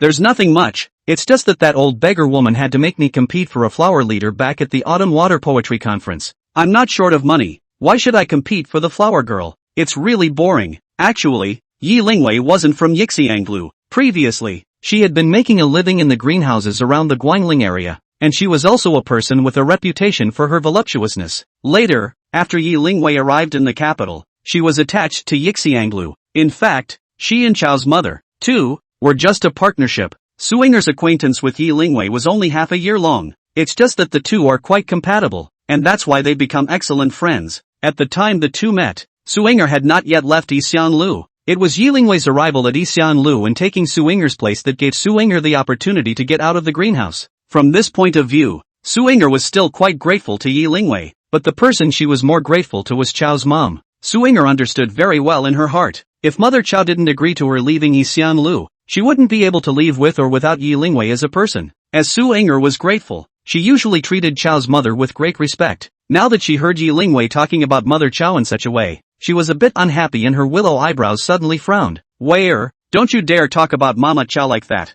Think about it. In these 6 months, has Mother Chao ever treated you badly? Yi Lingwei bristled. Mother Chao is very good to me. It's not false, but she doesn't know enough after all the money I've made for her. Su Inger sighed and said, Lingwei, with the silver money our sisters earned, it would be good to have 3 achievements of what Mama Chao can keep in her hands. She can only run the Xishan mansion if she hits all the right notes. That's why you should also understand Chao's mom. It's actually not easy for her. Actually, Mother Chao didn't ask you to compete for the flower leader for her own sake. After all, she doesn't have your body contract in her hands. In case you leave Yixianglu after obtaining the flower leader, what will she do to stop you? The reason why Mother Chao spared no effort to support you was also because she wanted you to have a reputation as a flower leader and to find a good home in the future. And the Yixiang mansion, too, will be famous for having 2 flower leaders in a row, and thus the water will rise. It's something that will benefit both you and Mama Chao, so why should you reject it? Seeing that Su Yinger was getting a little angry, Yi Lingwei stood up and hugged her arm just for a while and shook it. Ying-er sister, you are such a lovely person, luscious and so kind-hearted. If I were a man, I'd have to marry you. Sister Ying-er, I'll just listen to you. I'll definitely go to this flower leader competition. As to whether it will work or not, that's up to God's will. I don't have much confidence anyway. The ones from the 100 Flower House and the Yingchun Pavilion are backed by big families. But I have nothing. What am I going to do to compete with them? The reason why I don't want to participate is also because I'm afraid of making a fool of myself. Stop shaking. It's making me dizzy. Su Yinger pressed Yi Lingwei on the stool and snapped. Hurry up and sit down for me. Lingwei, you don't have to be presumptuous. The matter is not impossible. You have a good look and talent. All that is missing is an opportunity. Especially your vocals, which are a little better than mine in terms of high notes. If there was a good poem for you to sing, I'm sure it would spread throughout the capital in a day's time. It's not that easy. Yi Lingwei sighed, resting her cheeks in her hands and looking in the direction of the kitchen. Good poetry is all but unattainable. The second son of the Li family has now won the literature prize, and is still considered to have some literary talent within this capital. Yi Lingwei turned her head and smiled at Su Yinger.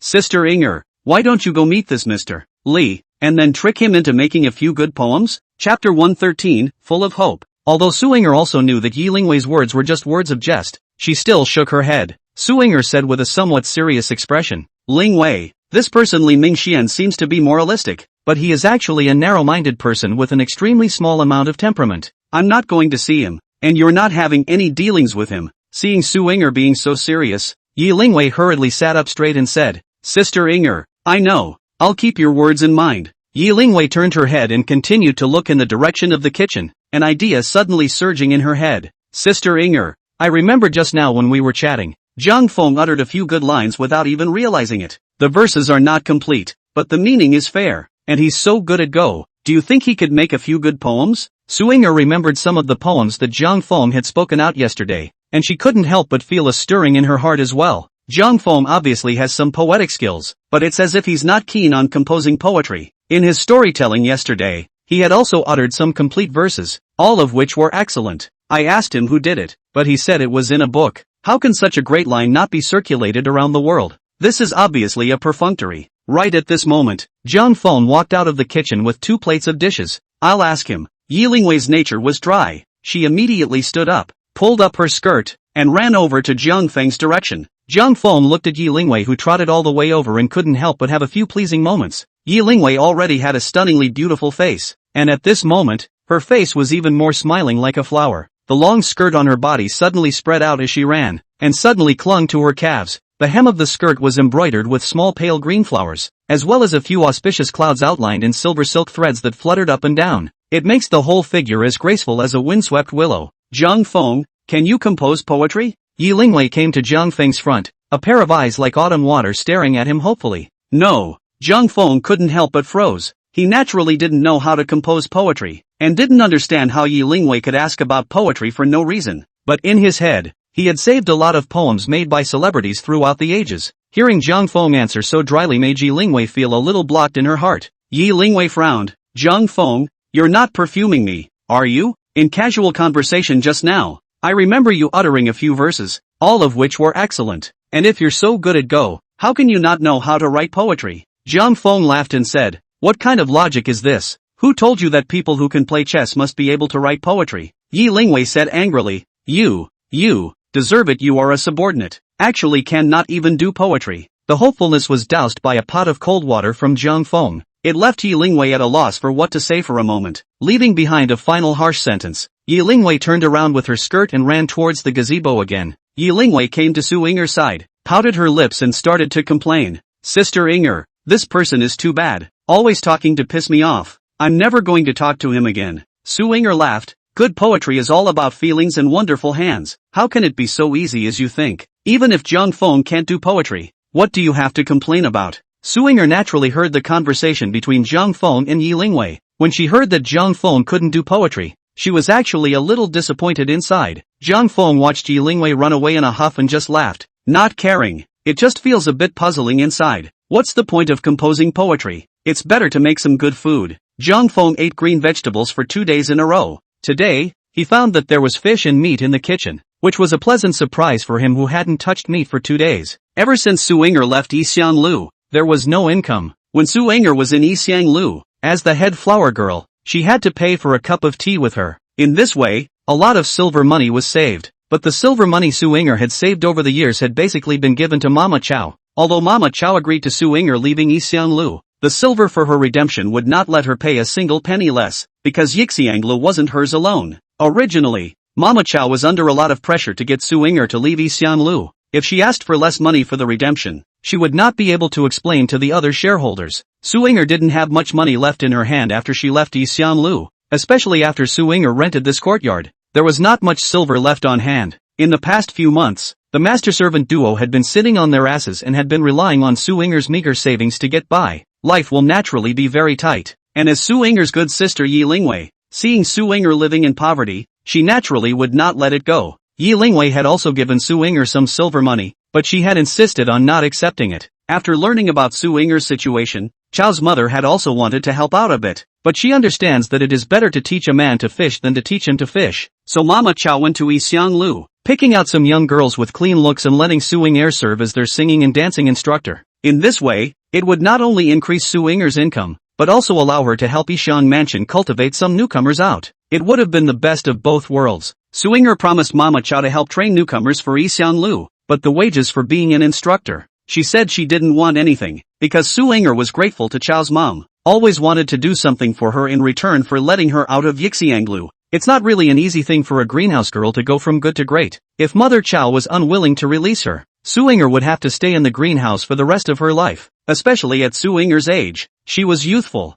beautiful, and versatile, while also having the status of a flower girl. It's the right time to help Chow's mom earn money. It could be said that as long as there was Su Ying'er in Yixianglu, there was no worry about business. Even to say that the day-to-day is not an overstatement. I'm afraid that letting Su Ying'er go at this point in time would be difficult for an average person to do. But Mother Chow let Su Ying'er leave Yixianglu, because Chow's mother knew that leaving when Su Ying'er was in her prime might still lead to a good home. When she is old and gray, all that awaits her is to die alone. Su Ying'er naturally understood this. She would naturally be grateful to Mother Chow. So how could she accept the silver money for being a singing and dancing instructor? Facing such a good and strong Su Ying'er, Yi Lingwei was also out of options. But she can't have her own big fish and meat every day while watching her good sister eat chaff. Yi Lingwei had to find another way. Every time he came to visit Su Ying'er, he brought quite a lot of rice and noodles and some other ingredients, and had them moved directly into the kitchen. For these gifts, Su Ying'er couldn't afford to push back. Chapter 114. Now that he had these ingredients,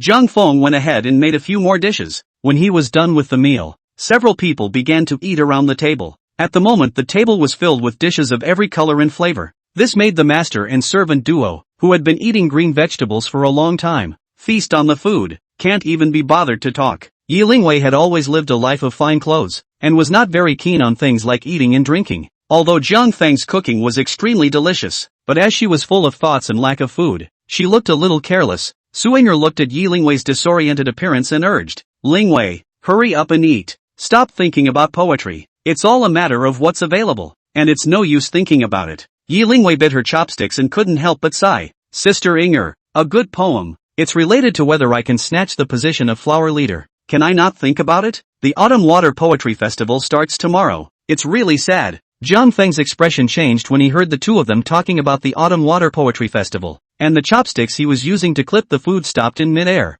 Zhang Feng also had half a clue about this Autumn Water Poetry meeting in the capital. Zhang Feng had only heard Lu Yuni say a few words to her before he learned that the Autumn Water Poetry meeting was held every year on White Heron Island, and the Begonia Poetry Club, basically, will be attending. Zhang Feng was interested in learning about the situation of the Autumn Water Poetry meeting, so he opened his mouth and asked, "Miss Ying'er, what kind of situation is the Autumn Water Poetry meeting? Can you introduce me?" Yi Lingwei looked at Zhang Feng and remembered that he had deliberately degraded her appearance, and she was suddenly furious. You don't know how to compose poetry. What are you inquiring about that for? Su Inger smiled helplessly, putting down the dishes in her hands and explaining to Jiang Feng about this autumn water poetry meeting. The Autumn Water Poetry Festival, an event for the readers of the capital. Its organizers were a number of famous scholars who had made their mark in literature, and some officials of the court. The participants are all literary talents, too. They'll do some poetry at the poetry festival to make a name for themselves with it. By now, the Autumn Water Poetry Festival in the capital has been held many times. Jiang Feng suddenly thought of a problem. This Autumn Water Poetry Club, it would be good not to have any more thresholds. If we can't get in at all, where will we find Princess Changdal then? Jiang Feng didn't eat his rice and directly put down his chopsticks and asked, Miss Inger, this Autumn Water Poetry Festival, what are the requirements for participants? Su Inger froze for a moment, not understanding why Jiang Feng was suddenly interested in this poetry club. There are no special requirements for participants, and it will not be limited to the capital city. All the readers of this world who can recite poetry and write pairs of poems can go and get it. But to limit the crowds, you must also have an invitation to enter. Yi Lingwei picked up a green vegetable and put it in her mouth, squinting at Jiang Feng. Once again, she scorned, you don't know how to compose poetry, so what are you doing at the Autumn Water Poetry Society? Not just now, but now. Jiang Feng smiled and asked Su Inger again, Miss Inger, how can I get an invitation? Just a moment ago, Yi Lingwei had asked Jiang Feng hopefully if he could compose poetry, only to receive a negative answer. At this moment, Jiang Feng even said that he would, which instantly made Yi Lingwei furious. Yi Lingwei put her chopsticks on the table forcefully and said angrily, Jiang Feng, you're deliberately pissing me off, aren't you? Just now you clearly said you couldn't compose poetry. How is it that after all this time, you're saying you will again? Jiang Feng shrugged his shoulders, spread his hands and laughed. Whether I can compose poetry or not, does this matter have anything to do with you? Hurry up and eat your food. Eat more. Look how festive you are now that you're round. How dare you? You, call me fat. Yi Lingwei couldn't say anything to Jiang Feng, so she directly dropped her tears in aggravation, and started crying when she lay on Su Inger's shoulder. Inger's sister, you also saw it. He's just a bad guy. Just now you thought I was ugly. Now you're calling me fat. So when it adds up, won't I be ugly and fat? Whoa, I'm not living. Su Inger laughed a little bitterly. Yi Lingwei hadn't been able to speak to Jiang Feng, yet she still kept making provocative remarks. Now that this result had occurred, she had simply asked for it. Su Inger comforted, don't listen to Jiang Feng's nonsense. Our Lingwei is the most beautiful. How can she be ugly and fat? When Su Inger said this, she almost laughed out loud when she thought about what Jiang Feng had said. Jiang Feng quickly apologized to Lingwei. How can you talk about people like that? Jiang Feng saw that the little girl could not help but tease, and even gave said cried, hurriedly coaxed, Ming Lingwei girl national color, looks like a flower, pouring the country into the city. Who said Miss Lingwei is ugly and fat? Who said that? Come forward quickly and I'll be the first to not spare him. When Yi Lingwei saw Jiang Feng talking so justifiably, she directly laughed in anger, but she also knew that this was equal to Jiang Feng apologizing with her in disguise, and she couldn't not know the difference. Humph, just so you know, I won't bother with you this time. Yi Lingwei's fuss made Su Inger a little worried that she would leave Jiang Feng with the impression of being unruly and capricious. Explaining, Jiang Feng, don't be general with Lingwei. She's in a bad mood today, that's why her words are flushed. It's not usually like this, so don't take it personally. How could Jiang Feng be general with a little girl? It was just fun to fight with her for nothing. No harm done.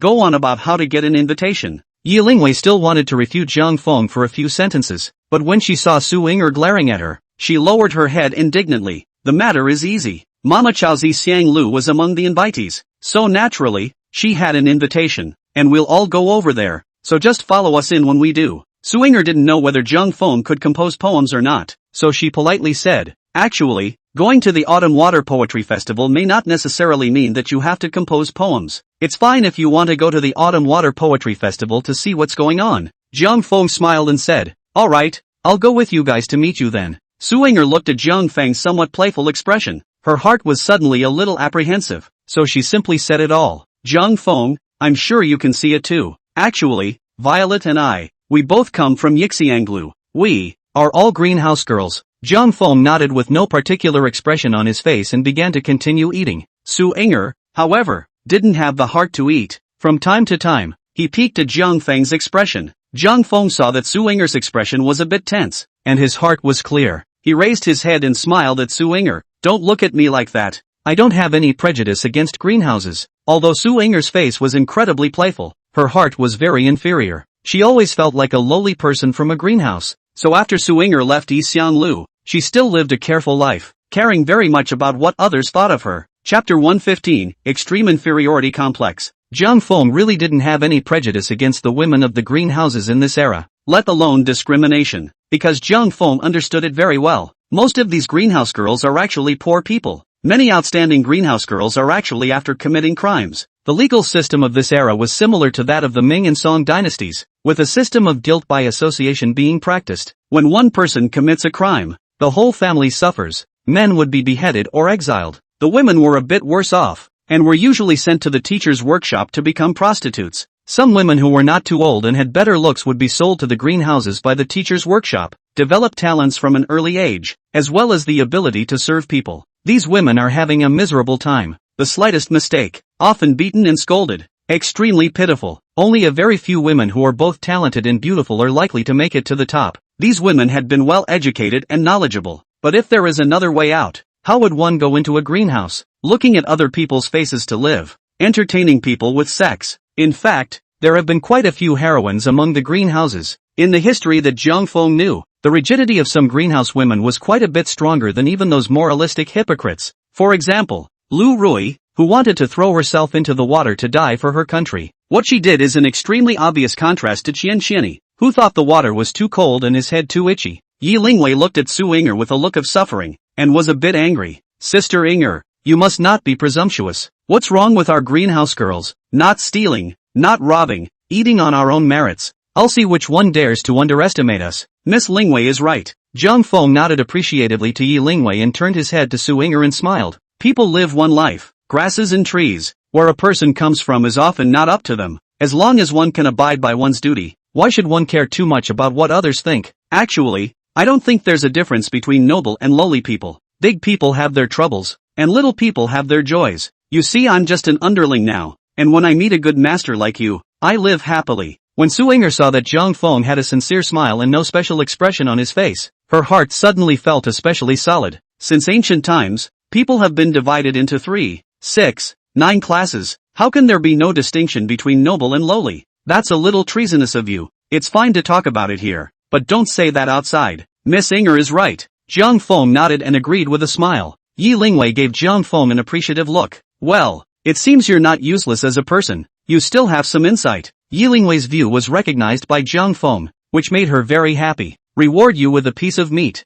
With a smile on her face, Yi Lingwei picked up a piece of meat and put it in Zhang Feng's bowl. Zhang Feng looked at the meat in the bowl and then at Yi Lingwei's chopsticks. These chopsticks of yours, they must have been in your mouth for a little more than half an hour, right? What do you want? Want me to eat your spit? Yi Lingwei immediately blushed red. Oof, this girl to give you a dish, is to look up to you, you even still dislike. That's really insensitive. If you don't eat it, I'll eat it. While Yi Lingwei was listening to Zhang Feng talking to Su Ying'er, she kept her chopsticks in her mouth because she was paying too much attention. She didn't even realize it herself. It was only at this moment when Yi Lingwei heard Zhang Feng say this that she realized that this move was too ambiguous. Yi Lingwei probed and snatched the meat in Zhang Feng's bowl and put it directly into her mouth, glaring fiercely at him before chewing with gritted teeth, as if biting Zhang Feng's meat. Su Ying'er couldn't help but laugh at this. Okay, hurry up and eat. The food is getting cold. Midori kept his head down as he ate. She knew that Su Ying'er had an excellent impression of Zhang Feng and didn't want Zhang Feng to leave a bad impression on the young lady. Green Bamboo especially wanted to explain something to Zhang Feng, but he had been unable to interject. At this moment, seeing that no one has said anything, then she softly said to Zhang Feng, Big brother Zhang, my lady is not the same as other women in the greenhouse. She was the last flower girl of the capital, and like Sister Lingwei, she is a purser. It's just the kind that sells itself. Half a year ago, just misredeemed herself and left Yixianglu. Now that we are free, we will never go back. Zhang Feng gave Su Ying'er a surprised look. He thought in his heart. It turned out that Su Ying'er had been the flower girl of the capital city's greenhouses. No wonder she was born so absolutely beautiful. Zhang Feng arched his hand and laughed. So it turns out that Miss Ying'er is still a flower leader. Disrespect. Out of respect. Today I actually get to dine with the flower girl, and I feel very much connected to her. Su Ying'er, however, was filled with disgust for the old life of forced smiles and flattery in the greenhouses. Don't even want to remember the past. As for the flower girl of the greenhouse, Su Ying'er had never felt that there was anything remarkable about it either. At the moment, she looked at Zhang Feng's pretense of arching his hand in salute, but she wasn't happy at all. Su Inger was afraid that Zhang Feng would look down on her past. She also couldn't tell if Zhang Feng was really complimenting or secretly being sarcastic, so she couldn't help but look a bit glum. Su Inger sighed. The so-called flower leader is just a way to get a laugh. It's not worth mentioning at all. Zhang Feng couldn't help but laugh at Su Inger's expression. Zhang Feng had seen many people with personalities like Su Inger. One thing they all have in common is extremely low self-esteem. On the surface it seems like you don't care about anything. In fact, they care most about what others think of her and desperately want to be comforted and recognized. Such people are simple. All you have to do is comfort her with a few kind words and she will feel very content and happy. Zhang Feng thought for a moment and said, in fact, among the green houses, there have been many admirable and strange women. Though she was disdained by the world, she never despised herself, as described in the Irene sermon. Out of the mud, not dyed, and in the Mondi League, not demonic, straight from the center, not sprawling, fragrance far away and clear, pavilion net planting, can be seen from afar but cannot be desecrated, out of the silt, out of the mud, in the mauve. Su Inger savored these words and empathized with them. Her eyes gradually filled with some water vapor. Yi Lingwei was finally able to hear Zhang Feng say some good words. Her heart was a bit touched, and she actually got up and bowed to Zhang Feng. Zhang Feng, looks like I really underestimated you. Although this Irene saying doesn't sound like poetry, it's kind of literate. I was wrong at first. I'll make it up to you. Zhang Feng couldn't help but smile. He naturally knew Yi Lingwei's purpose for being so arrogant, and spoke directly. I didn't write this Irene saying. I'm just picking up the pieces. Yi Lingwei's eyes instantly glared and she huffed. If you didn't write it, then who did? How could I have never heard of it? Chapter 116, A State of the Art. Zhang Feng continued. There are more than 10 million poems in this world. You haven't heard this Irene saying? What's so strange about it? Flowers drift on their own. One kind of lovesickness, two idle sorrows. Have you heard this one before? Yi Lingwei froze for a moment, followed by jumping up with joy. That's a good word. That's a good word. What about the full text? Tell us about it? Yi Lingwei is well read and has extraordinary talent. Usually face people are some literati. Naturally for poetry, has a very high appreciation. At this moment, Yi Lingwei only heard a remnant of a sentence. That is, she knew how the full text was meant to be. Zhang Feng thought for a moment and then spoke again. The east wind releases thousands of flowers at night, and even blows down stars like rain. BMW carving car full of incense on the road. Phoenix Shao sound. Jade pot light turn. One night fish and dragon dance. Have you heard of this one? Su Inger stood up violently, and her body trembled slightly. All she heard though were scraps of sentences. Each line, however, deserves to be scrutinized, and the poems are appreciated for the depth of meaning expressed therein. These poems are of a caliber that will last through the ages. Su Inger believed that Zhang Feng had the ability to compose poems, but I didn't expect him to reach such heights. Yi Lingwei stared blankly at Zhang Feng, no longer having the courage to answer him. The song Green Jade is rather long, already half a cue, and its caliber is obvious at first sight. To Yi Lingwei's shocked heart, it felt like a dream. How could such a downtrodden disaster victim make such poetry? Zhang Feng greeted the two girls. You two don't mull it over. I didn't write any of these poems. You just haven't heard them. Hurry up and eat. The food is getting cold. Yi Lingwei promised, and sat down with some godlessness. Since these poems hadn't been passed down, the two women naturally didn't believe Zhang Feng's words. He thought that Zhang Feng was just hiding his clumsiness and didn't want to take on these false names. Yi Lingwei began to change her attitude drastically, and was so cordial to Zhang Feng that she directly changed her name. Brother Jiang, do you want to add rice? I'll help you. Brother Jiang, are you thirsty? Do you want me to pour you a glass of water? Brother Jiang. Yi Lingwei was circling around Zhang Feng, already making it impossible for him to eat normally anymore. Zhang Feng helplessly put down his rice bowl. I'm scared of you. I'll give you a verse of whatever kind you want. I didn't write these poems anyway, so it doesn't matter whose name is signed. You tell me what specific requests I have. Want a poem or a word? What's the subject matter? Let me see if I have it in my head. Yi Lingwei's eyes instantly smiled into a crescent moon.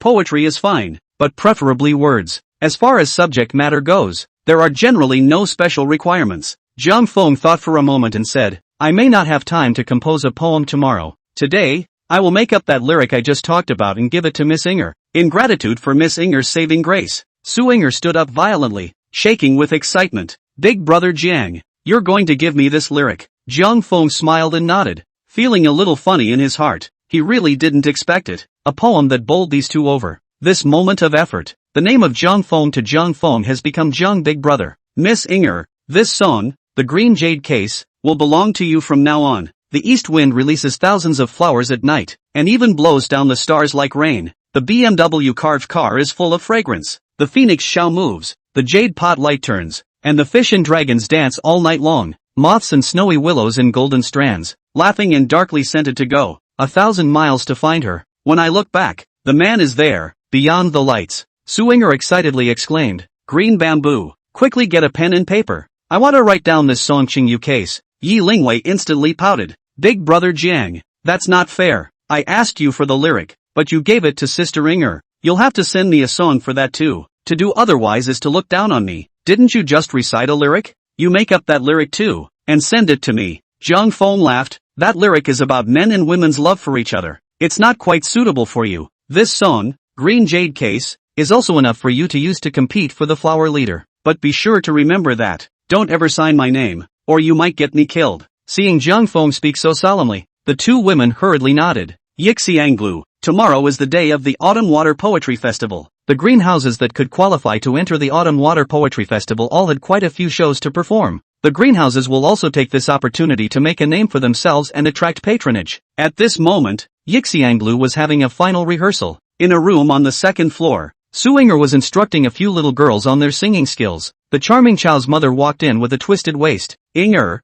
Mr. Li is downstairs. He has come to our Ishan Lu to look for you many times. Go and meet him for a while. Suinger frowned. Mother Chao, I don't want to see him. Just tell him I'm not here. Mama Chao laughed. Inger, I've already told Mr. Li that you're upstairs. You won't be able to run away today. You heard me. Better go meet him now. Now that Mr. Li has achieved the status of a lifer, he is already a government official. Even if you were to give him a concubine, it would not be an insult. Suinger shook her head and said softly, Mother Chao, I won't see him. You'd better let him go. Chao mother's eyes glared and said angrily, You child, the idea is always so positive. Couldn't my old lady do you any harm? Think about it. Now that Mr. Li is a lifer, what kind of woman can't you get if you want? Why did he choose to come to Yixiangla to look for you again and again? Suinger sighed and said, Mother Chao, it's not what you think. Mr. Li is not a man of children. You don't know his character. The man is drunk on his career. This triple visit to me is also just to fulfill one of his wishes in order to gain the capital to show off to his friends. Mother Chao bristled. Men aren't all like this. It's only human to take a flower girl as a concubine and show off to your friends. In my opinion, it's still Mr. Li who doesn't forget his old feelings, and that's why he came to Ishan Lu to look for you 3 times. He's so in love with you. How can he not be good to you in the future?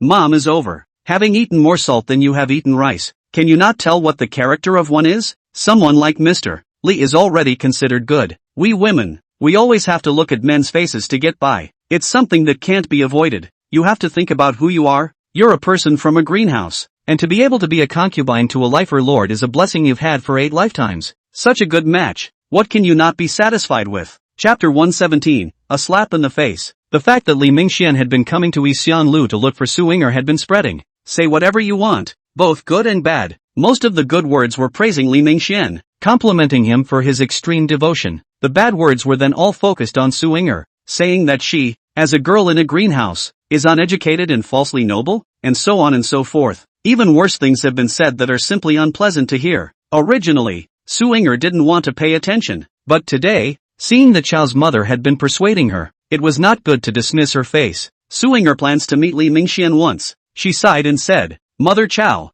I know you're doing this for my own good, but you don't have to persuade me anymore. Even though my status is lowly, I will never give him a concubine. Mother Chao said, You child, you don't want to be a concubine to Master Li Fu. Do you still want to be the rightful wife of a foot soldier and peddler? You're not enjoying the blessings, but you're going to live the kind of life that's worse than a pig's dog's. You're clearly blinded by lard. Suinger stopped arguing with Mama Chao and got up. Mama Chao, stop it. I'm going to meet him now and talk it over with him face to face. Save him from coming back to Yixiangla to make things difficult for you. How can you be so stubborn? You dead ninny? Chao's mother said angrily. Duke Li didn't grant me a single penny. I'm advising you because I brought you up, just to give you something to fall back on for the rest of your life. Since you insist on it, I won't say anything more about you. Sooner or later, you'll regret it. Suinger said, Mother Chao, you have said so much with me for my own good. I know all this in my heart. I know what I'm doing and I won't regret it later. Suinger smiled, blessed Mama Chao, and headed directly downstairs. Yixiangla Hall. People on the stage were holding up their wine and drinking, and several young girls were dancing on the stage. Some lute musicians with lutes in their arms were playing a moving piece of music. At a table in the front, filled with wine and food, only one young man was seated. The young man was dressed in a Confucian shirt and looked like he had an extraordinary demeanor. Only his expression was a bit arrogant. This person was none other than the newly admitted lifer Li Mingxian. Behind Li Mingxian stood a tall underling. The face is fierce and the eyes are stern. One look and you know it's not an easy one. Su Inger lifted her skirt and slowly walked down the stairs, causing a clamor. If it isn't Miss Inger, it is said to have gone from good to evil. How could it appear here? Worthy of being the reigning capital city's flower leader for 2 terms, truly the best color on earth. It's a shame that such a special thing can't be kissed. Be careful what you say. Li Xiaolian is here. He is the rightful owner. When Li Mingxian saw the shapely and elegant Su Inger, a smile appeared on his face and he stood up to welcome her. Miss Inger, it has been more than half a year since we parted ways in the past. I have missed you so much, and I finally see you today. Su Inger blessed the young man. Greetings, Mr. Li. I've heard that Mr. Li has now achieved the status of filial piety, which is really something to be congratulated. My small daughter is here to congratulate Mr. Li. Li Mingxian waved his hand and said with a haughty face, winning the election this time was just a fluke. It's not worth mentioning. I'm more concerned with Miss Inger's heart. At this time last year, I had not yet been successful in the imperial examination, and was only a showman. At the time you didn't want to come with me, justifiably, and I didn't blame you. Now that I have been successful in the examination, I have to prepare for the congressional examination in recent days. I would like to ask Miss Inger once again if you are willing to come with me this time? Su Inger replied, thank you, Mr. Li, for your love. The young woman comes from a greenhouse, and I'm afraid that accompanying you at your husband's side would dishonor you. Li Mingxian immediately changed his expression and said coldly, so it seems that Miss Inger's meaning is still unwilling to come with me? Su Inger nodded without hesitation. Mr. Li, please don't come back to Lu to look for me in the future. My youngest daughter wishes Mr.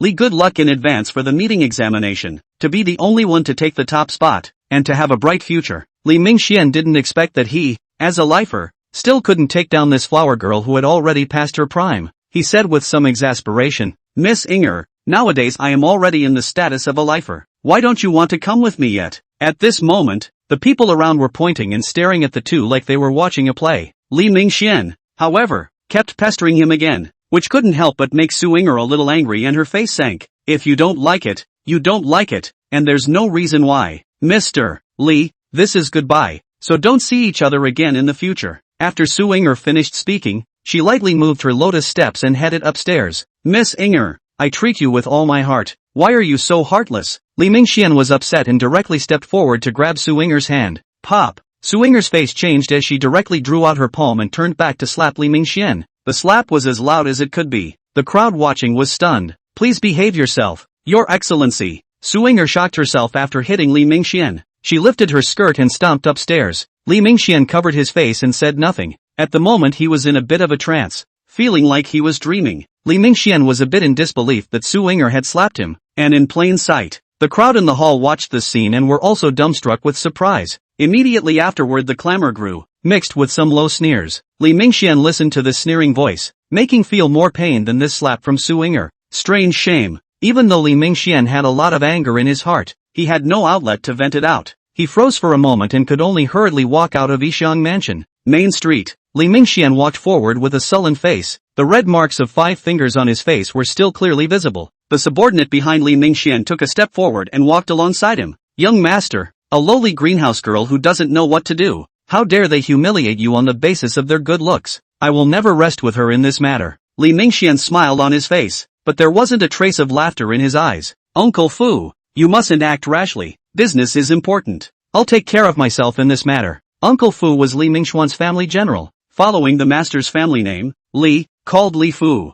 Li Fu is the son of the Li family and is loyal to the Li family. Due to his martial arts skills, he was quite respected by the Li family and never treated him as an inferior. It was only after Li Mingxian had passed the examination for lifer that he was qualified to have Li Fu act as his escort. Li Fu was loyal to protect his master and said angrily, "Young master, this little man dares to insult you like this. This matter must not be left at that." Chapter 118 Autumn Water Poetry Meeting. Li Mingxian sneered, "This matter certainly cannot be settled like this. Today I am humiliated by this. Tomorrow it will spread throughout the capital, and I will surely be reduced to the laughingstock of my peers. This will be a stain on my life. The only solution to this matter is still to take this as a concubine. In this way, instead of affecting my reputation, it will turn out to be a good story of flirtation." I just don't believe that I, as a lifer, can't hold a flower girl. I'll come back for her when the Autumn Water Poetry Festival is over. Li Fu thought for a moment, and a stern color flashed in his eyes. Young master, since this oil and salt does not enter,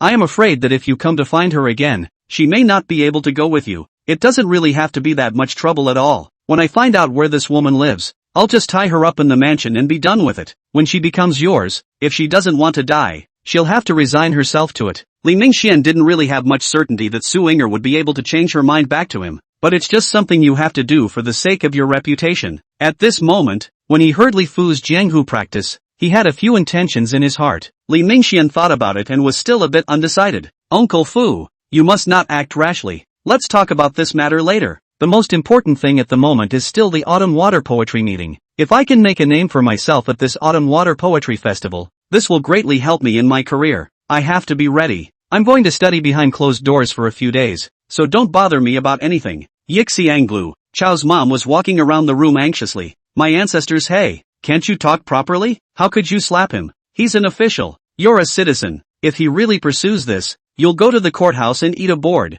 Su Ying'er sat on the side and secretly wept. Who told him to move his hands? If I'm beaten, I'm beaten. Even if I have to eat the board and beat me to death, I'll admit it. Yi Lingwei rushed into the room in a windy manner. Sister Ying'er, don't worry about it. Li Mingxian has already left and doesn't look like he's pursuing the matter. Since Yi Lingwei had sweated from dancing and went ahead to bathe, she didn't catch this scene. Mama Chow patted her heart and said, thank goodness, this Duke Li is really a generous man. Yi Lingwei bristled. What's so generous about him? You don't think about it. If this really goes to the court, which one will be the one to lose face? Sister Ying'er, just rest assured, Li Mingxian will definitely not dare to publicize this matter. He's just passed the exam for lifer. Does he still want to lose face? But be prepared. I think he'll come back for you. You're bound to be reduced to a laughingstock if you slap him in front of so many people. The only way he can save face is to marry you. Hearing Yi Lingwei's analysis, Chao's mother came to a sudden realization. You've got some insight. You dead ninny. Who did you learn all this from? Yi Lingwei said smugly. When I was in Guangling, I saw a lot of this kind of thing. These Xiaocai lifters, even after being slapped, can only hold their breath. If they make things difficult for a weak woman, others are bound to think that he is a narrow-minded person, and then who will want to befriend him? Sister Ying'er, just don't worry. For the sake of his own career, he won't do anything to you. Besides, who told him he couldn't control his hands? Deserved the beating. Mother Chow finally let go of her heart when she heard this. Ying'er, having said that, you must not be so impulsive thereafter. These officials, we should try not to offend if we can. In case you meet a narrow-minded person, you might lose your life. Su Ying'er nodded and said softly, I know, Mother Chow, I've caused you trouble this time. Chow's mother said, look at what you're saying. I've watched you grow up and have always considered you my daughter, and I'm afraid you'll cause me trouble? Although Su Ying'er was weak in nature, she was extremely intelligent. She knew that Mama Chow's worries were mainly afraid of involving Yixianglu. If Li Mingxian really pursues this, the operation of Yi Hyung House, too, is bound to be affected. Yi Lingwei thought for a moment and said, Sister Ying'er, in these recent days, it's better for you not to come to Yi Xianglu. Although Li Mingxian won't do anything to you on the surface, I'm afraid of secretly doing bad things to you. Right, there's also that Zheng Feng. Don't let Li Mingxian know of his existence. If he knew that you had taken in a man with such a handsome face, I fear it would cause something intolerable to happen. It would be good for you to pay more attention to this matter. Sister Ying'er, no matter what Zheng Feng's previous family lineage was, it was washed away by a huge flood. He can't protect you in this capital. Su Ying'er was instantly shocked in her heart, but her first thought was Zheng Feng's safety. I know. I'll instruct Zheng Feng to be more careful. Egret Island. Willows hung low along the riverbanks, and a gorgeous painted boat slowly made its way through the center of the river. The autumn wind blew slightly, then blew the boat inside the small music and song to the shore. One can't help but start shaking one's head and responding softly. Today is the day of the Autumn Water Poetry Conference. Every year, this day is the liveliest time of the year in the capital. Although a certain status was still required to enter the lodge on White Heron Island, and one had to hold an invitation to enter. But in your spare time, lead your family around the island to enjoy the scenery. It's an elegant thing to let your sons and daughters dabble in literature. In these days of lack of entertainment, being able to listen to the songs of famous prostitutes outside the lodge would make many people feel that the trip was worthwhile. Not to mention the scholars who were able to enter the inside of the lodge. As such, the area around White Heron Island became crowded. Vendors of all colors also filled the area, yelling, street sellers with fire in their mouths. There was a buzz everywhere. Since Jiang Feng had come to this world, the first time he had participated in such a grand event, he couldn't help but feel a bit of novelty in his heart. Originally, Jiang Feng thought that this autumn water poetry meeting was just a few talented people drinking and reciting poetry, then let a couple of old men shake their heads and critique it and be done with it. Jiang Feng, however, didn't expect it to be so lively. A small poetry party had the connotation of a national carnival. Let's just say that there's too much of a lack of entertainment in this day and age. Jiang Feng was bored thinking about this when his heart suddenly stirred. Now that the restaurant business is on track, why not branch out into entertainment? Of course, Jiang Feng wasn't trying to open a greenhouse. While telling Su Yinger and the others the story of the legend of the white snake, Jiang Feng had the idea of opening a drama theater. If the legend of the white snake is put into the form of a play, I am afraid that many people will be willing to watch it, maybe even build a few stars. This is then supplemented by catering. The more Jiang Feng pondered, the more he felt that this matter was feasible. Chapter 119, Fellow Travelers. Jiang Feng looked at the lively scene and lingered a bit. It was only after Green Bamboo's urging that he slowly entered the island's lodge. The scenery inside the lodge was much better than outside. Jiang Feng looked at these exquisite and gorgeous pavilions, the tranquil and beautiful pool pavilions and water corridors, as well as the peculiarly shaped rockery and running water. It made him feel like he was in the water town of Jiangnan. After Su Yinger and Green Bamboo came in, they headed in the direction of the theater to find Yi Lingwei. Yi Lingwei didn't come with them. It was because when the poetry session started, it was the session where the girls from the major greenhouses would perform. Yi Lingwei had to arrive at the stage early for a brief rehearsal. There were already a lot of people in the lodge at the moment. The scholars gathered in twos and threes, pointing out the mountains and rivers, waving their talents and their hearts to the fullest. Some of them just recite some poems to show off their literary skills, in order for Jiang Feng to participate in the autumn water poetry meeting in a decent manner. Su Yinger and Green Bamboo had specially made a Confucian shirt for him yesterday. At the moment, Jiang Feng was dressed in a green-colored Confucian shirt and was holding a folding fan in his hand. It's basically the same as the general population of scholars who attend poetry fairs. Jiang Feng didn't deliberately cover his tracks either. Only when there were many people, he opened his folding fan and covered half of his face. It was a common enough action that no one would pay much attention to it. Jiang Feng didn't know many literati anyway. Moreover, everyone's attention was on the competition for the flower leader. So I'm afraid that no one paid attention to Jiang Feng's existence. Jiang Feng only needed to wait for Princess Changle to appear and find a way to contact her. Seeing that it was still early, Jiang Feng walked into a pavilion with only 2 or 3 people and prepared to take a break. But he found that there were many fruits placed inside the pavilion. This place actually serves fruit. Jiang Feng directly picked up a bunch of grapes and found a random spot to eat. A little fatty sitting next to Jiang Feng looked at him with an envious face and kept gulping his saliva. Jiang Feng didn't even know what it meant to be embarrassed. What are you looking at me for? Take it yourself if you want it. You're killing my appetite, you know that. The little fat man shook his head and swallowed again. My father paid a lot of silver to get me in here, and I have to listen to my father. My father won't let me touch anything in the lodge. I can't eat it. The little fatty's words made Jiang Feng almost get grapes stuck in his throat. Your father has spent so much money. If you don't eat it back, won't you lose even more? Also, Jiang Feng's words made little fatty feel very reasonable. The other scholars in the gazebo, however, could not listen. How could this autumn water poetry festival be mixed with such coppery things? We are ashamed to be in the company of. Several of the scholars in the gazebo got up and whisked their sleeves away. Jiang Feng simply ignored these scholars. Now that no one is stealing from us, eat. The little fatty hesitated, but finally picked up a peach and took a hard bite. My dad lost money on this deal. This one peach is worth at least 100 taels of silver. 100 taels? That's really expensive. Jiang Feng thought it was the price of the tickets and laughed. Knowing that you've been the wrongdoer, then you still come? The little fat man looked around and saw that no one was around. Only then did he say mysteriously, my father spent 1,000 taels to send me in. Brother, how much did your family spend? 1,000 taels? Jiang Feng almost didn't spray the orange in his mouth. How did you spend so much money? Could there be another benefit to attending the Autumn Water Poetry Festival? Little Fatty sighed and said, my father said that when you come here, you can meet the great scholars and get a taste of their literature.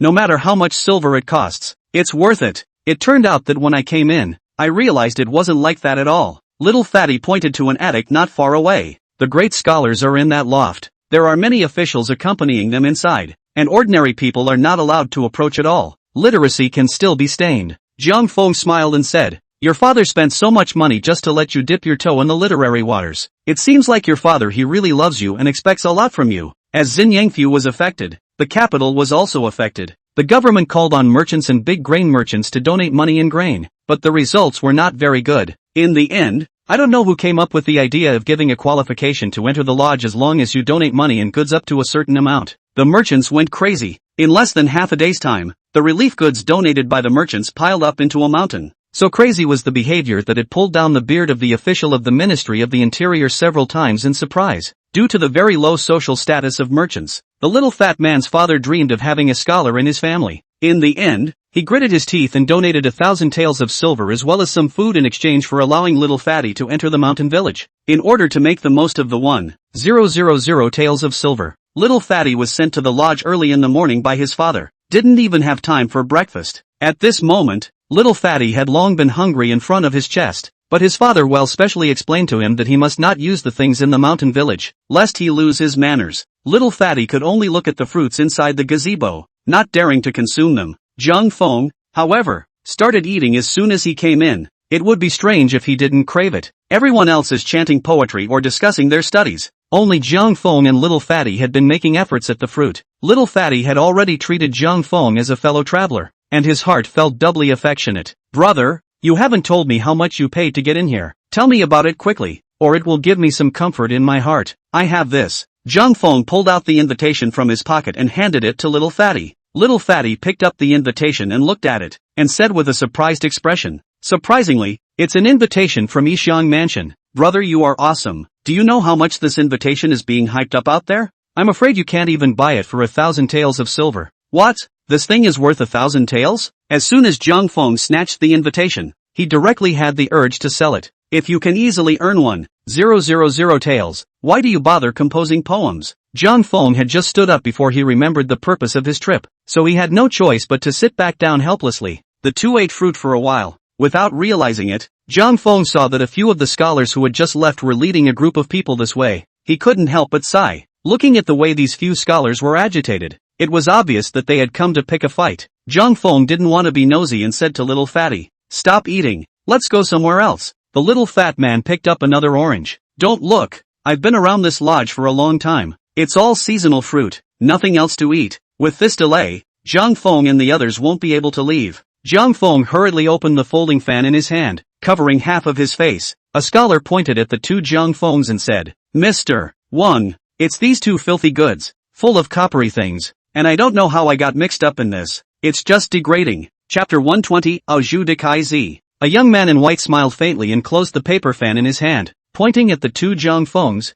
"I don't care how you got in. Leave quickly. Don't dirty this holy place of literature." Little Fatty immediately turned white with fear. Zhang Feng swallowed the orange in his mouth and frowned. "This mountain village is owned by your family?" The white male froze and replied, "No." Zhang Feng said, "Since you're not the owner, it's none of your business that we're here. Who are you to kick us out? Crude people." The white-clothed male's face turned red with anger. "This autumn water poetry festival is an event for the scholars of our capital. What are you unpoetical pikers doing here? Who told you we don't know poetry?" Zhang Feng dragged the white-faced fatty to the front of the scholars. "Do you recognize this one?" The scholars shook their heads. Zhang Feng laughed. "Ladies and gentlemen, this is the #1 talent in the south of the city. Tang, what's your name?" Zhang Feng then thought that he still didn't know Little Fatty's name and hurriedly asked. Little Fatty subconsciously replied, "Zhu Yunwen." This bully. Zhang Feng gave a thumbs up to Little Fatty and continued, "Ladies and gentlemen, this is Zhu Yunwen, the #1 talent in the south of the city. A few days ago a song, One Cut Plum, the rain hitting the pear blossoms and closing the door deeply, once shocked the world. How many scholars have been made to feel ashamed of themselves, praising Brother Zhu's wealth of learning and talent as the first in the south of the city. I'll chant the whole poem for you to see." Zhang Feng cleared his throat and slowly said, "The rain hits the pear blossoms and closes the door deeply, alone and vainly burdened with youth. Who do we talk to about the pleasures of the heart, and who do we talk to about it, and who do we talk to about it under the flowers, and under the moon? Sorrows gather on the brow and knit it all day long. 1,000 cries, 10,000 cries. Looking at the sky in the dawn and the clouds in the evening, I think of you even when I walk, and I think of you even when I sit." Originally, the crowd of scholars thought that Zhang Feng was bragging. At this moment, after listening to this song, I can't help but fall into a deep thought. The author of this lyric is Tang Pak Fu, the first talented man in Jiangnan. This lyric expresses the feelings of separation and lovesickness from a woman's point of view, the psychology of a person who loves the person he is thinking about, in the form of a narrative that goes back and forth, is vividly revealed in the writing. Directly one feels a natural-sounding harmonic beauty. Looking at the sky in the dawn and the clouds in the evening, I think of you even when I walk and I think of you even when I sit. The crowd of scholars recalled this song, Tang Pak Fu's One Cut Plum, and were suddenly ashamed of themselves. Zhang Feng laughed, Brother Zhu's lyrics, can they still be as good as your eyes? Since Zhu Yunwen has such poetic talent, this is a bit awkward. The scholars began to look at each other with constipated expressions, though none of them had ever heard of the poem. But Zhang Feng said it with a nose and eyes. It didn't look like he was faking. All the scholars subconsciously thought that just because they hadn't heard of it, it didn't mean that others hadn't heard of it. The scholars were afraid that they would be snickered at by their colleagues because of their insularity, and they could only flatter against their will. So it's Kai Zi Zhu in person. Disrespectful, disrespectful, disrespectful. I have eyes and don't recognize MT. Tai. I hope that talented Zhu will not blame. Talented Zhu? These are all misunderstandings. Please bear with me. Out of respect. Hai Han Hai Han. The scholars apologized profusely and then walked away in disgrace, leaving only inexplicable Zhu Yunwen, holding his head in the wind. He didn't expect to become the #1 talent in the south of the city if he wasn't careful. Zhu Yunwen naturally understood that what happened today would bring him endless benefits, because in this day and age, a person's talent and fame can even determine his social status. Maybe it will even benefit the children and grandchildren. I'm sure that when the Autumn Water Poetry Festival is over, his reputation as Zhu Dekai Zi will spread throughout the capital. Zhu Yunwen is also luscious. He directly knelt down for Zhang Feng. Big brother Jiang, I know you don't care much about these false names. I'll take this lyric with a generous heart. Old man, my family is in business and has a slight family fortune. If big brother Jiang needs anything in the future, please also say a word. If old brother can do it, he will never excuse himself. It was just a poem. Zhang Feng had plenty in his head, so he naturally didn't care. Zhang Feng helped Zhu Yunwen up and laughed. Alright, it's just a lyric. If you think it's useful, just take it and use it. There's no need for that at all. Zhu Yunwen sat on this matter and immediately smiled. Thank you big brother Jiang. Zhang Feng kept looking at the entrance of the mountain villa and was late waiting for Princess Changle, but he unexpectedly saw Shen Hanfei, Du Xiaoqian and Zhu Superming. Shen Hanfei and the three of them were looking left and right,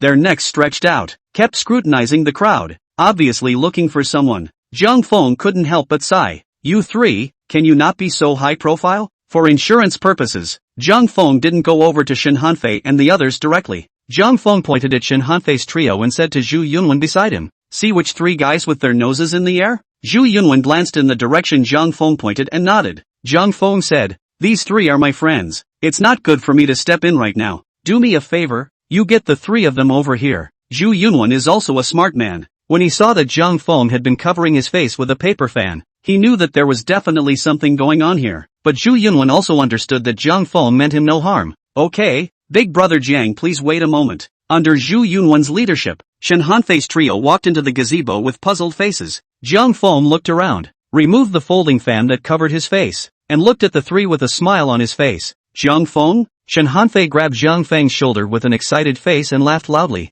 I knew that your kid is not so easy to die. Xu Superming and Du Xiaoxian were also excited. Zhang Feng, it's great that you're alright. Several days of searching for Zhang Feng were unsuccessful. Shen Hanfei they all thought Zhang Feng was no longer in the world. Du Xiaoqian asked, Zhang Feng, what exactly happened? What are you doing here? Zhang Feng waved his hand and said, this is not the time to talk about this. There's nothing special happening in the capital today, is there? Du Xiaoqian thought for a moment and said, no, everything is normal except for the fact that your disappearance has messed up the capital. Zhang Feng let out a sigh of relief when he heard this. He was really worried that Crown Prince Zhouyin had already made his next move, or the Xing Emperor has fallen ill and died. If that was the case, there was no longer any point in Zhang Feng returning to the palace. Zhang Feng nodded and said, have you guys seen Changle? When is she coming? Shen Hanfei replied, Princess Changle has already come. She's in the next yard today. Zhang Feng said, quickly take me to her. Shen Hanfei, however, said, the next courtyard is full of women.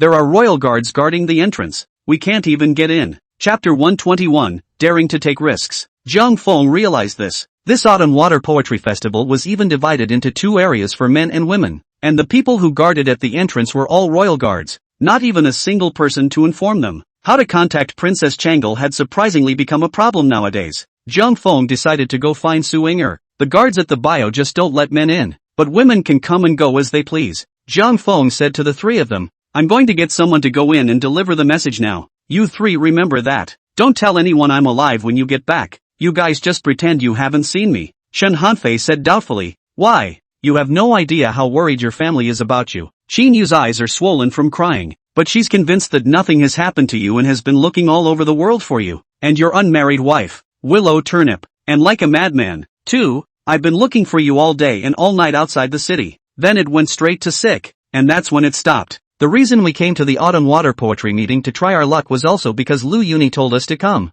Zhang Feng sighed, let me explain this matter to you later. Just let them worry for another day for now. Zhang Feng didn't dare to make any mistakes before he got Emperor Xing back. If the family knew that Zhang Feng was alive and well, they would be ecstatic. In case Crown Prince Zhouyin found out the nuances, he might just start a rebellion to force the palace. Zhang Feng really didn't dare to take the risk. You three are too big a target. Don't follow me. Do what you have to do. If nothing else, I will come to you tomorrow and answer your questions then. Shen Hanfei said. Alright then, Zhang Feng, take care of yourself. Zhang Feng waved his hand at the three. I'll be careful. You guys get out of here. Remember, don't reveal my presence until tomorrow. The three of them, Shen Hanfei, didn't know what Zhang Feng was up to either, but he didn't dare delay his business, so he could only walk away with a depressed face. Zhang Feng glanced in the direction of the theater and couldn't help but frown. Next to the theater, it was already crowded. In fact, most of the people who came to the Autumn Water Poetry Festival came for the performances at the greenhouse. Being able to watch the birth of the flower girl with their own eyes was something that the scholars were most proud of. This led to a theater stage that was basically full of people underneath.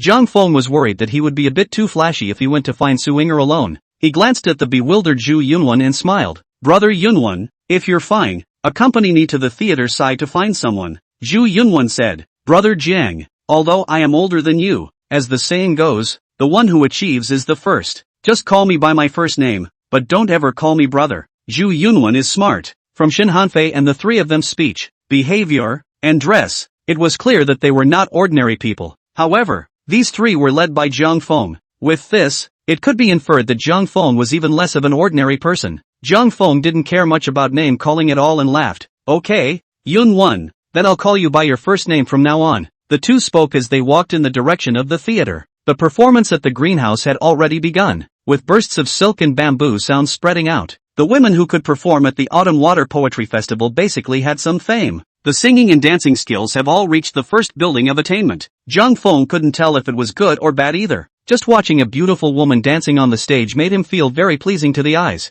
The two of them arrived at the stage set up by Yi Xianlu and happened to see Yi Lingwei on stage. Yi Lingwei was dressed in a pink dress, looking like a fairy in a flower, sitting in the middle of the stage with a lute in her arms. She had already amazed the world. Zhang Feng sighed. Just this poker face already makes this year's Flower Girl stable. Yi Lingwei also got what she wanted. The program she performed this time was to chant the lyrics of the Qingyu case. The east wind releases thousands of flowers at night, and even blows down stars like rain. From her looks, Yi Lingwei was already ravishing. The moment he opened his mouth, he startled the crowd again. Good word. Who made this? If I'm not surprised, I'm afraid that the winner of this year's Autumn Water Poetry Festival will be this lyric. Yi Lingwei's voice was incomparably ethereal, and her singing voice was also melodious. It made the scholars on the stage listen to it as if they were drunk. Under the aura of the words of the Green Jade case, if there is no accident, this year's flower leader of the capital will definitely fall on Yi Lingwei's head. Zhang Feng didn't care about that. He and Zhu Yunwen stood in a corner and had been searching for Su Ying'er. When Yi Lingwei finished her performance,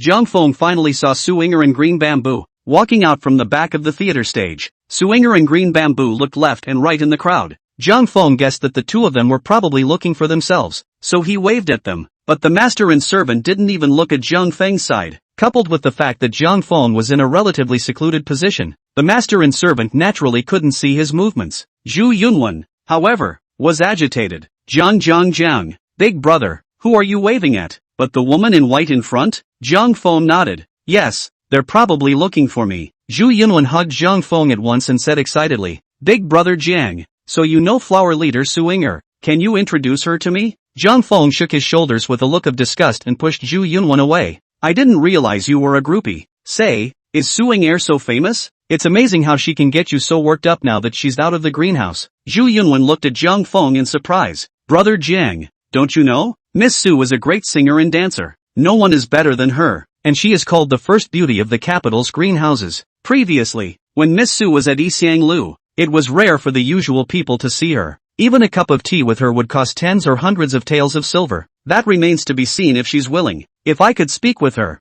I would break my life for 3 years I would. At this moment, A young man in a blue Confucian shirt squeezed out from the crowd and stopped Su Ying'er. A tall entourage followed the young man with a scowl on his face. This young man was none other than Li Mingxian, a newly minted lifer. Li Mingxian said a few words after stopping Su Ying'er. Su Ying'er's face immediately went cold. Instead, Li Myunghyun continued to say something to her with an excited face. Although Zhang Feng couldn't hear what the two were talking about, just by looking at the expressions on their faces, he knew that the conversation wasn't very pleasant. We have a situation. Come with me. Zhang Feng couldn't care less about covering his tracks and quickly ran towards Su Ying'er. Ying'er girl, what happened? Zhang Feng ran to Su Ying'er and glanced at Li Mingxian. Big brother Jiang, you're here. When Su Ying'er saw Zhang Feng, her face, which was originally full of frost, had all turned into a soft smile at this moment. Where were you just now? Gave me a good search. Su Ying'er's change in attitude before and after immediately annoyed Li Mingxian. Chapter 122. Li Mingxian looked at Zhang Feng and said to Su Ying'er with some exasperation,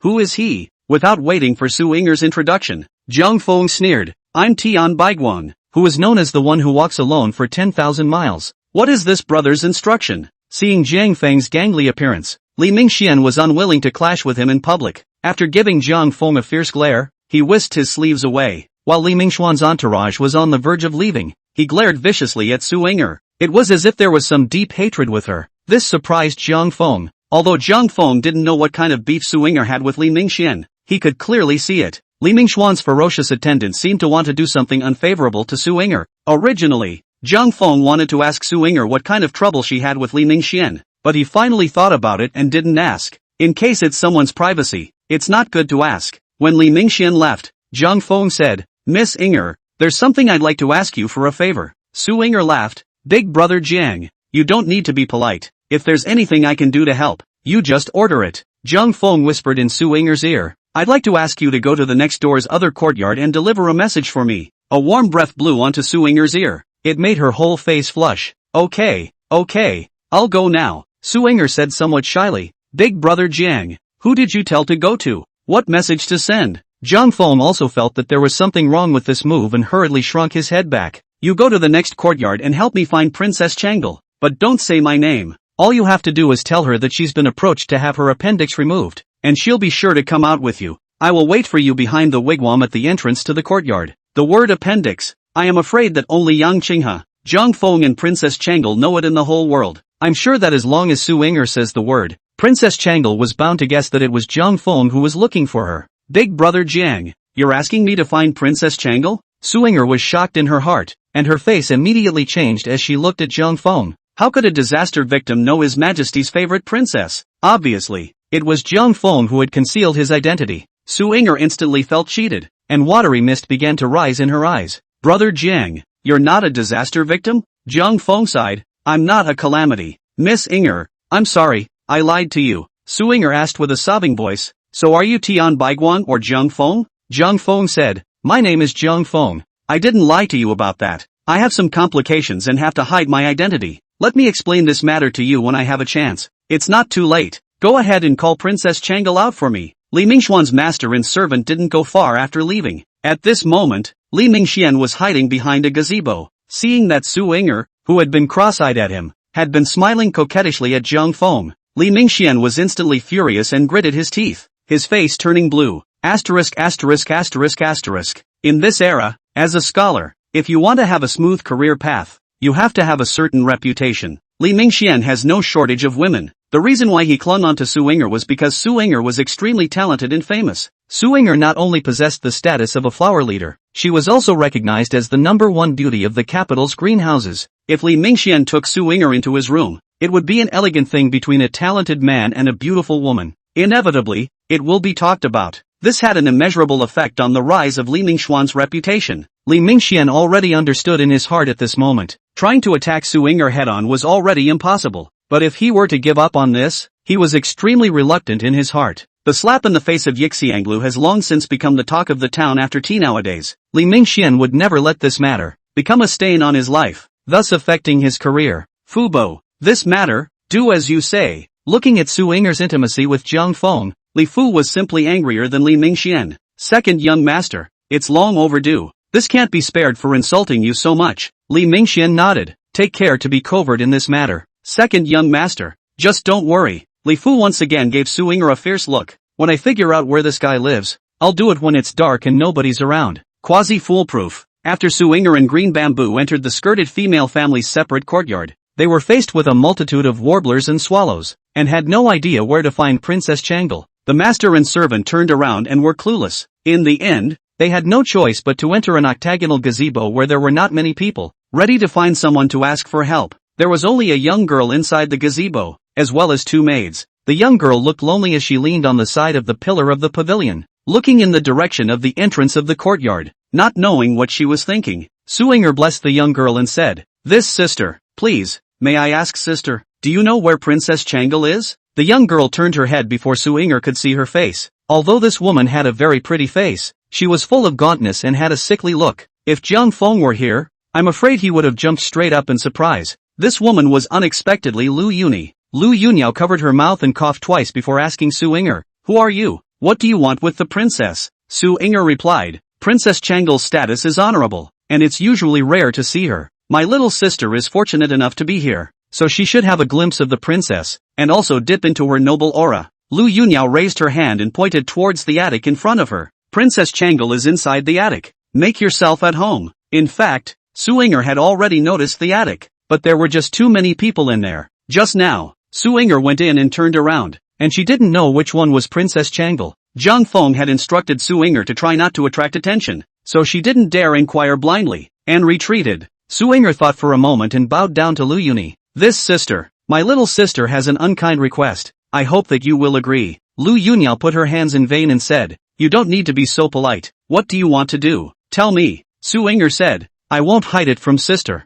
It's someone who wants me to send a message to Princess Changle, but I've never met Princess Changeling. Can you introduce me to my little sister?" "Sister? What did you say?" Lu Yunyao's eyes lit up directly. "Who was it that asked you to take a message?" Lu Yunyao's face began to turn red from excitement. Su-inger, however, shook her head and said, "Before meeting Princess Changle, it is really inconvenient for little sister to divulge. As the saying goes, when you are entrusted, you must be faithful. I hope my sister understands what my little sister is doing." Chapter 123. Lu Yunyao's body was shaking a little with excitement. The reason she had been dragging her sick body around was that she had been in the nearest gazebo by the door. It was the expectation that someone would come to the Princess of Eternal Bliss. Now Lu Yunyao finally waited for the person who came to find Princess Changle. Under the agitation of her mood, Lu Yuni's face became flushed and her voice began to tremble. "Come with me and I'll take you to the princess." Lu Yunyao stood up violently and headed out in a hurry, but Lu Yuni's body is too weak. As soon as she stood up, she felt her eyes go all misty and she almost fainted. Xiner, the maid beside Lu Yuni, rushed to support her body. "Don't be in a hurry, miss. You have not yet recovered from your illness. It is still your body that matters. No harm done." Lu Yunyao helped Xiner stand for a while, waiting for her head to not feel so dizzy, before she slowly walked towards the attic. In fact, Princess Changle was able to come to the autumn water poetry meeting, or because of Lu Yuni. Emperor Xing was in pain every day due to an attack of intestinal carbuncle. Princess Changle saw in the eyes, pain in the heart, all day long in tears. Such cases, how could Princess Changle care about the Begonia Poetry Club? She didn't even have the heart to participate in the Autumn Water Poetry Festival. It was Lu Yuni who found Princess Changle and requested her to go to the Autumn Water Poetry Festival. In response to the disappearance of Jiang Feng, Lu Hongyong, who had been immersed in the imperial court for decades, had already analyzed it in detail for Lu Yuni. The matter could not exclude the possibility that Prince Joeen had committed the crime. As long as Jiang Feng is not a little cutie, he will definitely know that there must be the prince's eyes at the city gates. If Jiang Feng managed to escape, he must not dare to return to the city. For what it's worth, the only person Jiang Feng could trust was Princess Changle, and the Autumn Water Poetry Festival was Jiang Feng's only chance to reach out to Princess Changle. Lu Yunyao guessed. It was possible that Jiang Feng would come to the Autumn Water Poetry Conference to look for Princess Changle. Although the chances of that are very slim, Lu Yunyao also decided to give it a try. Because of this, Princess Changle and Lu Yuni, who was dragging her sick body, which came to the Autumn Water Poetry Conference, introduced by Lu Yunyao. Su-inger finally met Princess Changle, who had a sad face. As Su-inger uttered the word appendix, Princess Changle instantly covered her small mouth in surprise. "Turnip, it's Jiang Feng." Lu Yuni sniffed. Tears came straight down. Without realizing it, Princess Changle was also in tears. God have mercy, Jiang Feng is unharmed. As long as there is Jiang Feng, father's intestinal carbuncle disease, too, will surely get well. The two of them followed Su-inger to the entrance of the other courtyard. After Lu Yuni saw Zhang Feng behind the wigwam, she kicked him directly in the calf, tears blurring her eyes once again. You asshole. You're scaring me. Zhang Feng smiled and said to Lu Yuni, we haven't gotten married yet, how can I be willing to die? Lu Yuni couldn't hold back any longer and jumped into Zhang Feng's arms and cried. Princess Changle also said with an excited face, Zhang Feng, I knew that you would be fine. Su Inger, however, stared in surprise. She didn't realize that the sickly young girl in front of her was still Zhang Feng's unmarried wife. Zhang Feng caressed Lu Yuni's back and softly said, I'm sorry for making you guys worry. Are my mom and grandpa okay? Where's Moon? Did she come? Lu Yunyao sobbed. There hasn't been a single word from you for several days. Auntie and Grandpa are worried about you. It's thanks to Sister Yuer who has been calming Auntie down that her old man didn't break down. Now that Sister Yuer is at home taking care of Auntie, she was unable to come. Zhang Feng nodded and asked Princess Changle, how is His Majesty's situation now? Princess Changle replied, according to the imperial physician, the condition has not continued to deteriorate. It's just that the pain has gotten worse over the past few days.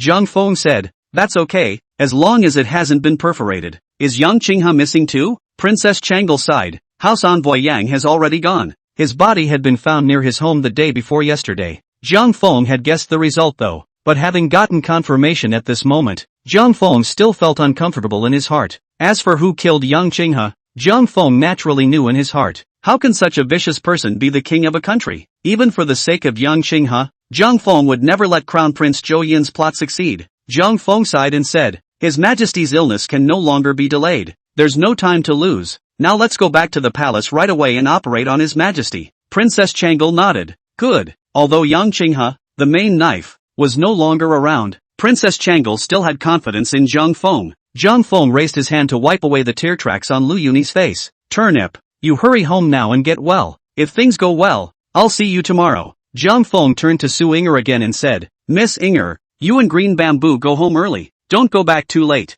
Su Inger was originally of a sevenfold nature. She naturally understood what Zhang Feng was worried about. Good, then Green Bamboo and I will return now. Big brother Jiang, today, you still come back to live? When Su Inger said this, a gloomy look appeared on her face. Zhang Feng and Princess Changle were very familiar with each other, something Su Inger could easily see. Now that Zhang Feng was going to enter the palace with Princess Changle, it was evident that he was a person of extraordinary status, and this unmarried wife beside Zhang Feng had an outstanding temperament and extraordinary demeanor. At first glance, it is from a famous family. How could such a character be willing to cross paths with a woman from a greenhouse? Su Inger understood in her heart, her yard, Zhang Feng might never go back to live there again. But at this moment, Su Inger still couldn't help but ask. Zhang Feng remembered the gaze of Li Mingxuan's evil servant when he left, and he was still a bit uneasy about Su Inger's master and servant. Today, Su Inger was not false to Li Mingxian, although Zhang Feng didn't know what was going on. From the look on Li Mingxuan's face when he left, he must have offended him badly. If Li Mingxian wanted to deal with their master and servant, how can two weak women alone stop it? After all, it was Su Inger who had saved Zhang Feng's life. In reason, it was impossible for Zhang Feng to sit back and do nothing about this matter. Zhang Feng thought for a moment and said, when I'm done with the matter at hand, there should still be time. I'll make a trip back. The one you had a conflict with today doesn't feel like a good person. You and Midori should be safe. When Su Inger saw that Zhang Feng was so concerned about the safety of their master and servant, a smile immediately appeared on her face. Between her beautiful eyes, she said that she was gentle and lovely. Big brother Jiang, your words are remembered by little sister. I'll be waiting for you at home, so get busy. Lu Yuni used 2 fingers to clip the thin flesh of Zhang Feng's waist and rotated a circle and a half. Zhang Feng, who is this sister? You haven't introduced me yet? Chapter 124, Stealing a Beam for a Pillar. Zhang Feng's face changed in pain. He hurriedly took a step forward without a trace, escaping Lu Yuni's clutches. Zhang Feng hurriedly introduced himself. I forgot to introduce you guys. This is Miss Inger. When I was escaping that day, I went into the water and fell unconscious. If I hadn't met Miss Inger, I'm afraid I would have drowned in the river. Lu Yunyao sniffed and her face turned serious. She bowed to Su Inger and said, Sister Inger, thank you for saving Zhang Feng. Su Inger hurriedly returned the salute. Sister doesn't need to be polite. Since we met, no one can do anything to see death. I am not sure that Princess Changle also bowed to Su Inger. Miss Inger, thank you very much. Su Inger's main servant was so frightened that she directly knelt down. The Honorable Princess Changle, a royal relative. To curtsy to a folk girl was basically something that had never been done before. Princess Changle was truly grateful to Su Inger, because Su Inger saved Zhang Feng. In fact, in an indirect way, it was also considered saving Emperor Xing's life. Su Inger said, "The princess is polite. The folk daughter cannot be the princess this gift." Princess Changle helped Su Inger up. "Miss Inger, this gift from this palace is what you deserve. Now that time is of the essence. I won't talk much with you. When we have time, Turnip and I will definitely pay a visit again to thank you for saving Zhang Feng." Su Inger nodded. "Princess, Sister Turnip, now that you have something to do, I will not delay you. We are destined to meet again, so I will go back today." Zhu Yunwen stood beside Zhang Feng with a dumbfounded look on his face. When he saw Su Inger's master and servant leave, he also hurriedly said, "Big brother Jiang, then I'll leave first as well." Zhang Feng had a good impression of Zhu Yunwen. This little chubby guy has a flexible mind, a pure personality, and a knack for taking chances. Nowadays, what Zhang Feng lacked the most was manpower. The second water cloud pavilion is about to open, and the big boss has yet to be found. Zhang Feng was ready to get in touch with Zhu Yunwen again. If Zhu Yunwen was worth cultivating, Zhang Feng was prepared to pull him into his business plans. Zhang Feng thought about it and simply informed him of his identity. "Yunwen, if you have time in the future, you can come see me at Jiangji Yinshui Pavilion. As a businessman in the capital, I'm afraid there's no one who doesn't know Jiangji Shuiyun Pavilion." When Zhu Yunwen heard this, he immediately guessed Zhang Feng's identity. "Big brother Jiang, so you are." Zhang Feng put his finger on his lips and interrupted Zhu Yunwen's words. "Yunman, it's good that you know. Keep me under wraps for now. When a few days pass, just go to the Water Cloud Pavilion and look for me." Zhu Yunwen immediately turned red with excitement. Merchants have a lowly status. No one with a modicum of status wants to be associated with a businessman. Zhu Yunwen didn't expect Zhang Feng to have the intention of pulling him in. Zhang Feng not only came from an official family, but was also a son of Ruining County. If he could hook up with Zhang Feng, it would be something that Zhu Yunwen could only dream of. Zhu Yunwen nodded his head busily. "Big brother Jiang, I will keep your words in mind." After Zhang Feng said goodbye to Zhu Yunwen, he directly got into Princess Changle's carriage and headed towards the palace. Hill House Loft. Officials from the capital, as well as some local Confucians, sat at the bottom of the table, pointing out the mountains and rivers in a glowing manner, trying to show what they had learned in their hearts. Gu Weizhen, the prince's junior minister and university scholar of the cabinet, sat at the first place. Gu Weizhen listened to the people's theories on scripture with a smile on his face, and even commented on them from time to time. The person who received the compliment was ecstatic and flushed with excitement. At the entrance of the attic, a man dressed as a guard looked inside from the doorway and did not enter. The old servant behind Gu Weizhen understood and sneaked out. After meeting with the guards, the old servant hurried back to Gu Weizhen. The old servant bent down and whispered in Gu Weizhen's ear, "Master, Princess Changle has returned to the city." There was a young man traveling with Princess Changle and the two shared a car. Gu Weizhen was instantly shocked in his heart. Suddenly, Gu Weizhen's body shook, and the tea light in his hand immediately fell onto the table in front of him. For a while the tea splashed and splashed Gu Weizhen's clothes. "It's so old, can't hold a teacup." Gu Weizhen smiled to himself and raised his hand to brush the tea leaves that had spilled on him. The old servant hurriedly bent down to clean up the spilled tea. An old man beside Gu Weizhen laughed. "Duke Gu, you are now old and strong. How can you be presumptuous? It's only a matter of breaking a tea light. Who hasn't had a slip?" Gu Weizhen arched his hand to the surroundings. "Gentlemen, if you'll excuse me for a moment, I'll go change my clothes." Gu Weizhen and the old servant walked out of the attic and quickly ordered, "Notify Song Lian at once and tell him to intercept the princess's carriage. Tell him to find any reason to arrest this man. You tell Song Lian that he doesn't need to worry about offending the princess, and that the crown prince will take care of everything for him. As long as this person is captured, it will be a great achievement." Princess Changle, such a noble person, disregarded her honor and allowed a grown man to share a car. That in itself is problematic. Gu Weizhen thought about it. Except for Zhang Feng, who can save Xingdi's life, can be treated like this. He can no longer think of others. On the official road outside the field, under the escort of a team of royal guards, Princess Changle's carriage traveled quickly towards the city gates. The gates of the city were in sight. Instead, a group of knights sped down the main road and blocked the carriage's path. Princess Changle's guard commander Chen Jinshin urged his horse forward and shouted, "Who are you people? You dare to block Princess Changle's carriage? Don't you want to live?" The leader of the knights clasped his fists and said, "My lord, Song Lian of the Jingwei Zhenfu division. According to informants, the princess's entourage is mixed with spies from the enemy country. I have been ordered to come and line up the princess's entourage. For the sake of the princess's safety, I advise you not to block it." Such a lame excuse made Chen Jinshin laugh. Chen Jinshin sighed. "Song Lian, you're a tiny generalissimo. You're really tired of living. I am not going to let you search. If you are allowed to act recklessly, where is the majesty of the princess house?" Song Lian said angrily, "How dare you? This is an order from the town governor himself. Do you dare to disobey?" Chen Jinshin drew the long sword at his waist. Then let your horse go. At this moment of saber rattling, a voice came out of the carriage and said quietly, Commander Chen, just let him search. It seems that this general is ready to be killed by the whole family. Chen Jinshin sniffed and put away his sword, gave Song Lian a sorrowful look, and flashed to the side. The curtains of the carriage were opened by a small hand. A small maid with a delicate face, holding a sickly young girl, walked out from inside the carriage. The man who came out of the wagon. Surprisingly, it was Lu Yuni and her maid Xiner. Chapter 125, Making Early Decisions. Song Lian's cold sweat came straight down. Since Princess Changel is not in the carriage, it follows that there will be even less Zhang Feng inside the carriage. This person, Song Lian, was the head of the cavalry that chased Zhang Feng that day. At that time on the stone bridge, Song Lian thought that Zhang Feng had fallen into the water and died of an arrow, so he withdrew his troops and went back to resume his duties. But just now, Song Lian learned the news that Zhang Feng might still be alive,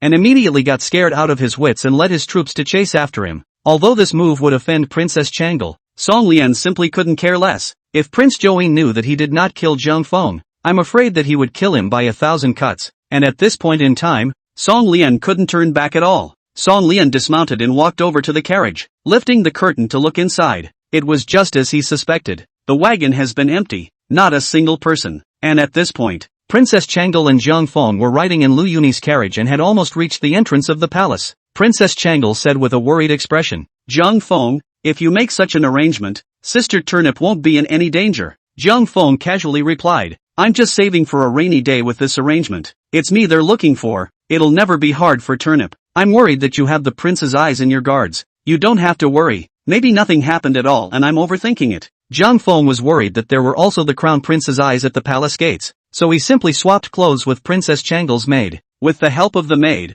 Zhang Feng had already combed up the lady's hairpin and was currently pinning a silver hairpin to his head. Princess Changel shed tears and said, Zhang Feng, are you sure that the person who captured you is the crown prince's brother? Zhang Feng sneered, which one can there be besides him? In our Daxing, besides his majesty, who else can mobilize the army privately? And the bastard who let someone beat me up is clearly someone from the crown prince's side. Walking carriages were forbidden in the palace. When the two reached the palace gates, they left Princess Changel's maid in the carriage and got out. Zhang Feng twisted his ass, crossed his orchid fingers, and lowered his head as he followed behind Princess Changel. Princess Changel had a special token from Emperor Xing that allowed her to enter and exit the palace at any time. Although Zhang Feng also had a token to enter the palace, it had been lost in the water when he entered the water to escape. The guards, after checking Princess Changel's token and looking at the female version of Zhang Feng, directly released her. The two of them traveled all the way to the palace hall unimpeded. Emperor Xing was already suffering from his illness. A pair of eyes, however, still exuded an arresting light. Emperor Xing looked at the female version of Zhang Feng and actually had the heart to smile. It's really out of my expectation that you kid didn't die. Looks like God wants me to live a few more years.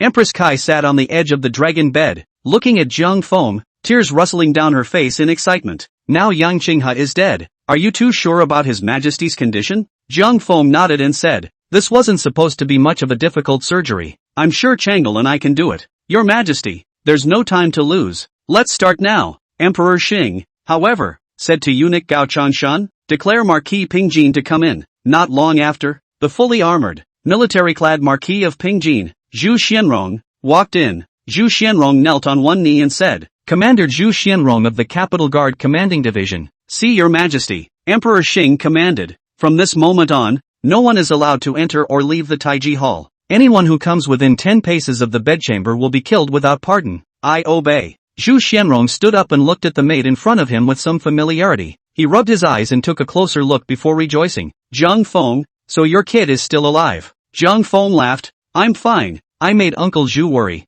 Zhu Xianrong looked at Zhang Feng and danced with excitement. Your Majesty, that's wonderful. This kid is evil and knows everything. With this kid here, you definitely won't die. Chu Xinwing spoke out of turn. It's a well-known thing that you even curse when you're in a hurry. However, he had been the most trusted person of Emperor Xing. Emperor Xing did not care about Zhu Xianrong's words, just waved his hand and said, hurry up and get lost. Zhu Xianrong left with a big smile. Emperor Xing touched a box from the side of his pillow and handed it to Empress Kai. In case anything happens to me, then act according to the edict. Emperor Xing sighed before slowly saying, no matter what, Daxing cannot be in chaos. The prince's residence. Crown Prince Joeen was grounded by Emperor Xing and has not been out for the past few days. At this moment, He had just received the news from the Autumn Water Poetry Society and immediately became furious and stormed. Isn't Jiang Feng already dead? Then who is the one who followed Changle back? Quickly find out for me. Whoever it is, he is not to be allowed to take even half a step near the palace gates. Chen Jizhu spoke up.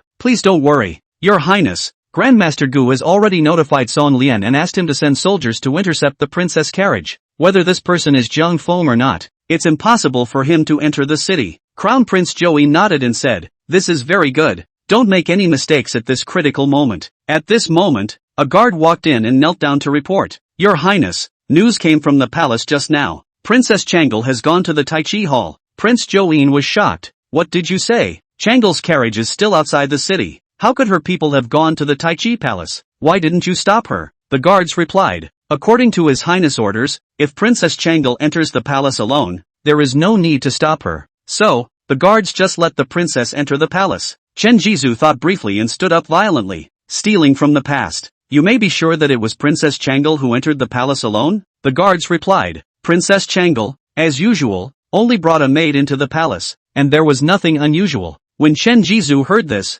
cold sweat came straight down. Your Highness, the maid beside Princess Changle is most likely in the guise of Jiang Feng. If not, Princess Changle doesn't even need to go to such great lengths to employ the trick of stealing the beam. Prince Joeen immediately panicked and began to walk around anxiously. How is this? How is this? Now that Jiang Feng and Changle, I'm afraid they've already entered the Taiji Hall. There's no way to stop them. With Jiang Feng's intelligence, he's bound to know that this matter was done by loan. If father were to recover from his illness, he would kill me. Chen Jizhu's face turned pale. If Crown Prince Joeen is deposed, he will surely die. Chen Jizhu sighed. Your Highness, since Princess Changle has already entered the Taiji Hall, it's too late to say anything now. There's only one way to go today. Chen Jizhu straightened his clothes and bowed down to Prince Joeen. I also ask your Highness to make a decision sooner rather than later. Chapter 126, Catching a Turtle in a Jar. Gu Yaoxian, the prince's attendant reader, stood outside the window and listened with trepidation. Seeing that no one was looking, he quietly slipped out. Gu Yaoxian knew the prince very well. He knew that the crown prince was ambitious but not talented, and basically obeyed Chen Jizhu. In all likelihood, Prince Joeen will do something untoward. Gu Yaoxian didn't know if he should get involved in this. If the crown prince succeeds in forcing the palace, the participants will be the dragon's credit, and the glory and wealth of the future will naturally not matter. But if it fails, there's no way out of this at all, except through a full house. Gu Yao first went out of the crown prince's mansion, got on a carriage, and drove directly to the outside of the city. The matter is too significant. Gu Yaoxian didn't dare to make a decision at all. He decided to go and confer with his father before deciding what to choose in this matter. Prince Joeen hesitated in the room for a long time and finally made a decision. Chen Jizhu is right. He has no other way out but to rebel. Prince Joeen sent someone to kill Yang Qinghe and take Jiang Feng captive. To do such a thing is no different from regicide and patricide. When Emperor Xing recovers, I am afraid that the first thing he will do is to abolish the crown prince. Throughout history, for thousands of years, there hasn't been any crown prince who has survived after being deposed. Even though the success rate of the rebellion was not very high, the crown prince had to decide to give it a try. Crown Prince Joeen slowly said, Chen Shui Ma, over the years, the people from the Capital Guard Commanding Division have all been contacted by you. You take loan's token and see how many people can be willing to follow loan. Whatever they ask, you grant it for loan. I respectfully submit to your Highness' orders. Chen Jizhu paid his respects to Crown Prince Joeen and continued, Your Highness, I'm afraid that relying solely on the people of the Capital Guard Commanding Division is still not enough. I also ask your Highness to send someone to the 3 major camps in the capital. Crown Prince Joeen nodded, but after looking around, he did not see Gu Yaoxian. Where did Gu Yaoxian go? Crown Prince Joeen instructed his guards, quickly call Gu Yaoxian over to loan. The guards led the way. Crown Prince Joeen added to Chen Jizhu, I will arrange the rest. It's not too late. You hurry to the Capital Guard Commanding General's office. Prince Gu Yaoxian must not be found. He traveled quickly to the Autumn Water Poetry Conference and sought out his father. Gu Weizhen, father, it's a big deal. Now that Jiang Feng has entered the palace, the crown prince is about to rebel. What should our family do with itself? What did you say? Gu Weizhen was so shocked that he pulled down a strand of his beard. Jiang Feng has already entered the palace?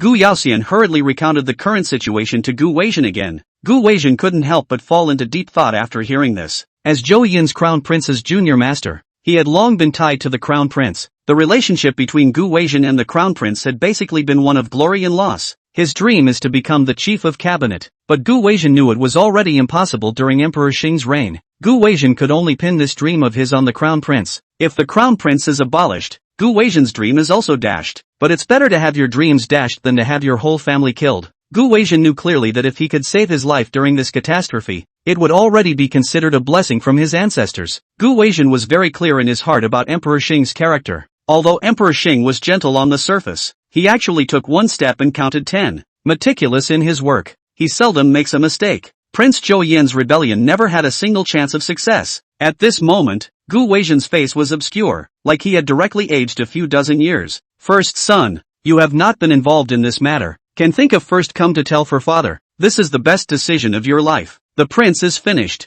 Our Gu family will also never be able to get ahead again. You stay here and continue to accompany my father in his poetry. But you have to remember, you have been accompanying my father on White Heron Island today and know nothing of the crown prince's behavior. Taiji Hall. Hinty's surgery went well. It is also thanks to the medicine dispensed by Yang Qinghe during his lifetime and its correctness. It allowed Emperor Xing to be able to stay in these few days without his condition deteriorating further. If a perforated appendix leads to an abdominal infection, the gods can't save you. It was a relief when Zhang Feng carefully cut the appendix, which was swollen like an eggplant, and put it in a bowl next to him. Just at this moment, a sudden cry of murder came from outside the hall. Immediately afterward, another voice came from outside the hall and said, "Father, my son has come to see you." Princess Changle's hand on the hook shook. Zhang Feng said softly, "Don't mind what's going on outside. Focus, I'm going to close my abdomen." Outside the Taiji Hall, the sound of killing rose in all directions. A large group of soldiers flanked the crown prince, broke through the forbidden door of the Taiji Hall, and gradually killed their way into the square inside the hall. The Jingwu guards at the entrance to the forbidden gate of the Taiji Hall were outnumbered and fell down one after another.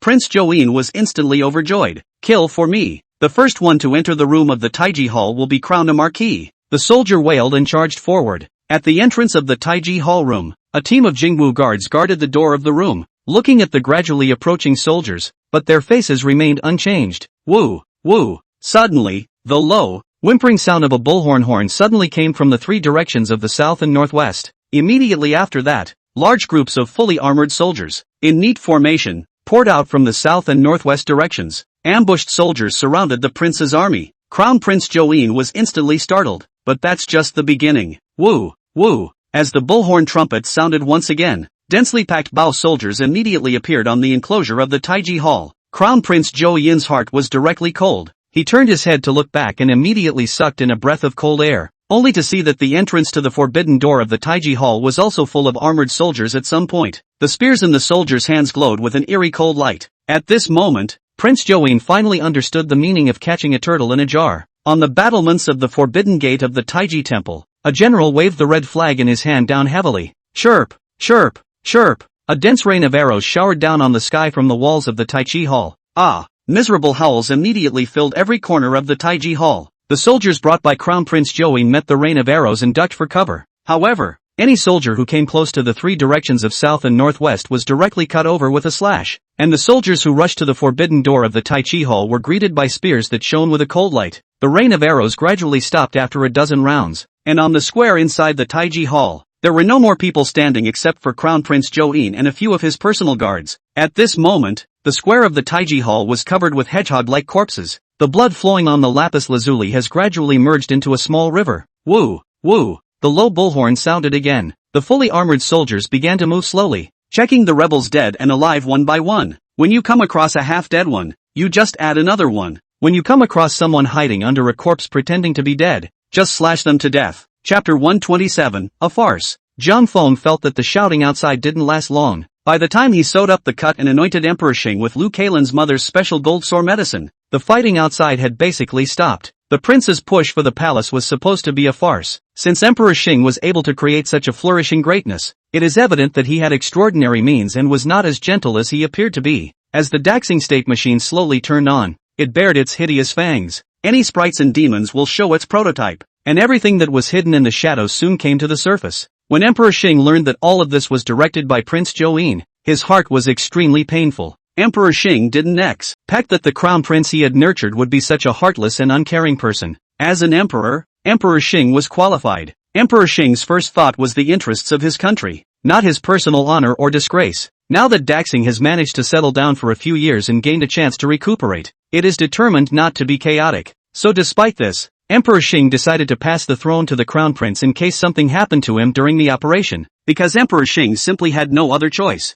Empress Kai gave birth to these two sons. One is Prince Zhou and the other is King Kong Zhou Rui. Now King Kong Zhou Rui is only 8 years old. Emperor Xing simply did not dare to abolish the crown prince and pass the throne to a child who was only 8 years old. Of course, there had to be a prerequisite for such a decision by Emperor Xing. That is, the crown prince can't force his way into the palace. Emperor Xing can allow Prince Zhou to use some small means. However, he absolutely did not allow Prince Zhou is to use the form of forced palace towards the throne. For the sake of the centennial continuity of the Daxingdom, this example should never be opened. The Marquis of Pingjin had been living in the Taiji Palace for the past few days. The empty rooms on both sides of the Taiji Hall were densely filled with armor-clad soldiers. Although Emperor Xing was prepared for everything, he did not want Prince Zhou to come. The reason why he had grounded the crown prince was that he didn't want him to do the next wrong thing. But Emperor Xing never expected. Prince Zhou still came. During the entire battle with the rebels, Marquis Zhu Xianrong of Pingjin had been guarding the door of the operating room,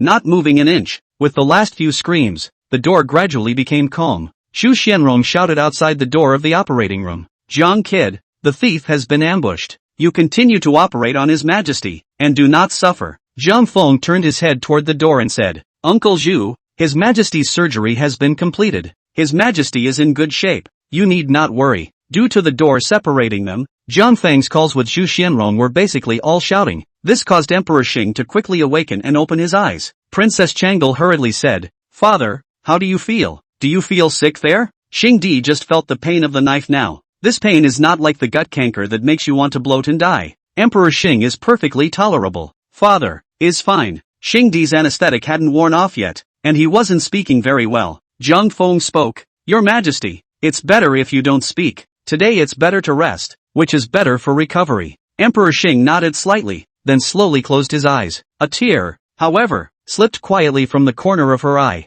It turns out that Emperor Xing heard everything that happened outside the Taiji Hall. Empress Kai looked at Prince Zhou, who was tied up and covered in blood, and couldn't help but cry like rain. Prince Zhou only knew fear at this moment. He cried out, "Mother, my son knows that he is wrong. I beg Mother to ask Father for mercy and spare my son." Empress Kai cried out, "You rebellious son, how can you do something so heartless? Has your father ever treated you poorly over the years? Your father has high hopes for you, even if you are a bit stubborn. Your father has never had the intention of changing the crown. Your father works so hard every day, and it's not all because of you, the rebellious son." Crown Prince Zhou continued to cry, "Empress Mother, my son knows it's wrong. Pray for Mother's grace and ask Father for mercy. My son doesn't want to die." Empress Kai said angrily, "If you don't want to die, does your father deserve to die? How could I have given birth to such a piggish thing as you?" Crown Prince Zhou cried out, "Mother, it was all because of my son's momentary confusion that he listened to the slanderous words of his men.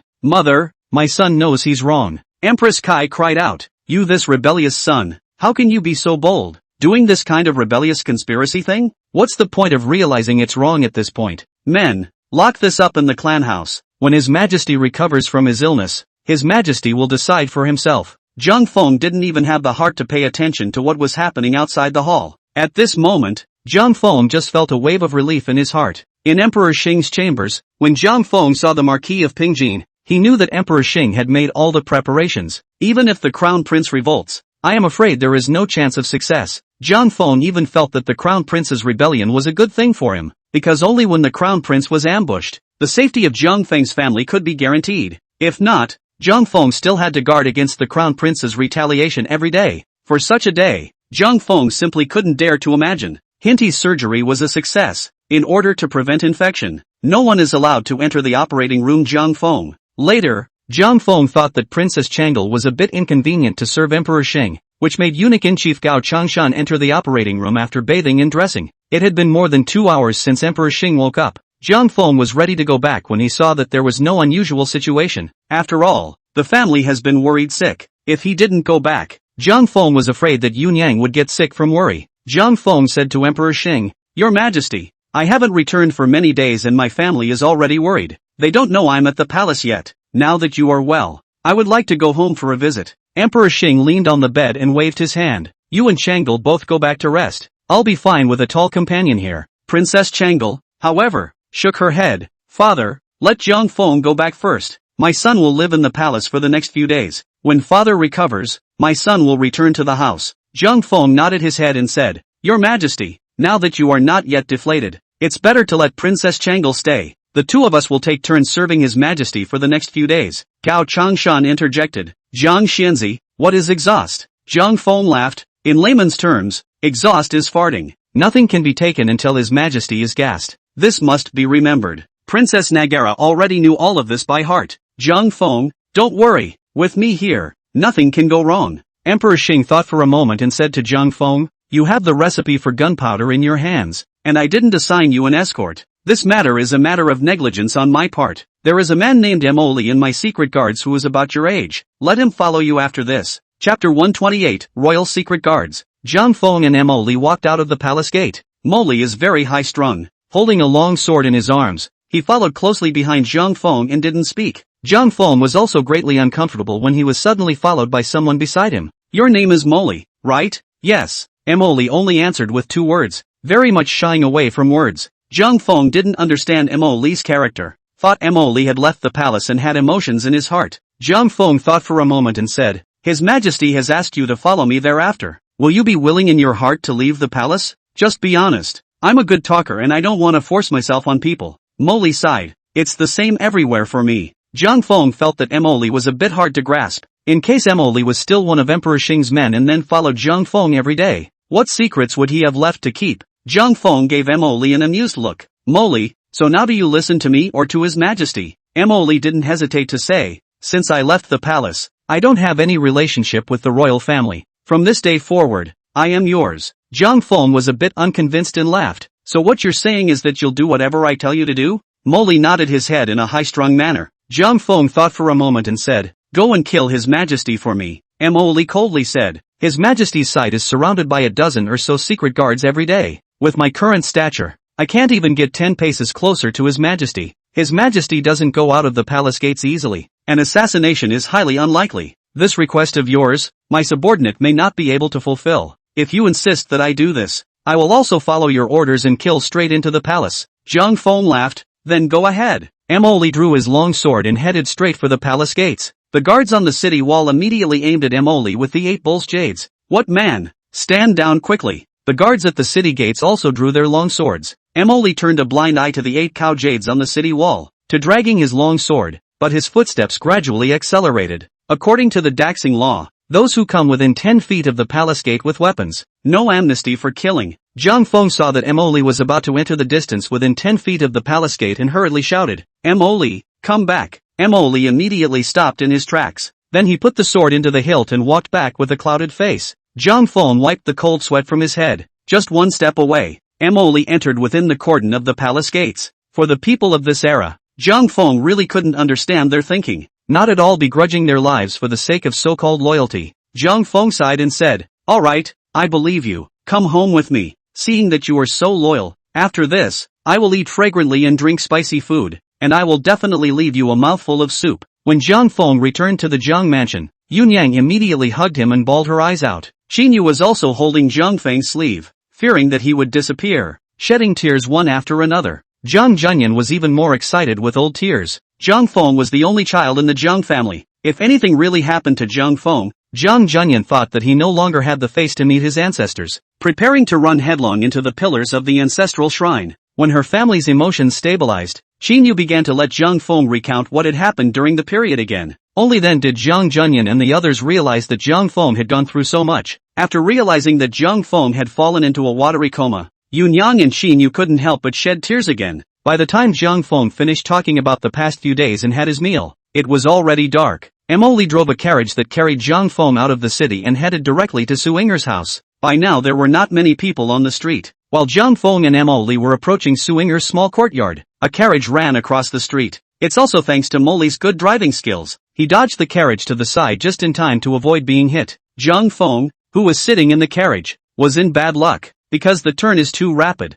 Under the inertia, Zhang Feng's head directly knocked on the carriage. The two carriages crossed paths. Zhang Feng stuck his head out of the carriage and looked in the direction the carriage had left, cursing furiously, running so fast, rushing to reincarnation. The driver of the cart was not willing to show weakness and glared back at Zhang Feng. There was only a faint moonlight at this time. Due to the low light, Zhang Feng didn't get a good look at the car driver. but the driver's menacing gaze vaguely struck him as familiar in several ways. Suddenly, Zhang Feng's face changed. "Molly, stop the car." Without waiting for the carriage to stop, Zhang Feng jumped off the carriage and ran towards Su Yinger's small courtyard with his legs spread out. Zhang Feng ran to the door and saw that the courtyard door was wide open. As he ran toward the courtyard, he shouted, "Miss Yinger, green bamboo, Yinger girl, green bamboo." Zhang Feng ran to the main hall of the room, and when he saw the condition of the room, he felt shivering, and his hands and feet were a bit out of control. The oil lamp in the main hall was still on, but the room was empty. The table had been knocked over and some of the wine and food spilled on the floor. The whole room was a mess. Zhang Feng held onto the doorframe and looked around carefully. There were no bloodstains found in the room, and Zhang Feng immediately thought of another possibility. Just at this moment, Emily parked the carriage and walked in. He just looked into the room and realized what was going on. Zhang Feng fought to punch the doorframe and shouted, "Emily, your kung fu was good. Go after that carriage just now." Emily didn't say anything, but his figure whooshed out of sight. Zhang Feng let out a long breath, and immediately chased after him as well. The wagon didn't get very far because it was discovered in time. Zhang Feng hadn't even run to the stone bridge when he saw the carriage steadily parked on the riverbank. Emily stood beside the carriage with a long sword in his arms and a cold face. Zhang Feng asked eagerly, "Where are the people?" Molly nudged in the direction of the carriage. Zhang Feng hurriedly ran towards the carriage. When he lifted the curtain of the carriage, he saw Su Yinger's master and servant lying in the carriage in the movable doorsill as if they were dumplings. And that's not all. In the mouths of the master and servant, a rag was also stuffed, obviously, to prevent them both from shouting. When Su Yinger saw Zhang Feng, her terrified face began to soften. A whimper escaped his lips, and tears suddenly streamed down his face. Zhang Feng took away the rag in Su Yinger's mouth, and she cried out with a wow. "Brother Jiang, I thought I'd never see you again." Zhang Feng sighed, "Miss Yinger, I'm sorry to have frightened you. It's my fault for coming too late. It's okay now." Zhang Feng comforted Su Yinger while smoothly removing the rag from Green Bamboo's mouth. Then hands and feet helped the two men untie the ropes from their bodies. After releasing the restraints on her body, the terrified Su Yinger had already forgotten her reserve. Su Yinger directly jumped into Zhang Feng's arms and hugged him with another burst of tears. "Warm jade in your arms." It made Zhang Feng a little embarrassed. Chapter 129, The Secret Love of the Heart. Zhang Feng hesitated for a moment, but still gently stroked Su Yinger's back and softly comforted. All right, don't be afraid. It's okay now. It's okay." Zhang Feng understood Su Yinger's fear very well. Su Yinger's master and servant were tied up with brute force and thrown onto a carriage, and in the end, they didn't know where they would be sent to, how panicked and helpless the two would be at the time. And at this moment, Su Yinger was saved by Zhang Feng, as if she had instantly found her backbone. What's the point of being reserved? Green Bamboo also wanted to jump into Zhang Feng's arms and cry, but there was no place for her at the moment. Green Bamboo can only die tugging Zhang Feng's corner, also crying Pear Blossom with rain. Zhang Feng didn't get a good look at the face of the car driver just now, but the car driver's fierce gaze made Zhang Feng feel as if this person was the same evil servant Li Fu who was beside Li Mingxian. Zhang Feng couldn't be sure if it was this person, but at this time, a carriage drove past Su Yinger's house, which still gave Zhang Feng a bad feeling. Zhang Feng rushed into Su Yinger's house and immediately confirmed his suspicions. Fortunately, this person did not kill anyone, but only took the master and servant captive. Emoli's lightness was outstanding and he quickly caught up with the carriage. For him to be chosen as Emperor Xing's secret guard, his skill naturally needed no introduction. After 2 rounds, the man was wounded and jumped into the Huilan River, using the water to escape. Emoli didn't dare to continue chasing until he waited for Zhang Feng's arrival. At the moment, Zhang Feng's heart was also in a state of fear. Luckily, he and Emoli came in time. If they had come a quarter of an hour later, the consequences of this would have been simply unimaginable. Only after the pair of masters and servants had stabilized did Zhang Feng open his mouth and asked, "Miss Yinger, do you know who the person who took you captive is?" Su Yinger shook her head and said, "This person uses a black scarf to cover his face, so he can't see his face." Zhang Feng looked at the dark river and slowly said, "Don't worry, I will definitely find him out." A few people went back to Su Yinger's house. Green Bamboo tearfully cleaned up the broken plates and wine dishes on the floor. Filled with heartache, Su Yinger recovered her emotions, simply cleaned up and made a cup of tea for Zhang Feng and brought it over. Zhang Feng took the tea inside. "Miss Yinger, it's better for you and Green Bamboo not to live outside the city. Tomorrow I'll go to the city and find a courtyard, so you guys can move in there." Su Yinger heard, first froze, but then shed tears. Zhang Feng's words, in Su Yinger's opinion, meant that he wanted to keep her in the outer room. In fact, Su Yinger had already had a crush on Zhang Feng. However, due to Su Yinger's Qinglu origins, her inner inferiority complex was so low that she didn't dare to have any improper thoughts at all. After all, Zhang Feng's identity was not what it used to be. In Su Yinger's heart, Zhang Feng had become unattainable. Originally, Su Yinger thought that after this meeting, she was afraid that she would never have the chance to meet again. However, he didn't expect Zhang Feng to find a courtyard within the city for the two of them, the master and the servant, to live in. In this era, if a man did this, the significance of it was much different from what Zhang Feng had imagined. Many sons and daughters of high-ranking officials were unable to bring greenhouse girls into their homes due to family rules, so they went the other way and bought a yard out there to house their beloved. The family, even if they knew about it, just turned a blind eye. It's called the outer room, especially among the greenhouses. This kind of thing is commonplace. Where would Zhang Feng know this? He didn't have anything against Su Yinger. Zhang Feng just felt that it was too unsafe for Su Yinger's master and servant to live on the outskirts of the city. Today's matter is settled though, but the pact can't prevent something similar from happening again in the future. If Su Yinger's master and servant lived outside the city, in case there was something, Zhang Feng would be out of reach. Zhang Feng just couldn't rest assured about Su Yinger's master and servant for the sake of the two's safety. But Su Yinger seems to be. Zhang Feng brought up this idea, which was tantamount to Zhang Feng's intention to receive her into the room. And this result was exactly what Su Yinger had in mind. Zhang Feng's words were taken as a confession by Su Yinger. It directly touched Su Yinger to the core. Su Yinger thinks that from now on it is considered to be a bittersweet. The rest of her life has a settlement. It was this beautiful misunderstanding. Su Yinger just can't hold back the tears. Zhang Feng was confused when he saw Su Yinger's sudden tears. You don't have to shed tears if you don't want to go live in the city. Zhang Feng hurriedly said, Miss Yinger, if you don't want to, then forget it. This statement is even more ambiguous. Su Yinger shook her head and slowly knelt down to Zhang Feng. Zhang Feng hurriedly helped Su Yinger up. Miss Yinger, what are you doing? You saved my life. It's only right that I do something to you. Su Yinger said, Big brother Jiang, I'm willing to. My little sister is willing to follow you into the city, and from then on be a maid who serves water and pours tea. Only asking to be accompanied by big brother Jiang. Zhang Feng couldn't help but freeze, feeling that something wasn't right. Miss Yinger, how can I make you a maid? As long as you and Midori live a carefree life, I'm relieved. Su Yinger's words were more subtle. This is actually a kind of confession. Only a pity that Zhang Feng similarly did not understand. Zhang Feng couldn't help but scratch his head as he looked at Su Yinger's blushing face. Wanting to talk, he thought carefully about what had been said and didn't notice anything wrong. Zhang Feng could only explain again. In a few days, I'll need your help with some things. You and Green Bamboo live in the city, so it will be easy to contact you when the time comes. Su Yinger, however, said, Little sister listens to Big Brother John's arrangements for everything. If there's anything, Big Brother Jiang will just order directly. Zhang Feng nodded. Remember the story of the white snake I told you guys? Su Yinger said. Remember, the story was good. Zhang Feng said. After a while, I want to open a big theater in the capital. Take a story like White Snake, re-edit it, and present it on stage in the form of a play. I think there will be a lot of people who will want to watch. And the most important thing in a stage play is the dancing as well as the singing. That aspect of it is beyond me. When I get the script written, I'd like to leave all the dancing, as well as the singing aspect, to you. Su Yinger's attainments in zither, chess, calligraphy and painting were all extraordinary, especially her dancing and singing skills, according to Chao's mother, have been unmatched in the capital. Zhang Feng also didn't want to let such a talent be buried. The Grand Ole Opry,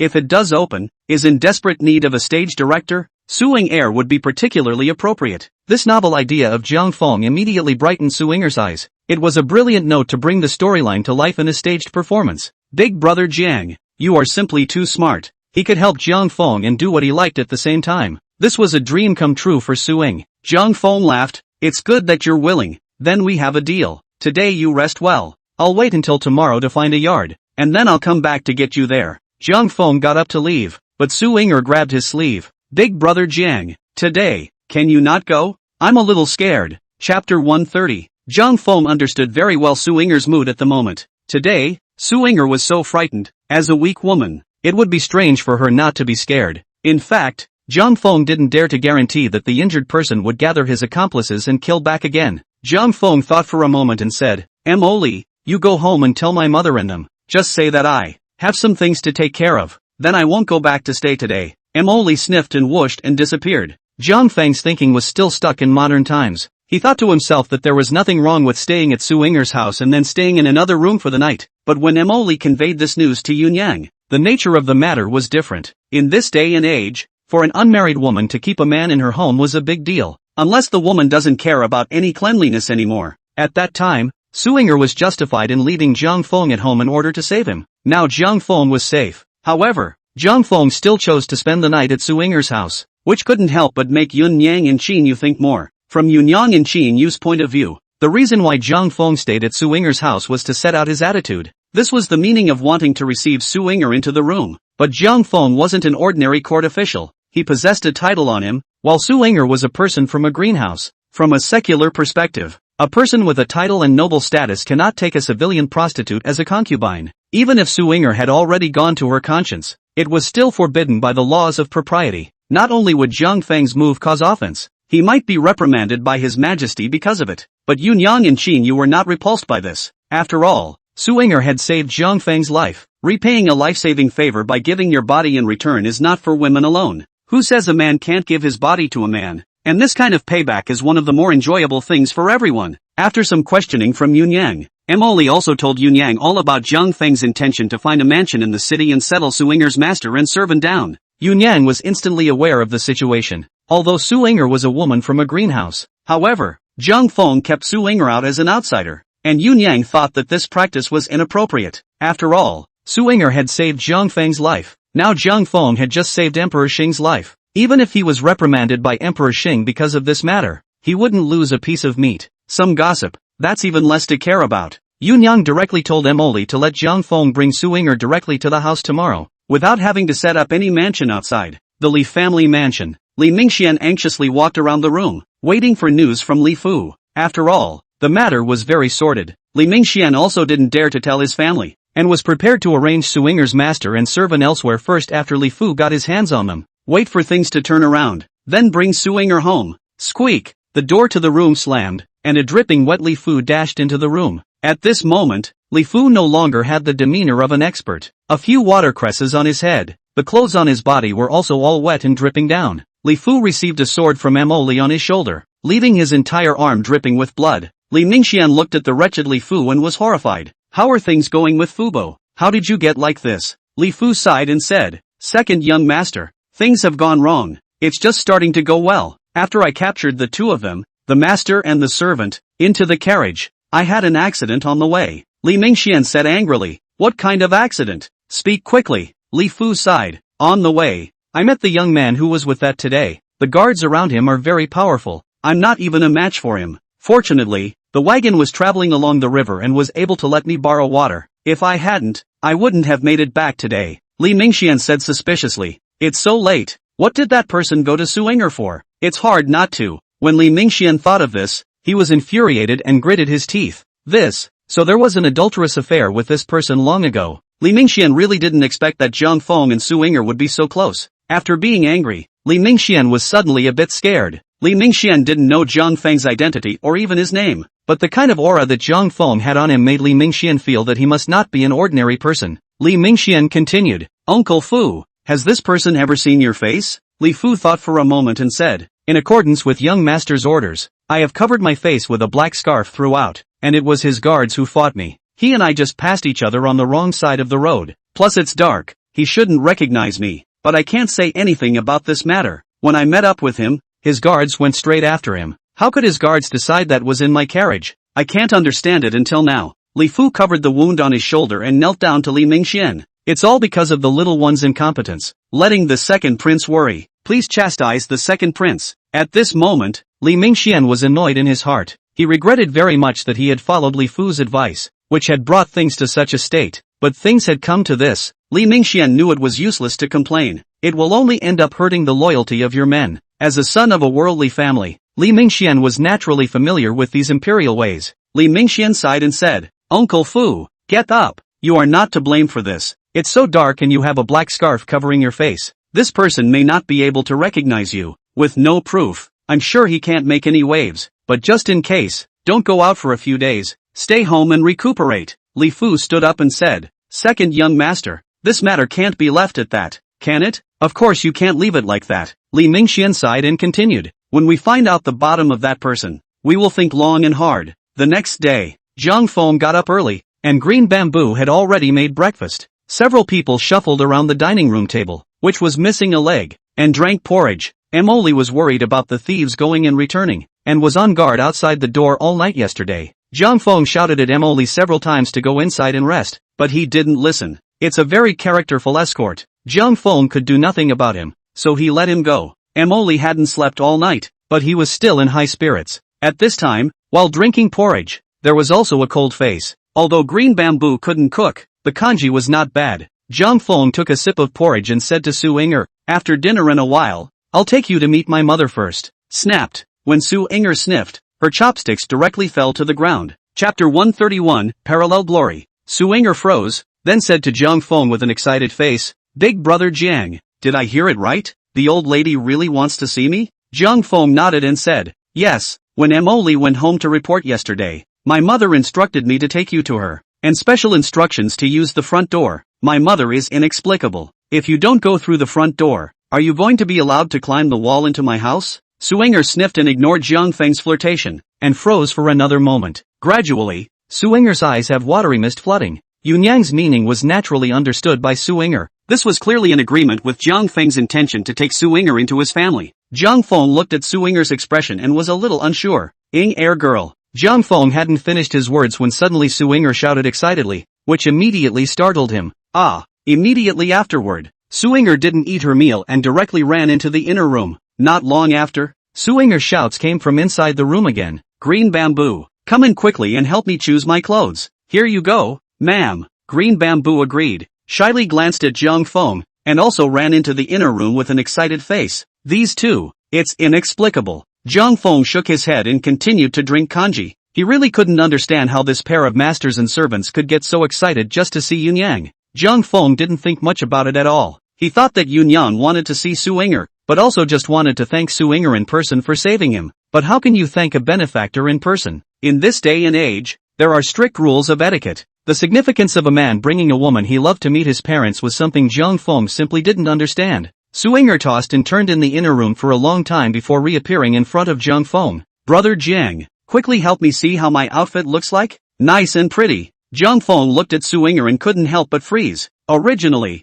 Su Inger was absolutely beautiful. At the moment, slightly traced eyebrows and a little rouge on her face. The whole thing looks even more radiant. After Su Inger finished packing, the few people started to leave for the Jiang mansion. Jiang Feng and Su Inger's master and servant were sitting in the carriage, while Emily was in charge of driving the car. During yesterday night, Su Inger had already inquired in detail about the condition of Jiang Feng's family. Jiang Feng naturally had nothing to hide from Su Inger. Nowadays, Su Inger already knew the basic situation of the Jiang family like the back of her hand, and at this moment, Su Inger's expression was tense. He began to ask Jiang Feng about Yunyang and Jiang Junyan's preferences one by one. It was as if they were afraid of offending them. Jiang Feng said helplessly, "Miss Inger, my mother is very nice. My grandfather was just a little old man. Why are you so nervous?" Su Inger, however, said with a straight face, "Big brother Jiang, how can you say that grandpa is a little old man? Such words of great disrespect shall not be spoken hereafter." Jiang Feng didn't expect Su Inger to be very defensive of Jiang Junyan, so he could only smile bitterly and say, "Fine, I won't say anything after this, but don't be so uptight, will you?" Su Inger nodded and began to inquire about Qin Yu's condition again. "Big brother Jiang, how is Sister Yuer's temperament? Does she have any favorites? In my haste, I didn't prepare any gifts for Sister Yuer, so I hope she won't blame me for being rude." Soon after, the few people arrived at the entrance of the Jiang mansion. When she got off the carriage, Su Inger insisted on not using the main entrance. Nonetheless, he spared a circle and entered the Jiang mansion through the side door. Although Jiang Feng didn't understand Su Inger's approach, he could only listen to it. Su Inger directly bowed down after seeing Yunyang and Jiang Junyan. It is surprising to see the use of the great rite of passage that children use to pay their respects to their elders. This immediately stunned Jiang Feng. However, Jiang Junyan and Yunyang were unsurprised and accepted Su Inger's great salute with openness, and complimented her with a big smile. And that's not all. Qin Yu carried a cup of prepared tea on a tray and sent it to Su Inger with a smile. Su Inger picked up the tea in the tray and took 2 steps forward. Then kneeling beside Jiang Junyan and Yunyang, he raised the tea light above his head and handed it over with both hands. This. What is this? What's your act? Did you ask my client?" Jiang Feng's head was a bit messed up. He felt that these actions of Su Inger were somewhat like a new bride giving tea to her elders. It was similar to the one Lu Kalin did that day. Yunyang took the tea and took a sip, put down the tea light, and then a delicate wooden box from the table and handed it to Su Inger. "Inger, all of the Jiang family is very grateful that you were able to save Fenger. Now the two of you are joined together in branch and glory, so you should be in one heart forever." but don't let him be disorganized by some trifle. Since Su Inger came from a greenhouse, it made Yunyang unable to resist saying a few more words, which also contained some admonitions. Su Inger kowtowed and said, Inger respects the teachings of old madam. Yunyang looked at the gentle and watery Su Inger and was very satisfied in her heart. What a good boy. In this era, the status of concubines was very low, and there was no such thing as a ceremony. Often a sedan chair was carried to the door, and you can only enter through the side door, not the front door. But by the time Qin Yu and Lu Keilin were married into the Zhang family, this rule had already ceased to exist. Yunyang instructed Su Inger to enter the Zhang family through the front door, not only to be grateful for her saving Zhang Feng, but also to treat her equally. But Su Inger didn't dare to break this rule. Still adhering to the reality of propriety, she insisted on entering through the side door. For Su Inger's approach, Yunyang was still extremely appreciative. Su Inger took Yunyang's gift and looked back at Zhang Feng, a bright smile on her red, pretty face. For today's concubine ceremony, Su Inger was actually extremely satisfied within her heart. It's even a little flattering. Being blessed with a gift from your elders shows that it is recognized by them. This was already an extremely high specification for Su Inger. At this moment, even if Zhang Feng was stupid, he knew what was going on. It was just that Zhang Feng didn't understand how things had turned out like this after picking Su Inger up and then meeting Yunyang. However, Zhang Feng didn't dare to speak, because Zhang Feng understood in his heart that at this moment, if he said something out of place, it would surely leave a lifelong shadow on Su Inger. However, Zhang Feng was still very joyful in his heart for this result. Forget it, picking up such a beautiful daughter-in-law for nothing. Love it or hate it, only 3 concubines have been married today, and we are still far from the goal of 3 wives and 4 concubines. Other people, Lord Wei, married 7 in one breath. In comparison, one has to keep working hard. Zhang Feng's heart was happy thinking about all these have-nots, and at Yunyang's gesture, he led Su Inger's master and servant into one of the Zhang mansion's side courtyards. Chapter 132. In the early morning of this day, Yunyang instructed her subordinates to clean the side yard arranged for Su Inger, and 2 small, clean-cut maids were arranged, responsible for serving Su Inger in her daily life. Although the time was a bit rushed, Su Inger's room was still decorated in red. It looks very festive. Su Inger was immediately moved to tears when she saw how much Yunyang valued her. In fact, Zhang Feng was already satisfied when she was able to keep Su Inger out as an outsider. For being able to officially set foot in the Jiangfu, this was something Su Inger didn't even dare to think about. Now not only have they entered the Jiangfu's gate, but they have also been favored by the old madam. Su Inger touched this and looked at that in the room. Tears of emotion kept flowing. Only after a long time had passed did Su Inger manage to stabilize her emotions. Then with a happy smile on her face the whole time, she began to busy herself with green bamboo to decorate their new home. The sudden change of roles made Zhang Feng feel a bit uncomfortable. At this moment,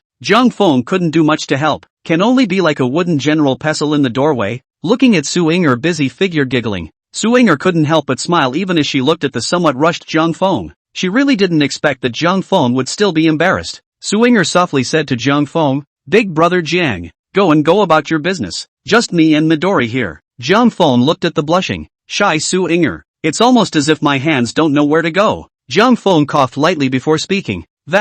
Well, Inger, there's been some aggravation for you today." Su Inger glanced at Zhang Feng in surprise. "Aggrieved? Brother Jiang, I am a woman from a greenhouse with a lowly status. The old lady was willing to see me, and to allow me to offer tea, and to present me with a gift. What a blessing this is. How can I be aggravated when I'm so happy?" "Ah." Zhang Feng let out a somewhat surprised cry and scratched his head in embarrassment. "Is that so? Then it's good that you're happy." Zhang Feng had originally felt that today's matter was too much of a child's play. Su Inger kowtowed to Yunyang and Zhang Junyan and toasted a cup of tea. There wasn't even anything for Zhang Feng. Su Inger turned out to be Zhang Feng's person. Zhang Feng really didn't expect that the women of this era would be so pure. It was amazing that some small favor from Yunyang could make Su Inger so content. Although Zhang Feng didn't really understand this, but with such a wonderful woman, he naturally knew it was only right to cherish her. Zhang Feng looked at Su Inger, whose face was full of happy smiles, and couldn't help but have a smile on his face as well. "Well then,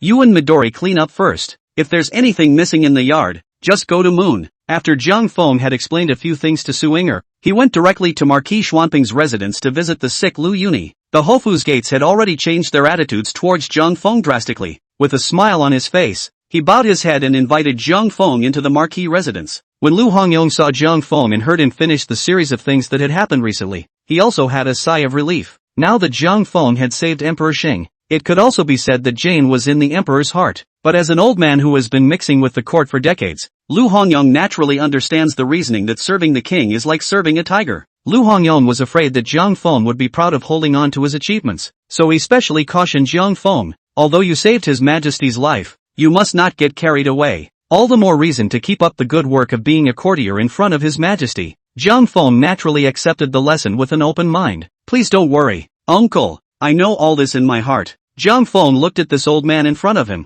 who was already over 100 years old, and felt some emotions in his heart. This old Tarzan was mouthy though, but after recognizing him, there is still a genuine interest in his growth. In the marquee living room, Jiang Feng also met the somewhat haggard Lu Yunze. After the failure of Prince Zhou to force the palace yesterday, all 3 battalions of the capital army were mobilized to arrest all the characters who had something to do with the crown prince. The officials of the prince's residence, too, were basically all taken down. Lu Yunze hid in the marquee residence and waited for a day with fear and trembling, but he never saw the forbidden army come to his door to arrest him. On the surface, Lu Yunze was excluded from the prince's circle due to the matter of the tavern leak. Instead, they were blessed by the disaster and were not implicated in the slightest. However, Lu Yunze, as the Jiangji prefectural minister, already belonged to the core staff of Crown Prince Zhou. In common sense, regardless of whether or not Lu Yunze was involved in the rebellion, there was absolutely no chance that he would be spared. It was only after much prying that Lu Hongyong realized the reason why Lu Yunze had not been imprisoned. It was mainly because of Jiang Feng.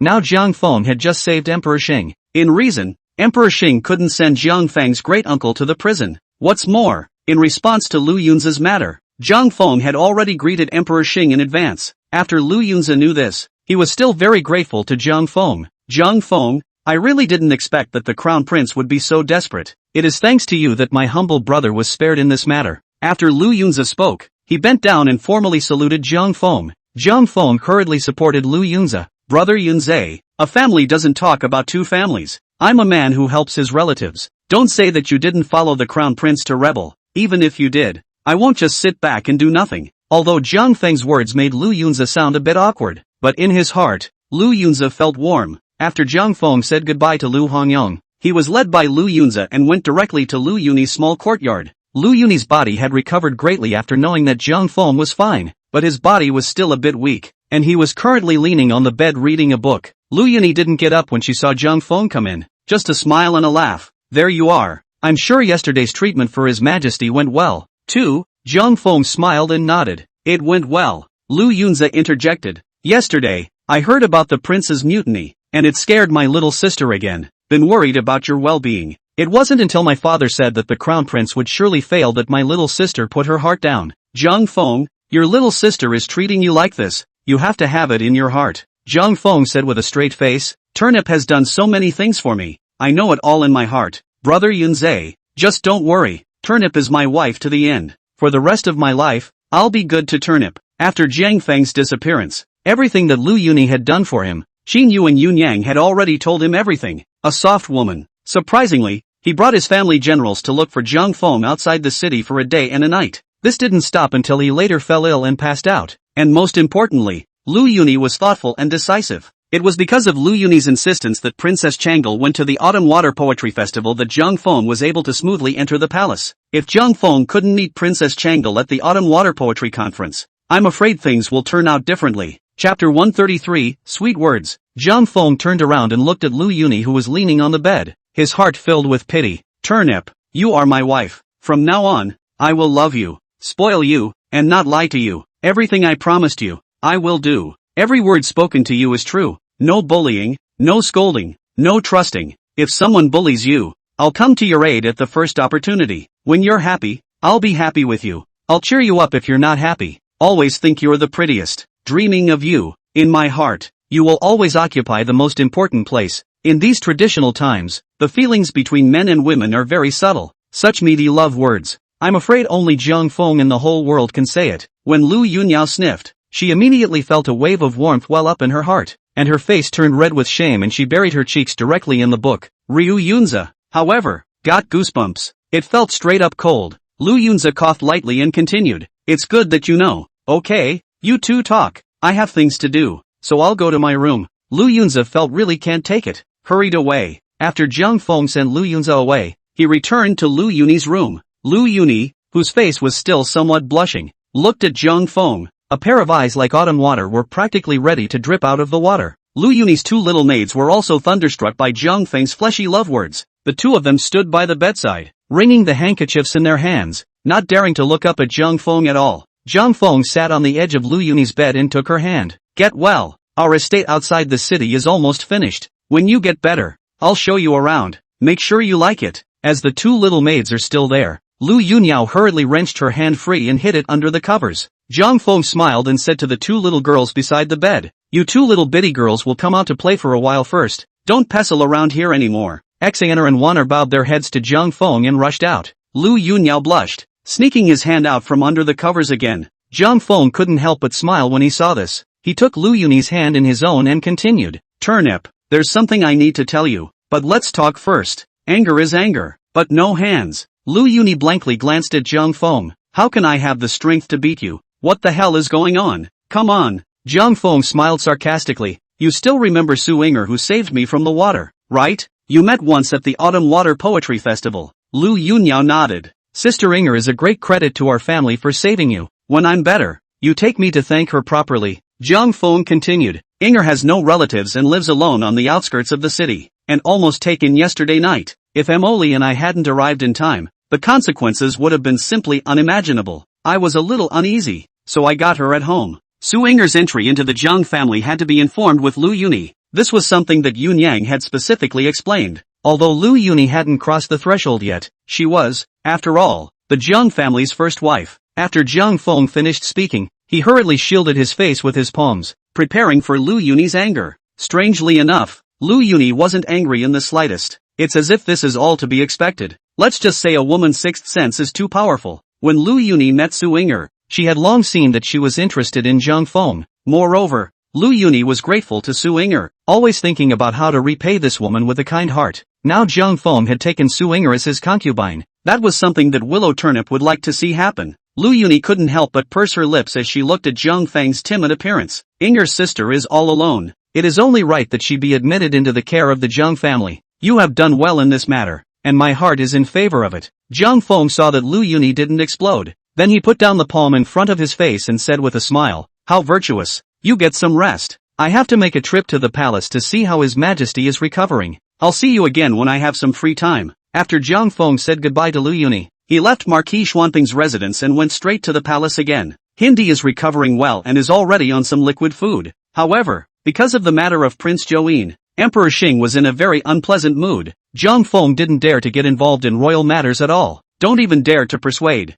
It must be said that Emperor Xing was a good and diligent emperor for the people. Now lying in bed, still not forgetting to deal with some of the Jingji, Zhou Rui, the king of Kong who has not seen him for many days, organizes the Zhengzhua together with Princess Changle, and then reads it to Emperor Xing. When Emperor Xing made his decision, Zhou Rui made his annotations with a vermilion pen. Xingdi's big number practicing waist. It's obvious that it's ready to practice trumpet. Emperor Xing finished handling some of the more urgent Zhengji and glanced at Jiang Feng, who had nothing to do and was looking around. "Jiang Feng, Ro'er holds you in high esteem. I will accept the post of University Sergeant of Zhua Chunfang in your Jianfu. After this, you will be the one to teach Ro'er, due to the previous lesson. For the matter of teaching the Crown Prince, Emperor Xing had no more hope for those highly respected university professors, because human beings are selfish. In the face of the future Crown Prince, some people taught the Crown Prince to learn, and slowly they would fall into the Crown Prince's camp. They've even forgotten. Hyungtae is the king of the country now. Gu Weizhen, a cabinet minister, is a conspicuous example. It is also thanks to the prince's companion Gu Yaoxian did not have the impulse to run to the Autumn Water Poetry Conference before the prince forced the palace. Although it was witnessed that Gu Weizhen and his son were not involved in the prince's rebellion, but after the prince's incident, Gu Weizhen still had the aftermath already. After all, the Gu family was too close to Prince Join. It's life and death. It's all at Xing Di's whim. Fortunately, Emperor Xing was merciful and didn't do anything to punish the Gu family, but Gu Weizhen understood very well in his heart. His position as a cabinet university professor is at an end. On this morning, Gu Weizhen wrote a letter claiming to be sick and begging for his bones. Emperor Xing didn't bother to carry out those tricks of pretending not to allow it, and just approved it. Now the Gu family is preparing to move out of the capital and return to their place of origin. King Kong Zhou Rui had been with Jiang Feng for a long time and was very close to him in his heart. One of Jiang Feng's head-touching kills had long captured the boy. When Emperor Xing had finished speaking, Zhou Rui directly paid his respects to Jiang Feng. "Meet Maester Jiang. Zhang Feng thought Emperor Xing was rewarding him for his achievements and hurriedly refused. Your Majesty, this can't be allowed. I am too talented and shallow to teach your highness any learning. If your Majesty is really too much in your heart, just reward the minister with some silver and forget about it. Chapter 134, Licking the Calf. Emperor Xing watched Zhang Feng's expression carefully, and a smile slowly appeared on his face. It was obvious that Zhang Feng didn't understand Emperor Xing's intentions. Zhang Feng didn't even consider the significance of being able to become King Kong Zhou Rui's teacher. It wasn't that Zhang Feng was slow to react, mainly because he was afraid of trouble. He subconsciously refused, and this approach of Zhang Feng, on the contrary, made Emperor Xing put down his heart and strengthened his idea even more. Emperor Xing laughed. Zhang Feng, in front of me, you must not be presumptuous. I have already read all those psalms you composed. Among the younger generation, your talent is already unrivaled. Besides, I let you be responsible for teaching Ruier. Is not just a matter of learning. The matter is decided. You need not say more. Princess Changel looked at the reluctant Zhang Feng, her face smiling like a flower. Empress Kai looked at the expression on Princess Changel's face, but sighed again. Zhang Feng was honored to be promoted to Zhuo Chunfang University Sergeant of Jianfu. He also inexplicably became the teacher of King Kong Zhou Rui. Zhang Feng didn't put too much stock in this matter. Since I can't put it off, I'll just be a teacher. Teaching little kids to read isn't a hard thing to do anyway. Textbooks are readily available. Just take any book and let Zhou Rui memorize it. If you can't memorize it, you hit the palm of your hand. Zhang Feng's understanding of teachers is this. After returning to the Jiang mansion, Zhang Feng briefly told his family about what happened at the palace, but it directly agitated Zhang Junyan. Now the Crown Prince Zhou Yin is imprisoned in the clan house. I am afraid that this life cannot come out, although Emperor Xing has not announced it yet, but the people in the court understood. King Kong, Zhou Rui, will definitely be in the Eastern Palace. Zhang Feng is the teacher of King Kong Zhou Rui. Not only is he the emperor's teacher, but he is also a minister of care. If nothing else, when King Kong Zhou Rui ascends to the throne, Zhang Feng will surely join the cabinet. Zhang Junyan was shivering with excitement, back to yelling about ancestor worship,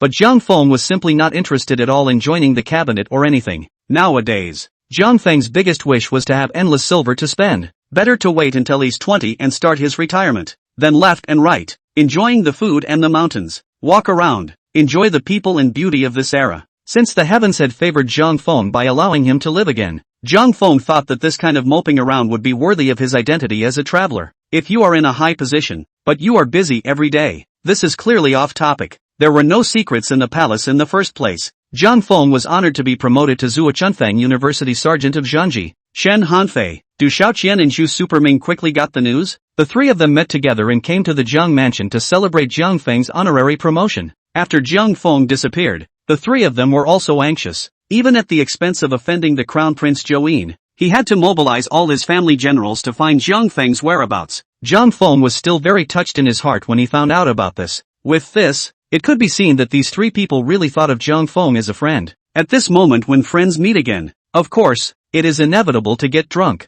3 days later, Jiangji, Water Cloud Pavilion. Zhu Yunwen led an old man who was over 100 years old to Zhang Feng. The old man was Zhu Yunwen's father, Zhu Dichang. When Zhu Yunwen returned home from the autumn water poetry meeting that day, he told his father about befriending Zhang Feng. This old man was so surprised to hear the news that he almost didn't pass out. Zhu Dichang did not expect that he, a Jia merchant, could actually climb into a relationship with Zhang Feng, the son of Ru Ning County, and even gave his son a poem. According to this poem, Zhu Yunwen became famous. It's a great honor for the family. Moreover, if Zhu Yunwen was able to get acquainted with Zhang Feng, he could potentially change the fate of his family. This would be a once-in-a-lifetime opportunity for the Zhu family. Zhu Dichangsheng was afraid that Zhu Yunwen would not be able to grasp this opportunity, so he directly followed over. Zhang Feng also felt kind when he saw Zhu Yunwen again. Zhu Yunwen, however, was a little nervous. He introduced Zhang Feng, Big Brother Jiang. This is my father. I wouldn't let him come. He had to follow. Zhang Feng arched his hand to the old man. Meet Uncle Zhu. With a pandering smile on his face, Zhu Dichang was directly about to kneel down to Zhang Feng. But you can't be called so by Jiang Xianzi. The old man Zhu Dichang. Prefect Jiang can just call me by my name directly. Pork sausage. Zhang Feng stifled his laughter and hurriedly stopped Zhu Dichang from kneeling. Uncle Zhu doesn't need to be polite. Zhu Dichang stiffly kowtowed to Zhang Feng before he stood up with a smile on his face. I know the canine son is stubborn and unmanageable, but our Zhu family has been in business for generations, and we've produced such a stud of a reader. It's an honor for our Zhu family that Prefect Jiang can take a liking to our canine son. My oldest hope is for my canine son to be able to do his studies with Jiang Xianzi. Jiang Feng felt a bit amused when he heard this. Uncle Zhu, you may have misunderstood. It was not a matter of learning that I asked your son to come to me at the Water Cloud Pavilion. At my level, it would be purely misguided to do school with me. I'm afraid that any teacher you find would be better than me. Jiang Xianzi is really too modest. Zhu Dechang bent down to Jiang Feng again and said instead, actually, it doesn't matter whether the canine son does or doesn't do his studies. The old man only asks for his canine son to accompany Jiang Xianzi. The old man is content to have his canine son as a tea server. Zhu Dechang groveled so much, all for the sake of Zhu Yunwen's future. This kind of licking love. Jiang Feng looked in his eyes and was also very touched. Jiang Feng wasn't going to examine Zhu Yunwen anymore. He directly opened the door and said, Uncle Zhu, when Yunwen and I met at the Autumn Water Poetry Conference, we felt more in tune with each other. I asked him to come to me at Water Cloud Pavilion, but it's actually still a business matter. Recently I've been planning to open another Water Cloud Pavilion on Janning Street, and I happen to be short of a shopkeeper. I'm going to let Yunman manage it. I don't know what you guys think. Without waiting for Zhu Dechang to speak, Zhu Yunwen busily agreed. Big brother Jiang, I'm willing to go, but the position of master of the house is vital, and I'm afraid I'm not up to it. If I delay brother Jiang's great event, I cannot atone for 100 deaths, but as long as I can follow big brother Jiang, even if I'm asked to be a running second, little brother is still willing to do it.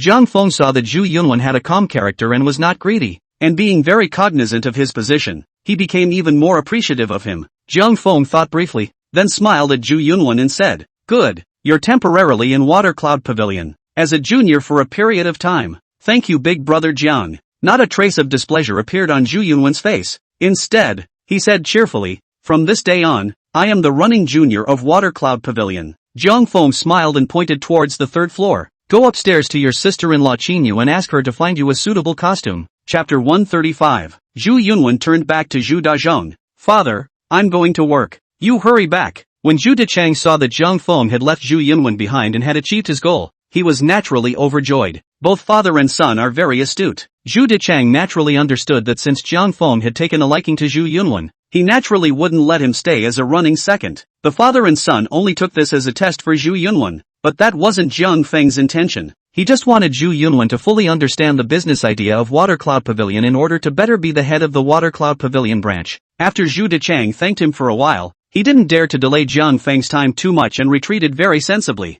Zhu Yunwen then changed into the costume of a junior and started his career as a runner. Although Zhu Yunwen hadn't known Jiang Feng for a long time, however, Zhu Yunwen had extreme respect for Jiang Feng. Especially the spontaneous temperament of Jiang Feng made Zhu Yunwen very envious in his heart. Zhu Yunwen also knew that it might be too snobbish for their father and son to do so, but he was not repulsed in his heart, because Zhu Yunwen truly wanted to follow Jiang Feng, thus exchanging for another way of living. Zhu Yunwen didn't want to be called around anymore just because he was the son of a merchant, but he himself could only tolerate it. Daxing Palace, Fengtian Hall. Some days ago there was a flood in Xinyangfu, causing countless houses to collapse and crops to fail. Now the flood waters have receded though, but a large number of the people, who had no place to live, began to displace themselves in groups in search of something to eat. Previously Emperor Xing had been trying to exercise his crown prince's ability to rule. The officials sent to Xinyangfu to provide disaster relief are basically from the Prince Zhou Yin's line. After Prince Zhou Yin failed to force his way to the palace, the prince's line of officials was basically wiped out.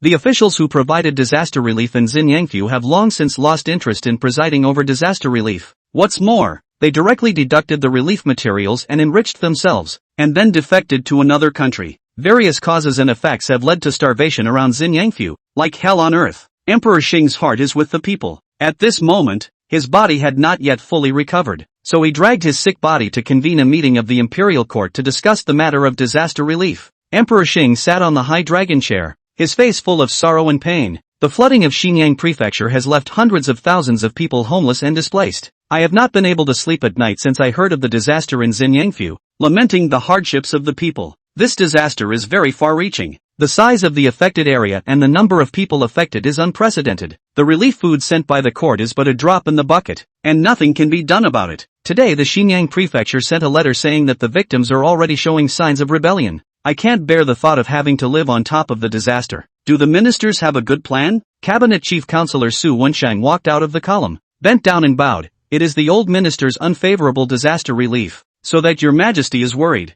Please also punish the emperor. Emperor Xing waved his hand and sighed. I understand your difficulties, The treasury has failed in recent years and there is not enough food. Without food for disaster relief, even the best means of relief is useless. You get up. You can't turn out food. So what's the offense? It's better to hurry up and think about what to do in response to this Xinjiangfu disaster. Thank you, Your Majesty, for your compassion. Su Wensheng stood up and continued. The area affected by the Xinjiang prefecture is too large, and the officials under his rule are exhausted, but they also achieve little. Now there is not enough food again. The matter of disaster relief can only be planned slowly. I think that the plan of the day is still to pacify the people as the first priority. Su Wensheng sighed and continued. Due to the emergence of a few black sheep, it has caused the victims to no longer trust the local officials. Your Majesty may choose a person of high moral standing to go to Xinjiangfu to proclaim the kingization and preside over the disaster relief. Let the victims feel Your Majesty's concern, and naturally no one will commit injustice again. Emperor Xing nodded slowly. What the secretary said is very true.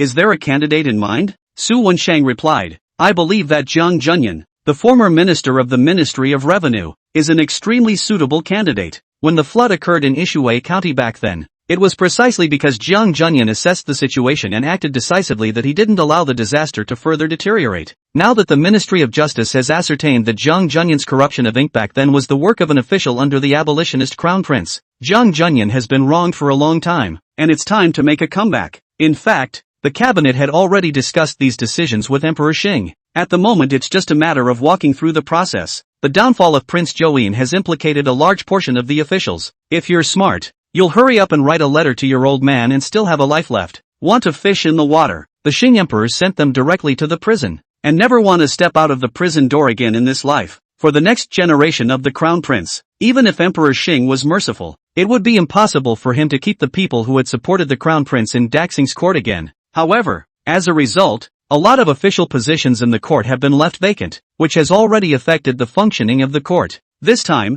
the court is convened to fill these holes. Emperor Xing nodded slowly. In the case of Jiang Zhenyan, it was all because I mistakenly believed the slanderous rumors that caused the loyal minister to be wronged. I was wrong in this matter. Now that the secretary of the Ministry of Revenue has retired to his hometown in his old age, let Jiang Zhenyan take up this post. Emperor Xing pondered for a long time and spoke. Prepare a decree. With the Ministry of Household Secretary Jiang Zhenyan as Jiangdong governor, control Xinjiangfu, Guanglingfu military and government, presided over the disaster relief matters. On the other hand, give the sword of the Son of Heaven to inspect the officials under my rule on my behalf. Anyone who disobeys orders and embezzles food for disaster relief, under the 4th rank, can be beheaded first. River House. Zhang Feng was in the middle of adapting the stage play of The Legend of the White Snake with Su Yinger when the eunuch of the imperial decree arrived at Zhang's residence. In the holy decree, Emperor Xing not only vindicated Jiang Zhenyan's stigma of corruption and ink, and it directly elevated him a step, making him the head of the household ministry. Jiang Zhenyan was immediately moved to old tears. People in this day and age value fame more than the heavens. Although Emperor Xing had long ago absolved the Jiang family of their sins, but Jiang Zhenyan has a nagging stigma about corruption and ink. Now Jiang Zhenyan has been cleared of his wrongdoing. It made him feel happier than if he had become the secretary of the household. Jiang Zhenyan in the direction of the palace. Snot and tears cowed out a few times, knocked his forehead a bruise. Zhang Feng, however, sighed continuously as he watched. Zhang Feng had also heard about the disaster in Xinjiangfu. Due to the unfavorable relief efforts of the imperial court, they could not even afford to provide a bowl of porridge per day, leading to widespread public discontent. In this case, the official government no longer has any deterrent effect. It is said that some victims have already risen up. Xinjiangfu has long been in chaos and has become a menacing place, and Zhang Feng knew it well. People are capable of anything when they are hungry, and catastrophes are often followed by pandemics. Jiang Zhenyan is so old. Isn't it good to stay at home? Why go to such a dangerous place? Chapter 136 Hot Potato. Waiting for Jiang Zhenyan's emotions to stabilize a little, Zhang Feng advised, Grandpa, why don't you resign this minister of household? The matter of disaster relief has been turned into a mess by the abolitionist prince. The situation in Xinjiangfu is very complicated today. It's not as simple as just providing disaster relief. It also abducts pacification. Jiang Zhenyan, who was still in a state of exuberance, directly interrupted Zhang Feng's words. Jiang Zhenyan waved his big hand and said in a loud voice, Fenger, you don't have to say anything. It is a sign of trust in my old man that His Majesty has entrusted me with the matter of disaster relief. In order to be worthy of this trust from His Majesty, even how difficult it may be, I will rise to the occasion. Now the victims are deep in water. It's not too late. Someone, help old man change into his official clothes. The old man will now enter the palace to give thanks. Early tomorrow morning, old man will set out for Xinyangfu. Although Jiang Junyan had presided over the disaster relief, however, the disaster in Xinyangfu had turned into a natural and man-made disaster, which was not comparable at all. Jiang Junyan was also very clear in his heart. This time, presiding over the matter of disaster relief is not a good job when the court is short of food, but Jiang Junyan did it for the sake of the affected people, and for the sake of Emperor Xing's trust in him, still willingly took the hot potato. Fortunately, Emperor Xing also knew that the court was too poor to provide Jiang Junyan with much material support. It can only give Jiang Junyan great power. Jiangdong, 2 provinces of military affairs. Jiang Junyan can be decided by a single word. He also gave Jiang Junyan the Sword of Heaven, which was used to deter some officials who disobeyed orders. The reason why Emperor Xing spared no effort in supporting Jiang Junyan and promoting him to the position of Minister of the Household. Naturally, there was a favor in it from Jiang Feng. Jiang Feng understood all this in his heart. Although this wasn't the result Jiang Feng wanted, Jiang Junyan was happy. After Jiang Junyan changed into his official uniform, his whole body was refreshed, as if he had become much younger all of a sudden. As a junior, Jiang Feng could only support it and could not say anything else. Jiang Feng sighed helplessly as he looked at Jiang Junyan's back that was striding away. Now he had just cleared his mind for a few days, but he had to get busy again. Such a chaotic situation in Xinyangfu. How could Jiang Feng be assured that Jiang Junyan would go to his office alone? Jiang Feng instructed Oli, go and call Shin Hanfei. Do Xiaoqian and Zhu Superming over? Let's just say I have something to discuss. Oli nodded coldly and led the way. Yun Yang had the same idea as Jiang Feng. She was also uneasy about Jiang Junyan traveling to Xinyangfu alone. Fenger, it has been more than a year since your grandfather left the court, and there's not much help in the household. This time, you'd better follow your grandfather when you go to Xinyangfu to provide relief. Jiang Feng smiled helplessly. Mother, that's exactly what I want. I asked Molly to call those 3 guys over just so they could help me prepare some things. Xinyangfu is in chaos these days. I have to have some life preservers on hand to use just in case. Yun Yang nodded and said to the somewhat restrained Su Inger. This time, Fenger went to Xinyangfu, and will definitely not be able to return in a short period of time. Maybe 6 months, maybe a year. Who knows? Fenger must have someone close to him to take care of his ups and downs. Yuer has to be in charge of Water Cloud Pavilion, so I'm afraid she can't get away. Linger is in Fuhai City, and it's out of reach. Nowadays, you're the only one who can take care of Fenger. Pack up your things and follow Fenger to Xinyangfu tomorrow. Su Inger had just entered the Jiang family for a few days, and seeing that she was about to part with Jiang Feng, she was originally very reluctant to part with her heart. At the moment Yun Yang asked her to accompany Jiang Feng to Xinyang Mansion, she was naturally overjoyed. Su Inger blessed herself and said, yes, old madam. Jiang Feng returned to his study and made a simple list based on the disaster relief experience he had gotten in his later life. It wasn't long before Shen Hanfei, Du Xiaoqian and Zhu Superming came together. Du Xiaoqian mysteriously handed Jiang Feng a package. Jiang Feng, the things you explained have finally been developed. I've tested it and it's powerful as hell. There are still some improvements to be made, but time is running out. You can't go to Xinyangfu this time without a defense guy. 2 are made out today, so you can use them first. Jiang Feng immediately brightened up and couldn't wait to open the bag. 2 beautifully modeled hand cannons then appeared in front of Jiang Feng.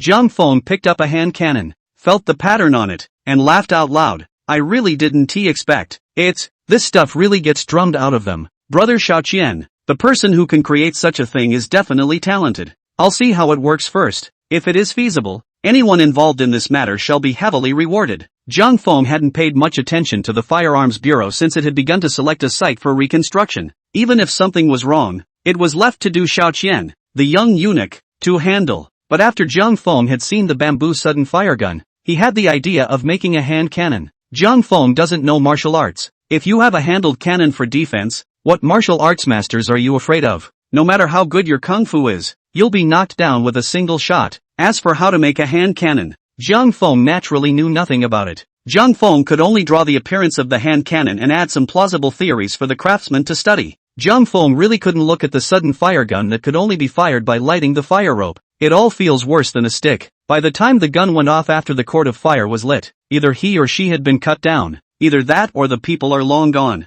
In order to save the tedious process of lighting the fire rope, Jiang Feng came up with the idea of using flint to strike a sudden fire gun. As for whether it would work or not, Jiang Feng didn't have a plan in his heart. Jiang Feng didn't expect that in just a few months of work, these craftsmen had actually manufactured it. The hand cannon had already been filled with gunpowder and steel balls. Jiang Feng came to the yard and pulled the trigger at a big tree. Boom! After a loud bang, The tree shook. A dozen black holes of various sizes also appeared on the trunk of the tree amidst the flurry of fallen leaves. Du Shaoqian had already seen the power of a hand cannon and no expression of surprise appeared on his face. However, Shen Hanfei and Zhu were stunned. The trees are getting so many holes in them. What it would have to look like if it hit a person. Zhang Feng fanned the white smoke in front of his eyes with his hand and exclaimed, "Beautiful. It's really too beautiful. Brother Shaoqian, these artisans, be sure to keep an eye on them for me. Build them a special workshop for the study of this sudden musket. When the time is right, I will report to His Majesty and create a team dedicated to the use of the sudden musket. This team will be invincible and invincible." Du Shaoqian,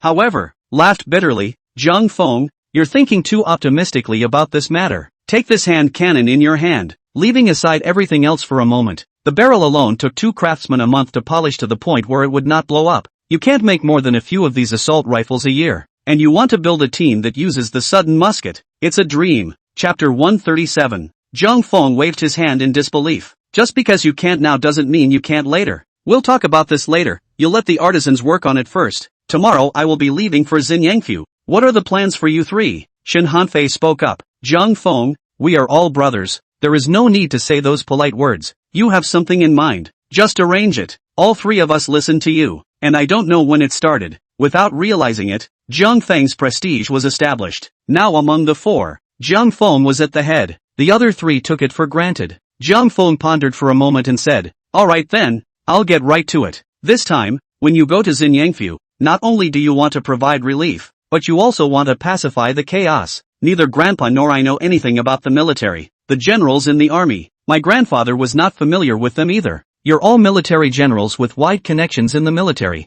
I hope that Brother Han Fei and Brother Overmind will come with me, so that nothing will go wrong when the time comes. This is also a good opportunity for you to gain military honors. If you're willing, I'll go to the palace and ask for an errand for the 2 of you to quell the chaos, and I'm sure His Majesty will agree." Du Shaoqian became anxious upon hearing this. "Zhang Feng, could it be that you look down on my brother? They're both going, why are they leaving me alone?" Zhang Feng patted Du Shaoqian's shoulder and said, "Brother Shaoqian, you can't go. We have to keep one person in the capital, and you are most responsible. Your father manages the arms master, so we're kind of close to the water. If you go, we'll have no logistics, and the firearms bureau is under construction, so if we both run away, I'm sure His Majesty won't agree." Du Shaoqian couldn't help but sigh at his words. "So you say, I'll go back to the arms master now and have them bring you all the finished shock thunderbolts. If anyone dares to rebel, blow them all to mush." Du Shaoqian got up to leave, but Zhang Feng reached out to stop him. "There is one more thing that I need your help with. You have a wide range of connections in the capital. Help me inquire about a person called Li Mingxian. This man is a member of a family and has just had his status as a lifer. I'm sure with your abilities you'll be able to find him in no time." The person who had taken Su Yinger's master and servant that day, due to the darkness of the sky, Zhang Feng hadn't actually seen very clearly, but Zhang Feng thought of Su Yinger's clash with Li Mingxian, and then combined it with the ferocious gaze of the man who drove the car which, this made Zhang Feng decide that this matter must be the work of Li Mingxian. Li Mingxian did such evil things. With Zhang Feng's nature, he would never stop. Zhang Feng was preparing to embark on this matter in the next 2 days. Who knew that Emperor Xing gave him such a show, sending Zhang Zhenyan forward to Xinyangfu to provide disaster relief? Zhang Feng had no choice but to ask Du Shaoqian to poke around first and make preparations in advance. When Zhang Feng returned to the capital, he would then proceed to deal with the matter. "Li Mingxian?" Du Shaoqian said with some confusion. "This person sounds a bit familiar to me, but I can't recall it for a while. What? Did he offend you?" Zhang Feng sighed and recounted to the 3 of them what happened a few days ago when Su Yinger was taken away. By the way, he told them about marrying Su Yinger. The 3 of them didn't react in any particular way when they heard that Zhang Feng had already taken Su Yinger into his family. The children of a worldly family like the 3 of them, there are countless concubines. In comparison, Zhang Feng's affair with Su Yinger was not worth mentioning at all. The 3 of them just gave a very perfunctory congratulations, and then the matter was gently dismissed. However, the 3 of them were all very angry after realizing what Li Mingxian had done. Such a villainous act is simply outrageous. Shen Hanfei was furious. This person, Li Mingxian, is really bold and presumptuous to the extreme. At the feet of the Son of Heaven, how dare you commit such injustice? Shao Qian, you must find out more about this person. When we get back, we'll make sure to clean him up. Du Shaoqian nodded. Zhang Feng, just don't worry. I will certainly inquire about this person for you. Whatever this Li family is, since the bully has gone over our heads, there's no reason to let him go.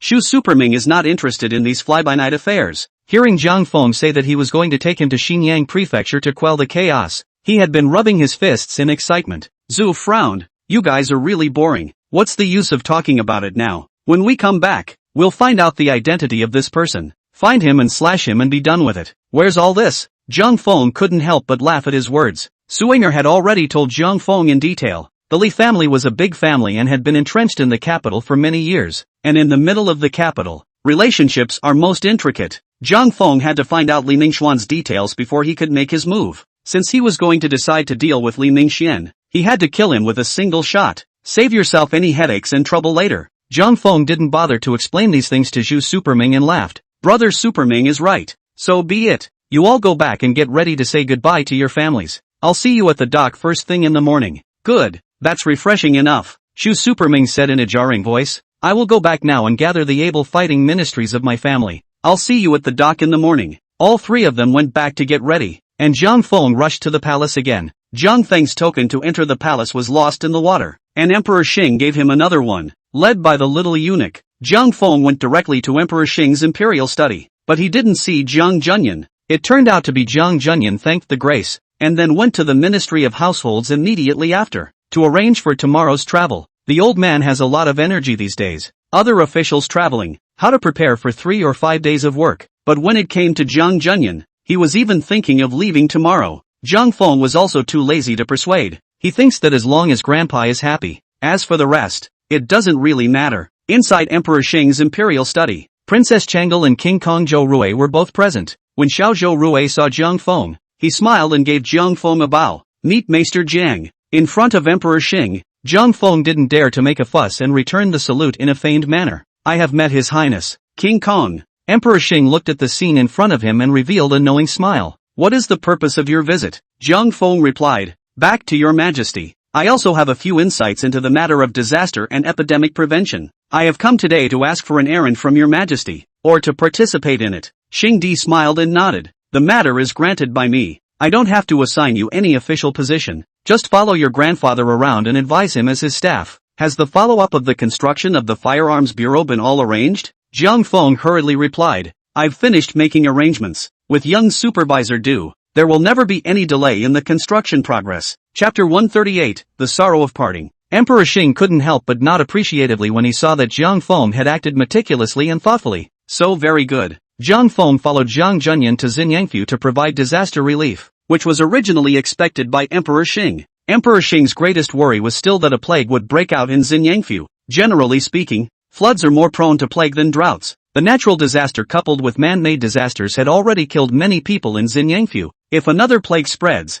I'm afraid there won't be many people left in Xinyangfu. In the hearts of the people, Zhang Feng belonged to the group of people with excellent medical skills, and it is an extraordinary means of preventing epidemics. Zhang Feng was able to control the spread of smallpox when he was in Shizhou. What's more, I'm afraid of a little plague. Emperor Xing had been thinking that Zhang Feng must be allowed to preside over the disaster relief as Zhang Junyan's deputy, but Emperor Xing had just made Zhang Feng the Grand Maester of Zuochunfang. If he is given another official position to provide disaster relief, I'm afraid it will cause offense. Anyway, it was Zhang Feng's grandfather who presided over the disaster relief. As for whether to give Zhang Feng an official position or not, there was no longer any significance. Zhang Feng also reported to Emperor Xing about Shen Hanfei and Zhu Superming going to Xinyangfu. Xingdi is not allowed to do so. Shen Hanfei and Zhu Superming are both from the general's family. If I had the chance, I would have pulled it out long ago for some practice. Zhang Feng reached his goal and left satisfied. Princess Chang'e looked at Zhang Feng's departing back, but her small face was filled with worry. During this recent period of time, Princess Chang'e and King Kong, Zhou Rui, had been accompanying Emperor Xing. She had basically read all the Zhangfu sent by Xinyangfu as well. The current situation in the disaster area is not optimistic. Today's intelligence sent by the Secret Investigation Division shows that the ranks of the rebellious victims in Xinyang Prefecture are approaching 100,000 people. Princess Chang'e hesitated for a moment before she softly said, Father, Zhang Feng went to Xinyangfu this time. There's no danger, is there? Emperor Xing dotedly glanced at Princess Chang'e and smiled. Xianer, you don't need to worry. The number of revolting victims is large, but they are a rabble. They will disperse themselves as soon as the imperial army arrives. Princess Chang'e frowned and said, they left too quickly. Wouldn't it be better to go forward with the army of the court? What if there's danger along the way? Emperor Xing sighed. Xianer, you don't understand the military. There is so much to prepare for the start of the army. Even if it's faster, it'll take half a month. Time is of the essence. I still greatly appreciate Jiang Junyan's decision to go one step ahead. There is basically no order in Xinyangfu today. If Jiang Junyan arrives a day earlier, he may be able to save more people. I have already instructed the Marquis of Pingjin to select some of his best soldiers and strong generals to escort Jiang Junyan to Xinyangfu. Jiang Feng is of great use to me. I won't let anything happen to him. After Jiang Feng left the palace, he went directly to Marquis Xuanping's residence. When Lu Yuni heard that Jiang Feng had gone to the Xinyang prefecture disaster area and didn't know when he would return, her heart was naturally full of reluctance. Jiang Feng sent the two little girls out, and Lu Yuni cozied up for a long time, before the sorrow of parting was washed away. The next day, the gates of the capital are wide open. Since the road was not peaceful, Emperor Xing transferred some elite soldiers from the three major battalions of the capital army to escort Jiang Junyan to Xinyangfu. The brigade was the first to leave the city. Shen Hanfei and Xu Superming were fully armored and rode high horses, strutting at the front of the procession. Behind the soldiers was a vast array of wagons. The wagons were pulling food donated by the Ministry of the Household, as well as the wealthy families of the city, and scaling toward the docks. Jiang Junyan's carriage walked in the middle of the group. Jiang Feng rode his horse close behind, accompanying Su Yinger beside her carriage. Originally, Yun Yang and Qin Yu wanted to go to the pier to see them off. Jiang Feng persuaded them to stay at home, but the parting was imminent, and there was no telling how long it would take to return. Yun Yang and Qin Yu were again spared tears, which made Jiang Feng very sad as well. This time, the body has not been able to travel, so that Jiang Feng deeply realized. It turns out to be a mixed bag. It's really quite hard. Ever since Su Yinger entered the Jiang family's gate, she hadn't gone out. The matter of Su Yinger marrying into the Jiang family was not known to Yi Lingwei. Now it's about to leave the capital. In reason, Su Yinger should also tell Yi Lingwei. The provincial Yi Lingwei was anxious when she saw that Su Yinger was nowhere to be found. But Yi Xiang Lu Su Yinger is not good to come out, and can only send Green Bamboo to inform Yi Lingwei. Seeing that the city gates were imminent, Jiang Feng hadn't found Green Bamboo's figure. Jiang Feng asked across the carriage, "Yinger, why hasn't this little girl Green Bamboo come back yet?" Su Yinger replied from the carriage, "Big brother Jiang, don't worry, I've already explained Green Bamboo. Tell her to go straight to the city gates and wait for us as soon as she comes out of the Yisheng mansion. Guess she's just up ahead." While the two were talking, the carriage traveled to the city gates. Some of the idle populace crowded the sides of the road, probably want to see what the new governor of Jiangdong, the Ministry of Household Secretary Jiang Junyan, is like. It was a pity that they couldn't see anything except a few carriages, and the soldiers escorting them. Even so, these populace were still looking at the wagons and were talking about something with excited faces. Jiang Feng rode on his horse with a wide view. He soon spotted Green Bamboo on the side of the road. Waiting at the roadside was not only Green Bamboo, but also Yi Lingwei, who was dressed in a goose yellow dress. It stood out in the crowd. "Molly, pull over and pick up Green Bamboo before you go." After Jiang Feng instructed Molly, who was driving the car, he said to Su Yinger, "Yi Lingwei is also here, probably to see you off." "Lingwei is here too?" Su Yinger's eyes reddened at the sound of it. She directly poked her head out, and when she saw Yi Lingwei and Green Bamboo on the side of the road, her tears came straight down. Lingwei, Molly, who was rushing the car, had already seen Green Bamboo. He directly jumped off the carriage, pulled the horse's reins, and parked the carriage in front of both Green Bamboo and Yi Lingwei. From Green Bamboo's mouth, Yi Lingwei already knew Jiang Feng's identity, but there was no particular expression on his face at the moment. Yi Lingwei smiled at Jiang Feng, who was riding on a horse, and directly threw a bundle to him. "It's a congratulatory gift. Sister Yinger is such a good person. It's really cheap for you." The subordinate, after Yi Lingwei's words, she didn't use a footstool and lifted the hem of her skirt, so she directly jumped onto the carriage, then back to the head and pulled Midori up again. Jiang Feng was holding the bag and blinked his eyes. "Why are you jumping on the wagon when you're the one who's seeing us off?" Yi Lingwei drilled into the carriage and said to Su Yinger, "Sister Yinger, you scared me to death. I thought you were snatched by Li Mingxian. I didn't realize it was you who married into the Jiang family. Congratulations." Su Yinger, however, shed tears. She hugged Yi Lingwei's arm and said, "Lingwei, I didn't expect you to come to see me off. Let's say goodbye to our sisters today. When we meet again, we can't say when." Chapter 139, The Best of Both Worlds. Yi Lingwei smiled wryly. "Then we sisters won't be separated is all." Su Yinger was stunned. "Lingwei, what do you want?" Yi Lingwei lifted the curtain of the car and said to Emoli, who was driving the car, "Driver, set off quickly." "Hiya." Emoli saw that Jiang Junyan's carriage was almost out of the city and did not dare to delay any longer. He waved his whip and the carriage headed out of town. The conversation between Su Ying'er and Yi Lingwei was naturally heard word for word by Zhang Feng, who was beside the carriage. Zhang Feng hurriedly urged his horse forward 2 steps and said in surprise, "Yi Lingwei, we're going to the Xinyang Mansion disaster area. What are you following?" Yi Lingwei stuck her head out of the car window and gave Zhang Feng a blank look. "Which one wants to follow you?" "I am following Ying'er's sister. I am afraid that she will suffer after you. I want to protect her." Su Ying'er pulled Yi Lingwei into the carriage and stopped her. "Lingwei, don't fool around. You do realize that we're not going on a cruise. Instead, we're going to the Xinyangfu disaster area. What kind of situation is the disaster area in today? Do you know?" Su Ying'er didn't wait for Yi Lingwei to reply and continued. "Due to the unfavorable relief of the court, the victims have already rebelled. Today Xinyangfu is in disarray. The court is at its wit's end. It's only because Grandpa, his old man, has a heart for the world and can't stand the suffering of the victims that he's willing to take over this hot potato. When we go this time, there is a possibility that we may encounter a military disaster or a plague, maybe even lose their lives over it. It's all unknown. What are you doing following it?" Zhang Feng couldn't help but sigh when he heard this, but he felt warm in his heart. Su Ying'er was incredibly intelligent. She knew what it would mean after going deep into the disaster area with Zhang Feng. It would not be an exaggeration to say that Zhang Junyan's trip to Xinyangfu this time was fraught with danger. Originally, Emperor Xing had sent 2,000 elite soldiers to be used to vault over Zhang Junyan and Zhang Feng. As a result, Zhang Junyan left behind 500 people. "If we do meet a rebellious calamity, just one charge and I'm afraid the 500 men are gone." Zhang Junyan also had his own thoughts on the reason why he just left 500 people behind. Because there wasn't much food for disaster relief in the first place.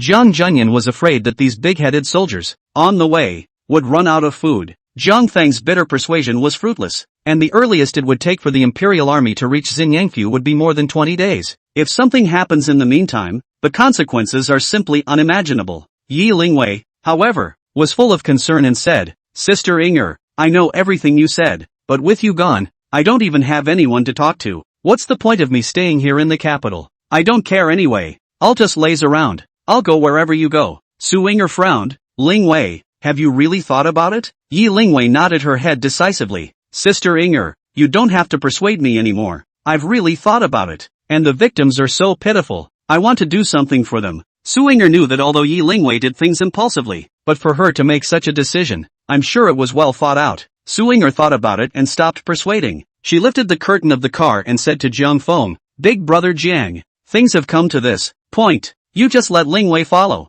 Zhang Feng pondered slightly. Seeing that Zhang Feng was a bit hesitant, Su Ying'er continued, "Big brother Jiang, Lingwei is a lonely person just like me, and she's also a troublemaker by nature. I'm still a bit relieved that she's left alone in the capital." After entering the disaster area, Zhang Feng was sure to be incredibly busy. It's nice to have someone to talk to Su Ying'er with. It's actually a very good thing. Zhang Feng thought of this and spoke. Since she's not afraid of danger, if she's willing to follow, so be it. It's nice to have someone to talk to. Having Yi Lingwei by her side made Su Ying'er feel very happy as well. However, she had always felt a few strange feelings in her heart about Mama Chow being able to let Yi Lingwei leave Yixianglu. "Lingwei, I've heard about it. At the Autumn Water Poetry Festival, it was still you who won this year's Flower Champion of the capital. In addition to Big Brother Zhang's poetic addition to this, Mother Chow also made a big effort in the middle. Yixianglu is counting on you to earn money after this. How could Mother Chow be so generous as to agree to you leaving Yixianglu?" Yi Lingwei gave Green Bamboo a sheepish look.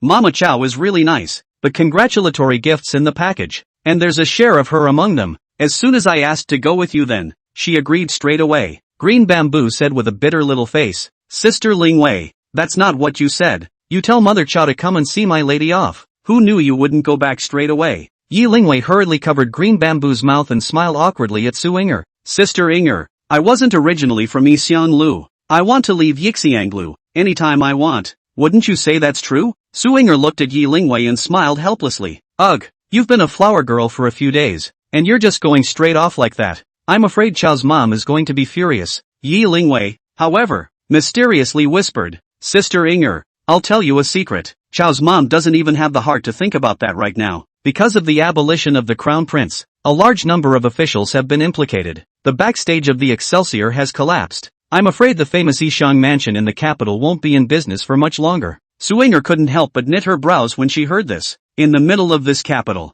a greenhouse without a backstage would not be able to operate in any way. If Yixianglu was annexed by someone else, Mama Chow might not be able to stay. Chow's mom also has no relatives. If that's the case, how will Chow's mom live alone after this? Chao's mom was kind to Su Ying'er. Within her power, this matter Su Ying'er must not stand idly by. Su Ying'er thought about it briefly, then quickly came up with a way to get the best of both worlds. Yixianglu is huge. It could totally be converted into a big theater. Moreover, the women in Yixianglu are all dexterous people chosen by Chao's mother. There were a couple of singers and dancers. Under Su Ying'er's guidance, a certain level of attainment had been reached. With a little bit of training, they are excellent stage actors. This was actually an excellent opportunity for Jiang Feng's plan to open a large theater. But Su Ying'er got the news too late. If you don't do it at this point, by the time Jiang Feng returned from Xinyangfu, Yixianglu must have changed ownership. For today's sake, this matter can only be taken care of now. Su Ying'er thought for a moment and opened the curtain of the car and said to Jiang Feng,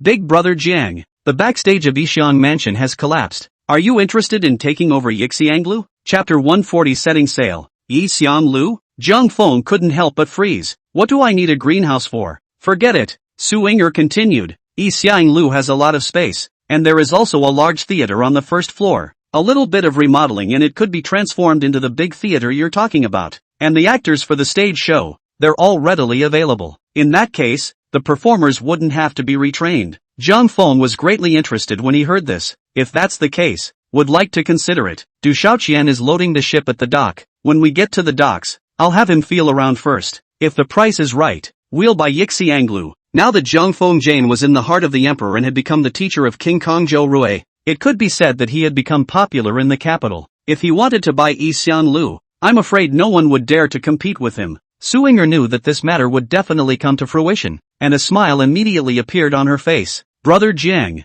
Mother Chao is kind to me. If you buy Yixianglu, can you keep her? Jiang Feng laughed. That's certainly no problem. If our grand theater opens, we must also have a usher. Mother Chao is originally an eight-faced person. Very suitable. Yi Lingwei directly dragged Su Ying'er into the carriage and asked in amazement, "Sister Ying'er, what is the grand theater? What the hell are you two talking about?" Su Ying'er looked at Yi Lingwei with the expression of a curious baby, so she had to briefly recount to her Jiang Feng's idea of opening a grand theater. Yi Lingwei's eyes lit up after hearing Jiang Feng's plan. You guys are actually trying to bring the story of the white snake to the theater? This idea, simply marvelous. Sister Ying'er, when this grand theater of yours opens up, can you take me with you? Su Ying'er laughed. If the grand theater really opens, Big Brother Jiang is planning to let me manage it. You're always welcome if you want to come. I can also arrange a role for you when the time comes. Yi Lingwei cheered. Yes, I'm going to play Su Xian, and you, Sister Ying'er, will play by Suzhen. You and I are a match made in heaven. Su Ying'er shook her head and laughed. What nonsense!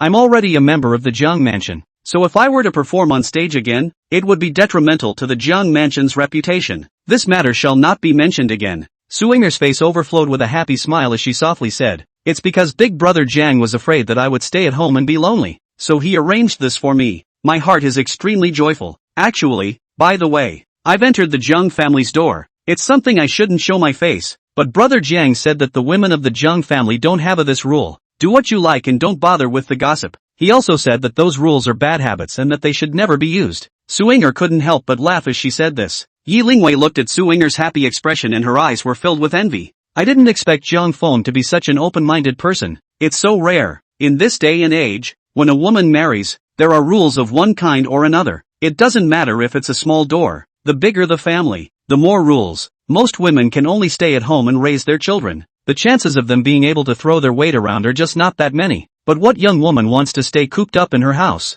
alone? Like Qin Yu and Su Ying'er. It's actually a blessing to be able to walk out the door and still have something you'd like to do. Docks on the outskirts of town. Boatmen were busy loading grain onto the boats, and wagons were weaving in and out of the crowd. It made the dock noisy. To make a good impression on your new boss, the officials of the Ministry of Household were basically all concentrated at the pier, waiting for Jiang Junyan's arrival. They were ready to join together to send off the new minister of the household. Jiang Junyan, the governor of Jiangdong. Relief supplies have basically been loaded onto the ship. Jiang Feng attached great importance to these supplies and food. Some gunpowder, in particular, was transported under very harsh conditions. Jiang Feng was afraid that if he wasn't careful, he would blow up the entire ship. For this reason, Jiang Feng purposely called Zhu Yunwen, the runner, over as well, and put him in charge of watching over these things. Jiang Feng turned around at the pier and was the first to find Du Shaoqian, telling him about Yixianglu. Du Shaoqian immediately patted his chest and agreed. This kind of thing was really simple for Du Shaoqian. After Zhang Feng said goodbye to Du Shaoqian and arranged for Emily to take Suinger and the others on board first, he stood honestly behind Zhang Junyan. Zhang Junyan was saying goodbye to the officials one by one. Sometimes when Zhang Junyan met people he knew well, he would pull Zhang Feng out and introduce him. Since he was a junior, he could only smile and salute. The rise of the Zhang family nowadays had led to a large number of people seeing Zhang Junyan off. Zhang Junyan was honored to be promoted to the Minister of the Ministry of Revenue and the Governor of Beijing East. Already a second-ranking official of the Daxing Court Hall, many officials prepared gifts upon hearing the news. He planned to go to the Zhang mansion to congratulate Zhang Junyan on his honorary promotion, and in the meantime, he would make some connections. It was only a pity that because Zhang Junyan had left in such a hurry, many people were left without the opportunity to send gifts. These people then ran straight to the docks. Anyway, it doesn't cost a penny in silver to show your face on the docks. It would also leave a good impression on Zhang Junyan. What's not to like? Especially some of the people who had an old relationship with the Zhang family, relying on a handful of years, holding Zhang Junyan's hand and talking endlessly. Zhang Junyan could only be patient and maneuver with it. It was only Zhang Feng, who was behind him, who suffered. Zhang Feng tried to run several times, but he was stopped by Zhang Junyan with a stern gaze. To correct the expression on Zhang Feng's face, Zhang Junyan secretly stepped on him a few feet. Since then, the fake smile on Zhang Feng's face hadn't broken, although Zhang Feng's actions had left an excellent impression on these people. But the prolonged fake smile has made all the muscles in Zhang Feng's face a little stiff. Zhang Feng managed to wait until the end of the send-off and hurriedly ran onto the boat. Zhang Junyan was also tired after exchanging pleasantries with the officials at the pier for a long time. After ordering the ship to sail directly, he went back to his cabin to rest. With a command, the large ship moved slowly and began to head for Xinyangfu. Zhang Feng came to the cabin on the second floor, ready to see if Su Inger and the girls could be settled properly. The second floor boathouse is high and has a great view. Zhang Feng looked back and the entire pier was visible. Without realizing it, Zhang Feng saw a carriage parked on the riverbank not far from the pier. A young girl in a white dress stood beside the carriage, facing the direction of the large ship. The river breeze blows. The white girl's skirt danced with the wind like a fairy. Makes you feel as if you're about to ride the wind. Due to the distance, Zhang Feng couldn't see the young girl's face at all. But for some reason, the shadow of Princess Changle appeared in Zhang Feng's mind. How could Princess Changle be bored and run to the riverbank? Chapter 141 Disaster Relief Ordnance. Zhang Feng smiled and shook his head, dismissing his thoughts and turning around to walk into the ship's room. Yi Lingwei and Su Inger were sitting on the edge of the bed and were chattering about something. After seeing Zhang Feng come in, Su Inger got up and smiled at him. Big brother Jiang, sit down and rest for a while. I'm afraid I'm tired from standing at the dock for so long. Zhang Feng was more than tired. Right now he felt like his legs and stomach were spinning. He just wanted to lie down for a while now. It would have been best if someone had loosened him up again. Zhang Feng saw that Yi Lingwei was not getting up with a big grin and turned his head to instruct Green Bamboo. Green Bamboo, take Lingwei out to see the scenery. I'm going to say something intimate with Inger, so it's not good for you to hear. Humph, who cares to listen to? Yi Lingwei understood that it was Zhang Feng who wanted to sidetrack her, and immediately felt left out in the cold, huffing and flinging her sleeves away. Green Bamboo pursed her lips and smiled, also exiting the room and closing the door with her hand. Zhang Feng immediately laid down on the bed and arranged himself into a big word. But it's exhausting. Inger, quickly press my legs. Su Inger smiled as she sat on the edge of the bed and helped Zhang Feng remove his shoes and socks. The young lord came by just now. He told me to tell you that due to our lack of troops, for safety's sake, it's better to reach Xinyangfu as soon as possible. The ship will be on the river for 3 days straight before docking for supplies. Zhang Feng couldn't help but sigh. Grandpa wouldn't listen to advice and insisted on taking 500 soldiers. The old man is simply too stubborn. I shouldn't have brought you here if I had known it would be so dangerous. Su Inger softly said while helping Zhang Feng with a massage. Big brother Jiang, I am extremely joyful to be able to go to Xinyangfu with you this time. As long as I can be with you, no matter what kind of life I will have after this, I feel like every day is a fast one. Zhang Feng's heart warmed as he reached out and pulled Su Inger into his arms. What a lovely person. Inger, it's my greatest fortune to have married you. Su Inger not only had a delicate mind, her character was even more gentle and watery. It was always possible to meticulously feel the fluctuations within Zhang Feng's heart, and then wouldn't ask much, just with her own gentle as water, to soften the fluctuations in Zhang Feng's heart. This was a very happy feeling for Zhang Feng. Su Inger wrapped her arms around Zhang Feng's waist, her pretty face rubbing against his arms. Also a happy face. Zhang Feng and Su Inger had been cozying up inside the boathouse for a while when suddenly a figure flashed by the window. Since there was still a layer of cloth curtain, Zhang Feng could only see a shadow and didn't know who it was. Immediately afterward, a small head began to bob around the window. Su Inger's head was resting on Zhang Feng's shoulder. facing the direction of the cabin window. Naturally, she saw it all. Suinger couldn't help but smile and sat up straight. Big brother Jiang. It might be Lingwei. Sneaky.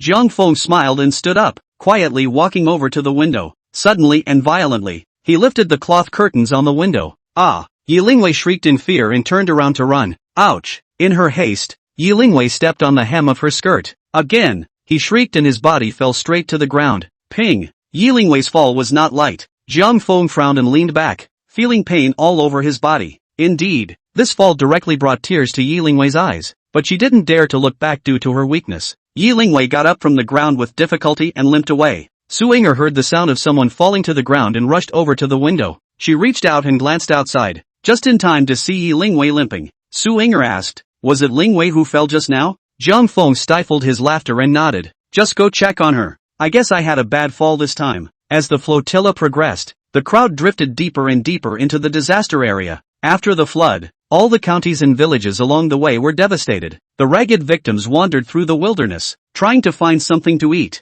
but it looks like a lonely soul. The entire affected area has a dead, lifeless feeling. Although Jiang Feng does not have the lofty ideals of rescuing the world's living beings, establishing 1,000 years of achievements and so on and so forth, but when he saw the miserable victims along the way, he inevitably felt pity in his heart. As far as he could, Jiang Feng also wanted to do something for these victims. The flotilla traveled quietly in the direction of Xinyangfu. On the way, Suinger and Yi Lingwei were able to leisurely play chess or look at the scenery along the river on the deck. Jiang Feng, however, didn't have a moment to spare. He also relied on his experience of disaster relief in his previous life and spent a whole day writing down some statutes and regulations regarding disaster relief and epidemic prevention. Jiang Feng deleted and subtracted according to the differences in this era, according to the local conditions. Finally a booklet was organized and handed over to Zhang Junyan. Zhang Junyan watched and clapped his hands. Are well organized and yet ring true to each other. Such a detailed article on disaster relief. If it is implemented, it can benefit all the people. Fenger, this disaster relief ordinance is profound and all-encompassing, which involves not only deployment, management, it's even about the hearts and minds of the people. The medical profession. Grandpa knows that you alone could never write it. Jiang Feng just wanted to explain, but Zhang Junyan smiled and waved his hand at him. You don't have to say it. These things must have been taught to you previously by your immortal master. I know if you don't tell me. Jiang Feng could only give Zhang Junyan a thumbs up. Grandpa, your old man is so perceptive. Today, the court's relief program is still primarily focused on stabilization. Once there is a riot of victims, then the army is sent to forcibly suppress it. It's simple and brutal. But this disaster relief ordinance of Jiang Feng's incorporates thousands of years of experience in disaster relief. This includes the management of the victims, epidemic prevention and hygiene, the deployment of supplies and a host of other things. It can be very detailed. Relative to this era, these disaster relief regulations summarized by Jiang Feng were all extremely forward-looking and visionary. The relief officials are bound to achieve good results if they can be organized in a step-by-step manner, particularly on methods of combating post-disaster epidemics. Jiang Feng wrote in particular detail, if a pandemic occurs after a great disaster, with the current medical conditions, there is nothing to do but leave the victims to fend for themselves. There's nothing the gods can do about it. During Jiang Feng's conversation with Zhang Junyan, Suinger and Yi Lingwei were beside him. Suinger couldn't help but be curious and asked Jiang Feng about his divine master. Jiang Feng had no choice but to continue talking nonsense. The same set of words that had fooled Zhang Junyan that day was reintroduced to Suinger. Suinger was actually convinced as well. This simply makes Jiang Feng do not know what to say. Chapter 142, A Cloud of Followers. People of this era, there is the most trust in these gods and goddesses. If not, there was no way to explain Jiang Feng's actions. Yi Lingwei had begun to be a bit in awe of Jiang Feng ever since she realized that he had an immortal master. He didn't even dare to raise a bar with Jiang Feng. As the few people were dispersing on the deck, Yi Lingwei still couldn't hold back the doubts in her heart. Yi Lingwei cautiously said to Jiang Feng,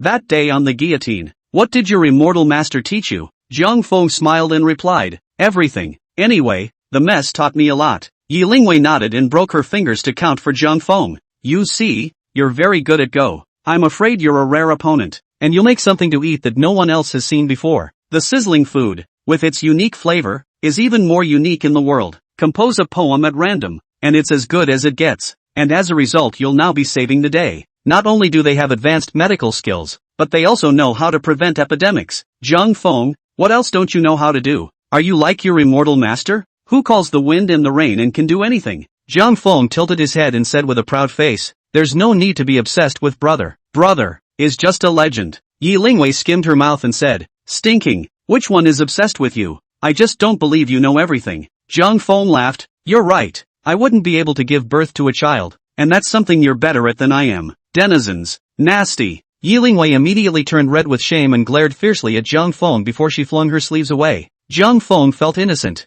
Originally he was just trying to make a joke. Who knew that all of a sudden he'd become a denizen? Su Yinger looked at Zhang Feng's face full of innocence. Couldn't help but laugh out loud directly. Zhang Junyan felt some anxiety when he saw the current situation of the victims along the coast, though he also knew the disaster was dire, but never expected it to be as grim as this. Originally, Zhang Junyan intended to arrive at Xinyangfu and understand the situation in detail before proceeding with the disaster relief. And now it can't wait a day. A moment earlier, a life could have been saved. After reading Zhang Feng's disaster relief regulations in detail, Zhang Junyan based on the different degrees of geography and disaster, the ordinance was converted into a decree after making minor amendments to it. The big ships don't stop. Zhang Junyan had a small boat docked and issued the decree directly. This one decree was issued. Zhang Junyan all but let Zhang Feng get involved. Then let Zhang Feng analyze the strengths and weaknesses of it, so as to check for flaws and fill in the gaps. Zhang Junyan also took the organized summary of the disaster, as well as the previous reports from all over Xinyangfu,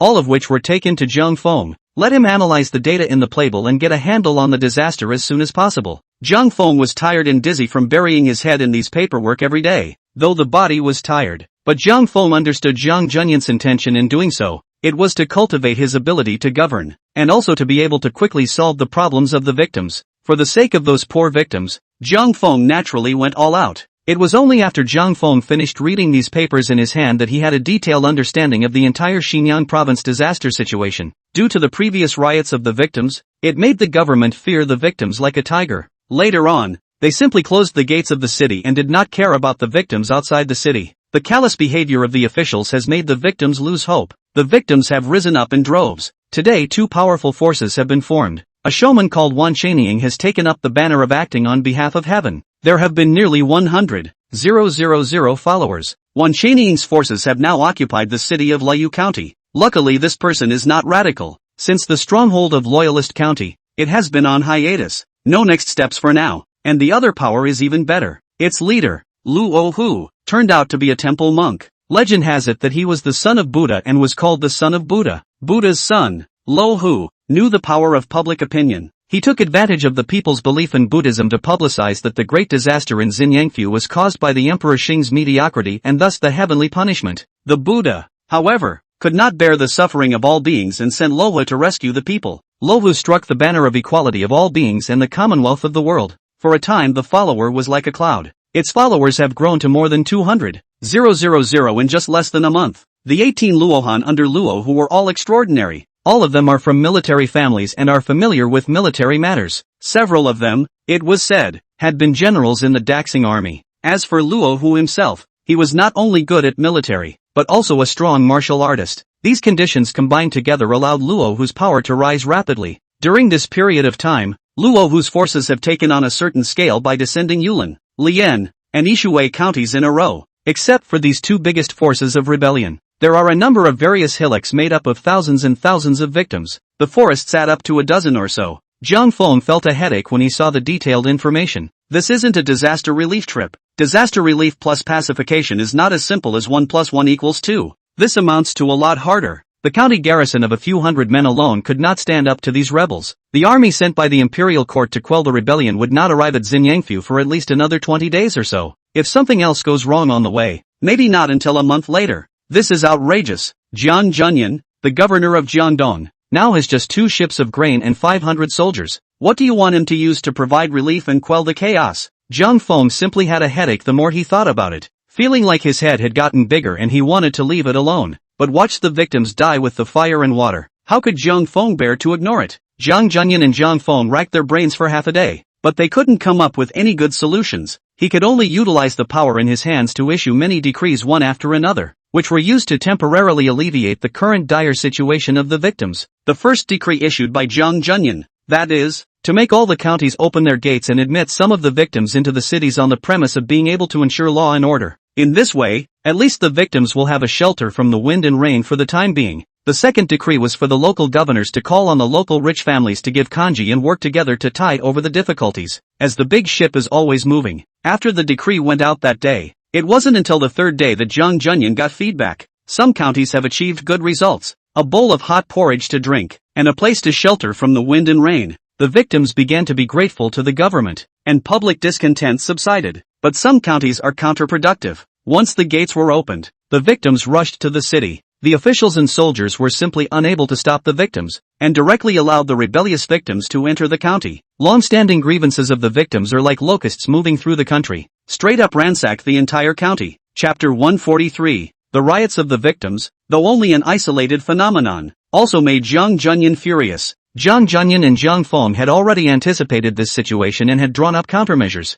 In the previously issued decree, Jiang Junyan had given a special account. Let the prefectures and counties first recruit township bravery and make adequate preparations. The gates will then be opened as soon as the county can be secured. However, there were still some dim-witted officials who did not pay attention and casually opened the gates of the city, which led to this nasty result. Nonetheless, the gates must be opened. This is not only to give hope to the victims. Jiang Junyan and Jiang Feng's greater purpose was actually to open up the trade routes and be able to get food shipped in. What Jiang Feng was most worried about nowadays was food. According to what the paperwork reported, the price of grain, around Xinyangfu, has risen dramatically. A stone of grain that you could normally buy for about 500 cents, now it has risen to 20 taels. So much for food prices. If one still thinks of getting those big families to donate grain, this is simply impossible. Every time the government calls for food donations, these big families feel as if it is killing them. Just a lot of crying and then not a dime. Jiang Feng currently only hoped that those black-hearted grain merchants would be able to bring in some grain from the peaceful land for sale. Even if they sell more expensively,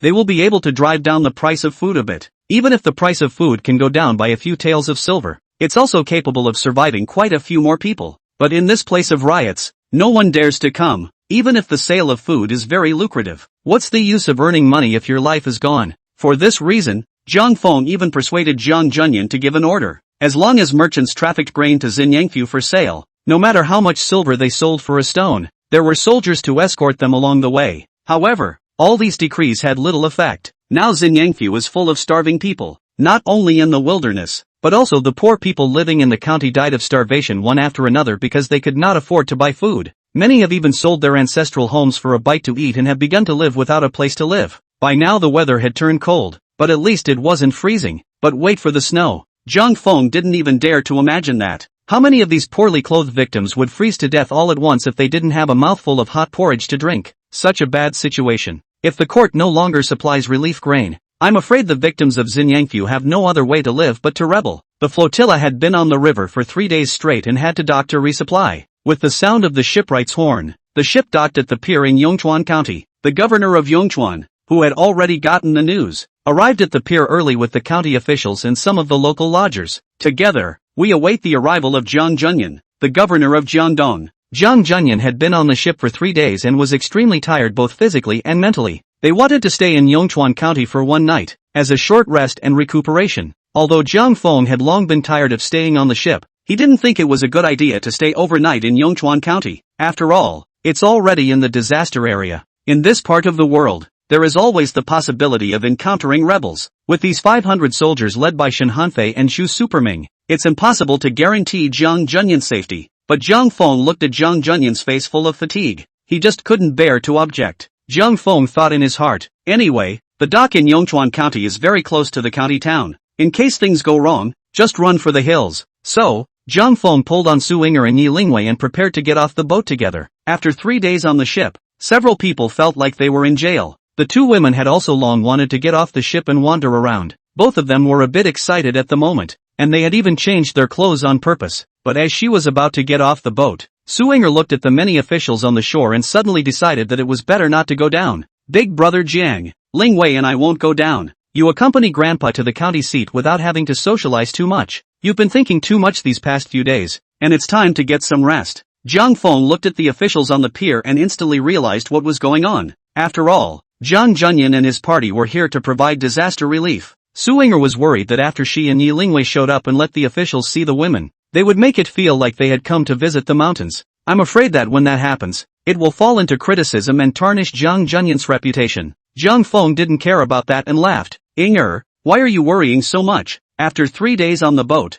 I can't believe you guys don't want to go down for a walk. We don't know any of these people, so why care what they think? Listen to me, get off the boat and move around. It's good for the mind and body. When we get on the boat tomorrow, we'll still have to travel for 2 days before we reach Xinyangfu. Su Inger, however, shook her head firmly. Big brother Jiang, go ahead. Grandpa and the others are already ashore, so you can leave us alone. By this time, Zhang Junyan had already reached the shore and was exchanging pleasantries with the local officials of Yongchuan County town. Zhang Feng couldn't be persuaded any further. Alright then, I'll go to the county seat first. When I get back, I'll bring you guys some good food. Due to the lack of troops, this March, Shen Hanfei was also very cautious. 300 men were left for Chu Chuming to guard the supplies on the ship. Shen Hanfei himself got off the boat with 200 men. On the occasion of disembarkation, Shen Hanfei sent his soldiers to patrol the surrounding area again before allowing Zhang Junyan's group to walk off the ship. After Zhang Junyan exchanged pleasantries with the officials, he boarded the carriage prepared by the governor and headed directly to Yongchuan County. Zhang Feng had been wandering around the ship for 3 days, and felt a little floaty when his feet finally hit the ground. But even so, he didn't choose to ride in a carriage. Zhu Yunwen followed closely behind Zhang Feng, and his body was shaking badly. Only Emoli, who had a serious face, remained steady on his feet. It was as if nothing affected him. Zhu Yunwen shook his dizzy head vigorously and looked at Zhang Feng's hobbling steps with a puzzled expression. Brother Jiang, the governor prepared a carriage for you. Why don't you take it? Don't you feel dizzy? Dizzy? I'm also dizzy as hell. Zhang Feng stumbled forward on his feet, trying to keep his balance. It's just plain old motion sickness. It happens to ordinary people who have been on a boat for a long time. But it's fine. It'll take a while to acclimatize on land. Zhu Yunwen looked at Zhang Feng's uncomfortable appearance and once again advised, Big brother Jiang, I think you'd better get on the carriage. Now that you're like this, I'm really worried you're going to fall. Zhang Feng shook his head. I won't take the carriage. I want to actually see the condition of the county victims and how it differs from the paperwork they report. Zhang Feng looked at Zhu Yunwen who was walking like a duck and laughed. You don't need to follow me. The wagon's empty anyway, so go take a ride. Although Zhu Yunwen's body swayed left and right, he still stubbornly shook his head. Brother Jiang, I won't sit if you don't, and I'm getting used to it. Why don't I walk you a straight line and show you? Chapter 144 Victims of the City. Zhu Yunwen took a deep breath and tried to steady himself. Despite his best efforts, his legs wouldn't listen to him. Zhu Yunwen, like a crab, took 2 crooked steps and fell headlong to the ground. Zhang Feng smiled broadly and helped Zhu Yunwen up. Forget it, let's just walk together. It's also good to hurry up and recover. I'll arrange a few soldiers for you when we get into town later. Take a nice stroll around the county and help me see what prices are like in the county now. Especially the price of food. It's got to be figured out. Zhu Yunwen said. Brother Jiang, just rest assured. I'll make sure to give a clear inquiry about the price of grain in this Yongchuan County. Our Zhu family has been in business for generations, and this is exactly what I specialize in. Zhang Feng thought for a moment and continued. Yunwen, nowadays, in the absence of food, whatever the government does is useless. In fact, this Xinjiang prefecture disaster is likely to be a battle over grain prices. I want to establish a couple of trade routes to be able to get grain in, even if the price of food is suppressed partially. It is estimated that a lot of people will survive, but I'm afraid the matter is rather difficult. If the grain is allowed to be brought in, this is tantamount to taking food out of the mouths of the big local families, and will certainly be heavily hindered. When I think about it, it's so difficult that no one else can accomplish it. Only if you take charge of the matter will there be any hope of success. Being able to get such a high regard from Zhang Feng, Zhu Yunwen was so excited that he couldn't even speak properly. Zhang big brother, you really have a discerning eye. Little brother can't do anything else, but if I were to engage in the business of traveling, I've never really been afraid of anyone. Zhang Feng smiled faintly and said, Yunwen, I think highly of you, but I only have a tentative plan right now. When I have perfected it, I will leave it to you to carry it out. Zhu Yunwen immediately beat his chest bang bang bang and said with an excited face, Big brother Jiang, don't worry, you leave this matter in my hands, and I promise to do it right for you. The marina is not far from the county gates. Zhang Feng's few people followed the crowd, and after just a few words, they gradually walked to the city gates. There were several kanji huts at the entrance of the city that were giving kanji to the victims. The victims were lined up in an orderly fashion under the management of soldiers and magistrates, and seemed to be in good order. For the arrival of Zhang Junyan and his party, the victims were not bothered at all. One stretched his neck to look at the porridge shed in front of him with an expectant expression on his face. Zhang Feng walked into the kanji shed and took a look into the pot. He couldn't help but frown. There's not much rice in a pot of kanji at all. The broth is so clear that it literally shines right through the person. The bowl of porridge that the government officials served to the victims' bowls was just enough to see a few splashes of rice. In fact, these several kanji shacks, but also the Yongchuan governor put up to Jiang Junyan look. Nowadays, at the grain store in the county town,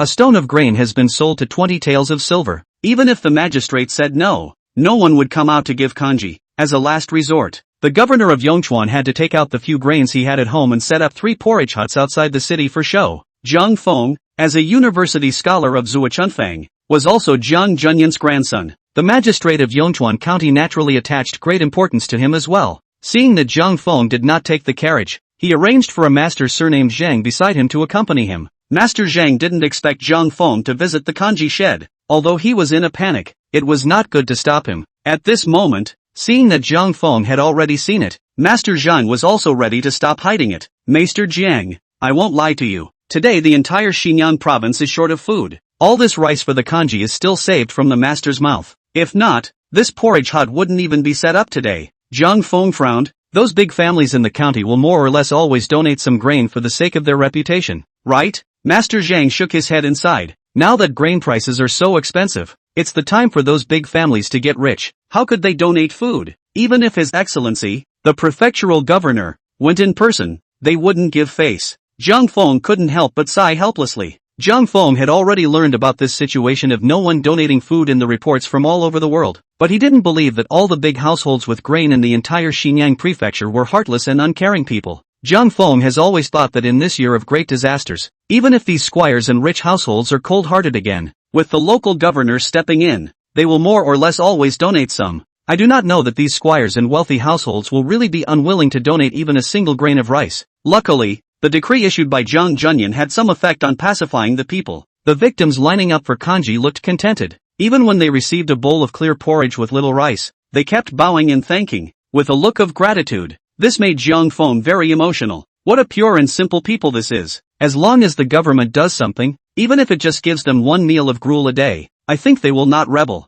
Seeing that Jiang Junyan's carriage had already entered the city, Zhang Feng didn't dare to delay any longer and hurriedly chased after him. Without realizing it, Zhang Feng saw a few tall people in the ranks of the victims. These few people did not say thank you after receiving the clear porridge. Drink it straight as if it were tea. The other victims, after receiving the porridge, all hid to one side, holding the bowl of porridge. He took small sips of it. Many of them were in tears as they drank. What these few burly men did was suddenly a stark contrast to the other victims. Zhang Feng couldn't help but frown. Master Zhang, I'm afraid there are people who aren't victims in this kanji receiving team, right? Master Zhang took a careless glance at the victims and said uncertainly, they should all be victims. Zhang Feng pointed his finger at the taller victims. Look at those people. They don't look like disaster victims. Following the direction indicated by Zhang Feng, it was only then that Master Zhang saw the tall men and nodded. Maybe. These guys are strong and really don't look like they've been starving for a long time, but we have no way to tell if these people are disaster victims or not. There's no way around letting them blend in. Indeed, the victims lined up to receive porridge in a regular manner. You cannot look at this person's body strong, so you do not give people porridge. If you are giving out porridge, you will also have to check your identity.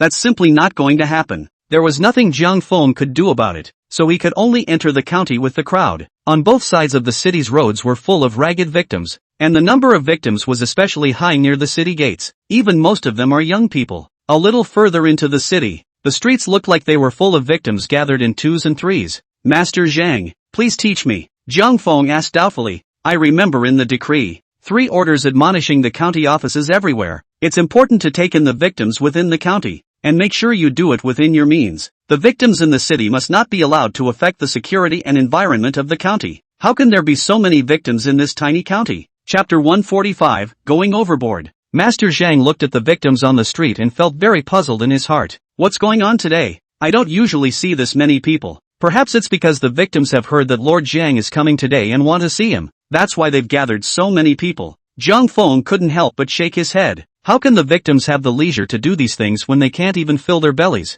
Master Zhang, as far as I know, Yongchuan County has never had a riot of victims since the disaster. That's the way it should be, isn't it? Just to be on the safe side. Zhang Feng had done his homework before the ship docked. The location of the ship's resupply this time was finalized after Zhang Feng and Shen Hanfei had carefully discussed the matter. The reason they chose to resupply in Yonkers County, it's because there's never been a disaster riot here. Jiang Feng wanted to confirm it again, which was why he asked. Master Zhang replied, Maester Jiang is right. Although the county seat of Yongchuan has also been hit quite hard, there has never been a riot by the victims. Master Jiang followed up on this topic, and in the meantime, he gave credit to the governor of Yongchuan. It is rumored that there have been many cases of large-scale riots of victims within the Xinyang prefecture, but we, in Yonkers County, have remained steady as a rock to this day. It's all because our county honors love the people as if they were their children, and are deeply loved by the people. Under the indoctrination of the prefect, even when the people under his rule were hungry, there was no unveiling of injustice.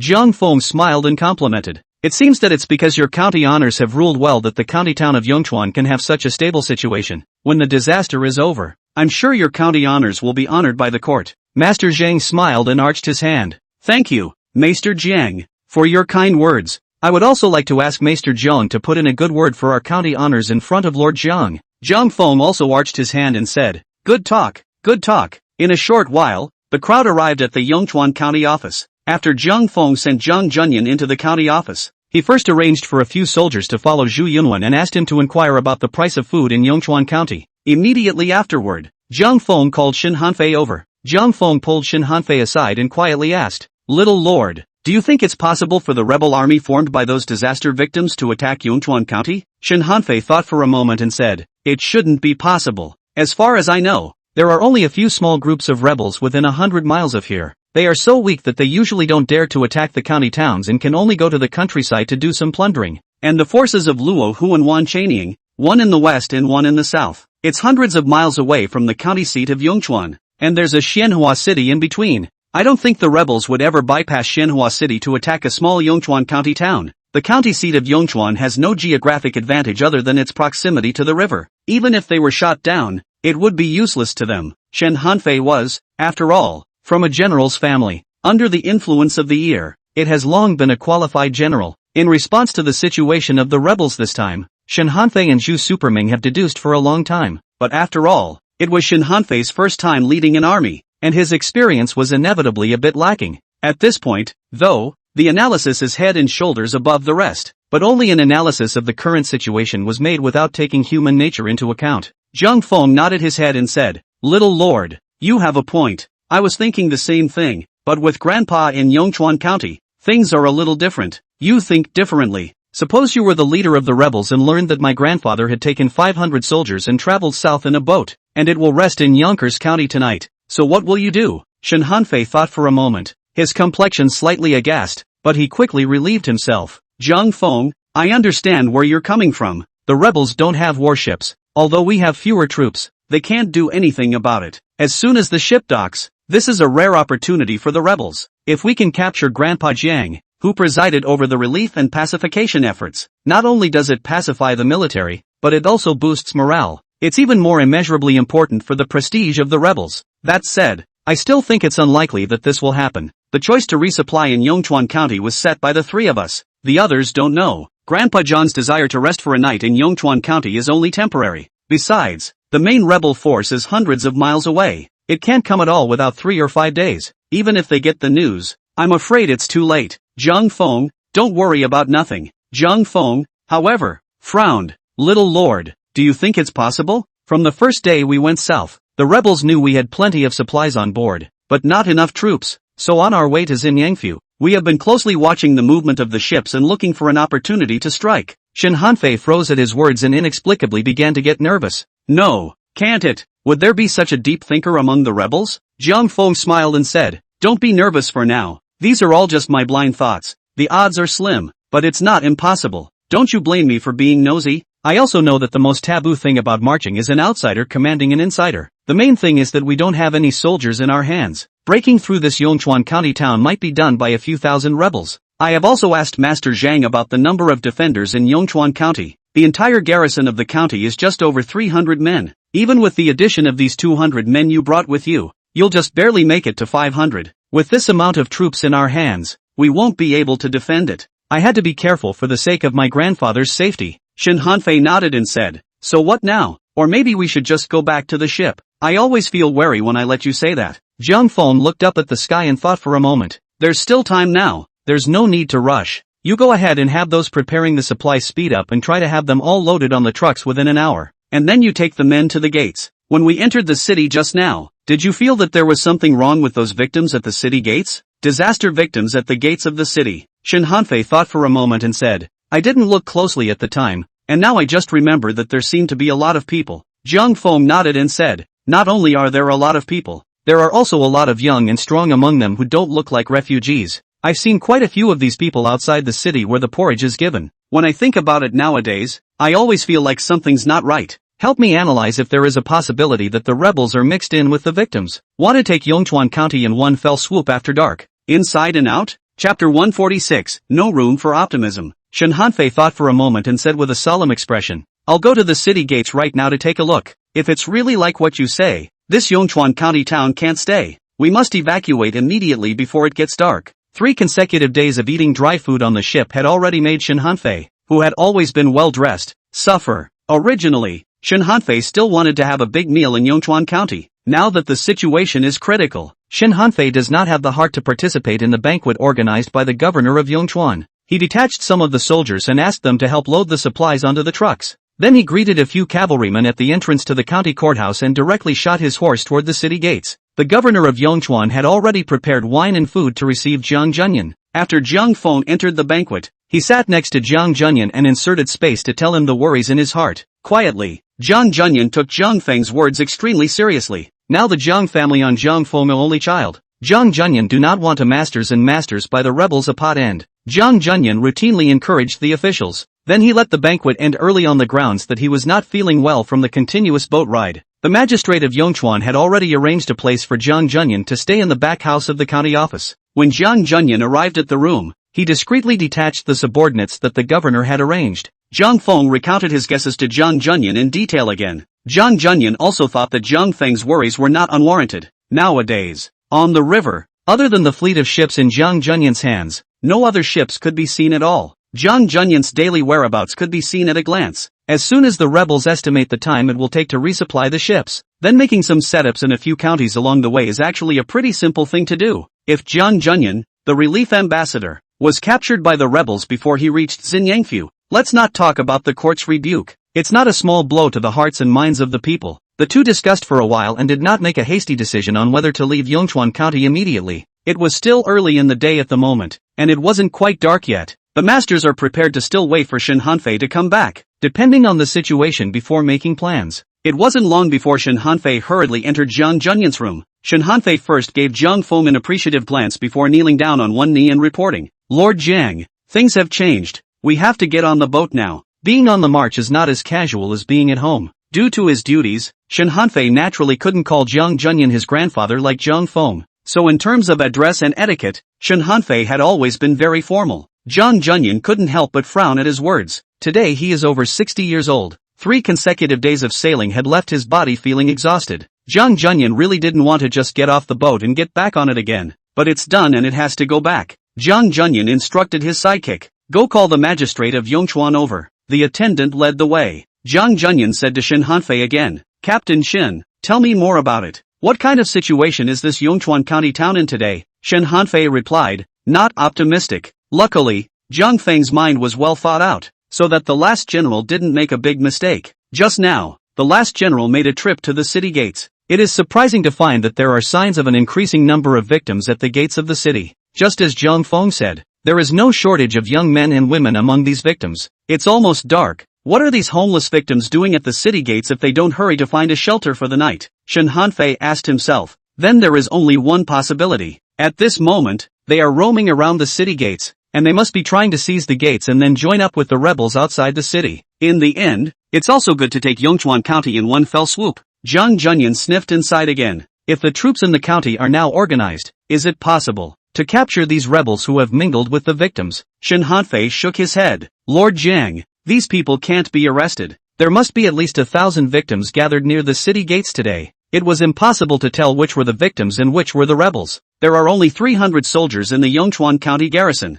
Going to arrest someone with the little force we have on hand will only spook them. As to how many rebels are mixed into the county, we have no way of guessing. If we let them unleash it early, it will be hard for us to leave. Jiang Junyan frowned. In that case, when do you think the rebels will launch? Shin Hanfei replied, I think it would be tonight. I've already had people survey the outside of the city. and I can't see anything out of the ordinary for now. But I don't think the rebels are just these people inside the city. If that's the case, I'm afraid they'll be unleashed by the time we enter the city. It is thought that a large force of their army is at this moment making its way to the county seat of Yongchuan. Jiang Junyan laughed bitterly. Originally still want to rest a good night. Did not think that it has become a luxury? What will happen to Yongchuan County once we leave? Jiang Feng interjected. Grandpa, don't worry about this. As long as your old man leaves, the rebels will lose the point of attacking Yongchuan County. By then the rebels will know that you have left, and I'm sure they won't attack Yongchuan County again. Jiang Junyan shook his head. The rebels came all this way. How could they return empty-handed?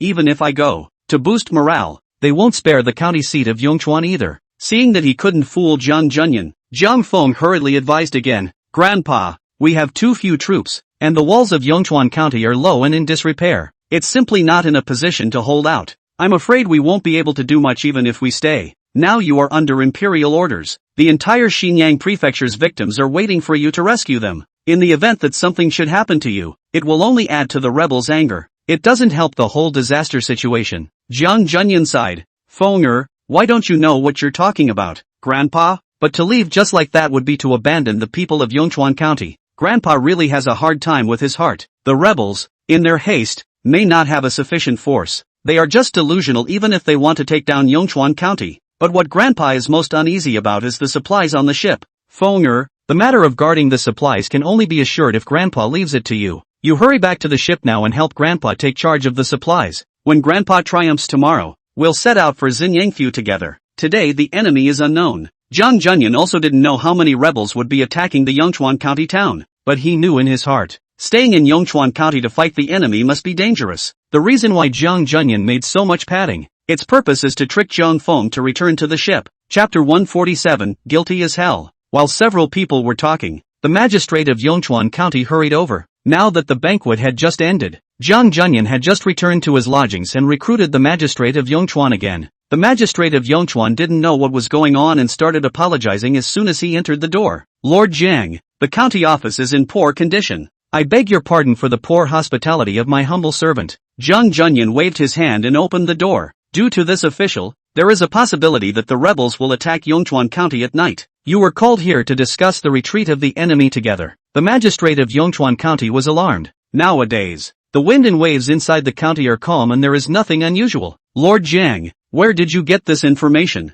Jiang Junyan replied. This matter is only a guess by the old man, and he is not certain, but it is not defensible. Just now, when Captain Shin was making his rounds, he noticed something wrong with the victims at the city gates. There may be rebels among them. Whether the rebels will attack the county or not, you all need to organize soldiers and townspeople to prepare for the defense of the city. In short, be prepared. Tonight, this official will also work with the people of Yongchuan. When Governor Yongchuan heard this, his cold sweat came straight down. The magistrate of Yongchuan County naturally knew exactly what the state of the county's defense was. I'm afraid we can't defend ourselves with a couple thousand men. If something happens to Jiang Junyan here, Yongchuan County magistrate has a few heads that are not enough to chop. The Yongchuan magistrate gritted his teeth and directly knelt down for Jiang Junyan. Lord Jiang, while there is still time, I beg you to return to the ship. You are under imperial orders and must never take risks. Jiang Junyan, however, said, you don't have to say it. This official, as the governor of Jiangdong, would not have the reason to flee from the battle. There's not much time nowadays, so hurry up and get ready. The magistrate of Yongchuan continued to persuade. Lord Jiang, it's enough to let my humble servant bear the burden of defending the city alone. Now that the entire Xinyang prefecture's victims are under water and fire, they are all counting on your excellency to go and rescue them. If your honor has any accidents in Yongchuan County town, the next official can't atone for 100 deaths. Jiang Junyan said impatiently. This official has decided to stay, so you should stop talking. Go quickly, go quickly. Jiang Junyan added to Jiang Feng. Fenger, you also hurry back to the ship and help Grandpa keep an eye on the ship's supplies. In case things go wrong, you sail away. Don't you worry about Grandpa, he's not a pedant. In case we can't defend the city, Grandpa and school captain Shen will flee on their own. There won't be any danger. Jiang Feng sighed and picked up the tea and handed it to Jiang Junyan. Okay Grandpa, you must be safe. After saying so much, Jiang Junyan's mouth was also a bit dry. Jiang Junyan took the tea light in Jiang Feng's hand, used a mouthful of tea, and continued. You should go. Be careful not to be impulsive. Jiang Junyan hadn't finished his sentence when he suddenly felt a little dizzy. Immediately after, he saw several heads on Jiang Feng's shoulders, and his body slowly softened. Jiang Feng hurriedly supported Jiang Junyan's body. Done, little lord. Let's go now. Jiang Feng couldn't help but give Lu Kailan's mother another nod. This ecstasy works. It's simply barreling along. Governor Yongchuan saw Jiang Junyan take a sip of tea and fall into a coma. Directly stunned and speechless, Jiang Feng carried Jiang Junyan, who had fallen into a coma, and said to Governor Yongchuan, "Thank you for your hospitality, Prefect. See you again sometime. If the county can't hold it, then just run. There's no shame in that. There is no fear of being left without wood." Shen Hanfei remained frozen in place. Jiang Feng kicked Shen Hanfei to bring him back to his senses. Shen Hanfei said in surprise while walking out, "Jiang Feng, you mesmerized your grandfather? When did you drug it? And why didn't I see it? And why do you still have ecstasy on you? You're not going to drug me later too, are you? This is just horrible. Can you give me a heads up next time you dose?" By this time, Zhu Yunwen had long returned,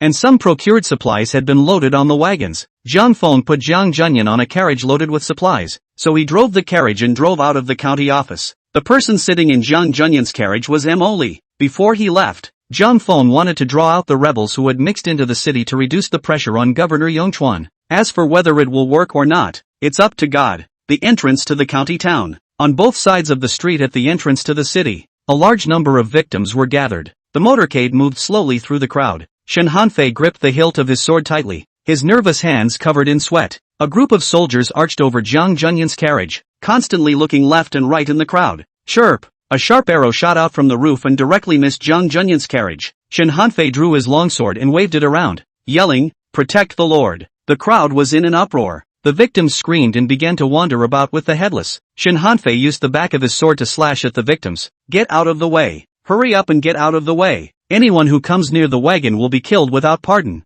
Immediately after that, several more sharp arrows came towards the carriage. The soldiers blocked the wagon with their bodies and moved forward while swinging their swords to cut down the arrows. However, a few arrows were still shot into the carriage. A few of the soldiers were unable to defend themselves, and their bodies were colored. The soldiers, in formation, began to become somewhat scattered. Ah, murder! Some more of the victims rushed toward the wagons with shrieks of terror. Shen Hanfei directly hacked over one of them and ordered loudly, "Kill for me!" The soldiers swung their swords and directly beheaded the men. A tall man with a lance in his hand leapt from the roof and flew towards the carriage. The body had not yet landed, and the lance in his hand had already penetrated the roof of the carriage from top to bottom. Bang! After a loud bang, the carriage immediately became split apart. In the midst of the flying wood chips, a sword flashed out quickly, pointing above the strong man's throat. The strong man covered his throat with his hand and looked at the indifferent Li, his face filled with horror. Turns out it was a trap. It's just a shame he knew too late. The burly man dragged his spear back a few steps and his body fell to the ground with a thud. At the moment, there were still 3 people still on top of the roof. Seeing that it was no longer possible, they threw the bows and arrows in their hands and simply turned around and left. Li's eyes flinched, and with a leap,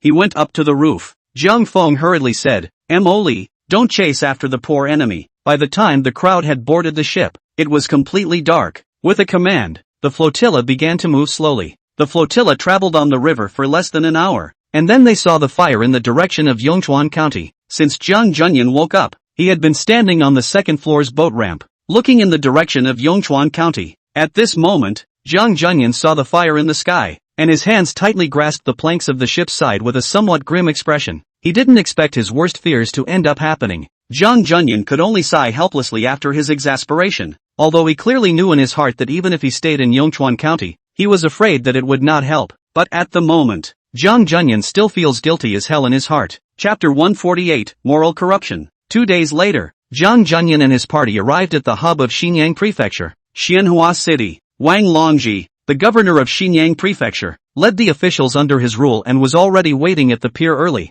Huang Yungao, the commander of Xianhua Wei, also personally led troops to the pier to meet Jiang Junyan and his party. Jiang Feng stepped off the boat with crab-like steps, and when he saw the large group of soldiers, he finally felt a little safe. The scene that happened in Yongchuan County had scared Jiang Feng to death, especially the ones rushing toward the wagon. It made Jiang Feng feel downright crazy. Su Yinger and Yi Lingwei hadn't gotten off the ship for 5 days. At the moment the feet have just stepped on land. It feels like a heavenly rotation. The 2 of them collapsed onto Jiang Feng's body in unison. Green Bamboo didn't have a position, so she had to grab Jiang Feng's clothes with a bitter little face before she didn't fall down. In the blink of an eye, 3 people hung on Jiang Feng. Jiang Feng couldn't walk down the path with one arm around the other. Li, hurry the carriage over. Emily was still not affected in any way and took a big step forward. Jiang Feng felt like he had picked up a treasure. He found it increasingly impossible to stay away from Emily, especially in Yongchuan County. Emily made a move to defeat the enemy. It's simply cool. Its action strokes, reminding Jiang Feng of the Central Plains a little red.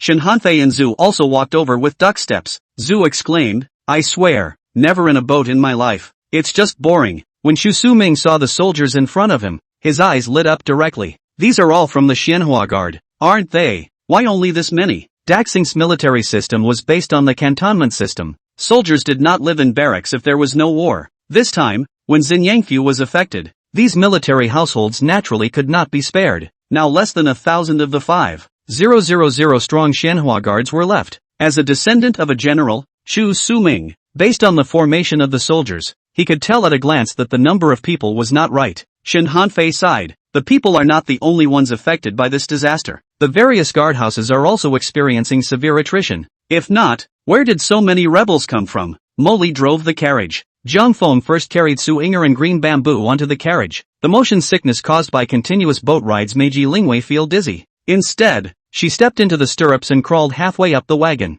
Jiang Feng wasn't in a hurry, so he watched from the side. Yi Lingwei said angrily, Jiang Feng, can't you help me? Jiang Feng smiled and said, I'll help you if you beg me. Yi Lingwei snorted coldly and said, I'm not begging you. This girl can do it herself. She doesn't need your help. Yi Lingwei fiercely exerted her strength. Her body leapt, and she directly smashed herself into the carriage. Ouch! Yi Lingwei also do not know knocked there. The pain of a burst of squealing. There were quite a few officials who came to greet Jiang Junyan this time. The officials around Xianhua City basically came after Jiang Junyan returned to the governor's arranged courtyard. Despite his physical fatigue, he directly began to listen to the disaster reports from all over the world. When almost up to date on the disaster, Jiang Junyan began to think of countermeasures with the officials again. This discussion took several hours. Jiang Feng looked at his grandfather's tired face, and was a little heartbroken. Several times he advised Jiang Junyan to take a break. Jiang Feng didn't understand Jiang Junyan's mood at the moment. The matter of Yongchuan County has always made Jiang Junyan feel guilty.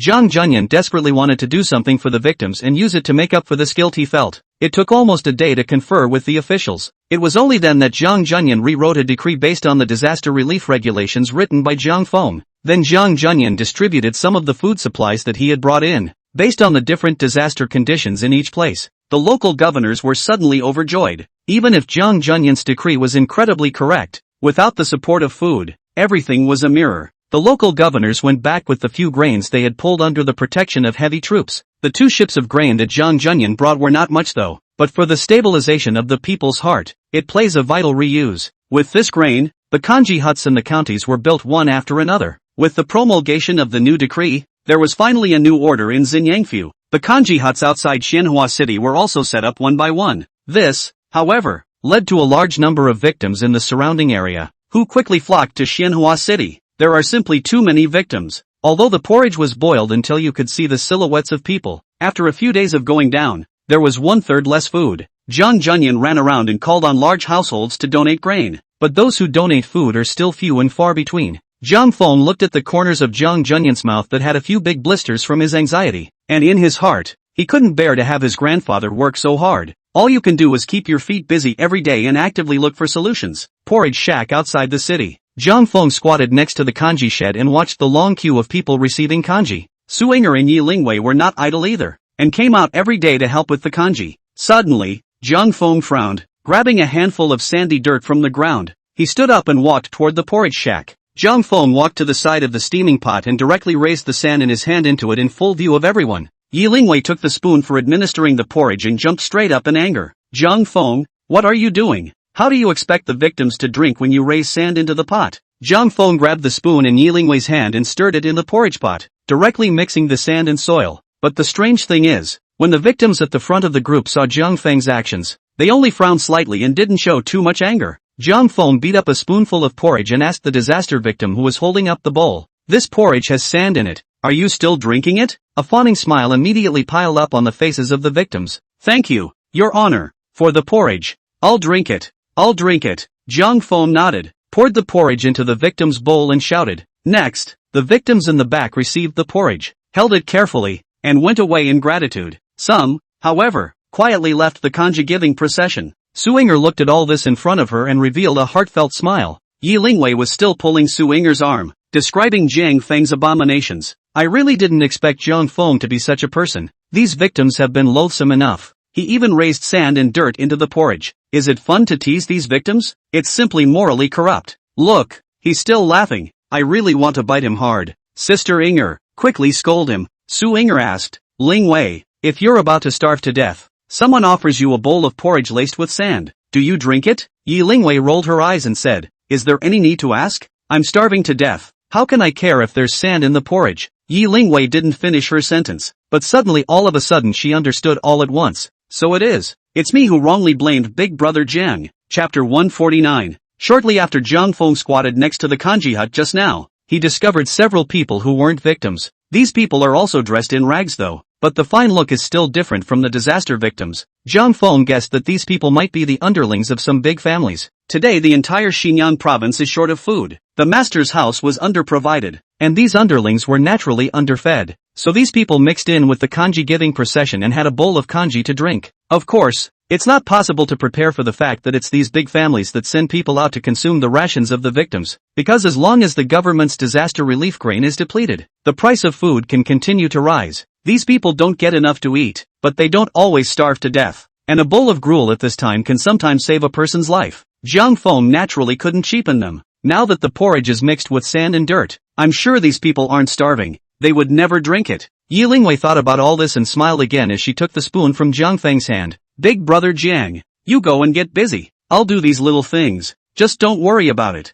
I'll sprinkle a handful of sand and dirt in my porridge after this. Jiang Feng shook his head and said, there's no need to put sand in tomorrow's porridge. Starting tomorrow, put chaff in the porridge. Yi Lingwei asked in surprise, putting out chaff? Big Brother Jiang, you're not kidding, right? Isn't chaff fed to cows and horses? How can a man eat something so crude? Jiang Feng sighed, then you've never been hungry. When a man is hungry and desperate, he eats all the dirt, not to mention the chaff. Yi Lingwei had experienced a lot of suffering, and naturally, she had also been starved, but never to the point of eating chaff. Yi Lingwei was really hard to imagine. How can a man swallow such a coarse thing? Su Inger had experienced disasters when she was a child, no stranger to things like eating chaff. Su Inger was just wondering how the grain pulled from the capital could be insufficient so quickly. Big Brother Jiang, I remember we pulled in 2 shiploads of grain. Did it run out so quickly? Jiang Feng replied, there are so many victims in Xinjiang Prefecture. These 2 shiploads of grain are just a drop in the bucket. Food was given to various counties for a portion of the distribution, plus gruel for the past few days. Now we have less than 300 stones of grain left in our hands. If this continues, it won't last many days at all. 1 bucket of grain for 5 buckets of chaff. I've asked Yunman to exchange it for 100 stones. With all this food we have, we'll have to last until the snow falls anyhow. If not,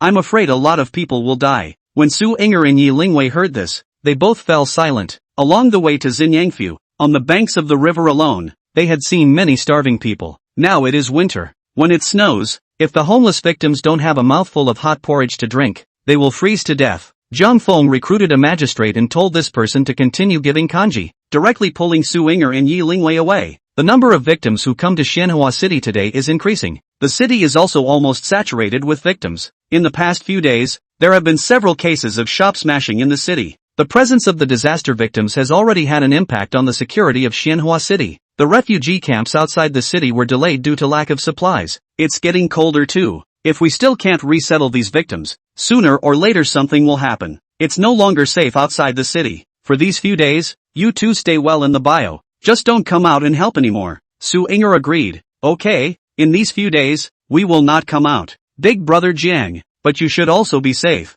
I noticed that there was no shortage of young men in the gruel preparation line today. The matter of Yongchuan County is a lesson from the past, and we must not fail to prevent it. Jiang Feng nodded. Indeed, I have already reminded grandfather of this matter. In fact, Grandpa understands that it's long overdue to centralize and manage these refugees as a precautionary measure, instead of letting them live on the streets and hang around. But the matter is easier said than done. Gather them all together. The government can't afford to supply them. All in all, there's still no food to give for the mess. Actually, there is still a lot of grain in the hands of some of the larger families, but those big families are dead set on keeping the grain. If that's not possible, I'll suggest that Grandpa kill a few of the big families. Get some food first and use it for immediate needs. Jiang Feng had come to Xinyangfu this time with the intention of watching over Jiang Junyan and not letting him fall into danger. Zhang Feng didn't want to meddle too much in the matter of disaster relief. However, when Zhang Feng saw so many unclothed victims every day, his heart was inevitably touched. All of these victims had vegetable-colored faces and hungry skin and bones. The wooden eyes were colored with despair.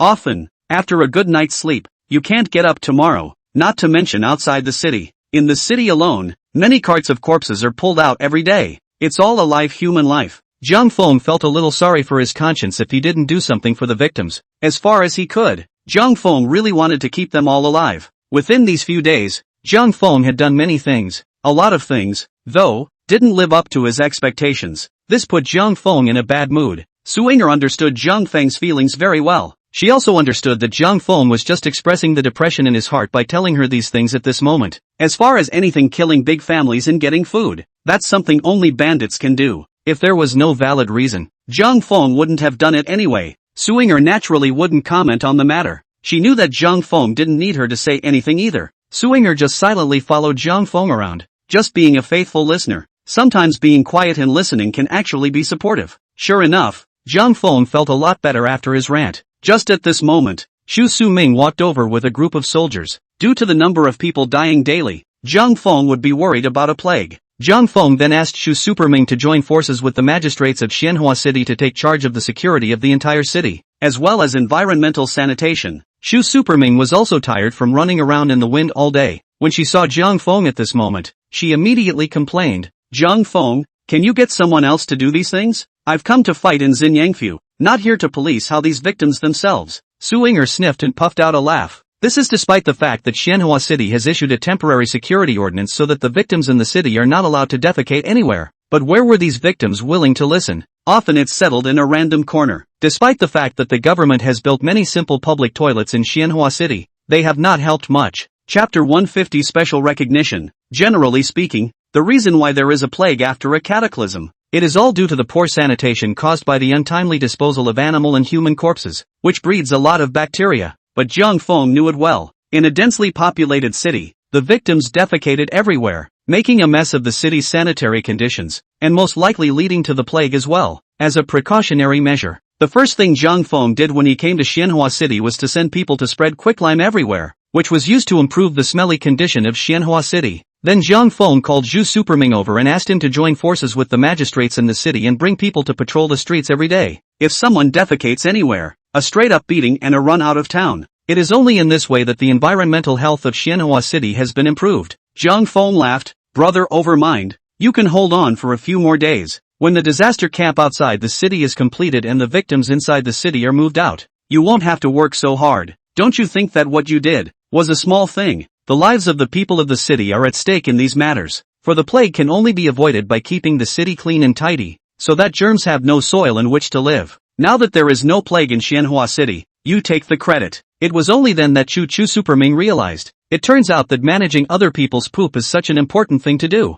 Xu Superming immediately felt a great responsibility and his heart was filled with pride. He said to Zhang Feng with a solemn face, "All right, I'll continue patrolling away now. If anyone dares to defecate anywhere, I'm going to beat the out of him." Zhang Feng and Suinger had just returned to their residence in the other courtyard when they saw Zhu Yunwen waiting for him at the door of his room. "Big brother Jiang, what you explained, little brother has already done it. The chaff that was exchanged for the rice has been put into storage and is ready to be taken at any time." Zhang Feng nodded. "Yunman, hard work," Zhu Yunwen said somewhat coyly. "Big brother Jiang is polite. This is all part of my little brother's job. So what's all this talk about hard work? I think big brother Jiang is the one who works hard, late every night. I see the lights on in your house. Nowadays, with this calamity, I can kind of see it. With the lack of food at the court, it's simply not over until next fall's harvest. Big brother Jiang should also take care of his rest. Nowadays, Jiang Junyan wholeheartedly devoted himself to the disaster relief work, and slept only 2 or 3 hours a day.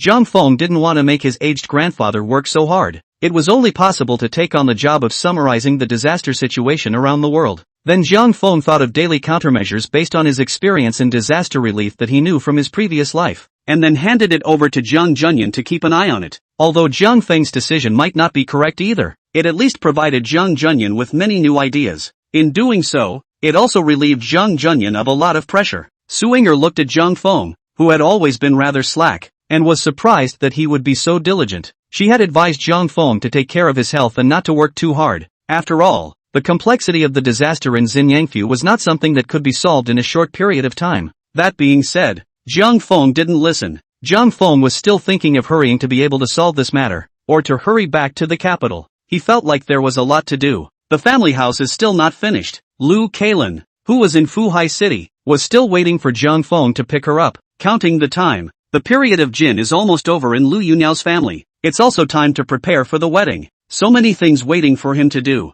Jiang Feng didn't want to stay in Xinyangfu until next year's fall harvest. Alright, I've got it in my mind. Yunman, go do one more thing for me. You go and find some masons, and on the street at the city gate, put up an inscription for me. The monument must be big. It's going to be clear to everyone who comes into town. Zhu Yunwen was puzzled. Brother Jiang, what are you doing with the monument? And what is inscribed on the tablet? Jiang Feng said hatefully, I'm going to properly honor the great families within Xinhua City and inscribe all of their achievements on the tablet, and also for the generations to come. On this disaster, what have these moralistic families actually contributed to the people of Xinyangfu? Suinger couldn't help but feel a little puzzled in her heart when she heard that Jiang Feng was saying the opposite. Big brother Jiang, those big families, they still won't lend food? Jiang Feng smiled bitterly and said, don't mention it, there's not a single one who's willing to lend grain. Grandpa's so old, he's been running for days on end and the soles of his shoes are worn out. It turned out to be less than 2,000 pounds of grain.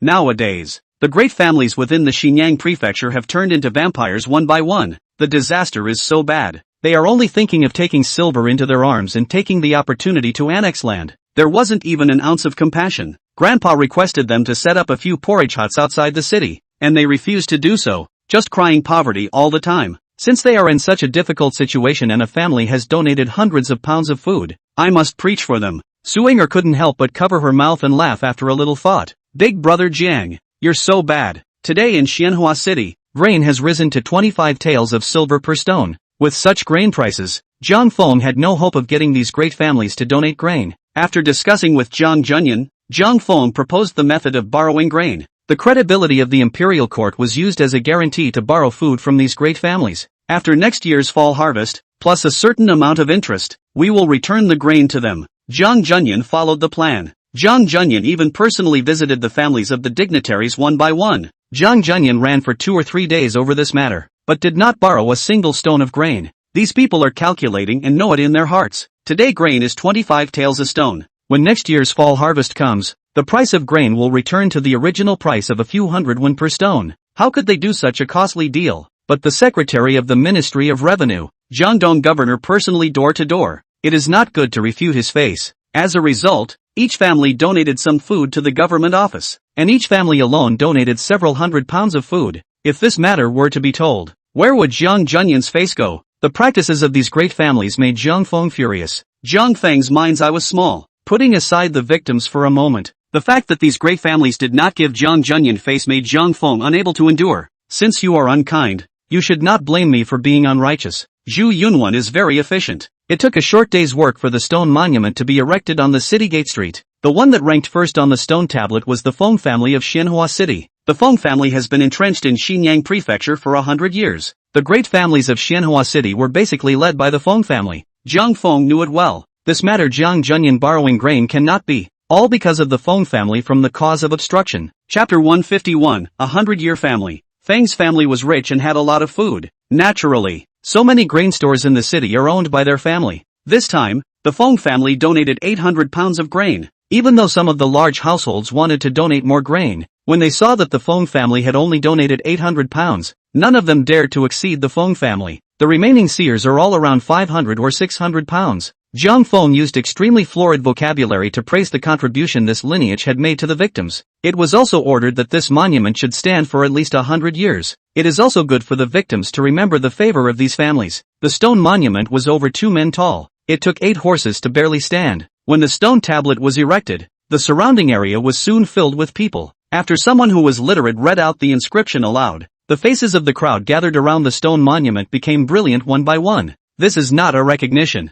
This is clearly a slap in the face. The Feng family, which has been entrenched in Xinyang prefecture for 100 years, operates numerous grain stores, 25 taels of grain a stone. It also sells for only 1 hour per day, and then begins to close. It was obvious that the Feng family still didn't think food was expensive enough. The idea is to save the grain so that you can sell it at a good price later. People are supposed to hate the rich. At this moment, seeing such a big grain merchant, sucking so much of the people's hard-earned money, only donated 800 pounds of grain, how dare you have the face to flaunt it around? The crowd soon became enraged. A lot of people just open their mouths and yell, his mothers, this Fong family is really drilling into the eyes of money. 800 pounds of grain. How could the Fong family be good enough to take it out? The Fong family, which has been entrenched in Xinyang Prefecture for 100 years, has shown no mercy under the Great Disaster. What century-old family? I poo-poo. With such a big event happening in Xianhua City, the Fong family naturally got the news very quickly. Fong Yangrui, the Fong family's family head, immediately became furious and stormed. This harridan,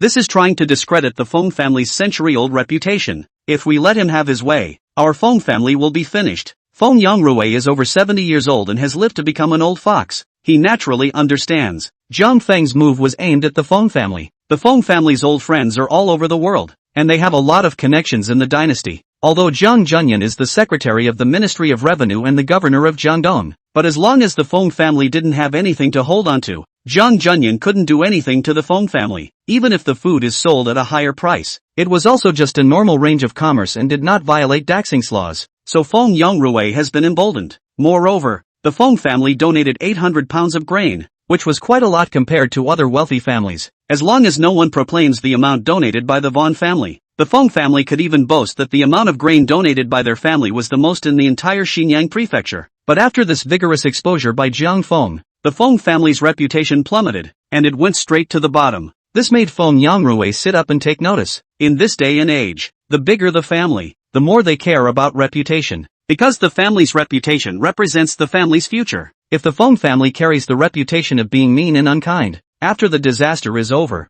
who will want to befriend the Fong family? I'm afraid that all the Fong family's sons and daughters have no hope of furthering their career paths. As the Fong family's head, Fong Yangrui naturally could not allow such things to happen. Jiang Fong was practicing a Yang scheme. Fong Yangrui pondered for a long time, but did not think of a solution. In the end, you can only concede. Ping! Fong Yangrui flung the tea light in his hand on the ground and furiously ordered, hurry up and prepare a car. Old man is going out. The governor's residence. Zhang Junyan was sitting in the waiting room, looking over the reports on the disaster situation in various places. The soldier at the door entered and reported to Lord Jiang. The Fong family head is outside the door seeking an audience. Zhang Junyan instantly had a happy face. Jiang Fong had already discussed the matter of going to the city gates to erect a monument with Zhang Junyan. At this moment, Zhang Junyan heard that Fong Yangrui had come to visit, so he naturally understood what was going on. Zhang Junyan laughed. Let him in. The soldier got up to go out the door, and Zhang Junyan called out to him again. Wait, this officer will greet them himself.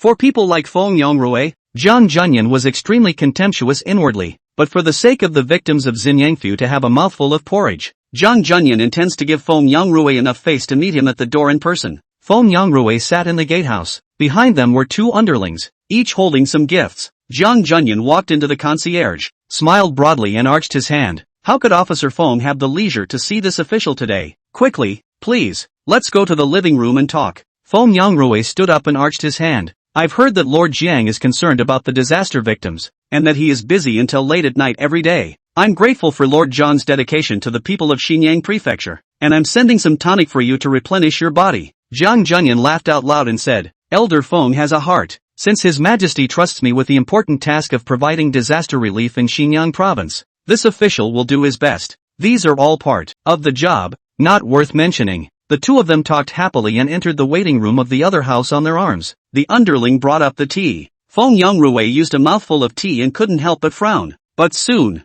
Fong Yangrui's face showed a pleasant expression again. Since Jiang Fong really couldn't get used to the messy boiled tea, he later simply got out some fried tea. The emergence of this kind of fried tea was deeply loved by the whole Jiang family. Zhang Junyan is even more in love with this. Nowadays, this kind of tea is only available in the Jiangfu, and it has not been popularized for the time being. This time, when he came to Xinyangfu, Zhang Junyan brought some over. Fong Yangrui drank this kind of tea for the first time. As soon as the tea was in his mouth, there was a sense of bitterness that couldn't help but make him frown. But immediately afterward, a sweetness hit the base of his tongue. It filled his mouth and he couldn't help but have another look of pleasure on his face. Fong Yangrui felt a bit surprised at once. Usually people who are older don't like some of the greasy foods. For the tea boiled in sheep's oil, Fong Yangrui could not enter his mouth at all. but for the flavor of this tea. Feng Yongrui is extremely fond of it. Lord Jiang, this tea is somewhat unique, but the flavor is still excellent. I wonder where this tea is sold. Jiang Junyan laughed. You can't buy this tea. This was specially made by my grandson to honor this official. If Elder Feng thinks it's good, I'll pack some for you to take back later. Feng Yongrui arched his hand and smiled. Thank you, Lord Jiang. Then I am flattered. The two of them spoke a few more words of gossip. Feng Yongrui put down the tea in his hand and spoke. The day before yesterday, Lord Jiang condescended to come to Feng's house to borrow food. Nay, there is not enough food in the house, so I was forced to refuse your excellency. But after Lord Jiang left, I was deeply ashamed. The Feng family is so large today, all because of the support of the people of Xinyangfu. When I think of the people's difficulties today and the Feng family's inability to help, I can't sleep at night. For the sake of this matter, the old man has specially convened a clan meeting today. It took a good deal of persuasion to get a lot of grain stores to close their doors to raise 80,000 pounds of grain. I have come here to lend this 80,000 pounds of grain to your excellency. Not much of this food though, but as long as I can save some lives, I can sleep well. Old man. Chapter 152, Two Swords Together. With these 80,000 pounds of grain, I don't know how many lives can be saved. For the sake of the victims in Xinyangfu, whether Feng Yongrui was willing to lend the court this grain or not, Zhang Junyan was quite grateful in his heart. Zhang Junyan stood up and bowed to Feng Yongrui. On behalf of the people of Xinyang Prefecture, this official thanks Elder Feng for his assistance. Feng Yongrui hurriedly stood up and returned the salute. Lord Jiang, you are really too polite. The old man's ancestors lived in Xinyangfu, so doing something for the people of Xinyangfu is supposed to be the right thing to do. For some false names, the old man doesn't put it on his mind. In this year of great calamity, to be able to let the victims of Xinyang Prefecture have a bowl of porridge to drink, I am already doubly pleased. Zhang Junyan couldn't help but smile at his words. He could naturally hear the meaning in Feng Yongrui's words, which was reminding him of the matter of the stone monument on City Gate Street. I've lent you grain now. You should stop erecting monuments to publicize the Feng family's righteous act of donating grain. But at this moment, Feng Yongrui would still be so hypocritical. This caused Zhang Junyan's heart to come to a boil as well. If my grandson hadn't made a monument to publicize your family's scandal,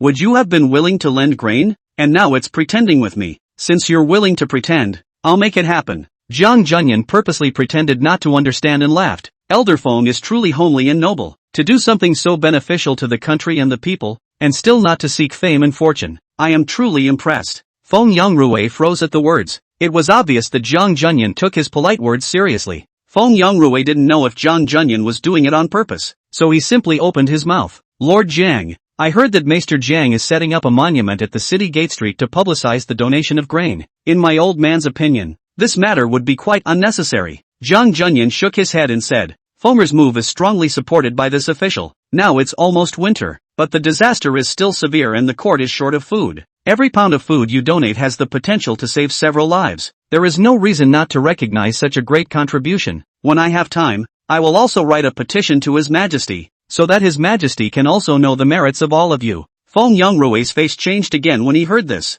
The largest family in Xinyangfu donated 800 pounds of grain during the disaster. If His Majesty knew about it, would there be no reason not to settle scores? Now Jiang Feng and Zhang Junyan had combined their swords. That's a tough move too. Feng Yongrui began to na. Instead, Mayas kept moving around like grass. Obviously, a monument at the entrance to the city was a must. Even if the Feng family borrowed 80,000 pounds of grain, it could not dissuade Zhang Junyan. If you want to salvage the reputation of the Feng family, Feng Yongrui put can only be this 80,000 pounds of grain from borrowing into donations, in order to be engraved on the stone tablet. But the thought of those 80,000 pounds of grain not coming back, Feng Yongrui's heart just feels like it's dripping blood. Zhang Junyan couldn't help but have a smile on his face as he looked at Feng Yongrui's hesitant expression. By this point, Zhang Feng's ploy had almost succeeded. Previously, Zhang Junyan had been busy running around for many days and had not been able to raise any food. Originally, he had planned to give up on the matter. Just the day before yesterday,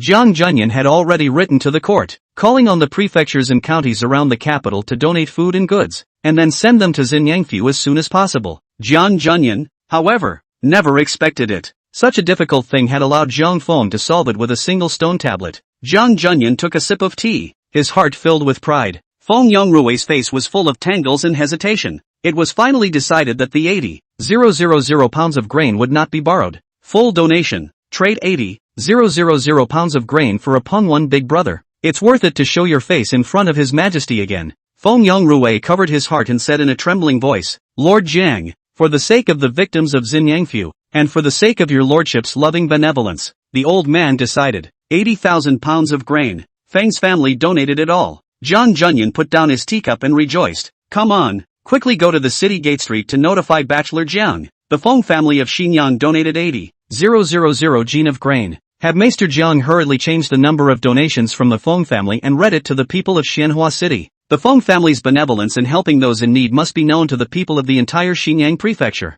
Jiang Junyan, in a good mood, was ready to give the Feng family another sweet date. Officer Feng, when the grain is in storage, this official will personally write a plaque of a charitable family and send it to your residence. Jiang Feng was immediately happy in his heart after receiving Jiang Junyan's notification. But how can he be satisfied with only one Feng family donating food? Jiang Feng struck the iron while it was hot, and immediately sent a lot of loud soldiers to start publicizing the Feng family's donation of grain. The Feng family of Xinyang, donating 80,000 pounds of grain, in recognition of the Feng family's righteousness in helping the needy, helping people, and selflessness. The governor has given the charitable family a plaque. The Li family of Xinyang, donating 600 pounds of grain. The Bai family of Xinyang, donate 500 pounds of grain. Xinyang, the contrast is high and low. The onlookers began to praise the Feng family, and began to curse the Li family, which had donated 600 pounds of grain. When the second-ranked Li family head got the news, he jumped to his feet and cursed Feng Yongrui. This old piker, out of his mind, said no one is allowed to donate food, but he himself donated first. After the head of the Li family had a rant, he also went directly to the governor's private residence. Half an hour later, the soldiers' shouts changed. The Feng family of Xinyang, donating 80,000 pounds of grain, in recognition of the Feng family's righteousness in helping the needy, helping people, and selflessness. The governor has given the charitable family a plaque. The Li family of Xinyang, donating 60,000 pounds of grain, in recognition of the Li family's righteousness in helping the needy, helping people, and selflessness. The governor has given the charitable family a plaque. The Bai family of Xinyang, donate 500 pounds of grain. Xinyang. A few hours later, the great families in Xianhua City began a wave of food donations. The monument was known to stand for at least 100 years. If one's family is not inscribed on the stone tablet and falls into a reputation of being mean and ungrateful, one's children and grandchildren will not be able to hold their heads up as human beings. For the sake of the family name, the slightly more prestigious families in Xianhua City had more or less donated some food. Soon afterward, the names of the donor families, as well as the amount of food donated,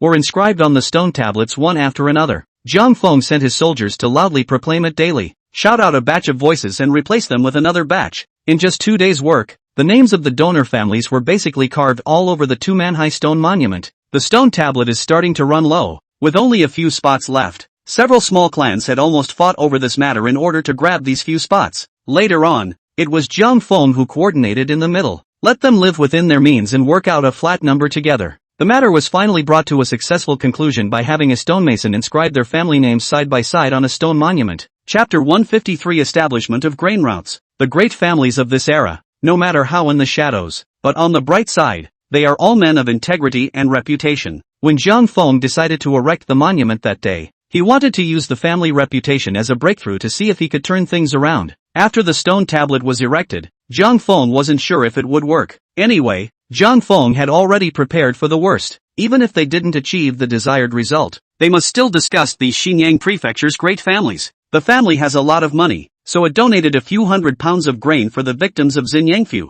I can't believe you guys aren't ashamed of yourselves. However, Jiang Feng never expected that a small stone tablet, coupled with Jiang Junyan sending a plaque from a charitable family, would achieve such a great effect. The food sent into the government offices by each family has been piled up into mountains, though for the entire Xinyangfu disaster victims, these grains are still far from enough. But after mixing some chaff in it, Jiang Feng believed that it could at least last for 2 to 3 months. This time was crucial for Jiang Feng. This frees him up to establish a grain route or two. By the time all this grain is depleted, the grain routes will be almost built, as long as the food can be articulated. Jiang Feng believed that these victims would be able to sustain themselves until the fall harvest. Since the time had come, Jiang Feng asked someone to call Zhu Yunwen over and began to carry out the plan to establish a grain route. Zhu Yunwen is not only proficient in business affairs, but also thoughtful. At Jiang Feng's suggestion, Jiang Junyan gave Zhu Yunwen the position of chief historian and put him in charge of the management of relief supplies. Although Zhu Yunwen, the chief historian, did not enter the stream, but was only an official position of the nature of the staff. But it also made Zhu Yunwen excited. The whole day is like a chicken blood, full of energy.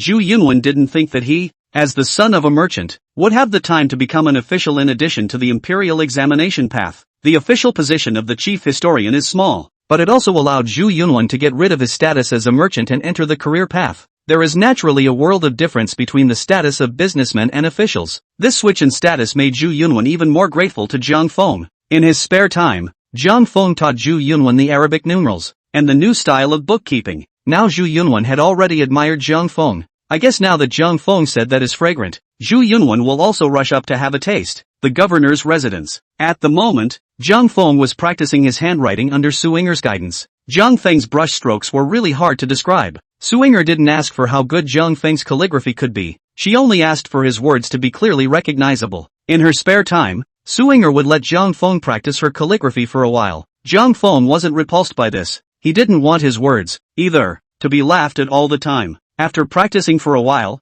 Zhang Feng thought he had made a lot of progress. Zhang Feng pointed at the character he had written and said proudly, "Take a look guys, how well did I write this character? Isn't it already a bit of a calligrapher?" Suinger glanced sideways and after a while, she said against her will, "Not bad, not bad. It's a lot more progressive than it used to be. In time, Big Brother Jiang will be able to reach the level of a calligraphy master." Yi Lingwei looked at Suinger's expression and laughed. Zhang Feng said doubtfully, "Is this character I wrote bad? Ying is just stating a fact. What's so funny about that?" Yi Lingwei pointed at the character written by Zhang Feng and laughed. "This character is already ugly out of a certain realm, leaving me at a loss of how to describe it. Inger sister, you even said yes. Big Brother Jiang, it's simply surprising that you can write like this." Yi Lingwei couldn't help but laugh again when she finished. Zhang Feng threw his pen in feigned anger. "Still saying my writing is ugly? It's obvious that you don't know what you're talking about, okay? Really? No more practicing." It was at this moment that Zhu Yunwen came to Zhang Feng's room. Zhu Yunwen's face was piled with smiles as he greeted them one by one before he said to Zhang Feng,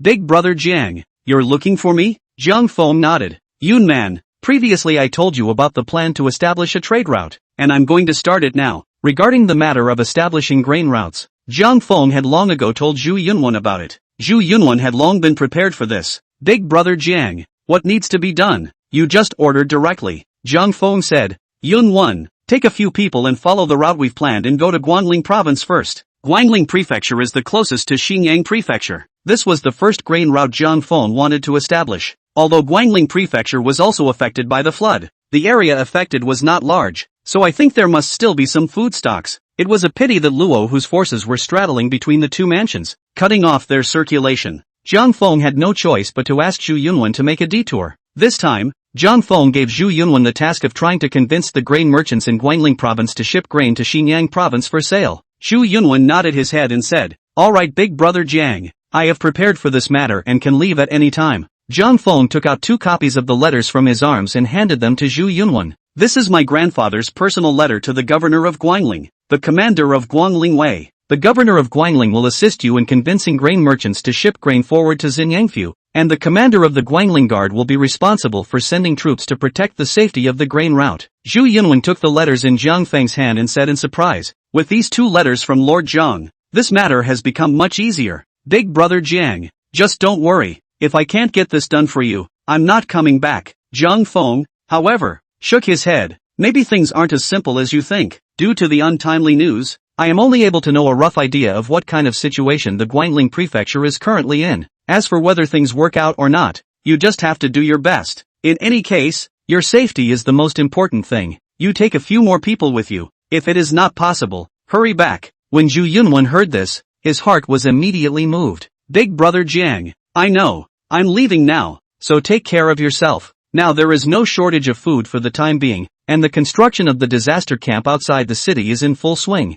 The victims in the city are getting more and more orderly under the violent management of Zhu Superming. The kanji sheds outside the city also give out kanji continuously every day. The disaster relief is on track." Zhang Feng didn't need to be busy every day. What he was most looking forward to now was the imperial army to hurry up and arrive. As long as the rebel forces of Luo Hu and Wanchaniang are exterminated, Xinyangfu disaster relief matter. Basically, even if the completion of the majority, Zhang Feng didn't take these rebels with hoes as weapons to heart. It's just some rabble. I'm sure that once the imperial army arrives, these rebels should scatter in birds and beasts. Zhang Feng, however, did not expect it. It was this gullibility that nearly cost him his life. Chapter 154 Urgent Military Information. The living room of the governor's residence. Since they had food in their hands, both Zhang Feng's masters were in a much more relaxed mood. At the moment, the masters were sitting in the living room. While sipping tea, they discussed the resettlement of the victims. The soldier guarding the doorway entered the room and reported to Zhang Junyan.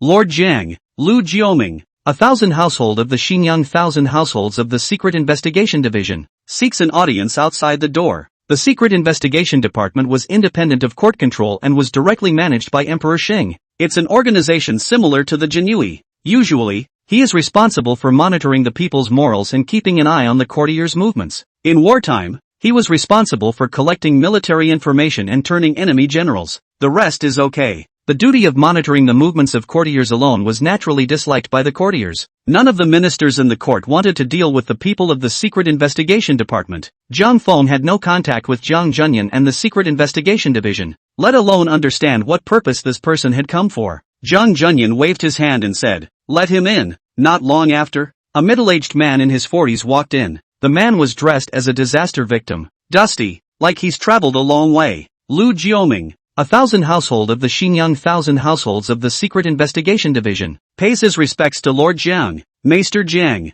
Lu Jioming knelt down on one knee and bowed to the two. Zhang Junyan sat unmoving and raised one hand in vain. Qianhu Lu is excused. What is the matter for which you have come to see this official this time? Lu Jioming replied, the rebel army, Lu Ohu, is pouring in, leading an army of 200,000 men. He is on his way to Xianhua City. Please also prepare to defend the city. Lord Jiang. Zhang Junyan was so shocked that he yanked his beard down several times. Luo who is going to attack Xianhua City. Can the situation be true? Lu Jioming said. Lord Jiang, the situation is absolutely true. For this period of time, my humble servant has been lurking amongst Luo Hu's forces. It's kind of a good idea to know the movements of the rebels. Luo Hu. This person has a deep heart and should not be underestimated. In fact, before Your Excellency took office, he had the intention of attacking Xianhua City, but it has dragged on because of internal inconsistencies. Now that Luo Hu has purged his internal enemies, he has achieved unity of purpose. It's no longer comparable.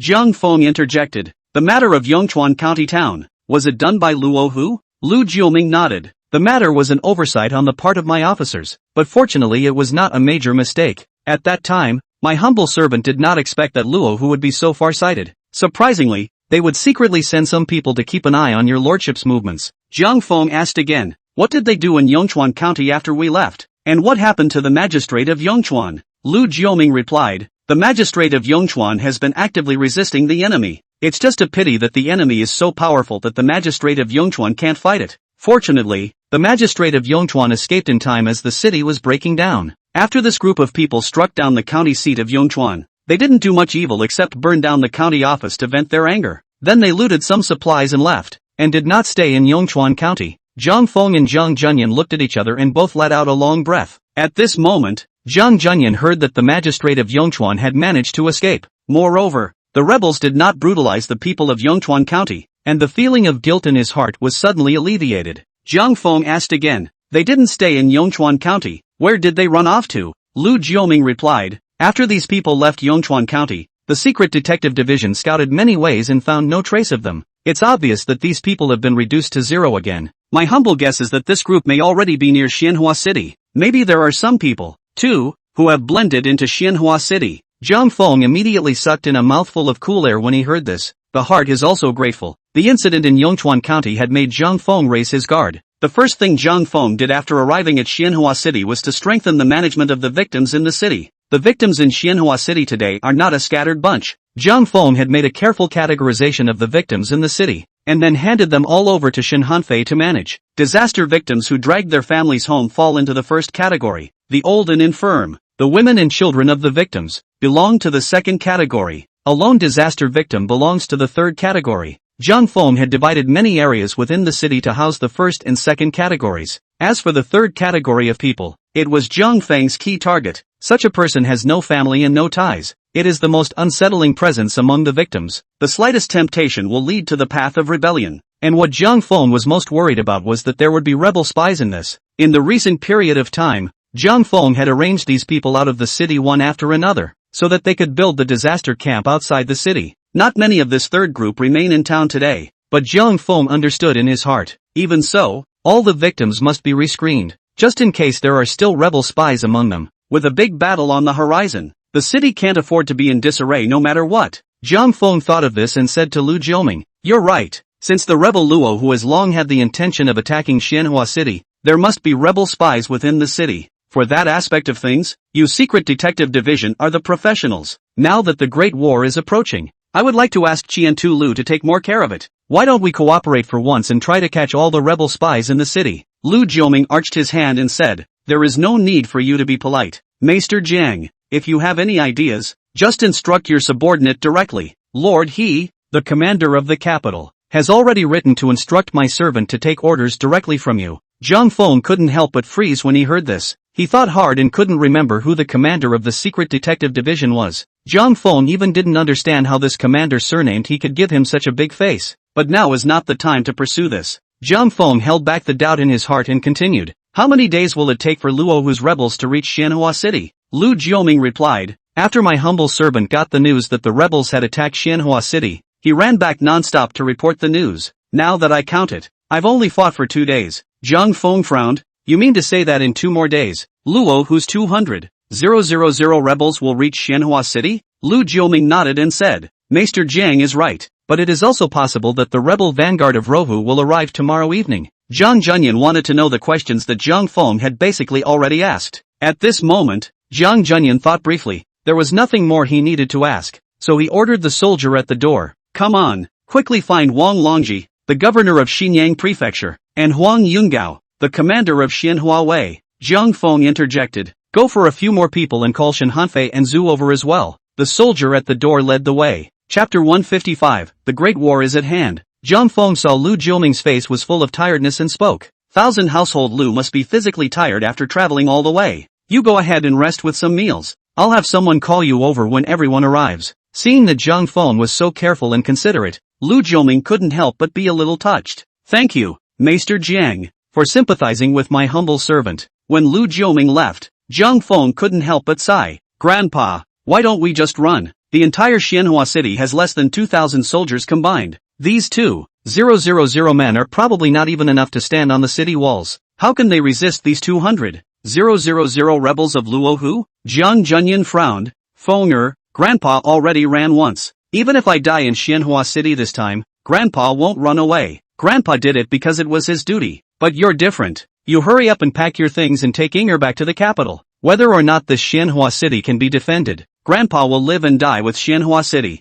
Jiang Feng looked at Jiang Junyan's serious expression and knew that further persuasion was useless. Since Jiang Junyan doesn't want to go, how could Jiang Feng bear to leave alone? Now the army of the court has not long started. By the time the army reached Xianhua City, it would still take at least 7 or 8 days. If Luohu's 20 rebel troops were to descend on the city, with these troops in Xianhua City, not to mention defending for 7 or 8 days, I'm afraid it's already a miracle that Xianhua City can hold out for 3 days. After half a day of discussion between the two men, they could only make a general arrangement for the current situation first. As for being able to keep the 7 or 8 days, neither of the masters had much hope. The two began to be speechless in relation to each other, filled with sadness. Soon after, Xinyang Prefect Wang Longji, Xianhua Wei Commander Huang Yungao, Shen Hanfei, and Zhu Xueming, one after another, came to the governor's courtyard. Jiang Feng had someone call Lu Jioming over again. Seeing that people had arrived, Lu Jioming told the crowd about the rebel Luohu's attack. Wang Longji and Huang Yungao's faces directly changed when they heard this. Although the walls of Xianhua City were high and thick, they were sturdy. But how can 2,000 against 200,000 defend? Only Zhu was full of indifference.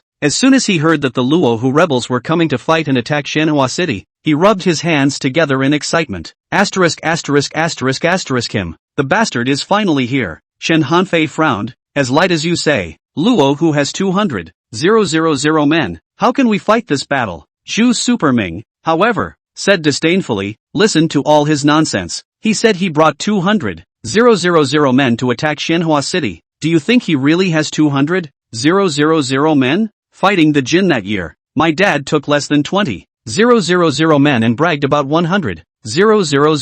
Luohu's 200,000 strong army. I still don't know how much water there is in it. You're scared less, for this army made up of disaster victims to have 20,000 that can fight. It would be considered that Luo whose ancestors burned incense. Chu Super Ming can't do anything else, but when it comes to fighting a war, it's always a good story. In favor of what he said, although the crowd also knew that if they really fought, it might not be as simple as Zhu Yuming said. But at this moment, the crowd listened to this analysis by Zhu. At least mentally, it doesn't feel so tense either. Zhang Junyan pondered for a while and slowly said, there are still 2 days left. In any case, prepare to defend the city first. Longji, you organize the township's brave magistrates and prepare things to defend the city. I'll leave the logistics piece to you. Wang Longji arched his hand and said, my humble servant complies. Zhang Junyan instructed Huang Yungao again. Xianhua City has 4 gates. You arrange for people to block 3 of them, leaving one of the gates open, so that you can also welcome the Imperial Army. Now you have only 1,000 soldiers in your hands, and you have to defend all parts of the city wall. The troops you have at hand,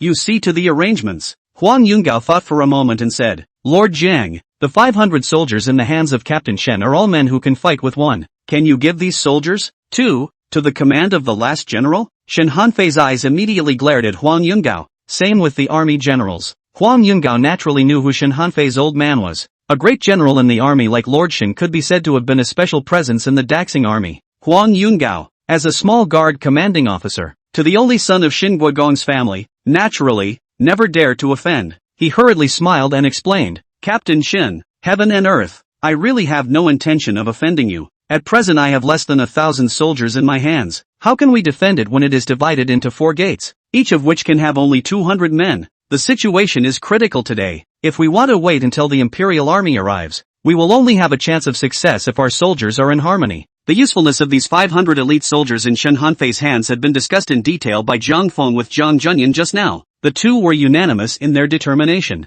Until the last moment, these 500 soldiers are determined not to be moved. Zhang Junyan waved his hand and said, the 500 soldiers in Captain Shen's hands should not participate in defending the city for the time being. Although we have few soldiers, we must not send them all. These 500 soldiers serve as the city's reserve for emergencies. In response to the defense of the city, it was impossible to send all the soldiers directly to the walls. Even if the troop strength is low, you still have to leave some reserves. It's not just for emergencies on the defensive. In case, during the defense of the city, there is a change in the city, it will be a lot of fun when there are no soldiers to send. Huang Yungao naturally knew all of this, and hurriedly arched his hand and said, the last general will follow orders. Zhang Junyan asked Lu Jiuming again, how many more of you, Xinyang Xianhua, are there in Xianhua City? Lu Jiuming thought for a moment and said, over this period of time, a large number of people have been sent outside in order to keep track of the rebels. The people who remain in the city of Xianhua today have not been counted in detail by my humble servant, but 300 or 500 are still there. Zhang Junyan couldn't help but frown at his words. It must be unrealistic to rely solely on these 300 to 500 men of the Secret Investigation Division to find out the rebel spies hidden in Xianhua City. Qian Tu Lu, I'll leave the matter of identifying the spies in the city to you. This official, if there is a shortage of manpower, you can ask Captain Shen for help. I'll stay out of this matter. If there is something you are unsure about, just go directly to Maester Jiang for discussion. Lu Jiuming arched his hand and said, my humble servant complies. Zhang Junyan finished his arrangements and said to the crowd, this is all that this official can think of. What other thoughts do you have on the matter of the pass and the keep? Wang Longji arched his hand and said, Lord Jiang, for the disposition of the victims in the city, my humble servant has an immature idea. Zhang Junyan nodded. Tell me, Wang Langdao, the victims in the city are mixed, and there must be rebel spies among them. It's just not enough to uncover them with just a few hundred of Lu Qinhu's men. Should we drive all the victims out of the city? Or should we get rid of them once and for all? Chapter 156. Zhang Junyan couldn't help but have a few heartfelt feelings when he heard this. If all the victims in the city were driven out, it would indeed save a lot of trouble. It saves labor and secures the stability of the city. Zhang Feng had a different view on this. Although Zhang Feng was a university scholar of Zuochunfeng, he was a Beijing official after all. Nowadays, within this Xinyang prefecture, Zhang Feng was considered to have no official position on him. As a matter of fact, there was no room for him to speak at this point, but seeing that Zhang Junyan was about to nod, Zhang Feng couldn't care less about losing his manners. Zhang Feng directly interjected, this matter must not be allowed. Zhang Junyan glanced at Zhang Feng in surprise. Although the reason was unknown, Zhang Junyan still strongly supported Zhang Feng. Maester Jiang, tell us your reasoning. Zhang Feng thought briefly and said, the initial estimate of the victims who are in Xianhua City today is also more than 20,000 people. Expelling them from the city risks stirring up public anger. It might even start a riot. And where are these victims supposed to go after we drive them out of town? I don't think they have any other way out than to rebel. By the time Luo Hu's rebel army arrives, it's estimated that they won't even need to be recruited. They'll just join the rebel army. In that case, how is this different from giving Luo Hu troops? Wang Longji thought about it and smiled bitterly. Maester Jiang is right. The matter was taken for granted. Nowadays, it seems that all the victims outside the city should also be called in for unified management. If not, it would again be tantamount to sending a large number of hard laborers to the Luohu rebels. Jiang Feng complimented. Your Highness is highly opinionated. Jiang Junyan nodded and said, good. As for the resettlement of the victims, it will be handled as you said. Although we are short of troops and supplies, but we must also be united as one. And the people must be united as one, to keep the Luohu rebels out of the city until the arrival of the Imperial Army. The military situation is now urgent and there is no time to lose. Go and prepare yourselves quickly. All the officials here have basically been given their own duties. However, Shu was not mentioned until the end of the meeting. Seeing that the crowd had already begun to walk out,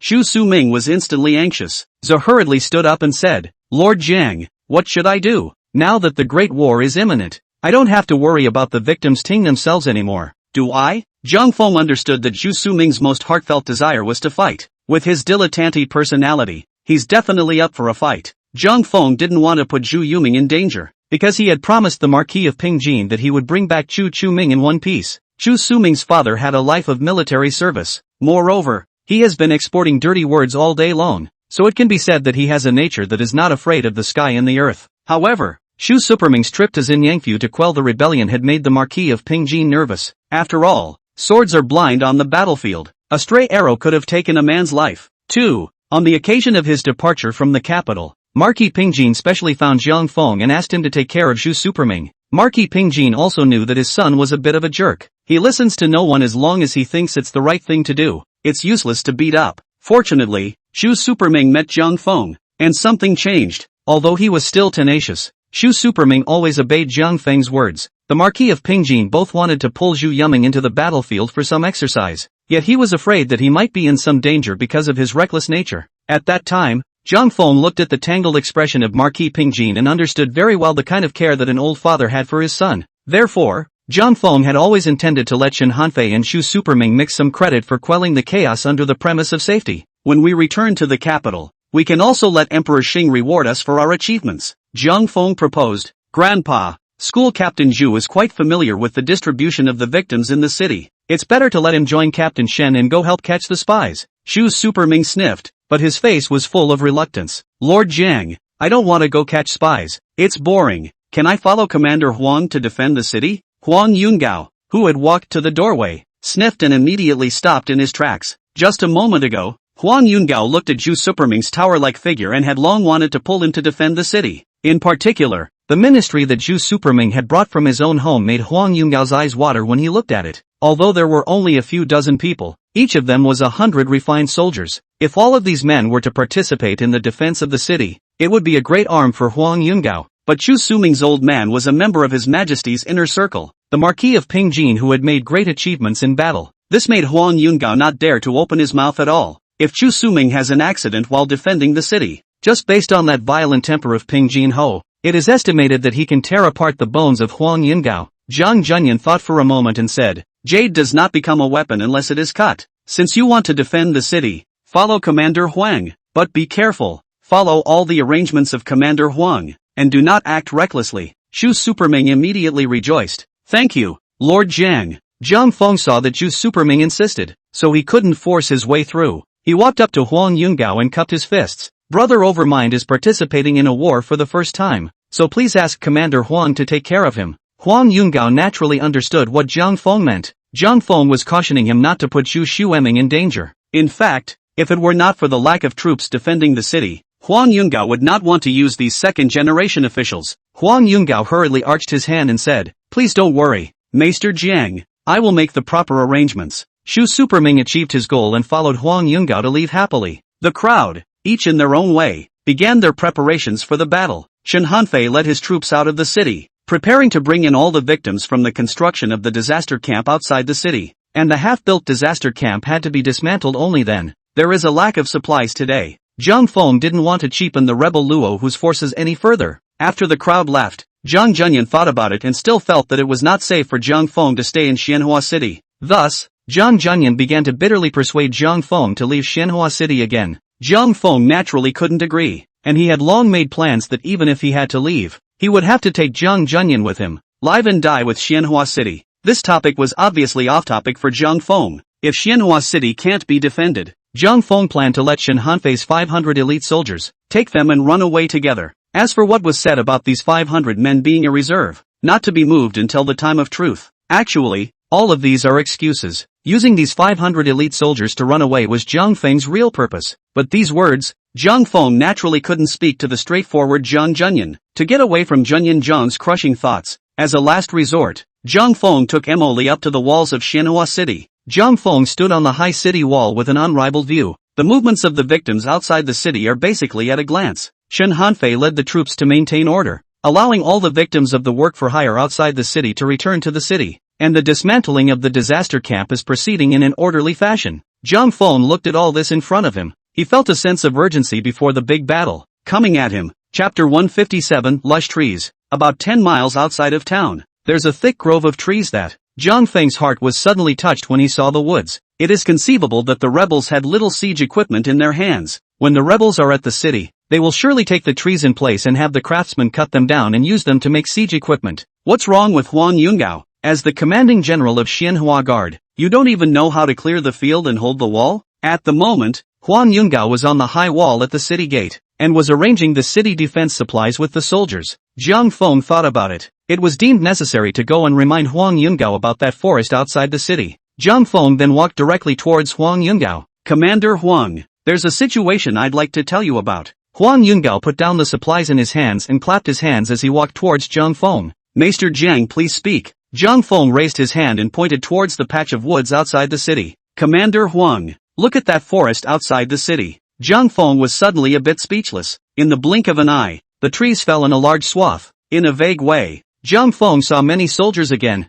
cutting down trees. It was obvious that the soldiers were just starting their work when Zhang Feng saw that forest just now. So Zhang Feng didn't see anything unusual. When Zhang Feng walked to Huang Yungao's side, the first batch of chopped trees fell down before revealing the soldiers. Huang Yungao glanced at Zhang Feng in surprise. Maester Jiang, what happened to that forest? Zhang Feng replied, that forest grows really lush. At this moment, Huang Yungao was looking at Zhang Feng like he was looking at a psychopath. Maester Jiang, even if the trees are lush, they must be cut down. If not, the rebels will cut down the trees and use them for siege equipment. So, this wood, it is never to be kept. Zhang Feng grayed out and walked down the city wall. He decided, never again will I care about these big-headed soldiers. When Zhang Feng returned to the governor's residence, he saw many carriages parked at the entrance. Zhang Feng inquired about the guards at the entrance, only to realize that Zhang Junyan had already summoned all of the city's great households over to discuss the plan of retreating from the enemy. The rebel Luo whose attack on Xianhua City could not be concealed, and Zhang Junyan didn't want to hide it. Let's not talk about whether or not we can resist 200,000 rebels. The stabilization of the city is the most important thing in this war.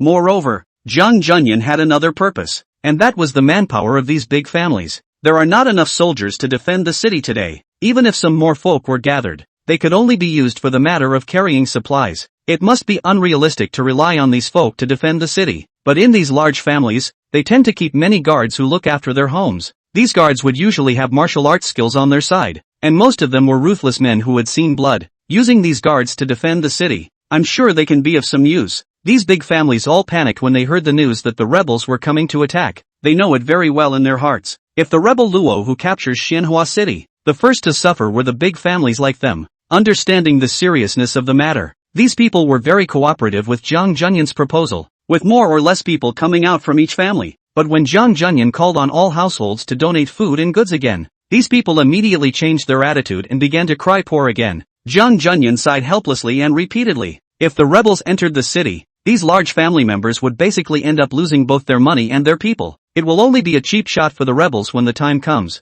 Zhang Junyan really couldn't understand it. At this critical moment, these people are still holding on to the property in their hands. Zhang Feng watched the scene and didn't say a word the entire time. He had been disappointed in these people for a long time. In this battle to defend the city, Zhang Feng didn't expect them to help much at all. As long as they didn't mess up in the middle, Zhang Feng was satisfied. Early the next morning, Jiang Feng had just gotten up when a tired Lu Jiuming came to the door. Maester Jiang, my humble servant has already sifted through the victims in the city without dishonoring his mission. The total number of suspected rebel spies is 1,216. Jiang Feng was stunned when he heard this number of people. No way? How can there be over 1,000 of them? How is this a spy? More than 1,000 people. This could make an army. Lu Jiuming explained. Generally speaking, on the occasion of every great war, there will always be some spies mixed in. It usually catches just a couple dozen. It's more than enough to identify hundreds of spies. But this time is different. The main thing is that the group that attacked Yongchuan County got mixed up in Xianhua City, and it just so happened that we were able to take it all in one fell swoop. In fact, it's all thanks to Maester Jiang that my humble servant was able to go so smoothly. It was Bachelor Jiang's meticulous categorization of the victims that allowed my humble servant to achieve such great results. Once Lu Jiuming explained this, Jiang Feng instantly understood. At the same time, Jiang Feng's heart was filled with fear. Luckily the group was found out. If not, with these 1,000 men, seizing the city gates should be easy. The fact that the Secret Investigation Division was able to identify over 1,000 spies in such a short period of time made Jiang Feng somewhat skeptical of the truth. Qian Tu Lu, have their identities been recognized by the children? Are you sure they're the same group that attacked Yongchuan County? Lu Jiuming replied, my humble servant is basically certain. The dossier under review has been given a cursory look by my humble servant, and for the most part the evidence is overwhelming. My humble servant also knows that there may be a few of these people who are not rebel spies, but time is limited and it is no longer possible to identify them all. Please ask Maester Jiang to show us what to do with these people. Jiang Feng didn't have much experience with these things, much less what to do about it. Jiang Feng could only ask, Qian Tu Lu, according to the usual practice, how are these people usually dealt with? Lu Jiuming replied, usually they are killed directly or used for pre-war flag sacrifice. Jiang Feng thought for a moment and said, these people should be locked up first. There's no need to kill them in a hurry, and killing these people won't do much for our current situation. When the rebels reach Xianhua City, these men might be of some use. Jiang Feng looked at Lu Jiuming's face full of tiredness, as well as his reddened eyes, and knew that he must have stayed up all night. You go ahead and get some rest and keep your strength up. When the rebels come, I'm afraid we won't have any time to rest. Lu Jiuming, however, shook his head with a bitter smile. My humble servant has received a tip-off that sitting dear Luohan Tian Arrow has entered Xianhua City. This person is one of the 18 Luohan under Luo whose seat. It is said that he is highly skilled in martial arts and has the courage of 1,000,000 men. I must find this man before I can rest easy. It was a pity that Lu Jiuming had spent a day and a night, but he hadn't been able to find out sitting dear Luohan Tian Arrow, and Luo whose 200,000 rebels are already at the city. Chapter 158, Soldiers at the City. It was already mid-afternoon when Luo whose rebels reached Xianhua City. The days of marching also made the rebels very tired, so they were in no hurry to attack. But the rebels, relying on their great numbers, had no concern about the danger of having their camp stolen. Surprisingly, they began to set up camp 5 miles from Xing'an City. It follows from this, the rebels should be well aware of the understrength of the city. Jiang Feng stood on the high city wall and used his newly made monocular to observe the movements of the rebels outside the city. The telescope, which looks very rudimentary. The main body is made of bamboo. The lenses were good. They were crystals that Jiang Feng had bought back at a high price. However, due to the craftsman's lack of craftsmanship, the polishing is a bit rough, giving it a slightly foggy look. Jiang Feng also wanted to use glass, but it was a pity that it was not available in this era. All he knew was that the glass was fired with sand. In yesterday, Jiang Feng instructed his subordinates to use an iron pot to burn sand, wanting to see if they could burn glass. The fire burned for 2 hours. It's just a shame that the sand remains sand when you've burned the pan to the bone. Nothing has changed except that it's a little hot. Jiang Feng guessed that it might be due to the lack of temperature, but there was no time to look into that now. He was going to let those craftsmen in the Armament Supervision Department study it when he returned to the capital. If the glass was really fired, it would be another way to get rich, in addition to being able to use it for your own purposes. Shen Hanfei looked at Jiang Feng holding a bamboo tube over his eyes and asked in surprise, Jiang Feng, what are you holding? Jiang Feng casually replied, 1,000-mile mirror. Shen Hanfei snatched the clairvoyant mirror with one hand. Show me. When Shen Hanfei put the clairvoyant mirror on his eyes and took a look, he directly took 2 steps back and was so scared that he almost threw the clairvoyant mirror out. How can that be? Why do I feel like these people are running straight into my eyes? Jiang Feng, could it be that this is some kind of immortal technique? Jiang Feng laughed. Bull asterisk asterisk asterisk asterisk immortal law. This is just a gadget, but it is of some use when marching and fighting. The conversation between the two made Zhu Suming listen in confusion. What's the situation? Show me quickly? Shen Hanfei carefully handed the clairvoyant mirror to Zhu. That's a good one. You be careful, don't break it. Xu Suming followed Zhang Feng's way of using the 1,000-mile mirror and put it on his eyes. And at first, he was also frightened, but after trying it a few times, I realized the benefits of this stuff. Xu Superming said in surprise, Zhang Feng, this 1,000-mile mirror is too good. The rebel camp was arranged in such a way that it could be seen clearly. When marching, if you have this, you will be able to spot the enemy a moment earlier. This thing is just an asset for fighting a war. This object must not be passed on. It must be preserved. I think it's better this way. This clairvoyant, I'll keep it for you. After Zhu Yuming spoke, he directly put the 1,000-mile mirror into his arms. When Shen Hanfei saw that Zhu had taken the 1,000-mile mirror for himself, he directly went up and grabbed it. No, it is only fitting that this item be kept by me. Compared to Zhang Feng, Shen Hanfei was already considered physically strong.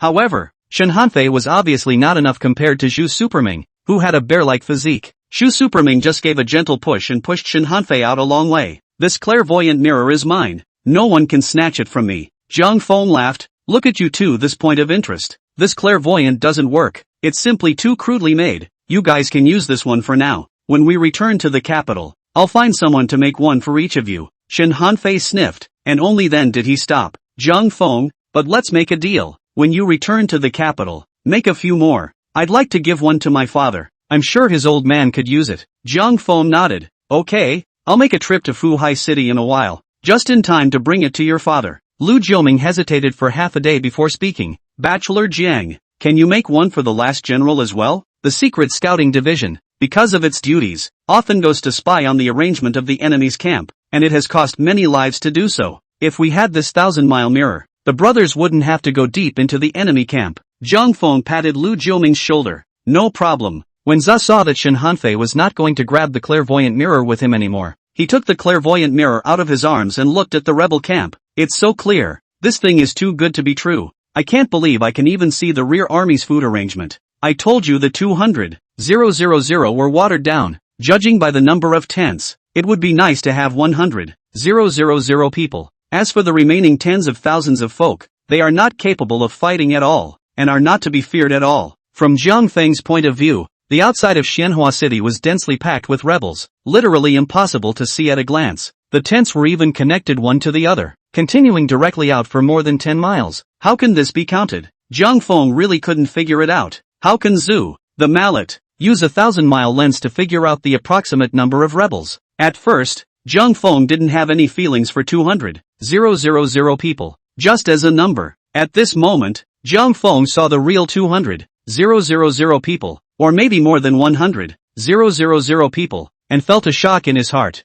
Zhang Feng saw the sparse defenders at the top of the city again. He really wanted to run, especially Luo, who was a man who was indeed farsighted. Although the rebels had already captured 3 counties, he was not satisfied, because Luo, who knew very well in his heart, the rebels, though numerous, were basically homeless farmers. These men are no match for the regular army. It's okay if you're winning battles. If you lose a battle, you are bound to lose your army. Moreover, the county walls were low and extremely easy to breach. If the imperial army arrives, it may soon be divided and broken. Only by occupying a large city such as Xianhua City could the attack of the imperial army be blocked. Shen Hanfei glanced at the movement of the rebels and suggested to Zhang Feng, don't stand here blowing off steam. Go back first. The rebels have traveled a long way and are exhausted. Besides, they have no siege implements in their hands. The rebels will not launch a siege today. Zhang Feng nodded and asked, do you think they will attack the city at night? Shen Hanfei thought for a moment. I don't think so. Now that they have no siege equipment, what will they use to attack the city? Chu has a different opinion.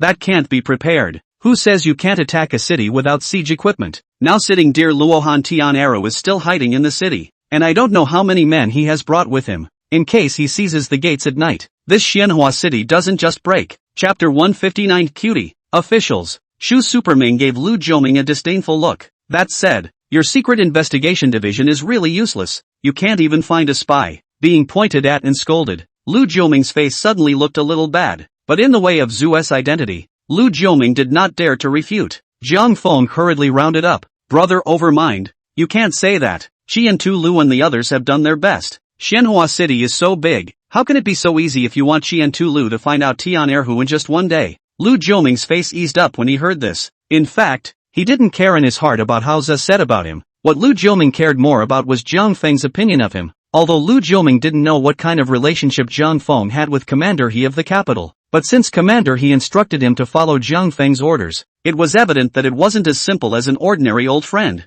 Zhang Feng official worship Zhua Chunfang University Sergeant, can also be said to have become the emperor teacher. This is all well known. Moreover, Lu Jiuming wasn't the first day he became a thousand household. He could naturally guess the intention of Commander He's move. Commander He wanted to make friends with Zhang Feng, so he could also save a way out for himself. Because every time there is a change in imperial power, it is the time for the commander of the Secret Investigation Department to step down. The duties of the Secret Detective Division determined that he, the commander, was disliked by the courtiers. If no one speaks for him, under the wall falling down, it is inevitable to get a horizontal death. Now that Commander He had made Lu Jiuming take orders from Zhang Feng, it was tantamount to putting Zhang Feng on the same level as him. Perhaps a single word from Zhang Feng could decide Lu Jiuming's fate. How could Lu Jiuming not take this seriously? Regarding Zhu Superming's concerns, in fact, Zhang Feng and Shen Hanfei had long thought of a countermeasure. Both understood, though the Secret Investigation Division had already sifted through the victims and identified many rebel spies,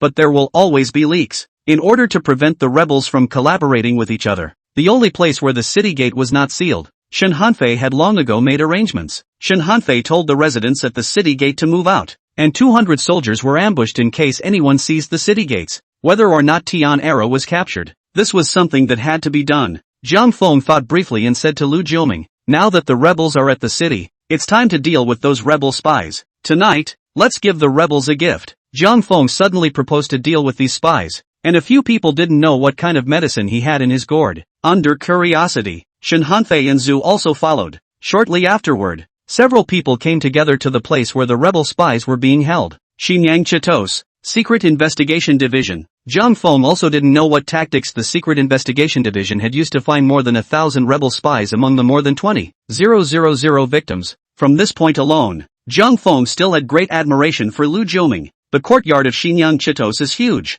Zhang Feng set up a table in the courtyard and had the clerk prepare some paper and pens, so he was ready to start interrogating the spies. Lu Jiuming held a roster of rebel spies and sat next to Zhang Feng. Shen Hanfei and Zhu stood aside to watch the fun. Once everything was ready, the soldiers walked forward escorting a rebel spy. Zhang Feng suddenly thought of a problem. There are over 1,000 rebel spies. How long would it take to try them one by one? I guess the trial won't be over until dawn. Zhang Feng suggested to Lu Jiuming, there are too many people. Why don't we just have a group of 10 and interrogate them together? Lu Jiuming naturally obeyed Zhang Feng's request. In a short while, 10 rebel spies lined up under the command of the soldiers and stood in front of Zhang Feng. The one at the front of the line was stout and full of arrogance. Zhang Feng smiled kindly at the man and asked, what's your name? When did you join the rebel army? The burly man gave Zhang Feng a disdainful look and didn't reply. Zhang Feng waved his hand and said, kill it. The soldier guarding the spy directly swung his sword into the man's chest, then violently pulled it out again. Blood splattered for a while. The strong man looked at Zhang Feng with a face full of astonishment and slowly fell down, due to the fear that these rebel spies will rebel. The people who watched over the spies were the 500 elite soldiers that Shen Hanfei had brought with him. These soldiers have been through an unknown number of battles, large and small. All of them are thunder and lightning, killing and decisive people. After hearing Zhang Feng's order, he didn't hesitate to strike. The speed of it, even Zhang Feng felt very surprised. The death of the burly man caused an uproar among the rebel spies behind him. After the soldier sheathed his sword a few times, the few people behind him then regained their composure. At the moment, the rebel spies looked at Zhang Feng with eyes full of fear. What kind of interrogation is that? Just asked for a name and just gave it a kill. This is a mental illness. The two soldiers pulled the body of the strong man away, and the faces of the spies lined up behind the strong man went white with fear. Without waiting for Zhang Feng to ask, he began to snatch the answer. My lord, my name is Nyoji. Just joined the rebels 2 months ago now. Everything in my house has been washed away by the flood. There is no way to live. My lord, I joined the rebels out of necessity. I already know I'm wrong, so please spare me. My lord. Nyo Er knelt in front of Zhang Feng and cowed out his head. Zhang Feng leaned back with a disgusted look on his face. Okay, get up. Since you are so cooperative, this official will give you a chance to redeem yourself. Nyo Er cowed out again before speaking. Please also command your lordship. As long as I can spare my life, I will never fail to do so. Zhang Feng said, now your accomplices are outside the city, whimsically trying to attack Shanhua City. I'll let you back in a minute. You go back and kill one of your associates. Then return with his head and I will absolve you of your sins. If you can get the general's head, Not only will this official absolve you of your sins, but he will also reward you with a certain amount of land based on the size of the official position of the person you killed. Alas, there are too many unowned lands in this Xinjiang province today. I'm afraid it's all going to go to waste if no one farms it anymore. Nyoer looked at Zhang Feng in surprise. Could it be that this officer is a cutie? You let me go back, and I'll be a free man. Is it not up to me to kill or not to kill? Seeing that Nyoer didn't say anything for a long time, Zhang Feng's eyes glared and said, "What? You're not willing? Somebody." Nyoer hurriedly crouched to the ground and shouted, "My lord, I am willing, I am willing. I will definitely bring back the heads of my accomplices, and I ask your honor to spare my life." Only then did Zhang Feng nod in satisfaction. "Okay, come over here and sign the papers." Nyoer picked up his pen with trepidation and said to Zhang Feng, "My lord, I can't read." Zhang Feng said in a pleasant manner, "It's fine if you can't read, just take a handprint." Next, chapter 160, confused. Just like that, Zhang Feng interrogated them one by one like a child's play. When they encountered some unruly people, they just killed them. Before long, the courtyard was filled with the bodies of rebel spies. The rebel spies that came afterward saw all this, and most of them chose to give in to Zhang Feng's demands. A simple sign-off. It is not binding at all on the rebel spies. Once out of town, the sky is the limit. Cootie, it's only then that you'll disagree. Shu Superming watched from the side for half a day, but he didn't understand what Zhang Feng wanted to do. He asked Shen Hanfei, who was beside him, "What exactly does Zhang Feng want to do? Is it still up to you to kill or not to kill when you put these people back? Why do I look so unreliable?" Zhang Feng's kind of operation. Shen Hanfei was also confused as he watched. "What do you care? Whether these people live or die won't have much effect on this defense anyway. If he wants to fool around, let him." Zhang Feng, however, became more and more outrageous the more he scrutinized. In the beginning, but anyone who slightly disobeyed, Zhang Feng would just wave his hand and let the soldiers kill them. But when it comes down to it, the more unruly and short-tempered the person is, Zhang Feng surprisingly smiled and let it all go. There was even a person who cursed Zhang Feng a few times, but he didn't care. Shen Hanfei and Zhu look at each other, more and more unable to see. Even though it was a group of 10 people, Zhang Feng interrogated them for several hours, until the latter part of the night. Chu Suming has gone back to sleep in the battlements. Only Shen Hanfei sat on the chair, dozing off one after another. Shen Hanfei also wanted to go back to sleep, but he was forced to stay by Zhang Feng. When the last rebel spy left,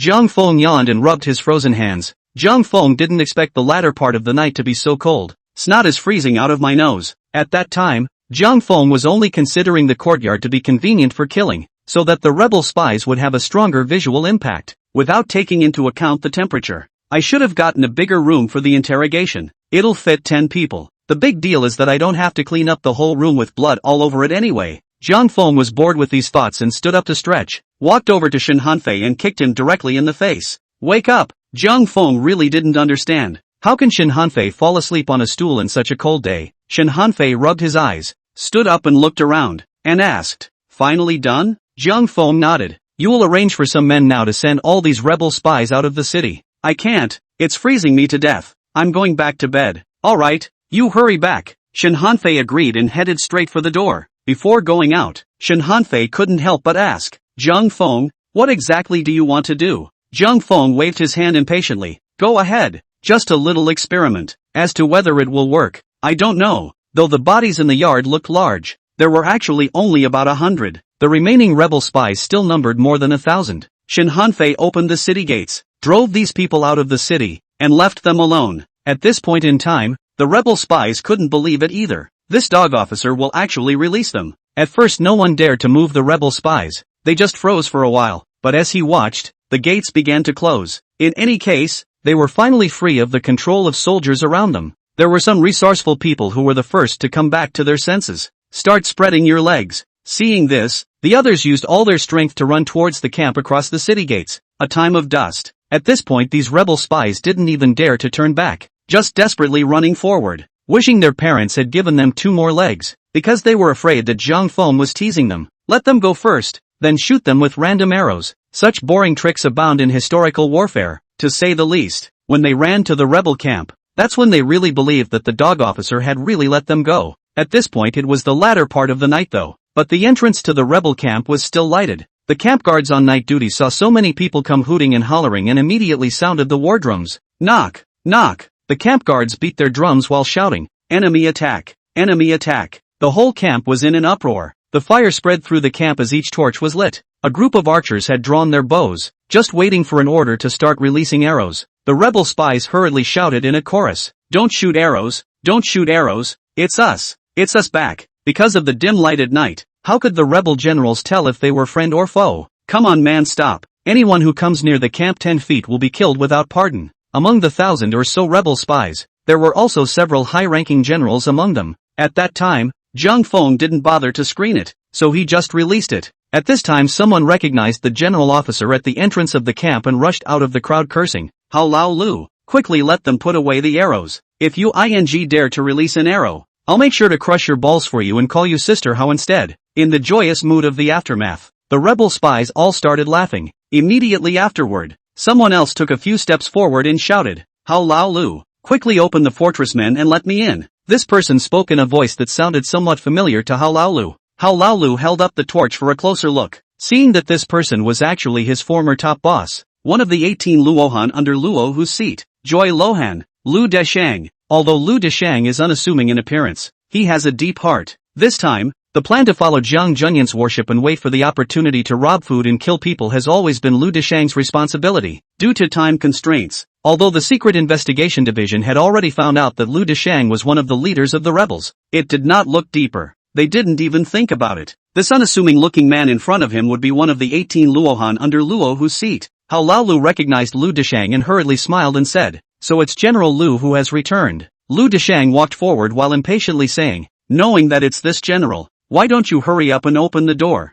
Hurry up, it's freezing old man." In fact, according to military discipline, How Lao Lu should have reported to the officer before letting these people into the camp, but Lu Deshang is the man in Luo Hu's inner circle. The official position was higher than How Lao Lu's officer, so it seemed like there was no need to report. How Lao Lu hesitated for a moment and commanded the soldiers around him, "Quickly open the gate of the fortress and let General Lu come in." The gates of the rebel stronghold were wide open. 1,000 men ran in huffing and puffing. After asking where their troops were, the 1,000 or so quickly blended into the rebel camp. Chapter 161. Nyo Er was not only How Lao Lu's henchman, but also his cousin. How Lao Lu introduced Nyo Er into the tent and said in a very puzzled manner, "How did you escape?" Nyo Er laughed out loud and said, "It's really Buddha's blessing to be able to survive this time. Originally, I thought it must be certain death when I was caught. It turns out that the court official who interrogated us was a cutie." "Cutie?" How Lao Lu frowned. "How can a court official be a cutie?" Nyoji continued to laugh. "Cousin, you don't know, this little cutie. The officer said he'd let us go if we signed and drew. At first we didn't believe it, thinking that this dog official was teasing us. I didn't think it would actually come back in the end." "Sign and draw a pledge?" How Lao Lu continued. "Sign what and draw what? What does the dog officer want you to do?" Nyo Er replied. "He said that as long as he could bring the heads of his accomplices, he would absolve us of the sin of rebellion. If you get the general's head, you will also get a share of the land. This dog officer doesn't think. When we returned to the camp, we became free. As for killing or not killing, it's still up to you. Cousin, do you think this dog officer is stupid?" Nyoji finished and laughed out loud to himself. How Lao Lu was not amused. Instead, I felt a little chill in my neck. How Lao Lu thought for a moment and asked, "You promised that dog official?" Nyoji smiled and nodded. "Of course I said yes. There's such a good thing. Cootie wouldn't have agreed to it." How Lao Lu's face directly changed. Seeing how Lao Lu's expression was not right, Nyo Er hurriedly explained,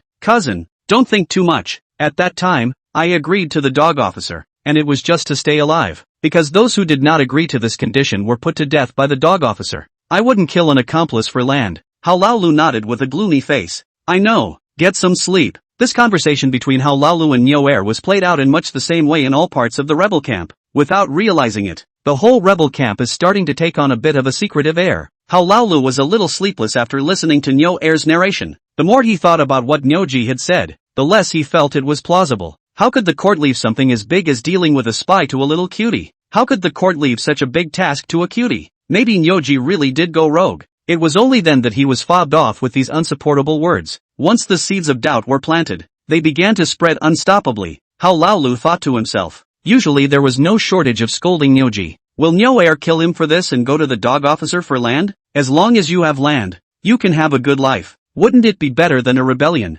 After returning to the camp, Bull 2 drank a lot of water. Shortly after lying down, I felt some urgency to urinate. Nyoji got up in a daze, wanting to go outside the tent for a moment of convenience. But just as he sat up, How Lao Lu, who was lying not far from him, climbed up with a bone. "What are you doing?" Hao Lao's eyes were fixed on Nyoer. His hand, however, was already on the hilt of the knife at his waist. Nyoer just wanted to get up for convenience and didn't understand why Hao Laolu reacted so strongly. "Too much water. Get up and get handy. Cousin, why are you still up?" Hao Laolu once again looked at Nyoer and realized that there was no murder weapon in his hand before his hand left the hilt of the knife and lay down again with his clothes closed. Go go go. There's so much going on. In fact, there are many people who think in general with Hao Laolu. The 1,000 or so people who came back from Manhwa City made many people not dare to sleep at all. Since the two were related, Hao Laolu was at least able to restrain himself. But in other tents, there is no such harmony. In his sleep, the return of the spy from Manhwa City merely rolled over, causing his companions around him to tense up. After going back and forth a few times, under this tension, someone finally exploded. A spy returning from Manhwa City gets up in the night and is slashed straight through by a nervous accomplice. This man is a short-tempered man. That's someone who even dares to scold Zhang Feng. At this moment, he was slashed for no reason. How could he not be angry? "If you want to kill me, I'll kill you first." The man snatched his accomplice's knife straight away and cut off his accomplice's head with a single slash. Blood splattered all over the tent like a fountain. The others in the tent ran out in terror, screaming piteously, "Murder! Murder!" Gradually the camp, which had been incredibly calm, began to clamor. This man beheads his accomplice, but it just confirms the suspicions of the others. This is trying to use the head of a fellow soldier to go to the dog official for land. One thing leads to another. Before the general officer who had come to check the situation could reach the entrance of the tent, a dark shadow rushed out from the shadows and chopped off the general officer's head with a single slash. "Kill the general for the land. I'm not going to pay you guys to play." The man picked up the general's head and ran directly outside the camp. The personal guards behind the general returned to their senses and began to swing their swords in pursuit. "Quickly stop him, he killed General Su." A group of soldiers waved their swords to stop the man's path. The man's figure looked clumsy, and he kept wobbling and blocking left and right. But the soldiers who blocked the way fell to the ground one after another and were killed by him one by one. A couple of torches that had fallen to the ground were again kicked above the tent by each of the man. The tent burned at once. Connecting these two incidents made the others look at the people who had returned from Manhwa City with a very unfavorable gaze. "Into your mother, what are you looking at? I do not want to kill you. You dogs, you betrayed the Buddha marshal. Put your mother's ass, you dare to wrong me. Believe it or not, I'll straighten you out. Then you can go to hell." Shortly afterward, the entire camp began to fall into disarray. Some awakened rebel soldiers rushed out of their tents and looked at their fighting companions, no longer able to tell whether they were friend or foe. All you can do is brandish your weapon and not allow anyone else to come near. Things are getting worse and worse. At the end of the day, the most horrible thing happened. The return of these 1,000 people finally caused a camp tsunami. Under the darkness of the night, the rebels, who could not tell friend from foe, began to slash and kill on sight. Under the strain of their spirits, someone just lit the tent on fire and the flames started to spread. The governor's residence, Zhang Feng, who had just fallen asleep, was awakened by a sharp knock on the door. Zhang Feng was furious. "Which is knocking on the door?" Shen Hanfei's voice came from outside the door. "Zhang Feng, get up. Something big has happened." Zhang Feng sat up from his bed in a flash and asked loudly, "The rebels attacked the city?" Shen Hanfei replied, "The rebels did not attack the city, but there was a camp change. They're killing each other. Get up and look." Chapter 162, Individual Martial Arts. Zhang Feng froze and directly lay down again. "It's none of my business if they kill each other. Get out of here. I want to sleep." Zhang Feng had been busy for most of the night, and this was the time when he was most sleepy. As long as the rebels weren't attacking the city, he didn't even bother to move. Shen Hanfei banged on the door a few more times and said eagerly, "Zhang Feng, don't fall asleep. Passover Ming wants to take his troops out and steal the camp. Commander Huang disagrees, and the two are on the verge of a fight." Su Yinger got up and got out of bed, picking up the clothes that were placed beside the bed and said while dressing, "Big brother Jiang, you'd better go and take a look. Brother Zhu is stubborn. Commander Huang may not be able to suppress him. Luckily he listens to you the most." Su Yinger put on her clothes and walked to the door of her room and opened it. When the door to the room opened, Shen Hanfei directly rushed to the bedside and pulled the confused Zhang Feng up. Shen Hanfei asked with an excited look on his face, "Zhang Feng, tell me honestly, is this camp whistling by the rebels you're doing?" Zhang Feng rubbed his eyes and yawned. "Did the rebels really fight on their own?" Shen Hanfei replied, 1,000 times over. Now the front and center of the rebel army are in disarray. The tents are all burning, and there are fires everywhere. The shouts and killings can be heard from the top of the city. Zhang Feng got out of bed with a face full of reluctance. While dressing under Su Yinger's ministrations, he said, "I didn't expect them to go back and really fight. Well then, let's go to the city and see how it works." Shen Hanfei punched Jiang Feng's chest in excitement. So your purpose in putting back the 1,000 or so spies was to get them to fight. I knew it. You boys don't have a good heart. How did you do that? Why didn't I see it? Actually, Jiang Feng's strategy was a psychological warfare. Whenever a big battle is about to start, the soldiers are very tense. The siege, in particular, was the most disturbing, because every siege requires a large amount of cannon fodder to consume the city's defense materials at the top of the city. If you are selected as the first echelon of the offense, there is basically no chance of survival. In this case, but whenever there is a bit of wind in the camp, it will cause great unrest. What's more, Jiang Feng's moves were even more detrimental, surprisingly pointing straight to the heart. The rebel army was basically composed of farmers with a deep attachment to the land. Jiang Feng shouted the slogan of killing generals and dividing the land. It makes many rebels suspicious. The 1,000 or so that went back might actually be killed and used to acquire land. As long as there is this suspicion, there is bound to be a conflict between them. Some short-tempered people must not be able to bear such aggravation. From there, punches and kicks are thrown, causing fights. Jiang Feng had deliberately let some short-tempered people go for this very reason. In fact, Jiang Feng's intention was just to make the rebels suspicious of each other and demoralize them. It kept them from attacking Xianhua City in unison, thus easing the pressure on the soldiers defending the city. It would certainly be best if it could cause a camp tsunami. Jiang Feng had just stepped out of his room after putting on his clothes when he saw a person covered in blood jumping into the yard. Shen Hanfei hurriedly pulled out his knife. What man? Jiang Feng, however, waved his hand and said, "Don't be nervous, it's Emily." It was only when Emily walked forward that the two realized he was carrying a human head in his hand. Jiang Feng took 2 steps back with a disgusted face and looked back at Su Inger. "Molly, what are you doing bringing back heads? Take it and throw it away. Don't scare Inger." Su Inger, who was standing at the door to see her off, covered her mouth and was so scared that tears were coming out of her eyes. Molly hurriedly hid the head behind his back. It happened to kill a general, probably one of the 18 Luohan under Luo Hu. I wasn't sure if it would be of any use to you, so I took it back in passing.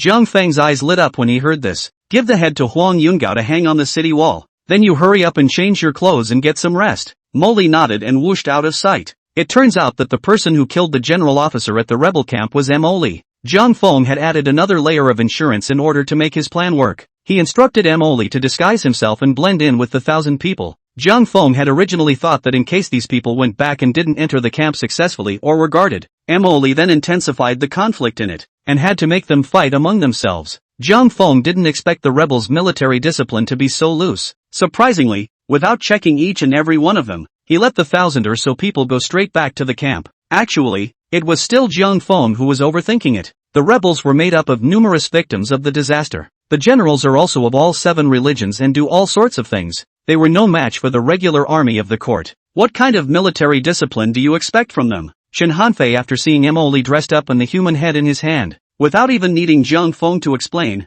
Shen Hanfei understood what was going on. Shen Hanfei looked in the direction Emily left and said to Jiang Feng with an envious face, "Worthy of being a guard that comes out of the great inner circle, entered the rebel camp like nobody's business, and killed a general in the process. When will your majesty send me one?" Jiang Feng casually said as he walked out. "Young lord, in a large-scale war, you shouldn't believe in personal martial valor." The reason why Emily was able to retreat unharmed this time, apart from the fact that the rebels were in the midst of chaos, was because he didn't go deep into the enemy camp. That's something I specifically asked for. If you are surrounded by a large army, your martial arts skills are useless. Don't say 100,000 people. Even if surrounded by hundreds of people, Emily will still turn into a hedgehog. Shen Hanfei holds a different opinion. That's because you've never seen a true master. I remember my father once told me that 100 years ago, Daxing had experienced the danger of extinction. Jin and Liang have joined forces and want to divide up Daxing's territory. At one point it hid Daxing's Kyoto. Seeing that he was on the verge of breaking the city, the sect master of the Ci Jingjai led 300 of his disciples to kill directly into the enemy camp. At that time, the Jinliang coalition army numbered 500,000 men,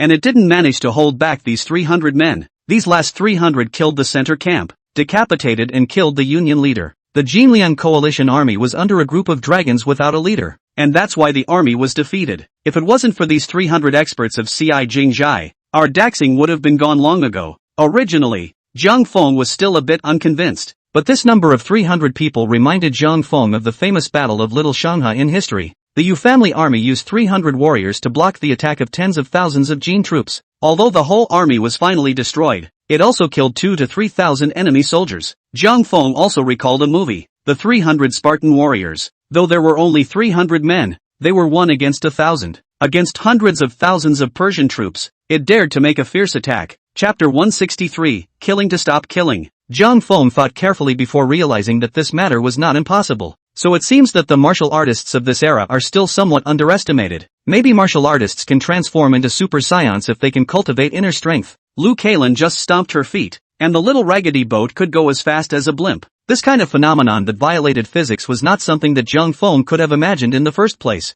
Zhang Feng suddenly missed Lu Kailan a little. Now that Zhang Feng has left Fuhai city for almost a year, I don't know how their mothers and fathers are doing. Zhang Feng decided, when this relief effort is over, even if the family house isn't finished, also have to first go to Fuhai city. Lu Kailan mother and daughter to receive the capital to come. Zhang Feng casually asked, by the way, those 300 disciples of Ci Jingjai, what happened in the end? Shen Hanfei sighed, a mere 300 men, plunged into an enemy camp of 500,000. Is there any chance of survival? At the end of the day, not one of those 300 men made it back. Zhang Feng couldn't help but sigh. So it seems that even the best martial arts skills are not everything. When Zhang Feng and Shen Hanfei both arrived at the city wall, they saw fires everywhere inside the rebel camp. The rebel fight has intensified. Shouting and killing can be heard above the walls. Shu Superming looked at the chaotic rebel camp and stifled an anxious sigh. At this moment, seeing Zhang Feng come up to the city wall, Shu Superming ran directly to him and said, Zhang Feng,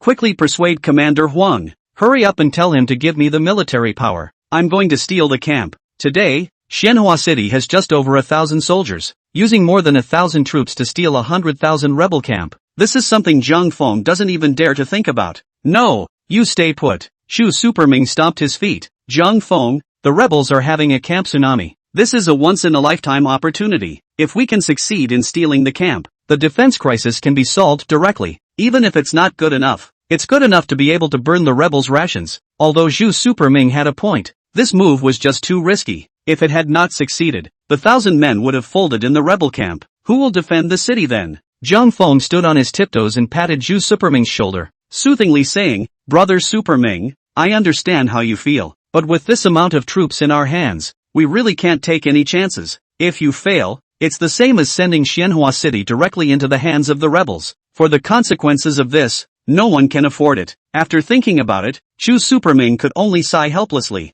Zhang Feng, you're right. It's a shame though. If I was given 5,000 men right now, I'd make sure the rebels were all wiped out. It does seem a bit risky with only 1,000 people. Rebel marching tent. Buddha Zi Luohu, clad in a tunic, was anxiously walking around inside the marching tent. A middle-aged scribe in his 40s sat to one side, deep in thought. The shouting and killing outside the account was incessant, but it seemed to have no effect on him at all. The middle-aged scribe's name was Du Xianling. He was not a member of Luohu's direct lineage. Du Xianling joined the rebels only after Luohu captured 3 counties. Du Xianling had extraordinary talent and was even better at military and political matters. It soon stood out among the rebels and caught Luohu's attention. After meeting Luohu, Du Xianling made many targeted comments based on the situation at that time. It was this pitch that made Luohu take Du Xianling very seriously. After some inspection, Luohu appointed Du Xianling as the military division, responsible for the coordination and planning of the army. Now that Luohu has purged the internal enemies and achieved unity of purpose, it is all because of Du Xianling's scheming. Du Xianling has such ability,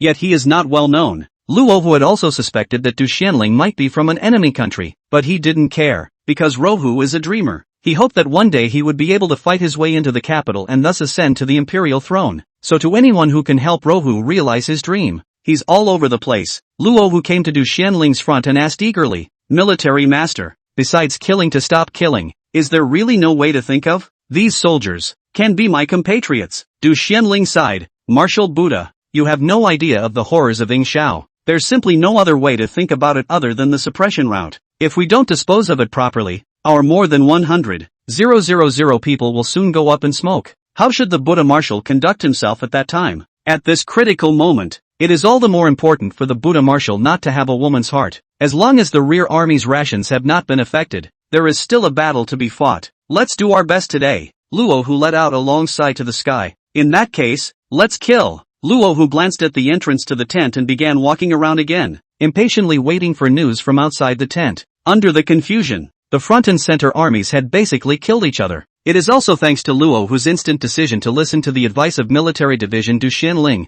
directly sent his personal guards to crush all the way through. The battles caused by the camp tsunami didn't ripple through the rear army too much. If the rear army's provisions are burned, there's no need to fight this battle. Although Luo Hu's personal guards were only 5,000 strong, they were all brave and armed, and they were all equipped with the best equipment. At the moment these 5,000 people are out together, directly killing people with their heads rolling and their blood flowing. They didn't want to kill anyone in the face of their former fellow soldiers, but faced with soldiers who had already killed, there is simply no other way but to suppress it by force. It wasn't until more than an hour later that the shouting and killing outside the large account gradually subsided, and it was getting light. Some of the tents whose fires had been put out were still smoldering. Instead, the area around the tent was covered with all sorts of corpses. Blood is flowing everywhere. The surviving wounded let out a miserable wail. The soldiers, who had calmed down, fell to their knees in groups. They looked at the corpses of their former fellow soldiers, then thought about what they had just done, and began to hold their heads and howl. The whole camp looks as if it's a Shura field.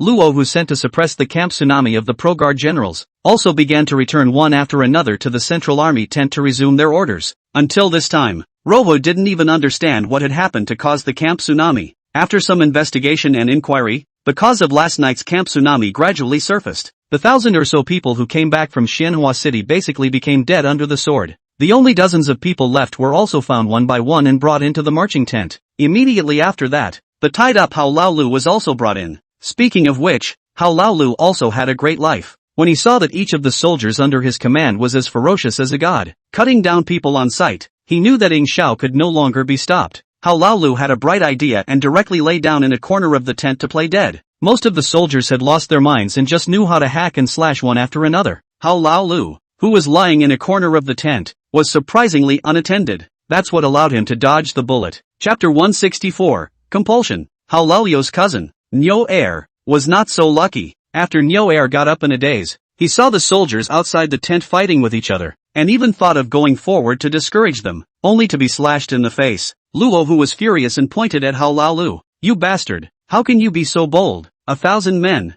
that's 1,000 men. I can't believe you just put them into the camp without even asking." Hao Laolu knelt on the ground and said in a very aggravated manner, "Marshal Buddha, this can't be blamed on my general. It was General Lu who told the last general to open the camp gate, and the last general didn't dare to disobey." Luo, who said angrily, "Where is Lu Deshang?" "Sure, Wenjie, the gatekeeper Luohan, reported, Marshal Buddha, General Lu is dead." Luo, who exclaimed, "What did you say? Deshang is dead? Who killed him?" Sure, Wenjie sighed, "Marshal Buddha, there is no way to find out who killed General Lu. Mordecai found his body covered in cuts. Apparently he was mobbed to death." Luo, who sniffed and closed his eyes in pain. Lu Deshang, the joyful Luo Han, was the earliest of the group that followed Luo Hu, when Luo Hu was still a monk. Lu Deshang had already known him for a long time. Lu Deshang was usually the most relied upon by Luo Hu. Rohu never expected it. He was captured by the government, also did not die, but because of this camp tsunami, even made him lose his life. Sure, Wenjie spoke again. "Marshal Buddha, and General Su, also died." Rohu had not yet gotten over his grief. Schwinger, however, once again gave him the bad news. Luo, who froze for a moment and kicked the case table beside him in pieces. Now that the siege has not yet begun, 2 of the 18 Luohan under Luo Hu have already gone. How could this not make Luo Hu furious? Luo Hu angrily asked, "What's going on here? Could it be that General Su was also besieged to death?" Sure, Wenjie replied, "When I saw General Su, he was already a headless corpse. According to General Su's own guards, he was beheaded with a single slash, and he was not given a chance to resist at all. General Su's handiwork is extraordinary. I don't think anyone here has made it this far. Obviously, the person who killed General Su wasn't one of ours at all. Last night, more than 1,000 people returned to the camp at once, and Hao Laolu did not screen them all. It's really easy to mix in a few officials among these people, but Lu Deshang is dead. Luo, who can only blame Hao Laolu for all the faults, pull Hao Laolu out and behead him. Hang his head at the gate of the camp to console the spirits of the brothers." Hao Laolu cried out loudly, "Marshal Buddha, I was only following orders. I can't be blamed for this." 2 soldiers came forward and dragged Hao Laolu away. Hao Laolu was so scared that his liver and gall bled, shouting, "Buddha Marshal, spare your life. Even if the last general is at fault, his crime is not to death. Buddha Marshal, spare your life." But until Hao Laolu arrived at the door of the military tent, Luo Hu did not return to his heart. Hao Laolu broke his mouth and cursed, "Luo Hu, I enter your 8 generations of ancestors. You heartless little man. I was blind to follow you, a fake monk, to a rebel." Luo Hu was instantly furious. "Pull out Hao Laolu's tongue. The soldier who had already stepped out of the doorway stopped and stuck his knife directly into Hao Lalio's mouth. And then there was a stirring. Hao Laolu, whose mouth was full of blood, was in pain with tears and snot. All that could come out was a whimper. Waiting for a while, Luo who suppressed his anger and slowly said, "This mutiny, has the number of casualties been tallied yet?" Schwinger replied, "There is no specific data yet, but my estimate is that there should be no less than 50,000. What?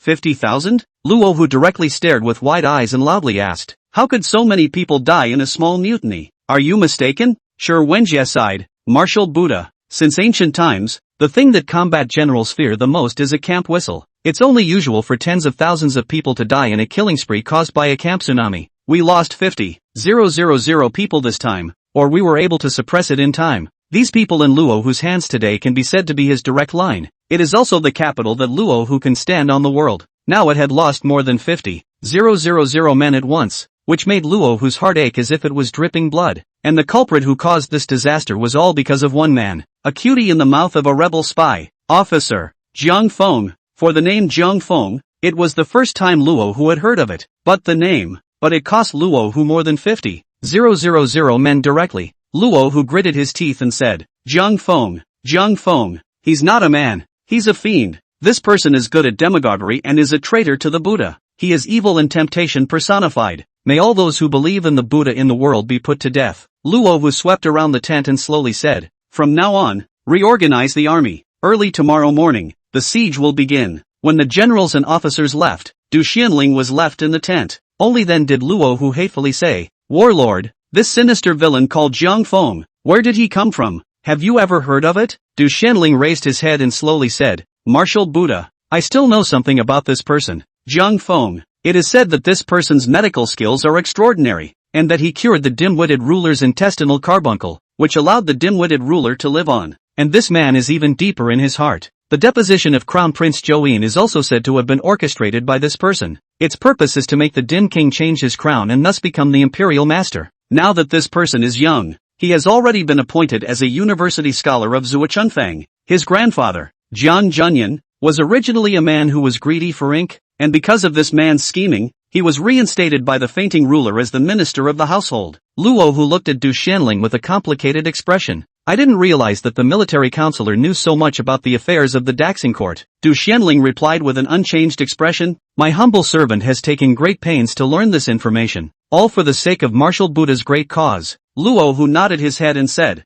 "The military commander has a heart." Du Xianling, however, sighed. This time, when Jiang Feng came to Xinyang Prefecture, my humble servant had actually gotten word of it, but did not take it to heart. My humble servant did not expect this person to be so devious and tricky. A small ploy has cost our army more than 50,000 men. If the subordinate official to this person early to take precautions, perhaps can be able to avoid last night's disaster. The mention of these 50,000 people made Luo whose heart ache. When I catch this person, I will definitely break him into pieces in order to solve the hatred in my heart. Chapter 165, The Battle of the City Watch. Jiang Feng didn't know that he had become a traitor to the Buddha, and it's turning out to be a doozy. What's more, he didn't know that Luo who had also issued a hunting order against him in the name of the Buddha. At this moment, Jiang Feng was standing on the city wall, holding a 1,000-mile mirror, looking at the rebels outside the city who were cleaning up the mess from last night. Shin Hanfei and the others gathered around him, looking at the miserable state of the rebel camp.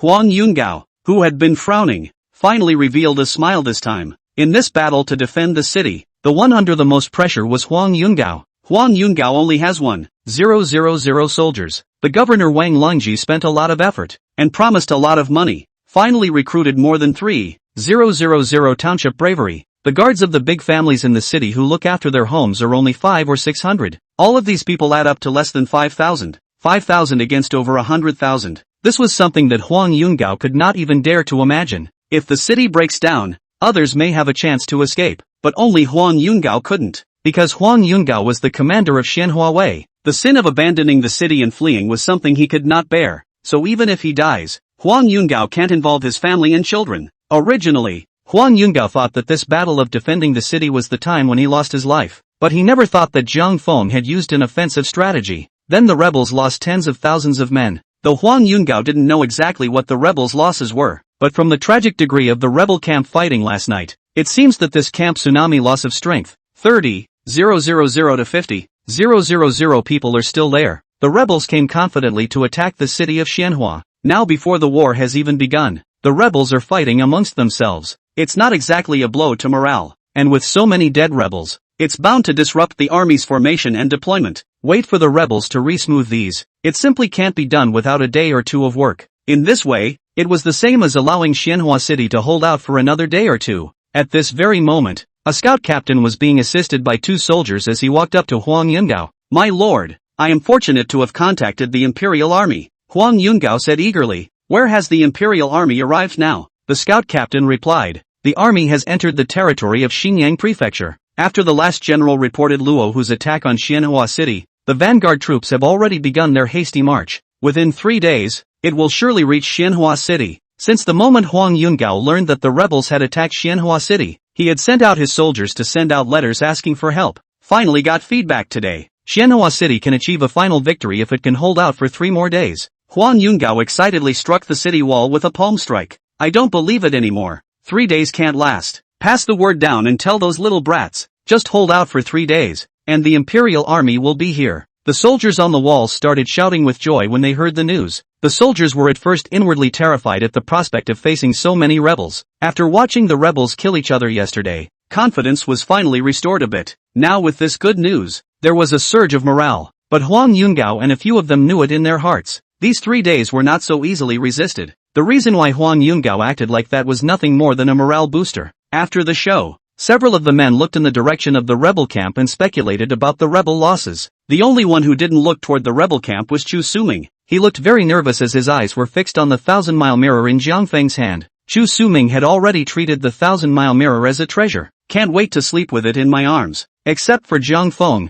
Shu Superming wouldn't let anyone touch him. Jiang Feng looked at it for a while and directly threw the 1,000-mile mirror to Shu Superming. Shu Superming caught the 1,000-mile mirror and was so scared that his heart was about to jump out of his throat. "Jiang Feng, can you be gentler? You do that again and I won't lend it to you next time." Jiang Feng simply didn't know what to say when he heard this. "Who the hell owns this clairvoyant? Don't you have any idea?" But Jiang Feng could only say impatiently as he looked at Shu Superming's face full of heartache. "Fine. Next time I'll hand it to you directly." Jiang Feng glanced at the rebel camp once again. "Commander Huang, do you think the rebels will still attack today under these circumstances? If they don't attack, I'll go back to catching up on my sleep." Huang Yungao replied. "The rebels have lost so many people. I'm afraid the establishment has been completely disorganized. I suppose they are reorganizing their army. Maester Jiang has worked hard all night. Go back and rest first. Now that the rebels have taken care of themselves, they simply don't have the energy to carry out another siege." The governor's residence. Zhang Junyan felt a sense of pride in his heart after knowing what Jiang Feng had done.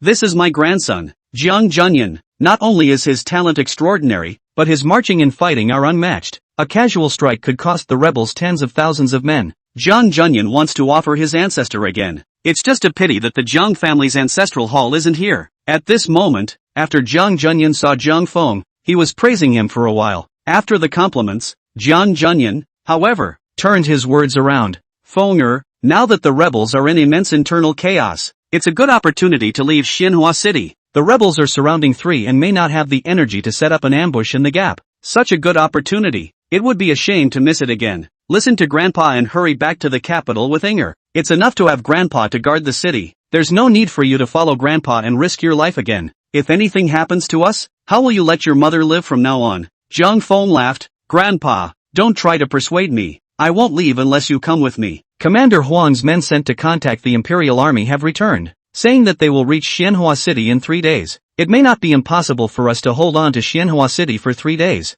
and I have a secret weapon I haven't been able to use. Grandpa, just don't worry about it." Seeing that Jiang Feng insisted on not leaving, Jiang Junyan stopped trying to persuade him and could only sigh. "Let's hope so." Early the next morning, the rebels began to prepare for the siege. Luo Hu drove all the surrounding victims over, forcing them to participate in this battle of siege. A large number of ragged victims stood in front of the camp, tens of thousands of them. Most of these victims were already starving and skinny, and had no power to fight. Luo Hu didn't want these victims to attack the city. He only wanted to use these victims to fill up the moat of Xianhua City. Due to lack of tools, these victims could only wrap the earth and stones in their lapels, and were driven by the rebel soldiers toward the moat at the entrance of the city. Wait for the victims to reach a stone's throw. The archers on the walls had drawn their bows to full strength. With Huang Yungao's order, The rain of arrows directly covered towards these victims. Chapter 166, A Bumpy Life. Because of the overly dense formation of the victims, after a round of parrying shots from the soldiers at the top of the city, a large portion of the victims fell. The victims in the back were scared out of their wits and ran back, crying. It's just a shame that behind them is a line of soldiers. The rebel soldiers raised their swords in their hands and cut down the victims, running back to the ground one by one. Since turning back was a death, the victims had no choice but to charge forward. In a short time, the moat was covered with the bodies of the victims. Zhang Feng looked at all this in front of him and was very intolerant in his heart, but he also knew Huang Yungao made the right decision. War is so tragic that there is no room for womanizing. The arrows kept raining down and the victims were dying more and more. Zhang Feng really couldn't look at it anymore. In the end, he simply descended the city wall and went straight back to the governor's private residence. In Xin Hanfei's and their opinion, Zhang Feng didn't know martial arts, so he wouldn't be of much use on the city walls anyway. Going back is just right. Save him from directing blindly here. The city walls were fighting feverishly, and Zhang Feng, accompanied by Su Ying'er, was practicing meditation in his room. Recently, Yi Lingwei seemed to have something on her mind, and she was depressed the whole day. Zhang Feng was too lazy to ask about these things. Every 1 or 2 hours, the soldiers on the city walls would send battle reports to the governor's other courtyard, so that Zhang Junyan would be kept informed of the battle situation. Zhang Feng hadn't witnessed it with his own eyes though, but from the war reports sent to him, he could also see that the battle for the defense of the city was being fought fiercely. The rebels relied on their numbers and took turns. Although the rebels scaled the walls several times during this period, they were beaten down by Chu Ming and his men's minions. The war lasted from morning until evening. Seeing that there was no longer any possibility of capturing Xianhua City today, Luo, who conferred with Du Xianling before ordering a halt to the attack, the rebels retreated like a tidal wave, leaving only a trail of corpses. The first day of the Battle of the Keep, it's always a thrill to get through. When the casualties were tallied, the crowd sucked in a breath of cold air. Today's battle alone cost the Xianhua guards more than 200 men. Another 100 or so were seriously wounded and no longer able to participate in tomorrow's battle to defend the city. The newly recruited township brave folk are even more dead and wounded, and the exact number of people has not been counted for the time being, but the initial estimate is that there must be more than 1,000. Only the first day of the defense of the city, Xianhua Wei then lost 30% of his troops. Besides, the rebels are not doing their best today, they are just testing the attack. I'm sure tomorrow's battle will be even more intense. Now that we're left with these troops on hand, how will we defend the city when the time comes? The governor's residence. The night is starry. The general officers of Xianhua City gathered in the living room of the other courtyard to discuss tomorrow's defense of the city. When the general matters are settled, Zhang Junyan gave the usual encouragement to the generals and officers, and the crowd began to leave in droves. Zhang Feng noticed that Huang Yungao was a bit demoralized. As the supreme commander of this battle to defend the city, such a state of affairs is resolutely unacceptable, for the state of a general officer determines the morale of the soldiers under his command. Zhang Feng kept Huang Yungao, Shen Hanfei, and Xu Supermeng and brought them to his room, getting ready to give them a little meeting to give them a pep talk. Several people sat around a table. Su Ying'er made tea and brought it up. Huang Yungao hurriedly got up and took the tea. Thank you, Miss Su. Su Ying'er smiled sweetly and said, Lord Huang is polite. For the sake of the people of Xianhua City, Your Excellency has been fighting on the city walls for an entire day, so I'm sure it will be very hard. All of you are men of labor. My humble concubine has nothing to show for it, so I can only do some serving of tea and water for you all. It was the first time Huang Yungao had met Su Ying'er, but for some reason, it always felt like Su Ying'er was somewhat familiar. It's as if I've seen it somewhere before. Huang Yungao couldn't help but glance at Su Ying'er once again and asked, Is this the first time Miss Su has come to Xianhua City? Su Ying'er shook her head with a complicated expression. Lived here for a couple years as a kid. Zhang Feng was astonished when he heard this. Ying'er, could it be that your ancestry is from Xinyangfu? How come I've never heard you say that before? Su Ying'er said grimly, Big brother Jiang, that was all a long time ago, but I am indeed from Xinyangfu. Huang Yungao glanced at Su Ying'er once more and suddenly remembered someone. Miss Su, do you know Su Yizhou? Su Ying'er was shaken when she heard this. Su Yizhou. Yizhou is my brother. Huang Yungao laughed. I said, how do I feel some deja vu after looking at Miss Su? So you're Su Yizhou's sister. Your siblings look so much alike. Could it be that little brother is still alive? Su Ying'er's tears came straight down. Lord Huang, do you have any news about my little brother? Huang Yungao sighed. So it seems that you siblings should not have seen each other for a long time. Now Su Yizhou is here in Xianhua City. He's a scout leader under my command and has just been given great credit for it. It was to him that I sent the matter of contacting the army of the court. Su Ying'er said eagerly, Lord Huang, can you call Yizhou over now? I really really want to see him. So badly. What's wrong with that? Huang Yungao walked to the door and ordered his personal guards to fetch Sui Zhou. Suinger covered her mouth as tears streamed down her face. She had always thought of herself as a lonely, miserable person. Since entering the Zheng family's door, finally just experienced some of the feeling of relatives. Suinger never thought that her brother would still be alive in the world. Zhang Feng walked up to Suinger and put his arm around her shoulders and comforted her. Inger, it's a good thing to find your brother. Stop crying now. I'm to blame for this, not having a proper conversation with you about your family. If I had known you had a brother in Xinyangfu, I would have helped you find him long ago. Suinger shook her head and said, Big brother Jiang, this matter cannot be blamed on you. I didn't expect my little brother to be alive either. Suinger came from an extraordinary background and had also been a young lady from a large family. In the first year of Yongping, a special grace section was opened to congratulate the new emperor on his ascension to the throne. Suinger's father was the new scholar of that year. His father was not only a man of extraordinary talent, but also a man of the nation. After a few years of experience in the Hanlin Academy in the capital, Suinger's father then filled the real vacancy of the expatriate. It's just a shame that during the lifting of the family into office, they encountered a gang of bandits. Except for Suinger,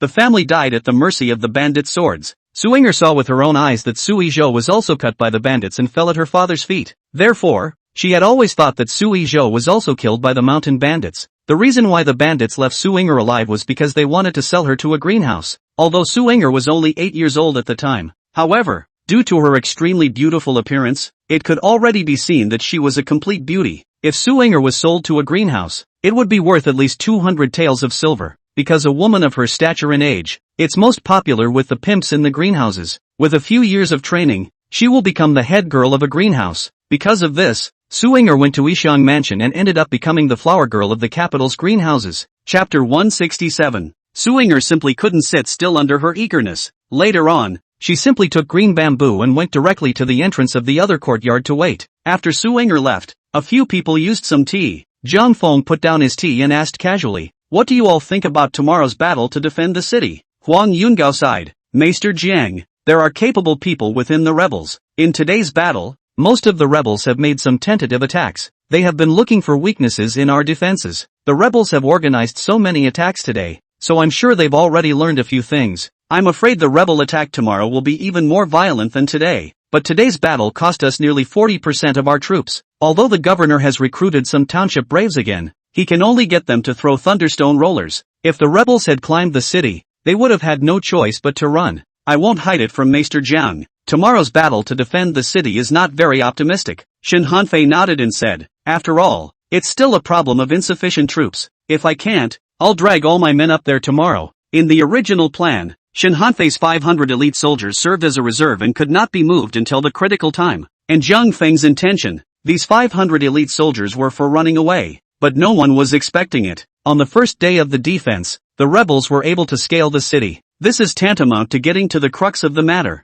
Zhang Zhenyan had no choice but to let Shin Hanfei top it off with 300 men. As for the remaining 200, in addition to maintaining law and order in the city, they also had to guard against an insider robbing the gates. In this afternoon, Zhang Feng had asked for the command of these 200 men. He was afraid that Zhang Zhenyan would get excited and send the 200 men up to the city again, in case the city breaks down. These 200 people were the root of Zhang Feng's life preservation. It was better to hold on to them in order to make him feel at ease. Zhang Feng firmly believed in one sentence, there is no fear of being left without wood. And Grandpa Mao has taught us, if you store land and lose people, all people and land will be lost. If you store people and lose land, all people and land will be stored. Zhang Feng waved his hand at Shin Hanfei and said, I still have a great use for the remaining 200 people. Just don't hit them. Only Zhu was still full of unconcern. Why do you think you're thinking so much? Asterisk it and be done with it. You can't stop defending the city just because you have fewer troops, can you? Zhang Feng nodded. Brother Overmind is right. Just now, the governor has promised that he will recruit township braves overnight, and then send all the magistrates from the government office. So there will be enough to make up the 3,000,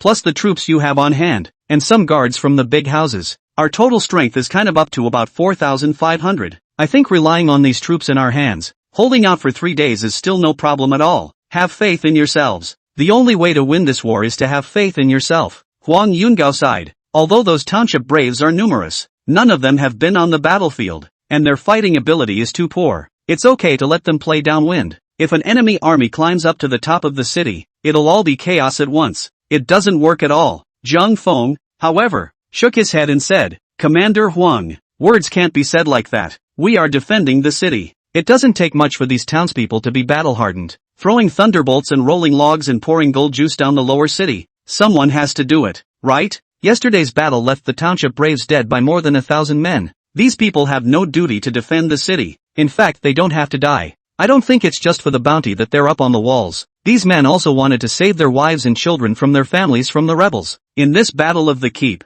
I think these townspeople play a great role and deserve even more respect than the soldiers. Zhang Feng had spoken rather heavily, and could be said to be very disrespectful to Huang Yungao, but he had to. The battle strength of these 3,000 township braves altogether might not be as good as Huang Yungao's several hundred soldiers, but Zhang Feng thought that these township braves were the backbone of the defense of the city. Zhang Feng didn't want to let Huang Yungao's prejudice and thus affect the morale of these 3,000 men. When Huang Yungao heard that, he stood up and bowed to Zhang Feng. Maester Zhang's words are deafening. The end of the line is taut. Zhang Feng also stood up, arched his hand and smiled. I just think that a few of us are more compatible. So let's all get together and have some small talk. I hope Commander Huan will not be offended if there is anything wrong. Nowadays, Zhang Feng was considered to be like the moon in the imperial court. Huang Yungao was naturally overjoyed to be recognized by Zhang Feng. Although in terms of rank, this commanding general of Huang Yungao's was even higher than Zhang Feng's rank of Grand Maester, but Huang Yungao still keeps his posture low. It is an honor for the last general to have the opportunity to be instructed by Maester Jiang. Please rest assured, Maester Jiang, my lord will organize the township's bravery properly and fight this battle to defend the city. Zhang Feng couldn't help but frown when he heard this. Huang Yungao used the word fight well instead of win. Obviously, Huang Yungao didn't have the confidence that he would win this battle to defend the city. Zhang Feng used a mouthful of tea and prepared to give Huang Yungao another pep talk. All three of you are from the general's family, so you should know about the Suingyan defense battle, right? At that time, Zhang Patrol used 3,000 men to resist an army of 200,000. People held out for 8 months with no food and no support. We're now facing a rebel army made up of disaster victims, just a bunch of mudslingers. If you can't even hold it for 3 days, wipe your own necks. Living is a waste of food anyway. Although several people understood that Zhang Feng was using a provocative method to motivate their morale, but Zhang Feng's words were too infuriating. The three looked at each other, their faces a bit uncomfortable. Huang Yungao, as the commander of Xinhua Wei, has read a lot of military books, but he thought about it for half a day. Nor did it occur to me that there was such a person as Zhang Patrol in history. Huang Yungao thought that Zhang Feng had made up the story, but he couldn't afford to expose him to his face. But Shen Hanfei had no such concerns. Zhang Feng, where did you hear this story from? I do know about Suoyang, but I've never heard of the Suoyang defense, much less heard of any Zhang Patrol. You guys even don't know Zhang Patrol? Zhang Feng thought carefully before realizing that this Zhang Patrol was from the Tang dynasty. Due to the history of this era, it was messed up after the northern and southern dynasties. Shen Hanfei naturally wouldn't know who Zhang Xin was. Zhang Feng could only recall other examples, and they had to be from before the north and south dynasties. To do otherwise would be to make things up. Zhang Feng thought for a moment and said, if you don't know Zhang Patrol, then Marquis of Jinyang Zhangliao Zhangwenyuan, you will always know. Shen Hanfei nodded his head and said, which one doesn't know about such a famous general? Chapter 168, Meeting of Family Members.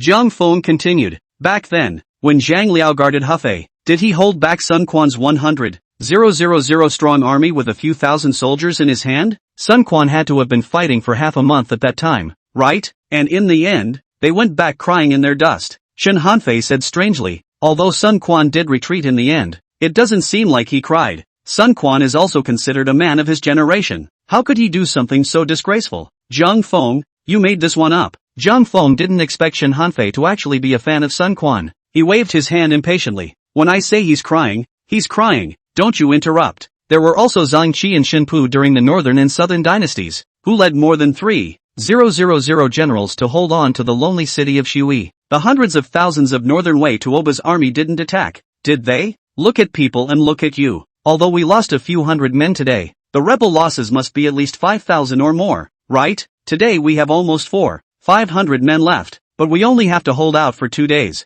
Have a little faith in yourselves, will you? A few people had their confidence boosted when they heard Zhang Feng flirt with them like that. Huang Yungao laughed. What Maester Jiang said. I didn't realize that Maester Jiang also knows so much about marching formations. The last general has been taught. Zhang Feng was a liberal arts student in his previous life, so he knows more or less about historical wars. As a liberal arts student, history is a compulsory subject. Shen Hanfei poked and cooed at Zhang Feng with his elbow and laughed. Zhang Feng, you know as well as I do. There's bound to be a big battle tomorrow. Just don't hide it. Share some of your shock thunder with me and let the rebels experience what it's like to fly. Zhang Feng shook his head and laughed. No, currently this is so unstable that it should never be used by anyone without training. And the number of shocking thunderbolts is so small that they can only be used at critical times. We'll see what happens tomorrow. A few people were chatting when Su Yinger walked in with a relatively skinny teenager. This person was none other than Su Yinger's younger brother, Su Yizhou. Su Yizhou's eyes were red. Obviously he had already cried profusely before entering the door. A few people looked at the siblings' appearance and scared, mainly because the siblings looked so much alike. At this moment, Su Yizhou and Su Yinger stood together, making people feel like twins. However, Su Yizhou, as a man, had a similar appearance to Su Yinger that can't be described by the usual word handsome. Zhang Feng's appearance was also considered handsome. If Zhang Feng and Su Yizhou both walked together, I'm afraid that Zhang Feng could only be reduced to Su Yizhou's companion. That's a bit much. At this moment, Zhang Feng had already decided. When he goes out in the future, he will never let Su Yizhou come within 3 steps of him. Su Yizhou looked shy. He came in and started with a nod and a round of greetings. Under Su Yinger's guidance, Su Yizhou walked to Zhang Feng again and called out brother-in-law. Zhang Feng patted Su Yizhou's shoulder and laughed. We're all family, so don't be so formal. From now on you will follow me and stay by your sister's side. Su Yizhou was instantly delighted, but his gaze went to Huang Yungao. He and Su Yinger had just recognized each other, so he naturally wanted to accompany his sister. However, Su Yizhou was afraid that Huang Yungao would not release him. Huang Yungao laughed. What are you looking at me for? Since Maester Jiang has spoken, how can I not agree? Huang Yungao greatly admired Su Yizhou and had always taken care of him quite well, training him as his own beloved. This made Su Yizhou very grateful. Su Yizhou knelt down and bowed to Huang Yungao. Thank you, Your Excellency, for taking care of my lord these past few years. Huang Yungao got up and helped Su Yizhou up, sighing, in terms of your personal future, it's better for you to follow Bachelor Zheng than to follow me. Do your work well after this, and don't let down Maester Zheng's intentions. Su Yizhou glanced at Zhang Feng and nodded. I'll work hard for my brother-in-law. Huang Yungao patted Su Yizhou's shoulder and said to Zhang Feng, this child, Yizhou, has been with me for several years. The boy is diligent and resourceful. Out of all the people I've had under me, he's the one I admire the most. Now that I think of him leaving the barracks, I'm still a little sad to see him go. Zhang Feng laughed. What's there to give up? It's not like we won't see each other ever again. When I have the time, I will have Yizhou come back to see you. Huang Yungao nodded. Don't you see that Yizhou is very skinny, but his leg work is extraordinary. In the military there is the title of fly on the grass, light as a flying swallow, running as fast as a galloping horse. He can travel more than 800 miles a day. This kid's tracking and hiding skills are even better. It's a bit of a shame not to join the army with such a talent. The reason why Su Yizhou had such a skill was still because of his adoptive father. When the Su family was encountering the mountain bandits that day, Su Yizhou was hit by a knife in the back, but it didn't hurt the vitals. He was just knocked unconscious by a strong shock. Perhaps the mountain bandits moved with hidden compassion and deliberately let Su Yizhou live. After all, Su Yizhou was only 6 years old at the time. Even if one was a vicious person,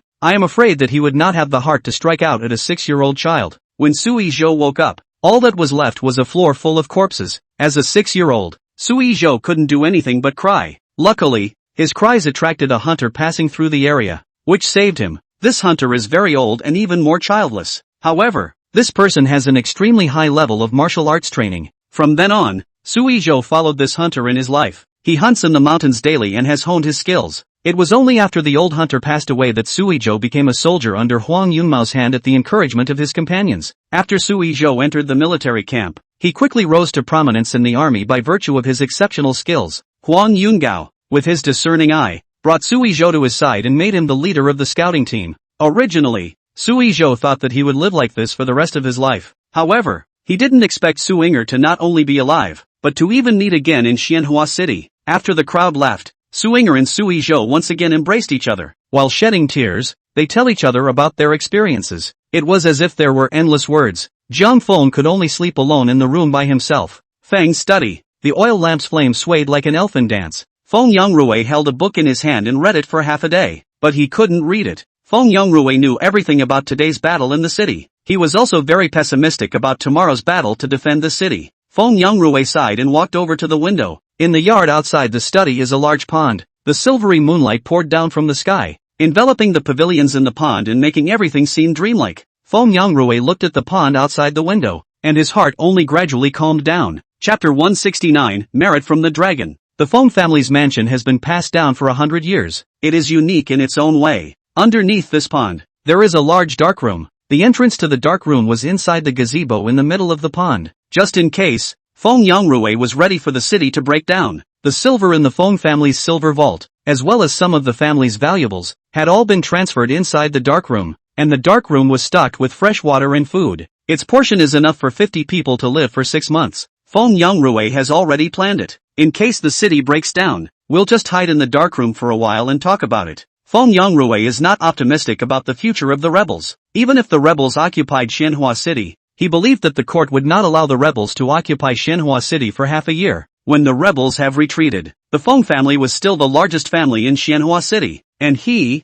Feng Yangrui, is still the head of the Feng family. Knock, knock. 2 knocks on the door entered Feng Yangrui's ears, causing him to frown. Feng Yangrui had been standing in front of the window, so naturally he had an unobstructed view of everything in the courtyard. I didn't see anyone come in just now. Why was there a knock on the door? Feng Yangrui couldn't help but feel a bit puzzled and instructed the old servant beside him. Go and see who it is. Yes, master. The old servant walked to the door of the room and opened it directly. Before he could see who was coming, a short sword was on his neck. A burly man dressed as a servant used his short sword to force the old servant to take a few steps back and enter within the room. Immediately afterward, a slender young man walked in. Although Feng Yangrui didn't know who the visitor was, his years of experience allowed him to not be too alarmed. Feng Yangrui asked very calmly, "Who are you?" The young man arched his hand to Feng Yangrui. "Please, Officer Feng, under the command of Marshal Buddha, I am sitting dear Luohan, Tian Eru." Feng Yangrui's face immediately changed and he took several steps back in fear. He looked around, still not daring to call out to anyone. Feng Yangrui knew very well that this was the rebels, not ordinary Jianhu characters. Gangsters are usually just looking for money. You can basically get rid of it with some silver. But the rebels are different. They are really daring to kill people. The fact that Tian Era was able to come here without a sound and didn't even alert the guards of the house already speaks volumes. Feng Yangrui said nervously, "How did you get in? What do you want in the Feng family?" Tian Era laughed. "I heard that Officer Feng is a hospitable person. It seems that the rumors are not true. I've come to the Feng mansion as a guest. Can I get a cup of tea?" Feng Yangrui instructed the old servant. "Go make a cup of tea for General Tian." "Yes, master." After the old servant spoke, he looked at the short sword around his neck in embarrassment. Tian Arrow nodded to his men. The men then put away their short swords and went to make tea in the outer room with the trembling old servant. There were just 2 people left in the room. Tian Arrow sat down on a chair with a big horse and fiddled with the literary treasures on the desk. "Counselor Feng, I'm sure you're aware of today's battle report from the city? What do you think about this battle for the defense of the city?" Feng Yangrui slowly said, "Xianhua Castle's walls are high and thick, and it is incredibly strong. Although your army is outnumbered, I'm afraid it won't be that easy if you want to take the city. Besides, the Imperial Army will arrive in 2 days. Olmi thinks that Xianhua City will still not have any problems holding out for 2 more days." Tian Arrow smiled. "Today, our army only made a tentative attack, and we made the defending soldiers lose 50% of them. After tomorrow's battle, you will surely be left without soldiers. In this situation, could it be that Elder Feng really believes that you can still hold out until the arrival of the Imperial Army?" Feng Yangrui fell silent. What Tian Arrow said was exactly what Feng Yangrui had in mind. This left Feng Yangrui with no more sophistry. Tian Arrow stood up and walked over to the window. He pointed to the pond outside the window and said in admiration, "Officer Feng really has good taste. The pond at home, too, is so exquisitely constructed. I'm afraid this pond, could be worth a few million taels of silver." When Feng Yangrui heard this, he was shaken and almost fainted. The dark room under the pond is the biggest secret in the Feng family clan. It was also the Feng family's last card. How could Tian Era know this? Feng Yangrui's lips trembled as he asked, "What the hell do you want?" Tian Era turned back to Feng Yangrui and smiled. "Officer Feng, how about we make a deal?" Feng Yangrui gripped the back of the chair tightly with his hands before he let himself fall down. Now that Tian Arrow had grabbed the Feng family's soft underbelly, this made Feng Yangrui not dare to resist at all. "What do you want the Feng family to do?" Tian Arrow said. "Since Officer Feng is so cooperative, I'll be straightforward. I know the people involved in defending the city. Among them are 200 guards from your Feng family. Tomorrow night at midnight, you tell them to open the gates. If you can do that, I can promise you that for the Buddha Marshal, after the city is broken, our army will not touch a single cent of the Feng family's fortune." If Mr. Feng doesn't want to cooperate. I'll make sure that no chickens or dogs will be left in the Feng family. Feng Yangrui said bitterly, if the Feng family cooperates, they will be guilty of collaborating with the enemy. In case your army leaves Manhwa City, when the court pursues the matter, the Feng family will still not be spared the fate of being decapitated. After all you've said, it's still hard for the Feng family to escape death. The only difference, too,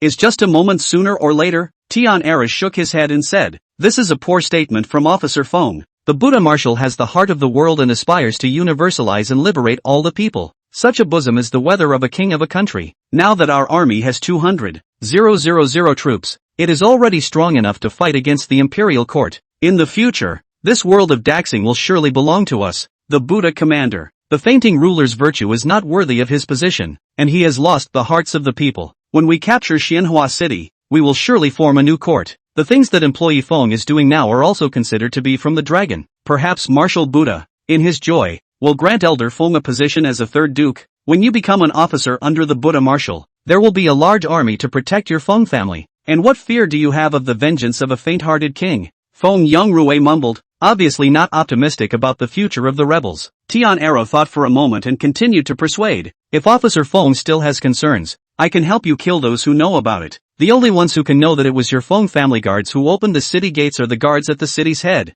I can promise you that, when our army enters the city, we will kill all these people. In that case, only you know and I know about this matter. Do you think that's good? There are no impermeable walls in the world. Feng Yangrui knew very well in his heart that as long as this matter was done by the Feng family, even if they killed all the defenders at the city, I'm afraid they might not be able to hide it. Chapter 170, All-Out Strike. Seeing that he had patiently said so much, but Feng Yangrui was still silent, Tian Eru became a little impatient. Officer Feng, there are only two paths before you at the moment. One is a chicken and dog up and down the Feng family. The other is the merit of being a slave to the dragon, and it will also preserve the wealth of your Feng family for 100 years. The lesser of the two is clear. Elder Feng is a smart man. I think he will make the right choice. That's all I have to say. So please make an early decision. Counselor Feng. Feng Yangrui pondered for a long time, and finally made a decision in his heart. Nothing, he thought, was bigger than the continuation of the family. As for what will happen to the people of Manhwa City after the city breaks down, it is not at all within Feng Yangrui's consideration. Feng Yangrui slowly said,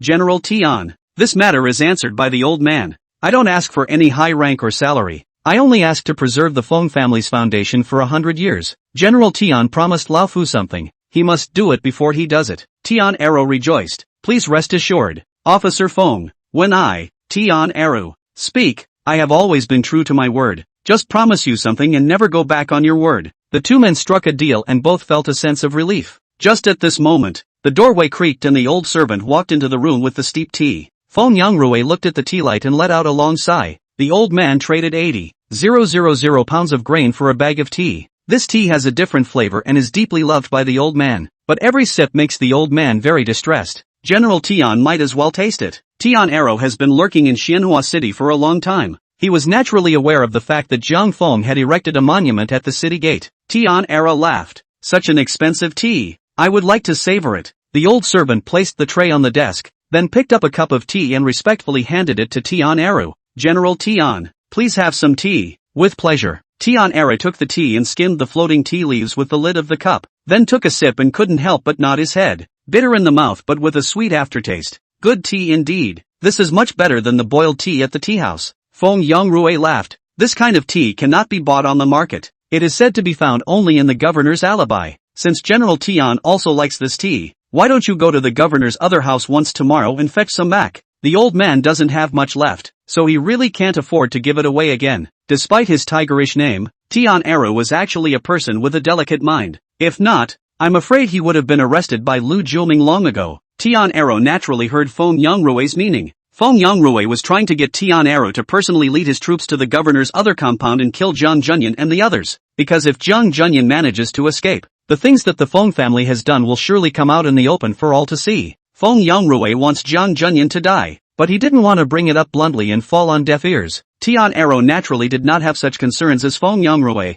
He put down the tea in his hand and smiled. Please rest assured, Officer Feng, killing Zhang Junyan and the others was originally planned. I'm not going to lie. I've been trying to infiltrate the governor's other house for the past few days, but I haven't been able to find an opportunity. When the army enters the city, I will first take some people to the governor's other house and pay a personal visit to the governor, especially the dog official called Jiang Feng. Marshal Buddha has placed a hunting order on this person. He was going to have to die. Having killed so many of us, how can we let him escape so easily? Early the next morning, the rebels went on the offensive just as the fishbelly whites appeared in the east. Luohu put his entire force this time and pressed on in turn. In yesterday evening, Tian Era had already sent the news that he had turned the Feng family to Luohu, but Luohu didn't dare to put all his chips on one Feng family. In case something goes wrong and the gates don't open smoothly, this would be a whole day wasted. The Imperial Army has 2 more days to go and will surely reach Xianhua City. This made Luohu not dare to delay a bit at all. At dawn, the rebels began an extremely violent attack on the city of Xianhua.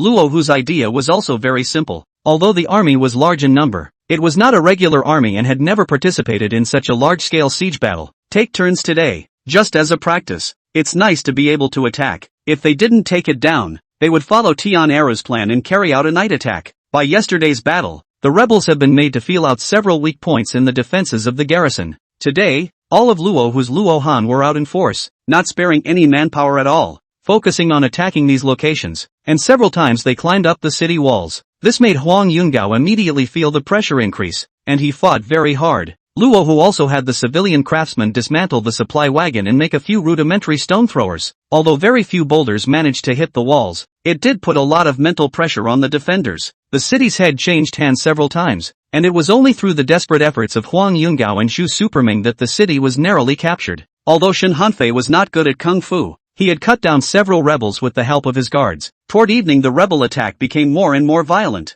Luohu even sent up his own personal guards. Obviously, Luohu's aim was to take down Xianhua City at all costs, because if we can't attack Xianhua City, this uprising will be a failure. Luohu can only go back to the temple as a monk too. Soldiers from both sides went back and forth on the walls and began to tangle. The war has come to a head. The battlements have long since been stained red with blood and are no longer visible in their original color. The fierce battle left Huang Yungao, Shen Hanfei and Zhu Superming with colors on their bodies, and supplies for the defense of the city are beginning to run out. When Jiang Feng got the news, he directly took 100 people up to the city wall. If Shen Hanfei and Zhu Superming were to suffer, Jiang Feng would not be able to explain to their parents. The 100 men led by Jiang Feng were dressed differently from the other soldiers. They all had a couple of tiles hanging from their waists, and the color of the tiles makes a difference. One black, one white. Jiang Feng, under Mo Li's protection, commanded the soldiers to ignite the black tiles in their hands and threw them directly at the places where the rebels were densely packed. Boom,